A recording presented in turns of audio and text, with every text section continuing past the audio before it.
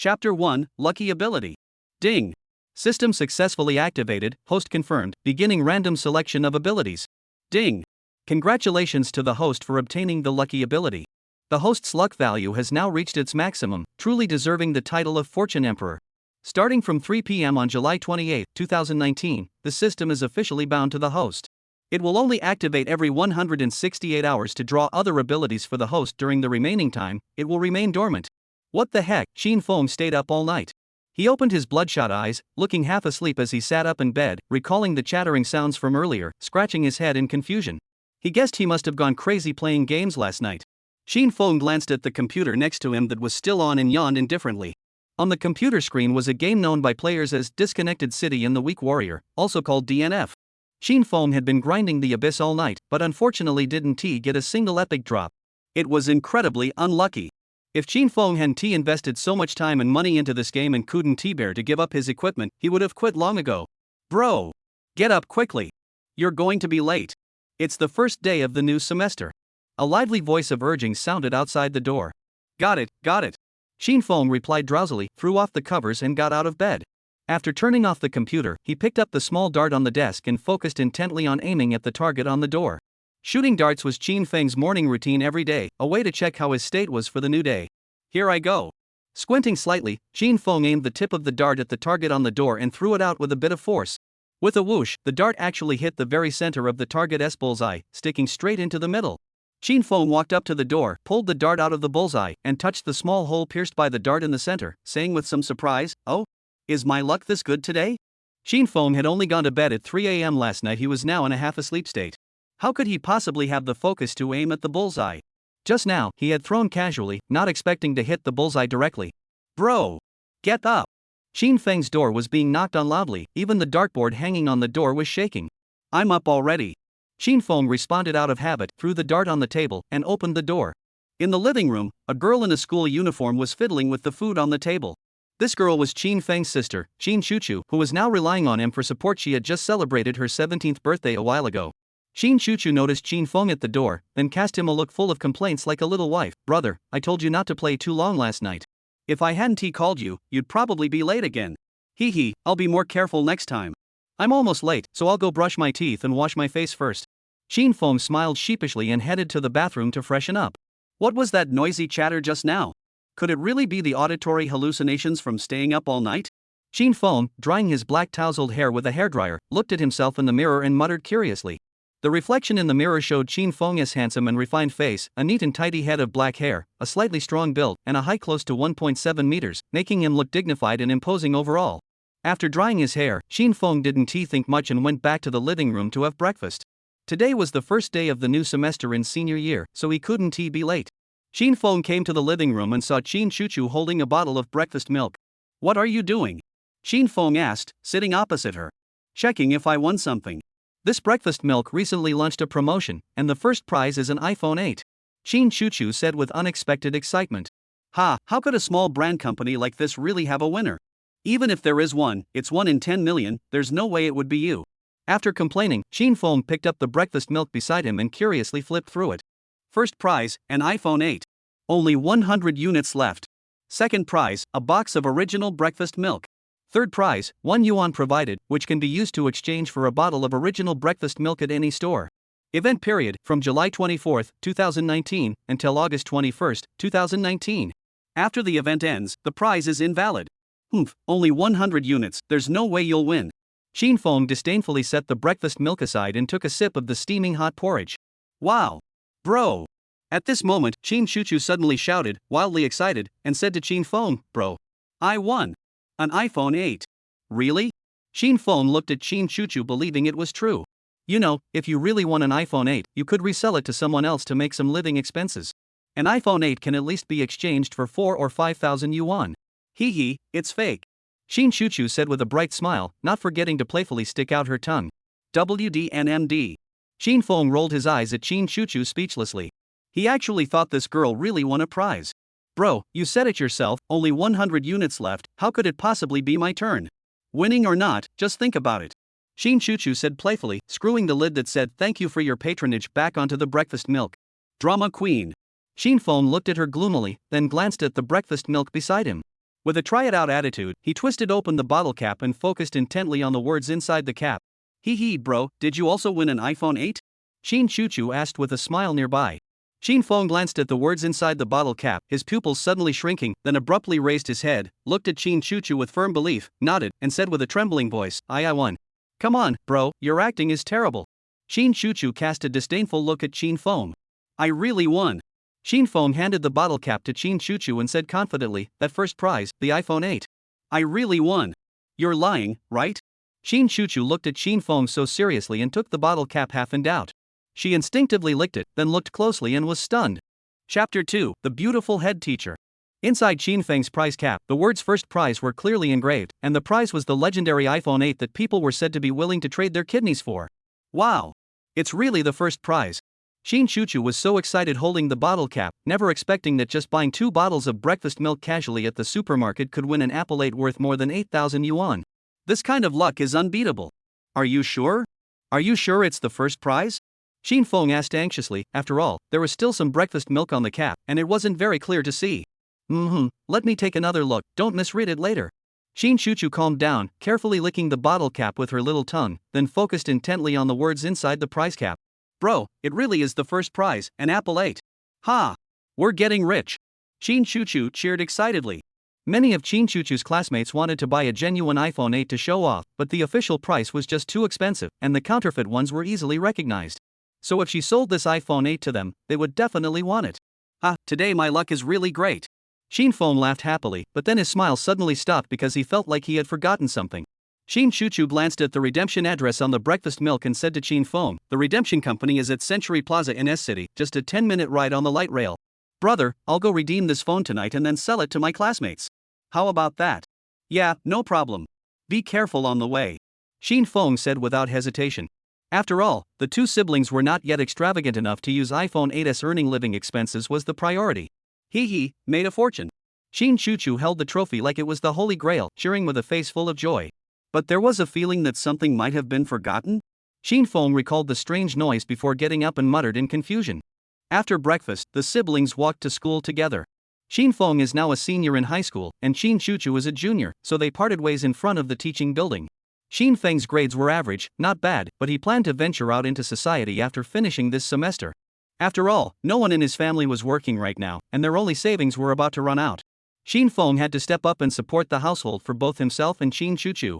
Upon arriving at the designated classroom, Shin Feng noticed many new faces occupying the seats. They all cast various glances at him, but more so, a group of female classmates gave him inadvertent flirtatious looks. Because Shin Feng had a tall and upright figure, not bulky with muscles from working out, but rather limbs with graceful lines, giving a sense of taut strength and explosive power. Coupled with his fairly high attractiveness, many female classmates were secretly sizing him up. Shin Feng glanced at the new faces in the class, then went out to the corridor. Looking down at the freshmen registering below the teaching building, accompanied by their parents, a wave of envy quietly stirred in his heart. A few days ago, Shin Feng heard from an old classmate that this year, the homeroom teacher for the senior year would be replaced, and the seating arrangements would be reshuffled by a computer system. This was meant to suppress parents who spent money to buy seats in the class. After all, the senior year grades directly determine whether one can get into a better university. Wow! This girl is so beautiful. It was unclear which classmate shouted in surprise, but many students in the class cast eager glances out the window, and even Shin Feng curiously looked toward the corridor on his right. What came into Shin Feng's view was a slender young girl, also dressed in a light black school uniform, with a pair of long legs wrapped in black over the knee socks. The girl had an exquisitely delicate face, with shoulder-length black hair, but her pretty face was marked by coldness and disdain. The way she carried her handbag also seemed so helpless, giving the impression of a wealthy noble lady experiencing life in an ordinary school. The girl took out her phone, checked the class number, then sighed helplessly. She carried her handbag and walked into Shin Feng's classroom, sitting by the window in a corner as if no one else existed, playing on her phone. Watching the girl's every move, Shin Feng roughly guessed that she must have some status. Either her family was wealthy, or she had connections with the academic leadership. Feeling that the time was about right, Shin Feng also walked into the classroom, casually found an empty seat, and sat down. Along with the other students, he waited for the new homeroom teacher to arrive. After a moment, all the empty seats in the class were taken by students. Everyone was chattering and getting to know each other, filling the entire classroom with laughter and joy. Only the girl from earlier was still playing on her phone. The boys sitting next to her, who had tried several times to strike up a conversation and get acquainted, were utterly embarrassed. Teacher Sue is here, a student by the window called out. Immediately, the sound of crisp high heels echoed down the hallway, and the previously noisy classroom fell silent.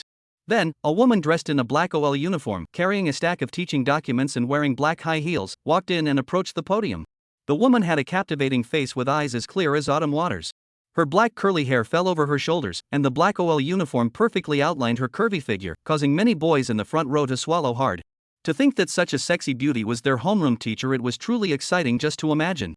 The woman glanced around nervously at the classmates filling the classroom, then took out a piece of chalk and wrote her name on the blackboard with firm strokes, Su Xinyan. Ahem, hello everyone. Since your homeroom teacher Chen resigned last year for some reason, I will be accompanying you to complete the rest of your studies. My name is Su Xinyan, but you can call me Teacher Su. Su Xinyan said with a bright smile, her fingers nervously twisting under the podium. Hello, Teacher Su. The students politely greeted her, with the boys shouting the loudest. After all, with such a great figure, listening to her classes shouldn't be boring anymore. An intern teacher, huh? Xin Feng thought to himself, because he couldn't see any trace of a teacheress authority in Su Xinyan, and since she was no older than 24, she was probably here for a university internship. The students really are enthusiastic. Su Xinyan responded with a slightly nervous yes, then opened her computer, lowered the roller screen, and projected a table filled with the names of all the students present. It was a page with 4 rows and 5 columns, and at a glance, it was clear that it was the seating arrangement for the class. Everyone must already know that this year, for all senior classes, the computer system will randomly reassign seats. So now, we will start randomly pairing seats and deskmates. After saying this, Su Xinyan clicked reset in front of the entire class. Chapter 3, What the heck are the odds? After a few seconds of seat reshuffling, all the students in the class had their seats rearranged. Everyone glanced at the new seating chart and started discussing their new spots. Xin Feng was quite lucky, drawing the window seat in the second row of the third group, a spot famously favored by both good and bad students. This seat offers the clearest view of the blackboard. For students who just want to coast through class, it provides a nice view outside the window, and during lessons, they can easily chat with classmates around them. Also, it's less likely to be noticed by the dean or principal during patrols. Alright, everyone, quickly take your seats according to the new arrangement. Su Xinyan softly reminded from the podium. Upon hearing this, everyone stood up one after another, began packing their bags and other belongings, and moved back and forth according to the new seating positions displayed on the projector. Xin Feng also took his empty shoulder bag and sat down in the good spot by the window. As soon as Xin Feng sat down, many male classmates cast envious and jealous glances at him, because Su Yue, the cold and indifferent girl who had just attracted a lot of attention, was quietly sitting right next to Xin Feng. Xin Feng glanced at Su Yue beside him, who was resting her chin on her hand, boredly watching Su Xinyan, and did not greet her proactively. His intuition told him that this woman was probably not a good person, so it was better not to get too close to her. However, although Xin Feng thought this woman probably had some family background, judging by her appearance, she seemed to be the quiet type. So from now on, no one would likely disturb him while he was sleeping in class. Su Che also casually glanced at Xin Feng. After all, they were going to be deskmates for more than half a year. However, seeing that Xin Feng didn't take the initiative to talk to her, Su Yue nonchalantly took out her phone and started playing under the desk. After all, she had seen handsome men before, and besides, she wasn't exactly a good student. She was originally arranged by her sister to just coast through school. After a bustling round of seat rearrangements, all 50 classmates had taken their newly assigned seats, beginning to chatter as they got to know their new deskmates. What the heck? The entire third group is all women. A male classmate, whose voice was breaking, shouted this, and the classmates in the class all cast incredulous looks toward the third group, which was the group Xin Feng belonged to. Xin Feng also heard this and then looked up in disbelief. Around him were actually all female classmates. His deskmate was a newly joined freshman, Su Yue. Behind him was the current class monitor, Chen Xinya, also a very attractive girl. In front was a petite female classmate who also turned around and looked at Xin Feng with a slightly surprised expression. In short, whether it was the seats behind or in front of Xin Feng, they were all occupied by female classmates. Except for Xin Feng, there wasn't a single male classmate. What is going on here? Xin Feng felt a bit flustered as he noticed the surprised gazes of the female classmates all around him. The entire group was made up of female classmates, with only one male classmate himself.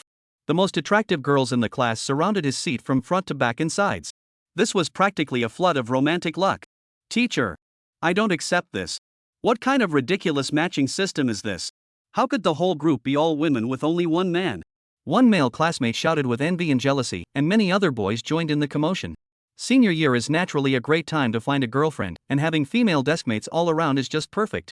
After all, many subjects in senior year are quite boring, so it's a good opportunity to chat up the girls. But now, the computer grouping has actually placed 2/3 of the girls in the class into the third group, leaving only a few girls with average or lower looks in the other two groups. The girls with the highest looks are all surrounding Chin Feng from front, back, left, and right. No boy could possibly tolerate this. Is this some kind of joke? Did this man work for the matchmaker in his past life? How else could he have been tied to so many red strings? The teacher didn't know either. Su Xinyan also looked at Chin Feng in disbelief, then helplessly explained, the seat reset function can only be used once. The computer has already automatically reported the current seat numbers, and everyone's student ID and seat number can no longer be changed. So now, this is the only way to sit. Oh my! Quite a few male classmates in groups 1 and 2 let out low growls of resentment and envy. After all, this was basically like having a harem in one group. No man could accept that, but there was nothing they could do about it. Upon hearing this, the restless boys all sat down and started the class, but some still cast resentful glances at Chin Feng. After all, the few most attractive girls in the class were all gathered around one male classmate. No one could help but feel envious and jealous. What on earth is going on today? Chin Feng leaned awkwardly against the wall, looking at the girls all around him, feeling incredibly complicated. His luck today was definitely strange. Surrounded by female classmates, Chin Feng didn't feel happy, because in this situation, whenever he tried to sleep during class, he always felt a bit awkward. After finishing a class, the news that Chin Feng's third group was all female classmates immediately spread to other classes. This almost buggy seat-changing system instantly attracted many students from other classes who came out of curiosity. They looked at Chin Feng by the window and the very attractive female classmates around him as if they were watching giant pandas in the corridor. Wow, this guy's love luck is just overflowing. The entire third group is women. This is way too awesome. I don't believe it. He must have some connection with the school staff, otherwise, how could he have all female classmates around him? It's ridiculously fake. What connection? Chin Feng's family has no background, and his parents even died in a car accident during the recent summer vacation. This is probably just a pure matter of luck. Wow, the female classmate next to him has such a strong personality. Looking at her figure and appearance, she looks like a model. Chin Feng propped his chin up, looking indifferently at the row of tourists outside the window. He always felt that something was a bit off about himself today, but he couldn't quite put his finger on it. Chapter 4, Things Beyond Control. Time flew by, and in the blink of an eye, it was the last class of the afternoon. In a few minutes, it would be time to get off school, and most of the students had already started looking forward to the long-awaited sound of the dismissal bell. This class was the math lesson taught by the homeroom teacher Su Xinyan, so many students still focused their attention on Su Xinyan walking around the podium. Having a homeroom teacher with such a good figure teaching made those students who didn't perform well in class not feel bored anymore. However, Chin Feng was an exception, because he had been playing DNF all night last night. Chin Feng was now extremely tired and was still sound asleep, while Su Yue beside him was boredly playing on her phone under the desk. Su Xinyan held a piece of chalk and pointed at the densely packed equations on the blackboard, reminding the students below, alright, it's almost time to get off school. I hope everyone remembers the key points I taught today when you go home, and also prepare for next week's quiz. Got it. The students responded in unison. Su Xinyan smiled with relief. It seemed that her first day as a teacher was quite good. But when Su Xinyan glanced at the third group, which had only one boy and the rest were girls, she noticed Chin Feng buried in deep sleep, and a flash of disappointment crossed her heart. It seemed not all students were willing to listen to her lecture. Su Xinyan glanced at Chin Feng, then smiled helplessly yet affectionately, put down the chalk, and with her legs clad in black stockings, stepped in high heels, making a tapping sound as she walked toward Chin Feng. There were still a little over 2 minutes before the end of class, so Su Xinyan planned to wake up this sleepy student, both to let everyone see that she wasn't a strict teacher and to set an example, warning other students not to sleep during her class. Seeing Su Xinyan walking over, Su Yue sighed helplessly, slowly putting her phone away, then glanced at Chin Feng, who was still sleeping beside her, a mischievous smile flickering across her pretty face. The entire class followed Su Xinyan's lead, all turning their gaze to Chin Feng, who was sleeping in. They wanted to see how this newly acquainted homeroom teacher would discipline a student who slept in. But just as Su Xinyan walked over to Su Yue and was about to reach out to wake Chin Feng, Li Keqing from the front desk, the petite female classmate accidentally dropped her thermos from the drawer, and it rolled right to Su Xinyan's feet by chance. Su Xinyan was also careless and stepped directly on the thermos with her high heel. Then she let out a startled cry and fell heavily toward Chin Feng and Su Yue. Only a few dull sounds were heard as Chin Feng and Li Keqing's desks were directly overturned onto the ground, with textbooks and ballpoint pens scattering everywhere. The students at the second and third desks of the third group, along with Su Xinyan, all fell together with the sleeping Chin Feng. Immediately after, a shocking scene unfolded. A dream? Just suddenly awakened, Chin Feng looked at Su Xinyan, who was right in front of him, completely at a loss and unaware of what had happened. Wow! It was unclear which classmate shouted, but all the students turned to Chin Feng with teasing voices. A few bold classmates even stood up to look, but more were the envious, jealous, and hateful gazes of the boys. Listening to the noisy classmates, Su Xinyan, as if trapped in a dream, hurriedly got up, pushed Chin Feng away, blushed, wiped her mouth, and ran toward the podium. Su Xinyan never expected that her first kiss, which she had saved for 24 years, would be given away in this way, and to a classmate no less. Not only that, this classmate had even accidentally touched her. Just thinking about it is embarrassing. This is simply a disgrace to the teaching profession. Su Xinyan left, and Su Yue also stood up with her face flushed red, but the way she looked at Qin Feng was as if she had seen the murderer of her father. Suddenly, the class bell rang. Su Xinyan, her face also flushed red on the podium, quickly packed up her teaching materials while instructing, "Students of Group 3, hurry up and tidy your desks. Class is over. See you all tomorrow." After saying that, Su Xinyan slipped out quickly like a thief, disappearing into the corridor. As soon as the head teacher left, many male students began to jeer at Qin Feng with sarcastic tones. After all, this was the only way they could vent their dissatisfaction now. Su Yue stood up and glared at the group of boys who were making a ruckus, her eyes fiercely threatening. "Who else wants to try?" Hearing this, the boys immediately sat down, started to shut up, and packed their bags to go home. After all, they knew about Su Yue's background. It was completely not worth provoking her. Seeing this guy's fierce and terrifying glare, Qin Feng quickly arranged his desk, then grabbed his empty shoulder bag and slipped out as if stepping on a watermelon peel, moving incredibly fast. "Qin Feng, just you wait." Su Yue kicked Qin Feng's chair hard as she watched his hurried retreating back. Chapter 5. This can't be bad luck, right? Qin Feng, who had been running all the way home, threw his shoulder bag into the room in frustration. Then he went to the bathroom, washed his face with cold water, and looked at himself in the mirror, muttering with a complicated mood, "What exactly happened today? This is too abnormal." Not only did he hit the bullseye in the unprecedented shooting practice this morning, but he also got incredibly lucky and won an iPhone 8 from drinking breakfast milk. What is even worse is that the afternoon was just too unlucky. It's not like I'm that unlucky, right? Qin Feng thought back to what had just happened in class and said thoughtfully, "After all, anyone would be overjoyed if something like this happened to them." Could it be? Qin Feng seemed to have an idea, suddenly rushed back to his room, then picked up the dart on the desk, focused intently on the target pad behind the door, and threw it forcefully. With a whoosh, the dart, just like in the morning, hit the bullseye right in the center of the target pad behind the door with perfect accuracy. Qin Feng did not hesitate, quickly pulled out a dart, stepped back a few steps, aimed at the target again, and deliberately avoided aiming at the bullseye, throwing the dart with force. With a whoosh, the dart once again hit the bullseye at the center of the target pad with perfect accuracy. Could it be true? Do I really have a system inside me? Qin Feng said excitedly as he pulled out the dart and touched the small hole in the center of the target pad. This morning, Qin Feng was sure he heard a strange mechanical sound, and that sound seemed to be talking about some kind of lucky ability, which apparently only activates every 168 hours, meaning it activates once a week and remains dormant the rest of the time. System? If you're there, please respond? Qin Feng asked instinctively, but after waiting for a while, no one replied to him. It seems it must be in sleep mode now. Qin Feng guessed. So am I really a lucky guy now? Qin Feng looked at his hands excitedly and said eagerly. Hearing this, Qin Feng focused his gaze on the computer screen beside him, then quickly sat down in front of the computer, turned it on, and logged into Dungeon Fighter, wanting to see if his luck value was really at the maximum. Qin Feng spent the whole night last night without getting a single piece of equipment. If he really had a system on him, and if he really had some kind of luck value or other ability now, then he could try this game that relies on luck to get drops. Logging into his own account, Qin Feng selected his level 95 Great Red God, quickly exchanged 20 Starry Sky Spirit Stones, which are tickets to the Ultra Starry Sky Abyss in the Harlan area, then used a teleportation potion to instantly arrive at the Harlan entrance, chose the Ultra Starry Sky Abyss, and clicked to start the challenge. Qin Feng's current equipment was just a set from the Transcontinental tier, and his weapon was only a Holy Radiance Redemption Katana. His street power attribute was just over 3000, making him a complete noob in the current level 95 version. Strong 1, open the seal gate and join the Abyss party. As soon as he entered the map, the Abyss mode exclusive message appeared on the computer screen.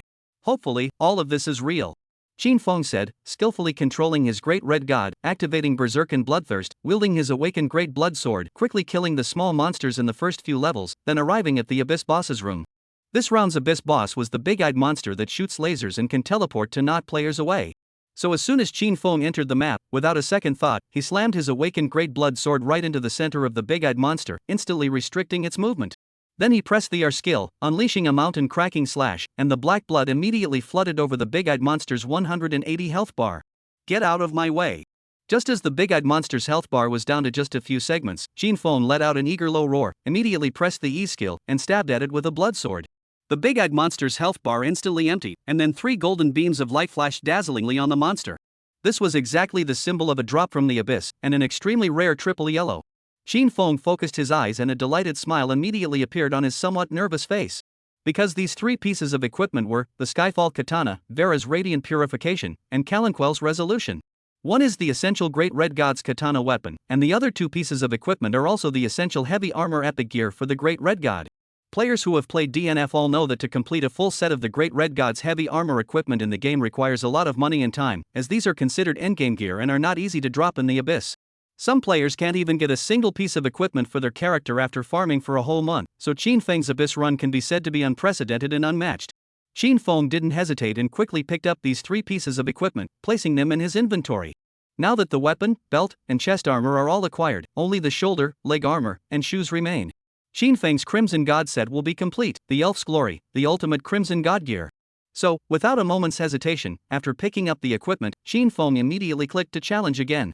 This time, Qin Feng's hand speed was even faster, quickly wiping out the small monsters in the earlier mini-maps and directly reaching the Abyss boss's room, all within 40 seconds. The Abyss boss this time was still that big-eyed monster, so Qin Feng didn't hesitate, starting with his first awakening skill, followed by a massive smash, and finally a blood sword, instantly killing the big-eyed monster which had only a dozen or so health bars left. At the very moment the big-eyed monster's health bar dropped to 0, 3 dazzling golden beams of light burst forth from its body again.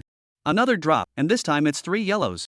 And this time, the epic equipment that dropped made Qin Feng certain that he really had the lucky ability granted by the system. Because the 3 epic pieces that dropped this time were exactly the 3 pieces Qin Feng was missing: Fenno's furious courage, Iluvita's birth, and Vanya's peerless beauty. 2 abyss blades. Qin Feng's bright red god not only collected the Elf's Glory set, but also dropped the Skyfall Curtain greatsword that many red-eyed players dream of. If you told this to DNF players, they would definitely give you the middle finger and then disdainfully say, "What nonsense are you thinking?" Chapter 6. This is what a true European looks like. Wait. What stupid things am I doing with such a powerful ability? Qin Feng looked at the newly dropped set of equipment and sarcastically mocked himself. Qin Feng now has a full quota of luck points, making him the luckiest person in the world. Yet, with such a powerful supernatural ability, he is just farming equipment in the game. What a waste of talent. Luck, simply put, is what allows a person to live smoothly. At the same time, luck can maximize financial opportunities. It all depends on how the individual uses it. With such great luck, Qin Feng could easily go into horse racing, stock trading, or even gem gambling, and become a millionaire within a day. Furthermore, to pursue profitable ventures, you not only need capital but also good connections. However, all of Qin Feng's friends are small-time people who have no experience in these areas. Feng now only had a little over 200 yuan in hand, with no startup capital at all, because most of the money was kept by Qin Chuchu. After all, since their parents had the accident, Qin Chuchu had been managing all the household expenses, and Qin Feng Wunti just asked her for money without reason. So now, how should I make use of this lucky ability? Qin Feng stroked his chin, looking at his bright red god panel, murmuring thoughtfully. Right. How could I have forgotten about this? Qin Feng suddenly realized and slapped his palm, then began seriously tinkering with his account, preparing to sell all the materials he had hoarded for his characters, and then exchange the gained currency for points to open boxes. In the DNF game, besides equipment that many players longed for day and night, amplification scrolls and enhancement scrolls also made many players willingly spend money without hesitation. Amplifying and enhancing equipment can make players' game characters several times stronger, but the success rate of amplification and enhancement is so low that it causes those amplification scrolls and enhancement scrolls to become extremely expensive. A level 12 diamond amplification scroll can even be sold for a high price of 1,300 renminbi, so Qin Feng can completely use his lucky ability to open boxes and get these valuable amplification scrolls. Saying that, Qin Feng sold all his equipment directly, then transferred all the gold coins from all his characters to the character de Hongshan, totaling more than 90 million game coins, almost 100 million. Even the colorless ones were all sold off by Qin Feng without a single one left.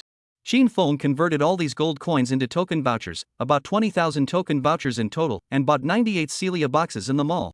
Qin Feng placed these 98 boxes in the first slot of the consumption bar, then took a deep breath and clicked to open 10 at once.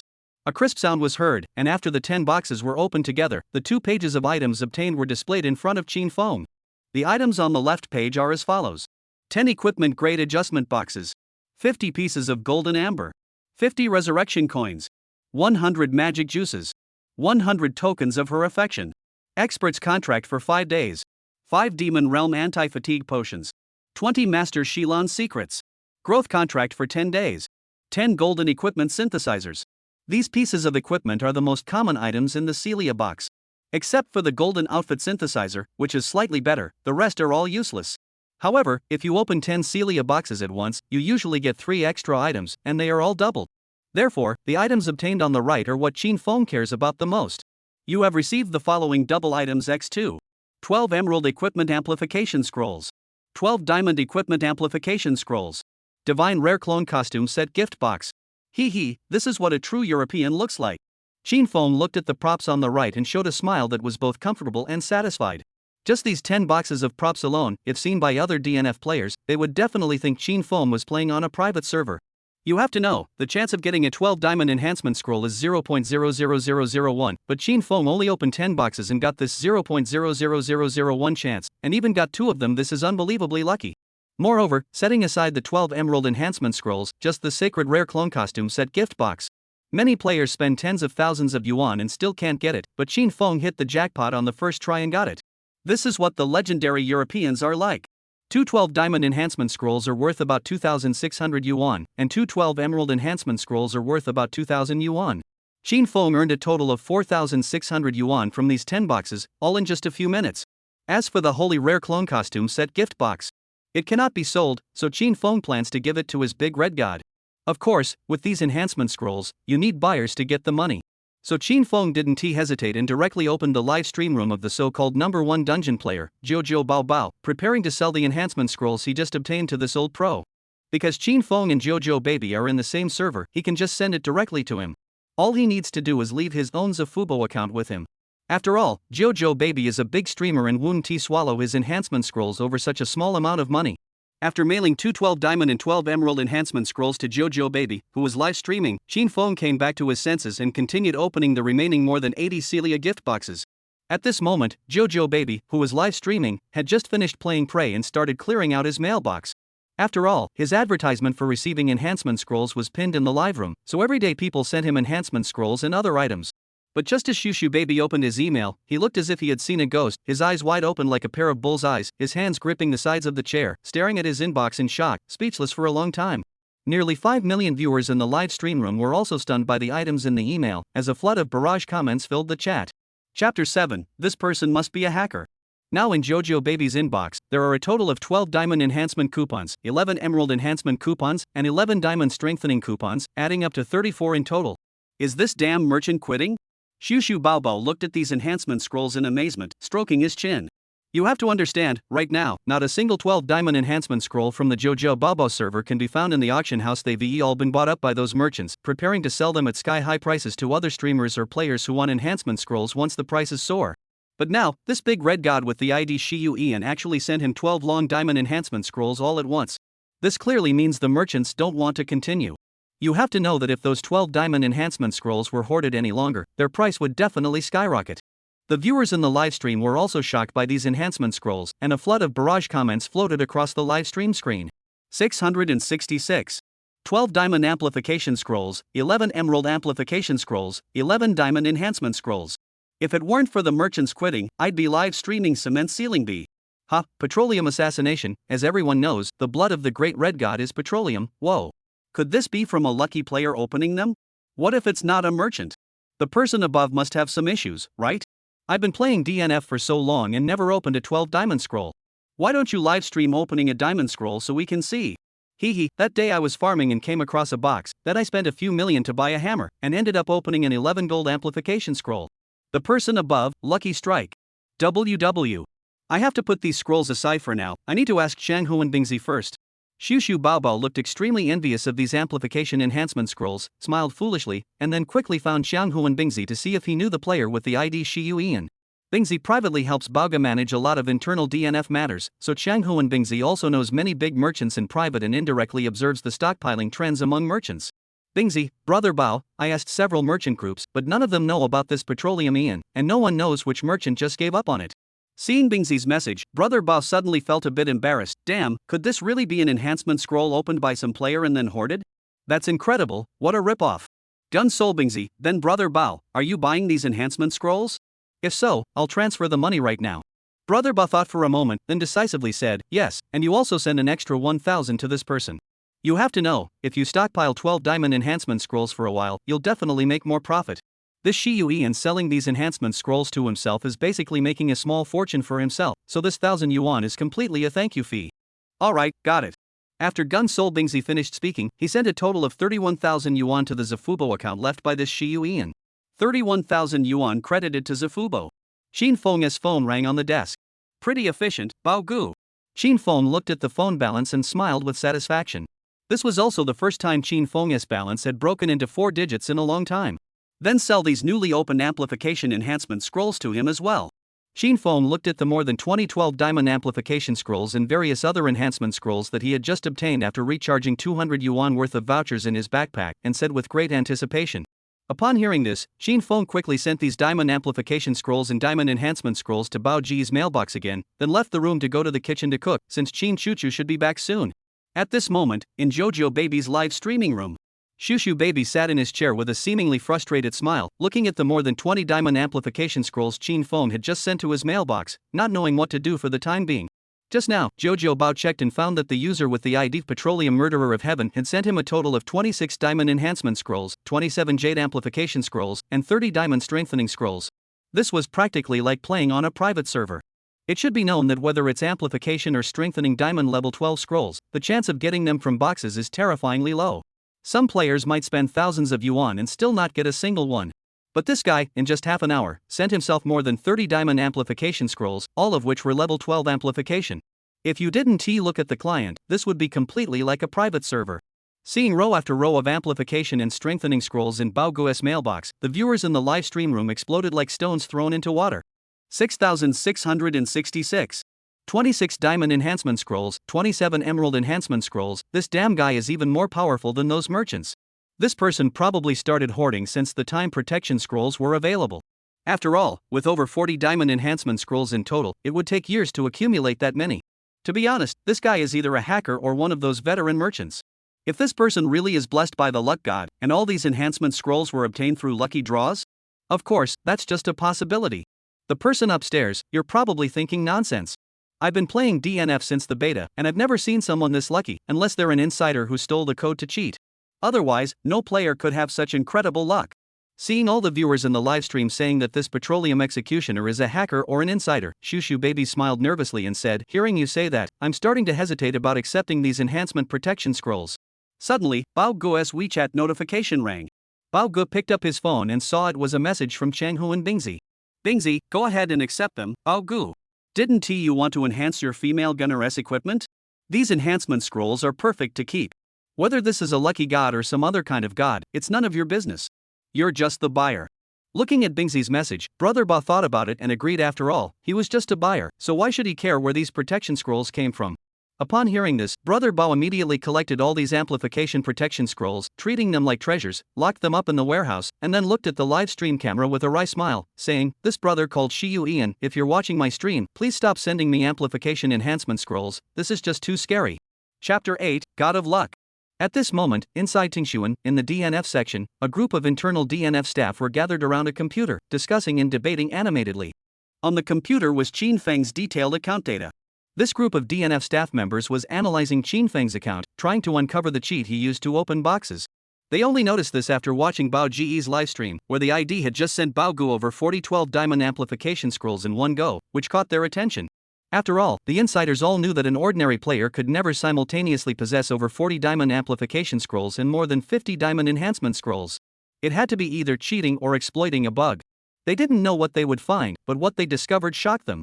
After spending a few minutes analyzing Qin Feng's account, this group of insiders was stunned. Because these enhancement scrolls were all obtained by this player within just 1 hour, this is just ridiculous.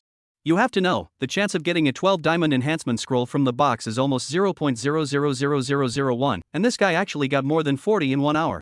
If this isn't cheating, then what is? However, after the staff spent more than an hour thoroughly investigating, they found no trace of third-party software cheating on Qin Feng's account. Even the Penguin account showed no suspicion of any third-party software involvement. It was just an ordinary, completely normal account. But how do you explain getting more than 40 diamond enhancement scrolls? Opening more than 40 diamond enhancement scrolls in 1 hour. If you told any DNF player this, they would think you were dreaming. We need to suspend this person's account first and conduct a thorough review for a few days, right? Staff member A turned around and looked at the leader with great frustration. No, the popularity of DNF has been on a downward trend recently. Since we haven't found any evidence of third-party software or bug exploitation from him, suspending his account now would provoke public backlash. If this player makes a fuss, it will likely lead to a large number of player complaints and dissatisfaction. The staff leader said very seriously. DNF is already at a critical point of cooling off. If something else happens, DNF might really become the next Nishwahan. After all, the quality of a game is ultimately determined by its players. Therefore, until we find evidence of this player cheating or using hacks, we must not act rashly. We can't destroy the entire forest for the sake of one tree. Keep a closer eye on this account. One day we'll definitely find evidence of him cheating. The leader looked confidently at Qin Feng's bright red god. Boss, do you think this player could really be a lucky god? Opening more than 40 diamond enhancement scrolls within an hour. Another staff member couldn't help but tease. I think you're just talking nonsense. The leader retorted disdainfully. After all, they are insiders, they know how rare it is to get a 12 diamond enhancement scroll. Moreover, this guy opened more than 40 diamond enhancement scrolls within an hour.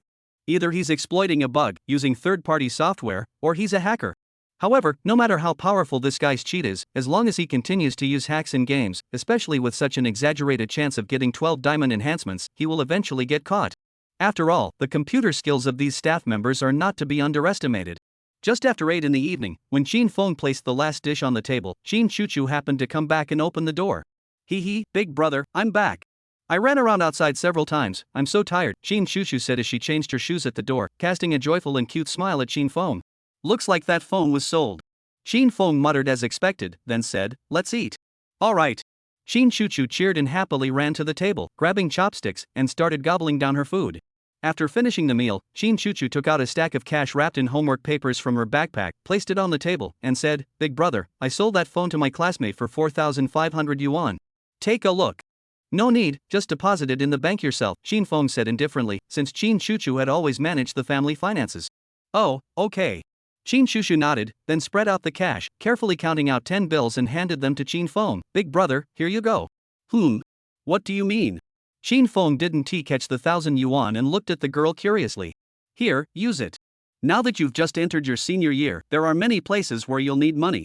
Qin Chuchu said matter-of-factly, besides, this prize money was won by you, so consider this 1,000 yuan a bonus, No need, silly girl. Keep it for yourself. I don't have a girlfriend right now, and the rest know where I need to spend money. Qin Feng refused. After all, he had just earned over 80,000 yuan, so how could he possibly be short of money? Girlfriend, right? Then I want to give it to you. Qin Chuchu whispered worriedly, then quickly put the money away and smiled, then I'll go deposit this money tomorrow. Qin Feng nodded with satisfaction. So, the brother and sister exchanged a smile and then resumed eating their meal. By the way, big brother, the news that you're the only boy in your group and the rest are all girls has spread to our sophomore class. Is it true? Qin Chuchu asked somewhat concerned, holding her chopsticks. Yes, except for me, they're all girls. I don't know what's going on either, but it must be a computer system bug. Qin Feng calmly explained. Brother, I heard your deskmate is very pretty, is that true? Qin Chuchu asked with a wandering gaze, pretending to be indifferent while eating. I slept all morning and didn't pay much attention. Qin Feng said disinterestedly, but inside he felt very relieved. Fortunately, this girl didn't know what happened after school today. Is that so? That's good. Qin Chuchu showed a relaxed smile. Qin Feng looked at her curiously. Our family's financial situation isn't looking good right now. If you, big brother, find a girlfriend, we simply don't have the money to support it. Qin Chuchu explained somewhat anxiously. Find a girlfriend? Having you is enough. Qin Feng blurted out without any hesitation. Chapter 9, The world is so fantastic. Brother, what are you saying? I'm not talking to you anymore. Hearing Qin Feng's meaningful words, Qin Chuchu felt like a boiled crab.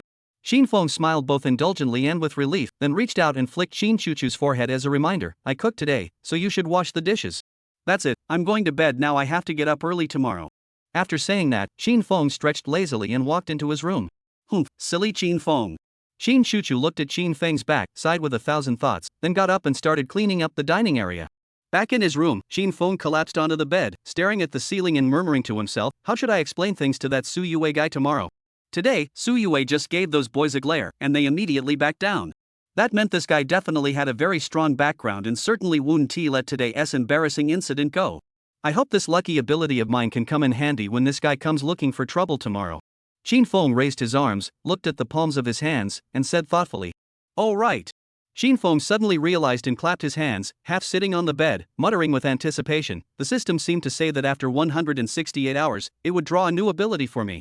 Thinking of this, Qin Feng couldn't help but look forward to today a week later. After all, the current lucky ability was practically like a bug, so the next ability would probably be an incredibly powerful one too.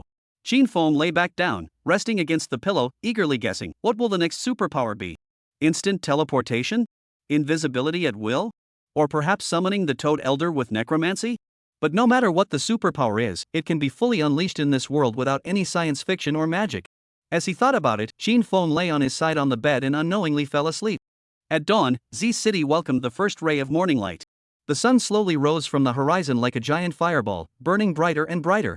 Soon, the entire city was dazzlingly illuminated with brilliant light, and the world was instantly filled with vibrant life and energy.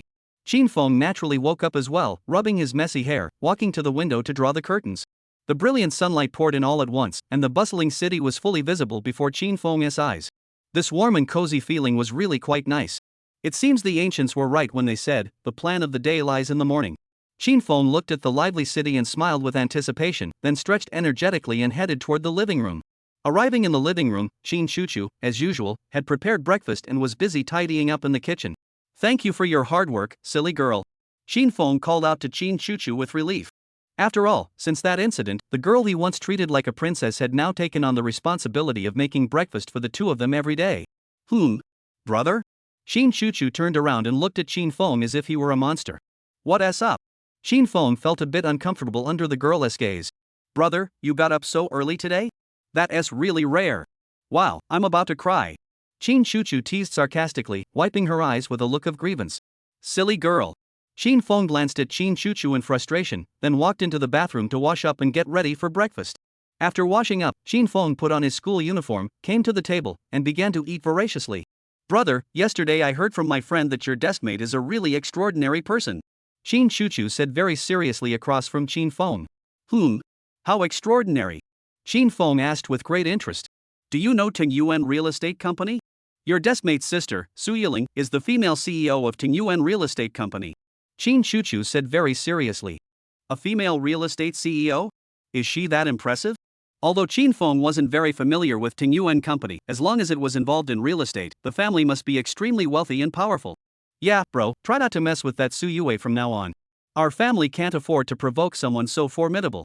Qin Chuchu reminded firmly. The problem is I've already provoked her. Qin Feng awkwardly complained in his heart, unable to help but recall yesterday, the scene of that guy being pinned between Su Xinyan and himself. I'll try my best. Qin Feng responded earnestly, realizing he needed to properly apologize to that person. After breakfast, the brother and sister went out together and headed to school. Qin Feng, carrying an empty shoulder bag, walked into the classroom and immediately attracted the attention of many classmates. After all, they still vividly remembered what happened yesterday, especially the male students, who wished they could just swallow Qin Feng whole. Qin Feng ignored the complicated gazes from his classmates and instinctively looked toward his seat, only to find that Su Yue was now sitting in his spot, staring straight at him. Bro, try not to provoke that Su Yue anymore. Our family can't afford to mess with someone so formidable right now, Qin Chuchu's words echoed in Qin Feng's ears. Sigh, annoying. Qin Feng sighed helplessly but still walked straight to his seat. Then, after glancing awkwardly at Su Yue, he sat down in her seat. At this moment, many classmates all turned their eyes to this pair of deskmates, casting curious looks, but more so were the boys' schadenfreude-filled expressions. After all, Su Yue was not someone to be trifled with, and she knew quite a few people in the underworld. If she wanted, she could definitely give this guy a harsh lesson. Qin Feng moved his chair and looked directly at Su Yue, sincerely saying, well, although yesterday was due to force majeure, I still want to apologize to you. Sorry about that. Is that it? Just an apology and that's it? Su Yue looked at Qin Feng in surprise. What else can I do? It's not like it's my fault. Before Qin Feng could finish speaking, Su Yue stepped on Qin Feng's chair, her foot landing right in front of Qin Feng, the tip of her shoe just a few centimeters away from little Qin Feng. Just as Su Yue was about to say something, Qin Feng awkwardly turned his head and reminded her, Hey, I see that. Chapter 10, Do you also play games? Hearing Qin Feng's words, Su Yue instinctively lowered her head and realized that if Qin Feng hadn't deliberately blocked the view, all the male classmates behind him would have seen her wardrobe malfunction. Since I helped you once, can we just let that matter go, Su Yue? Qin Feng asked sincerely. Help? Su Yue looked at Qin Feng in astonishment, completely unprepared for this guy to say something so shameless. Not only did he see her underwear, but he even claimed to have helped her. Su Yue stood up and raised her fist, swinging it toward Qin Feng. The male classmates watching, upon seeing Su Yue lose her temper, all showed gleeful, schadenfreude-filled smiles, each feeling triumphant in their hearts and cheering silently. However, just as Su Yue was about to strike Qin Feng, a bird call suddenly sounded outside the window, followed by a large black and white bird darting in, screaming hysterically beside Su Yue. A magpie? The knowledgeable class monitor Chen Xinya immediately recognized the bird at a glance. The sudden magpie startled Su Yue badly. She flailed her hands wildly like she was doing a laser dance, clawing and waving to drive away the unexpected large bird. But Su Yue's movements were too large, and she accidentally kicked the corner of the table. Then she let out a startled cry and, unable to resist, fell forward onto Qin Feng in front of her. However, this time, Qin Feng was not caught off guard like yesterday. Instead, he instinctively caught the girl to prevent her from getting angry again, which would not be fun. Feeling Qin Feng's somewhat solid chest, a faint sense of security slowly rose in Su Yue's heart, causing her to freeze for a moment before, as if guided by some impulse, she looked up at Qin Feng. "Are you okay?" Qin Feng asked, looking down at Su Yue from above. "Don't touch me." Su Yue quickly pushed Qin Feng away, took a few steps back, and looked at him as if he were a deadly enemy, but inexplicably, the feeling of dislike toward Qin Feng in her heart disappeared. After circling around the class once, the magpie seemed to have completed some mission and decisively flew out. The male students watching were completely dumbfounded. They originally thought Su Yue would give Qin Feng a severe beating, but who would have guessed a bird would fly in instead? Not only that, the bird scared Su Yue into throwing herself into Qin Feng's arms before flying away. This is like shooting a romantic idol drama here. "Hey, forget it. I really didn't mean it yesterday, and you saw I was sleeping." Qin Feng explained impatiently he really didn't want to get involved with this woman. "You think?" Just as Su Yue was about to retort, the class bell suddenly rang, as if cooperating perfectly with Qin Feng, completely disrupting all the words Su Yue had prepared. Su Xinyan walked in from outside, came to the podium, and commanded, "All right, everyone, class is starting, please take your seats." "Teacher." Su Yue stood up and said to Su Xinyan, "I want to change seats, I don't want to sit with this guy." "Change seats?" Su Xinyan muttered with 1,000 thoughts, her captivating eyes glanced at Qin Feng, then she recalled the disgraceful scene from yesterday. It was simply too embarrassing.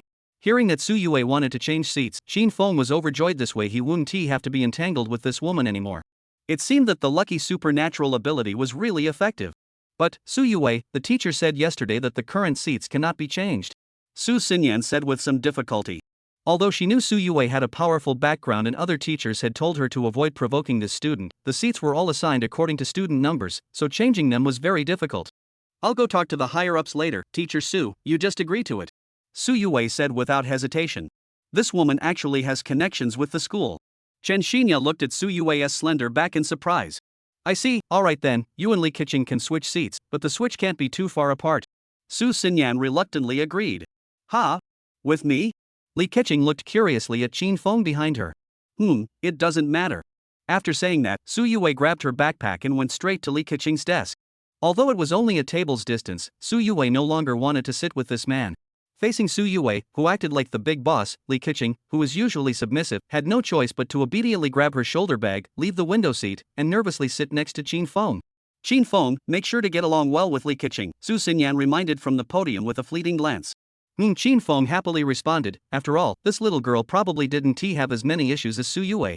Seeing that Qin Feng's deskmate had changed from the mature Su Yue to the lowly Li Keqing, many male classmates cast both envious and disdainful glances at Qin Feng. It had only been 2 days since the start of school, and this guy was already the center of attention in the class, which was really annoying. After Su Yue and Li Keqing had switched seats, Su Xinyan finally said, all right, class is starting. Everyone, take out your textbooks." Upon hearing this, many students quieted down and began to focus intently on the blackboard, as the final year of high school was a crucial period that would determine their future.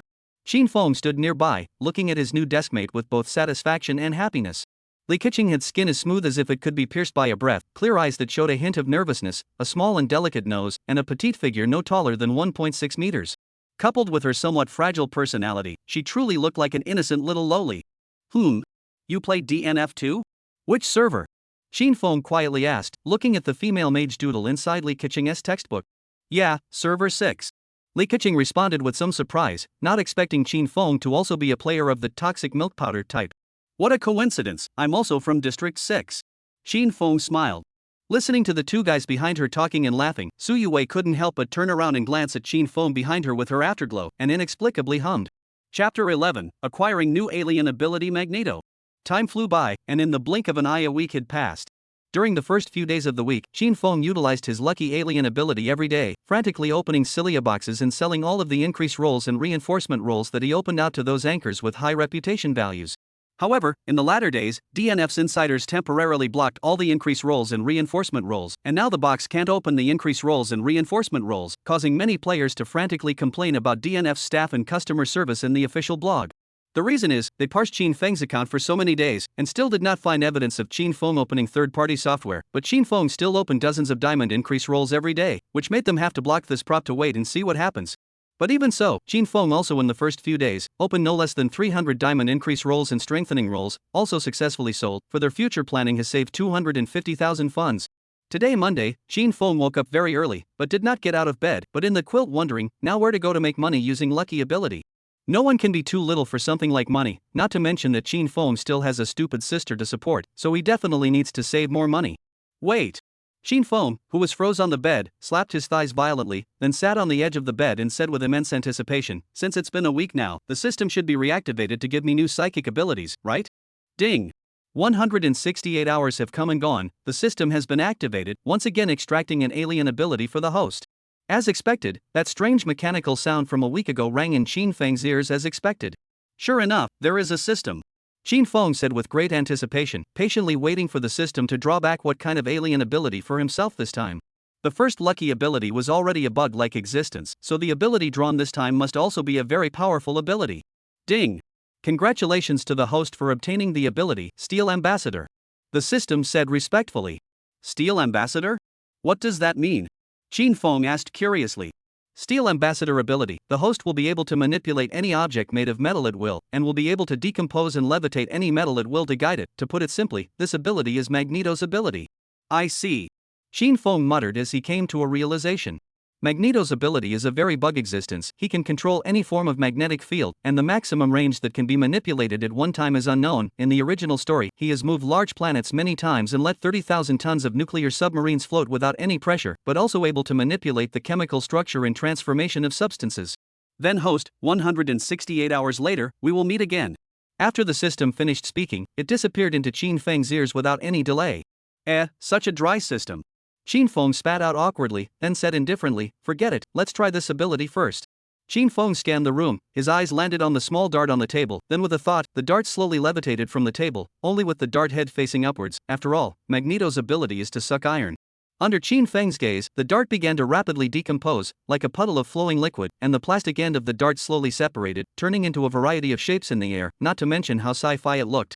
It seems that this supernatural ability is also very powerful. Qin Feng looked at the dart that was being over-controlled at his own whim and said with great satisfaction, then with a thought, he put the flowing metal back into the plastic dart tail and changed back to its original shape.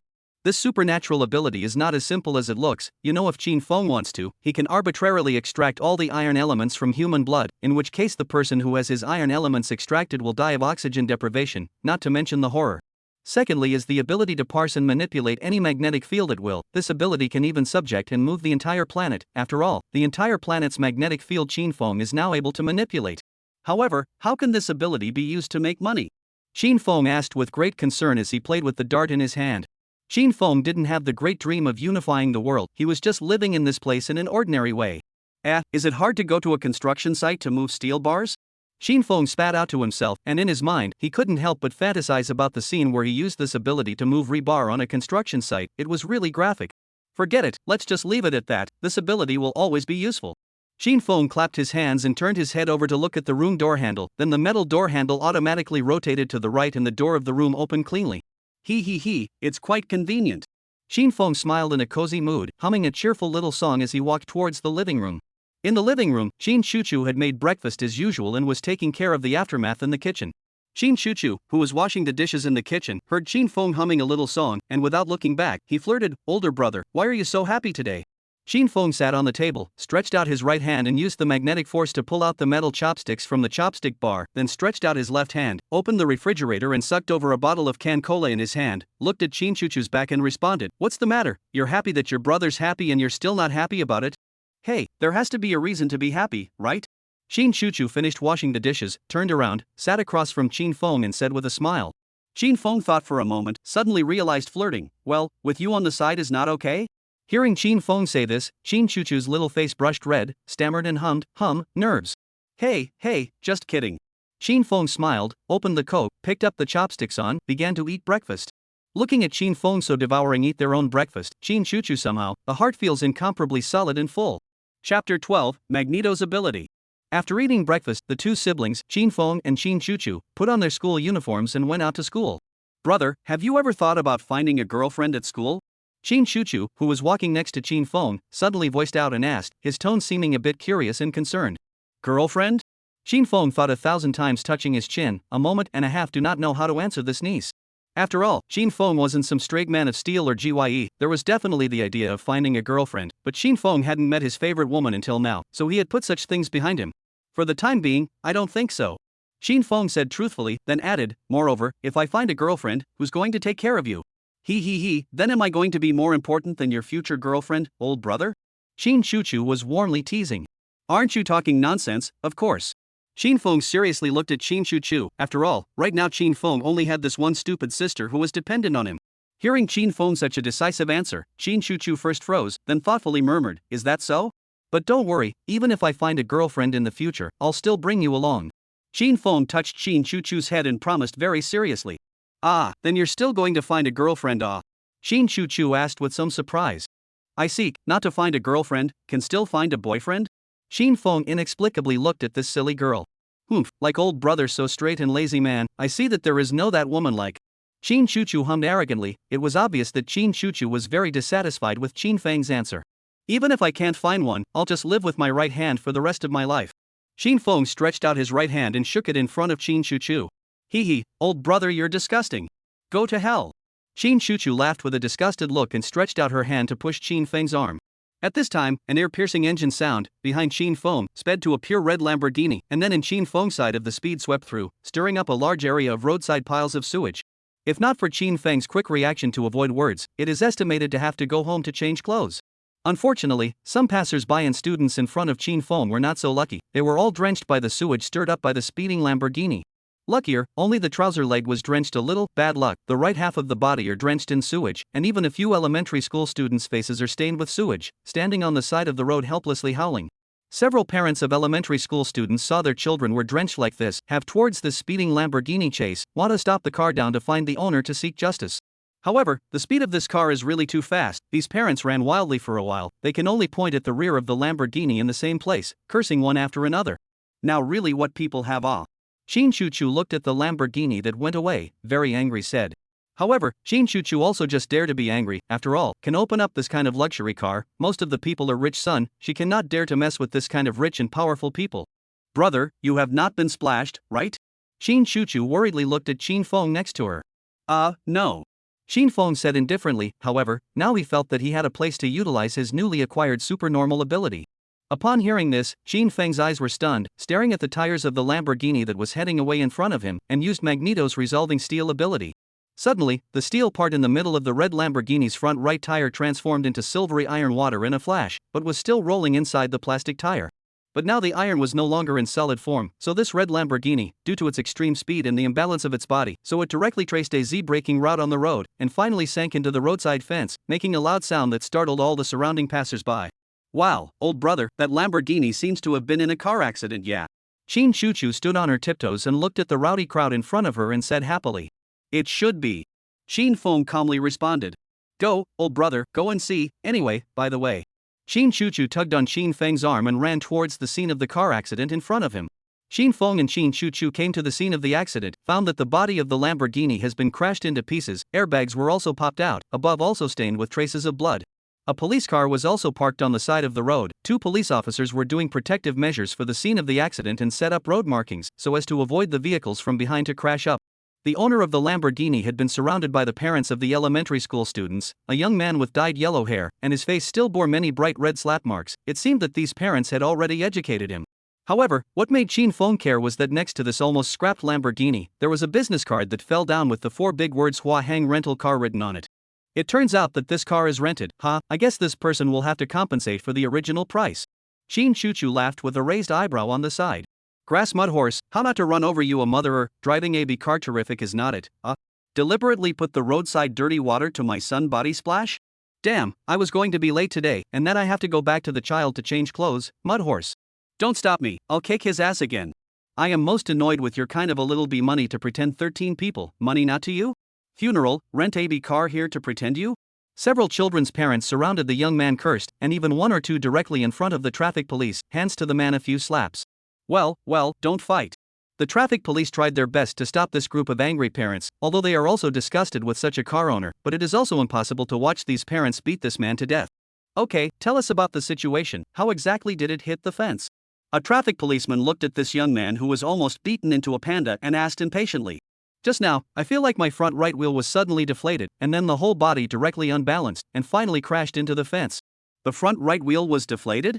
Traffic police were very surprised to look at the youth, and then came to the front of this Lamborghini, looked down, and found that the car's front right wheel is completely and new. There is not a trace of broken signs. Although suffered such a serious car accident, but the front right wheel of this car, almost as new, how could it be suddenly deflated by someone?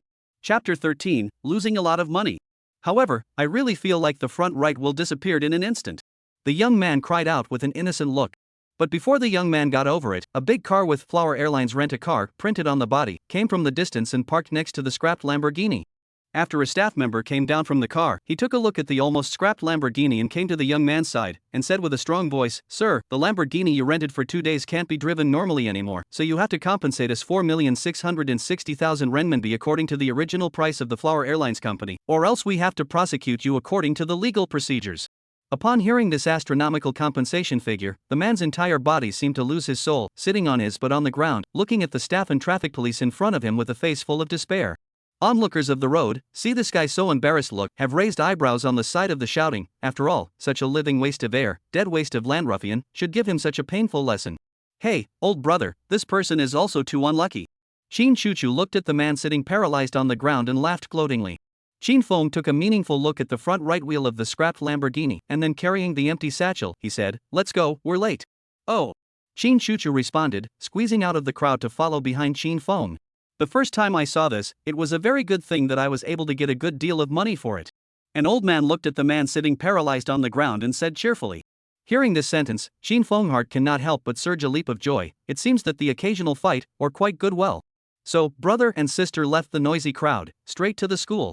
Came to the school, Shin Fong walked to the side of his own, sitting outside Li Keqing see, cute smile, then stood up, let Shin Fong sat in, front table Su Yue with the afterglow skimmed Shin Fong, then disdainful humming.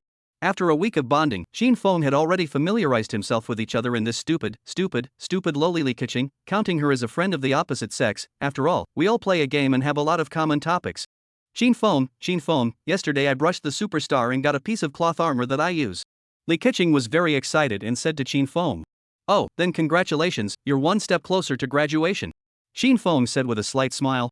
Hey, but yesterday I spent more than 300 starry sky spirit stones to explode to one of their own equipment. The other several epic are useless.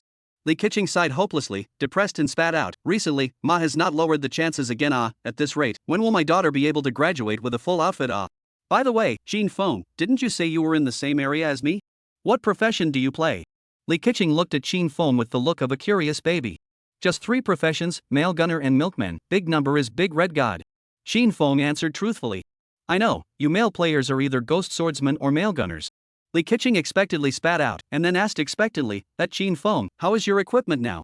Shin Fong thought about it and replied, all professions have graduated, but those days were a bit busy, and there were a few details of the profession's equipment that weren't built. I'm not sure if you're a good person or a good person. Then Shin Fong, you are a great god, right? Li Keqing looked at Shin Fong with glowing eyes. I don't think I'm a god. Shin Fong replied with some embarrassment. After all, this game Shin Fong did not start playing from the earliest version, is the 70 version of the pit. The first time I saw you, I was in the middle of the game, and I was in the middle of the game, and I was in the middle of the game. Generally in that channel to brush the abyss? Li Keqing a serious cute look at Shin Fong.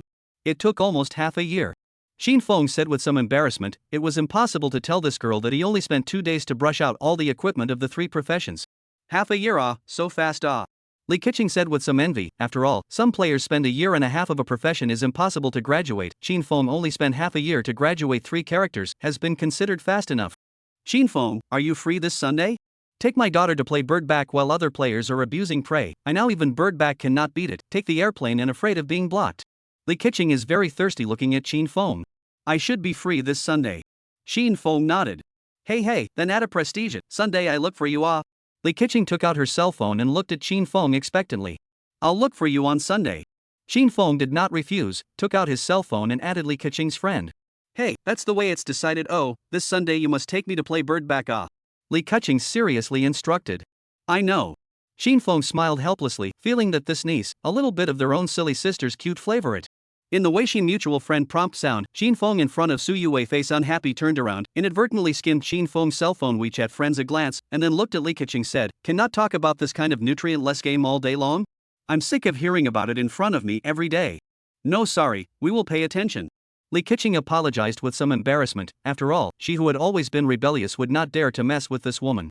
Hearing this, Su Yue turned over again, playing with her cell phone sullenly.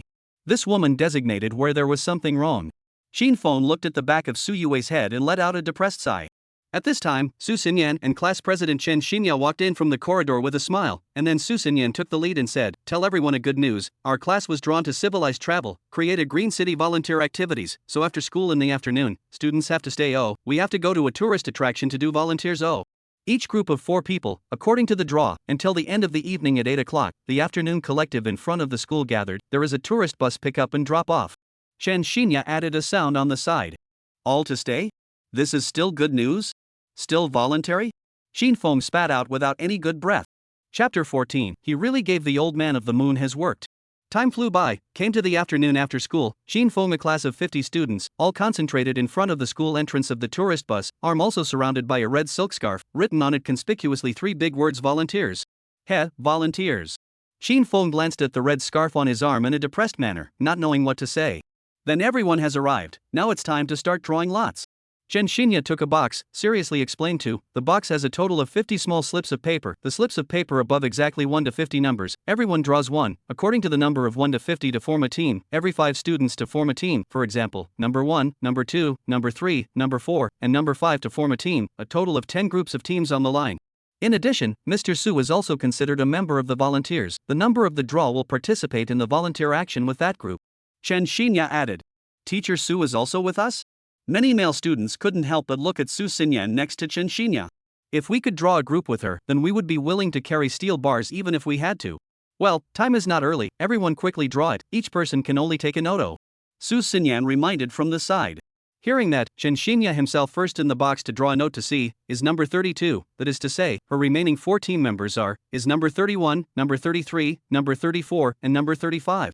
After Chen Xinya drew, next to Su Xinyan also drew her note. Some coincidence is that Su Xinyan's number is 31, and class president Chen Xinya is a group.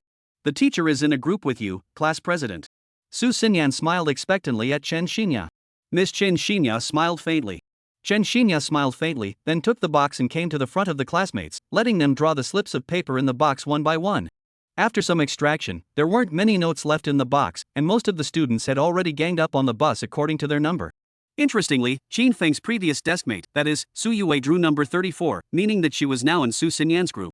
Many of the male students who had not drawn a slip of paper looked at Su Xinyan and Su Yue with anticipation, all hoping to draw the remaining number 33 and 35, in which case they would be able to be in the same group as the 3 great beauties. After all, with beautiful women accompanying you, you won't feel tired doing anything. Chen Xinya took the box and also came in front of Xin Feng in a smooth manner. "It's your turn, Xin Feng." This classmate Su Xinyan looked at Xin Feng. Her pretty face couldn't help but emerge a touch of redness, and her mind couldn't help but think of the Yulong incident that happened that day. Although a week had passed, Su Xinyan would unintentionally think of that incident every night when she dreamed or went to sleep, like a young girl who had just stepped into puberty in general. Next to her, Su Yue pinched the note in her hand and cast a concerned gaze towards Xin Feng's side. Good." Xin Feng answered with a somewhat flustered voice, then reached his hand inside the box and deliberately drew the bottom one, then yanked it out and looked down. The top of the note was clearly written with an Arabic numeral 35 with an oil-based colored pencil, that is, Su Yue and Su Xinyan's group. "Number 35, that is to say, and I have a group, more care." Chen Xinya said flatly. "Yes, right, take care of me." Xin Feng said awkwardly, "But there will be this result." Xin Feng is not at all surprised, after all, he has a lucky ability. It must be to the group with the most beautiful women to draw. Su Xinyan looked at Xin Feng's embarrassed face, the heart of mixed feelings. After all, what happened that day? Each other did not apologize or explain to each other or anything. Everyone treats that thing as not happening. However, if you really forget about that matter lightly, that is impossible. After all, that is Su Xinyan saved more than 24 years of the first kiss, just like this to a male classmate. She certainly will not be so easy to forget. This guy is really a ghost. Su Yue spat out with a couldn't care less look, and then took the lead to get on the bus and sit down. Did this guy really work for the Moon Lord in his past life? He got one of the 2 remaining numbers. There's still 33 numbers left, make sure to give me 33. Hey, if any of you guys get number 33, sell it to me. I'll give you $2,000. It doesn't matter if I'm tired or not, the main thing is that I want to help the teacher share the labor, so everyone who draws number 33, give it to me, I'll help you share the pain. The remaining male students were praying on the side, hoping to draw the remaining number 33, after all, this group is full of beautiful women except for Chin Fong. The imperial sister type Su Yue, the lowly type Li Keqing, the trippy class president Chen Xinya, and the gentle homeroom teacher Su Xinyan, TSK, think about it. Oh. I'm number 33.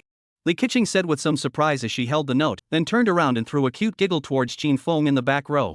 At this moment, those male students who hadn't drawn lots had a sentence of MMP in their hearts that they didn't know whether to speak or not.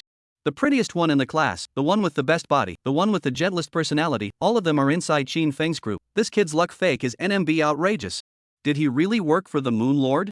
The opening grouping all girls in his group even if, and now lots can let the class 4 highest value, the most popular women in his group, this is simply a bug-off. Li Keqing took the note, jumped to the front of Chin Fong, to Chin Fong naive smile, hey, Chin Fong, I'm number 33 oh, a moment we are a group of it. I know. Chin Fong did not have a good laugh, it seems that this lucky ability is still as powerful as ever off. Hearing this, Chin Fong and Li Keqing got on the bus together, leaving those male students who didn't use the lot behind them like single dogs, enviously and jealously looking at the backs of the two. Chapter 15, This man is quite reliable. The tour bus drove on a winding mountain road for about half an hour before stopping at a relatively cold parking lot halfway up the mountainside, and one after another, everyone took each other's tools and got off the bus, and according to the previous grouping, every 5 people stood together. However, the most conspicuous is Chin Feng's group, the left is Su Yue and Chen Xinya, the right is Li Keqing. Chin Fong was sandwiched in the middle, by a lot of male students that envy and jealousy of the gaze stared at some uncomfortable. Now everyone has an iron pliers and a plastic bag, to put it nicely is to give this tourist attraction greening, to put it badly, it is just picking up garbage in this mountain. Well, now just 6 o'clock, when 7 o'clock, we will be in the path of the other side of the station collection. Oh, in addition to remind everyone, do not turn around in this mountain, because some places have not been set up signposts, it is very easy to get lost. Su Xinyan holding the pliers, had said. I know.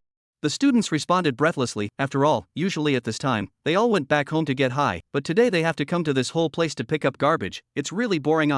Well, now start, everyone must start along the signpost so, do not walk alone. Oh. Su Xinyan repeatedly instructed.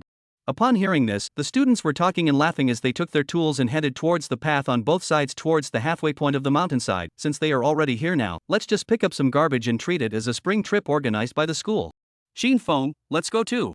Li Keqing waved the pliers and plastic bag in her hand and looked at Chin Fong expectantly. Aha! Chin Fong answered, then turned his head to look at Su Xinyan and said, Teacher Su, shall we go? Well, Chin Fong students, you go first, the teacher will catch up in a moment. Su Xinyan, pretty face slightly red, said, after all, she is still a little afraid and Chin Fong too close, always feel where the strange. Oh, that's fine. Chin Fong nodded, looked back at Chen Xinya and Su Yue, and did not chat, taking Li Keqing with him, he walked towards the path. Chin Fong, do you think we'll meet a kobold in a while? The green-skinned kind. You've gone crazy with the game, haven't you? After Chin Fong and Li Keqing disappeared at the end of the path, Su Xinyan said to Chen Xinya and Su Yue next to her, let's go, so that my classmates won't say that I'm absent from work. The two responded and followed behind Su Xinyan. They naturally know why Su Xinyan does not want to be with Chin Fong, after all, that thing on that woman, will feel a little strange, let alone between the teacher and classmates happen this kind of thing. About half an hour later, Chin Feng's pocket was filled with a few snack bags and empty bottles. Anyway, the school does not pay for the work, Chin Fong felt that meaning on the line. Li Keqing that girl but her plastic bag full, and still energetic in the roadside patrol, to see where there are no plastic bags and empty bottles and so on, anyway, and the leaf green irrelevant things, she has to look at a look. Look at Chin Fong, I picked up so many. Li Keqing holding her plastic bag, very proud to show off, with some fine sweaty little face looks really cute. Why do you work so hard? You don't get a bonus for studying. Chin Fong waved his hand in boredom and sat on the chair next to the tourists used to enjoy the scenery. Idle is idle anyway, just as exercise. Li Keqing smiled indifferently and followed suit, sitting next to Chin Fong. Speaking of which, Teacher Su and the class president and Su Yue didn't come along. Is it possible that they got lost? Li Keqing shook her slender legs and looked at the path they came up, muttering curiously. Do not follow, okay? Chin Fong said indifferently, after all, she didn't want to be with that woman Su Yue. Also right Su Yue looks so scary and the family is still open real estate company, can be said to be rich and powerful it. Li Keqing let out a bitter smile.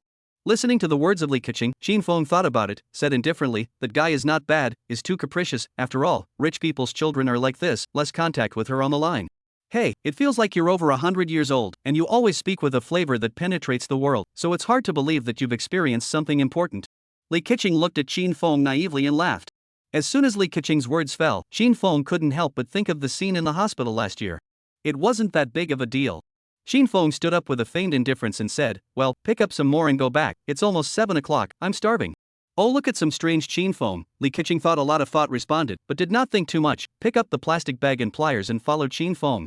At this time, at the corner of the path, Xin Feng happened to collide with Su Xinyan and Chen Xinya, except that they looked as if they were in a great hurry, and both of them were panting. "Xin Feng? Xin Feng, have you seen Su Yue?" Su Xianyan was very anxious and asked Xin Feng. "No, what's wrong?" Xin Feng returned. "She just said she wanted to go to the restroom alone, but it's been almost half an hour and she hasn't come back, even her cell phone can't be reached, so we're worried that she's lost." Chen Xinya also said anxiously. Xin Feng unexpectedly contemplated, after all, the phone cannot be reached is a bit unreasonable, even if it is to go to the restroom, it is impossible not to answer the phone, and that guy's cell phone has always been with him. If you think about it, that woman might have really encountered something. "A glance at the sky has been blackened," Xin Feng had said, "so, teacher, you first take them two back, the other students first call together, let them together into the mountains to look for, I first go to the front of the bamboo forest to look for, if you find it, I'll give you a call. If I find it, I will give you a call." Su Xinyan is very self-blaming said, if just insisted on Su Yue left words, she will not be no news. "I'll go to the bamboo forest first to see if she's there," Xin Feng said. After Xin Feng finished speaking, he ran towards the public restroom in the bamboo forest with a hurried pace. Chen Xinya looked at Xin Feng's back and froze slightly. Unexpectedly, this guy who either sleeps or chats about games in class all day long is quite reliable in critical moments. Chapter 16. Perhaps this man is not bad. After looking around the restroom in the bamboo forest, Xin Feng even went into the women's restroom once, but froze and didn't find Su Yue, that guy. At this moment, it's already almost 7:30, coupled with the mountain inside the branches and leaves, the light all covered, a glance at the past dark, and even some strange animal calls. TSK, where would that guy go? Xin Feng looked around the dark surroundings, some depressed spite, but there is still a trace of anxiety in the heart. After all, is a girl so no news in the mountains disappeared inside the trail, in case of what happened so do? At this time, Xin Feng suddenly noticed in the bamboo forest in front of the path, there is a shiny square, and then walked into a look, actually Su Yue's Apple cell phone, which shows all of Su Xinyan's call reminders. Since the cell phone is here, where is the person? Can it be that she's been kidnapped? Xin Feng looked around with some concern, and then suddenly realized that in this path next to the downhill, there is a long slippery slope, a lot of weeds on it are bent. It is obvious that this must be someone who accidentally rolled down a cause. Did that guy accidentally fall down? Xin Feng looks towards this downhill slope, curiously. This downhill slope full of weeds was very slanted, at the end was a dense pile of weeds, and there was no telling what was behind it, plus there was no guardrail on this path, so it was really easy to fall down if you weren't careful. "Hey, Su Yue, are you there?" Xin Feng opened her voice and yelled at the bottom, but after waiting for a while, no one responded to her.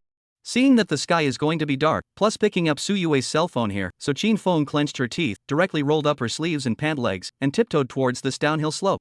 Along the way, Xin Feng's clothes were dirty and sure by the dew on the soil and weeds, and if it wasn't for Xin Feng's strong determination, or else he would have rolled down from this downhill slope. When walking to the end of this downhill, let Xin Feng stupid things happened. Because Su Yue, that guy, at the moment is sitting on top of the weed pile, a face of surprise looking at Xin Feng. "UTM is not sick, I shouted, you did not hear ah?" Xin Feng is very angry to look at this guy, because he just so big voice, to Su Yue this position to count words, is impossible to hear. I Su Yue stammered and wanted to say something, but still didn't have the heart to say it, just subconsciously turned her back to Xin Feng. "Well, get going, everyone is waiting for you." Xin Feng didn't really want to know what this guy was thinking, a pull on her arm, wanting to drag her up. "Wait, it hurts, I broke my foot," Su Yue said with great difficulty. "TSK, really troublesome." Xin Feng glanced at her somewhat powerless calves, helplessly spat, then squatted in front of her, back towards her and said, "Come up quickly, I'll carry you up." Looking at Xin Feng's back full of dirt, Su Yue's heart can't help but flooded with a touching feeling, completely did not think that this man will actually be so for their own sake. However, Su Yue can't dare to climb on Xin Feng's back now, because when she fell down, her heart panicked, endured all the way to the trumpet, and now she's fading on all of the. Su Yue didn't want Xin Feng to find herself humiliated, then said with a look of disdain, "No need, your back is too dirty, I don't want to dirty my school uniform, you go back first." "Are you TM having brain problems?" Xin Feng was completely pissed off by this woman's brain circuit. He had almost fallen off a few times trying to find this person, and this guy actually thinks his back is dirty? "I'll ask you once more, to go or not?" Xin Feng asked decisively. But on my legs." Xin Feng. Before Su Yue could open her mouth to explain, Su Xinyan, who had been looking for her all the way, spotted Xin Feng and Su Yue at the bottom of the hill, and then said with her heart on fire, "Is it Su Yue? How is she? Is she injured?" Next to Su Xinyan there are other 10 or 20 students, all worried towards the bottom of the hillside. After all, in this place where the birds are not something happened, it will certainly be very horrible. Then wait for other people with clean backs to carry you. Qin Feng glanced at Su Yue full of anger, turned around and climbed towards the hillside. However, before Qin Feng walked out a few steps, Su Yue pulled Qin Feng's arm and said with an aggrieved face, "No, I'm just Niao on the fade. I'm afraid you'll laugh at me." This Qin Feng, somewhat embarrassed to look at Su Yue's legs, anger also eliminated a large part. However, looking at this usually arrogant and domineering woman, now as a little girl who made a mistake seemed to look at himself, Qin Feng's heart cannot help but born a trace of pity. Feeling Qin Feng's gaze, Su Yue subconsciously moved her legs back, afraid that Qin Feng would laugh at her. "Okay, I won't laugh at you, come up quickly." Qin Feng squatted in front of Su Yue again, said indifferently. Oh, since this thing has been set out, then Su Yue also had to tiptoe on Qin Feng's sturdy back. Qin Feng's hands just touched Su Yue's double fade, immediately felt Su Yue's socks and short skirt on the wetness. This situation is not small. Qin Feng, what happened to Su Yue? Su Xinyan was very anxious to look at the two people at the bottom of the hill. Please, don't say it out. Su Yue hugged Qin Feng's neck and pleaded in fear. If so many people witnessed her like this, Su Yue felt that it would leave a haze in her heart. Qin Feng looked at Su Yue behind her, then said loudly towards Su Xinyan, "Nothing, just her foot is broken. Teachers, you do not come down, it is difficult to climb here." Qin Feng Su Yue was surprised to look at the side of Qin Feng's face, and completely did not think that this man, whom he hated so much before, would actually take care of himself now regardless of former suspicions. Cut the crap and hold on tight. Qin Feng finished speaking and climbed up the slope with some effort. Looking at Qin Feng's face with clenched teeth, Su Yue felt a strong sense of dependence from the heart. Perhaps this man is not as obnoxious as he seems. After a few minutes of effort, Qin Feng was finally carrying Su Yue up the hill. Then after Su Xinyan worriedly placated a few sentences, everyone went down the hill together. Only, along the way, Su Yue just wasn't willing to come down from Qin Feng's back. On one side, Su Yue was afraid that everyone would find out about her, and on the other side, Su Yue couldn't walk well with a broken foot. But in the final analysis, Su Yue felt in her heart that it wasn't bad to let this man carry her. Chapter 17, You designated were a little bit of a problem. On the morning of the second day, Qin Feng, who had spent the night playing DNF, came to class early and as always, sat in his seat by the window and then buried his head and went to sleep. Today, Qin Feng came earlier, the class only a few better students sitting in their seats, buried in hard reading. After all, the results of the third year of high school is to decide to master the key to the future. Chen Xinya, the class president behind Qin Feng, looked at Qin Feng's disheveled sleeping posture and couldn't help but sigh helplessly, completely unable to compare the current disheveled Qin Feng with the reliable man of yesterday. Yo, good morning, class president. Li Keqing also came to the class with her satchel and greeted Chen Xinya. Good morning. Chen Xinya smiled lightly, feeling pretty good about Li Keqing. I can't imagine that Qin Feng came so early. Li Keqing sat next to Qin Feng, very surprised to look at Qin Feng who had already fallen asleep. After all, on weekdays, Qin Feng either stepped on the point to come or late, completely as to come to the school to mix the existence of the day. He had just fallen asleep and was probably playing games all night again last night. Chen Xinya said with a touch of hatred and steel tone. I'm not going to be able to do that. Li Keqing is indifferent to smile. After all, she is also Qin Feng, such as similar people, but she does not dare to stay up all night playing games, so is going to grow pimples. At this time, Su Yue also unprecedentedly early, only wrapped in gauze on the ankle, walking with a limp. The appearance cannot help but look a little funny and cute. After Su Yue laboriously walked to her seat and sat down, she looked back at Qin Feng who was sleeping behind her and wanted to say something, but she was too embarrassed to open her mouth. After all, this guy had carried himself all the way yesterday, and when he went back his body was also covered in his own that, if he didn't say anything to him, no matter from which angle, it would be too much. Is your leg better? Chen Xinya cast a curious gaze, and Li Keqing next to Qin Feng also looked at Su Yue's calves with some concern. Su Yue twisted the small faded, said indifferently, the doctor said that these days do not strenuous exercise on the line, after 2 days will be good. Then a moment of physical education class, I go and physical education teacher to explain, let you do not participate in training. Chen Xinya proposed. Oh. Su Yue answered with a soft tone. This guy, becoming gentle, it's probably caused by this person. Chen Xinya looked at Qin Feng's disheveled sleeping position and smiled knowingly. Yesterday was really dangerous yesterday, if it wasn't for Qin Feng, we and teacher Su would have probably died in a hurry. Li Keqing couldn't help but chime in from the side, and then added, but in the end, it's fortunate that Qin Feng found you, or else Mr. Su would have called the police. Keep your voice down, girl. Qin Feng pressed one hand on Li Keqing's head and drowsily reminded. Hey, got it. Li Keqing spat out her tongue somewhat playfully. Just knows to sleep.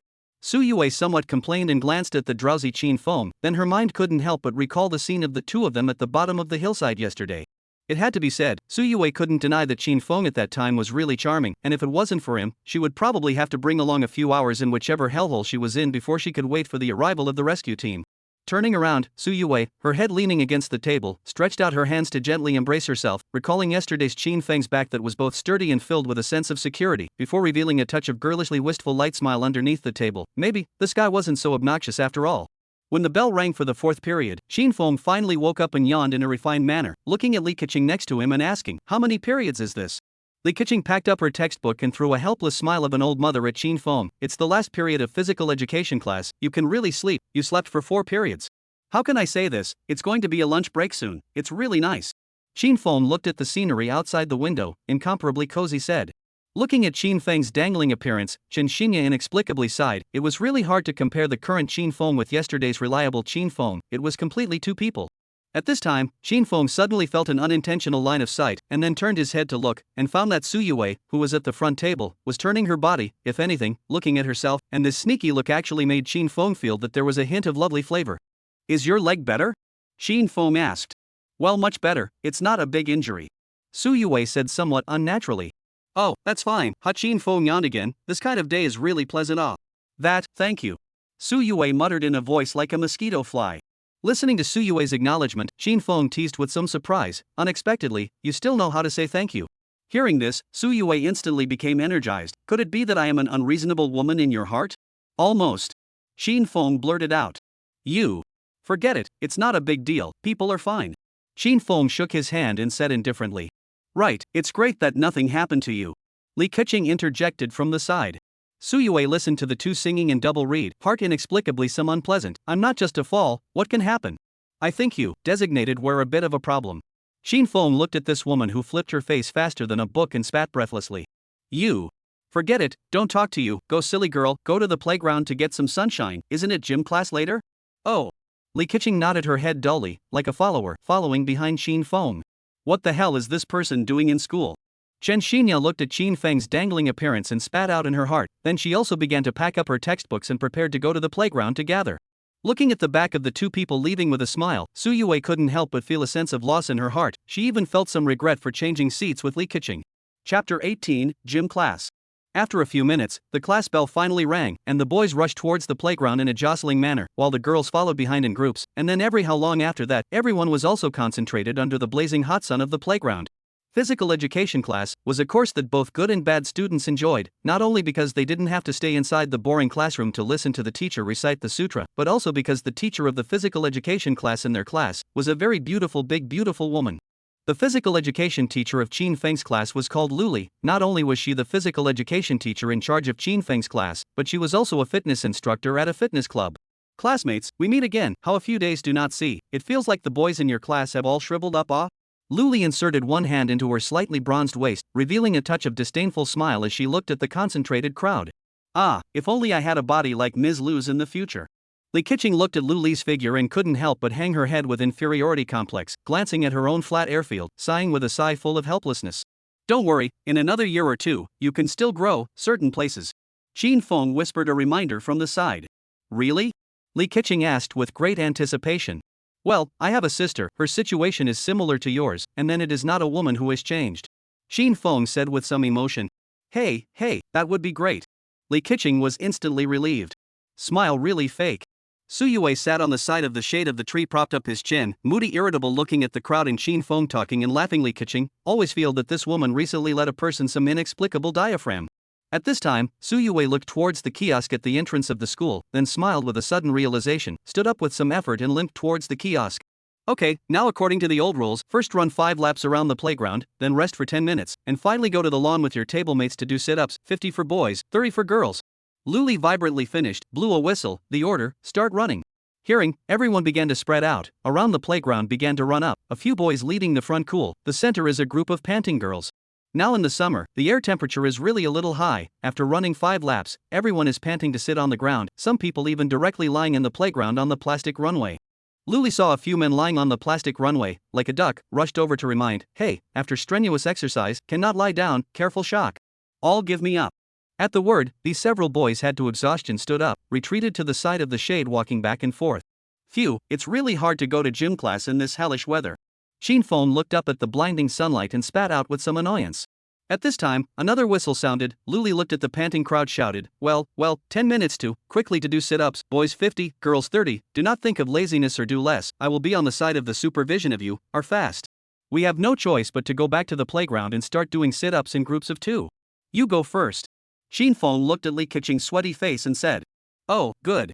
Li Keqing answered somewhat shyly, but still obediently lay down in front of Shin Fong. Shin Fong squatted down, easily pressed Li Keqing's double fades, and reminded, start, I'll help you count. Li Keqing answered, then her slender hands clasped the back of her head, and began to do sit ups one by one, while Shin Fong kept count one by one. Every time she did one, when Li Keqing got up, she would come into close contact with Shin Fong, plus the fact that Li Keqing's body was already small, so every time she got up, it was as if she wanted to kiss Shin Fong. Not only that, Li Keqing every do a time, will tone tantalizing pout, caused Shin Fong some uncomfortable, which no, will be able to see that she is hard to do sit ups, if just listen to the sound, will certainly think she is in that what it. The most in Shin Feng's help, Li Keqing finally did 30 sit-ups, and then covered in fine sweat lying under Shin Fong, this picture is a bit bad. Li Keqing exhaled with great effort, completely not expecting that doing 30 sit-ups could be so tiring. Well, hurry up and assist me to finish it, you don't want to sunbathe either, right? Shin Fong reminded a sound, smooth lying next to Li Keqing. Oh, good. Li Keqing quickly stood up, stretched out a pair of white hands, pressed Shin Feng's double fading, and then reminded, start. Okay. Shin Fong nodded, holding the back of his head and began to exert himself. However, after Shin Fong did a few sit-ups, Luli came in front of Shin Fong and reminded, this student, your sit-ups are too substandard. Teacher, what should I do? Shin Fong raised his head and looked at Luli with some embarrassment. I guess it's because this female student's strength is too small, there's no way to press down on your legs properly, that's why your sit-ups are not standardized. Luli said in a serious manner. Then this Shin Fong looked to the students next to him, and there is no group that has already done it. No way, the teacher to help you press it, come on, straighten your legs. Luli squatted in front of Shin Feng's double fading, patted Shin Feng's calves to remind, and then pressed Shin Feng's double fading said, start, the teacher to help you remember. I'm not sure if I'm going to be able to do that. Shin Fong responded with a somewhat flattered voice, and began to do sit-ups one after another. Chapter 19, that won't be necessary. After a long time, Shin Fong finally finished doing 50 sit-ups, and then hurriedly retreated to a shady spot and sat down. Okay, there are still 20 minutes left, those who have finished their sit-ups can move freely, those who haven't finished continue to do them, no laziness or underdoing, if I find them, they'll do them until the end of the class. Luli reminded those students who didn't finish their sit-ups. Afterwards, Luli turned around and looked at Shin Fong and the others who had finished their sit-ups and were resting in the shade, saying, if you're thirsty, go to the kiosk and buy some water to drink, but hurry up and don't let the director of instruction find out about it. Here now can go out to buy water, do sit-ups students, not to mention how happy, after all, in the past the physical education class, who dared to go out to buy water in front of the physical education teacher, if they were found, 100 push-ups is certainly not less, this physical education teacher is really good understanding. On hearing this, many students who had already finished their sit-ups rushed towards the kiosk at the entrance one after another. After all, this hot summer day, it is still necessary to have fatty happy water to be accompanied by the fun, not to mention having just done so many sit-ups for such a long time. Shin Fong, aren't you going to buy water?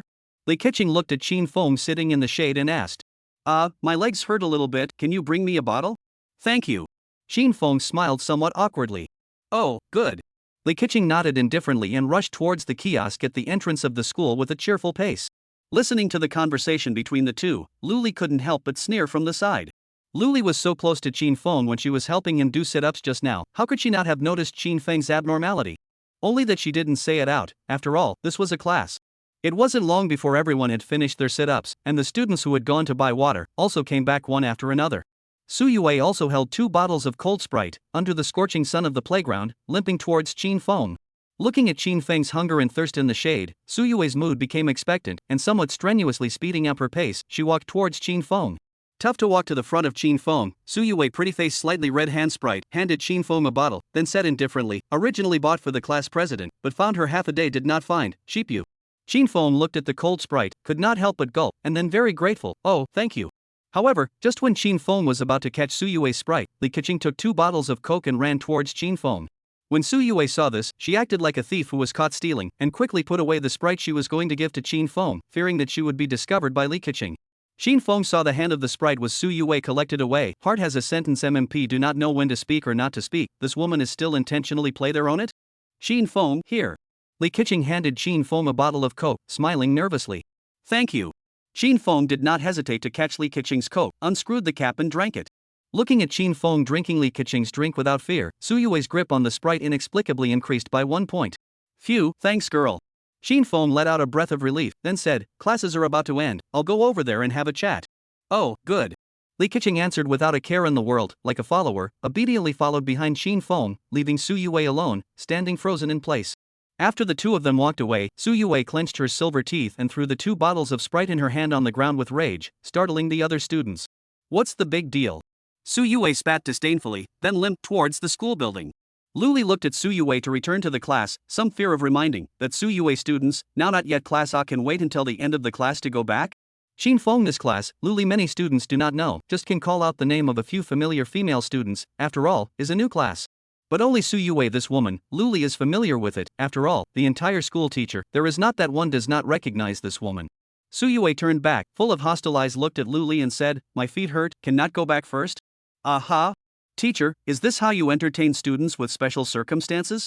Luli was Su Yue's eyes scared a little panic, and quickly smiled and said, can, that the road be careful oh, need to find a male student to help you? Male student Su Yue looked at the shade of the trees in the distance, and Li Keqing laughing and joking Qin Feng, do not know why thought of the day Qin Feng back to climb the hillside picture. Cut Su Yue clenched her silver teeth, shook her head, as if trying to force what to forget, and then spat in a harsh tone, a look of disgust, said, no need, I can do it by myself. After saying that, Su Yue alone, limping in the hot sun under the playground, toward the teaching building. This female student, really difficult to deal with Luli picked up Su Yue dropped 2 bottles of Sprite, looked at her limping back, hopelessly sighed, after all, the director of the education bureau Chen did not dare to take her how, let alone her the small physical education teacher. Chapter 20, Send Buddha to the West. Time flies, in the blink of an eye came to the end of the afternoon school, in the melodious music, in the school day students, began to pour out of the building one after another, only the duty students stayed behind to clean up. Qin Feng and a few of his classmates, today's duty students, were sweeping the floor in the classroom, hoping to finish quickly and go home for dinner. Qin Feng, we're done sweeping the floor, so take out the trash. Thank you. The last female student on duty smiled at Qin Feng with folded hands, then followed the other female students in the class and skipped away. Hey, although there are lucky supernatural powers, but should sweep the ground still have to sweep Qin Feng looked at the trash can full of confetti and secretly spat out a sigh. Su Yue, aren't you leaving yet? I'll lock the door when I come back after taking out the garbage. Qin Feng waved the class key in his hand and reminded Su Yue in her seat. Hearing Qin Feng's voice, Su Yue grunted in dissatisfaction, turned back and blankly glanced at Qin Feng like a betting daughter-in-law, then packed up her satchel in 3 to 5 strokes, stood up with some effort, limped and spared Qin Feng, and headed for the staircase on the right-hand side of the school building. Qin Feng looked at Su Yue's limping appearance, and asked with impatience, why don't you wait for me to finish taking out the garbage and come back and give you a hand? We are on the 3rd floor, can you go down like this? Hearing Qin Feng's words, Su Yue stopped in place and flinched for a moment, as if thinking about something, but finally continued to walk towards the stairs without saying a word. This limping look of bravado, it really is a bit worrying. However, since the person concerned did not say anything, Qin Feng also did not want to lick his face and continue to use his hot face to stick to his cold ass. Carrying the trash can, he ran towards the stairs on the left-hand side. It is better to finish it early and go home for dinner. After a few minutes, Qin Feng put the trash can back to its original position, returned to his position to move the chair up, carrying the empty satchel, came to the corridor line, a thought, using Magneto's psychic ability, the 2 doors of the class will be locked all the way up, and only then walked towards the stairs in a comfortable mood. However, when he walked to the front of the stairs, something that gave Qin Feng a headache happened. Su Yue was currently squatting in the corner of this section of stairs, covering her ankle in a very difficult manner, her pretty face filled with sweat induced by the pain. What's wrong? Qin Feng jumped down the stairs in a few steps, squatted in front of Su Yue, patted her shoulder and asked with some concern. Su Yue raised her head and looked at Qin Feng, just wanting to say something, but the ghostly thought of this morning's gym class, this guy ignored himself, and Li Keqing long gone picture. Don't touch me. Su Yue rode away Qin Feng's hand with a look of revulsion. Looking at this woman whose brain back is a wonder, Qin Feng really wants to slap himself. What is wrong with what he does? Why should he come to care about this guy? Isn't it good to go home and eat? Qin Feng took a few deep breaths and adjusted his mind. Then I'll tell you first now, the students and teachers are almost gone now. If you're lucky, you might meet other teachers or students working overtime here. If you're not lucky, you'll just have to call your parents to come pick you up. So, I'm only asking you once, do you want me to help?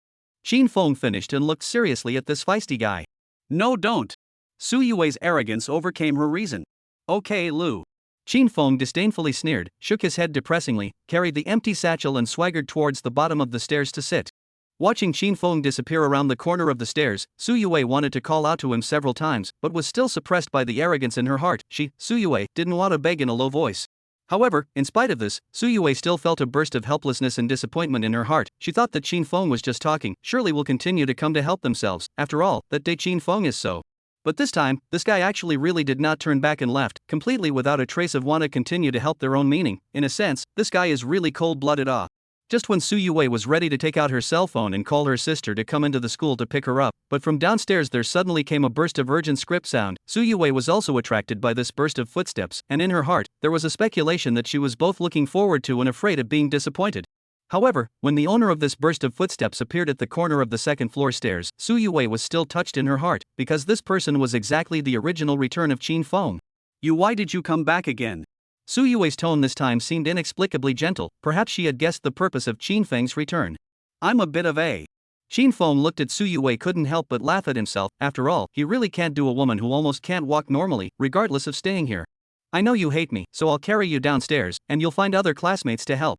Qin Feng proposed. When did I say I hate you? Suyue looked at Qin Feng inexplicably, completely unaware of why this man would label himself. Well, cut the crap, come up quickly and I'll carry you downstairs, or at least let you finish going down the stairs. Qin Feng squatted in front of Suyue and said with some impatience. Oh. Suyue answered like a birdie, carrying her school bag. She climbed onto Qin Feng's back with some effort. It feels the same as last time. Suyue looked at Qin Feng's side face, her heart felt warm, and she couldn't help but think of the day when Qin Feng climbed the hill on her back. However, Qin Feng didn't care about that much, and directly held Suyue's chao-tun, and ran downstairs as fast as she could, and in less than half a minute's time, she had carried Suyue downstairs. Okay, I'm going to put you down, pay attention to your feet. Qin Feng finished his reminder and was ready to let go of Suyue's double fades. Hearing Qin Feng's words, Suyue's heart couldn't help but tighten, looking at the side of Qin Feng's face in sudden realization, feeling that the whole person was empty, as if she had lost her soul. Just when Qin Feng let go of his hand for a moment, Suyue took the initiative to hug Qin Feng's neck tightly, and then said with a blushing face, since all of them are memorized, you can send the Buddha to the west, then carry me to the school gate. Chapter 21. Who is that man? Qin Feng said with some discomfort, there are a lot of students in front of the school, later they will see, in case they say some gossip words, how do you round? Senior students, as long as a pair of students of the opposite sex walking together, a little closer will attract the attention of other students and gossip, and even the teacher will use the suspicion of early love eyes to see. So, not to mention like Qin Feng and Suyue, two people now this brain-teasing look, this is definitely will attract the attention of other students. After all, Suyue, this guy in the school, is a famous rich second generation in relations. Do I have to care about those little people who only talk about others behind their backs?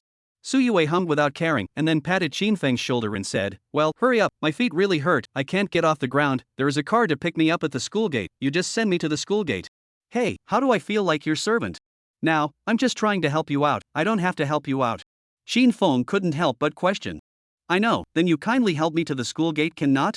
Suyue spat out in a bad mood, this somewhat cute tone actually with a hint of petulant flavor. Really troublesome. Qin Feng sighed in frustration and pushed Suyue's double fades towards the quilt, then walked towards the school entrance. Suyue snickered behind Qin Feng's back, then leaned on Qin Feng's back without a care in the world, and her hand slowly hugged Qin Feng's neck. Hey, can you stop moving around? Qin Feng felt the strange sensation behind him and reminded. Oh, I'm sorry, it's just that my feet hurt a bit just now, so I moved my position slightly. Suyue answered fearfully and didn't dare to move around on Qin Feng's back for fear that Qin Feng would throw himself down and leave him alone. As expected, when Qin Feng carried Suyue to the playground next to the road, immediately attracted a lot of students onlookers, even in the playground playing basketball. Boys all put down the basketball towards the Qin Feng side, cast envious and jealous eyes. Hey, that's Suyue, right? She's the one who's connected to our school, how come she's hooked up with Qin Feng from their class? Keep your voice down, if she hears you, she'll be looking for people to block you at the school entrance every day. Probably one day when their class went to volunteer, Suyue was saved by Qin Feng from the bottom of the hillside, and then secretly promised, she is a woman no matter what. You boys know how to be jealous, Qin Feng is very nice, I think if you see Suyue fall down the hill, probably not even a little bit of egg. Of course you girls think a handsome guy is nice, but what if he's a carnivore in his private life? You know, usually people who say this kind of thing either have low self-esteem and think they're ugly, or they're jealous of other people's looks, and you think you're one of those people? Nuts. Let's go. We're not talking to these girls. Let's go play ball. Feeling the colorful gazes around him, Qin Feng sighed hopelessly. After all, carrying such a highly regarded woman on his back will definitely attract the onlookers of other students. Suyue didn't care about the complicated gazes of the students next to her, but instead, she was enjoying herself immensely on Qin Feng's back, feeling the strong sense of security that Qin Feng brought. Even her chin also unconsciously leaned onto Qin Feng's shoulder. The picture of the two of them right now, if they didn't know the details, they would definitely be misunderstood as a couple. After walking for about 10 minutes, Shin Fong carries Su Yue on his back, and under the astonished gaze of the security guards at the school entrance, he arrives at the side of the road somewhat exhausted. Hey, all out of the school entrance, where to put you down? Shin Fong glanced at the road with cars coming and going, and reminded. Oh. We're here, huh? Su Yue, not yet finished, answered, said, a drive will come to pick me up, you just put me down here. Listen to Su Yue said so. Shin Fong did not say anything more, directly holding Su Yue's big fade, slowly sliding her down from the back. After all, this guy has a problem with his feet, cannot be put down directly. You deliberately. Su Yue covered the short skirt, blushing and looking at Shin Fong, completely did not expect, this guy ate up the tofu, actually not ambiguous at all. Shin Fong looked at his hand with an indifferent face and said indifferently, if you think I did it on purpose, then I did it on purpose. When Shin Fong said this, Su Yue was instantly dumbfounded. After all, she also knew that Shin Fong was putting himself down slowly for the sake of his aching feet. However, just letting this guy eat a meal of tofu for nothing, Su Yue always felt a loss. Okay, I'll go that way, bye. Shin Fong finished speaking and left without any delay. Hey, Shin Fong. Su Yue called out to Shin Fong. Ha? Shin Fong looked back at Su Yue. Thank you. Su Yue finished thanking him with a small red face, her eyes shyly cast aside. Shin Fong smiled faintly and did not say anything, just waved his hand lazily to show that he understood and turned his head towards the front. Looking at Shin Feng's gradually departing lonesome back, Su Yue couldn't help but reveal a touch of satisfied happy smile. Perhaps she was really a bit infatuated with this guy. Just at this moment, a beautiful black sports car stopped next to Su Yue. This black sports car, from the front to the rear of the car, is all black, dazzling black car paint. The whole body is streamlined, looks to give a cool and elegant feeling. Unusually low car chassis is almost stick to the ground. If you don't know the car, you will only think that this is a sports car, but those who know the car will be surprised if they look at the car label. Because these two sports car is worth 45 million Bugatti Veyron, force than those Lamborghini and Ferrari and other sports cars, high times. Suddenly, the Bugatti Veyron window rolled down. From inside came a cold questioning voice, who is that man? How did you carry you just now? Su Yue coldly looked at the woman on the driver's seat and said disdainfully, who is he? Do I need to give you a report? After saying that, Su Yue opened the Bugatti Veyron swivel door, threw the satchel to the co-pilot, and sat down with some effort, with a face of mutual disinterestedness propping up her chin, looking at the scenery outside the car window. Chapter 22, Out of Money. Silly girl, I'm back. Saying goodbye to Su Yue, Shin Fong returned home. Older brother, you're back. Shin Chuchu, who had just finished cooking, revealed a smile of embarrassment as she looked at Shin Fong. What's wrong? Shin Fong at a glance noticed Shin Chuchu's strange. After all, this girl rarely shows such a reluctant smile. Designated is what happened. Just now the landlord came, just paid 3,000 rent, water and electricity, we have not much money in the card. Shin Chuchu finished, very helplessly looked at Shin Fong. After all, now she can only rely on Shin Fong. Shin Fong and Shin Chuchu, this house is rented, because the location is better, plus the transportation is also more convenient, so the rent is a little more expensive than other places in the lot. Really, how much money is left in the card? Shin Fong calmly looked at Shin Chuchu, asked. There are less than $3,000, is not expected to last the next month. Shin Chuchu said with great concern, after all, they are now two siblings, no one to earn money, plus daily expenses, this $3,000 will not last long. Well, I know, I still have some money here, transfer it to you to use first. Shin Fong nodded indifferently, then took out his cell phone, opened it, found Shin Chuchu's account, and directly transferred 50,000 yuan. Shin Fong last time to sell the increased volume earned 250,000, now a point did not move, is waiting to stay in the future to do other things with the startup capital, otherwise, he must not stay a point of transfer to Shin Chuchu. Now the family is about to be unable to cook, Shin Fong naturally will not hesitate, first turn 50,000 yuan to cover the expenses of the family before, anyway, there are still 200,000 left, also enough to do other things. The first thing you need to do is to get your hands on some of the most popular products in the world. Shin Chuchu looked at Shin Feng's transfer message, was very surprised to ask, brother, where did you come from this $50,000 ah? Saved, who does not have a small treasury ah? Shin Fong said lightly. Hearing Shin Fong so said, Shin Chuchu so nodded. After all, Shin Fong weekday spending is very economical, plus the first and second year of high school, Shin Fong also have to go out to work, save so much money is also a matter of course. But brother, this is the money you've worked so hard to save, right? Why don't you take back 30,000, I'll leave 20,000 is enough, $20,000 can also let us last a period of time. Shin Chuchu overly sympathetic to the proposal. Silly girl, what do you think, now it is the two of us living together, still need to share whose money? Shin Fong some depressed spit and then touched Shin Chuchu's hair, commitment, first take this 50,000 yuan to support a period of time, such as brother later to make money to support you. Shin Chuchu froze and looked at Shin Feng's face, then happily nodded. Thus, within the cozy suite, came the silly laughter of brother and sister. After eating, Shin Fong returned to his room, sat in front of the computer and muttered thoughtfully, how to utilize the lucky ability in his body now to make money. DNF has not released the increase rolls and reinforcement rolls. Xin Feng, even if his luck is good, it is impossible to open another increase rolls worth more than 1,000, so he has to look for another way. It is not possible to hang himself on a tree. Or, look at how speculation is played. Xin Feng looked at his computer screen and hesitantly said, speculation, the same as a method of making money depending on luck. As long as you are lucky, choose the right one, has the hope of skyrocketing shares, then you can make a lot of money. But if you are unlucky, it only takes a few minutes or even a few seconds for the money you put in to go down the drain instantly. This is why the stock market will be rumored to be 7 losses, 2 flat and 1 profit, so say. Furthermore, although Xin Feng has the lucky ability and doesn't have to worry about losing money, he not only doesn't know how to speculate in the stock market, but he also doesn't have any connections, so if he wants to learn on his own, he'll definitely need to spend some time. Thinking of these kinds of things, Xin Feng goes to open the web page, search out the financial network, clicked on the shares channel, intends to look at this aspect of the money-making program. In the end, what kind of process? Tap on the share channel, it maps out a big shot named Lin V Live Room. The anchor of the live broadcast room did not open the camera, only the voice sounded very magnetic, while also carrying a hint of flirtatious flavor. On the page of the live broadcasting room, there was a page of trend progression charts like ocean waves, on which were engraved the names of many companies, the trend of the rise and fall of money for the month, and a row of densely packed numbers that were constantly jumping on the page of the progression charts.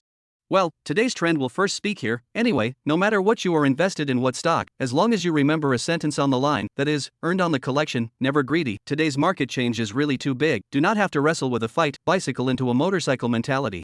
The anchor woman said sincerely. Sister Lin is going off the air again? That today chased high, 20,000 shares, tomorrow to stop loss out? Please tell Sister Lin, help look, bought yesterday, this position dare to hold it? Sister Lin's live broadcast pushed the gold spill technology, the most cattle, doubled the fastest. I have earned 50,000 last week to buy the stock. It's really a bit complicated. Xin Feng looked at these inscrutable pop-ups and said with some embarrassment, then turned off the web page and lay down on the bed to fall asleep. Chapter 23, Su Yue wants to sit back at the same table as herself. Early in the morning of the second day, Xin Feng, whose spirit was a little bad, slept late, so he was stepping on time to go to school, just a few minutes short of being late. Hey, girl, do you know how to speculate? Xin Feng looked at Li Keqing next to him and asked with some boredom. As soon as they heard this social term that was almost irrelevant to school, Li Keqing and Chen Xinya both looked at Xin Feng with some surprise, and Su Yue from the front table also turned her head with some curiosity. I do not understand, however, I heard that this thing to make money quickly, but the loss of money is also very fast. Li Keqing seems to understand non-understanding, Chen told. This I certainly know. Xin Feng answered thoughtfully. Why did you think to ask about this thing? Chen Xinya is writing a study report and asked Xin Feng without lifting her head. I'm just asking, maybe I can get rich from this in the future? Xin Feng said with some anticipation, looking out the window at the road with cars coming and going, revealing a smile of determination. My friend works in an electronics factory. If you need money now, I can help you contact him. Chen Xinya said lightly. She is naturally will not believe that Xin Feng will speculate in stocks, much less believe that Xin Feng will use speculation to get rich. This guy either sleeps or deserts in class every day. How could he possibly understand something so complicated? Thanks, class president, the work in the electronics factory is too demoralizing. Xin Feng politely refused. Ahem. Su Yue turned around, looking at Xin Feng with both anticipation and urgency, her small face slightly red as she coughed twice, as if she was reminding something. Xin Feng is naturally aware of Su Yue, this guy and some moths, and then asked with some curiosity, you do not tell me you will? Su Yue ruffled long hair, very disdainful, said, hee, I'm not short of money, need to get that thing? It's just that my sister's friend, but this aspect of the veteran, if I slightly talk to her words, collect 1 or 2 disciples and so on, is not a matter of minutes. Then are you willing to help me? Xin Feng asked straight to the point, she did not want to bend with this woman. Is this your attitude towards begging? Maybe if you have a slightly more sincere attitude, I can still help. Su Yue hugged her arms, very arrogant looking at Xin Feng. I wouldn't have asked you if my attitude wasn't sincere, so forget it. If you're not willing to help me, I won't force myself. Xin Feng yawned in boredom. Hey, did I say I won't help you? Su Yue stared at Xin Feng with some anxiety. So are you going to help or not? Xin Feng was made to laugh by this guy. Help you can, however, I cannot help for nothing, right? Su Yue said meaningfully. You are a rich second generation and a relationship, you still lack of money? Xin Feng said. You only have money in your head? Su Yue was confused by Xin Feng. I'm a big man and I don't have a girlfriend, what can I want if I don't want money? Tell me, what do you want as a reward? As long as I have it, I can consider. Xin Feng said without hesitation. This guy is still serious. Chen Xinya shook her head disdainfully behind her. I want Su Yue to look at Xin Feng for a moment, her small face began to turn red, and she had the urge to say what was in her heart. Is it hard to believe that you want me? Shin Fong laughed with some surprise, then couldn't help but flirt. That's fine, but I'm charging $50,000 a night. Che, who wants you? Su Yue retorted with a somewhat flustered voice, then spat. Moreover, are you encrusted with diamonds there? $50,000 a night? I am labor which side, and still a whole night. 50,000 yuan is not much. Shin Fong then joked, flirting down. Shin Fong, if someone really give you $50,000 to ask you to accompany her for one night, you will be willing? Li Keqing looked at Shin Fong somewhat seriously. What, are you going to give me an order? Shin Fong looked at the little girl next to him and asked meaningfully. I don't want it, 50,000 gold coins is more like it. Li Keqing retorted with a small red face. Looking at the Shin Fong who ignored himself and Li Keqing chatting up, Su Yue heard a burst of irritation and then the tone of voice high a point. Hey, do you still want me to help you help? Well, say it, what exactly do you want? Shin Fong nodded. What do you want is not yet thought of, wait until later, if you really want to learn this kind of thing, I can send you that person's contact information at night. Su Yue said with some anticipation. Okay, no problem. Shin Fong did not hesitate to answer. After all, Su Yue this guy again how to say cannot come to harm themselves so a poor boy. Then, deal. Su Yue said with some excitement. Hey, Shin Fong, if you lose money when you speculate in the stock market, you may really have to go to the sale of and still a night of only 60 which kind. Li Keqing issued a silver bell-like laughter at the side. Why are you always thinking about whether I sell or not? Do you really want to give me an order? Shin Fong looked at the side of Li Keqing without good breath and asked. Who wants to give you an order? No shame. Li Keqing hummed arrogantly. Looking at the two people who were singing in unison, Su Yue blankly glanced at Shin Fong with some anger and turned around, holding her cell phone with a complicated mood, always feeling that Li Keqing, this woman, was getting more and more irritating. Not long after, the class bell rang. The first class was Qin Feng's homeroom teacher, Su Xinyan's math class. When Su Xinyan came to the podium holding a bunch of teaching materials and prepared to lecture, Su Yue raised her hand and said with a long face and an indifferent tone, Teacher Su, I want to change seats. But Su Yue, didn't you just change your seat? Su Xinyan said with some difficulty, this girl is really not a person to worry about. Shin Fong is always snoring in class, and his hands are still touching, and he hit me a few times. Su Yue vibrantly complained. I'm not sure if I'm going to do that. Su Yue's words drew big laughs from her classmates, especially those male classmates who had long been looking at Shin Fong with displeasure, laughing extraordinarily cheerfully. What kind of nerve is this woman having again? Shin Fong shrinks behind Su Yue, looking at her figure with a dumbfounded face. Su Xinyan looked at Shin Fong behind Su Yue with some embarrassment. After all, Shin Fong did often sleep in class, but after that incident happened last time, Su Xinyan hadn't bothered with Shin Fong. It's okay, Mr. Su, I will personally go on the director of instruction to say it. Mr. Su, you just walk a form on the line. Su Yue said without qualms. Then that good Su Yue students, where do you want to change to? Su Xinyan still squeezed out a smile and looked at this girl who did not let people worry about her. Su Yue glanced at Li Keqing behind her, revealing a touch of imperative smile and said, this is simple, change me back on the line. Chapter 24, Female School Bully. Good, no problem. Su Xinyan said without a care in the world. After all, that was originally Su Xinyan's position. Now if you change it back, you don't have to bother running to the registrar's office to tamper with the school number. Then, Li Keqing, please change back. Su Xinyan looked at Li Keqing next to Shin Fong with some embarrassment. Li Keqing looked at Shin Fong next to her with some reluctance, and then looked at Su Xinyan on the podium, and finally nodded if nothing else, carrying her satchel, and changed seats with Su Yue at the front table, who was sitting next to Shin Fong with a natural look. Seeing Su Yue change back and sit with Shin Fong, quite a few students in the class began to chatter and discuss. After all, everyone is not a cutie pie. Can't you see why Su Yue changed back? This is more or less a manifestation of being interested in Shin Fong. Coupled with the fact that the two had an accident at the last event, yesterday there was also someone. Su Yue was carried by Shin Fong out of the school gate, so it's very likely that the two had rubbed out the sour stench of a relationship in the meantime. Okay everyone, class is in session.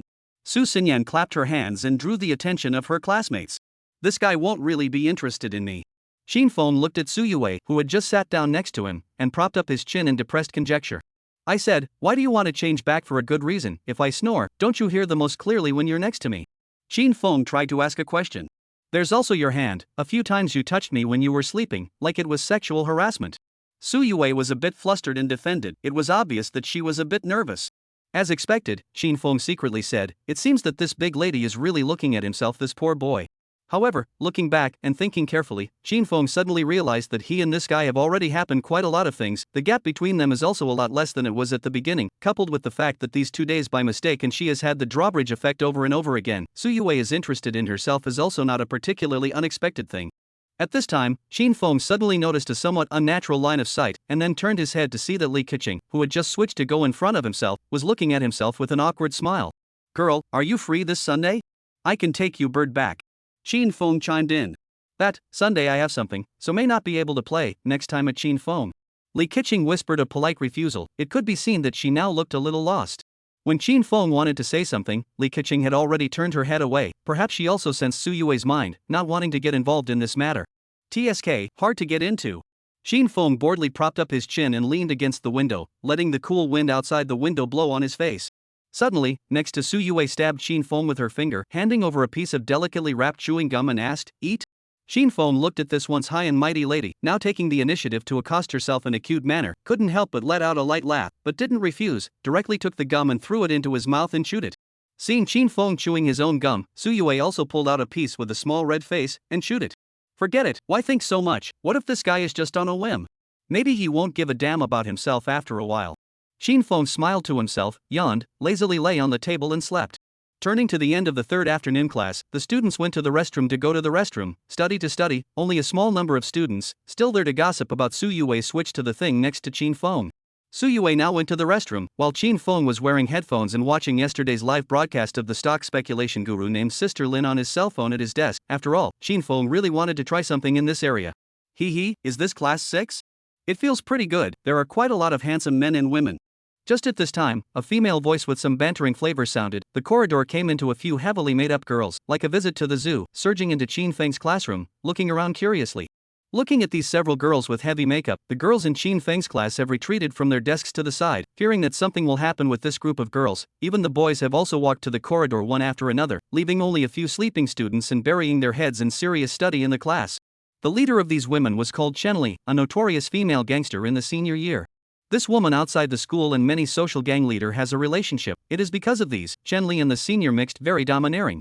In the second year of high school, there is a freshman not mind bumping into this woman, was Chen Li taught after school dragged to the alley, let him kneel on the ground to slap himself, enough to slap 30 slaps. I heard that the freshman face or fan deformed.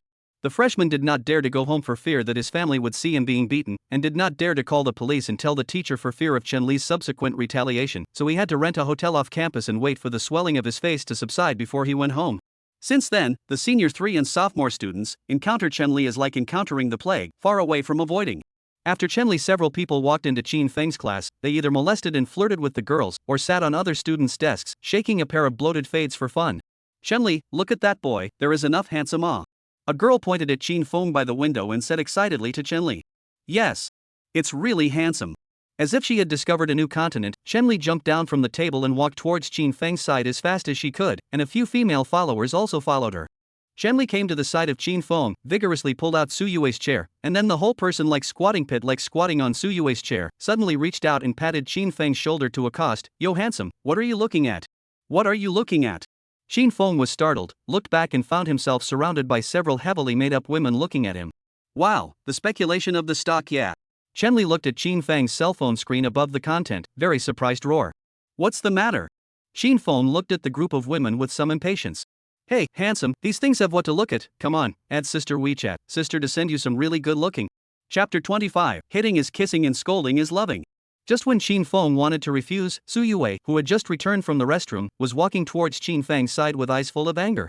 The few women next to Chen Li, the first time they saw Su Yue, they got down from the table and couldn't help but look at this woman with some panic. Only Chen Li was still happily chatting awkwardly with Shin Feng.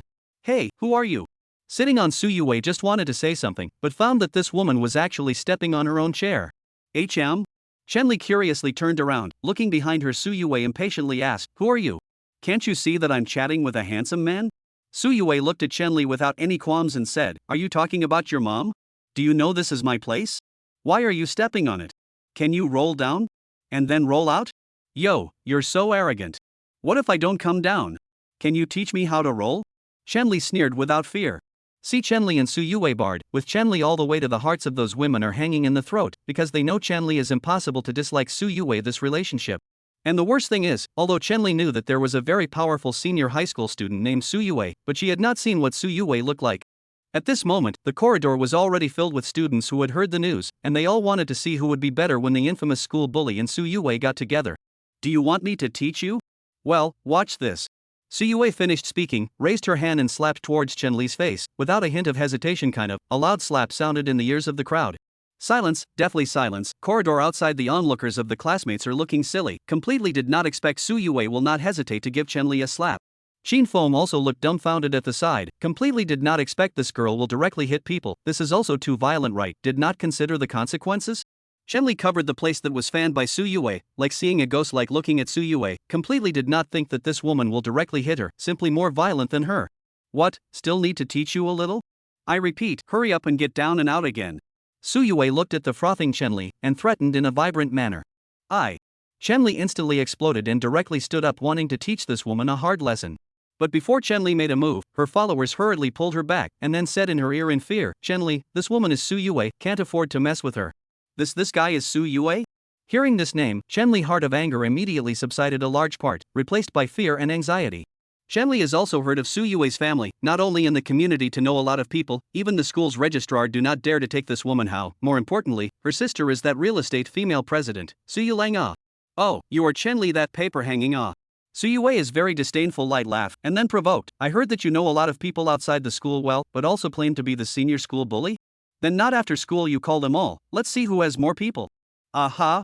Listen to Suyue in their own fight. Chen Li immediately abashed, because she knows those gang leaders, at most some small gangster boss just, how can spell over this guy brought people it? No need. Chen Li covered the face that was slapped, stammered and said, and hurriedly got up and walked outside the classroom. A few followers also made a few awkward compensatory smiles towards Suyue, and followed behind Chen Li.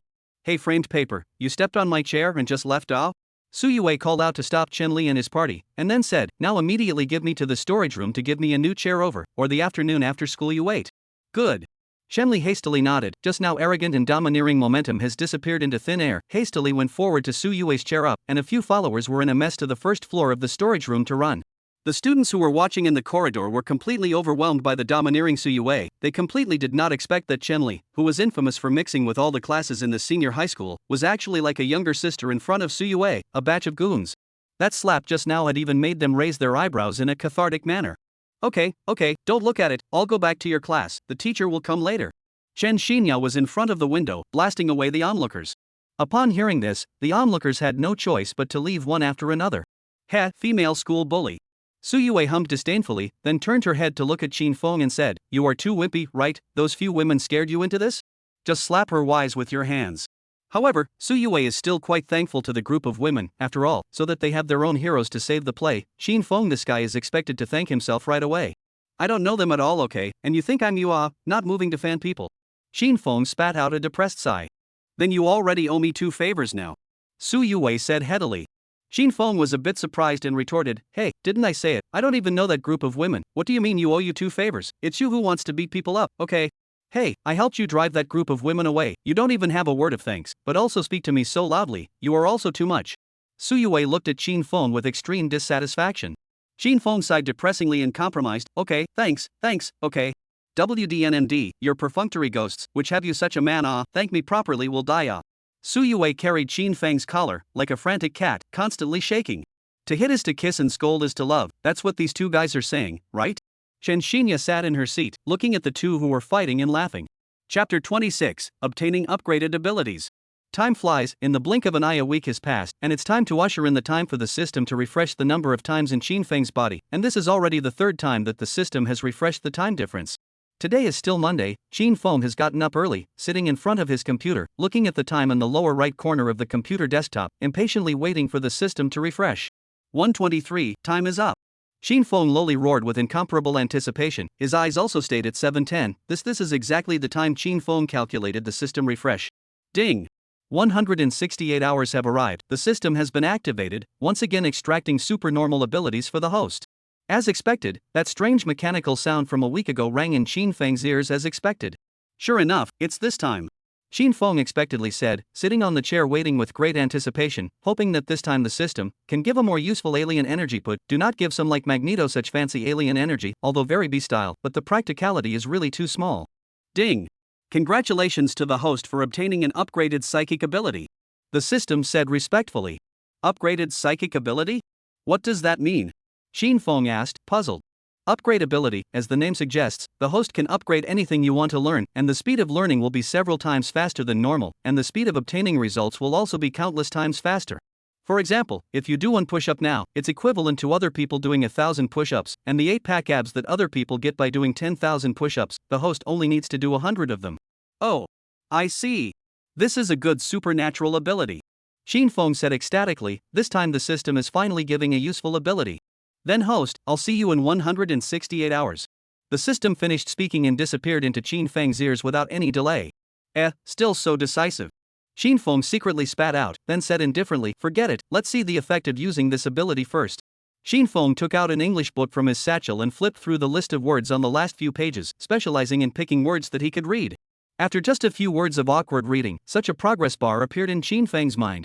English talent, English proficiency 1, current level 1, proficiency 110. When the host reaches level 10 English talent, he will be able to master this foreign language with unparalleled proficiency. This foreign ability is simply strong and invincible. Looking at the progress bar in his mind, Shinfeng said with incomparable excitement.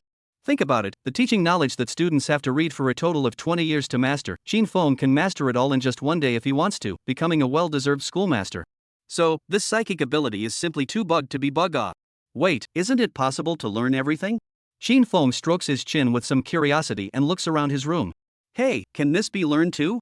Shinfeng picks up the dart on the desktop and ponders it with great curiosity, then throws it directly towards the target pad on the door. Under the blessing of the lucky ability, the dart still hits the red center in the center of the target mat with precision. Shooting talent 1, current level 1, proficiency 0310. When the host reaches level 10 of the shooting talent, he will become a sharpshooter with no bullets. Shooting talent, this can be learned too. Shinfeng smiled in surprise, raised his hand and utilized Magneto's psychic ability to pull out the dart from the target and put it on the desktop. Right, didn't the system say just now that the 8-pack abs that other people get only by doing 10,000 push-ups, you only need to do 100 to get them? Then come and give it a try. Although Shinfeng's body is very good, but Shinfeng does not have those type of men's 8-pack abs and other standards, so if you can, Shinfeng still want to have 8-pack abs, after all, this is the goal of all men. With that said, Shinfeng directly took off his shoes and put his feet on the side of the bed, propped his hands on the floor and began to sit on the push-ups one after another. Push-up proficiency 1. Push-up proficiency 1. Push-up proficiency 1. When Shinfeng finished 100 push-ups with some effort, he suddenly felt that there was a constant flow of warmth in his abdomen, and the muscles on his abdomen started to tear and grow new muscles. The process was a little painful, but Shinfeng was still able to endure it. And at the same time, that progress bar in Shinfeng's mind finally had a different response. Congratulations to the host for having reached full push-up proficiency and obtaining 8 well-defined abs, please keep up the good work. Upon hearing this, Shinfeng hurriedly got up, wiped the fine sweat on his forehead, lifted up his t-shirt, and fixed his eyes on his abdomen with some sweat. There were 8 abdominal muscles as if they were bricks. These 8 contoured abdominal muscles, as if by violent estheticians carefully carved general curves incomparably clear, both front and side view, give a person a feeling of full of explosive force. 8-pack abs, just so simple to get, sure enough this psychic ability is so strong. Shinfeng lowered his head and touched his hard abs, smiling excitedly. Ding, since the host has already completed a proficiency progress bar, this system conscientiously recommends other proficiency progress bars related to it, please consider the host to think about it. If the host completes 100 frog jumps, he will be able to obtain a male dog waist. If the host completes 100 squats, he will be able to obtain the shark line. If the host completes 100 leg lifts, he or she will be able to obtain a bat back. If the host completes 100 pull-ups, he or she will gain 3 centimeters. The last one seems to be a bit powerful. Shinfeng said with great surprise, after all, 15 centimeters plus 3 centimeters, that's really 18 centimeters What male dog waist, shark line, bat back doesn't matter, or it's good, it's really good Then take them all. Shinfeng leapt to the finish, the mind moved, all the metal objects in the room all melted into a mass of flowing liquid form, ready to use this mass of flowing metal liquid to do a single bar to do pull-ups. Anyway, all these liquids, Shinfeng is able to change back at any time, and there is no need to worry about damage or something like that. Shinfeng maneuvered this mass of metal liquid, slowly forming 2 support points on the floor, and then the support points gradually stretched and deformed, slowly turning into the shape of a bar. Finally, Shinfeng lifted the control of these metals, a silver glittering bar appeared in front of Shinfeng. After all, pull-ups without a bar cannot. Shinfeng looked down and realized that the support points on both sides looked like they were welded to the floor, and then after tugging hard, the bar only had some slight shaking, and it was perfectly fine for doing pull-ups. Then, start. Shinfeng finished, holding the bar, began to do pull-ups one by one. Chapter 27, Starting to Speculate. After about half an hour, Feng finally finished all the tasks inside these progress bars and is now panting and walking back and forth in the room. After all, after just doing strenuous exercise you can't immediately lie down or rest, or else it's easy to go into shock. Right at this moment, Feng felt that the muscles all over his body started to produce a slight tingling. All the muscles on his body were undergoing qualitative changes, as if there were countless ants with fire drilling and buckling inside his muscles. It felt a bit uncomfortable, as if he was being rebuilt back to his old self. However, this feeling didn't last long before it dissipated and was replaced by a body full of strong and powerful muscles. Congratulations to the host for reaching full frog jump proficiency and obtaining a curvaceous male dog's waist. Congratulations to the host for reaching full proficiency in deep squatting, obtaining a well-defined shark line. Congratulations to the host for reaching full level of proficiency in leg lift and obtaining the world rare bat back. Congratulations to the host for having achieved full pull-up proficiency. Jean has grown by 10 centimeters. Who finally finished? The sweaty Feng sighed and then hurriedly walked towards the restroom, ready to take a shower first. After all, he is now full of the sweaty odor that is excreted from doing exercise. About 10 minutes, Feng finished his bath and was in front of the mirror, admiring his brand new body that was transformed. Contour clear 8-pack abs, in the abdomen lines clearly engraved, both sides of the strong and powerful male dog waist slightly bulging, looks explosive. It is said to have a male dog waist of the man, which aspects of the ability to be strong not a few girls can afford to live with. On both sides of the 8-pack abs, there is a slightly conspicuous muscle lines. With Feng's slight force, these lines will be like a fish breathing, both sides of the gills up and down shaking appearance, which is why called these lines for the reason of the shark line. Turning around, Feng slightly exerted, the muscles on his back coalesced together, looking like a bat with wings unfolded, not to mention how shocking it looked. This was also the most difficult athletic achievement for men, the bat back, the same back muscles of Bruce Lee. Now Feng's body is simply perfect, like a stone sculpture carefully carved by a violin esthetician. After all, such a perfect curve of localized muscle segmentation can't really be found in the world. Although Feng's body was full of explosive muscles, Feng's size and other aspects were not affected. If he put his clothes on, Feng looked a little more robust than usual. Not only that, Feng's muscles are not like those of the fitness trainer's muscles, look so greasy. As soon as the summer arrives, the whole body is sweaty, don't mention how disgusting it smells. Feng's muscles is to give people a pleasing feeling. Such a body, both to meet the standards of the type of man, but also will not become that kind of greasy muscle man, simply the best of both worlds. Feng looked at himself in the mirror, up and down hard to appreciate his muscles, very satisfied with the sentiment. It seems that this time the system really gave a good alien ability.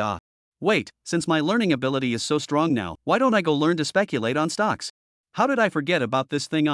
Feng suddenly realized and clapped his hands, then hurriedly put on his school uniform and ran towards his room. Brother, it's time for breakfast. Chu, who was arranging breakfast, looked at the fiery Feng and reminded him. You eat first, I have something to do. Feng finished and closed the door to his room. What could there be to do in the middle of the morning? Chu tilted her head, curiously looking at Feng's tightly closed room door, muttering dully. Back in the room, Feng opened his computer, once again clicked on the financial channel, and found the last time that the name of Sister Lin's stock speculation Big Shots live room. Today, she is still in a serious talk about the recent changes in the stock market trends. The audience of the live room is also constantly asking her recently have those shares can be invested. In this aspect of stock speculation, leaving aside the question of good luck, other times, it must be to the experienced people do not know how to ask, lest by the time the loss of money is over. When Feng watched the stock speculation live stream intently for a few minutes, the system's prompt sounded in his head.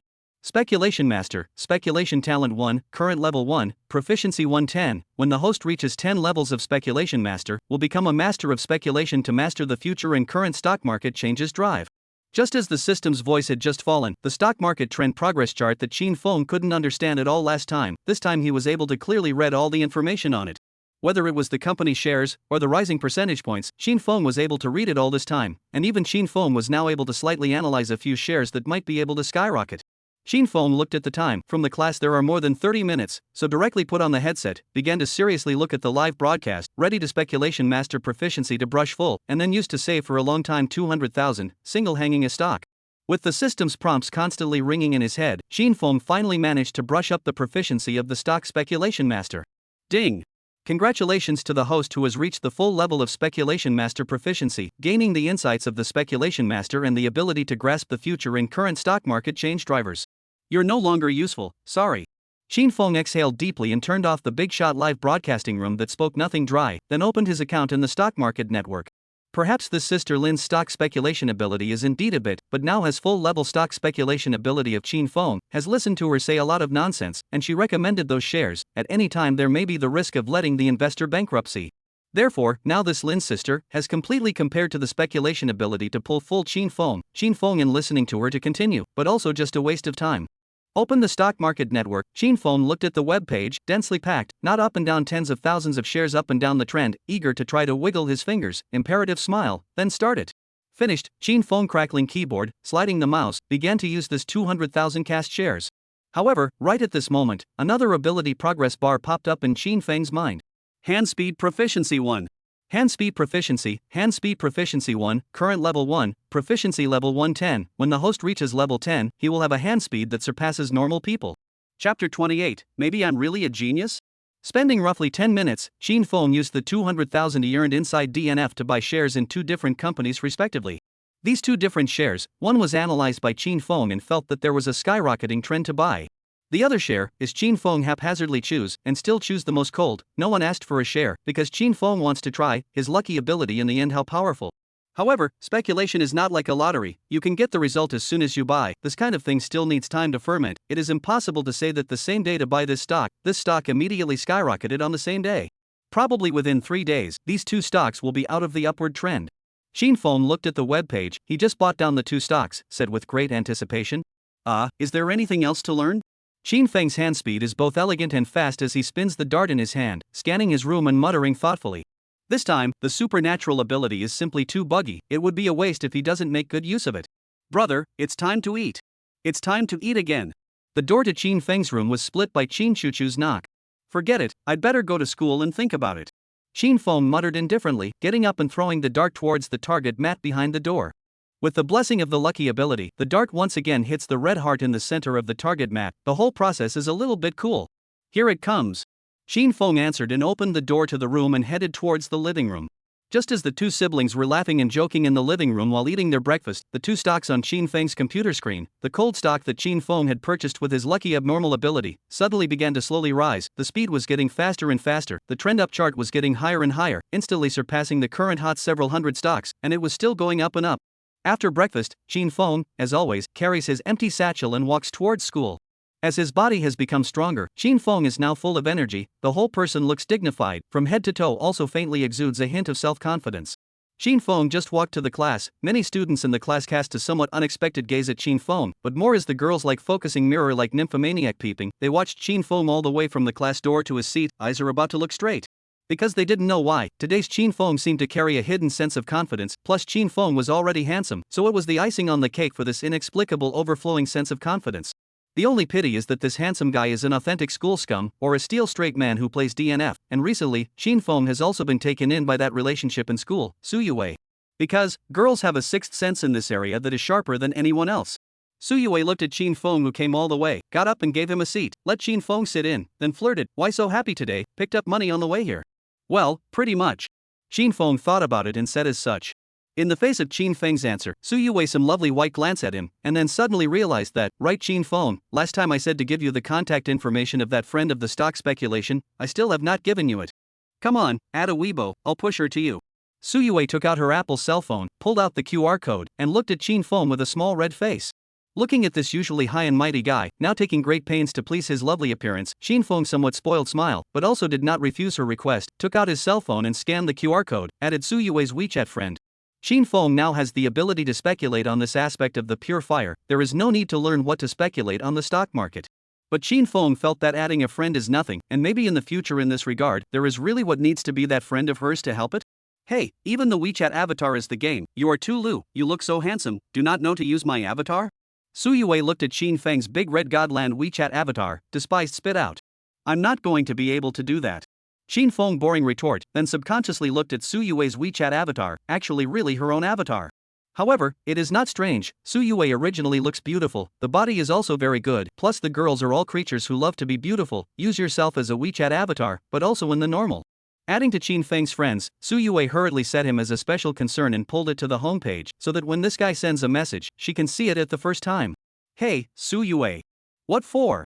Suyue, who was setting up Qin Feng's notes on the side, answered with a blushing heartbeat, holding her cell phone tightly for fear that the contents of her cell phone would be discovered as if by Qin Feng. Do you have your math textbook with you? The English one is fine too. Qin Feng asked. Since he already had the ability to learn everything fast, Qin Feng naturally wouldn't give up the opportunity to learn knowledge, and anyway, he didn't have to be very tired. Oh, brought it. Su Yue took out her brand new math textbook from her textbook and handed it to Qin Feng.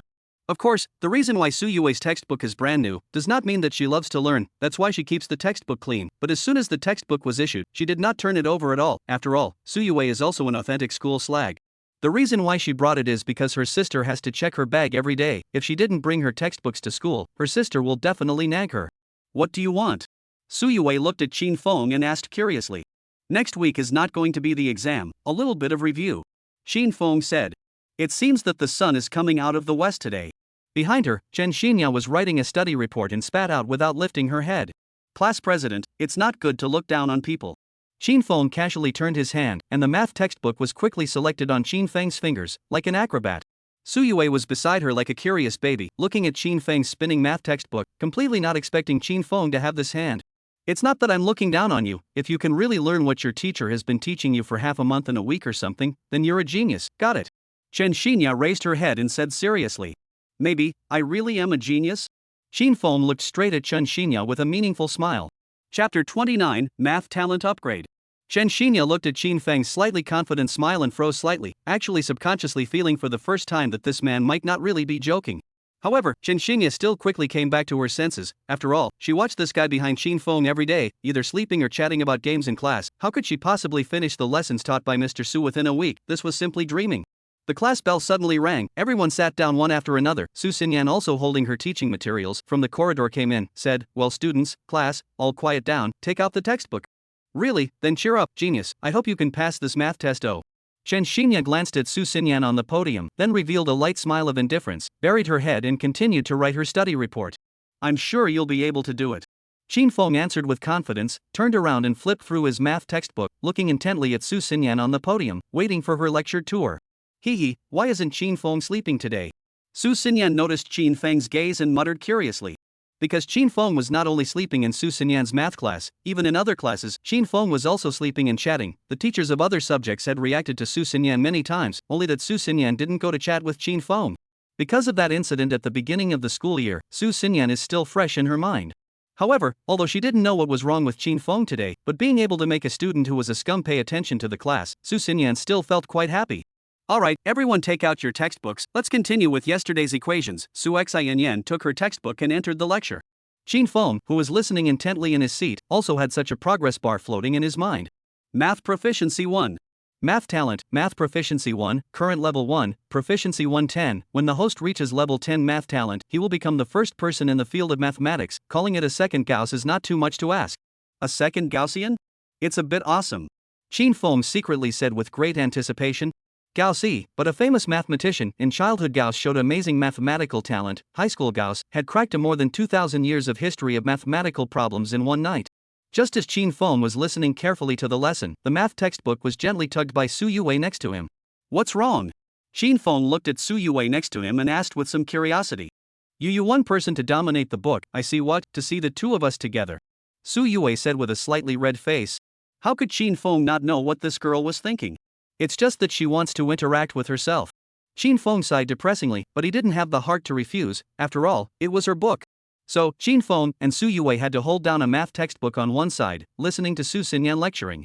A little bit cannot see it, Su Yue said as a difficult, reached out to move the chair, to Qin Feng's side to get together, eyes from time to time towards the side of the face of Qin Feng. Look.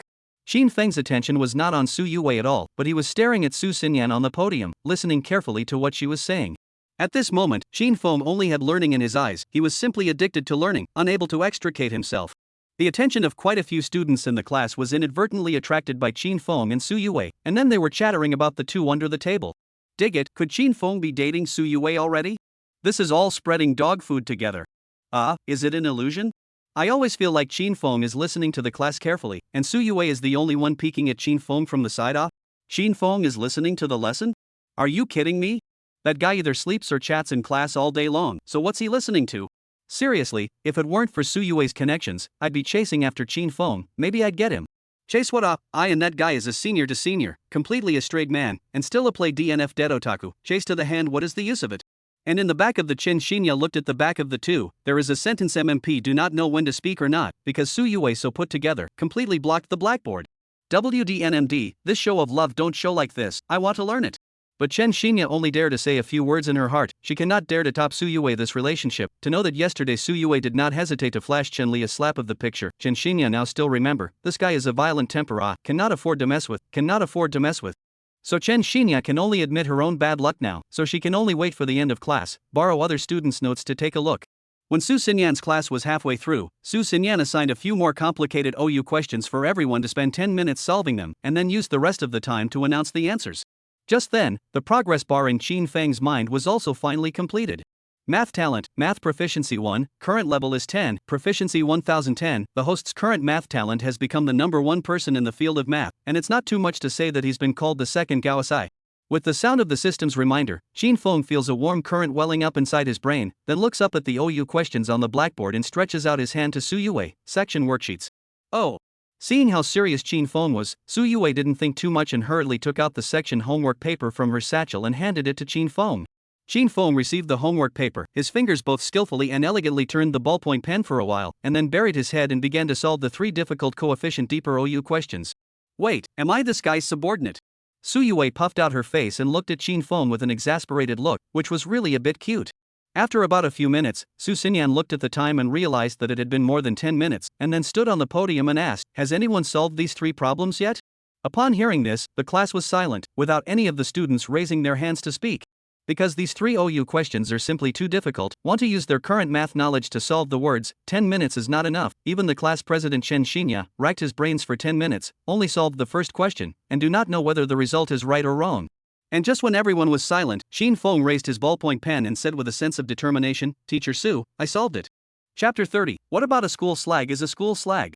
This statement, the whole class issued a deafening laughter, a few in Qin Feng before the same school scum, while hilariously laughing, while vigorously tapping the table, making a crackling sound. Even a few better female students are chirping jokes about Qin Feng. Joking, all day long in class is either sleeping or deserting the school scum, actually can make the whole class cannot do the math problem. I'm afraid that this guy is afraid of not sleep. Feeling the smiles and taunts of the surrounding students, Qin Feng slightly inhaled a breath to calm himself down. This feeling of being like a jumping clown was a bit unpleasant. It was in this state that the upgrade ability in Qin Feng's mind once again rang out. Mental Quality 1. Master of Mind, Mental Quality 1, Current Level 1, Proficiency 110. When the host reaches level 10 of mental quality, on any occasion that is unfavorable to the host will become an existence that is proud and honorable. Mental Master, Qin Feng looked around at the surrounding smiling faces that were sneering and sneering, with a light disdainful smile on his face.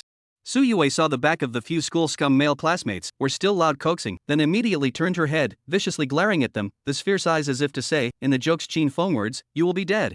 When these boys saw Su Yue's fierce eyes, their laughter immediately suppressed, as if they were mute, holding their textbooks to block their faces, fearing that Su Yue would look for their trouble in class. This guy, what is he thinking all day long? Chen Shinya looked at the side of Qin Feng's face with great incomprehension. However, Chen Shinya just looked at it for a while before her entire body fell back into a state of frozen concentration. At this moment, although Qin Feng looked like a jumping clown who was being pointed out by 10,000 people, he didn't have a trace of embarrassment, but his face was wearing a contemptuous smile that saw through the world. Chen Shinya had to say, "Now Qin Feng looks, really have some become a big man flavor." "Okay, all quiet down," Su Xinyan's somewhat angry call. Even if Qin Feng did wrong, but he also dared to raise his hand enthusiastically. "You guys laugh at your classmates like this, will not appear to be some low quality? Or maybe it's because some people are jealous of Qin Feng for daring to do such a brave act, so they are laughing at him?" Su Xinyan looked at the whole class and said with hatred. Upon hearing this, the class once again fell silent, looking at Qin Feng with a surprised and complicated look, not knowing if Qin Feng was the brave person Su Xinyan was talking about. Because Qin Feng sleeps in deserts in class every day, he can't smell a single flavor related to learning from him. Then, Qin Feng student, since you have finished 3 more questions, come up and write out your answers. The teacher will come back to help you correct them. Su Xinyan was very friendly and invited. "TSK, still think that my 3 questions are all wrong, ah?" Qin Feng spat out a depressed sigh in his heart, then bypassed Su Yue and walked towards the podium under the gaze of the whole class. "Does this guy know how to do OU questions?" Su Yue picked up Qin Feng's section worksheet and looked at the dense numbers and formulas on it and said curiously. Chen Shinya, who was at the back table, also looked at the paper in Su Yue's hand, and then her pupils shrunk in disbelief as she looked at Qin Feng, who was walking towards the podium. "Hey, Qin Feng, aren't you going to bring your draft paper over?" Su Xinyan asked curiously. Xiaohubot document anti-theft printing, find, stable and reliable, do not step on the pit. I don't have to, Ms. Su, I can write it just like this. Xin Feng said indifferently, picked up a chalk, a relaxed and cozy look, looking at the blackboard above the 3 OU questions. Chalk Proficiency 1. Chalk Proficiency 1, current level is 1, Proficiency 110, when the host reaches full level, he will be able to write chalk characters in any font with chalk. With the reminder of the upgraded ability, Xin Feng takes the chalk, approaches the blackboard, and starts solving the 3 OU questions in rapid succession. With the hand speed proficiency and chalk proficiency, Xin Feng took the chalk and wrote the answers to these 3 OU questions on the blackboard so fast that it was a bit surprising. Moreover, the white font that Xin Feng wrote with the chalk was also much clearer and more elegant than the font that Su Xinyan wrote. I can't imagine that Xin Feng can still write chalk characters. Su Xinyan whispered somewhat unexpectedly from the side. The whole class quietly watched Xin Feng, who was fully engaged, writing his answers on the blackboard quickly, not daring to make a sound, and the whole class was terribly quiet, with only the friction of the chalk on the blackboard ringing out. Not long after, Xin Feng wrote out the results of all 3 questions, then stood to the side. Teacher Su, do you think my answers are correct? Su Xinyan was both shocked and surprised as she looked at the answers to the 3 OU questions on the blackboard and hesitated to speak. The answers written by Xin Feng were all correct, but the formula process was simply too concise and clear. Even the standard answers on Su Xinyan's side were not as concise as the ones written out by Xin Feng. So Su Xinyan had to carefully check whether the formula Xin Feng had written was correct or not. The whole class saw Su Xinyan looking at Xin Feng's answer as if she was reading a book, and realized that Xin Feng's answer might be a bit unusual. After judging carefully for a long time, Su Xinyan blurted out without hesitation, correct. All correct. When Su Xinyan said this sentence, all the students were dumbfounded to look at Xin Feng, completely did not think that Xin Feng actually really will do so difficult to do the 3 Olympic questions, joking. Su Xinyan looked at Xin Feng's written answers again and said appreciatively, these 3 questions, they are simply too beautiful, Xin Feng, not only are all the answers to the 3 questions you did correct, even the solution formulas are the simplest I've ever seen. Thank you, Su. Did the class monitor point you out at the back? Before Xin Feng could finish thanking him, Su Xinyan revealed another flash of curiosity as she looked at Xin Feng. So, Miss Su, you still think it's impossible for me to make this kind of question? Xin Feng looked at Su Xinyan with some disappointment. It seemed that the fact that he was a scum had already been ingrained in her mind. Teacher, I didn't instruct Xin Feng. This was made by Xin Feng alone. I've only made out one question. Chen Xinya said to Su Xinyan in a very anxious manner. Hearing the class president Chen Xinya say this, the class was even more confused. So that words, the class president Chen Xinya, is not as good as that scum Xin Feng? Forget it. Xin Feng sighed depressingly, and threw the chalk casually, landing in the chalk box with precision and accuracy. The whole process is a little bit handsome. It seems that a school scum like me is better suited to sleeping in class. Scum Xin Feng finished, lazy yawn, pace lazy toward the position, only to leave a clean and elegant chalk words on the blackboard, as well as the solution formula impeccable 3 answers. And it was this picture that seemed to carry a strong flavor of irony. Su Xinyan looked at Xin Feng's forlorn back, her heart couldn't help but tighten, and she instantly realized what a stupid thing she had said. Chapter 31, quickly go and pick up the ball for me. Turning to the end of the 3rd period class, since the 4th period class was a physical education class, all the students in Xin Feng's class also took advantage of the end of class time and walked towards the playground one after another. The bell hadn't rung yet, and everyone didn't need to gather, so they were all chatting on the playground. Xin Feng sat under the basketball rim, basking in the warm sunlight, cozily watching the students coming and going. Why don't we drop out of school and go home now? Xin Feng muttered thoughtfully as he looked at the school building under the sun. Now that Xin Feng has this upgraded psychic ability, if he continues to carry it in school, it's of no use at all. Instead of wasting time in school, he might as well go home and utilize his psychic ability to make money. At this time, a few boys from Xin Feng's class, followed by a man wearing a sweatshirt and shooting a basketball, walked towards Xin Feng's side. The man in the lead was called Chen Hang, the same as Xin Feng was also a scum, but his athletic talent was better, he was also taller, and was now the sports committee member of Xin Feng's class. This year's school games basketball program, also Chen Hang on behalf of Xin Feng's class to play, and other classes of the basketball team to compete. Hey, get out of the way if you're not playing, don't get in the way of our training, be careful of the basketball hitting you. Chen Hang skillfully shot the basketball and looked at Xin Feng under the basketball frame and said, with a hint of threat in his tone. Xin Feng glanced at the basketball rim next to him and realized that there was no one there, and then sensed that these few people might have come to pick a fight on purpose. Xin Feng wasn't in the mood to compete with them, after all, these people were only good for so much in a way. When Xin Feng just wanted to get up and give way, from behind Chen Hang suddenly flew over a basketball, directly smashed in Chen Hang's head, issued a dull ringing sound. The first time I saw a basketball, and then I saw a basketball, and then I saw a basketball, and then I saw a basketball. Chen Hang angrily covered the back of his head, full of anger, turned around to take a look, and was instantly dumbfounded. Because behind him was no one else, it was none other than Qin Feng's deskmate Su Yue. Can you roll away? I want to play basketball, or else it's going to hit you on the head again later. Su Yue coldly glanced at them, her eyes filled with a threatening flavor. Chen Hang covered the back of his head, dared to look at Su Yue angrily, but had to hold the basketball, led the team, and walked towards the side under the basketball frame. Su Yue is a tough one, even the teachers in the class are in awe of her, just the basketball team's Chen Hang wouldn't dare to touch her. The school is really your home? The first thing you need to do is to get your hands dirty. Xin Feng looked at Su Yue's overbearing appearance and laughed in a good-natured way. I helped you once, you do not have the meaning to thank you at all? Su Yue, hands holding down the basketball, is very aggrieved to ask, this man is still very is not a little sentiment ah. I'm not sure if I'm going to be able to do that. Xin Feng this time is very thankful nodded, although he does not want to pay attention to those guys, but Su Yue how to say is also for his own stand-up, the thank you or have to say thank you. This is more or less the same. Su Yue said with a slightly red face, but in her heart, she was very happy, this man finally obeyed her own mind once Well don't be like a dead fish. Su Yue looked at the disheveled Xin Feng, some anxious to say, not just by the teacher as a scum? The scum of the school on the scum of the bar, this society has knowledge is not necessarily useful, I've seen a lot of college graduates, go out to work even junior high school graduates cannot compare it. Listening to Su Yue's words, Xin Feng couldn't help but feel a trace of warmth in his heart, completely not expecting this guy to actually care so much about himself. Quickly, cheer up and play basketball with me. After Su Yue finished speaking, she gently threw the basketball in her hand towards Xin Feng. The basketball bounced a few times on the ground and was caught in Qin Feng's hand, followed by the sound of upgrading his supernatural ability ringing in Qin Feng's head as well. Basketball Proficiency 1.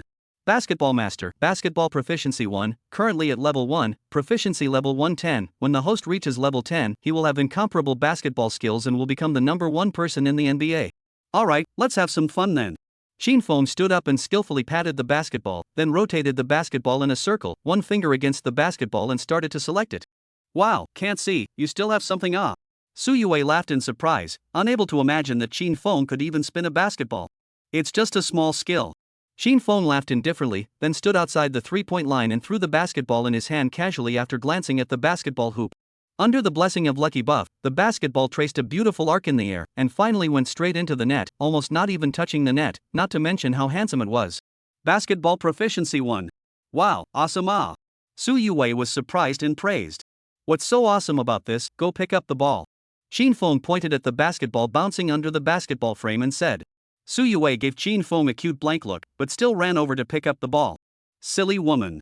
Looking at Su Yue's back, Xin Feng sighed with both relief and amusement in his heart. Pretending to be Chen Hang, who was next to the court, spat disdainfully, and became more and more upset with Xin Feng in his heart.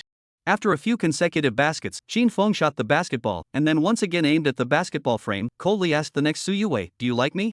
You know what you're saying? Do you know what you're saying? Su Yue blushed and looked at Xin Feng. Oh, so do not like Xin Feng said with a look of anticipation, but also did not feel shy and so on. I didn't say I didn't like it. Su Yue retorted with some urgency. Then it's like that?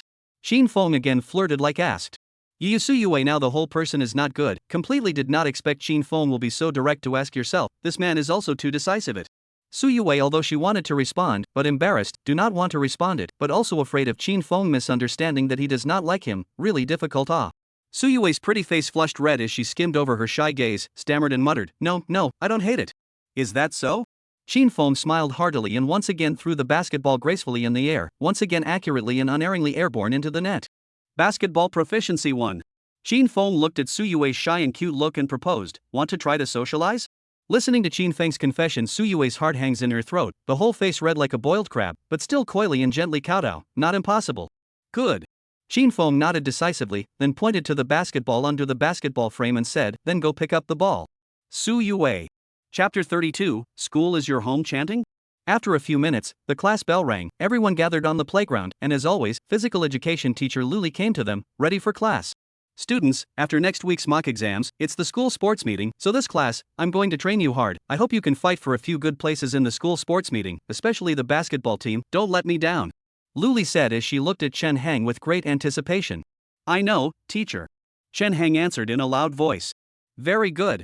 Luli is very satisfied with the nod, then said, we'll soon start as hell of training, the body is not comfortable, sick, come to the holiday girls, all hurry to quit it.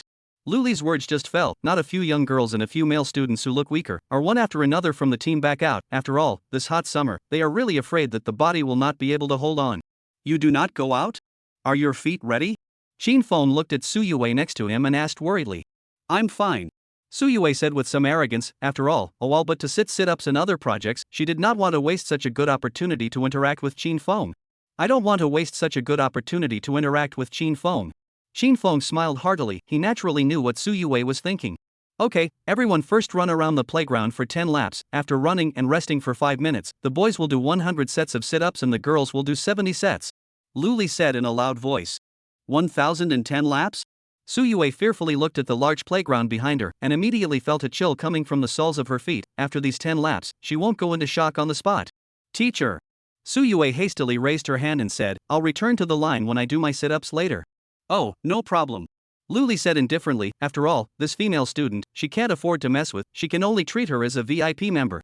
Hearing this, Su Yue left from the team, got up and walked towards the kiosk at the entrance of the school, ready to buy a few bottles of water and put them away. They will definitely be used later. Qin Feng, what do you want to drink? Su Yue turned her head with a sudden realization and looked at Qin Feng in the crowd and asked curiously. The whole class. Luli.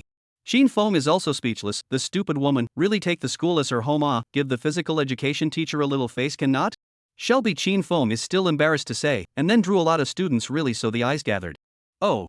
Su Yue somewhat droll responded, in front of the face of the whole class, towards the kiosk at the entrance of the school. Ahem. Luli some awkward cough too. The attention of the students attracted over and said, well, now start it. First run 10 laps before, on the way to feel unwell, immediately quit. Do not try to be strong. Of course, in my physical education class, you can feel free to be a little bit. Boys, if you feel hot, you can take off the shirt. Hey, girls, if you want to, you can also take off the ow. The teacher does not have a little opinion. Luli couldn't help but flirt, causing many male students to laugh. So, a lot of male students have taken off their shirts, intentionally or unintentionally show their body. After all, this is high school, who will still be like elementary school. Koya. Oh, Chen Hang, you have a good body? You have 4-pack abs. Do you usually work out often? Luli looked at Chen Hang's 4 not very neat abs on the abdomen, teasing. Upon hearing this, many young girls cast curious and flirtatious gazes at Chen Hang. After all, boys with abs are welcomed by the girls. Yes, teacher, during holidays, I have gone to the swimming pool to train. Chen Hang was enjoying the feeling of being surrounded by people like this, and his abdomen was even slightly exerting itself, wanting to make his only 4-pack abs a little more visible. Well, everyone should be like the sports commissioner. Holidays, don't always stay at home. To go to more sports to do. If the conditions at home allow, you can come to my fitness club, enroll in a swimming class or something. Oh, oops, accidentally inserted a commercial it. Luli finished, some playful smile. The students also followed the silly laugh. This gym teacher is really too interesting. Okay, class, let's start. Run 10 laps along the playground. Luli finished and blew a loud slogan. As soon as the horn sounded, the students began to run along the plastic runway of the playground one after another. Now in the hot summer, if a raw egg hit the road, the egg but a few minutes will be cooked. Visible this year's summer is how horrible. After running 10 laps, many of the students in the class took off their shirts, especially the fatter ones, who didn't care about the consequences of being teased by their female classmates, and directly threw their sweaty shirts on their hands, like a Pokemon capybara. Although the girls were also hot, they didn't have such a bold character as the boys, and didn't dare to take off their shirts. It's so hot, this year's summer is too horrible. Qin Feng tugged at his t-shirt, both annoyed and helpless, and spat out. If it's hot, just take off your clothes, silly, you're still afraid that some girls will laugh at you. Su Yue handed Qin Feng a bottle of Sprite and suggested. Qin Feng took the Sprite, did not hesitate to unscrew the bottle cap, tons of drink up, and then exhaled quickly, said, also Not far away, Li Keqing, looking at the picture of Qin Feng and Su Yue talking and laughing, couldn't help but feel some disappointment on her delicate and cute face, and then hid the 2 bottles of Coke behind her. Yo, it seems that this little handsome boy has fallen under the rich woman's pomegranate skirt. Luli on the side looked at Su Yue and Qin Feng and couldn't help but flirt. When Qin Feng quickly took off his shirt, Luli looked as if she had seen a ghost, dumbfounded, looking at Qin Feng's figure. Her pretty face was full of shock. Chapter 33, In Your Face NTR. Luli's eyes stared in disbelief as she looked at Qin Feng's figure, both excited and urgent, muttering to herself, 8 abs? It's a shark line. And the male dog waist, my god, this classmate's body is also too good. Luli guaranteed that she was a physical education teacher and fitness instructor, and she had seen the most standard and shapely body ever. This clearly defined 8-pack abs, this beautiful line of shark line, this full of explosive male dog waist, simply too perfect. This male student is simply not human, why did not find out earlier, Of course, Qin Feng's face value among the boys in the class was one of the best. When Qin Feng took off his shirt and showed his body, most of the girls in the class were dumbfounded. Even if the man is so handsome, his body is still so shapely, can't stand it. Oh. I can't imagine that this guy's body is quite good. Su Yue didn't know much about body shape. She looked like a curious baby and kept poking Qin Feng's abs with her fingers. The girls next to her have been like a lemon, envious and jealous of looking at Su Yue, because why would they not want to have a good-looking, handsome, good figure of the boys? If there is a body so good, handsome boyfriend, they cannot wait to hold Timonite. Heatstroke students, quickly raise your head, do not let the nosebleed flow out. After Luli gave a reminder towards the female student who had a nosebleed at Qin Feng's figure, she couldn't wait to run towards Qin Feng's side. This student, can you let the teacher touch it? Luli half squatted in front of Qin Feng, looked at Qin Feng's 8-pack abs and said without a care in the world, "Hey teacher, this is my boyfriend, it's not good for you to do this." Su Yue looked at Luli next to her and gave a reminder. The teacher has no other meaning, just simply want to touch it, okay? I don't know what to do, but I don't know. Mr. Qin Feng? Please. Luli looked at Qin Feng eagerly and pleaded. Please go ahead. Qin Feng couldn't stand Luli's starry-eyed gaze and had to give in. But just as Luli wanted to extend her hand, she stopped, then straightened her back and slowly circled around Qin Feng, as if admiring a beautiful piece of ancient artifacts, surveying Qin Feng from head to toe. When Luli came behind Qin Feng, her entire body couldn't help but let out a gasp of surprise. This is a bat back? My god? Luli looked at Qin Feng's back and said in disbelief like Columbus discovering a new continent. Bat back? What the hell? Su Yue cocked her head with a confused expression, then came behind Qin Feng and looked at Qin Feng's back together with Luli. After looking at it for a while, Su Yue realized why Luli said it was a bat's back, because the muscles on the two sides did look like a pair of wings, but whether it was a bat or not was unknown. Student Qin Feng, can you use your back muscles a little bit, please? Luli pleaded urgently. Okay. Qin Feng nodded and didn't refuse. Thus, Qin Feng slightly exerted himself, and the muscles on his back coalesced together, looking like a bat with its wings spread out, not to mention how shocking it looked. Ah! It really was a bat back. Luli looked at this meat bat on Qin Feng's back and cheered like a little fangirl. Oh. So this is a bat back, it does look a bit like a bat. Su Yue looked at Qin Feng's backpack muscles and said with a sudden realization. Under Luli's exclamation, almost all the attention of the female students in the class was attracted over, and they were like looking at national treasures, surrounded Qin Feng in the center, and even a few female students also touched Qin Feng's 8-pack abdominal muscles and that full of explosive power of the waist of the male dog, which caused Qin Feng to be uncomfortable. Next to Chen Hang, looking at Qin Feng's well-defined 8-pack abs, his heart felt like eating sigh, and then hurriedly put on his sweaty clothes. He didn't want to wait for someone to compare his abs with Qin Feng's. He was surrounded by girls, and even a few female students also touched Qin Feng's explosive waist. Looking at the girls surrounded by Qin Feng, as a sports committee member of the Chen Hang, not to mention how red-eyed, just now in front of the face of the class to praise their own physical education teacher, but now like a little fangirl and Qin Feng cheering around, really think about it all. TM fire. Teacher, is it okay? Qin Feng said with some embarrassment. Yes. Teacher, it's time to do sit-ups. Su Yue followed along with a reminder from the side, and then hurriedly said to Qin Feng, you also hurry up and put your clothes on. Ah, right, it's time to do sit-ups. Luli sighed with incomparable disappointment, sighing with regret in her heart, sighing. Why didn't she find out earlier that there was a male student with such a good body? Luli had to blow a whistle, ordered, well, everyone gathered, it's time to do sit-ups. On hearing this, everyone walked towards the lawn on the playground, and stood with each other's table, ready to do sit-ups. Boys 100 groups, girls 70 groups, start doing, everyone do not do less or lazy. Luli said while looking at Qin Feng next to her from time to time. You come first. Su Yue said to Qin Feng. Aha! Qin Feng nodded and laid down under Su Yue. Su Yue condescendingly looked at Qin Feng, then squatted on Qin Feng, double-faded, pressed Qin Feng's legs and said, Start, I will help you remember the number. I'll keep track of it for you. Qin Feng nodded, began to sit-ups one after another. The movement is simply standard.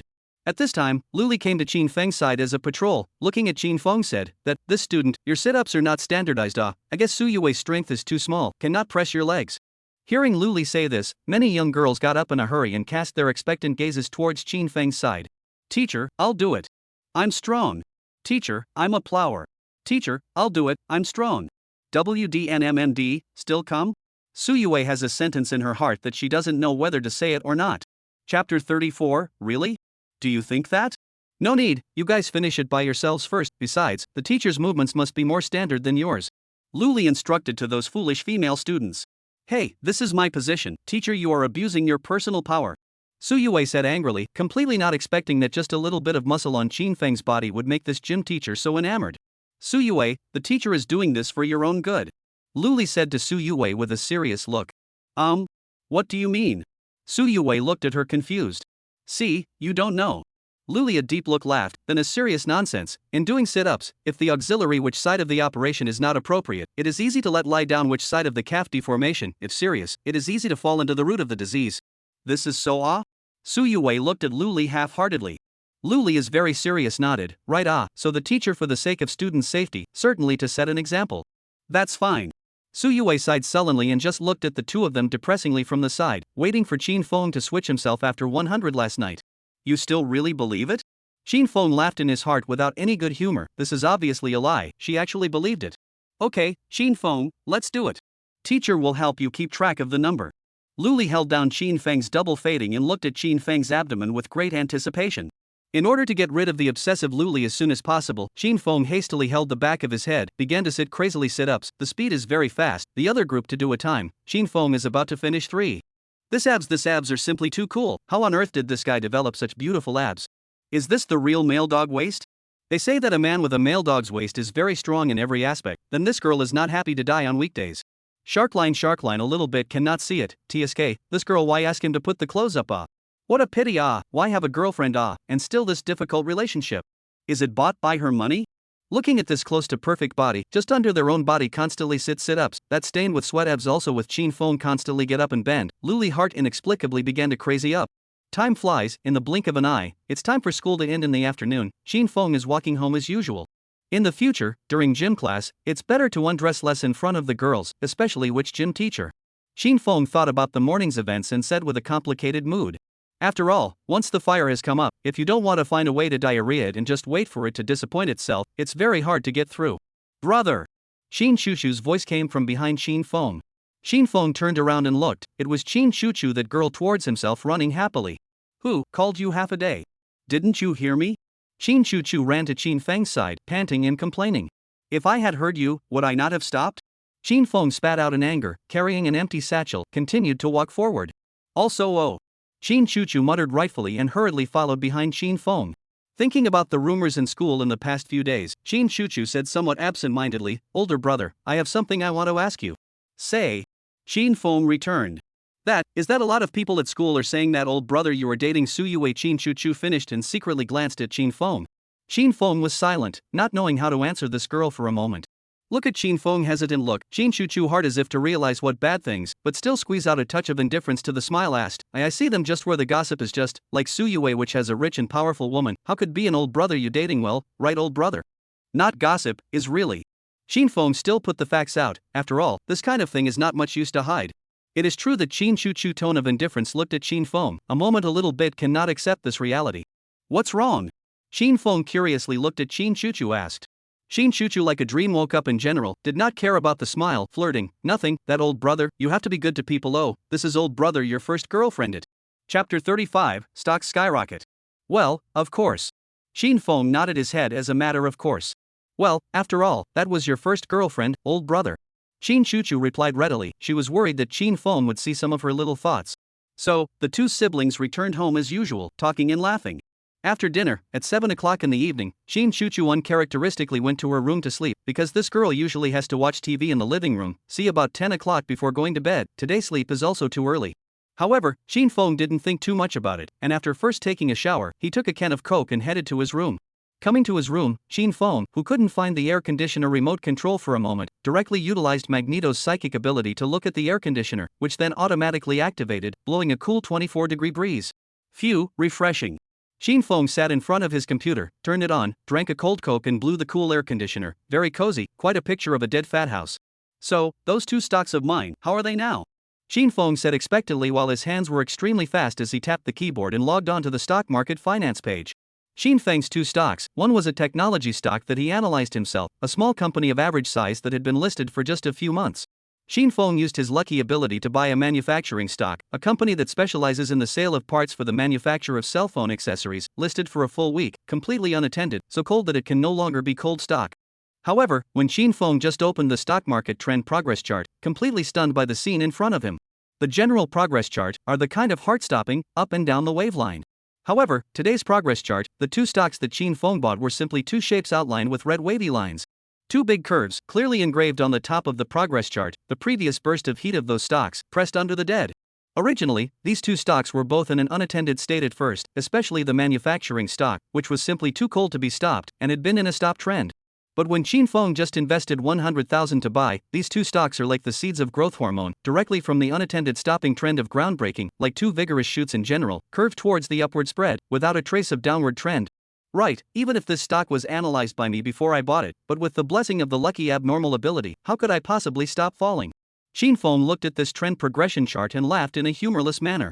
You know, even if Qin Feng had made a mistake and purchased a bankrupt stock, it was still possible to bring the stock back from the dead and raise it up with the blessing of lucky abnormal ability. So, the reason why these two stocks had skyrocketed so much, that was probably all due to Qin Feng's lucky abnormal ability. Let's see how many stops it went up. Qin Feng looked at the two rising curves like the number 7 above the progress chart, sliding the mouse with immense anticipation, taking out the calculator that opened the web page, and calculating very patiently. In these times, Qin Feng's first share went up 50 stops, the second share went up 60 stops. It can simply be described with the word ferocious. After all, the stock market has not appeared for a long time to be so explosive cold shares. The last time such a share appeared, it was in the first half of the year, and that stock was only up for half a day, then immediately fell. You know, 10 stops is about twice the amount of money invested. If you invest in the right shares, invest in a little more money, a few days to become a millionaire, and become the company's major shareholders, there is no problem at all. This is why the stock market is so attractive to civilians. Qin Feng knew that if he didn't sell these two stocks would continue to skyrocket until the day he sold them out, and then they would probably drop. Qin Feng invested 100,000 yuan in both stocks, and 50 and 60 stops, both about a little more than 10 times. Qin Feng roughly calculated that he had made a total of over $2.6 million from these two stocks in a short period of time. Not only that, Qin Feng because he bought the most shares of these two companies, so Qin Feng also became the majority shareholder of these two companies by the way. Looks like lucky alter ego, never let me down. Qin Feng looked at his calculations and smiled happily. Then should I sell them to others first and discount the cash? Qin Feng looked at the two skyrocketing shares and said hesitantly. If Qin Feng wants to sell these two groups of shares, there will definitely be a whole bunch of shareholders grabbing for them. After all, the skyrocketing shares, unless they are black-faced to the extreme shareholders to buy them, they will immediately fall, or else they will all slowly rise in value. Qin Feng returned to the homepage of the financial network and found a headline news. Explosive cold. Stock market wonders, listed just a week. XX Manufacturing Limited actually soared 50 stops in just one day. Qin Feng clicked on this news, the content written in it is the company that Qin Feng invested in shares. Qin Feng now also logically became the first major shareholder of this company. I guess, there are already a lot of people sending messages to themselves. Looking at the news under the close to more than 10,000 comments, Qin Feng opened his own background messages, and, as expected, his own private chat messages has been up to more than 1,000. Users of the stock market need reliable news to selectively invest in stocks, like Qin Feng. Such direct investment of 100,000 to the cold stocks of stockholders do not even have to think about it. There must be some kind of source of information, or a god of stock speculation. And trying to find Qin Feng's stock market user account was simply too easy for these guys who dealt with the internet all day long. Tisk, it's a bit troublesome. Qin Feng slid through the comments and frowned, deciding to sell these two stocks first and get over $2 million to live on. Just at this time, Qin Feng's WeChat suddenly rang, opened his cell phone to see that it was Su Yue's speculation god that she sent to herself yesterday, and had already passed her friend verification. Interestingly, this speculation god's ID is actually called Sister Lin. Her WeChat avatar, actually also exactly the same as the avatar in the stock speculation live broadcast that Qin Feng had watched before. Interesting. Qin Feng couldn't help but flirt. Chapter 36, The Student Who Hasn't Seen the World. Qin Feng did not send her a message at the first time, but clicked on her circle of friends, wanting to see this so-called god of stock speculation. What are some of the circle of friends? Qin Feng just clicked on her circle of friends. Her latest dynamic is, say, this spent 200,000, bought 2 cold stocks of the first-class trumpet, is who among you? There is news, do not tell me, steel cha rice? Dog head. In this circle of friends, there is a screenshot of the content of the news just now, as well as a screenshot of Qin Feng's account ID, and at the bottom of the dynamic, it is a few of her and her same speculation in the stock market big shot. Qin Feng thought about it, think the 2 shares sold to this woman, seems to be okay, anyway, sell to who are selling, might as well sell to his girlfriend's sister's friends, pull a relationship, mix a familiar face. So, Qin Feng gave this Sister Lin a shaky window. Sister Lin V, oh, you're a friend of Yulang's sister, called Qin Feng, right? What, do you want to learn stock speculation with me? Qin Feng, I wanted to, but then I didn't. Sister Lin? Dog's head. Qin Feng, that message you sent in your circle of friends, that level 1 trumpet is me, lucky people, direct translation, lucky people. Sister Lin, no way? It's actually you? Qin Feng, JPG screenshot, this is my backstage account, this is my 2 stock stops, you can look at it. Sister Lin, I go, really you afraid is not a new bud, add my friend is not want to come to taunt me or something off?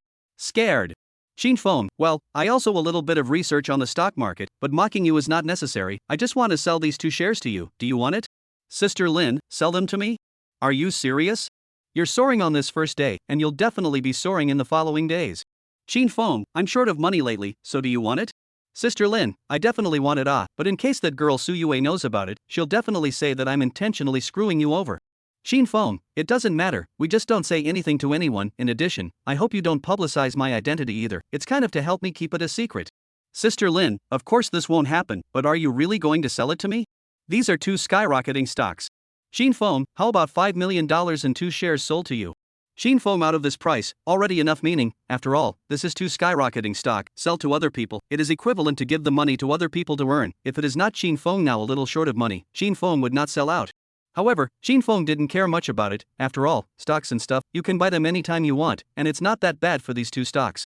Sister Lin, okay but when the time comes you do not regret Shin Fong, XXXXXX6770, this is my card number, you send me your stock market account number, I will transfer the ownership of these 2 stocks to you.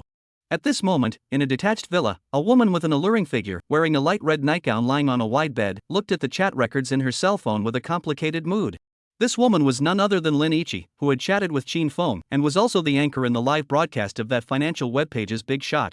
This guy is also too decisive. Lin Ichi looked at Shin Fang's chat log and was very hesitant. She speculated in the stock market for so many years, has never seen someone just make money on the surge stock the first day to sell to others. This is a good point is the lack of money, to say bad words is stupid. Of course, this is Su Yulang's sister, Su Yue pushed her best friend, Lin Ichi naturally will not suspect Shin Fong is a liar. Forget it, this is his own to sell me, money is not earned as a fool. Lin Ichi shrugged disdainfully, and then her slender fingers quickly pressed on her cell phone.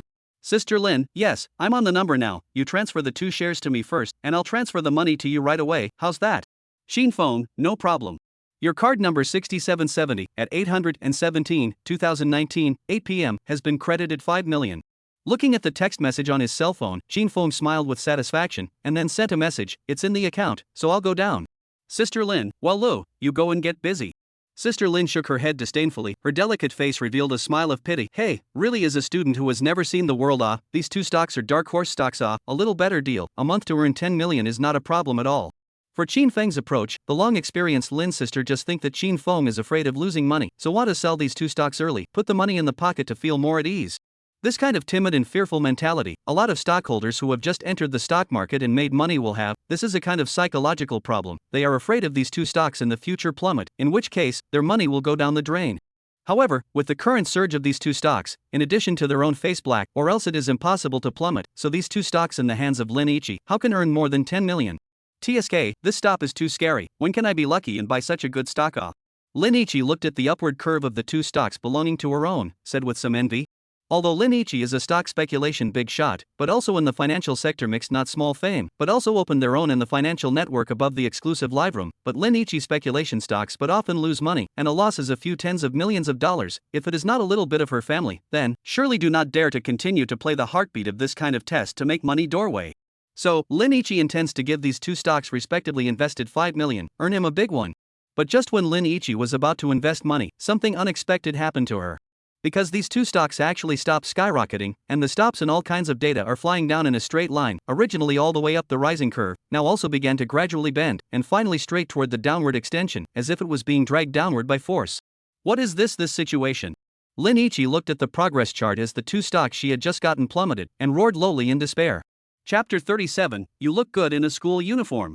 Early in the morning of the second day, Shin Fong was woken up by a WeChat phone connection, picking up his cell phone to see that it was all about the failed voice calls that Lin Ichi had sent to him. Could she be up to something? Shin Fong curiously snapped his head, then took the initiative to dial the voice call. Shin Fong. The phone came from the head of the heartbreaking cries. Last night, you sold me 2 stocks instantly fell more than 60 stops, now these 2 stocks are simply colder than those cold stocks. Are you intentionally pit me off? Upon hearing this, Shin Fong hurriedly opened his computer, logged onto the financial network, and checked the progress trend chart of those 2 stocks. Sure enough, as Lin Ichi said, these 2 stocks have now fallen beyond recognition, completely indistinguishable from abandoned stocks. So quickly fell off? Shin Fong gave a dark cry with some embarrassment. After all, this is just two cold as hell shares. Just Qin Feng with lucky supernormal ability selected these two shares. These two shares will return to the light of the sky up, transfer to other people. Lucky supernormal ability will also disappear with it. That is certainly will fall. Only Qin Feng did not expect, actually will fall so fast. A night fell to the liberation of the former. Sister Lin, don't accuse me. This kind of thing all depends on luck. I don't have the ability to foretell the future. How could I have known it would plummet?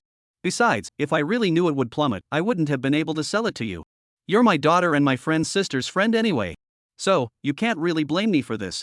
Qin Feng a long speech for his own whitewash. After all, these two stocks plummeted cause, from a certain extent, indeed, and their own related. But this fall is also too outrageous. Lin Ichi is still over there sobbing and crying. After all, a night loss of 5 million or something is really not a small thing. This way, Lin's sister, I just invested in a new stock last night, or you. Not waiting for Qin Feng to finish, Lin Ichi hung up the language call. Hey, it's not that I want to pick you, Sister Lin. Qin Feng gripped his cell phone and looked at the curve of the 500,000 shares he just invested in last night, soaring all the way up the progress chart, and laughed in a good-natured way. However, Qin Feng still took a screenshot of which stock he bought last night, sent it to Lin Ichi, and said, Sister Lin, you can try this stock, I've already gone up 10 stops last night. At the moment, Lin Ichi is a face of aggrieved look at the computer screen inside the two straight line decline of the stock. The heart simply regretted dead. I would have known not to covet this cheap, spend 5 million in Qin Feng were to buy this two stocks, simply loss of death. However, Lin Ichi did not blame herself for being greedy, nor did she blame Qin Feng's side. After all, these two stocks in Qin Feng's side are all the way up. Who knows that he bought over, straight down on, so, to blame their own face is too black. At this time, Lin Ichi, who was lying on the table depressed, skimmed her head and looked at her cell phone, and found that Qin Feng had sent two screenshots of the stocks in the background in a voice. Sister Lin, you can try this stock, I've already gone up 10 stops last night. Lin Ichi listened to Qin Feng's voice and half-heartedly looked at the two screenshots Qin Feng had sent, simply both admiring and red-eyed, because the stock Qin Feng had bought only last night had now risen by 10 stops. This guy, is he a big stock speculator? Lin Ichi couldn't help but speculate as she looked at the two trend display charts. After all, can analyze in one night thousands of stocks which one stock can buy, and also can be so unhesitatingly invested 500,000, this in addition to the luck of the Europeans, then it can only be a speculative stock's big shot confidence ability. Lin Ichi, in accordance with Qin Feng's stock, search up this stock behind the company, found that it is an agricultural enterprise company, and the name of this company is also Lin Ichi has never heard of the kind. In spite of this, Qin Feng has now invested $500,000, and also rose 10 stops, that is to say, another profit of more than $1 million. Do you want to try a pitch? Lin Ichi looked at the stock that was still soaring, and said with mixed feelings.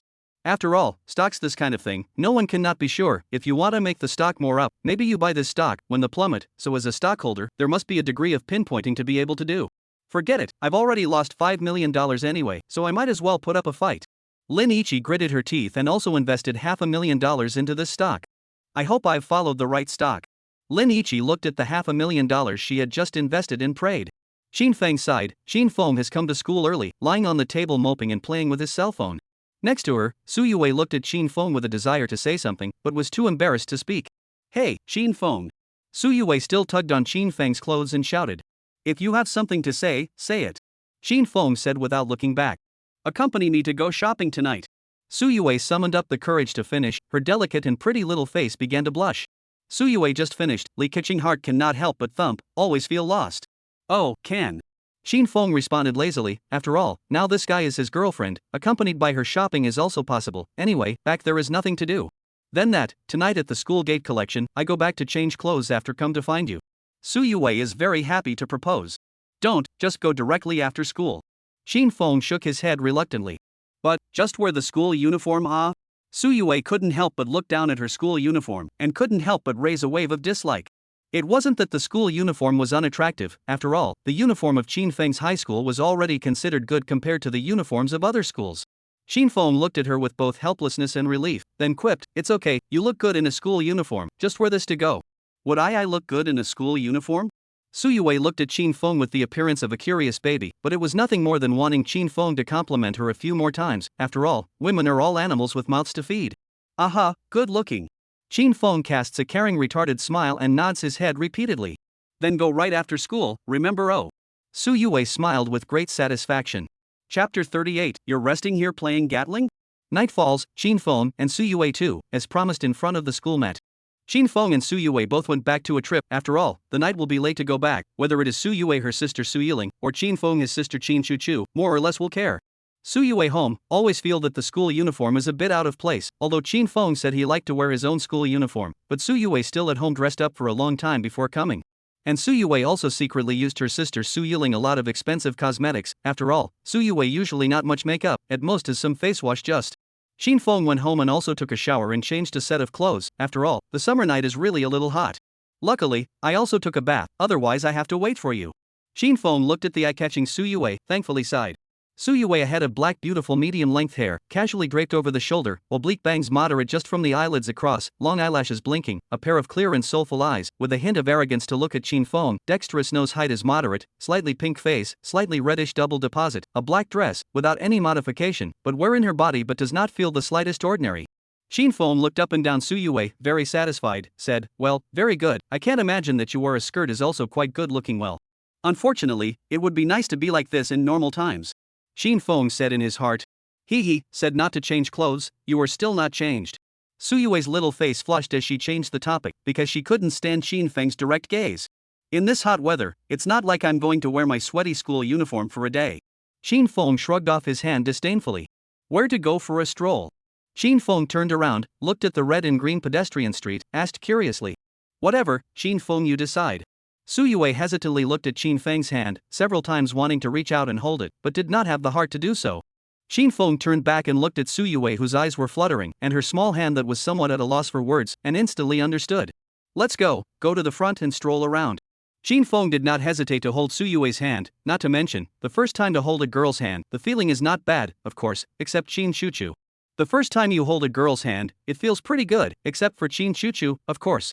Dating proficiency 1, currently at level 1, proficiency 110. When the host reaches level 10 dating talent, he will become an existence that is good at communicating with anyone and will not fall into awkward chats. Qin Feng now doesn't care about that upgraded ability in his mind anymore, he doesn't care much about what ability he encounters to upgrade. It's really hard for OCD people if they care too much about this kind of stuff. Suyue, who was led by Qin Feng, felt sweet in her heart, it seems that this guy is not so straight. So, Suyue also drummed up the courage, directly smooth hugging Qin Feng's arm, some shy to change the topic. In front of the pedestrian street there is a play park, where we go to play it. Aha! Qin Feng moved comfortable answer to sound, it seems to have a girlfriend is not a bad thing.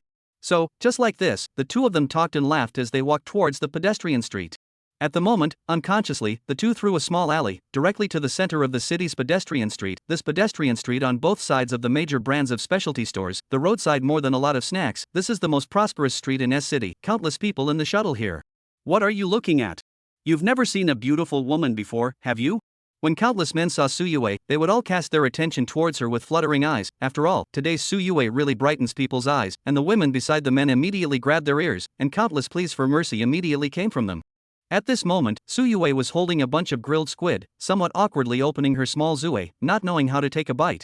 Suyue rarely wears lipstick on weekdays, and today she also stole her sister's lipstick to apply it, so she doesn't know what to do when she eats, and she's also worried that if she waits she'll eat with her face covered in lipstick marks, causing Qin Feng to laugh at her. I say, Yue. Qin Feng looked at Suyue next to her and gave a reminder. I'm interested in the one you are on weekdays, although you're not bad like this, but it always feels like you're a little bit unable to let go, so what to do on weekdays, what to do? The first time you called my name. Suyue took the grilled squid and looked at Qin Feng somewhat like a dream. Really, do you like me calling you by your name? Qin Feng asked with some concern. Whatever you want. Suyue hummed arrogantly, took a bite of the grilled squid and started to eat it without any fear. Her appearance looked a little cute. After the two of them strolled around the pedestrian street for a while, Suyue was attracted to a small shooting store. This kind of small store is the kind of playground have small store, a plastic gun loaded with plastic bullets, hit the balloon on the toy, you can get the toy. Most of the guests are some with children's parents and couples just. Suyue looked at other women's boyfriends, as long as the boyfriend shot, the girlfriend is next to the very happy cheering, but also tiptoe kiss his boyfriend a bite, the heart cannot help but get up an idea of interaction with Qin Feng. Want that? Pick whatever you want. Qin Feng saw Suyue so mesmerized, very confidently asked. The store owner couldn't help but snicker when he saw Qin Feng's confident look. Just kidding, if how could he win the lottery, how could he still come out to open a store? Well, I'll take whatever you hit, Suyue said without a care in the world. The point was that she wanted to have the same interaction with Qin Feng as the couple just now. So, that's fine. Qin Feng handed the boss $50, then shouldered a toy gun loaded with plastic bullets and aimed at the balloons hanging on the doll. Bang! Hit a toy rabbit. Wow, Qin Feng, you're great. Bang! Hit a teddy bear. Qin Feng, you're great. Bang! Hit a toy crocodile. Chin Fong, you. Bang. WDNMD's Chin Fong, you're playing Gatling here? Su Yue hugged a bunch of dolls and finally couldn't help herself. Boss, QAQ this guest, I'll give you $100 back, you go play elsewhere. Chapter 39, Dating. Under the shooting store owner's bitter pleas, Chin Fong and Su Yue finally left that store and continued to wander around the pedestrian street aimlessly. With the help of his shooting talent and lucky talent, Chin Fong had just hit no less than 20 toys, and each of them were the kind of plush toys that were the hardest to hit and were the biggest. However, Su Yue only took a miniature version of the small crocodile plush toy, and it was also the kind of hanging jewelry, and returned the rest to the store owner, which moved the store owner to tears. I played so much, why just take a small one? And this is also too small. Chin Fong looked at Su Yue held in her hands plush small crocodile, feel some loss. Take so many, are you going to open a toy store? Su Yue glanced at Chin Fong in a depressed manner, this man really can't afford to lose money. Consider it as a memento of your first date with Chin Fong. Su Yue looked at the plush small crocodile charm in her hand, very happy smile, this smile is full of the flavor of a young girl's nostalgia for spring. Chin Fong actually have so a trace of fascination. That now want to play some more? Further ahead is the exit of the pedestrian street.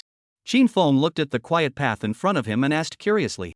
Well, just stroll around some more, my sister won't be back tonight, Su Yue said indifferently. In fact, she was telling her sister that she was having a birthday at her classmate's house tonight, so she would just sleep at her classmate's house. Well, that's fine then, let's go for a stroll. Chin Fong nodded, holding Su Yue's small hand, walking towards the right-hand side of the road, ready to take a good stroll through the pedestrian street, and by the way, increase in each other's feelings. Thus, after another half an hour of strolling in the pedestrian street, Chin Fong and Su Yue finally came back to the front of the exit just now. After all, this pedestrian street is a relatively small tourist attraction, not a lot of things to play, are the same kind of thing, eat only those snacks and so on, no big hotels and restaurants and so on. Chin Fong, we're going back? Su Yue looked at the back of Chin Feng's head and asked with some reluctance. Su Yue's idea of a date is the kind of chatting and laughing after shopping, and then together sweet drink milk tea, and then go to the elegant environment of the Western restaurant to eat a dinner, and then watch a touching love movie, maybe also can be in the movie theater to have a blushing heartbeat of interaction, and finally, if you can, maybe even go to the hotel together or something. But now, the two of them, on their first date, just ate a little snack, played some small games, and had to go back to their own homes, which didn't feel like enough at all. But it couldn't be helped, this pedestrian street wasn't a very famous tourist attraction in the first place, plus it wasn't a very busy location, so that was all that could be done. Want to play some more? Chin Fong indifferently looked at Su Yue behind him and asked.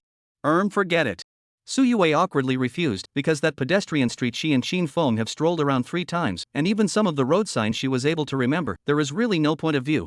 Next date, Su Yue Anen made up her mind, must bring Chin Fong to her side to play, here is really too boring. Chin Fong looked at his cell phone time, then proposed, it's so late, why don't I send you to the station? It's time for me to go home too. Ah, oh. Su Yue answered in a bit of a trance, but it seemed like this was all that could be done now. So, like leading a piglet, Chin Fong led Su Yue towards the path, his pace was a bit hurried, after all, Chin Chuchu was still alone at home, always making people worry somehow. That Chin Fong. Su Yue reversed her hand, holding Chin Feng's wrist, blushing, said, tonight I will not go. Hearing this sentence, Chin Feng's entire body froze, after all, a man understands.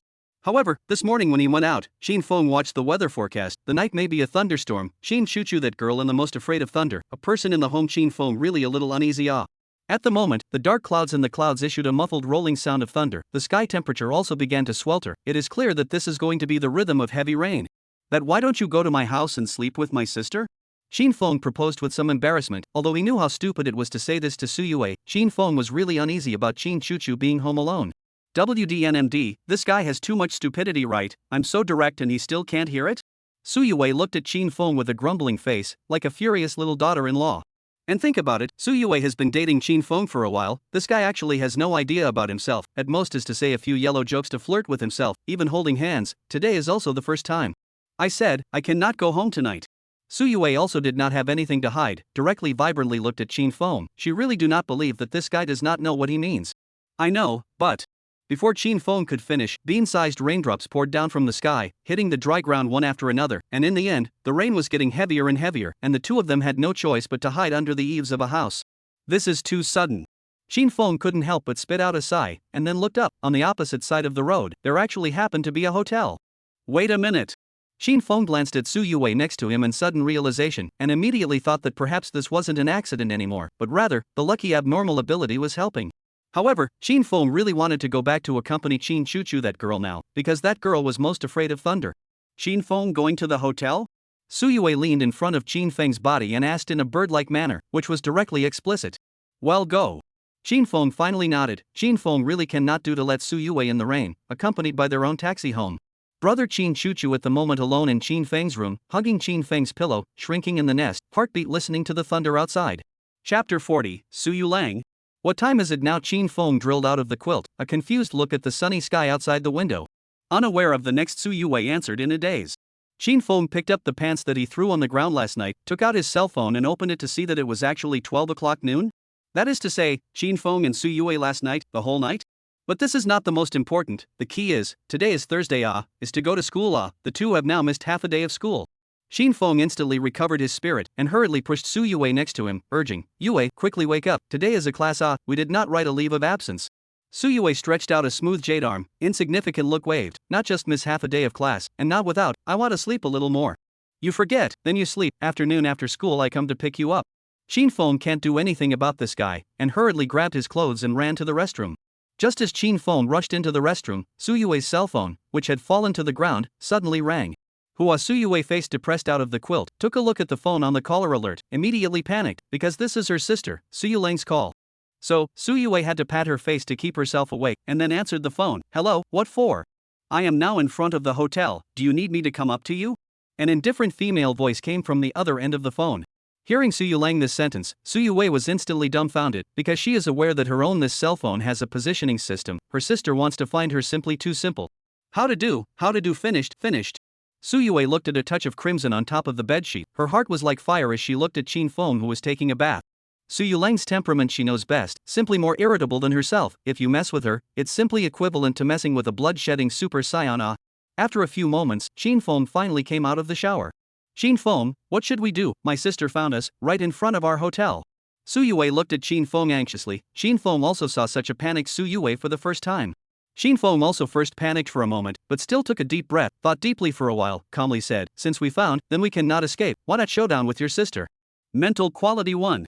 But that is my sister, Su Yuling, Su Yue said with great fear, looking out of the window with trepidation, thinking that Su Yuling was waiting for her at the entrance of the hotel. Su Yue felt a chill all over her body. Su Yue usually often fell out with Su Yuling, but Su Yue knew that it was just her sister not bothering to fight with her. If she really pissed Su Yuling off, it would be terrifying. Su Yue had once seen her sister angry once, it was simply terrifying. Get dressed, let's go see your sister together.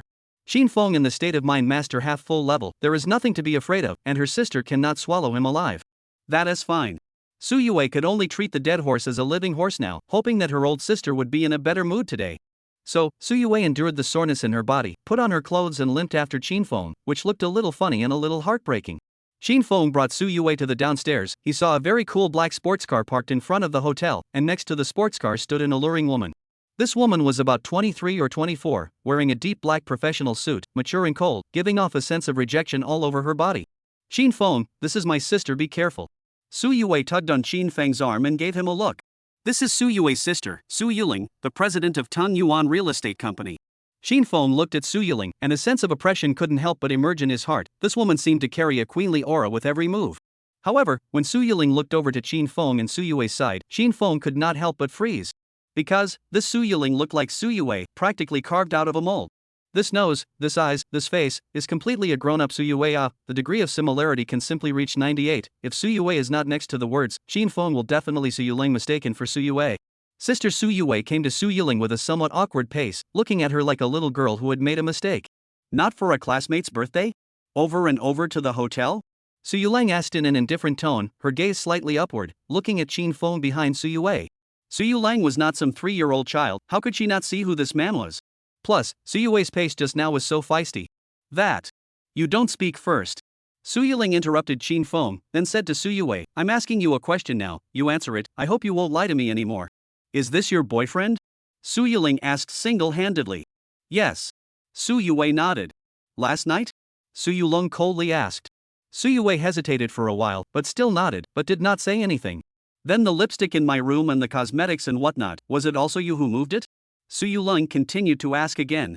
Anyway, you have so much, it's nothing to use some. Su Yue whispered BB. I thought there was a burglar in the house. Looking at this incompetent sister, Su Yuling sighed hopelessly, and then said, let's go, get in the car first, I'll send you home. Qin Feng, right? Su Yiling looked at Qin Feng and indifferently said, "You also come, I have something to say to you." Oh, Qin Feng nodded and didn't think too much, but how did she know her name? Chapter 41, Do you know who I am? After Su Yiling sent Su Yue home, she then drove her car again and brought Qin Feng to the entrance of a very upscale Western restaurant. The welcome guest at the entrance of the Western restaurant instantly recognized Su Yiling's Bugatti Veyron and then squeezed out a commercial nervous smile on her face, hurriedly came to open the car, and smiled, "Mr. Su, the location has been prepared for you." "Got it." Su Yiling nodded, turned his head to the next Qin Feng and said, "Get off the car." Qin Feng nodded, did not say anything, in the service of another female guest of honor got out of the car, somewhat nervously followed behind Su Yiling, into this very upscale Western restaurant. Just entered the door, a burst of elegant and melodious English songs came over. There is a comfortable air-conditioned cold wind blowing. I have to say that the Western restaurant is expensive in the service of this sentence, it is really good. Don't freeze, follow me. Su Yiling reminded Qin Feng, stepping on a pair of high-heeled shoes, walking in front of the leisurely pace, so the aura of the woman immediately attracted the attention of many guests. Qin Feng nodded, somewhat awkwardly followed behind Su Yiling. After all, only last night she had tossed her sister around, and now she was really a bit embarrassed to face her sister. What exactly is she going to say to me? Qin Feng looked at Su Yiling's enchanting figure and speculated curiously. However, this Su Yiling looks like Su Yue, completely a mold pouring out. If you don't know, Qin Feng will definitely take her as Su Yue. Couldn't it be that Su Yue would also be like this when she grew up? Qin Feng looked at Su Yiling's mouth-watering figure and speculated with great anticipation. Su Yiling suddenly turned her head, revealing a disdainful queen-like smile as she looked at Qin Feng and asked, "Are you wondering if Su Yue will be the same as me when she grows up? If I say no, do you believe me?" Qin Feng calmly returned, but how did she know what she was thinking in her mind? "Little brat, don't get too carried away." Su Yiling sneered contemptuously, pushed open the VIP box she had booked and walked in. "Not small, right?" Qin Feng looked down, shrugged disdainfully and followed her. Just after entering the box, Qin Feng saw a table in front of him with luxurious and unrivaled Western food and 2 steaming steaks on the left and right sides of the long table. "Sit." Su Yiling glanced at the seat opposite her and said to Qin Feng without lifting her head. Although Qin Feng wasn't a big fan of Western food, he still sat down and said in a single voice, "I don't think it's as simple as you wanting to invite me for dinner, right? You're quite calm." Su Yiling looked at Qin Feng with some surprise. If this is replaced by other people, it is estimated that they have long been scared out of shape. After all, last night only on their own sister, and now face to face with her sister, who can be so calm? "I neither stole nor robbed, just in your sister in love, and your sister is already an adult. I did not break the law, what need to be afraid of?" Qin Feng said indifferently. "Do you know, that is my Su Yiling's sister?" Su Yiling looked straight at Qin Feng with a hint of threat in her eyes. Qin Feng looked at Su Yiling's threatening eyes without fear and said without a ripple, "So, Mr. Su, do you want to give me a hard time? Or, do you want me to leave your sister?" Mental quality 1. Is this man really only 20 years old? Su Yiling looked at Qin Feng's waveless eyes and said in her heart with some disbelief. Su Yiling ever, rarely seen like Qin Feng so, in the face of embarrassment in the face of danger, not panic eyes, this is not pretending, but from the heart to give a sense of oppression. Su Yiling has seen people with such calm eyes, have now become successful and famous, worth hundreds of millions of big names. Qin Feng, 20 years old, 2 years ago, parents accidentally died in a car accident, currently and his sister Qin Chuchu, dependent on each other to live in the Star District. Su Yiling tentatively opened her mouth. I can't imagine that the female president of the Hall Real Estate, actually interested in our kind of nameless juniors, then, should I feel honored? Qin Feng looked at her lightly. In addition, you are on the financial network, created an account with an ID called Lucky People, direct translation, Lucky People, bought 3 stocks that went cold, and in just a few days, earned a total of more than $500,000 and $600,000. Su Yiling continued. How do you know? A hint of curiosity finally rose in Qin Feng's heart. Seeing Qin Feng finally panicked, Su Yiling slightly leaned back, holding his arms, very confidently said, "In S City, as long as I Su Yiling want to know, there is nothing that can be hidden from me. Okay, if you want me to leave your sister, you talk to her yourself, don't think I'm going to persuade her, anyway, my side will not agree, if she agrees to break up, I don't care." Qin Feng said with some impatience. Who said I want you to break up with my sister? Su Yiling looked at Qin Feng in a somewhat puzzled manner. I'm not interested in what channel you bought the stock from, anyway, I just have one request now. What? Better marry that girl off to me. Su Yiling said without hesitation. You this Qin Feng somewhat do not understand Su Yiling's brain circuit. Su Yiling said in a bored voice, you think I'm looking for you to let you break up with Su Yue? Forget it, I'm not that boring. I'm in the same situation as you, my parents and that guy's parents died a long time ago. Su Yiling said, a trace of sadness flashed between her brows.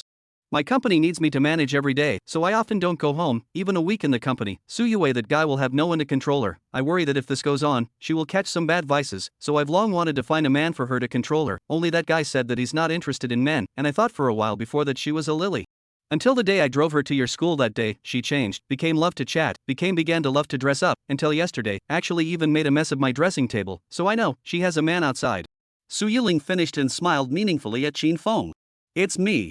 Qin Feng nodded rightfully. Su Yiling nodded, but still some feisty said, words, but that guy does not know anything. You really go down on the first date on that. What she, remember, in the future must give me good safety measures. I'm sorry. Qin Feng smiled somewhat awkwardly. Forget it, things can only be like this now. Su Yiling glanced at the cell phone, and then said, I have something in the company, I will go first, the single has been bought. Oh, okay. Qin Feng thankfully answered, it seems that this sister is still quite understanding. That girl will be handed over to you, brother-in-law. Su Yiling turned her head and smiled faintly, stepping on a pair of black beautiful high heels, leaving the box. Brother-in-law? Maybe, not bad. Qin Feng looked at the sparkling crystal chandelier on the ceiling and smiled in a soothing mood. Chapter 42, Acquiring the Force of Nature Ability. Time flies, turning to the Monday at the end of the month. Today is again the time for Qin Feng's system refresh. The system is again going to randomly select an ability for Qin Feng. It's still raining. Qin Feng was woken up by the rattling sound of the rain hitting the window glass, sleepily rubbing his eyes. He wore slippers and came to the window. Qin Feng opened the window. A sparse sound of rain came in from outside the window. The road outside was full of puddles of water. The whole city was caught in the middle of the rainwash. It seems that today's physical education class is not going to happen. Qin Feng yawned sleepily, stretched out his right hand, and skimmed the can Coke on the desktop.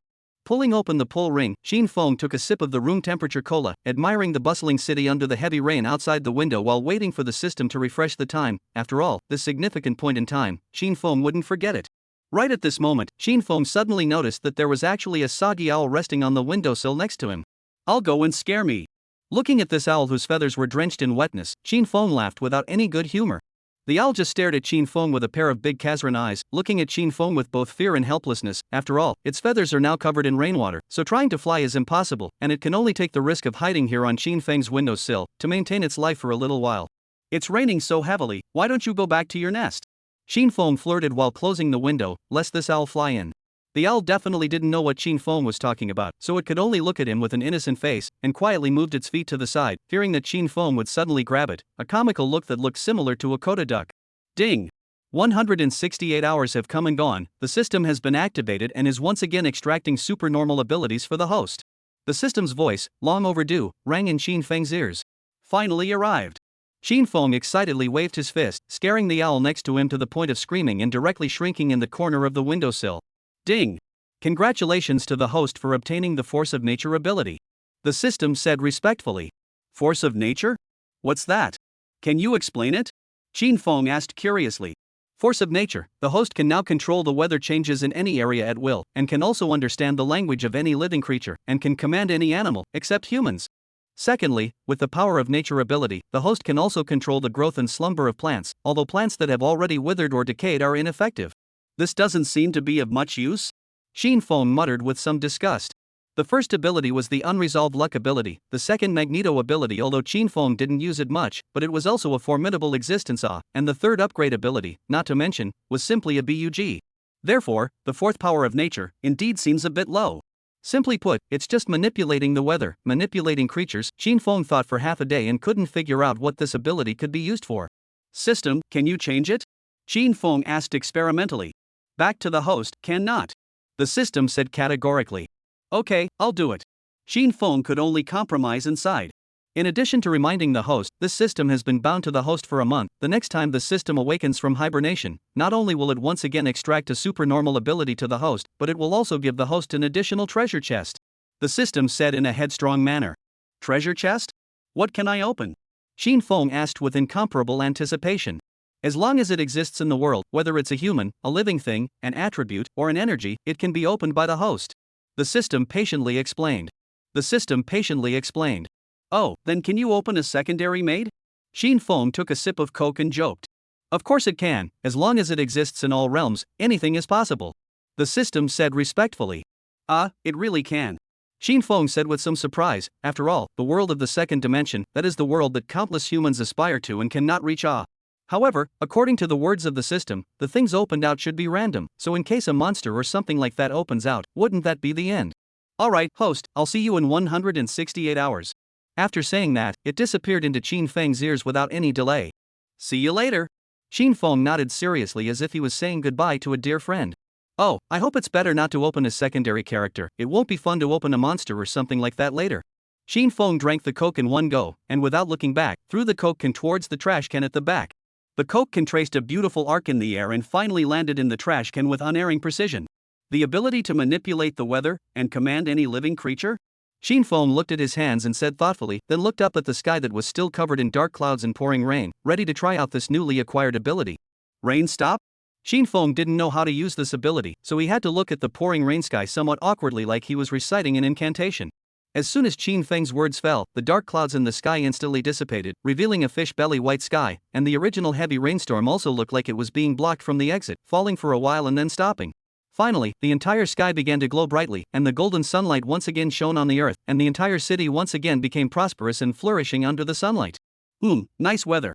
Feeling the birds and flowers outside, Qin Feng said with great satisfaction, it seems that in the future, this ability will be used to embellish his colorful life with it. Gugu hiding in the corner of the owl, shaking came to Qin Feng's side, issued a low sound. And this voice in Qin Feng's ears is the word thank you. Well, the rain has stopped, you can go, pay attention to safety on the road. Qin Feng touched the owl's somewhat wet head, stretched his waist in a leaping mood, and walked towards the living room. Chapter 43, pour it out then. Qin Feng came to the living room and found that Qin Chuchu that girl had already put on her school uniform and buried her head to eat her breakfast, completely as if Qin Feng did not exist. She's still angry. Qin Feng looked at Qin Chuchu who was eating her breakfast with an indifferent face and muttered awkwardly. That night, Qin Feng didn't come back before the rainstorm, and when he came back the next day, this guy started to inexplicably be cold to himself, and the number of times he talked to himself within a day definitely didn't exceed 10 times.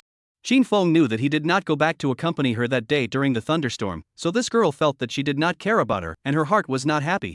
Silence is golden, this is how this girl expresses her anger, that is, no matter how you please her, she just doesn't say a word to you, and fights coldly with you to the end.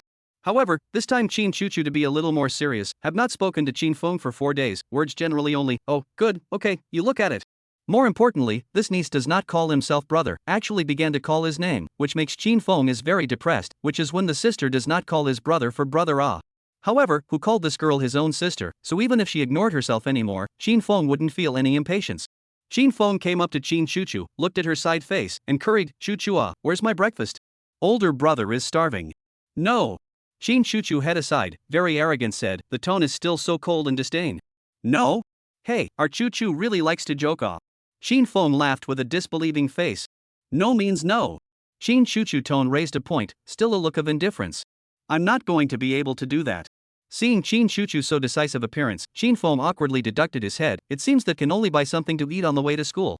Perhaps if Su Yue saw that Qin Feng also had such a lowly side, she would definitely drop her jaw.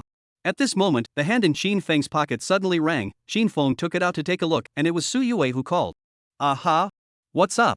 Qin Feng followed the phone while walking towards the restroom, ready to brush his teeth and wash his face. Are you coming out for breakfast? It's right in front of the school. Su Yue asked curiously.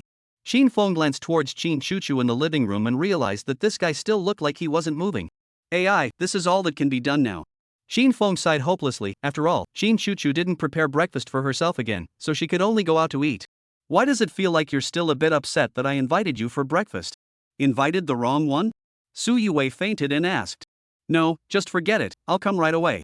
Qin Feng was also too embarrassed to explain about Qin Chuchu, and after hanging up the phone, he accelerated the speed of brushing his teeth. Just as Qin Feng finished brushing his teeth and put on his school uniform and was ready to go out, Qin Chuchu suddenly called out to him, Hey, where to? Going to school, stopping by for breakfast. Qin Feng returned as such. And Su Yue? Qin Chuchu asked with great concern, looking straight at Qin Feng. Qin Feng didn't think too much about it and had to nod. Sit down and wait for me. Qin Chuchu said to Qin Feng in a tone of command. Will it be too late to do it now? Qin Feng said with some embarrassment, but still sat down.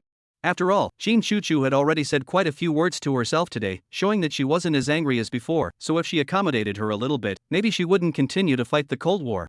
Qin Chuchu didn't say anything, but walked straight towards the kitchen, took out the thin porridge that was kept warm in a pot and a few meat buns, and put them in front of Qin Feng.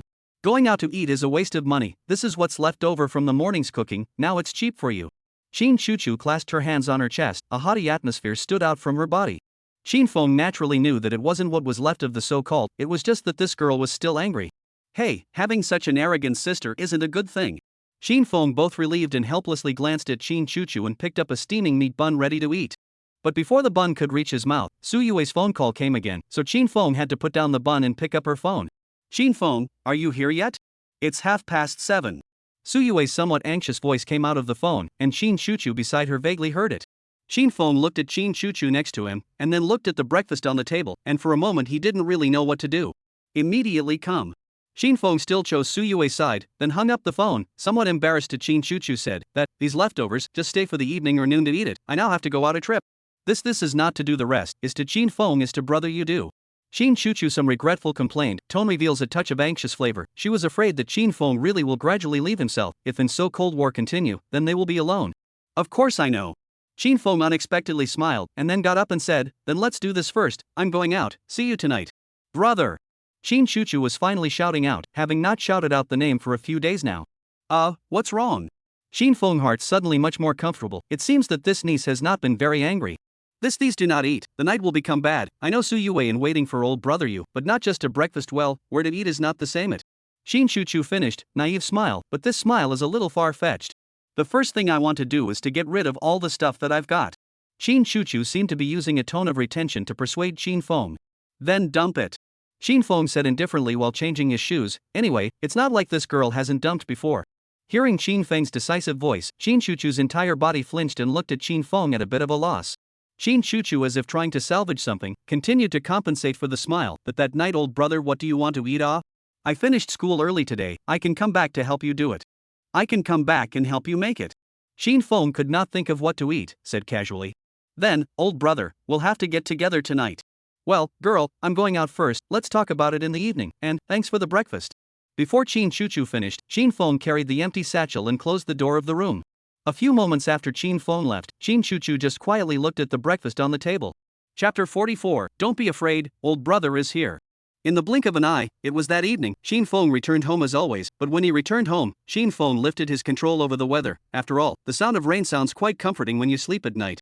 So now it was already pouring rain outside, the whole bustling city was plunged into the rain again, and from time to time there were muffled thunderstorms rolling through the clouds, giving people a feeling of being ready to strike. Just entering the door, Qin Feng saw Qin Chuchu who was busy in the kitchen. The table was also filled with various dishes, there were also a few bottles of drinks placed on the table. Older brother, you're back. Qin Chuchu smiled happily at Qin Feng, completely lacking the haughty and disdainful look of the morning. Is it anyone's birthday today? Qin Feng joked to Qin Chuchu while changing his shoes. But can't you eat better on your birthday? Qin Chuchu spat out a look of feigned anger, and then said, well, old brother, put the school bag to eat. Aha! Qin Feng nodded with relief, although I do not know what this girl is playing again, but she can change back is the best. So, brother and sister again as usual, talking and laughing ate dinner, only the heavy rain outside the window is still raining non-stop. After finishing dinner and helping Qin Chuchu clean up the mess, Qin Feng drilled into his quilt and used his cell phone to check the stocks he had purchased some time ago.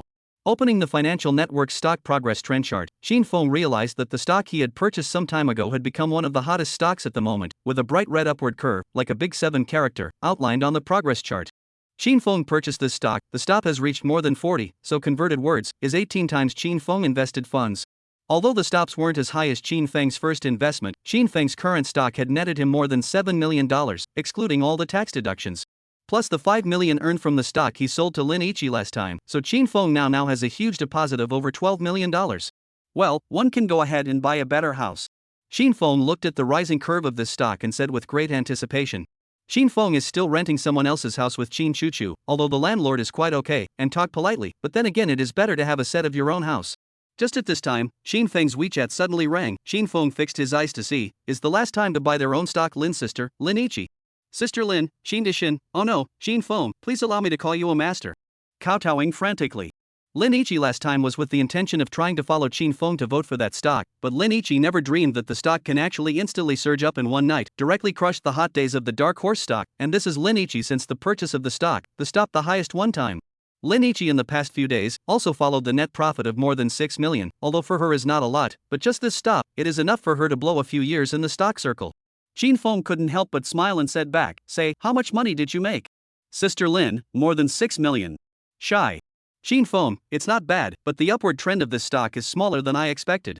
Looking at Qin Feng's so confident words, Lin Ichi is sure that this person is really a big stock speculator. Sister Lin, so Master Qin, when do you expect this stock to close? It's been almost a week. Looking at this question from Lin Ichi, Qin Feng was a little unsure how to answer. If it's according to Qin Feng's speculation ability to predict, this stock can be taken back now. After all, it's still not a very good stock, and there's always the possibility that it could plummet at any time. But if it's according to lucky ability, this stock shouldn't plummet if Qin Feng doesn't take it back. Qin Feng, at the very least, it can still be put up for 5 days, right? When that time comes, you must take it back, don't be greedy. Sister Lin, oh, okay. Nods head. Sister Lin, then Master Qin, can you take me as a disciple? Anyway, you should not have students, I can help you do a lot of things. Qin Feng, for example, tell Su Yue's sister, Su Yiling, about me? The reason why Su Yiling would know that Qin Feng is speculating in the stock market, then it must be this woman who told her about it. After all, she is Su Yiling's friend. Sister Lin, the Qin master Su Yiling, that woman, and I cannot afford to mess with. People are playing real estate, I just a small stockholders, how can I fight over her? Well. Qin Feng, so, you told her about me? Sister Lin, that time is not do not know Master Qin your ability to well. Qin Feng, I do not like the Sichuan opera face changing disciple, that's it, first down. It seems to have made him angry. Lin Ichi, head smothered in pillows, helplessly cocked a pair of peak full of double fading, very depressed said. Hey, forget it, don't accept me, just don't accept it. Anyway, there is now a surge stock out there. Lin Ichi looked at this red rising curve, said very thankfully, ready to a period of time ruthlessly into this stock to smash a sum of money. Well, let's go to real estate on Sunday. Qin Feng put down his cell phone and said thoughtfully, ready to sleep. But just at this moment, a scarlet lightning flashed outside the window of the pouring rain, followed by a deafening thunder. Even the bells of many electric cars in the neighborhood were shaken. Right, that guy is afraid of thunder. Qin Feng slapped his forehead in sudden realization and prepared to utilize the power of nature that he had just obtained this morning to put a stop to this thunderstorm. However, just as Qin Feng was about to use the power of nature, the door of the room was suddenly knocked, followed by Qin Chuchu's somewhat shivering voice from outside. Brother, are you asleep? No, come in. Qin Feng said without hesitation. So, the door was pushed open by Qin Chuchu. Qin Chuchu pace quickly ran to the side of Qin Feng's bed, and then directly drilled into Qin Feng's quilt, stretching out his hand, holding Qin Feng tightly. How big a person, but also with brother to sleep together, shy. Qin Feng looked at the arms of the shivering Qin Chuchu, both gratified and helpless flirtation. I'm afraid of it. Qin Chuchu was very pitiful looking at Qin Feng. At this time, there is a deafening thunder. Qin Chuchu was scared, directly shivering up, desperately drilling into the arms of Qin Feng, hate to melt directly into the bones of Qin Feng to go. Qin Feng smooth hugged Qin Chuchu's shivering body, patting her back to comfort. Silly girl, don't be afraid, old brother in it. Chapter 45, Lazy Pig. In the morning of the second day, Qin Feng, who slept all night holding Qin Chuchu, finally woke up. Qin Feng did not have a good smile, reminded, lazy pig, get up, today to go to school. Well, don't, still early. Qin Chuchu was very reluctant to shake his head, like a pampered little girl, directly to Qin Feng's arms drilling. However, ringing yesterday some different Qin Chuchu, Qin Feng became a little heavy up, and then against Qin Chuchu's forehead, said softly, hey girl, brother has something to say to you. Aha? What's wrong, brother? Qin Chuchu see Qin Feng so serious look, hastily opened his eyes, sleepy eyes look at Qin Feng. Qin Feng looked at Qin Chuchu's somewhat shy eyes and said, although I am indeed in a relationship with Su Yue, but I still have you in my heart. After all, you are my only sister, so don't be afraid to leave you, unless you are tired of staying by my side and want to live alone, then I will probably go my separate way with you. I don't want to leave you. Qin Chuchu said decisively, and a shy blush surfaced on her small face. Well, I don't want to either, so silly girl, bring it by my side in the future, got it? Qin Feng scraped Qin Chuchu's tiny nose, as if marking his possession. Aha! Qin Chuchu nodded her head in a very cute manner. It was obvious that she was very satisfied with Qin Feng's words. Okay, Lu. Qin Feng moved, leaping, stretched a lazy waist, then patted down Qin Chuchu's big fading, said, then quickly go to make breakfast, starving. Just know to call me. Qin Chuchu covered the big fading which was patted by Qin Feng, hummed arrogantly but still hugged her pillow, with a happy smile on her face, and left Qin Feng's room. Stupid Qin Feng. Qin Chuchu hugged her pillow and leaned against the door of Qin Feng's room, her cute face carrying a happy and satisfied smile. Looking at Qin Chuchu changed back to her old self, Qin Feng felt very pleased, and then turned his head to look at the sunny sky outside the window. A sense of anticipation arose in his heart. So, the two siblings, as usual, talked and laughed after breakfast, then went to school together. The ordinary and cozy daily routine is back. Forget that you exist, there is something to look forward to, joy you invited along. Qin Feng hummed an age-old ditty in a fluttering mood, carrying his empty satchel into his class. Song Proficiency 1. God of Song, Song Proficiency 1, Current Level 10, Proficiency 1010. Congratulations to the host who now has the most perfect singing voice in the world. Playing any type of song will not be a problem. Listening to the prompts in his head, Shin Fong smiled in disbelief as he had already lost count of how many ability progress bars he had finished brushing up on during this period of time. What, did you pick up money again on your way here? Su Yue looked at Qin Feng's spirited look and followed with a happy flirtation. Almost. Qin Feng looked at the cloudless sky outside the window and smiled meaningfully. This guy, in the end, is not pretending to be a scum. Chen Xinya looked at Qin Feng's side face and muttered with a complicated mood. Last time, the 3 OU questions that Qin Feng did, Chen Xinya went home and searched for half a day on the internet and froze without finding an answer that was simpler than what Qin Feng had done, as if this man had created his own solution to those 3.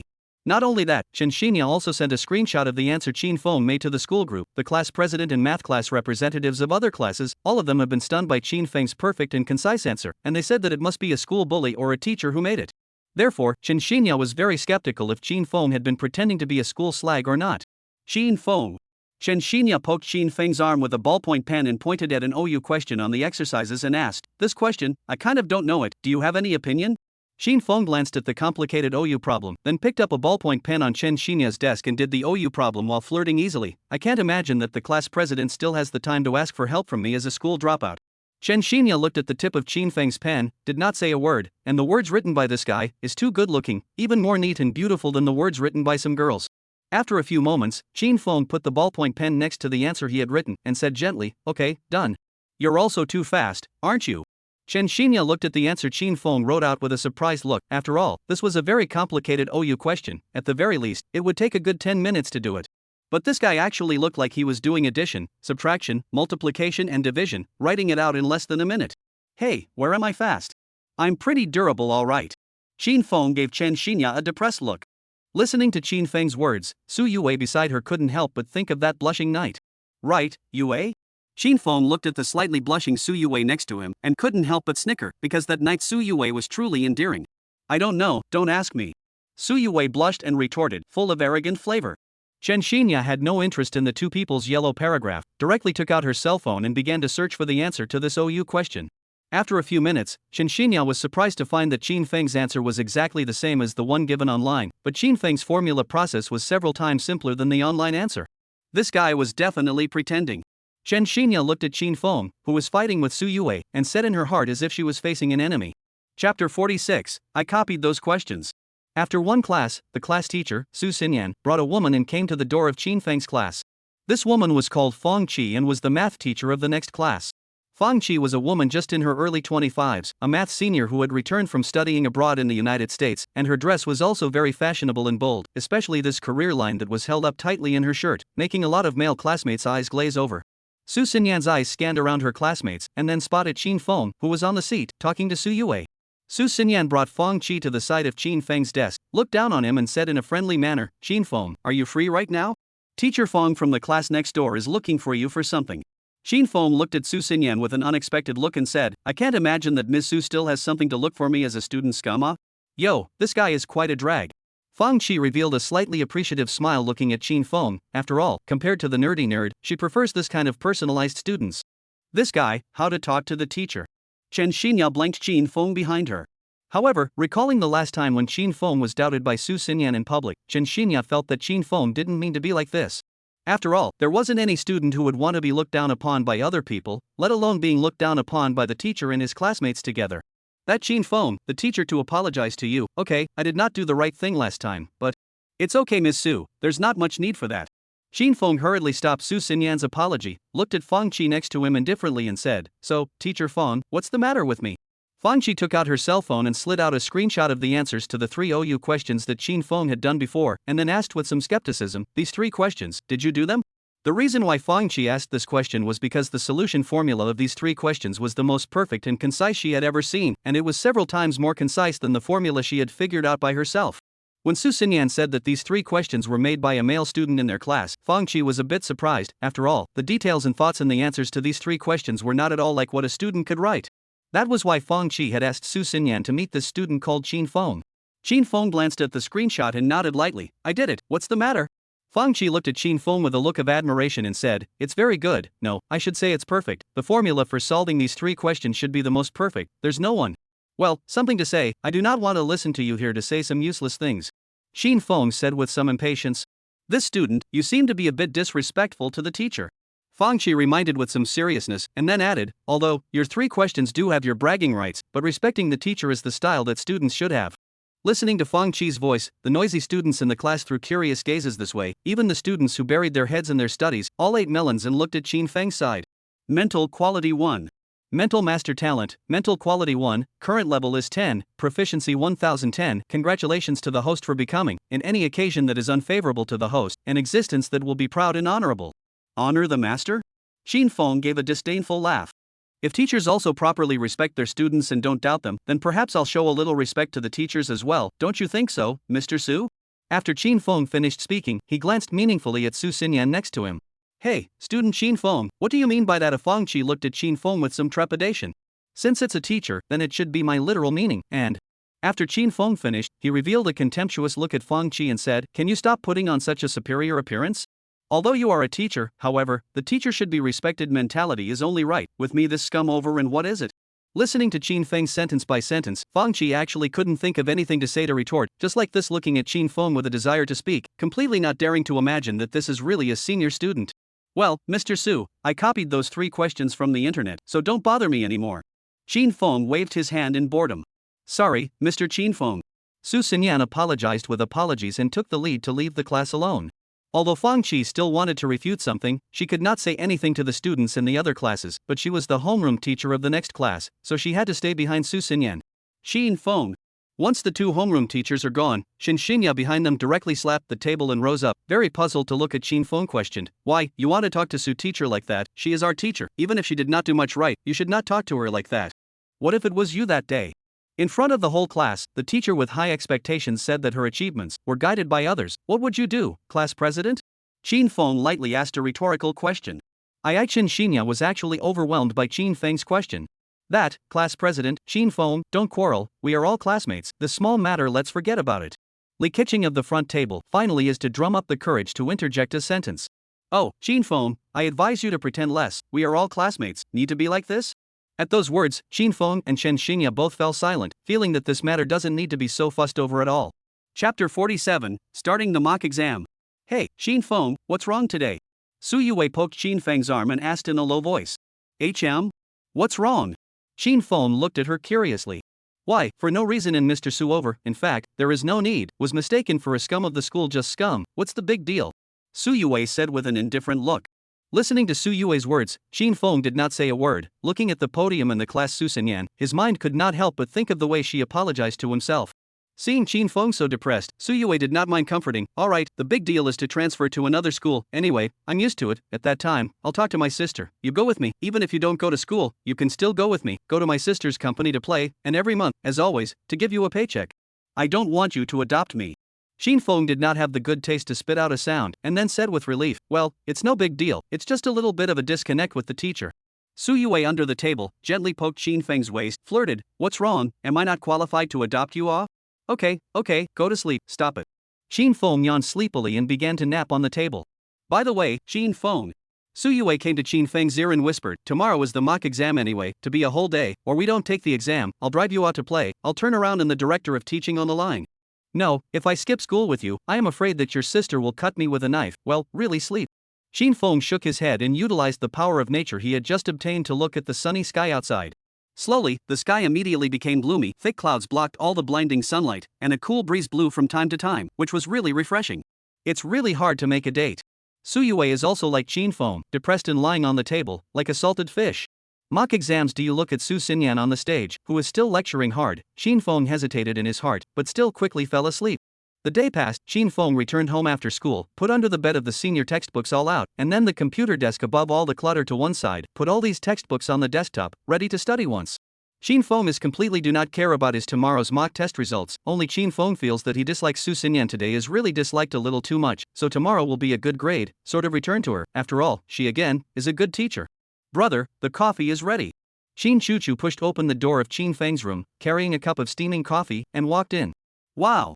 Brother, what are you doing? Qin Chuchu looked at the computer table full of textbooks and looked at Qin Feng with great surprise. Tomorrow's mock exam, study a little. Qin Feng took the coffee and said lightly. However, Yu Qin Chuchu looked at Qin Feng with a desire to say something, but did not know how to start. Although Qin Chuchu knows that Qin Feng is not a dregs, after all, the first year of high school when Qin Feng's academic performance is still considered a medium level, but after that incident, Qin Feng on the study of no interest at all, and only after that has become an authentic dregs of the. Well, go play, do not disturb me. Qin Feng finished, sipped a steaming cup of coffee, sat down in front of the computer desk, opened the textbook and began to study. Although I don't know what Qin Feng is thinking, but Qin Chuchu still smiled indifferently, then cheer up old brother, go to bed early. Afterwards, Qin Chuchu quietly left Qin Feng's room. Thus, after that, the reminder of upgrading his supernatural abilities came from time to time in Qin Feng's mind. Finally, a night's time passed, and Qin Feng, who had spent the night studying in front of the computer desk, finally stood up, moved his somewhat sore neck, made a crackling sound, and then put all the textbooks on the computer desk back under the bed. Although he had stayed up all night, Qin Feng's current mental state wasn't too bad. After all, Qin Feng's body was very healthy now, and simply staying up all night still didn't matter much. Brother, are you up yet? Qin Shushu knocked on the door of Qin Feng's room. Up. Qin Feng patted his head and answered. Qin Shuchu opened the door to his room and found that Qin Feng was actually still wearing his school uniform, and then asked with some surprise, Brother, did you study all night last night? Sort of. Qin Feng said truthfully. What's wrong, old brother, how to think so hard? The school does not give out scholarships or anything. Qin Shuchu looked at Qin Feng in a daze. What's the matter? Your brother wants to study and you want to control it. Qin Feng did not have the good sense to spit out a sound, and then touched his stomach and said, Well, quickly go to make breakfast, starving to death. Oh, good. Qin Shuchu nodded, turned around and walked towards the kitchen living room. After eating breakfast, the two siblings walked to school as usual. Because of today's exam, all the classes are disorganized and mixed, and the desks and stuff have to be all pulled apart to avoid people copying and cheating and stuff. Qin Feng found his exam class and sat quietly in his seat, waiting for the teacher who came to hand out the exam papers. Because Qin Feng's last semester's results were very poor, so now Qin Feng's class is full of some senior school scum and muckrakers. After all, the good students are examined together with the good students. In terms of Qin Feng's previous results, he can only be examined with this group of scums in a class. The first subject was math, and the exam lasted for 2 hours. Interestingly, the invigilator in Qin Feng's class is actually Fang Qi, who was brought in by Su Xinyan yesterday. Things are like that. Fang Qi looked at Qin Feng in the corner, her eyes were full of disdain. After all, she had taught for so many years, she had never seen such a student who had no respect for his teacher. Once the time arrived, Fang Qi said seriously, Well, now start to send the test paper, slowly pass it from the back, remember, you do not want to think of playing small tricks under my eyes. After saying that, Fang Qi also did not forget to give Qin Feng a special look, as if he was reminding something. Qin Feng shrugged his shoulders in disbelief, picked up his math paper, and began to write with his head buried in his hands, so fast that it was as if the answers on the paper were engraved in his mind. Not more than 10 minutes later, Qin Feng filled up his math exam paper, but instead of handing it in, he fell asleep on the table. Oh? Is this guy planning to hand in a blank paper? Fang Qi on the podium looked at Qin Feng, who was buried in a deep sleep, and muttered in confusion. Chapter 48, maybe, he's really a genius. Time flew by, and in the blink of an eye, it came to the second day of the mock exam, the day when the time was announced. At this moment, in the office, all the teachers of all the subjects were talking and gathered in front of the table, as if they were looking at monsters, scanning the test papers on the table. On top of the table were 6 test papers spread out, respectively, language, math, English, physics, chemistry, biology, 7 subjects. Language, math, English, physics, chemistry, biology, 7 subject papers. The reason why these teachers cared so much was that these 7 papers were all full marks. Every question on the top of the papers was the most standardized answer, and some of the answers on the papers were even more perfect and precise than the answers on their teacher's side. Every subject paper is full marks. This is simply a mirage for senior students. To know that the seniors' papers are slightly inattentive, they have to deduct a little bit of small marks. However, the reason why these teachers were so hesitant was not how standard and perfect the answers to these papers were, but the fact that these 7 papers were all the papers of a student who was a lower middle level student from the previous semester. That person was none other than Qin Feng. Impossible, that one called Qin Feng last semester was a lower middle level ability. How could he have scored full marks in all subjects? This must be cheating. The biology teacher said with conviction. Cheating? Oh, you mean, we invigilators are derelict in our duties? The math teacher, Fang Qi, asked with disdain. No, since we built the school, when have we ever had a student who scored full marks in all subjects? Not to mention that last semester, Qin Feng, the tail end of the suspension? The physics teacher also interjected skeptically. Seeing that everyone was skeptical of Qin Feng, Su Xinyan hurriedly stepped forward and said, But Qin Feng also made 3 very difficult OU questions a few days ago, and the formulae for those 3 OU questions were all the most concise and fastest, so I think that Qin Feng just doesn't love to study very much. Mr. Su, you mean the screenshots of the 3 OU problems that were posted inside the group a few days ago? A teacher asked in shock. Oh, I've seen it too. The formulae for those three AOM problems are just perfect. Could it be that Qin Feng did that too? Another teacher also looked at Su Xinyan in disbelief. Aha! Su Xinyan hurriedly nodded her head. But why could this student called Qin Feng become so powerful in just 1 year's time? The chemistry teacher tapped his fingers on his desk and pondered curiously. Probably, it was that incident 2 years ago. Physics teacher put down the red pen that was correcting the test papers, said somewhat helplessly, Qin Feng is my from the first year of high school has been taught to the senior 3, his previous academic performance is still okay, not really hanging, and even sometimes can be the top 10 in the class. However, 2 years ago, his parents died in a car accident. Probably this matter is too much of a blow to him. It is estimated that from which time, he secretly swore that he must study well and so on. After all, he also has a younger sister in the first year of high school. The family does not have any relatives and friends. But, if you say so, then why Qin Feng is not willing to listen in class? Sometimes he doesn't do the quizzes, and he just lies on the table and sleeps. It's reasonable to say that since he wants to get into a good university, he should take every lesson seriously. The history teacher interjected. Oh, probably his girlfriend Su Yue must have said some don't study after graduation to go to my sister's company to work and so on. After all, that man can withstand the temptation of money? The physics teacher hit the nail on the head. Aha, it's quite possible. The teachers nodded their heads in agreement. One must know that Su Yue's sister was Su Yiling, the one who reigned supreme in S-City's business circle, not to mention their group of teachers. There were even Su Yiling's people in the school. Moreover, it is also Su Yue came to their school to study. Su Yiling just a few days ago was willing to invest in the school, ready to make the school cafeteria food become better. In this materialistic era, the charm of money was huge. If there was a chance to be a salted fish, then who would think of turning over a new leaf? However, this kid's test paper, it's really pleasing to the eye, and the writing is so nice. If you don't know, you'd think it was written by a female student. The physics teacher looked at Qin Feng's test paper and said with great satisfaction, Mr. Su, try to take care of Qin Feng more in the future. Maybe this guy is really a genius. Physics teacher, very optimistic, said to Su Xinyan. Su Xinyan first froze. The best is very happy nodded. Well, I will. Hearing this, Su Xinyan took the test paper from their class. With a happy smile on her face, she walked towards Qin Feng's class. It wasn't long before Su Xinyan held a bunch of test papers and with a pair of mouth-watering black silk double fades, she walked to the podium and gave a meaningful look at Qin Feng who was sleeping, then turned the projection on and projected out the ranking table of her classmates' grades. What was teacher Su looking at Qin Feng for? Su Yue glanced at Su Xinyan somewhat strangely, and then inexplicably looked at the sleeping Qin Feng next to her, and adorably snapped her head. As soon as the score sheet of this mock exam was projected out, the students all exclaimed in surprise and then looked at the sleeping Qin Feng in unison. Because for this mock exam, the second place shown on the table was the class president Chen Xinya, and the first place was actually whichever Qin Feng who slept and chatted in class all day. Math, perfect score. Language, perfect score. English, perfect score. Chemistry, perfect score. Physics, perfect score. Biology, perfect score. History, perfect score. Qin Feng actually got full marks in all subjects. Chen Xinya looked at the conspicuous word Qin Feng in the first place, dumbfounded, looking at Qin Feng's disheveled back, hesitant to say anything. Su Xinyan looked at everyone's dumbfounded eyes, couldn't help but smile, and then said with great satisfaction, That's right, this mock exam, Qin Feng achieved the first class. Oh no, this score is already the first in the whole school, completely and utterly for the glory of our class 6it. Everyone applauded in encouragement. Applause? The entire class resounded with deafening claps, except that everyone's expressions were wooden, especially those class representatives, who completely looked as if their souls had been drained away, staring blankly at Qin Feng. Although Su Yue was a bit unresponsive, she still applauded along with everyone else. This dumbfounded reaction really had a bit of a cute flavor to it. Only the sleeping Qin Feng now could not hear any sound, because in his ears, he was stuffed with 2 small iron balls solidified with Magneto's alien energy. Chapter 49, I Want Them All. It was only until the bell rang for the end of the third class that Qin Feng opened his eyes with satisfaction, then with a thought, he disintegrated the small iron balls solidified in his ears into his skin. After all, these 2 small iron balls were the iron elements in Qin Feng's body.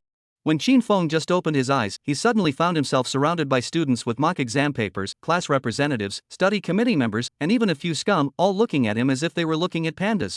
Qin Feng student, I am the physics class representative. Can I ask you a few questions? Or can you lend me your physics exam paper for reference? Qin Feng, can you teach me a few questions? I'll treat you to the internet after school, all night long. Can I borrow your math paper? Qin Feng, how did you fill in the best sentence in your English exam paper? Can you show me?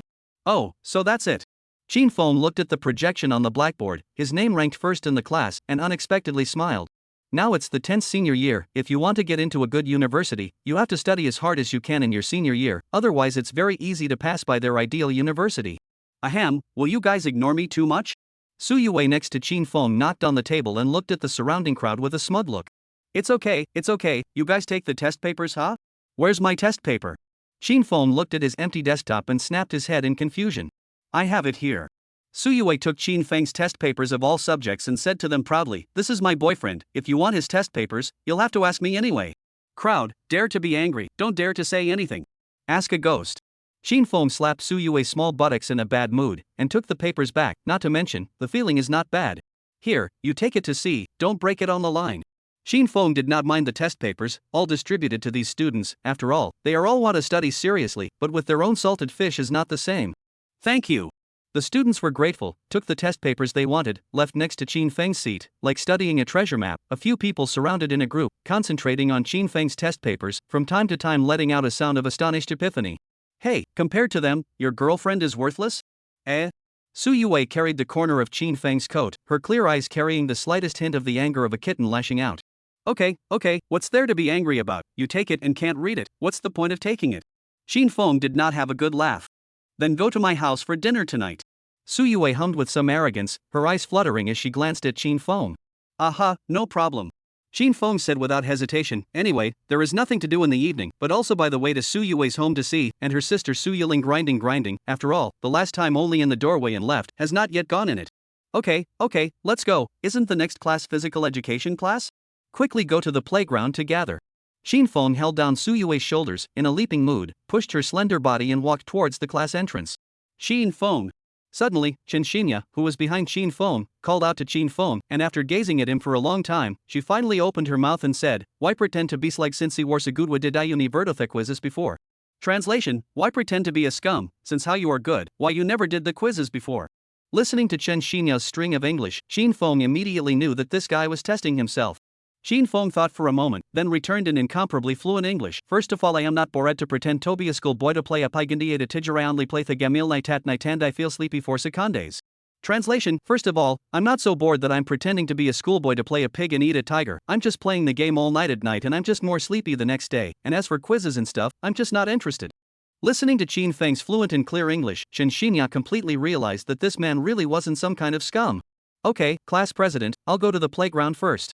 Saying this, Qin Feng continued to push Su Yue's shoulders and walked towards the playground in a leaping mood. What are you and the class monitor gabbing about? Su Yue looked back at Qin Feng and asked. You're jealous now? Qin Feng looked at her with some surprise. I'm not that small-minded. Su Yue said with a small red face. Hey, is it? Qin Feng saw through it and smiled, feeling that this silly woman of his is really getting more and more adorable. Just as Qin Feng pushed Su Yue, walking along the corridor, he suddenly bumped into Li Keqing, who had just come out of the restroom. Looking at Li Keqing, Su Yue's heart flashed a trace of vigilance. After all, as a woman of the same gender, she seemed to have sensed something from Li Keqing. Looking at Qin Feng and Su Yue making love, Li Keqing just smiled awkwardly at Qin Feng, then hurriedly went around the two of them, wanting to escape from Su Yue's direct gaze. Hey, girl! Qin Feng grabbed Li Keqing's wrist, then asked somewhat inexplicably, this period of time, what's wrong with you, always intentionally avoiding me?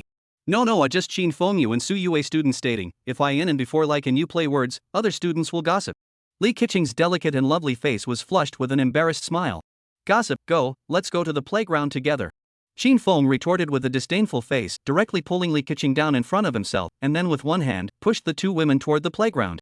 Li Keqing looked at Qin Feng behind her with a reddened face, and said, Qin Feng, I haven't corrected my test paper yet.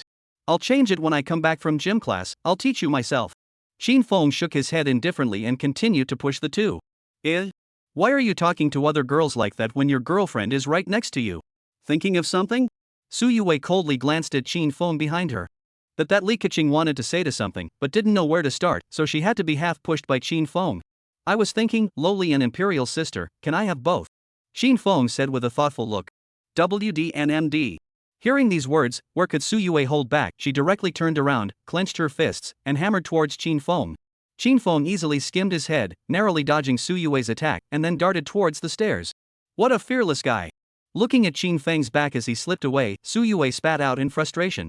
Qin Feng was no longer behind her. Li Keqing stood still, a little afraid to follow Su Yue. Let's go, that guy is in a good mood today, it's okay to slightly accommodate him. Su Yue finished without looking back, took a leisurely pace and followed behind Qin Feng.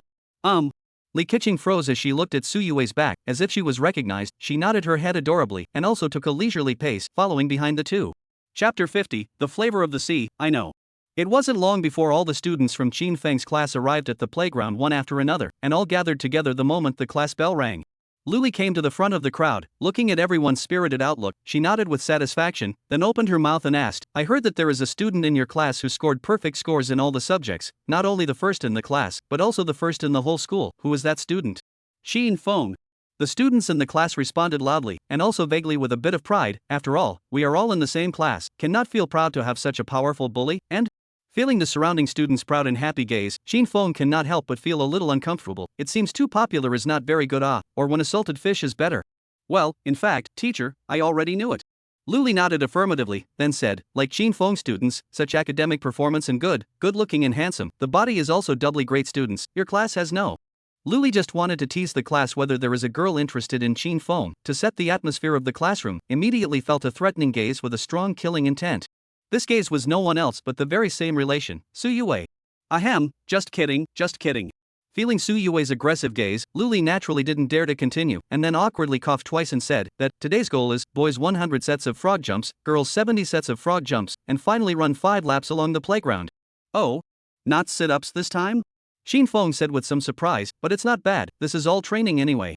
Oh yeah, almost forgot about this. Qin Feng suddenly realized secretly, and then looked at the sunny sky, and silently read in his heart, cloudy day. Just kidding, in a moment we'll start running and training again. Qin Feng does not want to sweat again, let those female students over to spectate, especially this physical education teacher, simply with a man who is obsessed. Therefore, making the weather less hot and the sunlight less harsh was the most important thing. Under the guidance of Qin Feng's natural power, thick clouds began to pile up in the sky, and the harsh sunlight was gradually covered up. The earth, which was originally bright under the sun, now became dim, as if it was going to be a storm, and there were also bursts and bursts of cool breezes blowing every now and then, making everyone's mood become soothed. Really cool, I feel the cool breeze. Luli raised his head to look at the gloomy sky, and then happily flirted, it seems that you guys are quite lucky today, eh? God doesn't even want to sunbathe you guys.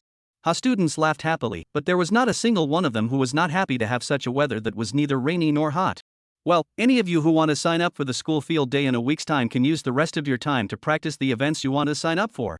After Luli finished speaking, she picked up the whistle and blew it loudly, signaling, okay, it's starting. Hearing that, everyone one after another in a small line began to run along the plastic track of the playground, the pace of the neat run up. Hey, unfortunately, there is no sun, so you cannot see the body of this guy. Luli sighed with disappointment as she held her whistle and looked at the jogging Qin Feng in front of her.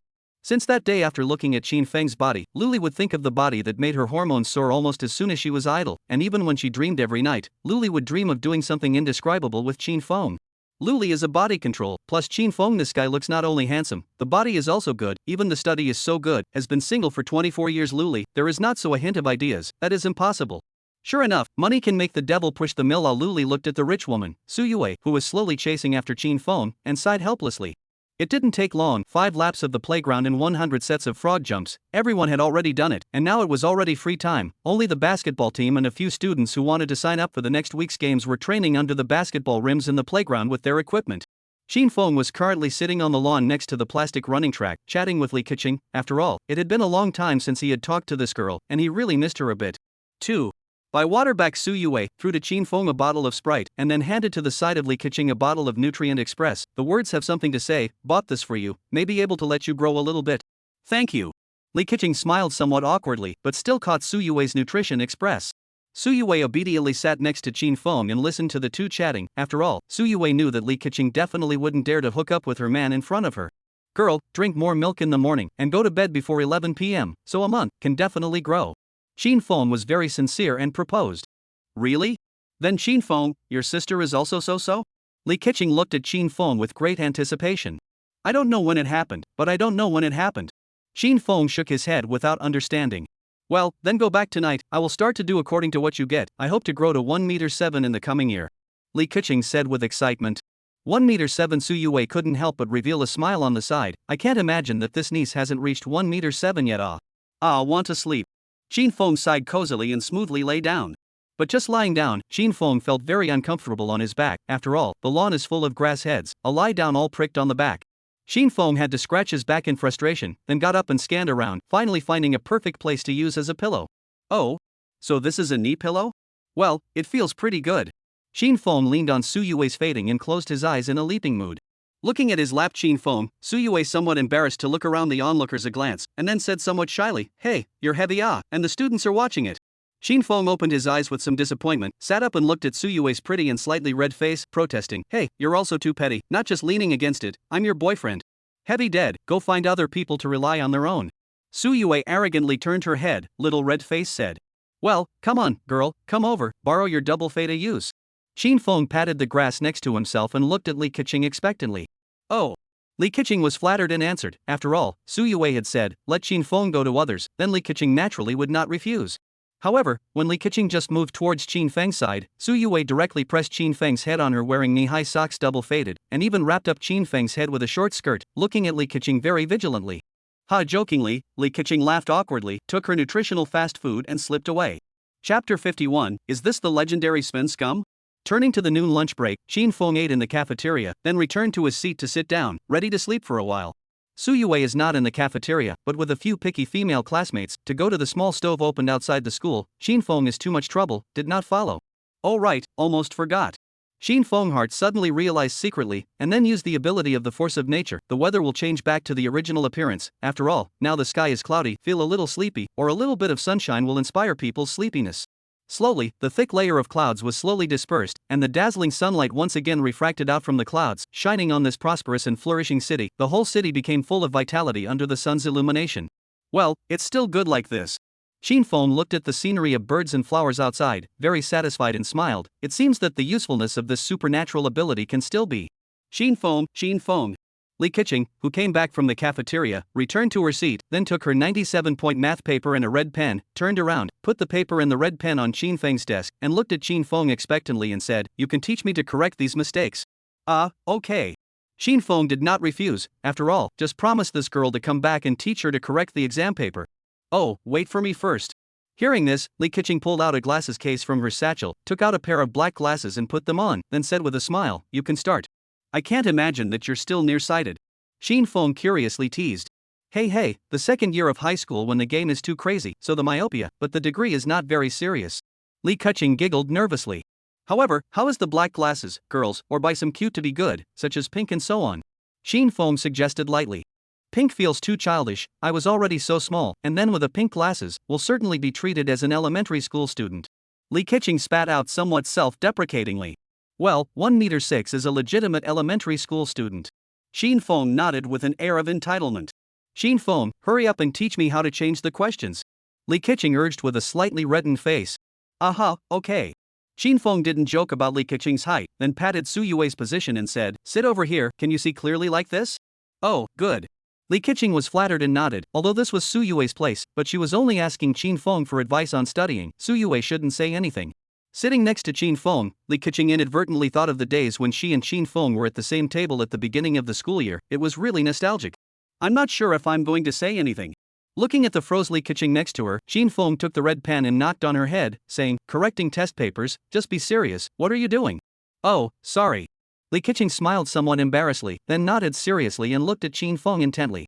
Zhen Xinya looked at Qin Feng, who was seriously teaching Li Keqing, and then lowered her head to look at her 142-point math paper, and if anything glanced at the side of Qin Feng's face, not knowing what she was thinking. After almost 20 minutes, Qin Feng finally was able to retell Li Keqing these wrong questions and filled in all of her points deductions with true answers using a red pen. "How's it going? Did you get it all roughly?" Qin Feng skillfully turned the red pen in his hand and looked at Li Keqing, who had an embarrassed face next to him, and asked. A little bit."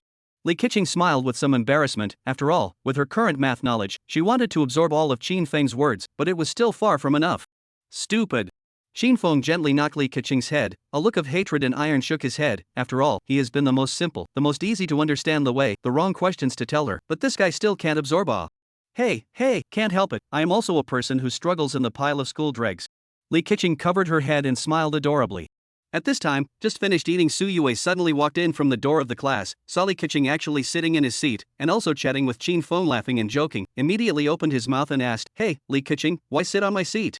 Li Keqing looked at Suyue, who came from the door. Her heart was immediately nervous, and then hurriedly explained, "Qin Feng is just teaching me to correct my test papers." "Hey, always so fierce, why, gentle can not it?" Qin Feng glanced at Suyue in frustration. "I'm not being mean." Suyue retorted in a bad mood, then sat next to Zhen Xinya. "Anyway, the class went home at noon, and no one is sitting now." Since it was Qin Feng who was teaching Li Keqing to correct her test papers, it was because naturally she wouldn't disturb them. Anyway, she also understood that Li Keqing wouldn't dare to do anything in front of her. Qin Feng, have you finished teaching? Chen Xinya, who had her head buried in her papers, raised her head and looked at Qin Feng with some embarrassment. Well, sort of, but this guy is too stupid to teach. Qin Feng mercilessly spat out. Li Keqing had to be beside the depressed bulging round face. Can you teach me a little bit about the formula for solving these questions? Chen Xinya pointed to a few wrong math questions on the exam paper and asked Qin Feng somewhat shyly. Qin Feng looked at these wrong math problems, the solution ideas immediately appeared in his mind, and then obediently picked up a red pen on Chen Xinya's desk and began to patiently teach up. A moment this and a moment that. Su Yue looked at the way Qin Feng was seriously teaching Chen Xinya, and gave a depressed whisper. Why are you wearing glasses? And it's still black, are you nearsighted? Su Yue said with some curiosity as she looked at Li Keqing's black-framed glasses. Well, I was nearsighted when I was in my second year of high school. Li Keqing nodded her head a little nervously. She really wasn't good at chatting with a character like Su Yue. Lend me to wear it? Su Yue asked curiously. Oh, no problem. Li Keqing nodded repeatedly and took off her glasses and handed them to Su Yue. Su Yue did not think much, directly with the eyes on, and then some surprised muttered that it is not very clear to see. This is the vision of myopic people? You do not have myopia, bring up the fuzzy for sure. Li Keqing slightly relaxed explained. Qin Feng, look, do I look good in glasses?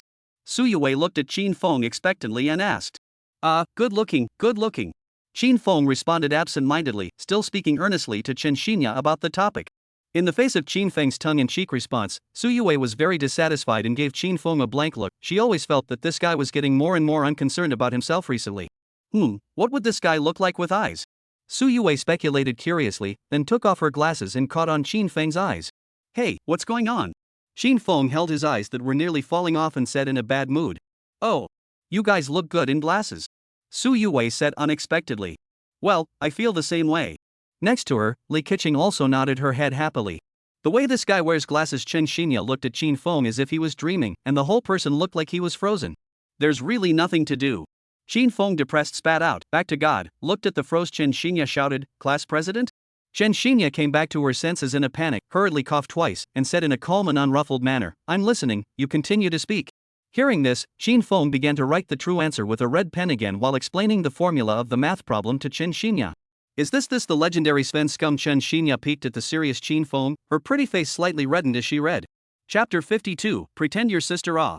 Night falls, Qin Feng simply took a lot of words to convince that girl Qin Chuchu, and finally embarked on the journey to Su Yue's home.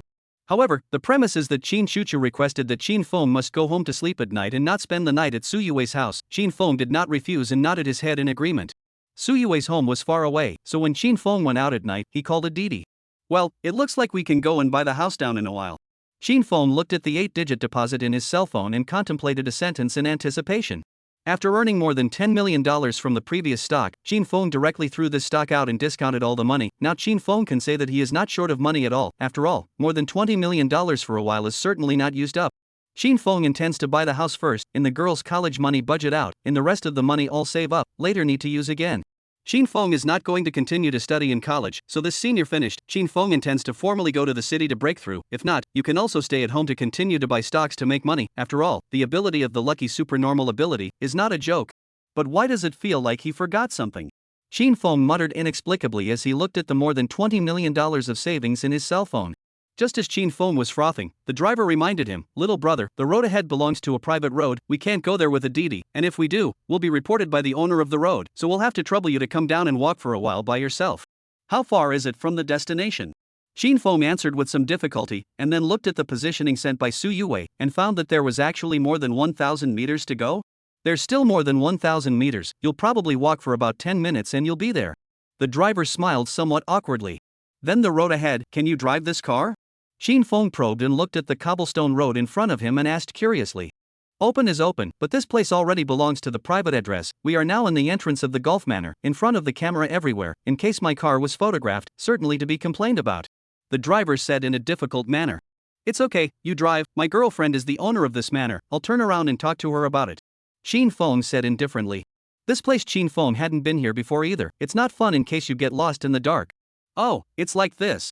Diddy driver looked at Qin Feng with some disbelief, and then said with some nervousness, that's fine, little brother, you sit back, I'll continue to drive. Upon hearing this, Shin Fong sat back down and sent Su Yue a coming soon message. Mom, yeah, I can't imagine pulling a big customer driver through the rearview mirror, looking at playing with the cell phone. Shin Fong, mood apprehensive dark.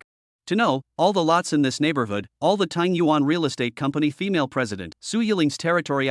They open DDs, there is that will not know it? So, not long after, DD Master is finally driving his Volkswagen, brought Shin Fong to the manor gate. Well, little brother, here it is. Master DD gave a very respectful reminder. Shin Fong nodded, paid the $89 for the road, opened the door and got out of the car. Little brother, remember to say that this isn't trespassing on my property, Master DD said to Shin Fong with some concern. Got it. Shin Fong nodded. So, Master DD hit the high beam and returned the same way. Shin Fong glanced at the closed manor gate and realized that there was a combination lock on top of the gate, but unfortunately, Shin Fong didn't know the combination. I'm here, the gate is closed. Shin Fong sent a wiki to Su Yue. Immediately come. Su Yue immediately replied. So, Shin Fong stood in place, looking at Zhou's gloomy surroundings and faintly spat out, is it true that rich people all like to live in such remote corners? Does it have the feeling of occupying a mountain? But spit to spit, Shin Fong but understand Su Yue live in this place. Su Yue lives in a golf villa, a super large villa, plus a huge coverage of greenery, surrounded by mountains and water, covering an area of at least 10,000 square meters to start. Although these figures were scary, Shin Fong didn't feel a hint of oppression. What's more, his girlfriend's sister, but the real estate leader, want to get a 10,000 square meters of golf villa, not to mention how simple. Just when Shin Fong was thinking about it, the password gate of the manor suddenly rang out, followed by two huge gates, began to slowly open, revealing a road leading to a distant villa inside. Su Yue stood next to the gate, her eyes looking at Shin Fong with feigned indifference. Yue? Shin Fong tried to shout out, because these two sisters are really too much alike, plus now she is wearing civilian clothes, Shin Fong really cannot recognize Looking at Shin Feng's embarrassing appearance, Su Yue snickered in her heart, but still nodded lightly and walked in front of Shin Fong. Well, it's the sister who's right.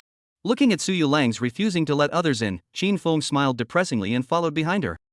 Where's Su Yue? Shin Fong tried to strike up a conversation. Su Yue tried her best to hold back, not letting herself laugh out, and earnestly followed her sister's tone, at home. Oh. Shin Fong nodded and didn't know what to say, because Su Yuling's words were really too little. Shin Fong, when did you fall in love with that girl in our family? Su Yue asked curiously. Shin Fong thought about it and said, I don't know myself, this kind of thing is not very good to say, anyway, it was half a month ago that I started to like her. Oh, so you began to like me so early Su Yue revealed a touch of triumphant smile. Just me, eh? Shin Fong was just about to say something when he noticed the smug smile on Su Yue's face. Ha, it's me. Su Yue finally couldn't help but laugh out loud. WDNMD, you've got nothing better to do than to pretend to be your sister. Shin Fong spat out without any good breath. Hey, does it look like it, does it look like it? Su Yue came over to Shin Feng's side and smoothly hugged Shin Feng's arm, asking expectantly. In the future, if I confuse you with your sister, let's see what you do. Shin Fong hammered Su Yue's head, only not hard enough. If you really recognize me as my sister and make some drastic moves, then you're dead. Su Yue stretched out her hand and made a scissors motion, smiling meaningfully. Chapter 53, I'm going to see my boyfriend off. Well, if I chase your sister down as well, maybe it won't be necessary Shin Fong joked indifferently. You can go and try. Su Yue said without a care in the world, with a smile of anticipation on her face. Hey, I'm joking. Shin Fong hurriedly stopped, lest this topic be heard by her sister in a while, then it won't be fun. Of course I know. Su Yue smiled indifferently, and then confessed, my sister, she is a workaholic, not interested in men, do not go home twice a week, today I said you were coming, she only took the time to come back. And you used to be the same? Shin Fong couldn't help but flirt, after all, Su Yiling once said that Su Yue had no interest in men before, and her sister even suspected that she was a lily. Make it seem like I'm interested in you. Su Yue is very arrogant hummed, holding Shin Fong arm strength also followed a point. Hey, my sister will be 25 next year, not to mention looking for a boyfriend, even the hands of men have not held, this one the younger sister, really anxious for her Su Yue said, his face could not help but emerge a touch of sadness. Shin Fong looked at this Su Yue for the first time to reveal such a sentimental expression, then could not help but flirt with, well, then leave it to me. Hey, don't brag Shin Fong, if you can really catch up with my sister, I'll personally give you 2 AT even. Su Yue sighed helplessly. Shin Fong. After walking down a cobblestone paved path, Shin Fong followed Su Yue into this 3-story luxury villa. Just as he walked into the room, Shin Fong saw a golden spiral staircase that led straight to the 3rd floor of the villa, and white tiles of microcrystalline stone plastered all over the floor of the living room, giving the showroom a seemingly quiet and noble appearance. The walls of the living room were hung with quite a few oil paintings, giving a faint sense of art, but unfortunately Shin Fong was not appreciating such pictures. Su Yue's sister, Su Yuling, was sitting in front of the sofa in the living room, cozily looking at the 100-inch LCD TV hanging on the wall, which was broadcasting news from the stock market. Sister, Jinfeng is here. Su Yue shouted. Got it. Su Yuling turned off the TV, got up and walked towards Jinfeng's side. At this moment, Su Yuling was wearing a blue nightgown that was almost identical to Su Yue's, and if it wasn't for the fact that Su Yue was standing next to Jinfeng would have definitely mistaken Su Yuling for Su Yue, because these two sisters were just too similar. Let's eat. Su Yuling stroked her hair, indifferently glanced at Jinfeng and walked towards the dining table in the living room. Oh. Jinfeng responded as if he was waking up from a dream. What's going on? Su Yue looked at Jinfeng curiously and asked. Hey, you two sisters are too much alike, I'm really afraid that I'll mistakenly recognize you in the future. Jinfeng said without any good breath. Hey, I thought it was something. Su Yue couldn't help but say, and then pulled her nightgown down a little bit, pointing at her white neck and said, my sister has a mole here, I don't have one. Oh, then understand. Jinfeng nodded with a sudden realization. Thus, the two of them also followed Su Yuling and sat down together on the dining table and started eating their dinner. When the meal was almost finished, Su Yuling put down her silver chopsticks and looked at Jinfeng across the table and asked, Jinfeng, do you have any plans after your senior year of high school? Haven't thought about it yet. Jinfeng answered truthfully. Jinfeng, why don't we go to college again? I feel like college is more interesting than high school. Su Yue proposed with anticipation. Hey, who goes to college to play? What are you thinking about all day long? Jinfeng spat out in anger. What else can I do if I don't play? Su Yue whispered BB. Jinfeng. At this time, Su Yuling opened his mouth. Why don't you come to my company after you graduate from senior high school? My company is just missing a sales minister. The usual work is simple, it should be suitable for you. I'll think about it. In the face of Su Yuling through the olive branch, Jinfeng hesitantly said. It's up to you. Su Yuling nodded lightly and did not say anything more. After dinner, Jinfeng and Su Yue sat on the sofa holding the gamepad, playing together to beat the TV game, King of Fighters 97. Su Yuling then lay sideways on the sofa next to her, propping up her fair chin, faintly looking at these two guys talking and laughing as they played the game. However, most of Su Yuling's gaze fell on this future brother-in-law of hers. After all, in the future, this man might really want to marry off his sister whom he had taken care of for more than 10 years. Although she had only seen Jinfeng a few times, Su Yuling felt that this man was quite okay. Apart from his body and looks, at least this man looked more reliable, right? Jinfeng, it's already late, you can go take a bath. Su Yue stared at the LCD TV and quickly pressed the gamepad, her small face reddened as she said. Hearing Su Yue's words, Su Yuling smiled helplessly. After all, this is a person who knows that this girl wants Jinfeng to stay and sleep with her. I'm going to bed, you guys keep your voices down at night, I'm a light sleeper. Su Yuling got up and stretched, looked at Su Yue and flirted, be glad to have an understanding sister like me, right? Hearing this, Su Yuling stroked her long languid hair and walked up the rotating staircase towards her room. Slightly. Su Yue made a face towards Su Yuling's back, then said to Jinfeng, Jinfeng, go and take a bath, my room is in the first room on the second floor. That Yue I might not be able to stay, my sister is waiting for me at home. Jinfeng refused with some embarrassment. But don't you want to do it already? It's been almost a week. Su Yue leaned in Jinfeng's arms, her fingers gently drawing circles on Jinfeng's chest, frantically hinting. But. Hey Jinfeng, your sister is not a child, it is not possible that you still need your brother at home to sleep, right? Su Yue said with some urgency. Jinfeng was the first time he came to his home, if he didn't stay down, it would be too much to ask. Next time, okay. Jinfeng said with great difficulty. After all, Jinfeng really didn't want to disappoint Jin Chuchu anymore. Then you go back to accompany your sister. Su Yue put down the gamepad and ran quickly up the rotating staircase without looking back, followed by a heavy slamming sound. Hey, I'm too difficult, Jinfeng sighed helplessly. After putting the gamepad away, he stood at the bottom of the stairs and thought about it, but still shook off the idea of going up to apologize, and directly headed towards the entrance of the villa. If Jinfeng went up to apologize now, he would definitely be pushed forcefully on the bed by Su Yue. After all, after dating for so long, Jinfeng naturally had that guy's mind mapped out. Su Yuling, who just came out from the restroom, glanced at Jinfeng, who left the villa, and recalled the sound of Su Yue closing the door just now, and knew at once that the young couple was in a mood. This girl really does not let people worry. Su Yuling sighed, then came to Su Yue's door and opened her room. Jinfeng, I knew you, tisk, how come it's you? Seeing Su Yuling, Su Yue was very disappointed. Lying on the table, her heart felt empty. Su Yuling leaned against the doorway, looked at his indisputable sister, and asked in a serious tone, is this good? Jinfeng seems to not know the way to come, right? And the streetlights are going out after 11 o'clock. Hearing Su Yuling so say, Su Yue immediately a little worried. After all, Jinfeng is the first time to come to their own here, unfamiliar, plus after 11 o'clock, the street lamps on the road are going out, maybe Jinfeng will encounter what danger. Looking at the hesitant Suyue, Suyuling shook her head, then said in a slightly suppressed tone, "Stay home, I'm going to send my boyfriend out." Hearing this, Suyuling closed the door to Suyue's room and chased after Qin Feng, who had just left. Chapter 54, The Power of Nature. How is this going to go off?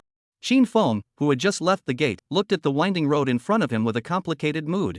Plus, there are no streetlights anymore, it's completely out of sight, it's really a bit difficult to walk out like this and take a taxi. That's right. I can use my supernatural ability. Qin Feng clapped his palms and said with a sudden realization, then stretched out his right hand and used the power of nature with a thought. In an instant, a bird of different types flew from the surrounding bushes and trees, hovering densely above Qin Feng's head, occasionally emitting an ear-piercing birdsong as if it was stating something. Even the bugs and toads and snakes hidden in every corner were densely packed from the ground, crawling towards Qin Feng. This scene of densely packed crawling insects, if a girl saw it, she would definitely be stunned on the spot. In the air there was also a group of fireflies with yellow light, they were densely gathered together, illuminating the road in front of Qin Feng. There's no way, there's too much greenery around Suyue's villa, it's just too hard to not have some creepy crawlies and birds. I'll go, how come even the stinky-ass bugs are here? Qin Feng covers his nose and looks at a single cohesive stinky-ass bug in front of him and spits out a disgusted sigh. This kind of pest is most abundant on the trees in the summer, and as long as one's finger touches it a little bit, it will mess with the stench that is incomparable. My! Silver ring snake? Qin Feng looks at this silver ringed snake that is raising its head and spitting bright red letters. His heart jumps back a step. After all, being bitten by this kind of snake, it is very likely that he will have to report to hell. TCH, this ability seems to be a bit excessive. Looking at the birds that stopped around him and this dense reptile in front of him, Qin Feng couldn't help but dislike this ability a bit. Alright, do any of you know how to get out? Qin Feng asked the group of birds and the reptiles on the ground. Goo. Translation, I know. At this moment, a brown-colored nightingale chirped, spread its wings and flew towards Qin Feng, finally stopping on Qin Feng's shoulder. That's good, take me there quickly. Qin Feng looked at the nightingale on his shoulder and said expectantly, then said to this bunch of fireflies, you guys go ahead and help light the way. Upon hearing this group of fireflies flew in groups, slowly fluttering in front of Qin Feng, and the road, which was originally out of reach, was slightly visible. You guys remember, don't ever go inside this gate, and don't bite the people inside this gate, especially you, silver ring snake, if you take a bite, my woman will be gone, got it? Qin Feng criticized the almost 1 meter long silver ringed snake by name. The silver ringed snake spat out its bright red letters and slightly nodded its snake head to show that it understood. Alright, all go back to your own nests. Qin Feng called out. Upon hearing this, the group of flying birds and the reptiles that filled the ground left one after another, leaving behind a lead nightingale on Qin Feng's shoulder and the group of fireflies that flew slowly in front of them. Qin Feng. Just as Qin Feng was about to leave, a female voice came from behind. I'll go, is the elder sister or younger sister coming? Qin Feng's heart jumped as he glanced behind him at the darkness and hurriedly said to the fireflies in front of him and the nightingale on his shoulder, you guys leave first, hurry up. Upon hearing this, the fireflies immediately dispersed, and the nightingale on Qin Feng's shoulder also chirped and flew to the treetops. Who, you're going too fast too? Suyulong, holding a flashlight, panting, looking at Qin Feng, said in a bad mood, how, this makes you angry? You are a sister, or sister? Qin Feng looked at Suyuling awkwardly and asked. What do you say? Suyuling toned up a point, a caring retarded look at Qin Feng. This look is undoubtedly a younger sister. Looking at the arrogant and domineering Suyuling, Qin Feng secretly said in his heart. You're not angry anymore? Qin Feng asked with some embarrassment, after all, this niece wanted herself to stay with her. I'm not that small-minded. Suyuling learned Suyue's tone, very arrogant said. Hey, I knew it. Qin Feng mood leaping smile, after all, this guy is not angry, anything is good to say. Let's go, I'll send you back, this road is so dark and there are no streetlights, you will definitely get lost. Suyuling proposed. Well, that trouble. Qin Feng didn't refuse, after all, he wasn't really sure he could walk out in this darkness. So, Qin Feng took the flashlight and shone it on the road in front of him, and Suyuling walked together towards the road outside the golf course, where only cabs can be recruited now. Yue, I'm sorry for today, but that sister of mine is really special, so I'll make it up to you next time. Qin Feng finished with great sincerity and smoothly held Suyuling's palm. Hey, that was so held by Qin Feng. Suyuling looked a little flustered, after all, she has not held a boy's hand off, not to mention her sister's boyfriend. What's wrong? Qin Feng looked at her with some curiosity. No, nothing, let's go. Suyuling's eyes fluttered, her pretty face slightly red as she said, feeling that the Sulong is going to be a big one. However, Suyuling saw that Qin Feng completely and utterly regarded himself as his younger sister, Suyue, so he pushed the boat into the water and said, Qin Feng, you must be good to me in the future, you are not allowed to bully me all day long. Bullying you? It's you who bullies me. Qin Feng spat out in frustration, this girl really doesn't talk without a draft off. I don't care, if you bully me in the future, I'll tell my sister. Su Yiling said with a haughty look. I have to say, this look is really a bit of Su Yue's flavor. Good. Qin Feng is like comforting a little girl, nodding his head vigorously. Oh? See the road. Qin Feng looked at the street in front of the red lights, let go of Su Yiling's hand, said happily, then send it here, I'm going to take a taxi below. Oh, Su Yiling looked at her palm that had just been held by Qin Feng for a road, and answered with 1,000 thoughts. Then bye-bye, send me a message when you get home. Su Yiling didn't think much about it and waved her hand at Qin Feng, looking at this future brother-in-law of hers with relief. However, just when Su Yiling felt that her mission was accomplished, Qin Feng suddenly took a step forward, directly wrapped Su Yiling's thin waist, and just looked at her condescendingly. Hey, wait Qin Feng, this is Su Wu. At this moment, Su Yiling's eyes were wide open, and it was as if her soul had been extracted from her, as she looked at Qin Feng's side face in a stupefied manner. After a long time, Qin Feng let go of Su Yiling, and said with a leaping mood, well, see you at school tomorrow. After saying that, Qin Feng handed Su Yiling the flashlight and walked towards the road in front of him. Su Yiling looked at Qin Feng who was gradually going away, like a robot, murmuring in a mute voice, see you tomorrow. Chapter 55, System Activation. Time flew by, and in the blink of an eye, the night before the activation of the system in Qin Feng's body, Qin Feng had just returned to the neighborhood from Su Yue's house, by car. Now it's already 12 p.m., Qin Feng tiptoed open the door, quietly looked in the living room, and found that Qin Chuchu was not in the living room. Could it be that she ran to my room again? Qin Feng muttered thoughtfully, and then opened his own room to take a look. As expected, Qin Chuchu in his own bed is sleeping.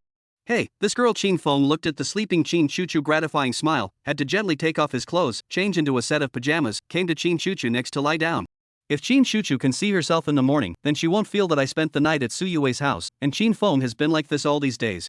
It feels like Su Yue, her sister, has been avoiding me a bit inexplicably lately. Qin Feng remembered that when he went to Su Yue's house in the past few days, the image of her sister intentionally or unintentionally avoiding him, he felt strange. Reasonably speaking, he didn't make her angry.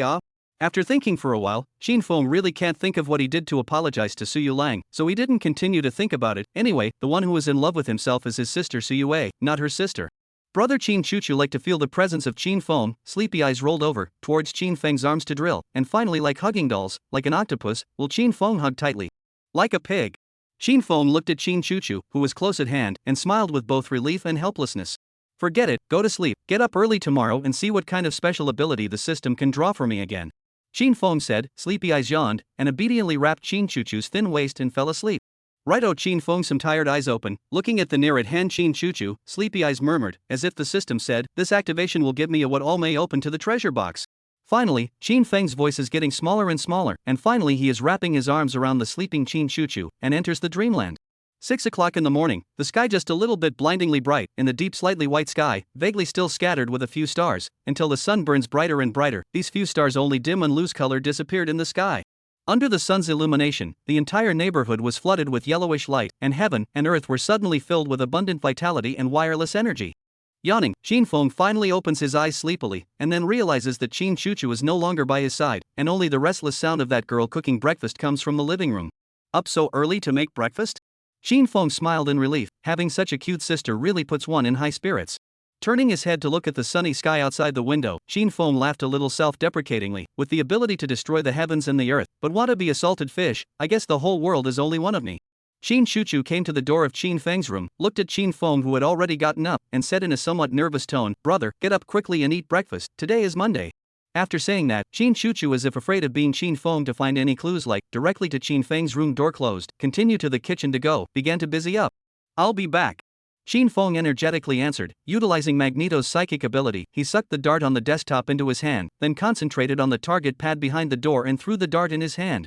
The dart hit the red center of the target mat with the same precision as one morning a month ago. Perhaps, my Qin Feng's life has only begun now.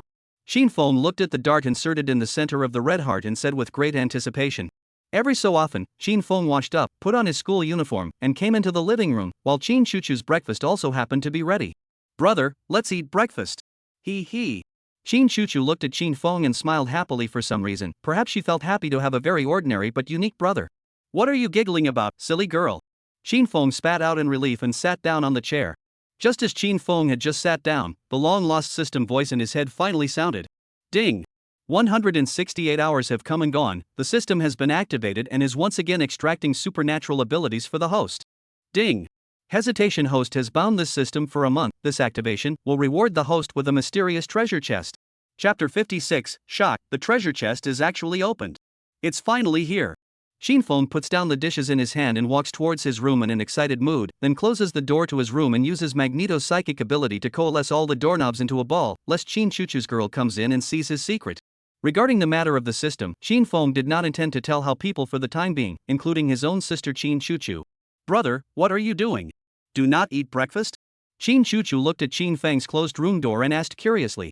You eat first, I'll take care of something. Shinfeng said back from his room. Oh. Shin Chuchu responded with a dumbfounded voice and didn't think too much about it, and directly started eating her breakfast. In the room, Shinfeng was sitting in front of the computer, pushing the clutter of the computer desk to one side, preparing to place the treasure chest that would be rewarded by the system in a while on the computer desk. What would the supernatural ability give this time? And what will that treasure chest open? Shinfeng rubbed his hands together in anticipation and waited for the system's voice to sound. Ding! 168 hours have come and gone, the system has been activated and is once again extracting an alien ability for the host. As expected, that strange mechanical sound from a week ago rang in Shinfeng's ears as expected. Come on! Shinfeng whispered expectantly. With this activation of the system, what Shinfeng was interested in was which treasure chest would open what. After all, the alien abilities given by this system were so powerful, so what was in that treasure chest might be even more destructive or practical. Ding! Congratulations to the host for obtaining the supernormal ability, dream peeping. The system said respectfully. Dream peeping? What's the use of this? Can you explain it? Shinfeng inquired in surprise. Dream peeping, the host can enter any human's dream, but the prerequisite is that the human chosen by the host must be in a sleeping state and his dream has been constituted before he can invade. Secondly, the host can arbitrarily change the dream state of the human selected by the host, which is categorized into beautiful dreams and nightmares. Beauty dreams and nightmares? Can you be more detailed? Shinfeng asked with a thoughtful look. If the host chooses a beautiful dream for the selected human, then the human's dream this time around will reveal the things that they desire most in their heart. If the host chooses nightmare for the selected human, then the host can switch this human's dream to any other parallel world, or a place in other worlds, such as the zombie country, the midnight murderer's bell, the old zombie in the mountain village, and the Kuanchi rock. Anyway, the host's chosen human, their dreams will be very real, as if it happened in reality. This ability doesn't seem to be very useful. Shinfeng said with some disdain, comparing this psychic ability, it's completely like a psychic ability used for pranks. Host, this system released to you each of the powers, have their own advantages and disadvantages, as long as the host in the future to use more of these powers, will find they're powerful. The system explained very patiently. So okay. Shinfeng nodded indifferently. Well, now in order to reward the host for having bound this system for a month, we are now rewarding you with a mysterious treasure chest, please open it? As soon as the system's words fell, a golden treasure chest appeared in Shinfeng's mind, and in the center of the treasure chest was a large question mark, filled with a mysterious feeling. Open!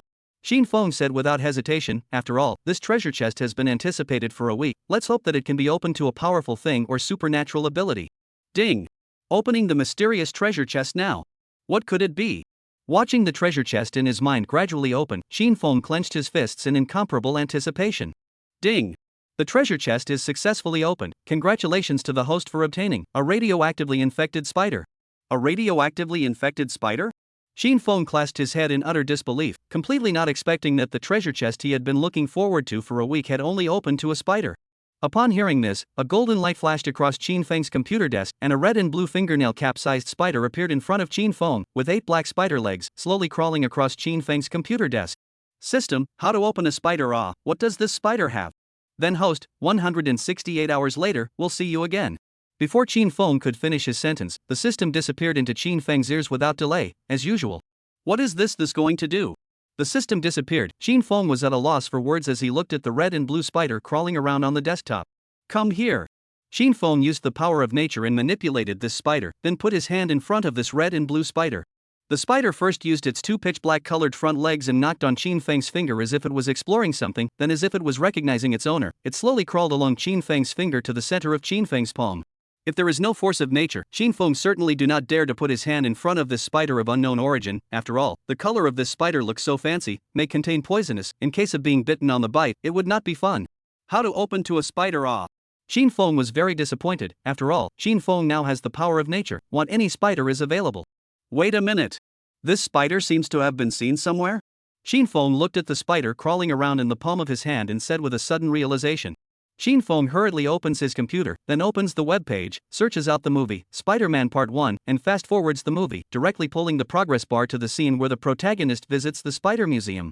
In the movie, the protagonist is taking a picture of the heroine, and there is a spider on the protagonist's head, using the spider silk spit out, slowly falling towards Peter, and finally landing directly on Peter's finger, biting it hard.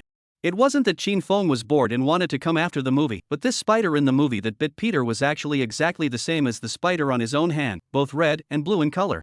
Could this spider be the one that bit the protagonist and turned him into Spider-Man? Chin Fong looked at the slowly crawling spider in the palm of his hand and said in disbelief. Then can a bite from you also turn you into Spider-Man and get those abilities of Spider-Man? Chin Fong said hesitantly as he looked at the fingernail-sized spider. Chapter 57, This is Spider-Man's powers. Should I try it? Chin Fong somewhat nervously clenched his teeth and hesitantly looked at this red and blue spider that was obediently lying down on the palm of his hand. Wait, let me see what powers Spider-Man has first. Chin Fong opened the webpage and searched up Spider-Man's abilities. Being bitten by this spider has the risk of gambling, and if one is lucky, one might be able to obtain those powerful abilities of Spider-Man. But if he was unlucky, then he might have to report to hell, so Chin Fong had to see if those abilities of Spider-Man were worth the risk he was taking first. After searching on the webpage for a few minutes, Chin Fong was finally able to learn what abilities Spider-Man had in total. Spider spraying silk creates a chemical reaction in itself, forming a strong spider silk jet from the artery of his elbow. Spider self-healing, although it can't do the rebirth of broken limbs, some burns and cuts can be recovered in a few days. Peter's original myopia was cured by a small amount of Spider-Man's healing factor. Spider adsorption utilizes the principle of static electricity to adsorb onto the surface of any object, allowing small spiders to walk on walls, and can even be used to sneak up on and attack enemies. Spider power. The spider's isometrically amplified strength can easily lift heavy objects such as cars and reinforced concrete with a force of up to 15-20 tons. Spider sense. This ability is to amplify the spider's original ability to sense air currents in the air, and then according to the changes in the surrounding wide range of air currents in a timely manner to make sense and strain, so as to achieve the superhuman-like nerve reaction ability, in the movie also known as the sixth sense, and then exaggerated point of description is that, the ability to foretell the future, perceive the danger. Other abilities, beyond the normal human endurance and reaction and agility and speed, said to be close to the existence of Superman, is not too much. It turns out that Spider-Man is so strong. Chin Fong looked at these abilities and was surprised. However, Chin Fong lowered his head and looked at the red and blue spider that had already climbed onto his shoulder and couldn't help but sigh in depression. Chin Fong was not 100% sure about this aspect. If he was bitten by this spider, if he was lucky, he might be able to get Spider-Man's abilities, but if he was unlucky, he would be able to get Tang Yuyao's ability, which was to turn into a corpse. Wait. Luck. Chin Fong looked at this red and blue spider on his shoulder and revealed an ecstatic smile. You know, Chin Fong now has the lucky ability. If he really relies on luck, Chin Fong definitely won't turn into a corpse. Come here. Chin Fong stretched his palm in front of the spider and ordered. Under the control of the power of nature, the spider, like a tame pet, slowly crawled along Chin Feng's fingers to the center of his palm. That's good. Chin Fong took a deep breath and calmed his mind a little before decisively ordering, bite.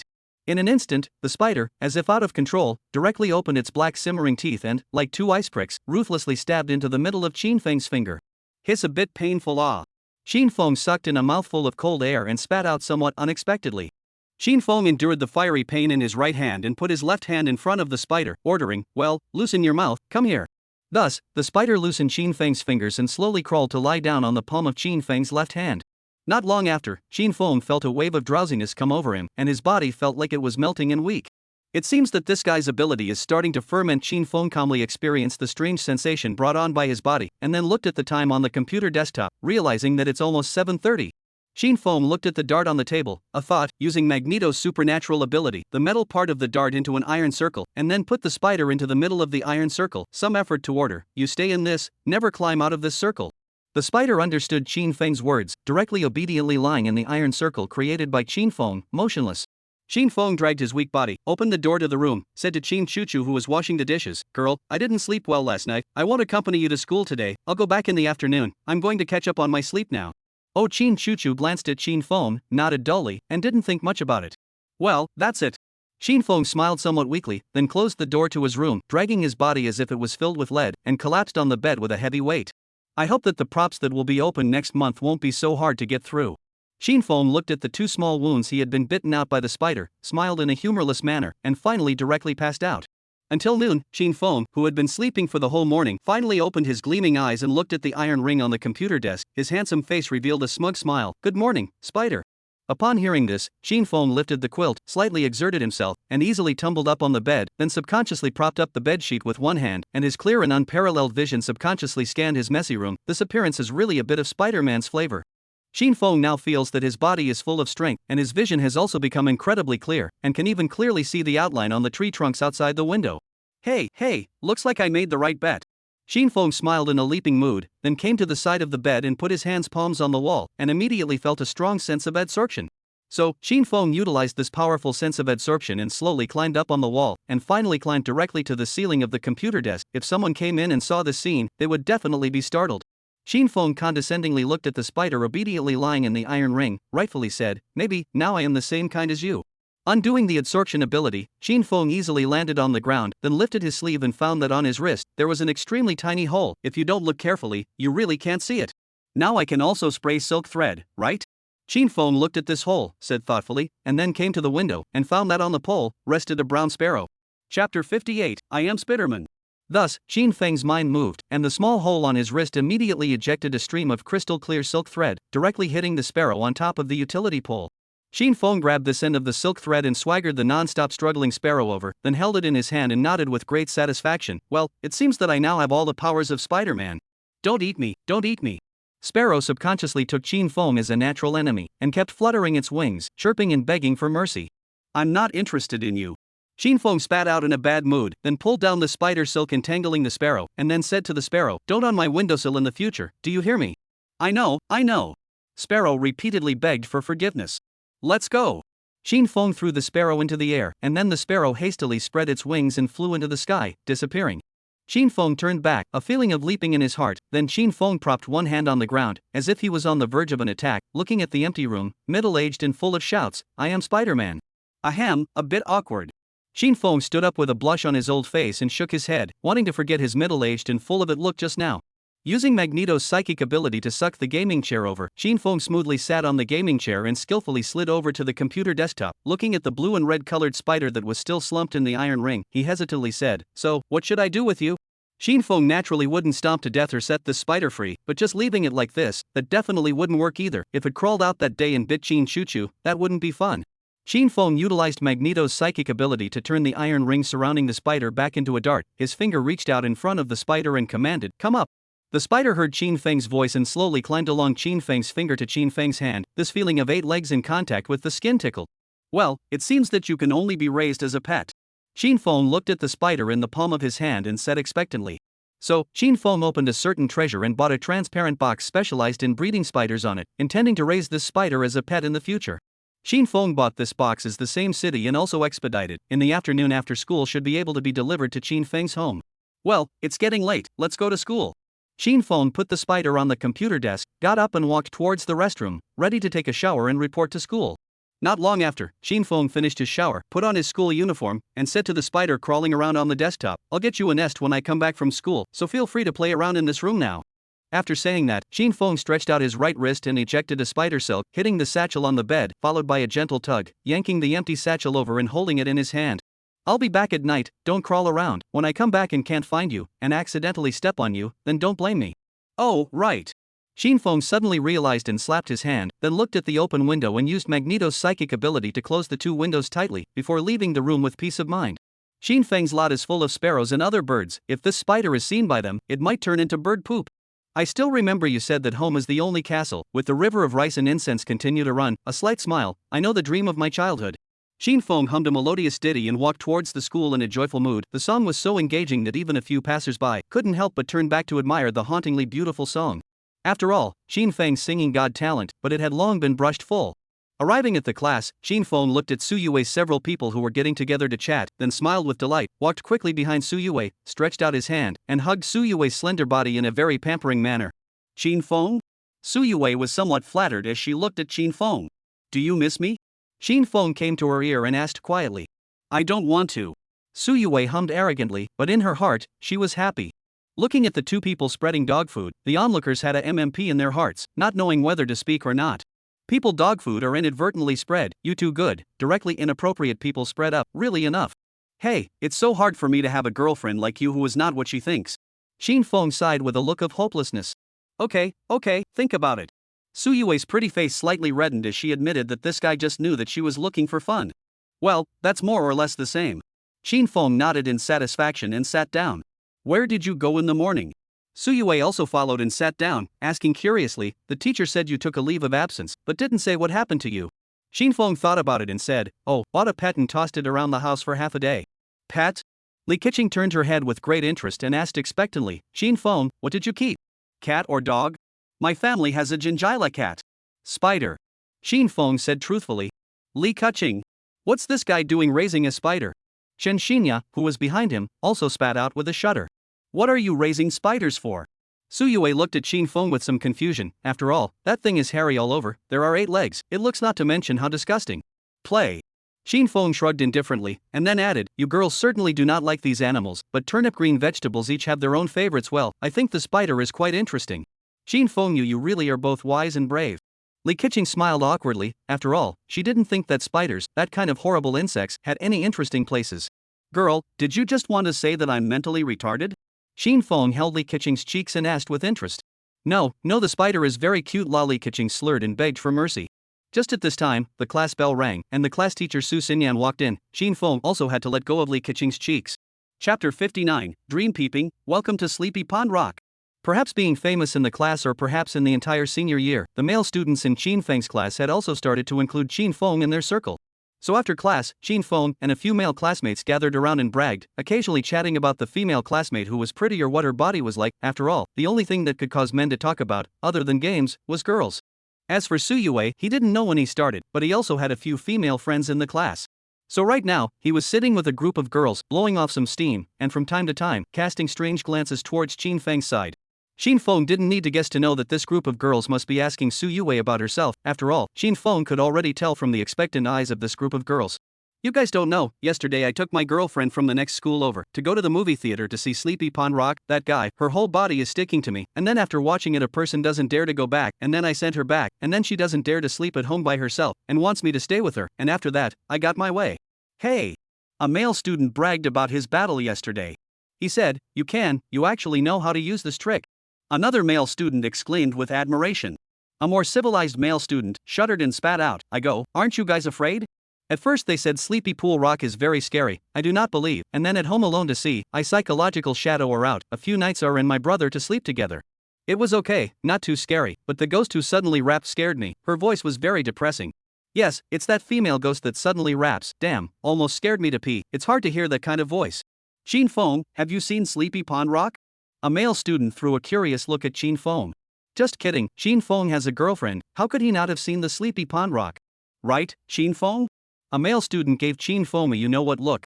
But forget it, when I looked at that, I was only a freshman in high school. In the face of this male classmate's repetition of the topic of deep meaning, Shinfeng disdainfully spat out, and then added, and that time is still with my sister to see, I think it's not much horror. I don't think it's that scary, Shinfeng, you're great. Just now the weaker boy was very admiring to Shinfeng gave a thumbs up. Hey, I heard that place really has this haunted place? It seems to be a mental hospital? The weak boy asked curiously. Well, there is. Shinfeng nodded, after all, he had seen this place in a horror novel a long time ago. TSK, if one were to stay in there alone, one would probably be scared to death. The frail boy continued to add. At this time, Li Chang, who had just returned from the restroom, listened to Shinfeng's group chatting about horror movies, and then said disdainfully, a bunch of goons, watching a movie are all goons like this, do not know to use this movie to pick up girls? Li Cheng's family is open parts factory, a little money, plus this person looks okay, so he is Shinfeng's class famous scum, often go to the next school to accost female students, as long as he pursues the girls, once there is an opportunity to get down, Li Cheng will not hesitate, after the hands of the woman, either to give the woman a breakup fee, or is to mention a variety of reasons and break up with her. I heard that once he dumped a girl, but also the idea of light, if not teachers and classmates good words of advice, no one knows how it will be. But Li Cheng took this thing as his bragging capital, and his friends and those fox and dog to increase the bragging. Shinfeng, didn't say you off, I said these goons. Li Cheng said to Shinfeng in a conspiratorial manner. Li Cheng naturally didn't dare to come and mess with Shinfeng, after all, Shinfeng's woman, but he couldn't afford to mess with her for the rest of his life. Shinfeng glanced at him, not taking this guy seriously. Heh, aren't you afraid? A boy retorted with a disdainful tone. Afraid? Heh, I'm afraid that my girlfriend sticks to me every night. Li Cheng shrugged his shoulders in a conspiratorial manner, then returned to his position. A male student spat at Li Cheng's back with a raised eyebrow. Forget it, don't be general with this kind of person, when the time comes to catch a disease, or it rots, it will be fun. The weak boy couldn't help but flirt. Just when everyone still wanted to spit something, the class bell rang, and everyone returned to their positions, ready for class. This class was a history class, a very boring class, so Qin Feng planned to take a nap. Hey, what were you guys chatting about just now? Su Yue poked Qin Feng's arm and looked at him curiously. Just a horror movie. Qin Feng responded truthfully. Right, Qin Feng, why don't we go watch a horror movie this Sunday, just Sadako? Su Yue was looking forward to the proposal. After all, horror movies only have the opportunity to interact with this guy. Well, that's fine. Qin Feng did not refuse. Anyway, this Sunday is free. And just at this time, a relatively loud yawn sounded. Qin Feng looked up and saw that it was Li Cheng yawning, and then this guy directly lying on the table and fell asleep. The female classmate next to her disgustedly skimmed a glance, and hastily took the textbook away, for fear that Li Cheng would touch the same. It seems to be unable to sleep. Qin Feng looked at Li Cheng, who had just fallen asleep, revealing a playful smile, ready to try out the supernormal ability he just got today, dream peeping. After about 10 minutes, Qin Feng feels that it's almost time. This guy's dream world should also start to be composed. Then Qin Feng lies on the table, looks at the sleeping Li Cheng, and utilizes dream peeping to invade his dream world. In an instant, Qin Feng's mind surfaced this guy's dream world, a dream world of being surly with other schoolgirls. Qin Feng shook his head disdainfully, then constructed a dream world, switching Li Cheng's current dream world directly into the world he had constructed. This world was none other than a horror movie that Qin Feng had talked about earlier, Sleepy Pond Rock. Where was this? Li Cheng, who felt as if he had seen the dream world, looked at an eerie corridor in front of him and shuddered. Just then, in front of Li Cheng, a woman with her back turned to her suddenly appeared. Chapter 60, A Real Nightmare, Crying on the Spot. This is that horror movie inside the psychiatric hospital. Li Cheng looked at this woman with her back to herself, trembling muttered, after all, this horror movie he has seen, then was scared for several nights or insomnia. How do I come to this ghost place in the dream? Li Cheng completely do not know that he is dreaming. After all, this dream is simply like reality, incomparable real. Li Cheng turned his head to see, next to himself there is an intensive care unit, and the guardianship room above the door number is exactly 402. 402 is exactly the most horrible room in the trapped pool rock. In the movie, this room is full of dead bodies of the undead who died of mental illness. The protagonist of the movie went into this intensive care room. At that time, I heard that the whole audience of the cinema were all scared to tears by the clips in this inside. Of course, 402 how scary inside the guardianship room. Li Cheng, who has seen the movie, naturally understands. 402 Li Cheng was trembling as he looked at this door number and then turned his head, wanting to see where the woman who had just turned her back to herself had gone. However, when Li Cheng just turned his head for a moment, the woman who had previously turned her back to Li Cheng suddenly appeared in front of him. This woman's entire face was pale, her pitch-black colored eyes did not have a trace of blood color, even her pupils did not have any. She just looked straight at Li Cheng, with a smirk under the corner of her mouth. At this moment, Li Cheng has been scared to tremble all over, but the double faded is filled with lead in general, completely unable to move a minute and a millimeter. Suddenly, this woman directly grabbed Li Cheng's arms. The face that once made countless viewers cry in fear, pasted in front of Li Cheng, began to constantly inhale, emitting a creepy and depressing sound. Ah! Ah! Ah! Ah! The entire dream world of Li Cheng began to cry and scream. The girl next to Li Cheng suddenly smelled a strange odor, and then curiously looked down, stared in disbelief, and then hurriedly shouted, "Teacher, Li Cheng he peed his pants." At this statement, the eyes of the whole class all looked toward Li Cheng. Even the history teacher cast a disbelieving gaze toward Li Cheng. Joking, senior actually have people peeing their pants in class, put aside to play it?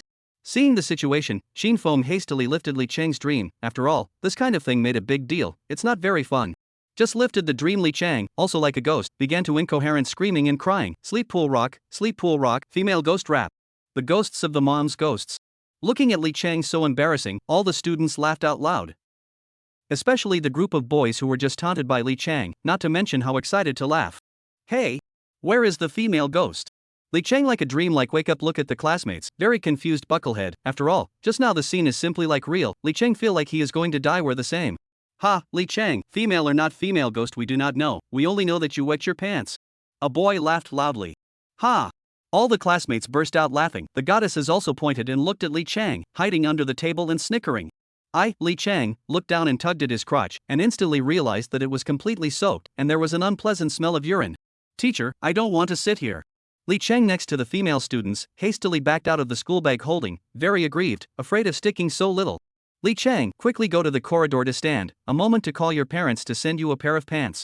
History teacher is very speechless said, after all, this is a senior, which people still wet their pants sleeping really embarrassing Li Cheng was annoyed and cursed, only to realize that the rap female ghost in 402 intensive care unit, just now, was just a nightmare he had. Li Cheng annoyed and angry, picked up his bag and wet textbooks, walked to the corridor and squatted down, avoiding the class to see him. Okay, don't laugh. The history teacher hastily spoke out to stop it. Upon hearing this, the students all quieted down, only a few bold students, still looking at Li Cheng in the corridor, where they chirped and snickered. Li Cheng's female classmates at the same table had to move up the chair and the other tables to make a pair. After all, that table is now a strong flavor. Before and after the table of the students do not mention how difficult to get through. Now our senior, there are still people can pee their pants off. Su Yue is very disgusted with the Cold War, cannot help but some heartache in Li Cheng and the girls at the same table. Hey, it seems that this supernormal ability is a bit interesting. Qin Feng recalled the picture just now and said with great satisfaction. After all, immersive to the inside of a horror movie, to be more scary. Li Cheng is still a person with strong psychological quality. If some timid people, into the dream created by Qin Feng just now, may be directly scared to death. Looking at Li Cheng outside the corridor, Qin Feng's mood jumped as he turned the ballpoint pen, and secretly said in his heart, next time, find a few more people who are as interesting as Li Cheng, and let them do some other more interesting dreams. Not long after, the bell rang, and Li Cheng in the class sleep nightmares peeing his pants thing, in the whole senior high school has spread. Many admiring students are outside the corridor, as if looking at aliens looking at Li Cheng. Li Cheng's parents had been here before, so they were now changing into a new pair of pants. Only, his dad felt that this son of his was too humiliating, so he didn't have the good sense to continue to stay in the class, but went to the office and applied to Su Xinyan for his son to transfer to another school. Joking, in this school made such a big scandal, can be said to be the whole senior people know. If continue to read on, Li Cheng not to mention what bully university and prospects, this matter can become a lifetime stain. Qin Feng and just a few male students gathered together could not help but look at Li Cheng, who wrote the withdrawal application form, and kept on flirting. Ha, didn't this guy say he wasn't afraid? How are you scared of peeing your pants off? Ha, just now I was going to sleep, but by this guy suddenly roared a voice, I cannot sleep. Li Cheng that female ghost rap really made the master laugh. Listening to these male classmates flirting, Qin Feng just smiled meaningfully. All this, only Qin Feng knows what happened. The first time I saw him, I was in the middle of a fight with him, and he was in the middle of a fight with me. Time flew by, turning to the last class of the morning, which was the students' favorite physical education class. Everyone was gathering one after another towards the playground. The reason why most of the students like PE class is because they don't have to stay in a boring classroom, and they can also see the beautiful PE teacher of their class. Not long after, all the students in the class are concentrated in the playground. There are a few students also by the way to bring the book bag, and then when the collection, put it to one side of the corner. After all, at noon did not stay in the school students, or can go home to eat, this way it will not run back to the classroom to get the book bag. This time the physical education class is more special. Qin Feng's class 6 is in next door class 5 together, so now on the playground collection of two classes. The students of the two classes were not assembled very far from each other, so everyone was sizing up each other's classes with great interest. What kind of handsome or beautiful boys or girls were there? Handsome guy Qin Feng from class 6, are you free tonight? Have a meal together. My treat. At this moment, a high-pitched female voice suddenly came from the students of class 5, drawing a burst of laughter. This was naked molestation. Qin Feng was now famous throughout the entire senior class. After all, Qin Feng was already very noticeable after he took first place in the whole school in the last exam. Coupled with the fact that many young girls in Qin Feng's class had taken pictures of Qin Feng's body and sent them to their friends in other classes to enjoy them, this was what had made Qin Feng's popularity soar so fast during that period of time. Qin Feng disdainfully glanced at the students of class 5, just yawning in boredom, not giving that girl a response. But at this moment, Su Yue walked out directly from the team, as if she wanted to hit someone, came to the front of the 5th class team, angrily looked at the group of students, coldly asked, who shouted just now? You don't know that Qin Feng is my boyfriend? Upon hearing this, all the students of class 5 looked at Su Yue with a frightened heart, not daring to make a sound, because they couldn't afford to mess with this violent temper. The last time Su Yue slapped the school bully Chen Li in front of all the students, they had also heard about it in class 5, it was simply horrible. So this woman with a violent temper and a relationship with the education bureau, they couldn't afford to mess with her. Seeing that the joke had gone too far, the girl who had just made a death wish immediately shrunk her head down, fearing that she would be discovered by Su Yue. What, you have the guts to shout, but not the guts to admit it? Su Yue looked at the students of class 5 and questioned in a cold voice. At this time, the sports committee member of class 5, a taller boy, with a face of compensating smile walked out, very embarrassed, said, that, Su Yue student, our classmates are just joking, don't take it seriously. Did I call you? Su Yue raised her head, looked at this sports committee member who was a head taller than her, and asked disdainfully. Seeing Su Yue lecturing so majestically in front of their physical education committee member, the students in Qin Feng's class couldn't help but give a thumbs up in their hearts. This woman really deserves to be called Su Yue. That one was just a joke, don't take it seriously. The sports committee member of class 5, both embarrassed and scared, said. WDNMD, your girlfriend was molested on the spot, aren't you angry? Su Yue looked at the sports committee member of class 5 and asked with disdain. Isn't that your boyfriend? The sports commissioner smiled awkwardly. Listening to the flirting of the two, the students of the two classes couldn't help but laugh out loud. These two are playing a skit here? Okay. Before Suyue could retort anything, Qin Feng hurriedly walked out from the team, holding Suyue's slender body, and walked towards his own class's team. As if coaxing a little girl, Qin Feng said gently to Suyue, "Okay, just kidding, don't be so concerned."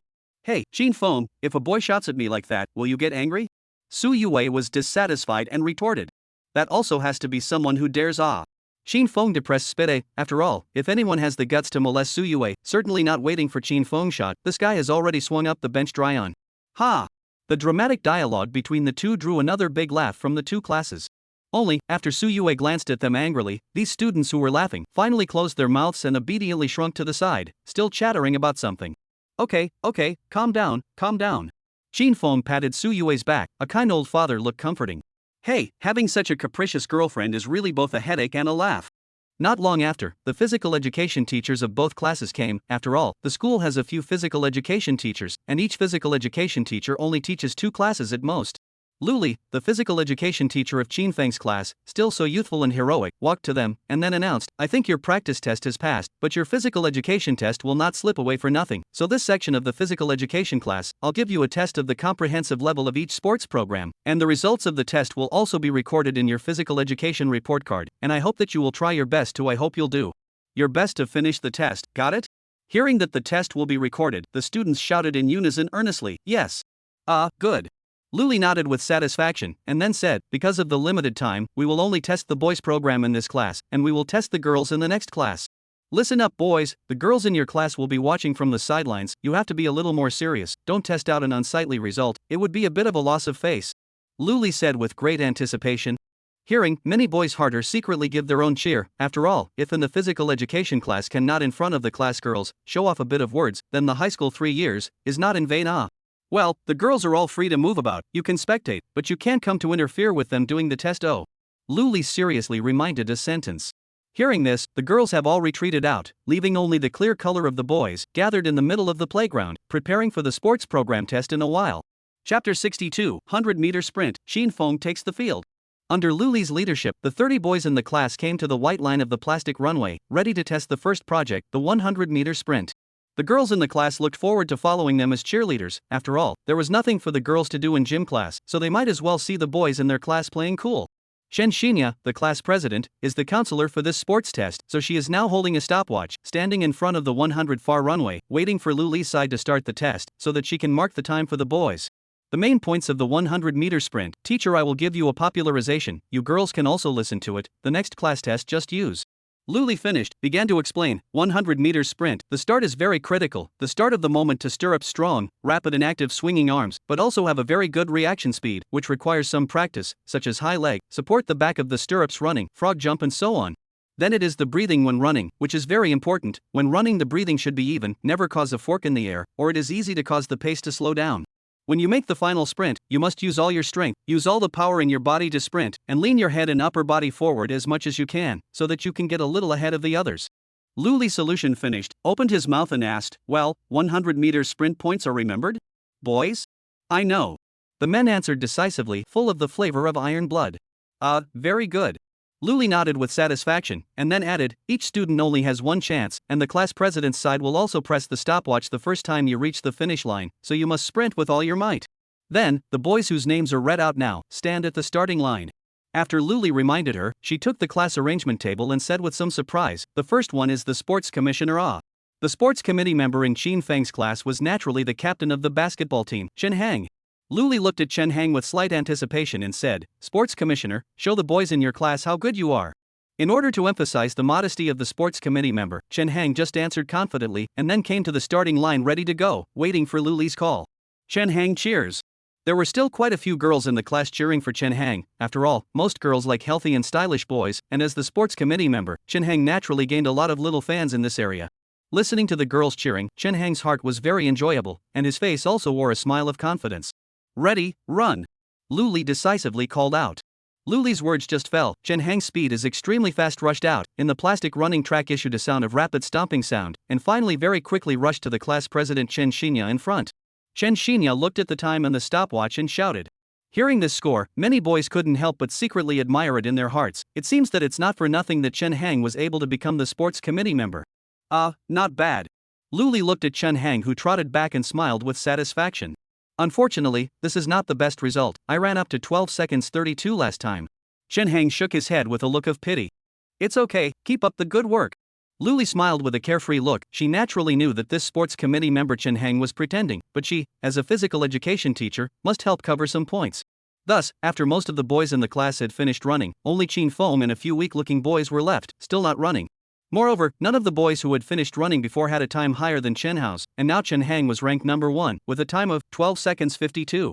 It seems that all of you boys are at home on weekdays to play with computers, completely did not exercise. Even 19 seconds of the results are running out for me. Luli didn't spit out a laugh. Well, the next. Luli came back to her senses and continued with the 100-meter test, but when she looked at the next name in the class ranking table, Luli couldn't help but be a little stunned, but she still looked with anticipation and excitement towards Chin Fong, one of the few boys. Next, Chin Fong. Luli shouted with great anticipation, her voice filled with excitement. Luli had seen Chin Feng's body, that explosive dog waist, that beautiful shark line, that well-defined 8-pack abs, that shocking bat back. Luli still remembered. Such a body can only be practiced with very hard workouts, so Luli was looking forward to what kind of results Chin Fong could run. Hearing this name, the female students in the class all cast expectant gazes at Chin Fong, and even the girls in the next class who were doing sit-ups cast excited gazes at Chin Fong. Upon hearing this, Chin Fong walked away from the boys and came to the starting line. Chin Fong, add. Chin Fong, go for it. Voice breaking. Before Su Yue could say anything, the other girls broke into shouts as if they had gone crazy, rather like the frantic shouts of female fans off stage in a concert. Chin Fong, go for it.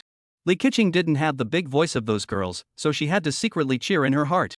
It's Chin Feng's turn. Chen Xinya took the stopwatch and looked at Chin Fong outside the starting line. Her pretty face couldn't help but flash a touch of redness.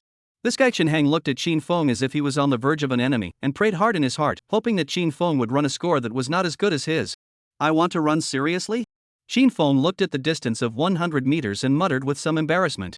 Chin Fong now has Spider-Man's extraordinary speed. If Chin Fong wants to, he can break Bolt's world record of 958 seconds in the World Athletics Championships. Chin Fong. Su Yue finally increased her voice and shouted in a broken voice, go for it. Looking at Su Yue's cheerleading for herself, Chin Fong couldn't help but froze, then revealed a serious smile, ready to come running properly. In any case, his own woman is watching from the side, cannot lose face for her. Prepare to run. Luli shouted out. In an instant, Chin Fong was like an arrow off the string, with lightning speed, sprinting towards Chen Xinya, who was 100 meters away. In just a few moments, Chin Feng's sprinting figure arrived in front of Chen Xinya, who followed suit and narrowly pressed the stopwatch. Chapter 63, This is still less. Class President. How much did Chin Fong run? Before Chen Xinya could open her mouth to chime in, Luli couldn't wait to be the first to shout. Chin Feng's starting speed could be said to be the fastest and most standardized that Luli had ever seen, and the process of starting was also so swift and perfect, without a single flaw. The other students in Chin Feng's class, and even quite a few of the girls in Class 5, couldn't wait to look at Chen Xinya, who was 100 meters away, wanting to know how many seconds Chin Feng had used for such a fast speed. 110 seconds 48? Chen Xinya looked at the timing on the stopwatch and looked at Chin Feng like he was a monster. Moreover, Chen Xinya felt that she might have been a little slow in pressing the stopwatch just now. After all, Chin Feng's speed was really too fast, so fast that Chen Xinya couldn't believe it. Chin Feng, you're also too fast. Chen Xinya still looked at Chin Feng with a surprised face. This unexpected look actually looked like it had a hint of cute flavor. Hey, I'm not fast, okay, I'm very durable. Chin Feng corrected solemnly, then lazily walked towards Luli's side. Shame on you. Chen Xinya looked at Chin Feng's back with a slight redness in her pretty face. Class President, WW. Luli shouted again loudly and said, how much did Chin Feng run? Hearing Luli's voice that was like killing a pig, Chen Xinya came back to her senses and hurriedly shouted, 10 seconds 48. What the hell? A few boys from Class 5 let out disbelieving questioning noises and cast shocked gazes at Chin Feng, who was strolling lazily on the runway. Just kidding, 100-meter sprint, can run out 10 seconds 48. This kind of heavenly achievement, this is just like flying almost, if you add more strength, maybe can really break the world's first record. This guy really didn't let me down. Luli expectantly smiled. After all, Chin Feng's stature had already indicated that he would run a very counterintuitive result, and it seemed to be the case. This Nima fake Chen Hang looked at Chin Feng, who walked back slowly and methodically, although his heart was very upset, but he didn't have any words to retort. After all, this kind of thing, it's all about taking strength to speak. Chin Feng, you're really good. You must have been exercising a lot during the week. Luli looked at Chin Feng with great anticipation and asked. Sort of. Shin Feng nodded indifferently and walked towards Su Yue and the girls. Shin Feng, you're awesome. Li Keqing rushed at the returning Shin Feng and smiled cutely. Thanks, girl. Shin Feng smiled gratefully and smoothly touched Li Keqing's head. He being touched on the head of Li Keqing, very happy smile, this lovely look to many boys' heart are adorable. Seeing this, the other girls hurriedly stretched their heads towards Qin Feng's side as if they were expecting something. Qin Feng glanced at the group of girls breathlessly and hurriedly hid to the side. Qin Feng only thought of Li Keqing as a little sister, that's why he couldn't help but touch her. As for this group of girls, it's better to forget about it. Qin Feng is worried that guy Su Yue will beat himself to death if he touches them too. Hey, what do you mean, touching Li Keqing in front of me? Su Yue looked at Qin Feng questioningly with great dissatisfaction. I just think of her as a little sister. Qin Feng smiled with some regret, he should have known that this guy would be jealous. Hey, what a blunder. Su Yue stretched her white neck, came to the front of Qin Feng, and said expectantly, then I also want, hurry up. Good. Qin Feng shook his head with both relief and helplessness, but still stretched out his hand and kept touching Su Yue's hair, then said, satisfied? No. Su Yue is very dissatisfied retort, then directly on tiptoe, kissed Qin Feng a bite, like a stamp, arrogant red face said, now almost. Seeing this icy cold dog food in front of me, the other boys and girls, have madly cha-cha lemon. Here, just bought for you. Su Yue handed Qin Feng a bottle of Sprite and said happily. Thanks. Although the public kissed him out, but Qin Feng did not feel shy and so on, after all, is his girlfriend well, it's okay. This dog food I'm going to eat vomit. Looking at the two of them, single for 23 years, Luli suddenly felt a million points hit. Okay, next item, pull-ups. Luli looked at the two depressed Sai, as if gambling, took the lead towards the sand side of the bar. It wasn't long before a group of female voices and male voices were both shocked and excited by the sound of counting on the sandy side of the bar. At this moment, on the bar, Qin Feng was doing pull-ups one after another in an incomparably standardized manner, and now it was already the 145th one. Because the amount of sweat from this exercise was really big, Qin Feng had to take off his shirt before he started doing it. So, now Qin Feng's body, in the class under the eyes of the whole class, even the 5th class there are a lot of girls are muddled into it, like a maniac look at Qin Feng this full of explosive body. This abs, this male dog waist, this bat back, I love it. Luli was on the front of Qin Feng's face, engraving Qin Feng's flawless body inside her mind non-stop. 164165167196197198199 200. When the surprised voice stopped at 140, Qin Feng on the bar was finally feeling a hint of boredom, letting go of the bar and wandering over to Su Yue's side, taking the clothes in her hand and putting them on.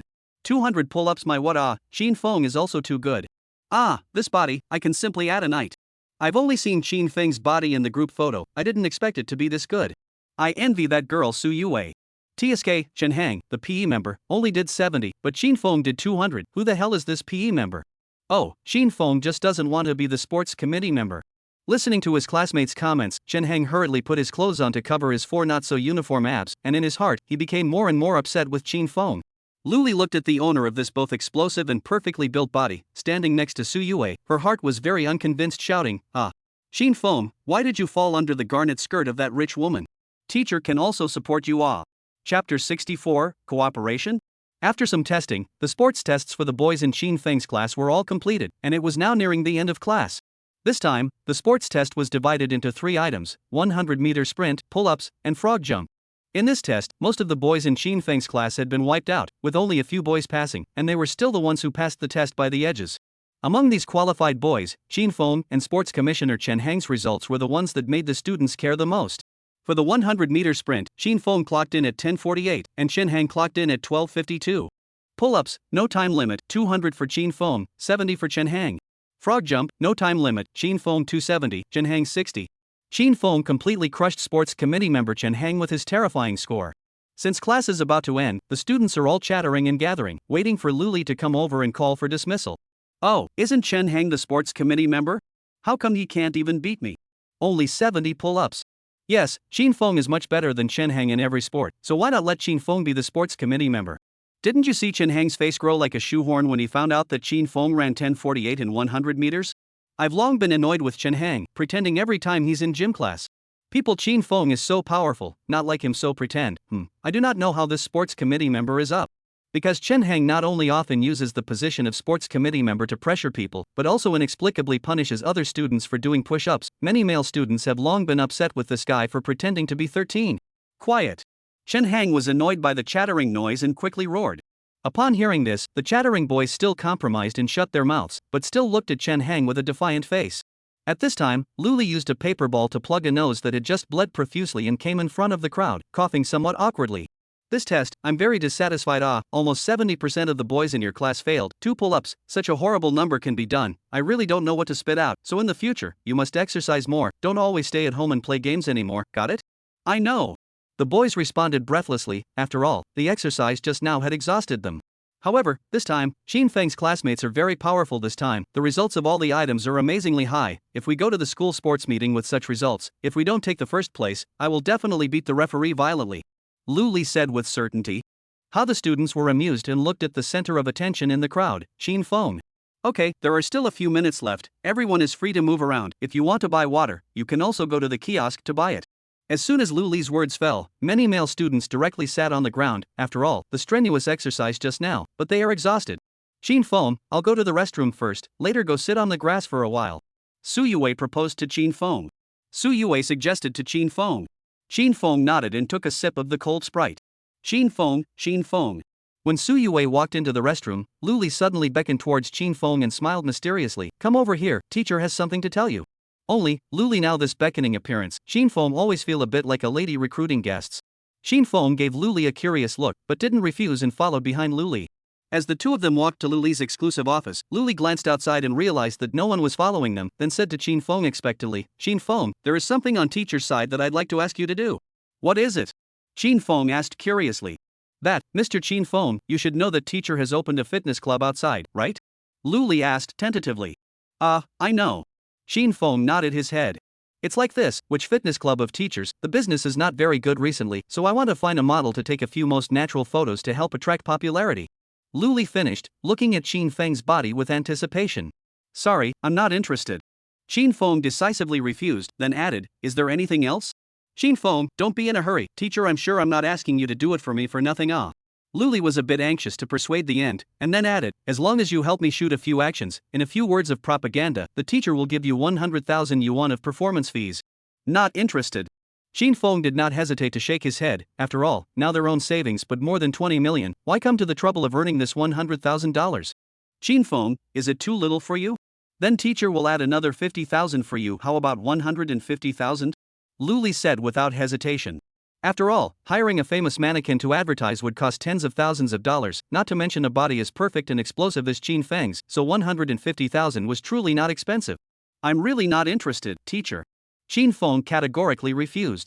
Xin Feng, you as a favor to the teacher, you have to know that now the mannequin appearance fee in high, but also very find a good figure of models, the teacher I also have no way off. Luli was a bit anxious and pleaded. Seeing Luli's sincere look, Xin Feng pondered deeply for a moment and finally sighed hopelessly, I'm only free next Tuesday night. Good, let's decide on that day. Luli replied without hesitation, fearing that Xin Feng would suddenly back out of his promise. Luli took out her cell phone and opened her Wizards, saying with great anticipation, then Xin Feng, add a Wizards, when the time comes, the teacher will contact you. Xin Feng looked at Luli's smile without pretense and hesitated for a moment, then still did not think much, took out his cell phone and added her friend. Is it okay? Xin Feng asked. No, see you in the next gym class. Luli covered her cell phone and nodded with great satisfaction. Thus, Xin Feng hurriedly took his cell phone and walked towards the outside of the playground, fearing that Su Yue would discover that he was alone with the gym teacher and would be jealous again then. Yay, too good. Luli looked at the cell phone to Xin Feng's prestige, ecstatic cheered, and then hastily put Xin Feng's friend, set his special attention, and pulled to the homepage so that when Xin Feng sends a message, he can see it in the first time. Chapter 65, Xin Feng's First Pet. In the blink of an eye, it came to the end of school in the evening, and Xin Feng also bid farewell to Su Yue and returned home alone. Xin Feng opened the door to his room and while changing his shoes, he shouted towards Xin Chuchu's room, Girl, I'm back, what's for dinner tonight? When tonight we'll eat crab flavor stick stew hot pot, super spicy? Xin Chuchu carries a pot of crab flavor sticks and other 7 or 8 ingredients and walks out from the kitchen, looking at Xin Feng happily. Oh, it's okay. Xin Feng nodded his head in approval with satisfaction. Just as Xin Feng had just changed his shoes, the door to his room was suddenly knocked. Mr. Xin Feng, your delivery. Oh, the box I bought at noon. Xin Feng thought with a sudden realization, then opened the door and signed for the expedited delivery he bought at noon. Thanks. Saying goodbye to the courier, Xin Feng held a 20-centimeter long box encapsulated in plastic foam and walked to the living room, then placed the box on the floor. Xin Chuchu squatted down and curiously looked at the box, looked up at Xin Feng and asked, Brother, what did you buy? A box for raising spiders. Xin Feng said truthfully, after all, this can be no room to hide, sooner or later will be seen by Xin Chuchu. Ha! Spider! Shin Chuchu heard these two words, all the body is not good, full of brains or that eight-legged, crawling very fast, and also covered with hairy insects. Brother, why do you keep spiders? Shin Chuchu looked at Chin Fong very puzzled. Well, a junior high school friend gave it to me, I'm too embarrassed to refuse, so I'm going to keep it. Shin Fong said indifferently. But, don't worry girl, this box is specially designed to keep spiders, it can't climb out. Shin Fong patiently comforted. Oh, okay then. Shin Chuchu had to compromise and nodded. After all, it's rare that Shin Fong has a hobby other than gaming, only this hobby is a bit scary. Here, scissors. Shin Chuchu handed Shin Fong a pair of scissors, convenient for Shin Fong to open this big box. Thanks. Shin Fong took the scissors and started to dismantle the box for breeding spiders. The box Shin Fong bought was the best and most convenient for breeding spiders, an acrylic box. It didn't take long for the plastic foam to be dismantled by Shin Fong, revealing a relatively large transparent box. Although Shin Chuchu was very afraid, but still next to Shin Fong to help pick up the foam after demolition, lest the foam slag a moment to get all over the house. This box is 202,030 length, width, and height of the transparent box on the left and right sides of the box there are a few tiny ventilation holes, to be much smaller than Shin Feng's spiders, so that the spiders will not escape from the inside of this vent. At the bottom of the box was a layer of relatively dry soil padding, should be to create a seemingly wild environment for the spider. In the upper right corner of the soil, a small circle is not filled with soil, it should be used to hold water, after all, spiders do not like wet environment. A relatively dry branch, at an angle of less than 45 degrees angle across to the end of the soil inside, convenient for spiders to climb to the top of the walk, while it can make the owner directly to the appreciation of the spiders. How good disgusting Chin Chuchu took the merchant to send a pocket of live bread bugs, incomparable disgust shaking body. It's not like you're eating it, what's so disgusting? Shin Fong spat out in a good-natured manner, then headed for the room, ready to receive the spider into its new home. Shin Fong planned to put this box next to his computer desk so he could tease it when he had nothing to do, and let it live here temporarily before buying a house. You're the one who wants to eat it. Shin Chuchu retorted in disgust, but still poked the living breadworms one after another, feeling very interesting. It didn't take long for Shin Fong to find the spider in the room, then placed it in the palm of his hand and walked towards Shin Chuchu's side. Brother, where's your spider? Didn't see it Shin Chuchu looked over the box left and right and asked curiously. Here it is. Shin Fong stretched out his hand and said lightly. Ah. Shin Chuchu looked like a scared cat, directly scurried up, like an instantaneous movement, directly retreated to her door, shivering as she looked at Shin Fong. Brother, you are not afraid that it will bite you? Shin Chuchu asked with a frightened heart. Don't worry, it's fine, that friend of mine taught me how to deal with spiders. Shin Fong said indifferently, then opened the top box and put the spider in. Seeing Shin Fong put the spider into the box, Shin Chuchu walked over, squatting beside Shin Fong, both curious and a little afraid to look at the spiders crawling around on the soil. Curious, brother, this spider color is quite beautiful, is not poisonous, right? It's very poisonous. Shin Fong said with a serious look. Shin Chuchu. Seeing Shin Chuchu so cute and adorable, Shin Fong did not have a good laugh, flirting. Hey, so girl, in the future you just watch and play, do not think like me, hold it in the hand to play. Oh. I will not. Shin Chuchu decisively retorted, if this thing climbs on me, I guess I have to shake my hand off. Is it so exaggerated?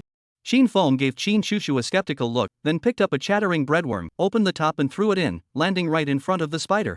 Maybe hungry for a day, the spider as soon as it saw this with its size about the same size of the bread bug, directly and quickly ran over, then ate long fated will bread bugs ruthlessly held in the arms, a pair of black simmering teeth ruthlessly pierced into the bread bug's body fingers, and then injected deadly venom. In just a moment, the lively bread bug directly stopped hemming and hawing, from the beginning, began to be eaten by this spider continuously. Oh. It feels quite interesting. Shin Chuchu looked at this slightly gory picture and said with interest. Well, of course it's interesting. Shin Fong also nodded his head full of elegance, after all, those who raise spiders, it is nothing more than the picture of this one eating away. Chapter 66, Spider's Web. Early in the morning of the second day, Shin Fong was woken up by the dream words spoken by that girl Shin Chuchu, and then yawned in high spirits, looking at Shin Chuchu, who was sleeping next to him, with both helplessness and relief. I don't know since when, Shin Chuchu has been clamoring to sleep with Shin Fong every night, and if Shin Fong is unwilling, she gets upset and throws a tantrum. So there's no way, Shin Fong has no choice but to accommodate this silly sister he's been taking care of for more than 10 years. Anyway, there were only Shin Fong and Shin Chuchu in the house right now, so naturally Shin Fong wasn't going to worry about any doggone things happening. Do you really want your brother to be treated like a sister controller? Shin Fong pinched Shin Chuchu's face and smiled in relief, then dressed and got out of bed, going to the restroom to brush his teeth and wash up. After Shin Fong left, Shin Chuchu opened her eyes, both depressed and somewhat disappointed, spat out, stupid Shin Fong. Not long after Qin Feng brushed his teeth, Qin Chuchu also pretended to look like just woke up and got up, holding her pillow, yawning to Qin Feng. Greetings, good morning old brother My lovely sister, your dear brother is hungry. Qin Feng smiled expectantly at Qin Chuchu. Really old brother, you get up so early yourself will not cook it. Qin Chuchu hugged the pillow, some dissatisfaction muttered, this look is really cute. My skills are not as good as your skills, sister. Qin Feng did not make a pretense of patting the horse's ass, and then touched Qin Chuchu's head and said, I first went to look at my spider, call me when you're ready to cook. After saying that, Qin Feng went to his room, leaving behind a depressed Qin Chuchu. Slightly, the lazy Qin Chuchu made a face at Qin Feng's back, but still threw the pillow onto her bed and ran off towards the kitchen with her butt. Coming into the room, Qin Feng snapped and realized that this spider of his actually made a big clean white web in the middle of the tree branch in the box, with quite a few breadbug corpses wrapped around it, and the spider proper was lying on its back in the middle of the web, leisurely handling its pair of black simmering teeth. Oh, interesting. Qin Feng came up to the box and looked at his red and blue spider and smiled with interest. This spider had made its web so quickly, so that meant that it was happy with this new home. Fighting to live for a few more years. Qin Feng knocked on the top lid of the box and cozily said to this spider. Although Qin Feng didn't know what kind of spider he had, most of the spiders' lifespans were only 12 years, and they would only last for 3 years. At this time, Qin Feng's cell phone suddenly rang with a text message, a popular news from the stock category of the financial network. Famous stock speculation expert, Sister Lin, heavily invested in a cold stock, resulting in a total loss of more than 90 million in half a month. From Sister Lin around the people broke the news. Sister Lin has now owed more than 30 million in debt. There is absolutely no idea of getting back on the mountain again. The first time I saw this message, I was so embarrassed that I was not able to see it. Qin Feng looked at this message and spat out in an awkward mood. However, it wasn't a blame on Qin Feng for not reminding her. After all, Qin Feng had told Lin Ichi to buy the same stock as himself last time, and after that guy made more than $6 million, he never gave up about himself again, and didn't even send a wiki, so after Qin Feng sold that stock, he wasn't bothering with her anymore. Moreover, Qin Feng had reminded her before, almost 5 days later can be closed, who knows her own not only do not see the good to close, but also under such a ruthless hand it? Now owes more than 30 million, that also has little to do with himself. Right, should I talk to that girl about this matter? Qin Feng looked at his savings and said hesitantly. After all, Qin Feng will soon plan to buy a house, sooner or later to live with Qin Chuchu. It is impossible to say, these money is Su Yue to their own right. Well, tell her about it. Qin Feng thought about it, indifferently and secretly. At this time, Qin Chuchu just pushed open the door of the room, wearing a school uniform, looking at the computer in front of the Qin Feng reminded, older brother, dinner oh. Just in time, girl, you come over, I'll tell you something. Qin Feng beckoned to Qin Chuchu. What is it? Qin Chuchu looked like a curious baby and walked over to Qin Feng. Wow, old brother, the spider has made a web. Qin Chuchu looked at the spider in the box with great novelty and said to Qin Feng with a face full of surprise. This adorable look of not having seen the world, like a little girl who saw a chicken break its shell for the first time. I pondered, can spiders not other things if they don't make webs? Qin Feng looked at Qin Chuchu with a caring retarded look. I am also the first time to see it. Qin Chuchu hummed with some arrogance. Looking at his own this lovely stupid sister, Qin Feng gratifyingly smiled, and then solemnly said, girl, tell you something, your brother now has $20 million in hand. Hear Qin Feng this sentence, Qin Chuchu first froze, then some nervous smile, old brother, I know we are now poor but, you do not too fantasize, this kind of thing think too much, the brain will be out of the question. I knew you would think so. Qin Feng unexpectedly sighed, and then the bank card deposit in the cell phone, point out, handed in front of Qin Chuchu. Individual, 10, 100, 1,000, 10,000, 100,000, million, 1,000 million? Qin Chuchu counted one by one, and finally looked at Qin Feng as if he were looking at a monster, and asked with a voice of extreme disbelief, older brother, where did you get so much money? I was speculating a while ago. Should not be. Qin Chuchu heart-jumping thought of a picture, then subconsciously backed 2 steps, covering his mouth in disbelief said, old brother you would not be to sell it. I sell a ghost. Qin Feng did not have the good sense to spit out a sound. This girl actually suspected that they are these money, is every night to serve rich women to earn. Some days ago, I learned to speculate on stocks for a long time, so this money is my previous use of those tens of thousands of dollars to speculate on the luck is better, it earns more. Qin Feng clicked on the financial network, opened his stock trend chart, said solemnly. Oh, so it is so. Qin Chuchu looked at these situation charts, so it is so nodded. That old brother. Is this money already discounted? Qin Chuchu looked at Qin Feng ecstatically and asked. Well, it can be, but can I really use it? That's great, that old brother, I don't study, give me 2 million, I'm going to open a milk tea store. Qin Chuchu cheered with great anticipation.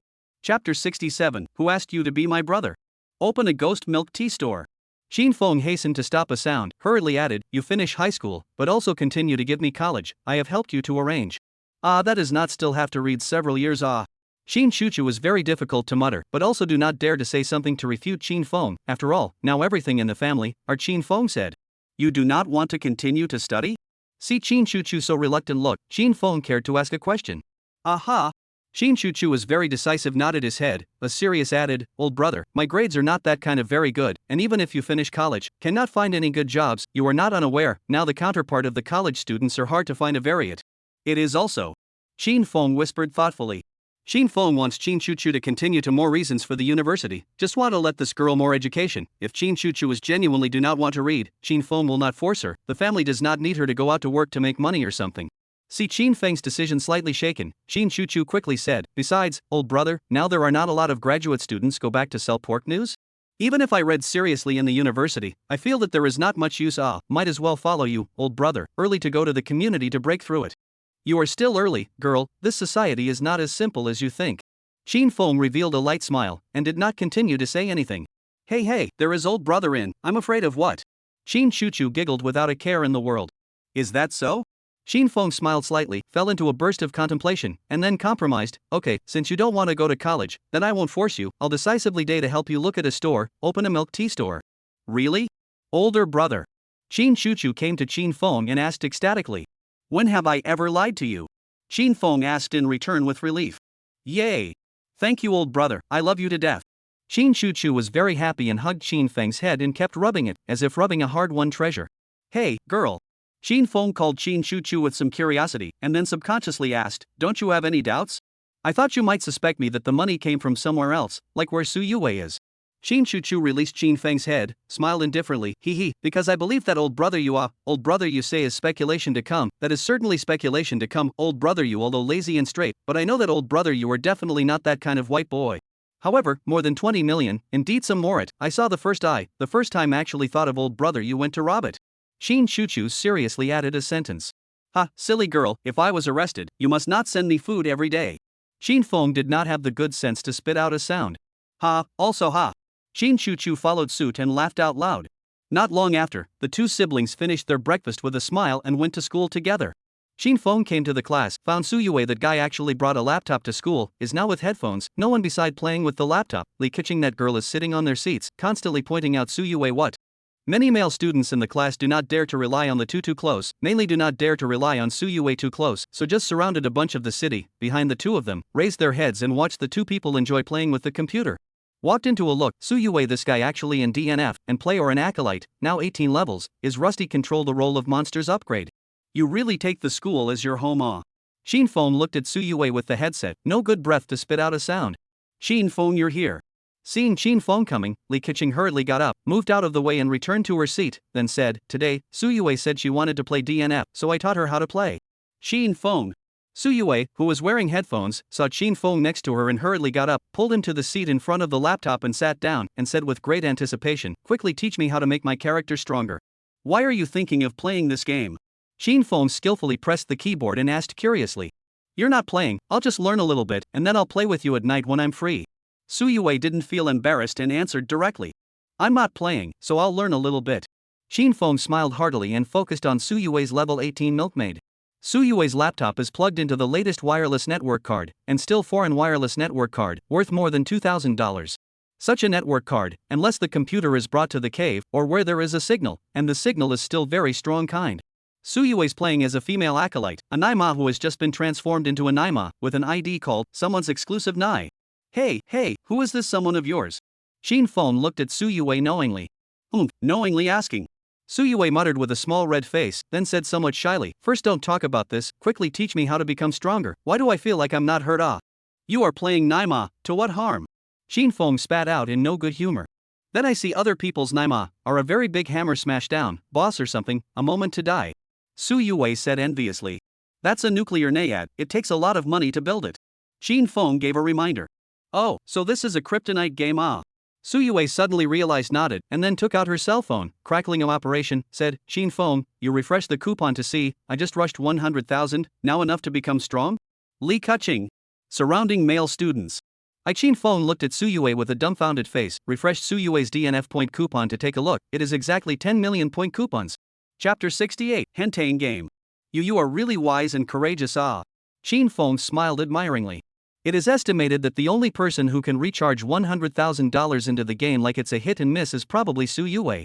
Okay, let's not talk about that. Have I gotten stronger now that I've recharged? Is it necessary to buy equipment or something? Su Yue asked with great anticipation, looking like she really wanted to learn this kryptonite game. Your level is too low now. At the very least, you have to be full level before you can spend that money on equipment, and this game is rather special. Even if you have more money, if the equipment is built wrongly, it's still going to be more of a struggle. After all, that's how we got here in the first place. But Qin Feng didn't want to be like Su Yue, charging $100,000 in one breath. I'm not going to be able to do that, but I'm going to be able to do it. What the hell game ah? Su Yue was puzzled and said. Hey, this is the charm of DNF. Even if you are rich, some of the equipment and materials still need to spend time to brush. If you feel that upgrading is too boring, you can spend money to hire a fighter, the level of the first rise before. Qin Feng proposed. Beater Su Yue thoughtfully read, and then looked at the group behind her, the boys who had been peeping for a long time. Seeing Su Yue cast her eyes, this group of boys' heart immediately excited. After all, if you become Su Yue's game fighter, that can certainly earn over a. He. Su Yue looked at this group of boys and hummed disdainfully, then turned her head and said to Li Keqing, why don't you become my what's-his-name beater? I'll give you $10,000 every month. Ah. Me? Li Keqing looked at Su Yue with some surprise, somewhat unsure of what to do. Right, aren't you a veteran in this area? If you help me upgrade every month and brush my equipment or something, I'll give you $10,000, how about it? Su Yue said without a care in the world. Then this Li Keqing cast a look of help towards Qin Feng.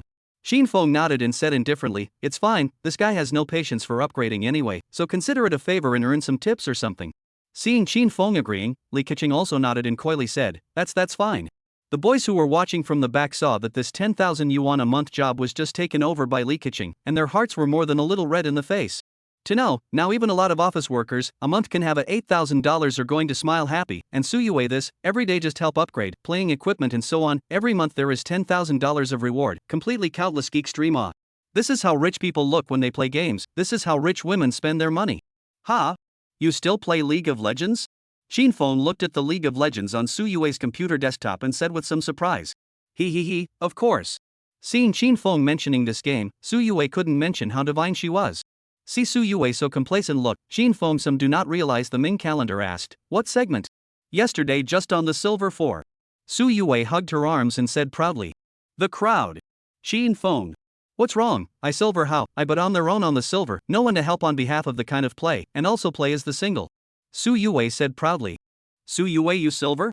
The main play what hero ah, I climbed in the bronze one for 2 years, just cannot go to silver it. Li Keqing said helplessly. Compression. Su Yue was very spirited and said. I know why you are in silver. Qin Feng couldn't help but say. Why? Su Yue asked with a curious face. It's nothing. Qin Feng saw through it and didn't want to tell this guy the truth.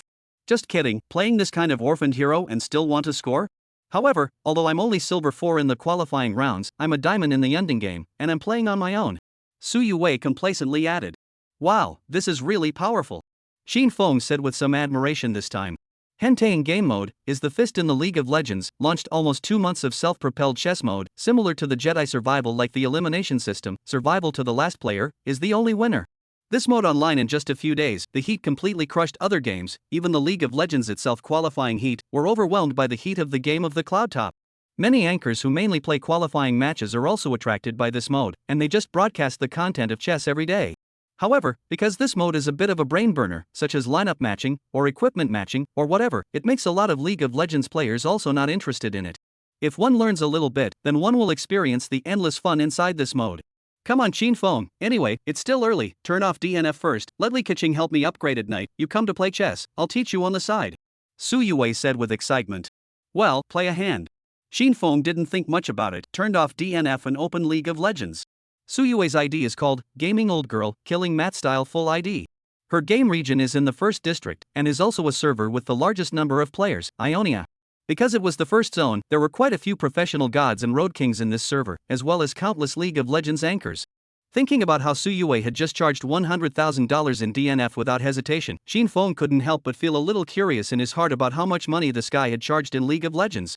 So, Qin Feng clicked on Su Yue's stash, wanting to see what kind of assets this trenchant guy, in the League of Legends game, had.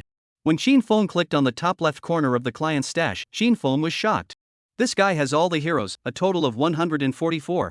All the heroes' skins totaled 630, this guy actually had 620. Only a few really spend money cannot get the skin, such as to the death of Ruiz, King Ramos, no purchase channel, other heroes of the skin, she actually have all. Perhaps this is the real League of Legends player. Shin Feng looked at Su Yue, who had a glib face next to her, and secretly gave a cry of admiration in his heart. Chapter 69, 5 Gallants.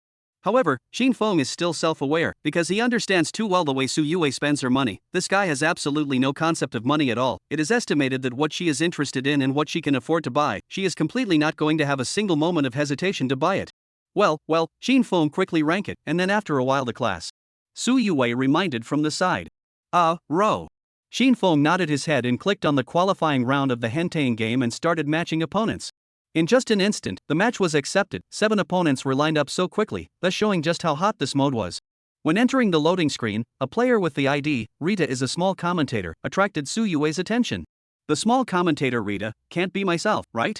Su Yue opened her phone with some curiosity and found Rita's live room, then suddenly realized that her ID actually did appear in her live room. I go, Shin Feng, this person is Rita. We wrote a Rita. Su Yue pointed at Rita's avatar and said with great surprise. Shin Feng looked at Su Yue with a confused expression. Oops, it's this female commentator. Su Yue handed her cell phone in front of Shin Feng and said in a good-natured manner. Looking at the Rita in the live broadcast room, who kept talking and laughing with the audience, Shin Feng suddenly realized and said, Oh. I remember, isn't this the LPL commentator? Well, that's her, I can't believe I'm actually scheduling her. Su Yue looked at the Rita in the live broadcast room with some surprise, then smiled confidently and said, Shin Feng, listen to my command this time, and try to take this woman down. Just when Shin Feng wanted to flirt with something, the upgrade ability in his head suddenly rang out. Yunding's Game Proficiency 1. Yunding GE Master, Yunding GE Proficiency 1, current level 1, Proficiency 0310. When the host reaches level 10 Yunding GE Master, he will be able to skillfully master the existence of any formation. After hearing the reminder of the upgraded ability, Shin Feng Xin said indifferently, It's fine, I'll operate a wave this hand. Shin Feng, what's your rank in Yunding game? Su Yue asked with some curiosity. Shin Feng said without hiding, after all, Shin Feng also played this mode, but did not spend much time to play, and still in the first 2 months to play. Gold 1 then can you beat it? Su Yue said with some concern, after all, it is rare to match to a big celebrity. Su Yue is very much to make a splash, especially want to be in front of Rita's live audience, properly and Rita himself on a hand. It's okay, this one is on me. Shin Feng said confidently, and the game followed suit, loading the screen and entering the shared draft screen. 8 different Pokemon, surrounded by a bunch of constantly rotating heroes. These heroes are carrying a variety of weapons and equipment on their heads. Players want that one hero or equipment, they must be the first to grab it after the end of the readout. There is no fairness to speak of, only hand speed. Su Yue's Pokemon is the newest one to be released, a fat little blue lion from the Angry Horn. Shin Feng, grab Lucian, on Lucian's head is anti-curve bow. Su Yue pointed at Lucian and said urgently. Of course. Shin Feng responded. In the middle of the first round of the draft, being able to grab Lucian plus the Bow of Antiquity was simply earning too much. I'm going to play Aristocrat this time. Rita just entered the draft screen and said with a raised eyebrow. I'm going to play Noble this time. Have you forgotten the fear you had last time when you got 6 nobles and got 6 yodels? I'm going to be able to get a good deal on a gaming chair, said Rita. Rita, grab Lucian. Lucian and the anti-curve bow, it's a match made in heaven. I'm going to go, I actually brought the Anthem's attack, I'm definitely going to play 6 nobles this time. In the live broadcast room, Rita looked at the Anthem's bow on Lucian's head and said with great anticipation. Hearing that Rita in the live broadcast room was also going to grab Lucian, Su Yue couldn't help but get a little anxious, just hoping that Shin Feng's hand speed could spell her.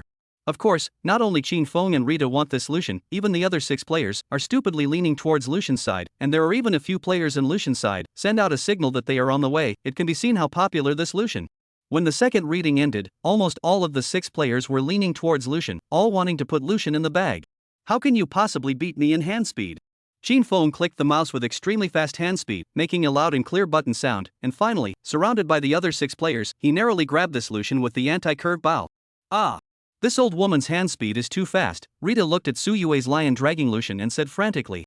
Awesome Shin Feng, this hand speed is too powerful. Su Yue is next to the very happy smile. It seems that this game should not be too difficult in the early stage, as long as in the draw 2 Lucian, to get a 2-star, in the take a few noble heroes, can be a perfect transition to the late stage. How good is my hand speed? Shin Feng in Su Yue's ear, asked quietly. Hate, playing the game. Su Yue's small face blushed as she slapped Shin Feng. Hey, that good, see me this so play. Shin Feng eagerly wiggled his fingers, making a crisp ringing sound, ready to play this game of Yunding. The first turn was to hit the minions. Good luck could pop out some loose equipment, bad luck it would just be a gold coin.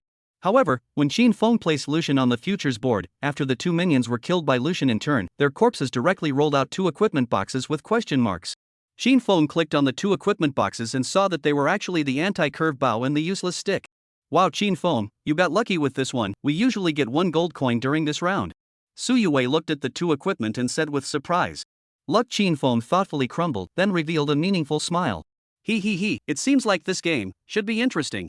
Qin Feng said expectantly as he looked at the level that was about to be refreshed. By the second level, when the system started to brush cards for each player, Su Yue and the few onlookers behind her were baffled. Because Qin Feng's first set of cards was actually 5 gallons. Chapter 70, 5 Jinxes. Oshan descends. 5 Galen. Su Yue looked at the rows and rows of Galen with the great sword, was very surprised and said, she still saw a group of cards for the first time, all the repeated heroes. This luck is also too good. Is this trying to make me play nobles?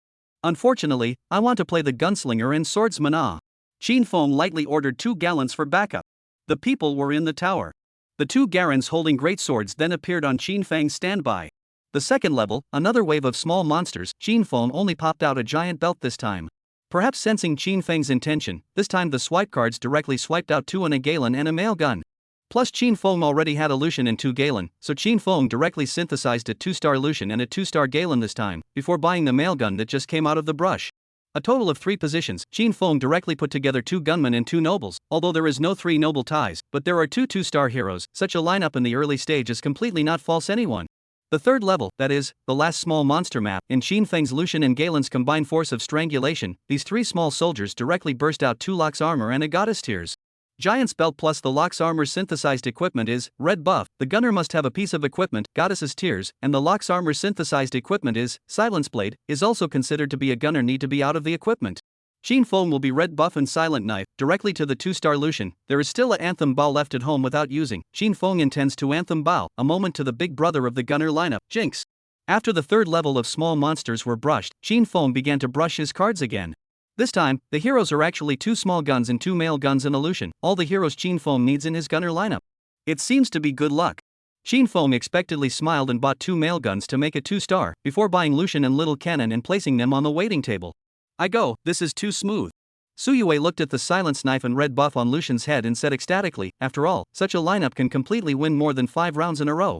After the 3 levels of monsters were brushed, it was time to start playing against opponents, and Qin Feng's first opponent was actually Rita. When Qin Feng's 2-star Lucian and 2-star Galen and 2-star male gun appeared in front of Rita's eyes, Rita's entire body was a bit bad. My! 3 Rendezvous had put together a total of 3 gunners, and all of them were 2-star? What is this? Moreover, Lucian still had a red buff and a silence blade. Rita looked at Qin Feng's lineup and equipment and let out a bitter smile. The result was obvious. Rita's 4 1-star heroes without any ties were shotted by Qin Feng's 3 heroes, and not even one person on Qin Feng's side was sacrificed. Wow, this guy is probably going to win more than 5 rounds in a row. Looking at his fallen heroes, Rita smiled in embarrassment. The viewers of Rita's livestream were also puzzled as they sent out pop-ups. 3 meetings to come up with 3 2-star heroes, and also all of them are gunners. This person has to luck is NMB outrageous. This can't be a plugin, right? I've seen this kind of plugin a few days ago, and it's outrageous to just swipe out any hero you want. You call this a plugin? You guys are so black. The other day, I went over to the Triad, and what did I say about the direct triple aristocrats? Looked at the live broadcast pop-ups. Rita did not think, I hope that a moment to be encountered this guy, lest the pre-drop too much blood. Lake money is not life. However, just when Rita was unimpressed, a piece of news made her whole person bad. The first place, that is, Qin Feng, popped out a horrible news. 3-star Lucian, synthesized successfully. Seeing this message, the other 7 players, all of them, fell into an unbelievable expression. To know, this is only 4 sessions past this guy actually synthesized a 3-star Lucian. This open hanging are not so horrible However, what they don't know is that even more horrible things are still behind. Turning to the middle stage of the game, that is, 43 levels, Qin Feng's current lineup can already be described as horrible. With a red buff and silent knife 3-star Lucian, 3-star small gun, plus just put together a 3-star male gun and a 2-star Jinx, there is also a 3-star Prudence is about to rise. Qin Feng's family also has a Jinx, if in the 5 Jinx, that is 3-star Jinx. The difficulty of combining 3-star Jinxes is huge, so far no one has combined them. Moreover, the current Jinx is a goat knife plus electric knife, in conjunction with the 4 gunmen's bond, it is completely a bug's existence. Although Qin Feng now only had the 4 gunners and 1 swordsman's restraints, but just by placing these 3-star heroes on the board, there was no one who could beat them. Looking at Qin Feng's lineup and equipment, the other 7 players all began to sputter angrily. After all, they were still frantically swiping money for a 2-star hero, and this guy already had 3 3-star heroes. What was this if not a hangman? Dead hangers on. I'll report you when I get out. 3 3-star? You're such a wimp? Dare you turn Jinx into a 3-star hero? How dare you hang up? Guys, we'll report you when we go out. I'll see you on the gods list tomorrow.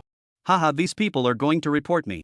Qin Feng looked at their hopelessly angry spraying voice, cannot help but be a little funny. After all, he really did not open hanging off. My mama, I'm still the first time I've seen 3 3-star in the early stages, and they're all gunners. Suyue also could not help but sigh, but she was watching Qin Feng play. How could it be hanging? It must be a problem with this card brushing system. It's okay, we're not hanging anyway, so I'm not afraid. Suyue said without a care in the world. I don't know, I'm not afraid. Qin Feng smiled indifferently. Turning to the level of brush wolves, Qin Feng's lineup is almost instantaneous seconds of this group of wild monsters, followed by 5 wolves, actually neatly dropped 5 equipment boxes. These 5 equipment boxes, but also let Suyue and onlookers of the students, scared silly. Because these 5 equipment are, endless, sheep knife, silent knife, disarming knife, gold shovel. This system must be out of bugger. Ha, Qin Feng, this is a steady chicken. Suyue was ecstatic and cheered. Anyway, she didn't hang herself, so she wasn't afraid to report these guys any way she wanted. When Qin Feng picked up the equipment and was wondering who to give it to, Qin Feng's next set of cards also came out. When they saw this set of cards, the onlookers and Suyue all exclaimed in disbelief. This set of cards was actually 5 jinxes that required 4 gold coins. Chapter 71, How to Say It. Although Qin Feng also knew that he was blessed with lucky ability, the moment these 5 jinxes appeared, he himself was confused. Because, in this way, Qin Feng would be the first man to combine 3-star jinxes in the entire Hentang game. Qin Feng, hurry up, 3-star jinxes. Suyue was ecstatic as she tugged at Qin Feng's arm, afraid that the 5 jinxes would slip away. Joking, 3-star jinx, this is simply not the top of the game, players dare to imagine it. Jinx, this hero launched a period of time Suyue has never heard of. Someone combined 3-star jinx. Now the person who synthesized the 3-star jinx will be his own account.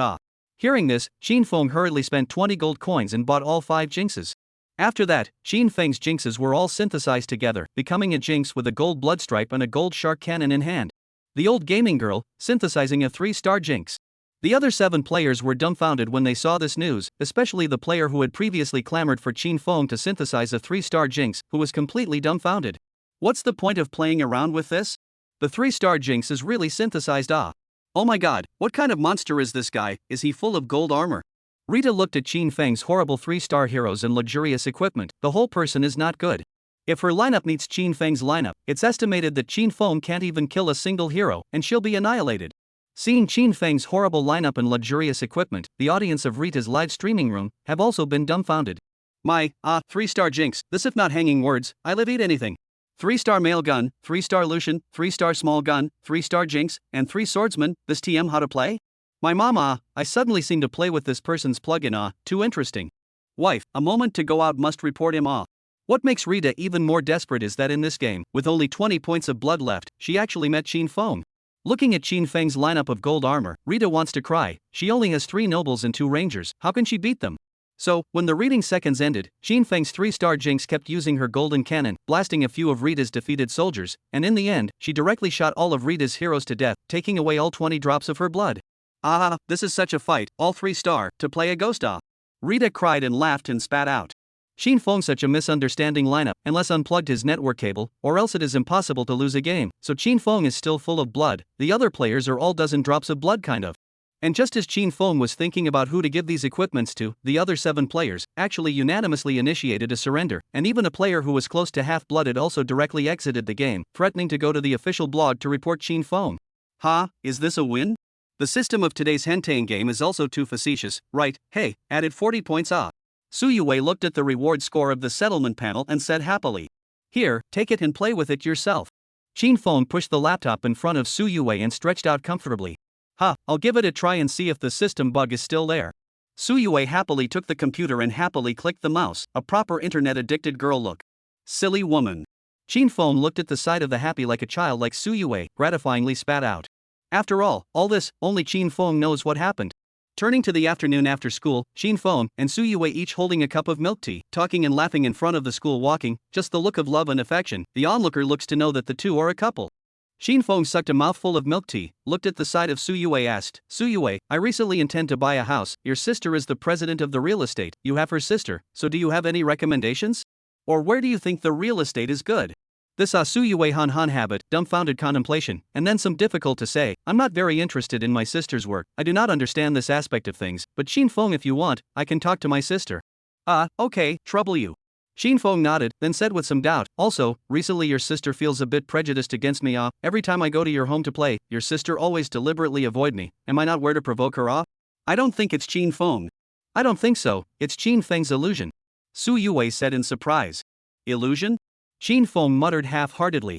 Su Yue thought about it and reminded, also, my sister that person was not very fond of chatting with men, maybe it is also because of this. I hope. Xin Feng nodded thoughtfully and didn't go on. Brother! Right at this moment, behind the two came Qin Chuchu's voice. Xin Feng turned his head, looked at Qin Chuchu who was carrying a school bag and nodded. Oh, this is Qin Feng, your sister. Su Yue looked at Qin Chuchu who walked towards the two of them and said with some surprise. Girl, this is Su Yue, this is my sister. Qin Chuchu, Qin Feng introduced each other. After all, this was the first time the two of them had met. Hello, I am your brother's girlfriend. Su Yue greeted friendly, after all, this is his own sister-in-law. Qin Chuchu looked at Su Yue for a moment, faced with a touch of harmless smile, simply greeted, well, hello. See immediately to the fork in the road, Qin Feng said, then I'll go back first, please you things will be troublesome. Well, I'll go back and talk to my sister. Su Yue nodded. Let's go old brother, go to the supermarket, tonight's dinner is not yet ready. Qin Chuchu said without fear of holding Qin Feng's arm. The corner of her eye also stole a glance at Su Yue, all this seems to be deliberately done for her to see. Okay, see you tomorrow then. Qin Feng waved his hand and followed Qin Chuchu to the supermarket. Forget it, after all, it is just a sister, well, it is impossible to make In Su Yue, indifferent to read the time, suddenly saw Qin Chuchu actually took Qin Feng as drinking milk tea, do not care about sucking up. Qin Feng actually is also a look of indifference to accommodate her. Well, should not, no matter how to say is also a sister, well. Su Yue gave herself a shot of tranquilizer, turned her head toward the crosswalk. Qin Chuchu drank Qin Feng's milk tea and hugged Qin Feng's arm, looking back at Su Yue's somewhat nervous back, revealing a fleeting smile. Chapter 72, Lolita needs gentle treatment. Here, old brother. Qin Chuchu hands the cup of milk tea in his hand to Qin Feng and can't help but look at him. Qin Feng, who was looking at his cell phone, absent-mindedly answered, then took the cup of milk tea, bit the straw and sucked it up, and then suddenly realized that the cup of milk tea was actually not there at all. I see you are looking for a hammer. Qin Feng threw the empty milk teacup into the trash can and knocked Qin Chuchu's head in a bad mood, but without force. Hey, who asked you to play with your cell phone all the time? Qin Chuchu hummed proudly, walked to the door of the supermarket to push the shopping cart.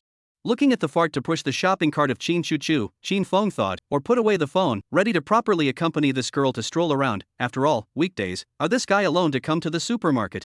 After the satchel into the locker, brother and sister pushed the shopping cart, laughing and talking to the crowded supermarket. After all, now is the peak of the end of the school day, the crowd is normal. Not long after, Qin Feng and Qin Chuchu, that girl unconsciously separated. Qin Feng is now in the seafood area, cozy looking at the glass cabinets swimming in the fish. Hey, brother, you're just a fish, it's too much of a show. Qin Feng looked at a carp whose stomach had already turned over, knocked on the glass outside of it, and spat out without any good reason. Qin Feng, who possessed the power of nature, could now see the life state of any living creature, and this fish was completely healthy, but now it was actually turning over its stomach, which was obviously pretending to be dead, so that the guests who visited the supermarket would dislike it for being a dead fish. As if hearing the words of Qin Feng, this turn over the stomach of the carp directly turned over, the large fish head staring blankly at Qin Feng, the mouth kept spitting blisters, as if to say something. Pretend to be dead is useless, sooner or later you still have to be eaten, this is the law of nature, and I prefer you made into a braised fish. Look. Qin Feng looked at this carp and smiled with great satisfaction. Suddenly, this carp directly used his powerful fishtail to stir up a large splash of water from the glass cabinet, splashing towards Qin Feng's side. But under the ability of spider sense, Qin Feng easily dodged this splash. Saying a few words to you and still getting angry, so meaningless. Looking at this old carp brother who was grumpy in the fish tank, Qin Feng waved his hand disdainfully. Qin Feng? At this moment, Li Keqing's curious voice came from behind Qin Feng. Qin Feng turned his head to see that Li Keqing was carrying a handbasket, looking at himself with slight surprise. Yo girl, are you here to buy something too? Qin Feng greeted in a friendly manner. Well, I came back from school to buy some cows and so on. Li Keqing was a little embarrassed to hide her handbasket behind her back, because in addition to several bottles of pure milk inside, there was also a papaya that she had just bought. How much did this girl care about her figure? Qin Feng of course saw what was inside Li Keqing's handbasket, all of which were foods that made you grow taller, as well as grow in certain places. Qin Feng is alone? Li Keqing asked expectantly, slowly walking towards Qin Feng. Oh, I'm with my sister, but that guy doesn't know where he's gone right now, so I'm waiting for her here and chatting with the fish in the meantime. Qin Feng said truthfully. When Li Keqing approached, the grumpy old carp brother just now, directly flipped over, the white flowery fish belly facing upwards, giving people a feeling of dying. Ha, this fish is like this, how can it still chat with you? And what did it say? Did it say that it wants to be made into a braised fish before it dies? Li Keqing spat out without any good humor. Well, I guess that's what it thinks too. Qin Feng said meaningfully and gave this carp that rolled over a look. Upon hearing this carp immediately turned over and hurriedly swam inside the fish tank and then kept circling around in the fish tank, stirring up a large splash of water, and when the splash of water dispersed, that carp was mixed with the other carp, and naturally, Qin Feng and Li Keqing couldn't recognize that the fish was the one that had just been there. I can't imagine that fish can be smart. Qin Feng looked at the several carp in the glass cabinet and said with some surprise. Qin Feng, do you want to join us later? Just when Li Keqing wanted to invite Qin Feng to go to the snack area together, Li Keqing stepped on a puddle of water without paying attention, and then her whole body fell towards the floor tiles with a heavy weight. You know, if a person falls on the floor tiles like this, it's not a joke, it might break a bone or something, not to mention Li Keqing's small body. When Li Keqing closed her eyes tightly, ready to endure the pain of falling on the floor tiles, a pair of strong hands, directly holding her slender body, lifting her up in the air, narrowly avoided a disaster. Silly girl, there was already a lot of water here, can't you pay attention? Qin Feng to lift high way, holding Li Keqing's armpits, no good looking at this seemingly girl. Not to mention, in the past, Qin Feng felt that Li Keqing's body is very small, should be very light, and now so a hug to realize that the original is really light. Qin Feng completely a hand can be lifted up her. It seems that the saying that a lowly with 3 good qualities needs to be treated gently is not without reason. Thanks. Li Keqing looked at Qin Feng condescendingly, her little face slightly red as she nodded her head. Brother? At this moment, Qin Chuchu pushed the shopping cart and came behind Qin Feng, saying in disbelief, Brother, what are you doing? This is whose girl? If you were sued for harassment, it will be over. You're the one who's harassed. Qin Feng depressed spit and then put Li Keqing down, said, This is our classmate, Li Keqing, just now she accidentally fell down, I lifted her up just. Your classmate true, really small it. Qin Chuchu somewhat embarrassed smile, after all, Li Keqing is probably the smallest high school student she has ever seen, if you do not know, thought it was a junior high school student. Well old brother, things are finished buying, go home. Qin Chuchu pushed a shopping cart full of food and reminded a sentence in a relaxed mood. Well, that girl, we'll go back first, don't be so adventurous. Qin Feng flirted with Li Keqing, then took Qin Chuchu to the cashier. Looking at the back of Qin Feng's departure, Li Keqing felt a faint sense of loss in her heart, and the feeling of lifting high just now seemed to be very good. Chapter 73, Cooking Skills Pulled Full. Early in the morning of the second day, Qin Feng was woken up as usual by Qin Chuchu next to him, and this time, he was still woken up by the living pain of her kicking little Qin Feng. This damned girl, why does she sleep so poorly today? Qin Feng covered little Qin Feng, with a depressed face, looked at Qin Chuchu who was beside himself, sleeping like a big word. However, with the help of Spider-Man's healing factor, Qin Feng quickly slowed down, then got dressed and got out of bed, ready to make breakfast. Normally, most of the time, it's Qin Chuchu who cooks the breakfast, however, today, he got up early, so Qin Feng plans to show his hand. Yo, Spider, good morning. Qin Feng came to the transparent box containing the spiders and looked at the red and blue spiders lying on the spider web and greeted them lazily. The spider lying in the middle of the spider web appeared to have sensed Qin Feng's presence, so it raised its 2 spider legs and shook them at Qin Feng as if responding to him. This spider had been controlled by Qin Feng with the supernatural power of the power of nature, and not only would it not attack Qin Feng, but instead, it would also pull Qin Feng's favorability to a full state. Should I get you a male spider? Qin Feng looked around the box that held the spider in captivity and pondered thoughtfully. Qin Feng, who possessed the power of nature, only needed to look at it to know whether other creatures were female or male, and Qin Feng knew that this spider was a female spider when he first possessed it. Saying that, Qin Feng picked up a breadworm that wasn't too active, opened the top and threw it in, landing right on the spider's web that the spider had arranged. The bread bug just stuck to the spider's web and kept struggling. The spider in the center sensed the vibration of its prey and directly crawled along the spider threads, ending up with 8 legs holding the chattering breadbug tightly, and a pair of black simmering fangs piercing inside the breadbug's body, starting to inject the deadly venom. In just an instant, the originally lively breadbug directly did not move at all, seeing how strong the toxicity of this spider, Qin Feng, was. Killing the bread bug, the spider is like weaving a sweater while spitting out crystal silk threads, while wrapping the bread bug in the silk threads it spits out. Not long after, this bread bug is completely wrapped up by the spider with the spider silks, and put it on the side regardless. Looks like you're not hungry. Qin Feng some unexpected smile, and then stretched a lazy waist flirting. You are not hungry, I can be hungry. Said, Qin Feng directly opened the door to the kitchen drilled in, ready to do breakfast. Not long after, Qin Feng's upgrade ability in his mind transmitted this sentence. Culinary Proficiency 1. Divine Chef, Proficiency 1, Current Level 10, Proficiency 1010. Congratulations to the host who has become a Divine Chef who can skillfully cook any dish. Calling it a 10-star chef is not too much to ask. Hee hee, the 10-star chef is laying down noodles here. Chin Fong looked at the tossing noodles inside the pot and laughed in a humorless manner. It wasn't long before that girl Chin Chuchu also got up with her pillow in her arms. Brother, what kind of delicious food are you making us? Smelling the fresh scent wafting from the living room, Chin Chuchu's entire body became energized. The noodles. Chin Fong carried 2 steaming bowls of fennel-marinated noodles and put them on the table in the living room. Wow, so fragrant, old brother, this time how do you smell so good down there? Chin Chuchu smelled the noodles with a faint aniseed flavor and said with a relaxed mind. Chin Fong used to cook noodles all with white noodles with soy sauce, not to mention how hard it was to eat. Do you know what you're talking about? Chin Fong looked at this girl with some intolerance, and if he didn't know, he thought she was driving again. Aha! What did I say? Chin Chuchu looked at Chin Fong with a curious baby face, completely unaware of the heavy words she had just said. Nothing, first go brush your teeth and wash your face, it won't taste good when it's lumpy. After Chin Fong finished speaking, he took his own noodle and started to eat it. Thus, Chin Chuchu also hurriedly threw her pillow into her room, and then rushed into the restroom with her ass in the air, and started brushing her teeth and washing her face. Old brother, this time your bottom really can I give 10 points. Chin Chuchu was very satisfied, finished, picked up another mouthful of noodles and sent it to her mouth. Her cute face was full of happy satisfaction. This girl cannot add a word of. Chin Fong secretly spat in his heart. There's still a bowl in the pot, go serve it up and eat it, remember to brush the pot. Chin Fong finished, picked up his own dishes and headed for the kitchen. And older brother loves you to death. Chin Chuchu finished happily and began to wolf down the noodle soup. After drinking a whole bowl of noodle soup, Chin Chuchu burped contentedly, really no ladylike flavor at all. It's really just a starving ghost. Chin Fong looked at his stupid sister and laughed out loud. However, looking at the noodles he made, how can make this girl satisfied? Chin Fong heart is still quite happy. Hee hee, I'm going to eat it again. After saying that, Chin Chuchu hurriedly ran towards the kitchen, afraid that Chin Fong would seemingly grab it from him. After eating breakfast, brother and sister as always go out to school, and then in the teaching building stairs parted ways, each go to a class. Came to the class, Su Yue, and as usual, came to school early, is now in the position, focused on playing DNF. Yo, Chin Fong, you're here. Su Yue greeted, then pointed to her milkmaid and said, do you want to play together tonight? My milkmaid is already fully leveled. That girl is really liver actually one night to your milkmaid full level. Chin Fong said with some admiration. Oh, speak of the devil, well this girl looks a bit uninspired Chin Fong looked at Li Keqing who came with a heavy heart and muttered with some surprise. After Li Keqing sat down, Chin Fong patted her shoulder and asked, what's wrong, didn't you sleep well last night? No, just hey, forget it, it's nothing. Li Keqing squeezed out a smile and said indifferently, then turned around and moped on the table. Then you also have to act like a bit Chin Fong secretly said in his heart, but also did not continue to ask, in case this girl was in a bad mood because she came in those days.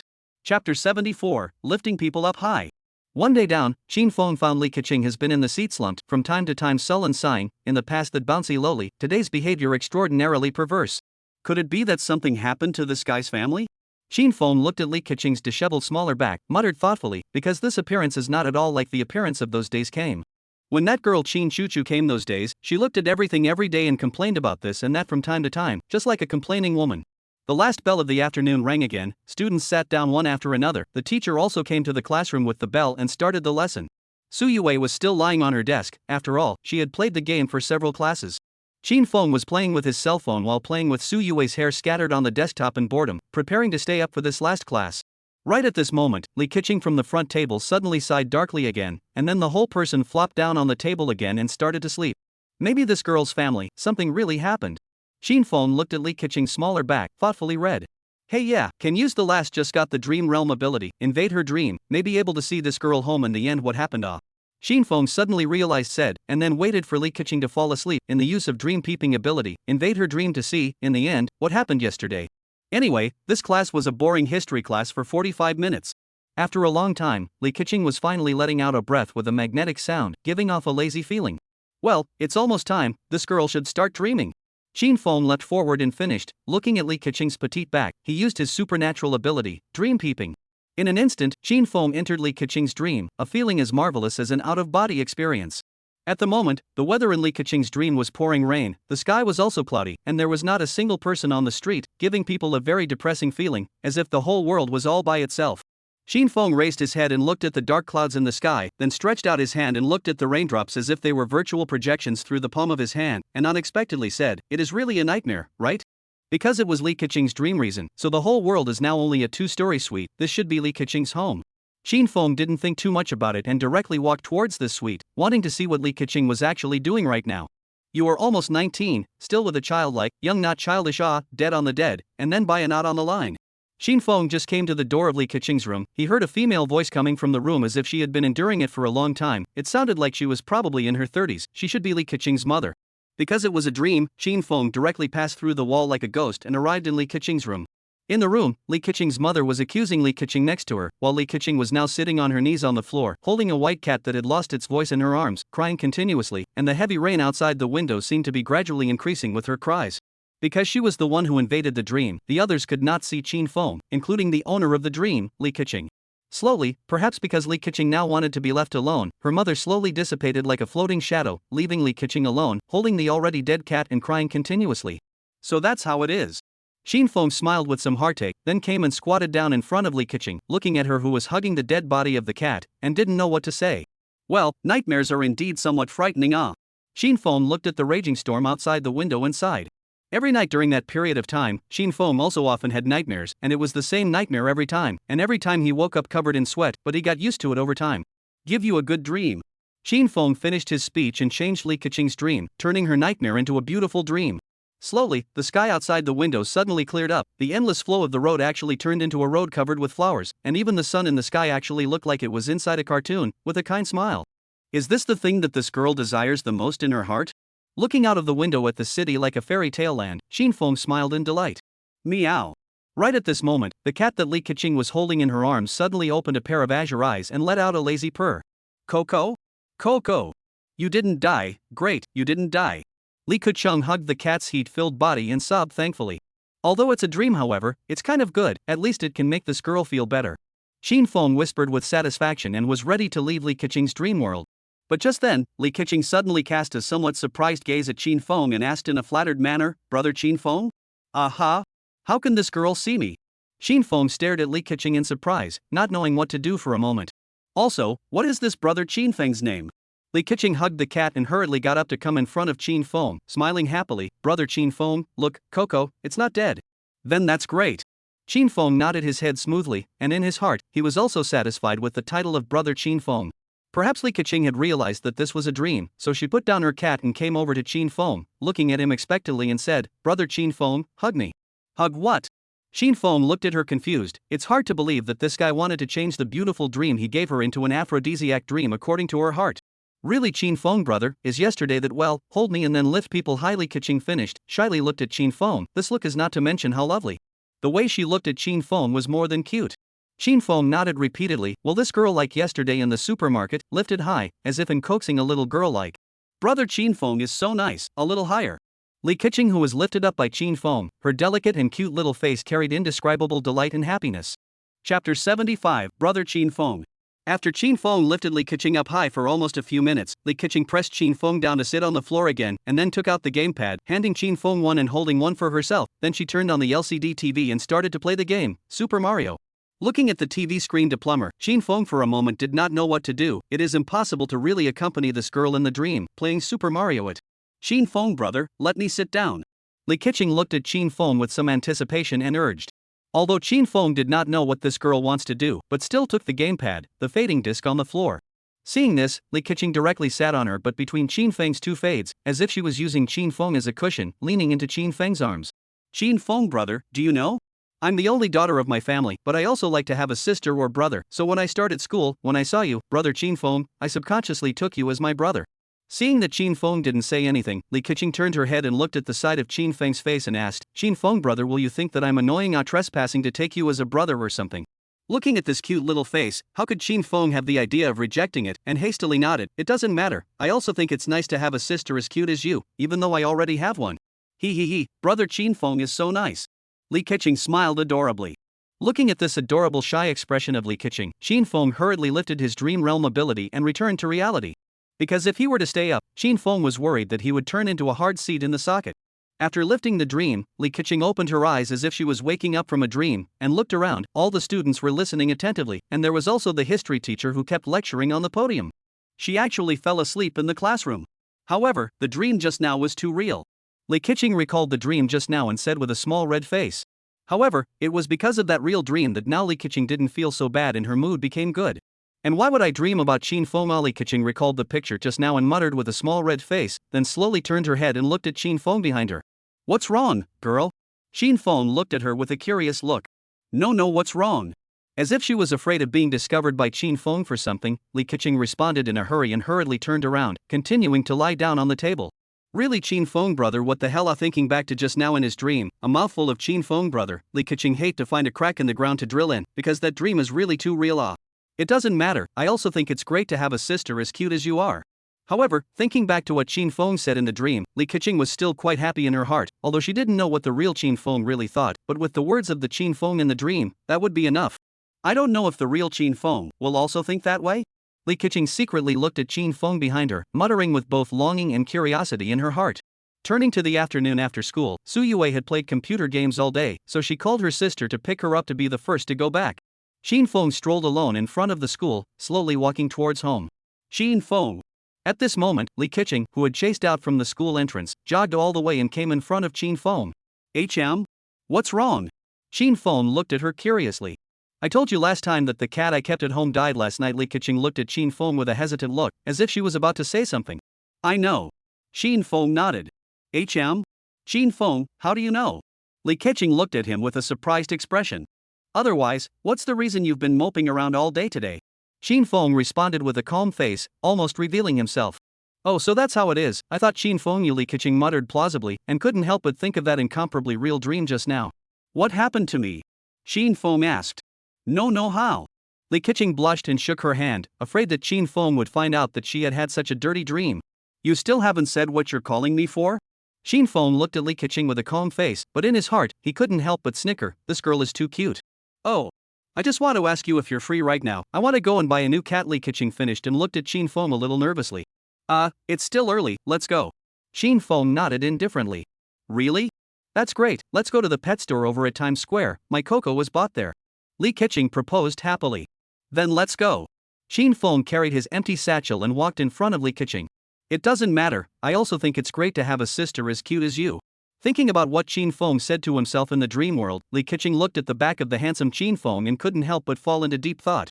Perhaps whether it's in the dream world or in reality, Qin Feng is an understanding big brother look. Silly girl, what are you doing? Are you going or not? Qin Feng turned back to look at the frothing Li Keqing and reminded her. Going. Li Keqing, as if awakened from a dream, answered, hurriedly followed behind Qin Feng with a cheerful pace, and then, like a little follower, ran to Qin Feng's side, smiling foolishly. Chapter 76, Grumpy Pitbull. It wasn't long before Qin Feng and Li Keqing both arrived at Times Square on foot, and with the crowded flow of people, headed towards a pet specialty store at the back of the square. Times Square was a relatively large tourist attraction, filled with specialty stores of major brands, and there were also quite a few Netflix snack stores along the roadside. It was considered one of the more famous tourist attractions in S-City. I don't know how long I was spared in Times Square, but Qin Feng and Li Keqing finally heard a dog barking before they finally found the pet store Li Keqing had mentioned. Qin Feng, this is the place. Li Keqing pointed at this huge pet store, finally sighed in relief, then said to Qin Feng, let's go Qin Feng, go and take a look together. By the way, help me see, this time buy a cat or a dog. You didn't even decide on this before coming to the pet store. Qin Feng some headache spit out how this girl and Su Yue the same think of what to do. Take a look at it will not know it, well, go in first to see. Li Keqing answered awkwardly, then dragged Qin Feng's hand and walked towards the pet store.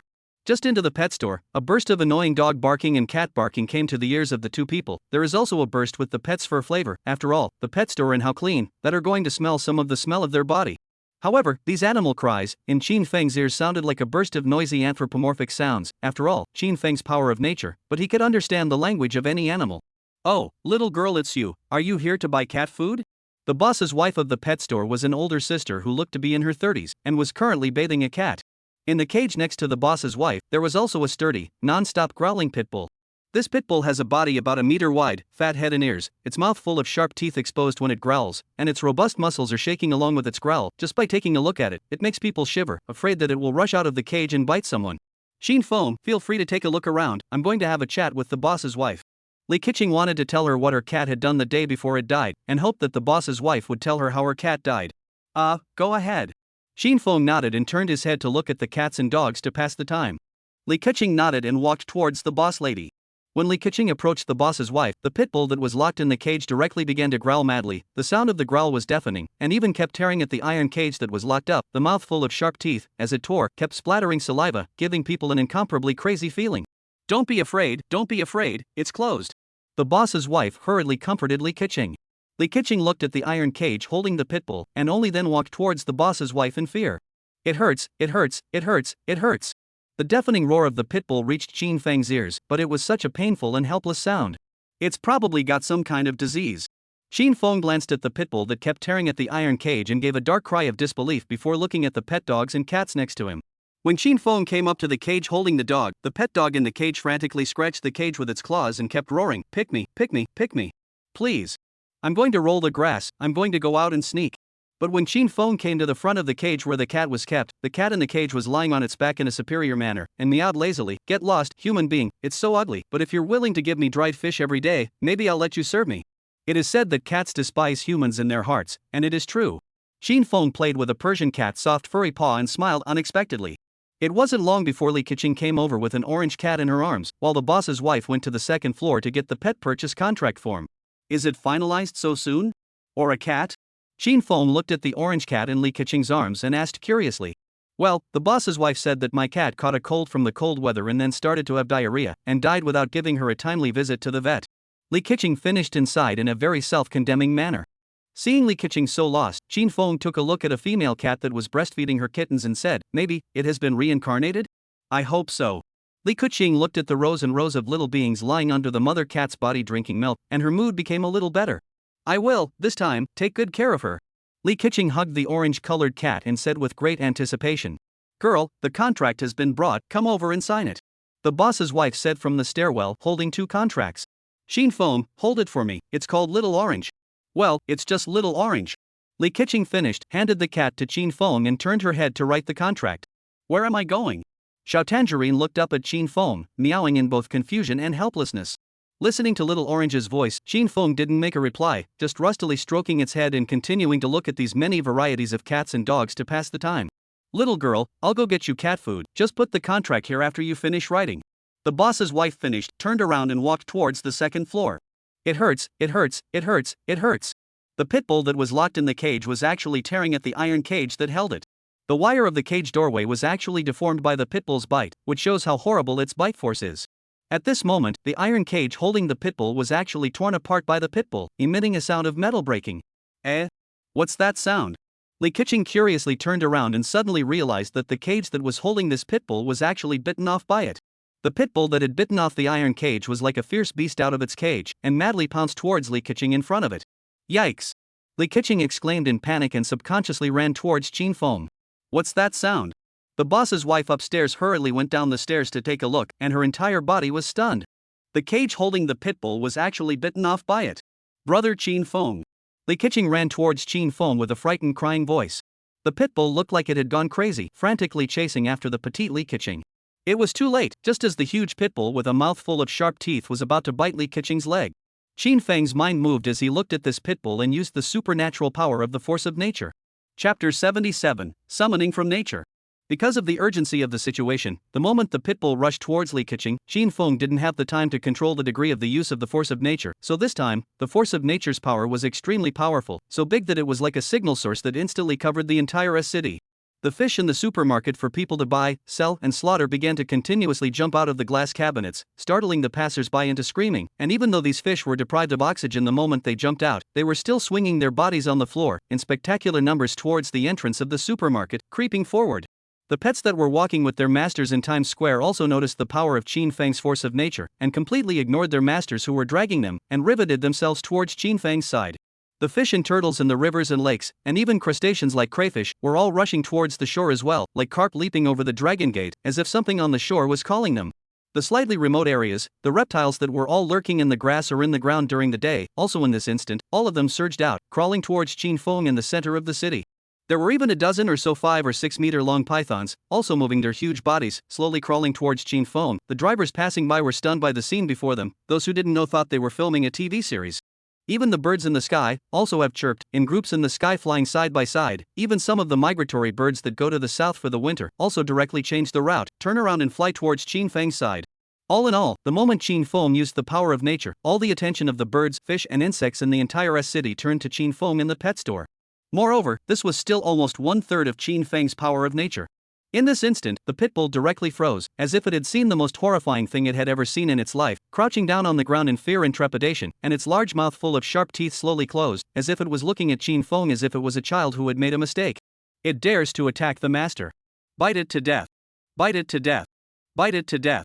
At this moment, the pet dogs in the pet store were roaring incessantly at this pit bull, and even the cats that were so high up in the air all arched their backs one by one and let out piercing warning sounds. Okay, it's not chasing you anymore. Chin Feng hugged Li Keqing and patted her back, softly comforting her. Hearing Chin Feng say this, Li Keqing turned around in fear, and actually saw that the pit bull that had been chasing her, now actually obediently squatting on the ground, looking at Chin Feng with a kind of fearful gaze. Chin Feng let go of Li Keqing and came in front of the pit bull, stretching out his hand to see what was wrong with this guy. But the moment Chin Feng stretched out his hand, the pit bull actually closed its eyes tightly, and its head was slightly back sideways in fear, afraid that Chin Feng would kill it. Chin Feng touched its rough head, then stretched out his hand and ordered in a cold voice, "Hand." The pit bull opened its eyes and hurriedly raised one of its robust dog paws and placed it on Chin Feng's hand. "Stand up," Chin Feng ordered again. The pit bull obediently landed on all fours, lifted his head and looked at Chin Feng pitifully, as if seeking Chin Feng's forgiveness. Where is it uncomfortable? Chin Feng utilized the power of nature to communicate with the pit bull in his mind. Sensing Chin Feng's voice, the pit bull hurriedly growled a few times and also scratched his head with his claws, looking at Chin Feng with a difficult look. Looking at this previously incomparably irritable pit bull, actually being trained so obediently by Chin Feng, the pet store owner's wife couldn't help but be shocked, completely not expecting that Chin Feng would actually train a dog, and it was still a pit bull with an irritable personality.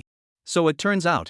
After getting the feedback from the pit bull, Chin Feng looked up and said to the boss's wife, "There are too many fleas on this dog, there are also ticks, hurry up and inject it with medication to drive these fleas and ticks out of it, I guess that's why it's angry." Chin Feng, who possessed the power of nature, was perfectly capable of making all the fleas and ticks crawl out of this dog's body, but for the sake of secrecy, Chin Feng still didn't do it. "Oh, good. But I'm a bit afraid to touch it."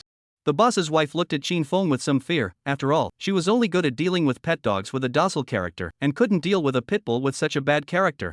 Chin Feng pointed to the sanitary table that was specially designed for bathing and treating the fur of pet dogs, and touched the pit bull's head, softly comforting, "Go, obediently lie down there, you won't be in pain later." Chin Feng looked at the treatment of pets so gentle. Chin Feng, in the back of the Li Keqing, cannot help but look dumbfounded, especially just now Chin Feng defiantly protect her appearance, simply too handsome. Pit bulls, like the low-sounding doctor who sank into the ground, ran to the bottom of the sanitary table in a hurry, then jumped to the top of the sanitary table to get down and obediently waited for the pet store owner's wife to deal with it. "Okay, babies, stop barking. The ears can't take it anymore." The pet store owner's wife griped at her pets that were still roaring. Seeing this, Chin Feng directly lifted his natural power, but only the pit bull didn't, because Chin Feng was worried that this guy would still suddenly go berserk. After all, this kind of pet's personality was too violent. In just an instant, most of the pets in the pet store stopped roaring, even the royal-blooded Era roared a few times before cluelessly biting the iron cage with a curious look, completely unaware of what had just happened. "Hello?" Chin Feng reached out and shook his hand in front of the frothing Li Keqing. "Has the contract been signed yet?" Li Keqing, like a dream, like awakening back to God, some nervous should say, sign good, go Chin Feng." So, Li Keqing held the little orange and Chin Feng left the pet store together.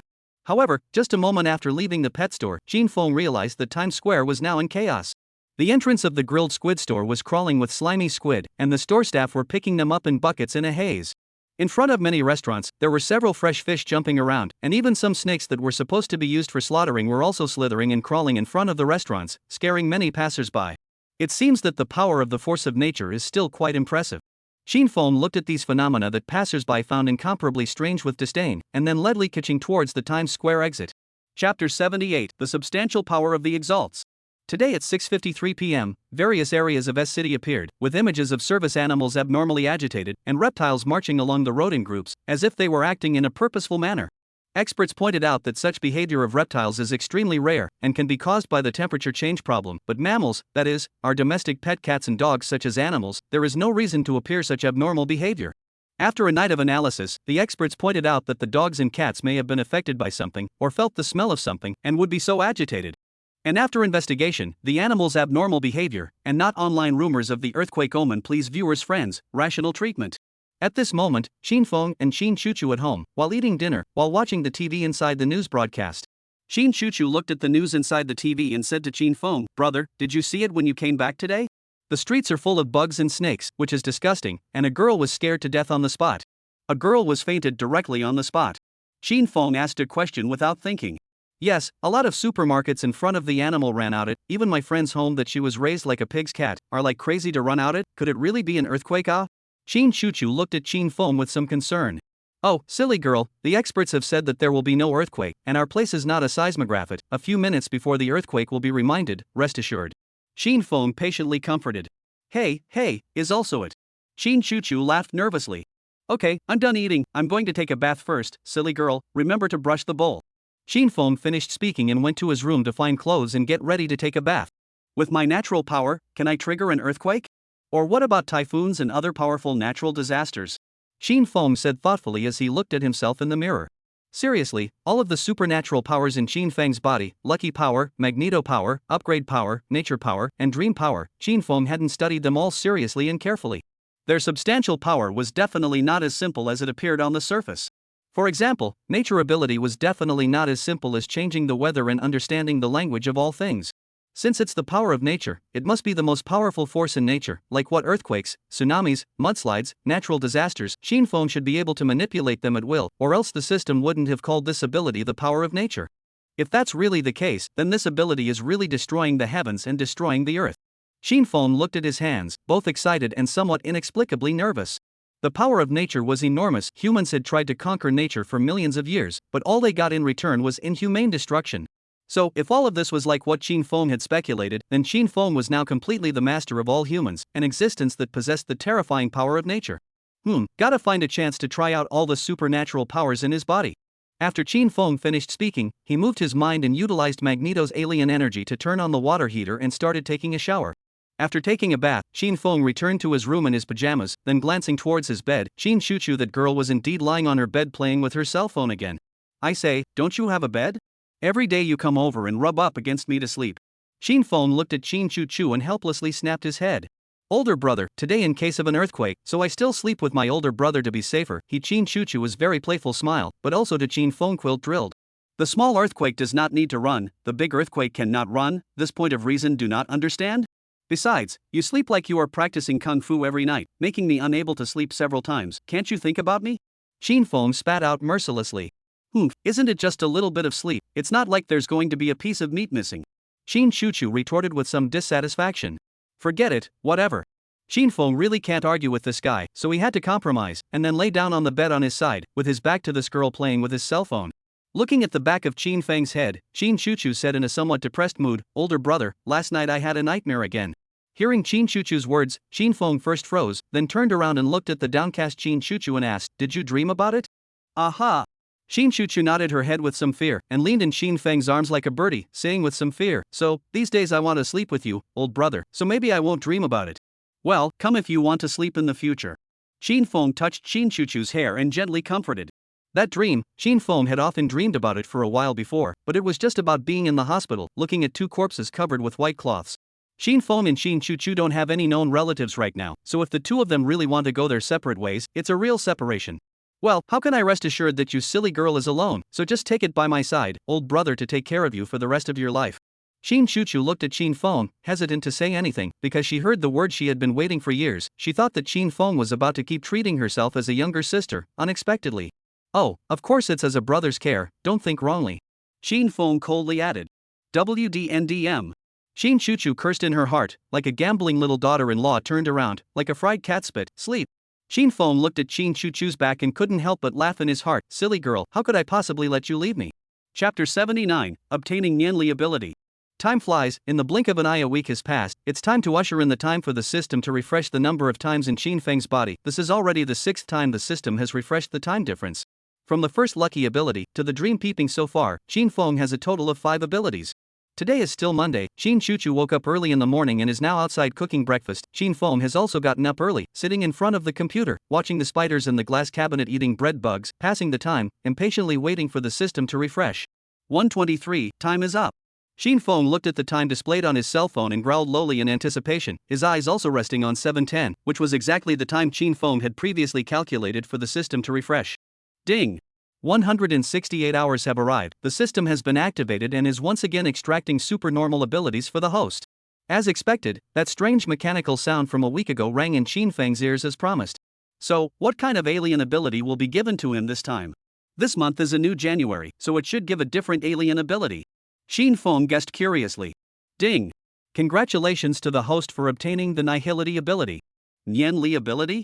Hearing this psychic ability, Shin Feng couldn't help but be startled. Nianli refers to the ability to influence the movement of objective things through a special consciousness of the human brain. Usually, the power of the mind can bend iron spoons, move objects in space, etc. Some people believe that this kind of usual power of the mind is thought to be done through the energy field created by the mind. The force that the Jedi pursued in the sci-fi Star Wars was a model of the Force, and in terms of the conceptualization of the Force could even affect the decay of atoms and other complex movements. However, Shin Feng felt that the Nian Force ability that the system had given him was definitely not worth such a simple thing. Numinous Force ability, the host can use this ability to make any object float, and can also use this ability to remodel the structure of any item, regardless of the weight of the object. The system seriously added a sentence. I go then this is an enhanced version of the floating fruit Shin Feng said ecstatically. Floating fruit is a devil fruit within the King of Thieves that can manipulate inanimate objects that it touches, causing them to hover in the air. In the original story, the possessor of the puffy fruit, the golden lion, used the ability of this devil fruit to make an entire island levitate, creating his base in the sky. However, Shin Feng's current supernatural ability was definitely several times more powerful than the PPO fruit. First of all, Shin Feng didn't need to touch items, he could make any object float just by looking at it, and it was possible for living beings to do the floating as well. Furthermore, Shin Feng could also make any object undergo structural modification, just like a piece of white paper spread out. Shin Feng could use his Nianli's ability to turn it into a paper ball or even tear it into a strip of confetti, and he didn't need to do it himself. If Shin Feng wanted to, he could completely use his Nianli to make a person's heart or even other parts of the body directly explode, or to make a human's body turn into a puddle of blood and flesh like a flattened can that had been stomped on. It seems that this time, this ability is another bug ability. Shin Feng looked at his hands in disbelief. Then host, I'll see you in 168 hours. Before Shin Feng could ask something, the system disappeared into Shin Feng's ears as usual without any delay. Well, let's try this ability first. After Shin Feng finished speaking, he eagerly picked up a bottle of Coke and then threw it into the air. After spinning around in the air, the Coke was about to land on the ground. Shin Feng's eyes were stunned as he looked at the bottle of Coke and used his Nianli. In an instant, the cola floated directly in the air when it was only a few centimeters away from the ground, and slowly rose with Shin Feng's manipulation. If he didn't know it was caused by his supernatural ability, he would definitely think that the bottle was hanging on an invisible steel wire. Shin Feng stretched out his hand, the cola directly flew into Shin Feng's hand, firmly held. Well, it seems that this psychic ability is good. Shin Feng smiled with great satisfaction, opened the cola and started drinking it. Not only that, Shin Feng also discovered that as long as he wanted to, then that object that he was manipulating with his Nianli supernatural ability, whether it was falling or floating, could be sped up in an instant, as if he had just retrieved the cola from. Let's do a test again. After Shin Feng finished speaking, he directly splashed the cola that he had taken a sip of directly into the air, splashing a coffee-colored splash in the air. If it was the previous Shin Feng, it was completely impossible to control these colas splashed in the air. After all, they were just a split second away from scattering on the ground. However, Shin Feng now had the reflexes of Spider-Man, which could also be said to be the spider's ability to observe dynamics. Therefore, these colas scattered in the air and dripping down towards the ground seemed very slow to Shin Feng, as if they were being slow played 10 times. Upon hearing that, Shin Feng used his mind power to set the Coke bottle in the air straight, and then maneuvered this piece of Coke that was about to drip on the ground, all of which coalesced into a brown stream of water and directly poured it into the Coke bottle with precision and accuracy, and the whole process was like playing it backwards. Interesting. Shin Feng took the cola back into his hands and smiled with great satisfaction before throwing it in the trash can. Wait a minute. Since it's possible to make any object suspended in the air, then wouldn't I be able to fly now? Shin Feng guessed in a dawning realization, then hurriedly felt this newly obtained Nianli and began to guide his body. Slowly, Shin Feng felt his direct body slowly floating up, as if stepping in the air, strolling above the room. Interesting. It seems that in the future, you don't have to walk to school, and even in the future, if you want to travel somewhere, you can just fly there directly. Shin Feng looked down on his room and smiled excitedly. Xin Feng's Nianli could manipulate the speed at which any object floats and descends, so it follows that Qin Feng could also completely manipulate his flying speed, and if he wanted to, he could even go faster than some fighter jets. Chapter 80, Spider-Man's Absorption Power. After the two siblings finished eating, Xin Chuchu the girl said that she was going to help organize some kind of study document, so she left alone first. Xin Feng finished brushing the dishes before leading his empty satchel towards the school in a leaping mood. Although Qin Feng could have flown there, but nowadays technology is just too advanced, there are cameras and such everywhere. Qin Feng doesn't want to become the non-human object of the whole world's discussion. Therefore, Qin Feng still chose to use number 11 and head towards the school as usual. Of course, Qin Feng could have utilized Magneto's powers to disable all the surveillance cameras on the road leading to the school, and then use Nianli to fly all the way to the school, and then find a place where no one could land. But all this boring stuff is totally unnecessary. Since it's possible to draw any supernatural ability, will it be possible to draw the ability to travel through time and space in the future? Qin Feng muttered curiously. In Qin Feng's world, it wasn't that Qin Feng didn't dare to reveal his supernormal abilities, but he didn't want to. After all, once he revealed any of his supernormal abilities, he would become the pursuer of more than 6 billion human beings around the world, or he would be treated as a god. Therefore, Qin Feng does not want to live that kind of annoying life. Qin Feng now just want and Qin Chuchu that girl and Su Yue, and some play good friends, calmly in this world life just.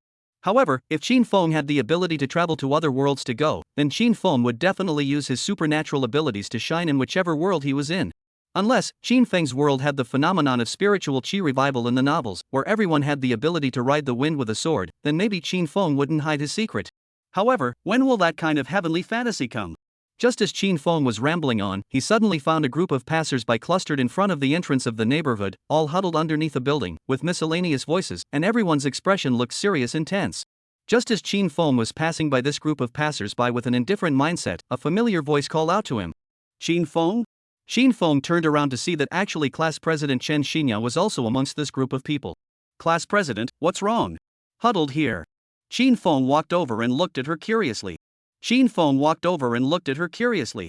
Chen Xinya pointed to the front of a building, very anxious to say, see, where in the window, there is a little girl, if the fall is certainly life-threatening. Qin Feng followed Chen Xinya's gaze to see the past. It is true that on the 12th floor of the window edge, there really is a roughly 2 or 3 years old little girl, is climbing with teeth. As long as a little inattention, she will fall directly from the edge of the window. Downstairs from the little girl, there were quite a few grandmothers with quilts and blankets, hoping to catch the little girl when she fell.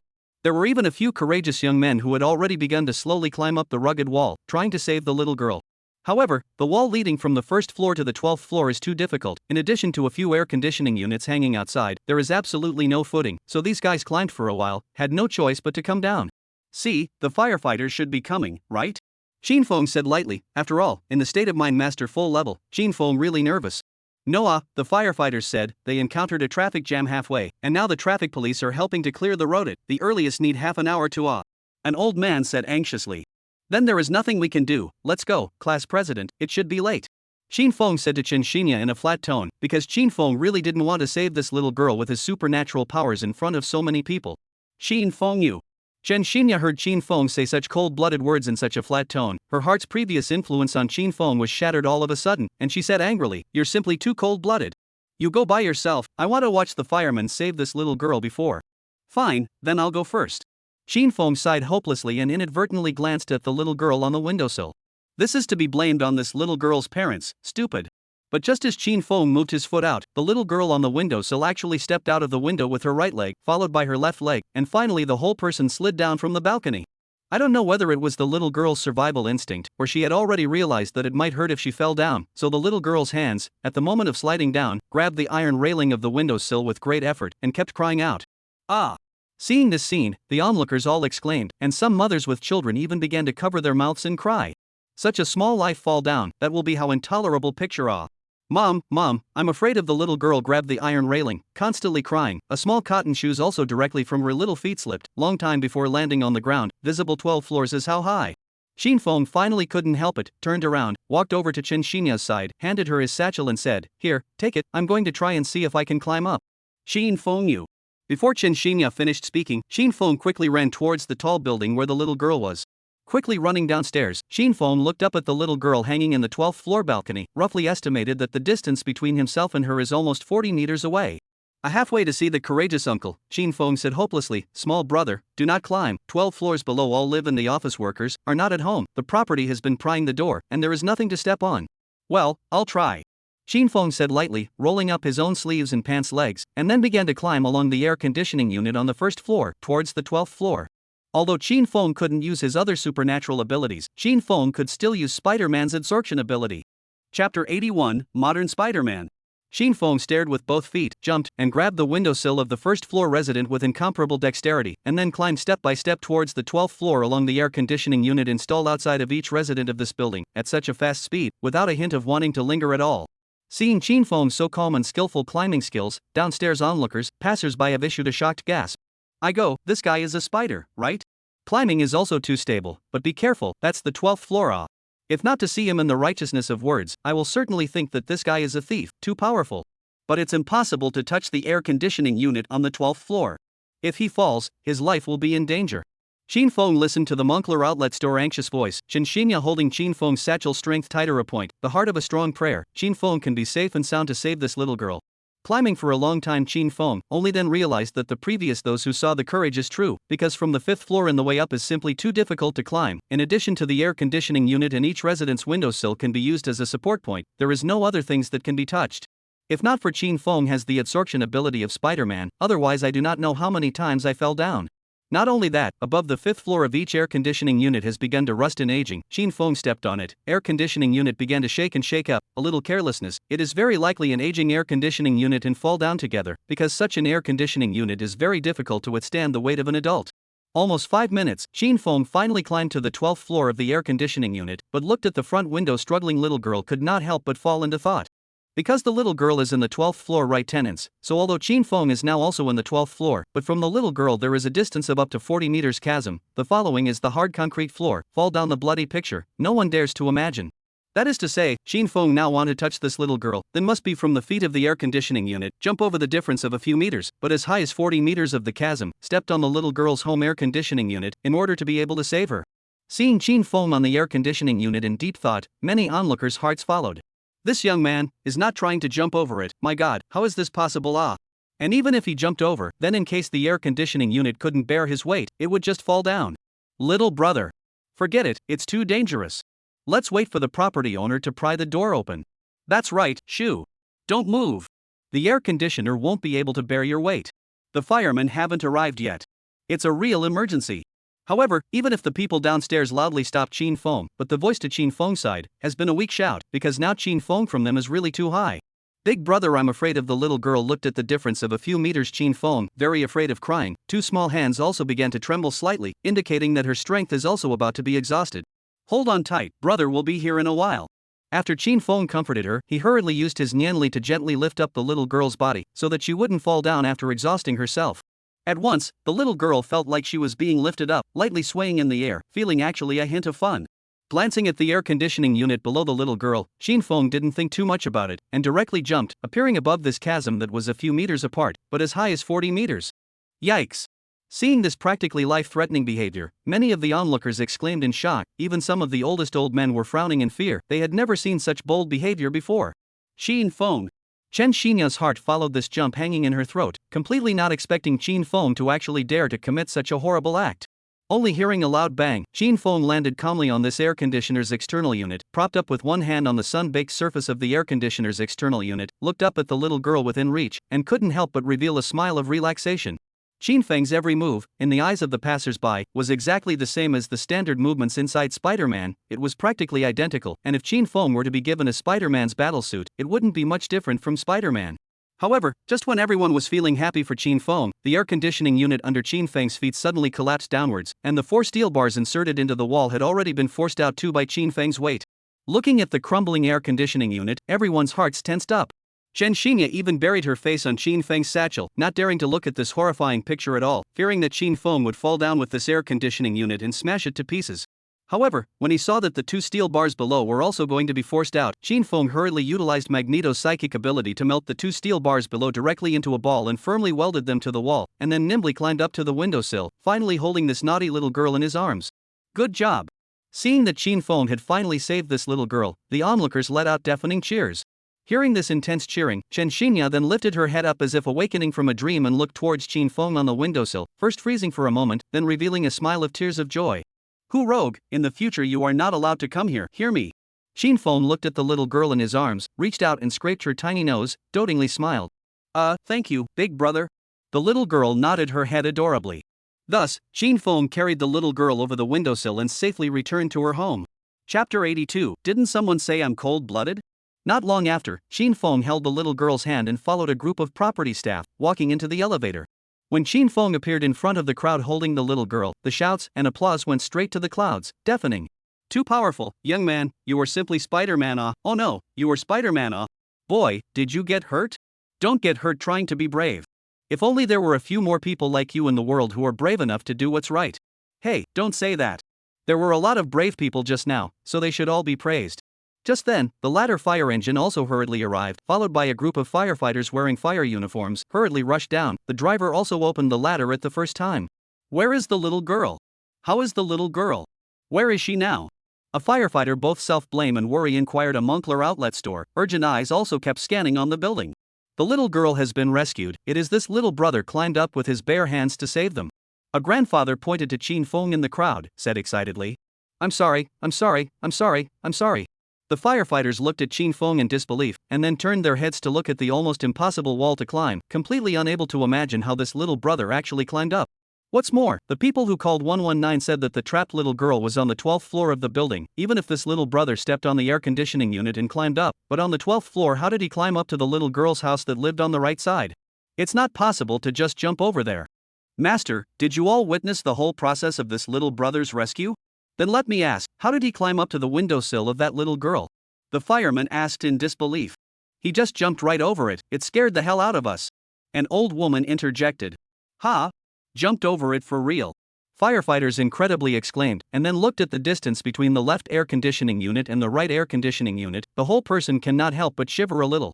To know, this is a height of 40 meters off, plus the distance between the two sides of the air conditioning unit, there may be 3 meters wide, a little inattention that will certainly fall down into a puddle of flesh and blood.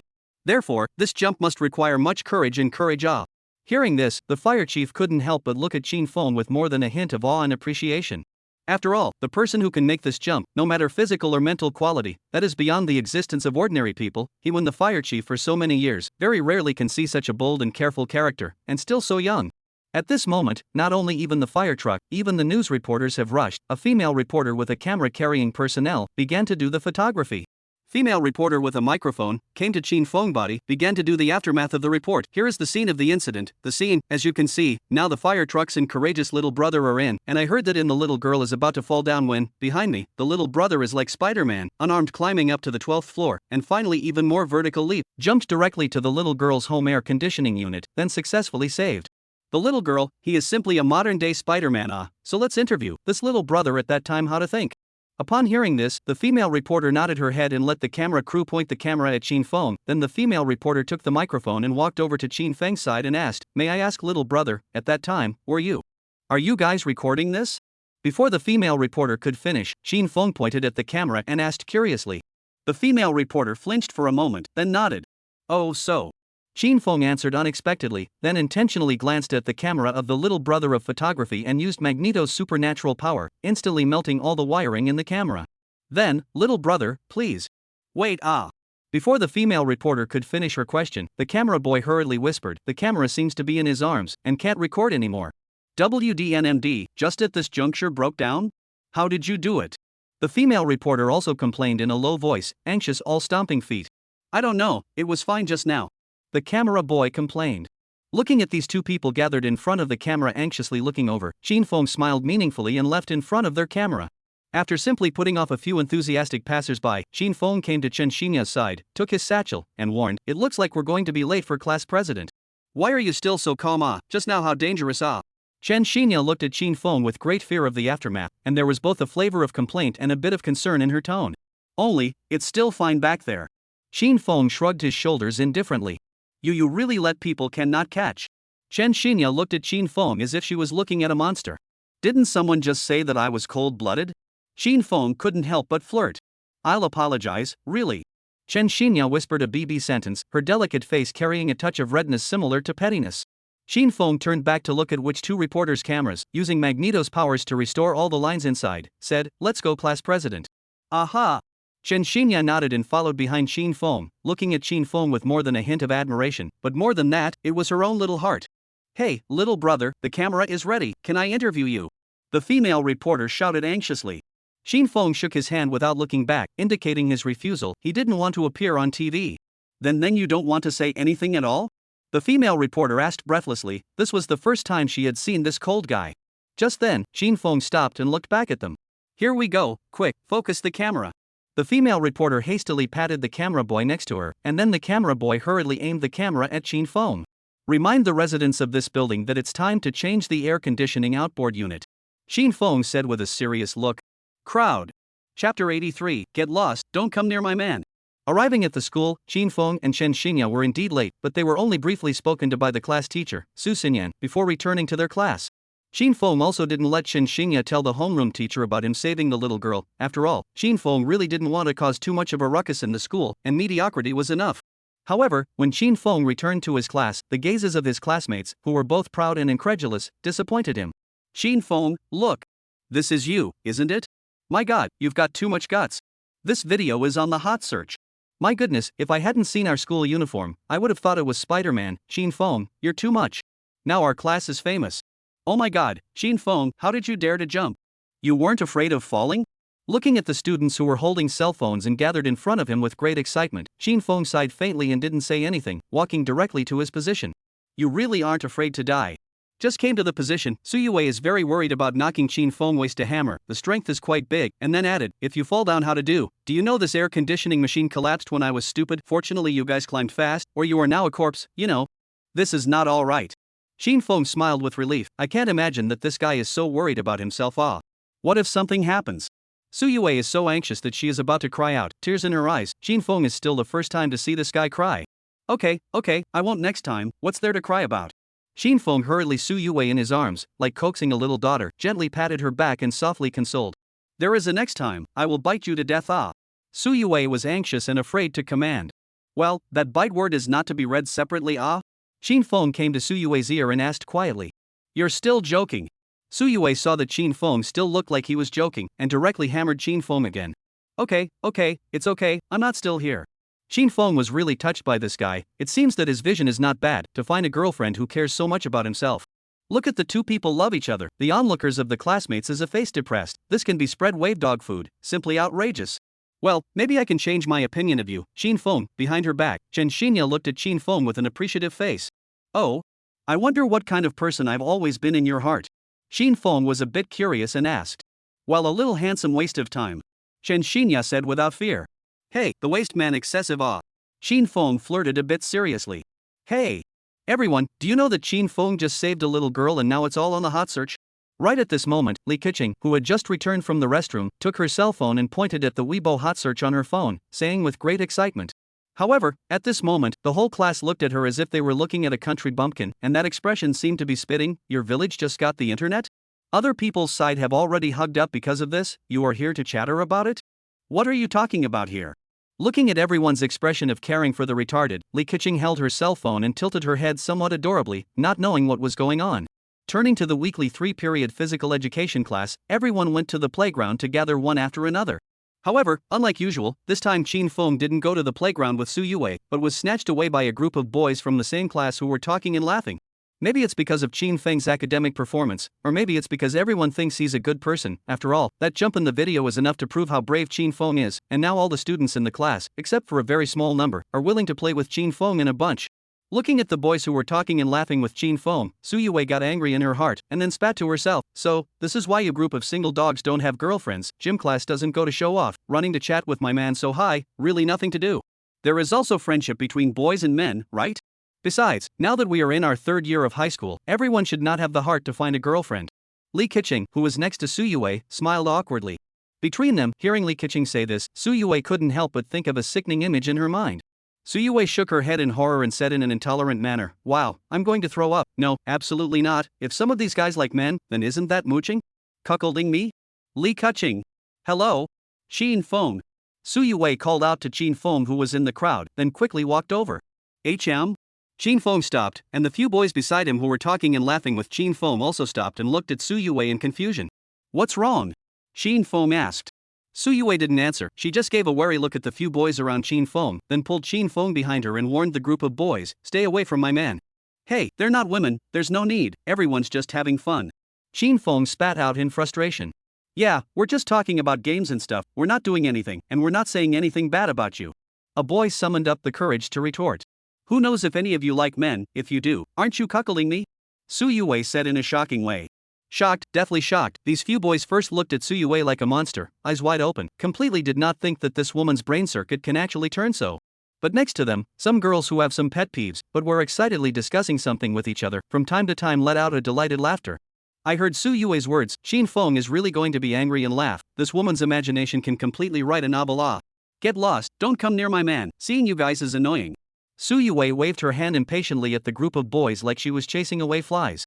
Chapter 84, Physical Education Test. Upon hearing this group of boys could only leave with a speechless face, leaving behind the smug Su Yue and the speechless Qin Feng next to her, as well as Li Keqing who was looking dumbfounded behind her. Really nothing to do, do not go to find girls to chat, ran Tu and my man chat so vigorously. Su Yue looked at the group of boys leaving, disdainful spit, but also did not forget to reach out in Qin Feng's school uniform above pat a few times, as if patting what dirty things seem. Qin Feng looked at this guy with a fatherly face, flirting, now happy? You successfully isolated your boyfriend. You will play with them less in the future, in case there is really a dead in this group of boys, that they bar you don't even know why. Su Yue solemnly reminded. Hey, Qin Feng suddenly felt a bit tired. I care about you, what are you sighing for? Su Yue asked with some dissatisfaction. Nothing. Qin Feng shook his hand indifferently, anyway, have been chased into their girlfriend, then what else can be done? Even if it's stupid, then the day has to go on. Then go to the playground, today is the time for you girls to test, gather early to go. Qin Feng said, dragging himself the silly woman, toward the playground. But not yet walked a few steps, Su Yue jumped directly to the body of Qin Feng and then held Qin Feng tightly, a pair of slender hands then wrapped around Qin Feng's neck, said triumphantly, then in order to retain the physical strength, you carry me over. Qin Feng helplessly glanced at Su Yue, but did not refuse, who asked this silly woman to be his girlfriend? Accommodate it. Qin Feng smoothly lifted Su Yue's double fades and carried her on his back, just like the time when the two of them first met. You've grown up a bit, haven't you? Qin Feng felt the changes brought about by Su Yue and said with some surprise. Humph, it's just that someone didn't realize it, I've always had a good figure. Su Yue's small face read spit. After all, she and Qin Feng which aspects of things have done, between the two there is no existence of what embarrassed to open up. Well, then I'm going to seriously check it out this Saturday. Qin Feng headily agreed to say, and when you think about it there has also been a period of time Nasty. Su Yue hummed arrogantly, but the heart has begun to look forward to it, after all, this kind of thing is mutually beneficial, not to mention that this guy is also so powerful. Hey, these two students, the school inside cannot is Su Yue students that is alright. So, under the smile of a teacher's Sichuan opera face change, Qin Feng back Su Yue, the pace of the slow walk toward the playground, to the other students, scattered a wave after wave of cold dog food. But who could do anything about it? This woman is a VIP in the school, just early love was ignored by the teacher, not to mention making such an uncomfortable picture for single dogs. Not long after, the class bell rang, and everyone concentrated on the playground one after another. Only this time it was boys and girls standing separately, after all, this physical education class was to be used to test the girls' performance in various sports. It wasn't long before physical education teacher Luli walked out from the physical education teacher's office, and then after scanning among the boys' team and seeing Qin Feng in the back row, she revealed a smile of reassurance. Now the physical education class, Luli is really worried that Qin Feng does not come.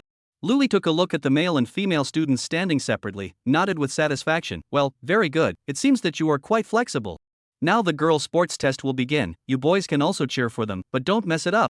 Luli seriously instructed. I know. The boys answered in unison. Well, this time the girls' project has 50 meters sprint, standing long jump, rope skipping, pull-ups, a total of 4 sports. Test out the results will also be recorded in your sports report card. I hope that the girls will do their best to complete the test, no? Luli looked at the girls and reminded. I know. The girls responded in unison. Then, Luli's eyes lingered for a second on the physical education committee member Chen Hang, but still directly locked onto Qin Feng, and said expectantly, Qin Feng, help me go to the office to get a stopwatch and a jump rope, as well as a tape measure, and help me assist the girls to complete the test in a moment. Qin Feng pointed at himself and said with some reluctance. Is there a second Qin Feng in the class? Luli casts a smile of caring for the mentally retarded. Okay. Qin Feng nodded indifferently and turned around to walk towards the physical education teacher's office. Looking at Qin Feng's back as he left, a few of the players next to Chen Hang began to murmur in disbelief. Hey, Chen Hang, aren't you the physical education committee member? Why aren't you always called in to help? Right, Chen Hang, when did the PE teacher remove you? Why don't they call you? Hey, Xin Feng is a good-looking kid with a good body, and the gym teacher is a woman, so can he not be biased? Chen Hang coldly looked at Xin Feng, although the heart has a belly full of fire, but also cannot vent out. After all, he wants no family, want money no money, a sports committee member just, how can and Su Yue against it? These days, we all know how much Su Yue cares about Qin Feng, for example. Just now, a few boys and Qin Feng just a little closer, this woman will lose her temper. If Chen Hang really dare to deal with Qin Feng, then he will certainly be Su Yue's crazy revenge. Besides, even if it is the simplest fight to compare, Chen Hang also have a little bit of weakness, because Qin Feng's body but he has witnessed, he does not want to move a stone to stone his own feet, take the initiative to ask for a fight and then be Qin Feng education Emil, by then in the class to attract a street rat reputation. Okay, stop talking, go get the ball and train. Chen Hang said coldly, revealing a faint anger in his tone. Upon hearing this, Chen Hang's several followers had to shrug their shoulders and run their asses off to get a basketball.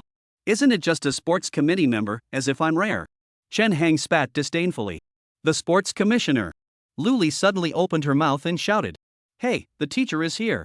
Chen Hang raised his hand and said happily. In a moment the girls will be doing standing long jumps soon, go and help smooth out the sand. Chen Hang. Chapter 85, Su Yue takes the field. Not long after, with the help of sports member Chen Hang, some of the debris in the sand was cleaned up, and all of the female students and some of the male students leaned over to prepare for the test of the first sports event, the standing long jump. Chen Hang, on the other hand, took his teammates and went to practice basketball under the basketball frame. After all, the school sports meet was coming up soon, and their class basketball team had to speed up the pace of training. Luli in the sand next to the girls patiently explained, you jump before, must be 2 arms from the top to the sides of the back swing, at the same time the upper body should also be leaning forward, with the 2 arms bent into a semi-squat posture, the heel lift, with the forefoot to grasp the ground, control the body balance. The center of gravity with the front, although the center of gravity forward is not very useful, but it is very important, so that you can make you jump do not have to for the center of gravity to move forward, and although the center of gravity is not very useful, it is very important, so that when you jump, you don't have to consume the strength for the center of gravity to move forward, and you can also create the conditions for your body to rise forward and upward. Some of the female students nodded their heads as they came to a realization, but most of the female students looked at Luli with a confused face, not understanding what she was talking about. Okay, the first one. Luli took the female classmates' seating lists and shouted with some surprise, classmate Su Yue. Oh. This guy Xin Feng, who was in the sand, holding a leather ruler looked at Su Yue among the girls with some surprise. The other female classmates and some of the male classmates also threw a curious look at Su Yue. They wanted to know, how is the athletic talent of this usually barbaric and domineering young lady? Oh. Coming.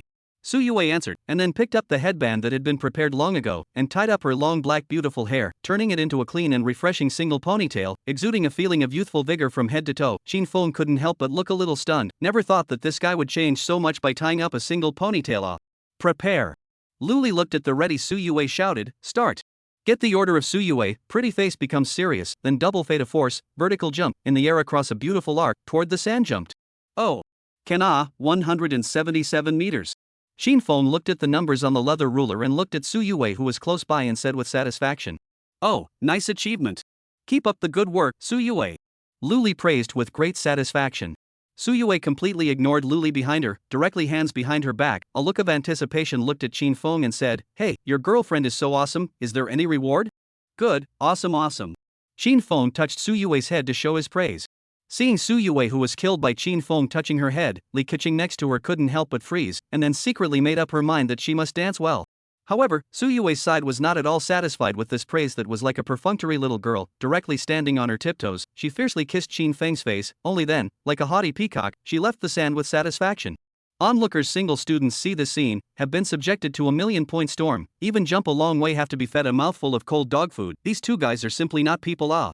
Luli saw the situation, a bright idea. To those who have not jumped, female students said, see no female students, if the jump results are good, you can get such a reward. Upon hearing this, the group of girls looked at Qin Feng in the sand with anticipation as if they had been given hormones. Even the class president, Chen Xinya, cast a slightly expectant glance at Qin Feng. Hey, teacher, where's my own will? Qin Feng glanced at Luli in a depressed manner. I'll see who dares. Su Yue is full of threatening flavor looked at the group of girls, proper palace style. Just kidding. Luli smiled awkwardly, then hurriedly picked up the seat number and read, next, Li Keqing. Oh. I'm coming. Li Keqing hurriedly answered, as if on guard, walked out from among the girls, exquisite cute little face full of serious looking at the sand standing Qin Feng. At this moment, in Li Keqing's mind, she had already begun to fantasize that Qin Feng was like a big brother, gently stroking her head, while she was smiling with a happy and satisfied face. Well, cheer up. Li Keqing secretly cheered herself up in her heart. I didn't find out much before, so Li Keqing's size is so lowly Luli unexpectedly spat out in her heart. Cheer up, girl. Qin Feng, who was in the sand, looked at Li Keqing, who was a few meters away, and shouted.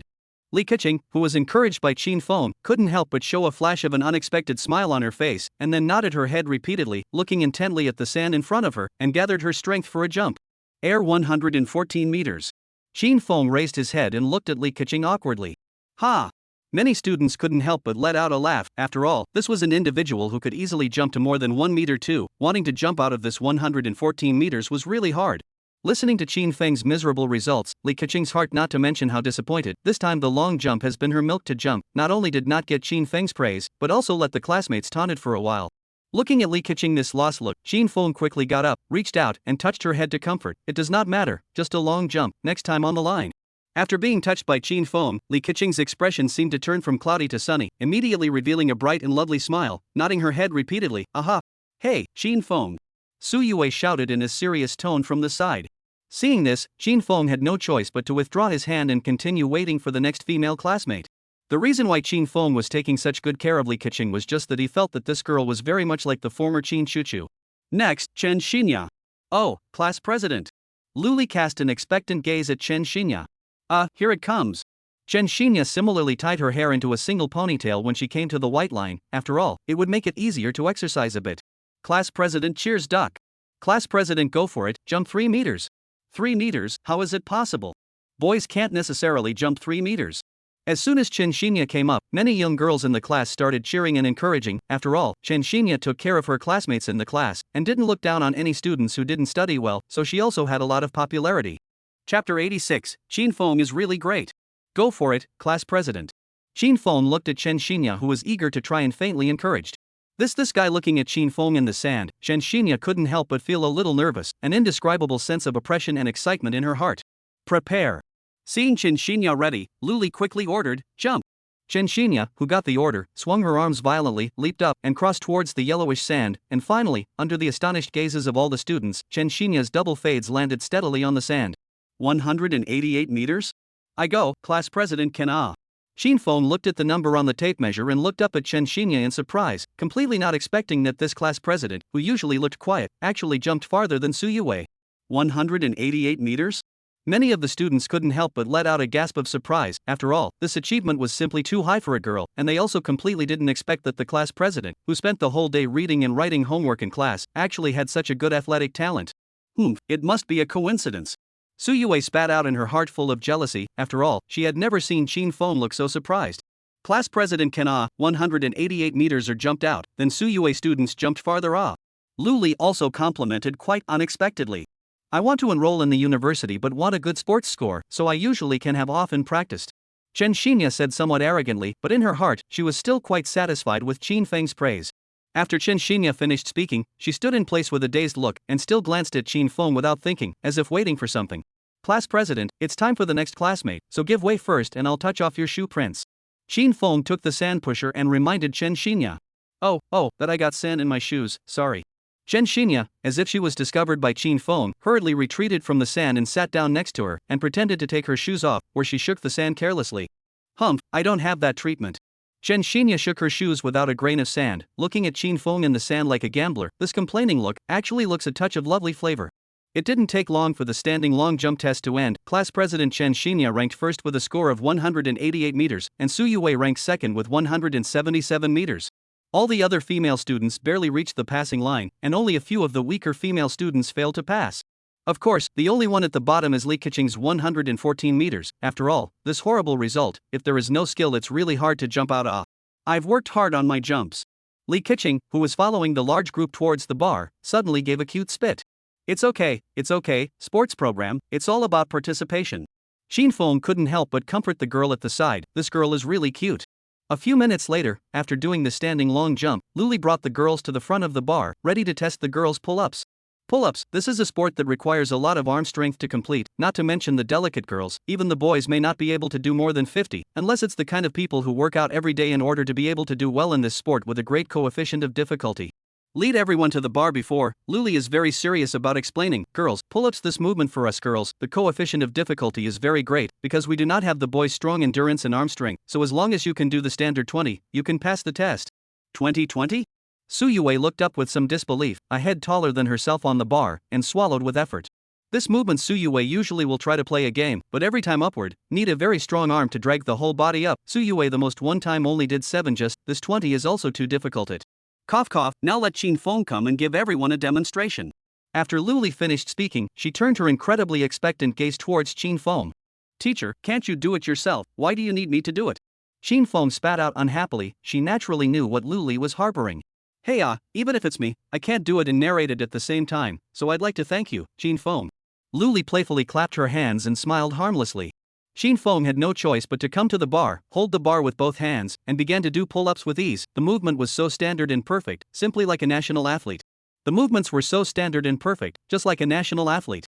Luli looked at doing pull-ups like playing like Chin Fong. The heart suddenly felt restless, really want to be behind the school uniform, that perfect body from head to toe feel once Not only Chin Fong, even the female students present were looking straight at Chin Fong, a few of them even gulped from time to time, with a smirk of infatuation on their faces. Oh, no, calm down, Luli, you are still in class. Luli hurriedly reminded herself in her mind, then came to Chin Feng's side and began to explain. When you do it in a while, hold the bar with both hands, palms forward, the bar should be slightly wider than the shoulder, and both arms naturally droop and then straighten. Then like Chin Fong students, with the contraction force of the latissimus dorsi muscles to pull the body upward, when the chin over the bar when a slight pause, stand still for a second, to be considered complete one. And when you pull up in a while, you must focus your strength on your latissimus dorsi muscles, pull your body up as high as possible, don't let your body swing, and your feet can't touch the ground when you're hanging down. Luli said while still touching, from time to time, Chin Feng's lovable male dog waist and power-filled latissimus dorsi muscles. I want to tell this group of girls to go free and I'll be here alone with Chin Feng. Luli fantasized with an incomparable grip in her heart. Chapter 87, The Wife's Dangerousness. After doing almost 20 or so, Luli finally finished her explanation, and Chin Fong let go of the bar and stood to the side with a wandering clap. Luli withdrew her fascinated gaze from Chin Fong, and then took the seating list and said, well, the basic essentials have been explained to you, now it's your turn to start. Remember that if you land on your toes, it's considered a failure. The first one, Suyue, or you. Luli looked at Suyue and reminded him. Luli looked at Suyue and reminded her. Suyue nodded, fist pumping after doing some warm-up exercises, came to the bar below, up a jump, hands holding the bar, began to struggle upward. 1, 2, 3, 4, 5, 6. Can't. When Luli was about to shout out 6, Suyue shouted out helplessly, then exhaustedly let go of the bar and came to Chin Feng's side. 6? Luli muttered with some small loss, she thought Suyue could do more than 10, it seems that this movement is really too difficult for girls. Seeing that Suyue only did 6, the other female students couldn't help but start to worry. After all, Suyue is considered to be one of the better athletes in the class, and even she only did 6, so their results will definitely be even worse. Next, Li Keqing. Luli cast her worried eyes on Li Keqing, the smallest among the girls. Because this girl is really too lowly. Whether she can successfully catch the bar is a problem. Oh, I'm coming. Li Keqing hurriedly answered, and then walked out from among the girls, and came to the bottom of the single bar, looking up at the single bar that was one head taller than her as if she was a formidable enemy. At this moment, all of the students cast their expectant gazes at Li Keqing under the bar, because it might be a bloodbath funny manually. Let's start. Luli shouted. On hearing this, Li Keqing jumped, one hand narrowly held the bar, and then the other one hurriedly hitched up and grabbed it tightly, fearing that it would fall down in a moment. After slowing down for a while, Li Keqing began to forcefully hold her body upwards, her delicate and cute little face full of patience. 1. Sorry teacher, I can't. As expected, Li Keqing's first pull-up was only halfway up, and she directly let go of the bar helplessly, looking at Luli awkwardly. It doesn't matter, Li Keqing, this exercise is a bit difficult for you, go and take a rest first. Luli still smiled indifferently, after all, Li Keqing's body is simply too small, want to force her to do 3 are a luxury idea.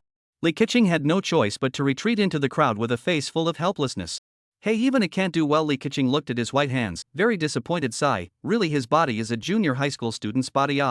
It's okay girl, this movement even a lot of boys cannot do a few, so do not be discouraged, next time to try on the line. Chin Fong in the side of the patients to comfort a sound. I'm sorry. Being comforted by Chin Fong, Li Keqing's lost mood suddenly got a lot better. It wasn't long before the girls finished all the pull-ups, and they were all wiped out. None of the girls qualified. The best result is the first to do Suyue, she did 7, the other girls are all 1 or 2, 2 or 3, did 5 or 6, there are only a few girls. But the worst result, of course, is still Li Keqing's unshakable 0 results. This result is estimated that even some junior high school students may not be able to compare. After accompanying them to do pull-ups, Qin Feng didn't stay by their side but went to sit on the grass with the boys in the class, gathering around to blow awesome. Qin Feng, what's the matter, not accompanying your lady? One of the boys looked at Qin Feng, who was walking towards him, and flirted. They're jumping rope, so they don't need me. Qin Feng joked in boredom and sat down on the grass. A boy on behalf of Qin Feng said, Hey Qin Feng, you in front of Suyue will not be too wimpy although we all know Suyue rich and powerful, but you are his boyfriend no matter how to say cannot be her so oppressed Well, if you really are still together in the future and get married, then you will become a wife's husband? Another man added. Wife's husband is too much, isn't he? Qin Feng straightened his back and said, that guy just loves to fool around, I just accommodate her, wife's husband is impossible. Well, I have a friend before and you say so, the results of his marriage, that called a miserable cell phone every day to check once, the pocket never pull out or read, every dinner is never to get his wife's approval to come out, tsk, think about it all horrible A boy sighed. Hey, you just see me and her in school when I just do not care and she mess just, private time, the sky more listen to my words do not know. Qin Feng said with an air of righteousness. Blow hard. A boy coaxed. Heh, still don't believe it. Qin Feng got energized at once, it seems that he can't do it without showing these guys a couple of hands. I'm exhausted. At this time, Suyue happened to have finished all the sports programs and walked towards Qin Feng's side exhausted. Hey! Suyue, who had just come to Qin Feng's side, saw that Qin Feng was surrounded by several more boys, and then waved her hand as if she was chasing away flies. Go away, don't lean on Qin Feng's side. People are just chatting with me, not to it, you were so fierce every time, people still think I found a tigress as a girlfriend, a little gentle not. Qin Feng looked at Suyue with a serious look. Who is a tigress? Suyue, someone embarrassed should be although still want to refute what, but see Qin Feng so serious look, also did not continue to say, had to obediently sat next to Qin Feng, did not pay attention to this group of boys. The boys couldn't help but sigh in their hearts, completely not expecting that the barbaric and domineering Suyue, in front of Qin Feng, could actually be so obedient.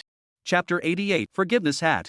Turning to the end of school, Qin Feng and Suyue bought 2 cups of milk tea at the milk tea store at the entrance of the school and then walked towards the entrance of the school. Although the 2 of them were not going home on the same road, the 2 of them only separated at the fork in the road at the entrance of the school. Suyue sucked a mouthful of milk tea and curiously looked at Qin Feng, who was playing with his cell phone next to him, and asked, What are you talking about with those boys today? They said that I'm a wife beater and have such a fierce girlfriend. Qin Feng shrugged his shoulders and answered truthfully. Where am I fierce? Suyue retorted with great dissatisfaction. Qin Feng saw the situation, looked at Suyue, said, No, like now, not moving angry, a little gentle, although I know you are not that kind of person, but want to make friends, you this fierce look, afraid to read through the senior high school cannot make friends. I have many friends, why do I need to find friends in school? Suyue instead waved her hand disdainfully. Yo, is that so? Why can't I tell? Qin Feng couldn't help but flirt a bit. You don't believe me? Fine, I'll ask them to come out and play tomorrow. Suyue said without showing any weakness. This guy would really have friends? Qin Feng muttered in his heart in doubt. When he and Suyue first met, this guy was all high and mighty, and he didn't see any friends around her. Oh, my sister is here. Suyue looked at the Bugatti Veyron parked in front of the road, some small reluctance to Qin Feng said, That I left, a person on the road to be careful I am a 3-year-old child? I'm a 3-year-old kid? Qin Feng in the heart did not have the good sense to spit out but still feel some warm heart, after all, this guy said so, that is care about their performance well. Got it. Qin Feng nodded. Suyue looked at the front of the Bugatti Veyron, and looked back at Qin Feng proposed, I say, want to go and say hello to my sister? It seems like you two haven't seen each other for a long time. Hearing Suyue say this, Qin Feng looked up at Su Yiling inside the Bugatti Veyron and happened to realize that Su Yiling was looking at himself. However, before Qin Feng could say anything, Su Yiling immediately turned her head away and looked at the passenger side with an evasive look. Her sister wouldn't really hate me, right? But I didn't do anything to mess with her either. Looking at Su Yiling in the driver's seat with a strange look, Qin Feng hesitantly muttered. Hey, Qin Feng, going? Say hello to my sister? Suyue pointed to the Bugatti Veyron not far away and asked again. Forget it, let's talk about it next time. Qin Feng politely declined, anyway, going now is just touching familiar faces, next time it will be the same. That line. Suyue nodded thoughtfully, turned around, and walked towards the Bugatti Veyron in front of her. But did not walk a few steps, Suyue turned back to run to the front of Qin Feng, tiptoe in front of Qin Feng, peck on the face, followed by a small red face, complained, Every time I have to take the initiative, you will not take the initiative once nerd. Let your sister see how bad, silly woman. Shin Fong smiled with relief. Nothing she knows work all day, that's why she can't find a boyfriend, but I can find well, let's go slow down on the road Su Yue finished speaking and walked towards Su Yiling across the road with a fluttering pace. Su Yiling in the driver's seat looked at his sister and Shin Fong so lovey-dovey. The heart has a kind of indescribable sense of urgency, like the kind of other people have something, but they do not have the kind of anxiety. Well, I should not also find a boyfriend. Su Yiling looked at Shin Fong and Su Yue, two people, fought a lot of contemplation. But for some reason, Su Yuling's mind suddenly flashed back to that night. Shin Fong treated himself as his sister Su Yue, and then hugged himself that picture. Well, if he doesn't say it, this silly girl shouldn't know it. Besides, it's this girl who doesn't go to send her boyfriend by herself. She can't rely on me. Su Yu cold pretty face slightly red complained. But that feeling is not bad. Su Yiling looked at the opposite side of the road Shin Fong, revealing a touch that looks like appreciation and anticipation of a light smile, and then unconsciously reached out and touched her mouth stock, as if trying to recall the feeling of that night. I'm not going to be able to do that. After Su Yue got on the car, she fastened the seatbelt and said to Su Yiling, when did you get in the car? Su Yuling's entire body exclaimed in shock and hurriedly put her hand down. I got into the car a long time ago. Su Yue spat out in a depressed manner. Su Yiling answered with a somewhat weak heart, and then hastily started the gas pedal and left the school entrance, and Qin Feng's silhouette also gradually disappeared along with the speed of the car. Well, I don't blame me. Who told this girl not to go send herself that night? Su Yu cold in the heart secretly spit want to try to cover the heart that a strong sense of guilt. What are you doing? Your face is very red. Next to Su Yue suddenly reminded a sound. She has never seen this cold sister blush. Hey, will not be deceiving in Shin Fongnet, the face of the red. I cannot think of the Haltong Yuan real estate female president, but the heart is like a little girl, so pure. Su Yue flirted with me with a big grin on the side. Hearing this cynical words, Su Yiling blankly glanced at Su Yue, wanting very much to spit on her and tell her what happened that night, making it difficult for this guy to have a hard time. However, Su Yiling was just thinking about it. After all, this fellow, no matter how excessive, is still her own sister that she has taken care of for more than 10 years. If she said it out, she would definitely hate herself to death, because this fellow has already been completely infatuated with that little man called Shin Fong. However, since she doesn't tell this girl to say it, then fantasizing about it is still possible.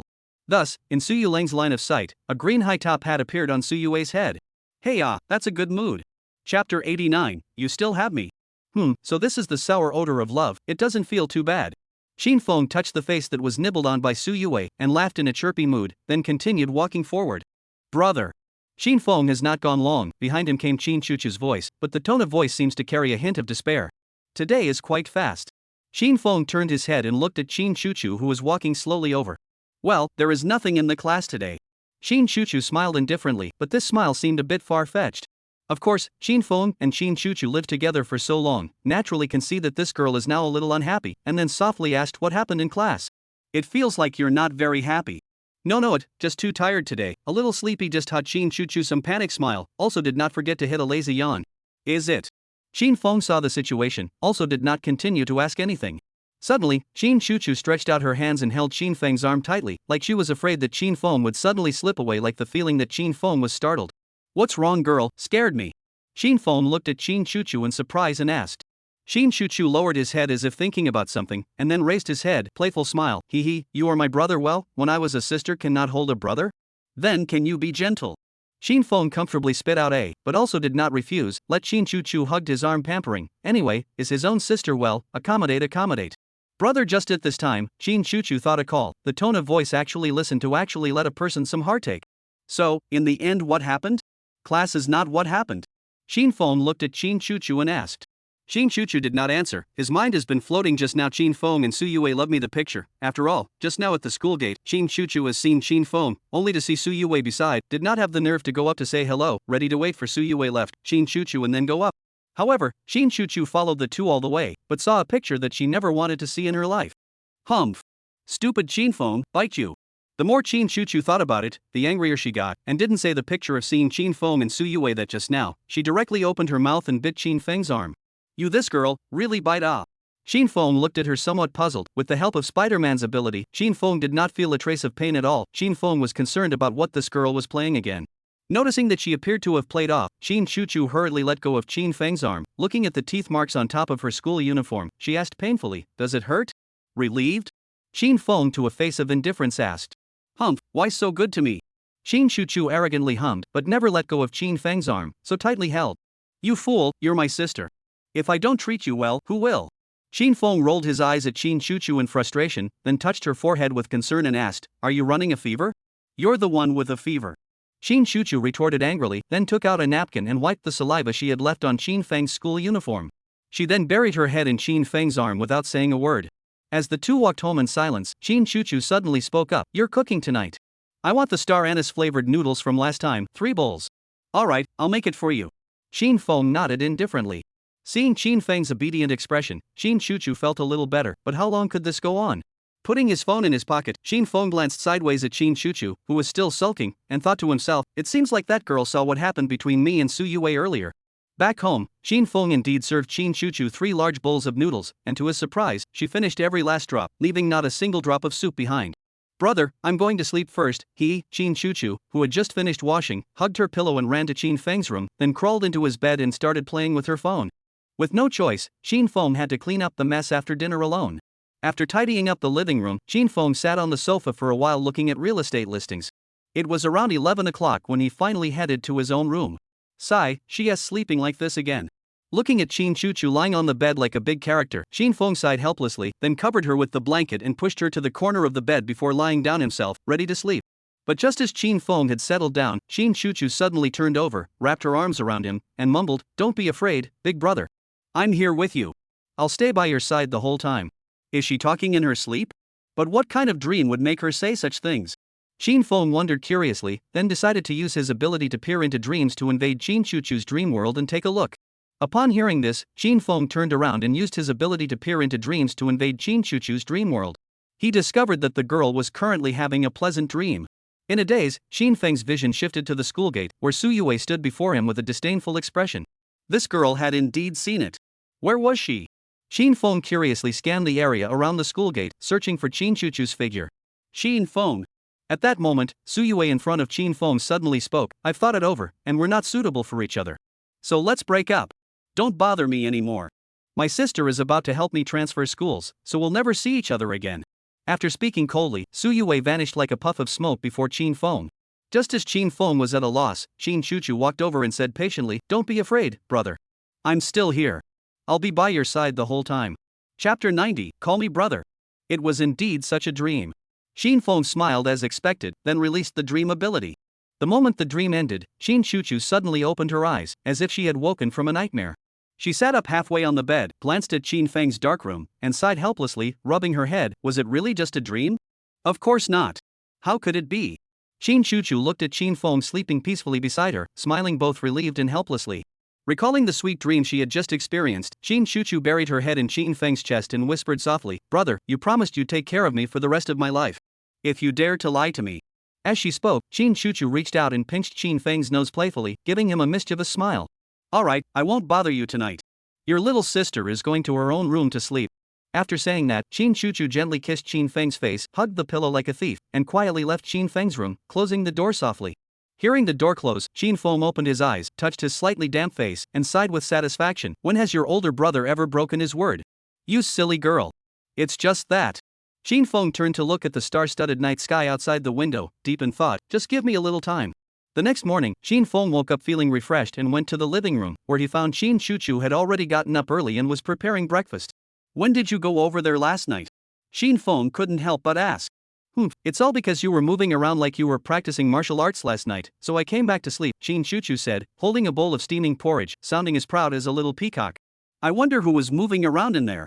Qin Feng chuckled to himself but didn't pursue the topic further, choosing to keep last night's events as a secret between him and the young girl. Qin Chuchu placed the steaming hot porridge on the table and reminded Qin Feng, "Hurry up and brush your teeth and wash your face. It's time to eat." Having such a capable younger sister is really nice. Qin Feng sighed in admiration before heading into the bathroom to brush his teeth and wash his face. What else would you expect? Qin Chuchu gave Qin Feng a cute glare. Soon, the brother and sister sat down at the table as usual, chatting and laughing as they ate breakfast. The entire suite was filled with a warm, cozy atmosphere. Oh, by the way, little girl, have you decided not to go to college yet? Qin Feng put down his chopsticks and asked Qin Chuchu. Qin Chuchu nodded eagerly, looking at Qin Feng with anticipation, as if she had already guessed what he was going to say. Then don't go to college. Go open your milk tea shop. Qin Feng said, taking out a bank card from his wallet and handing it to Qin Chuchu. The password is your birthday. There's 5 million in there. If you lose it all, then you'll have to stay home and cook for me, understand? Shin Chuchu took the bank card, paused for a moment, then nodded excitedly. Yes, thank you, big brother. Wait, Shin Feng looked at Shin Chuchu as if he had seen a ghost and asked, what did you just call me? Brother. Shin Chuchu blurted out the name she hadn't called him in over a decade. Am I dreaming?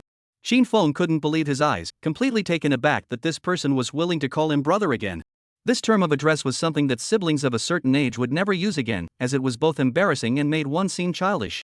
However, Shin Feng had always hoped that this girl would call him that. Moreover, since 6th grade, she had never called him brother again, only old brother or just brother. When she was angry, she would even call him by his name and add idiot at the end. Although it was just an extra repeated word, the change was enormous. Little girl, say it again. Shin Feng looked at Shin Chuchu expectantly. Shin Chuchu, following Shin Feng's request, sweetly called out once more. Again. Bro. Thus, in the cozy suite, the sound of a man's excited demands echoed, followed by a sweet female voice calling out brother. Chapter 91, Obtaining the Detail Ability. Time flew by, and before he knew it, a week had passed. It was once again time for Shin Feng's system to refresh. This was the 7th time the system had refreshed.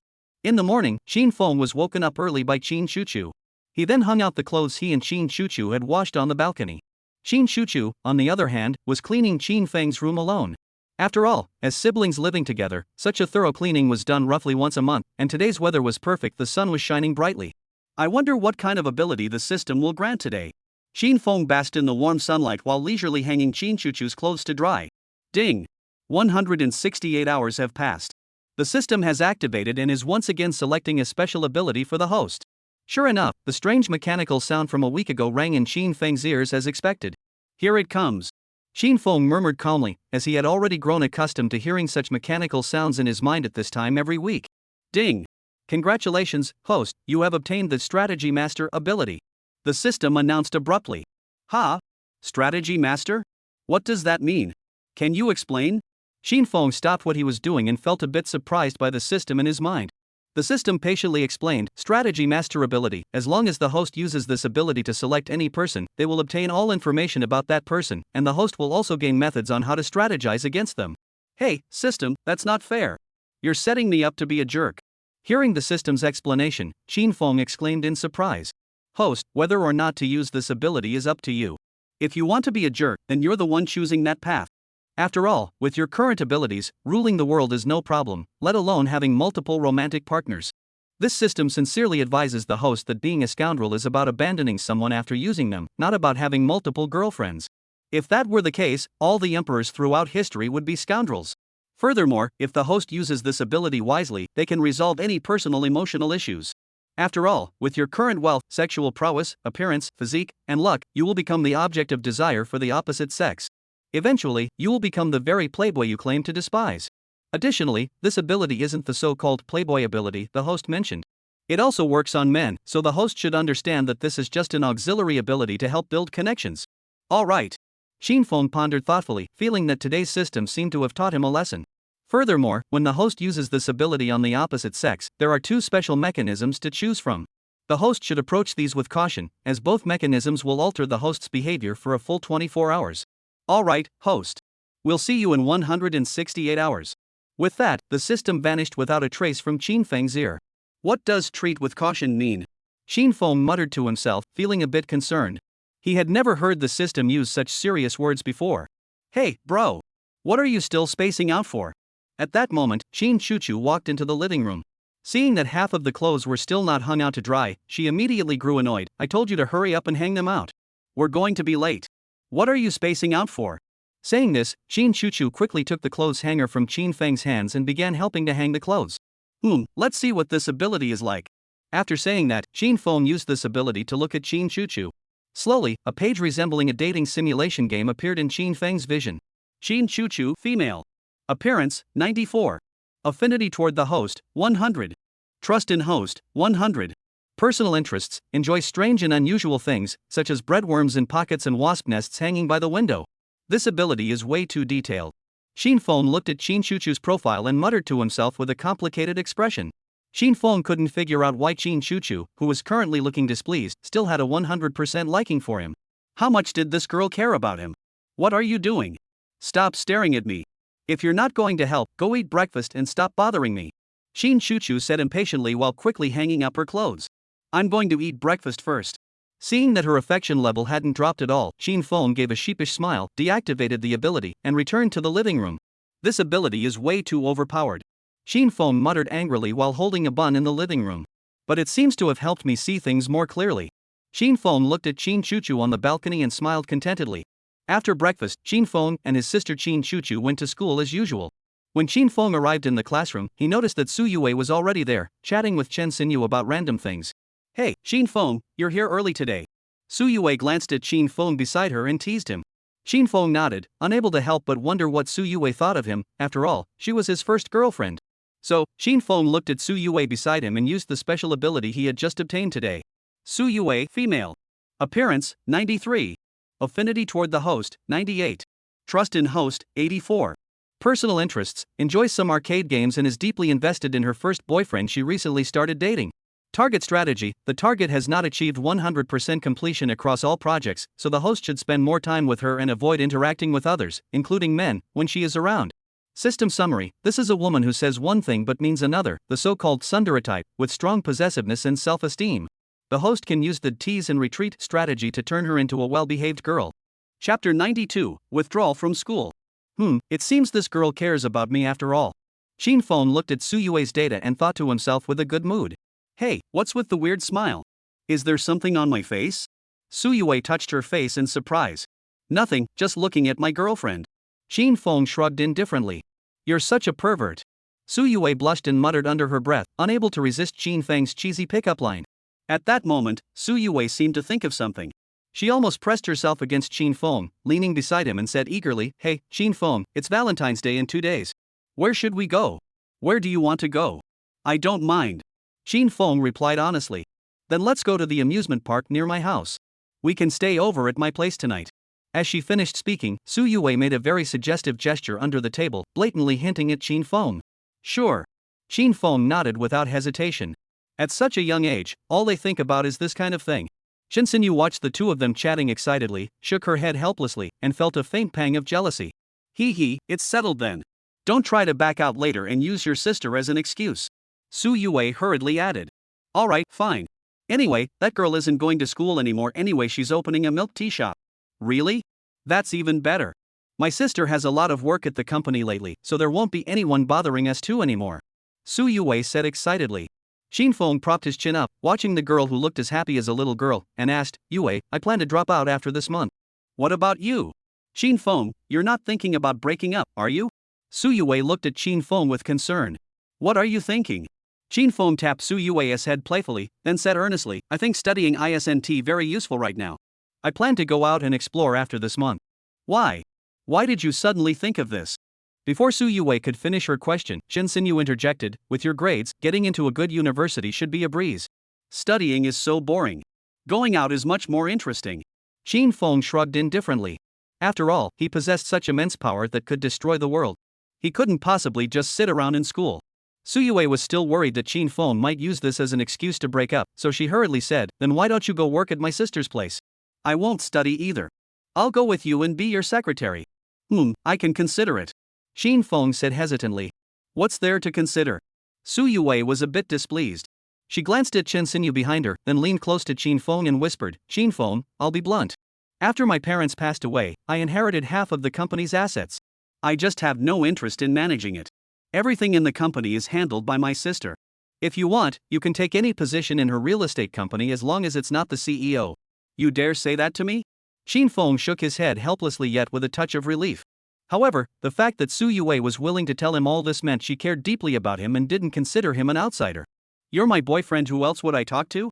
Su Yue blushed and playfully punched Shin Fong before adding seriously, Alright, Shin Fong, when you leave, I'll leave too. We'll work together at my sister's company, and I'll be your secretary. I'll think about it. Shin Fong was still undecided. After all, a real estate company wasn't something he was particularly interested in. What else there to think about? Let us go. I've already told you this, what else is there to think about? Su Yue acted like a little girl, constantly snuggling into Shin Fong's arms, full of playful affection. Alright. Shin Fong couldn't resist her, but he added, But first, I need to make sure my sister's matters are all settled, and I need to buy the house first. Alright.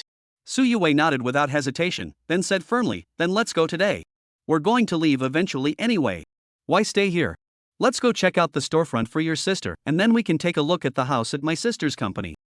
Shin Feng pondered for a moment before nodding. Alright, let's go.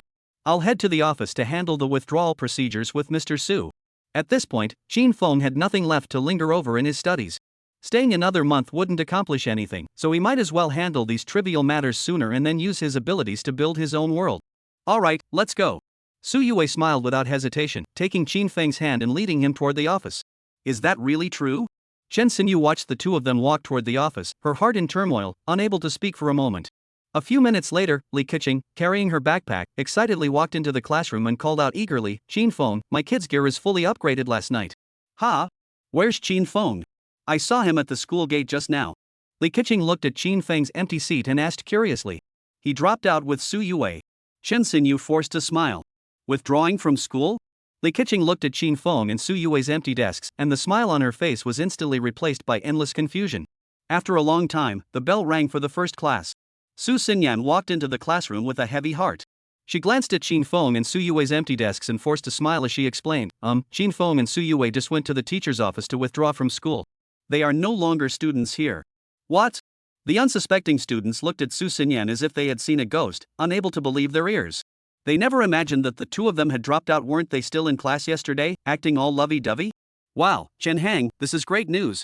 One of Chen Hang's teammates excitedly said to him. Let's gather at the barbecue shop near the school gate tonight. I'm treating everyone. Chen Hang also laughed joyfully. Are you kidding? The most attention-grabbing person in the class is gone. Who can now outshine Chen Hang?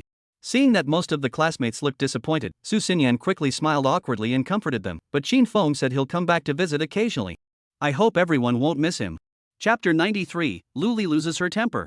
Although the students knew Su Xinyan was trying to comfort them, none of them felt any better. Everyone had a gloomy and dejected expression on their faces, except for Chen Hang and a few others who were laughing heartily. Before they knew it, 4 classes had passed, and most of the students in Class 6 of Senior 3 were gloomily heading toward the classroom.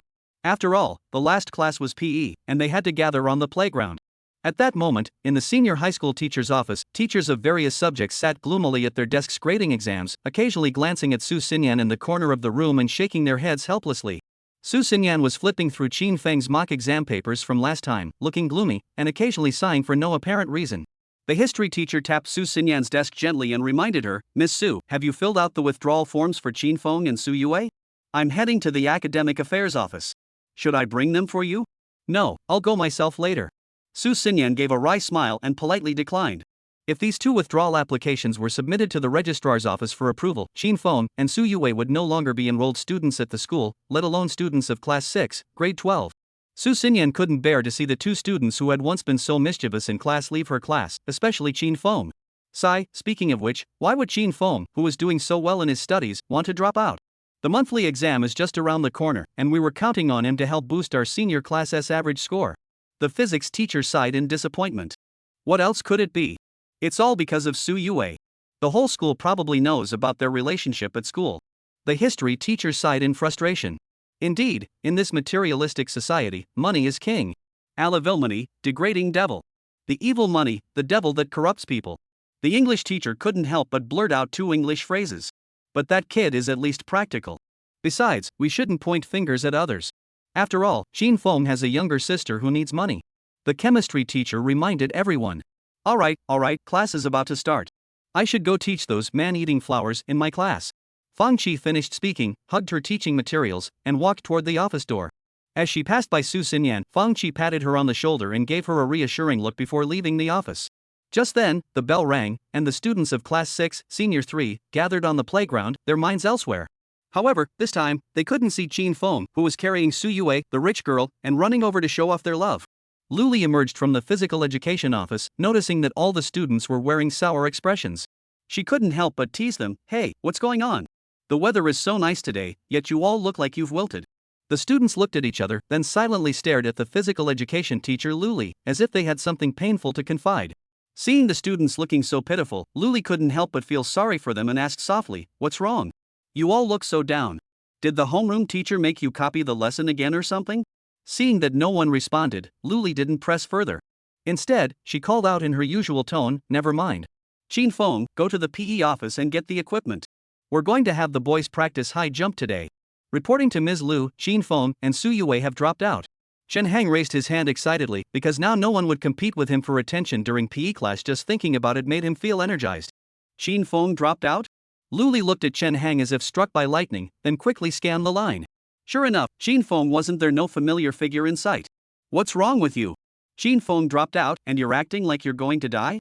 A tall, muscular boy in the class shouted at Chen Hang. This boy was the one who had previously received math tutoring from Qin Feng and had given him 5 gigabytes of Zhang Lauscher files. Chen Hang, who was a full head shorter than him, dared not argue back and quickly shouted to Luli, "Teacher, he's insulting me. I'm going to beat you up." This male student had a pretty hot temper. He pushed aside the boy blocking his way and charged toward Chen Hang. The two of them started fighting right in front of Luli, and it was a pretty brutal fight. "Hey, stop fighting!" Class monitor Chen Xinyu shouted angrily, as fighting in senior year could bring shame to the class. However, the two students showed no signs of stopping, continuing to wrestle fiercely on the ground. "Teacher!" Chen Xinyu turned to Luli for help, but found that Luli looked like she had been struck by lightning, her expression blank and dazed. "Why is Qin Feng expelled?" Luli muttered to herself, completely lost in thought. "Teacher, someone's getting killed." Chen Hang, who was being pinned to the ground, knew he couldn't win against the taller guy, so he immediately turned to Luli for help. Hearing Chen Hang's cries for help, Luli finally snapped out of her daze, looked at the two struggling figures, and blew a whistle, shouting, "Stop immediately, or I'll call your parents right now." Upon hearing this, the tall man who had been holding Chen Hang down finally let go of his collar, reluctantly stepping aside. The other boys in the class all gathered around the tall man, raising their eyebrows triumphantly and giving him a thumbs up. On Chen Hang's side, he was alone, rubbing the spot where the tall guy had hit him, in agony. His basketball teammates had all moved away from him. After all, Chen Hang had angered the entire class, and they didn't want to spend the rest of the semester being looked down upon by everyone else. "You two, do push-ups right now and keep going until the bell rings." Luli pointed at the two students who had just fought and ordered them angrily. "Teacher, I was the one who got beaten up." Chen Hang looked at Luli with a pitiful expression. "Same for you," Luli said without mercy. The other students had never seen Luli get this angry before, and they all swallowed nervously. Upon hearing this, Chen Hang and the tall boy had no choice but to lie down side by side on the ground and begin doing push-ups one after another. "This class is free time," Luli said dejectedly, then walked alone toward the physical education office. Chapter 94, School on Mondays, Wednesdays, and Fridays, work on Tuesdays, Thursdays, and Saturdays. Nonsense! In the office of Tingyuan Real Estate Company, the female CEO Su Yu-song was glaring angrily at Qin Feng and Su Yue, who were sitting at her desk. "Who told you to drop out of school?" Su Yu-song slammed her hand on the desk, causing a loud bang. The HR assistant who had been about to enter to submit documents was startled and hurriedly left. "Speak! Su Yue, who told you to drop out of school?" Su Yu-song glared at Su Yue and shouted angrily. Su Yutsue knew Qin Feng's personality well. He would never do something so impulsive without thinking it through. Therefore, this must have been the work of her spoiled and headstrong younger sister. You. What's wrong with you?" "I want to drop out, so I'm dropping out." "I don't want to listen to lectures anyway, so what's the point of staying here?" Before Qin Feng could finish speaking, Su Yue retorted without hesitation. Although Su Yuvei knew that Su Yu-song was truly angry, and extremely so, if she backed down now, she and Qin Feng might end up parting ways. Su Yueling looked at Su Yue with a disappointed expression and said, "Do you think I want you to stay there and study? Use your brain and think about it. What can you possibly learn? I just want those teachers to keep an eye on you. Otherwise, you'll end up like those other girls, hanging out in bars and KTVs all day." Su Yueling had spent a lot of time in the business world and had seen many wealthy parents whose children, due to their parents' lack of attention, either became gangsters or spent their days in bars and KTVs. She didn't want Su Yue to end up like that, which was why she had sent her to school in the first place. "Then why don't you take care of me yourself? Why make the teachers do it?" Su Yue asked angrily. Su Yuling was speechless for a moment because she had no grounds to argue with Su Yue on this point. Work-related excuses were something Su Yue had heard countless times over the years. "Fine, if you don't want to, then give me half of your assets. I remember there was a clear stipulation in Dad's contract that I should get it." Before Su Yue could finish, Qin Feng, who was standing nearby, quickly tapped her on the head and glared at her angrily. "That's your sister. Do you know what you're saying to your sister?" Su Yue finally realized how hurtful her words had been to Su Yukin. She looked up at Su Yukin, who now looked as though she had heard the worst news imaginable, unable to believe what she had heard. "Both of you calm down first." Qin Feng looked at the two sisters with a sigh, then spoke earnestly to Su Yueling. "She's by my side now, and I wouldn't let her become what you're saying. After all, I have a younger sister too, and I know how important it is to take care of a girl like Su Yue. Besides, it was my idea to withdraw from school this time." "Qin Feng, it's you?" Su Yuling couldn't believe her eyes as she stared at Qin Feng.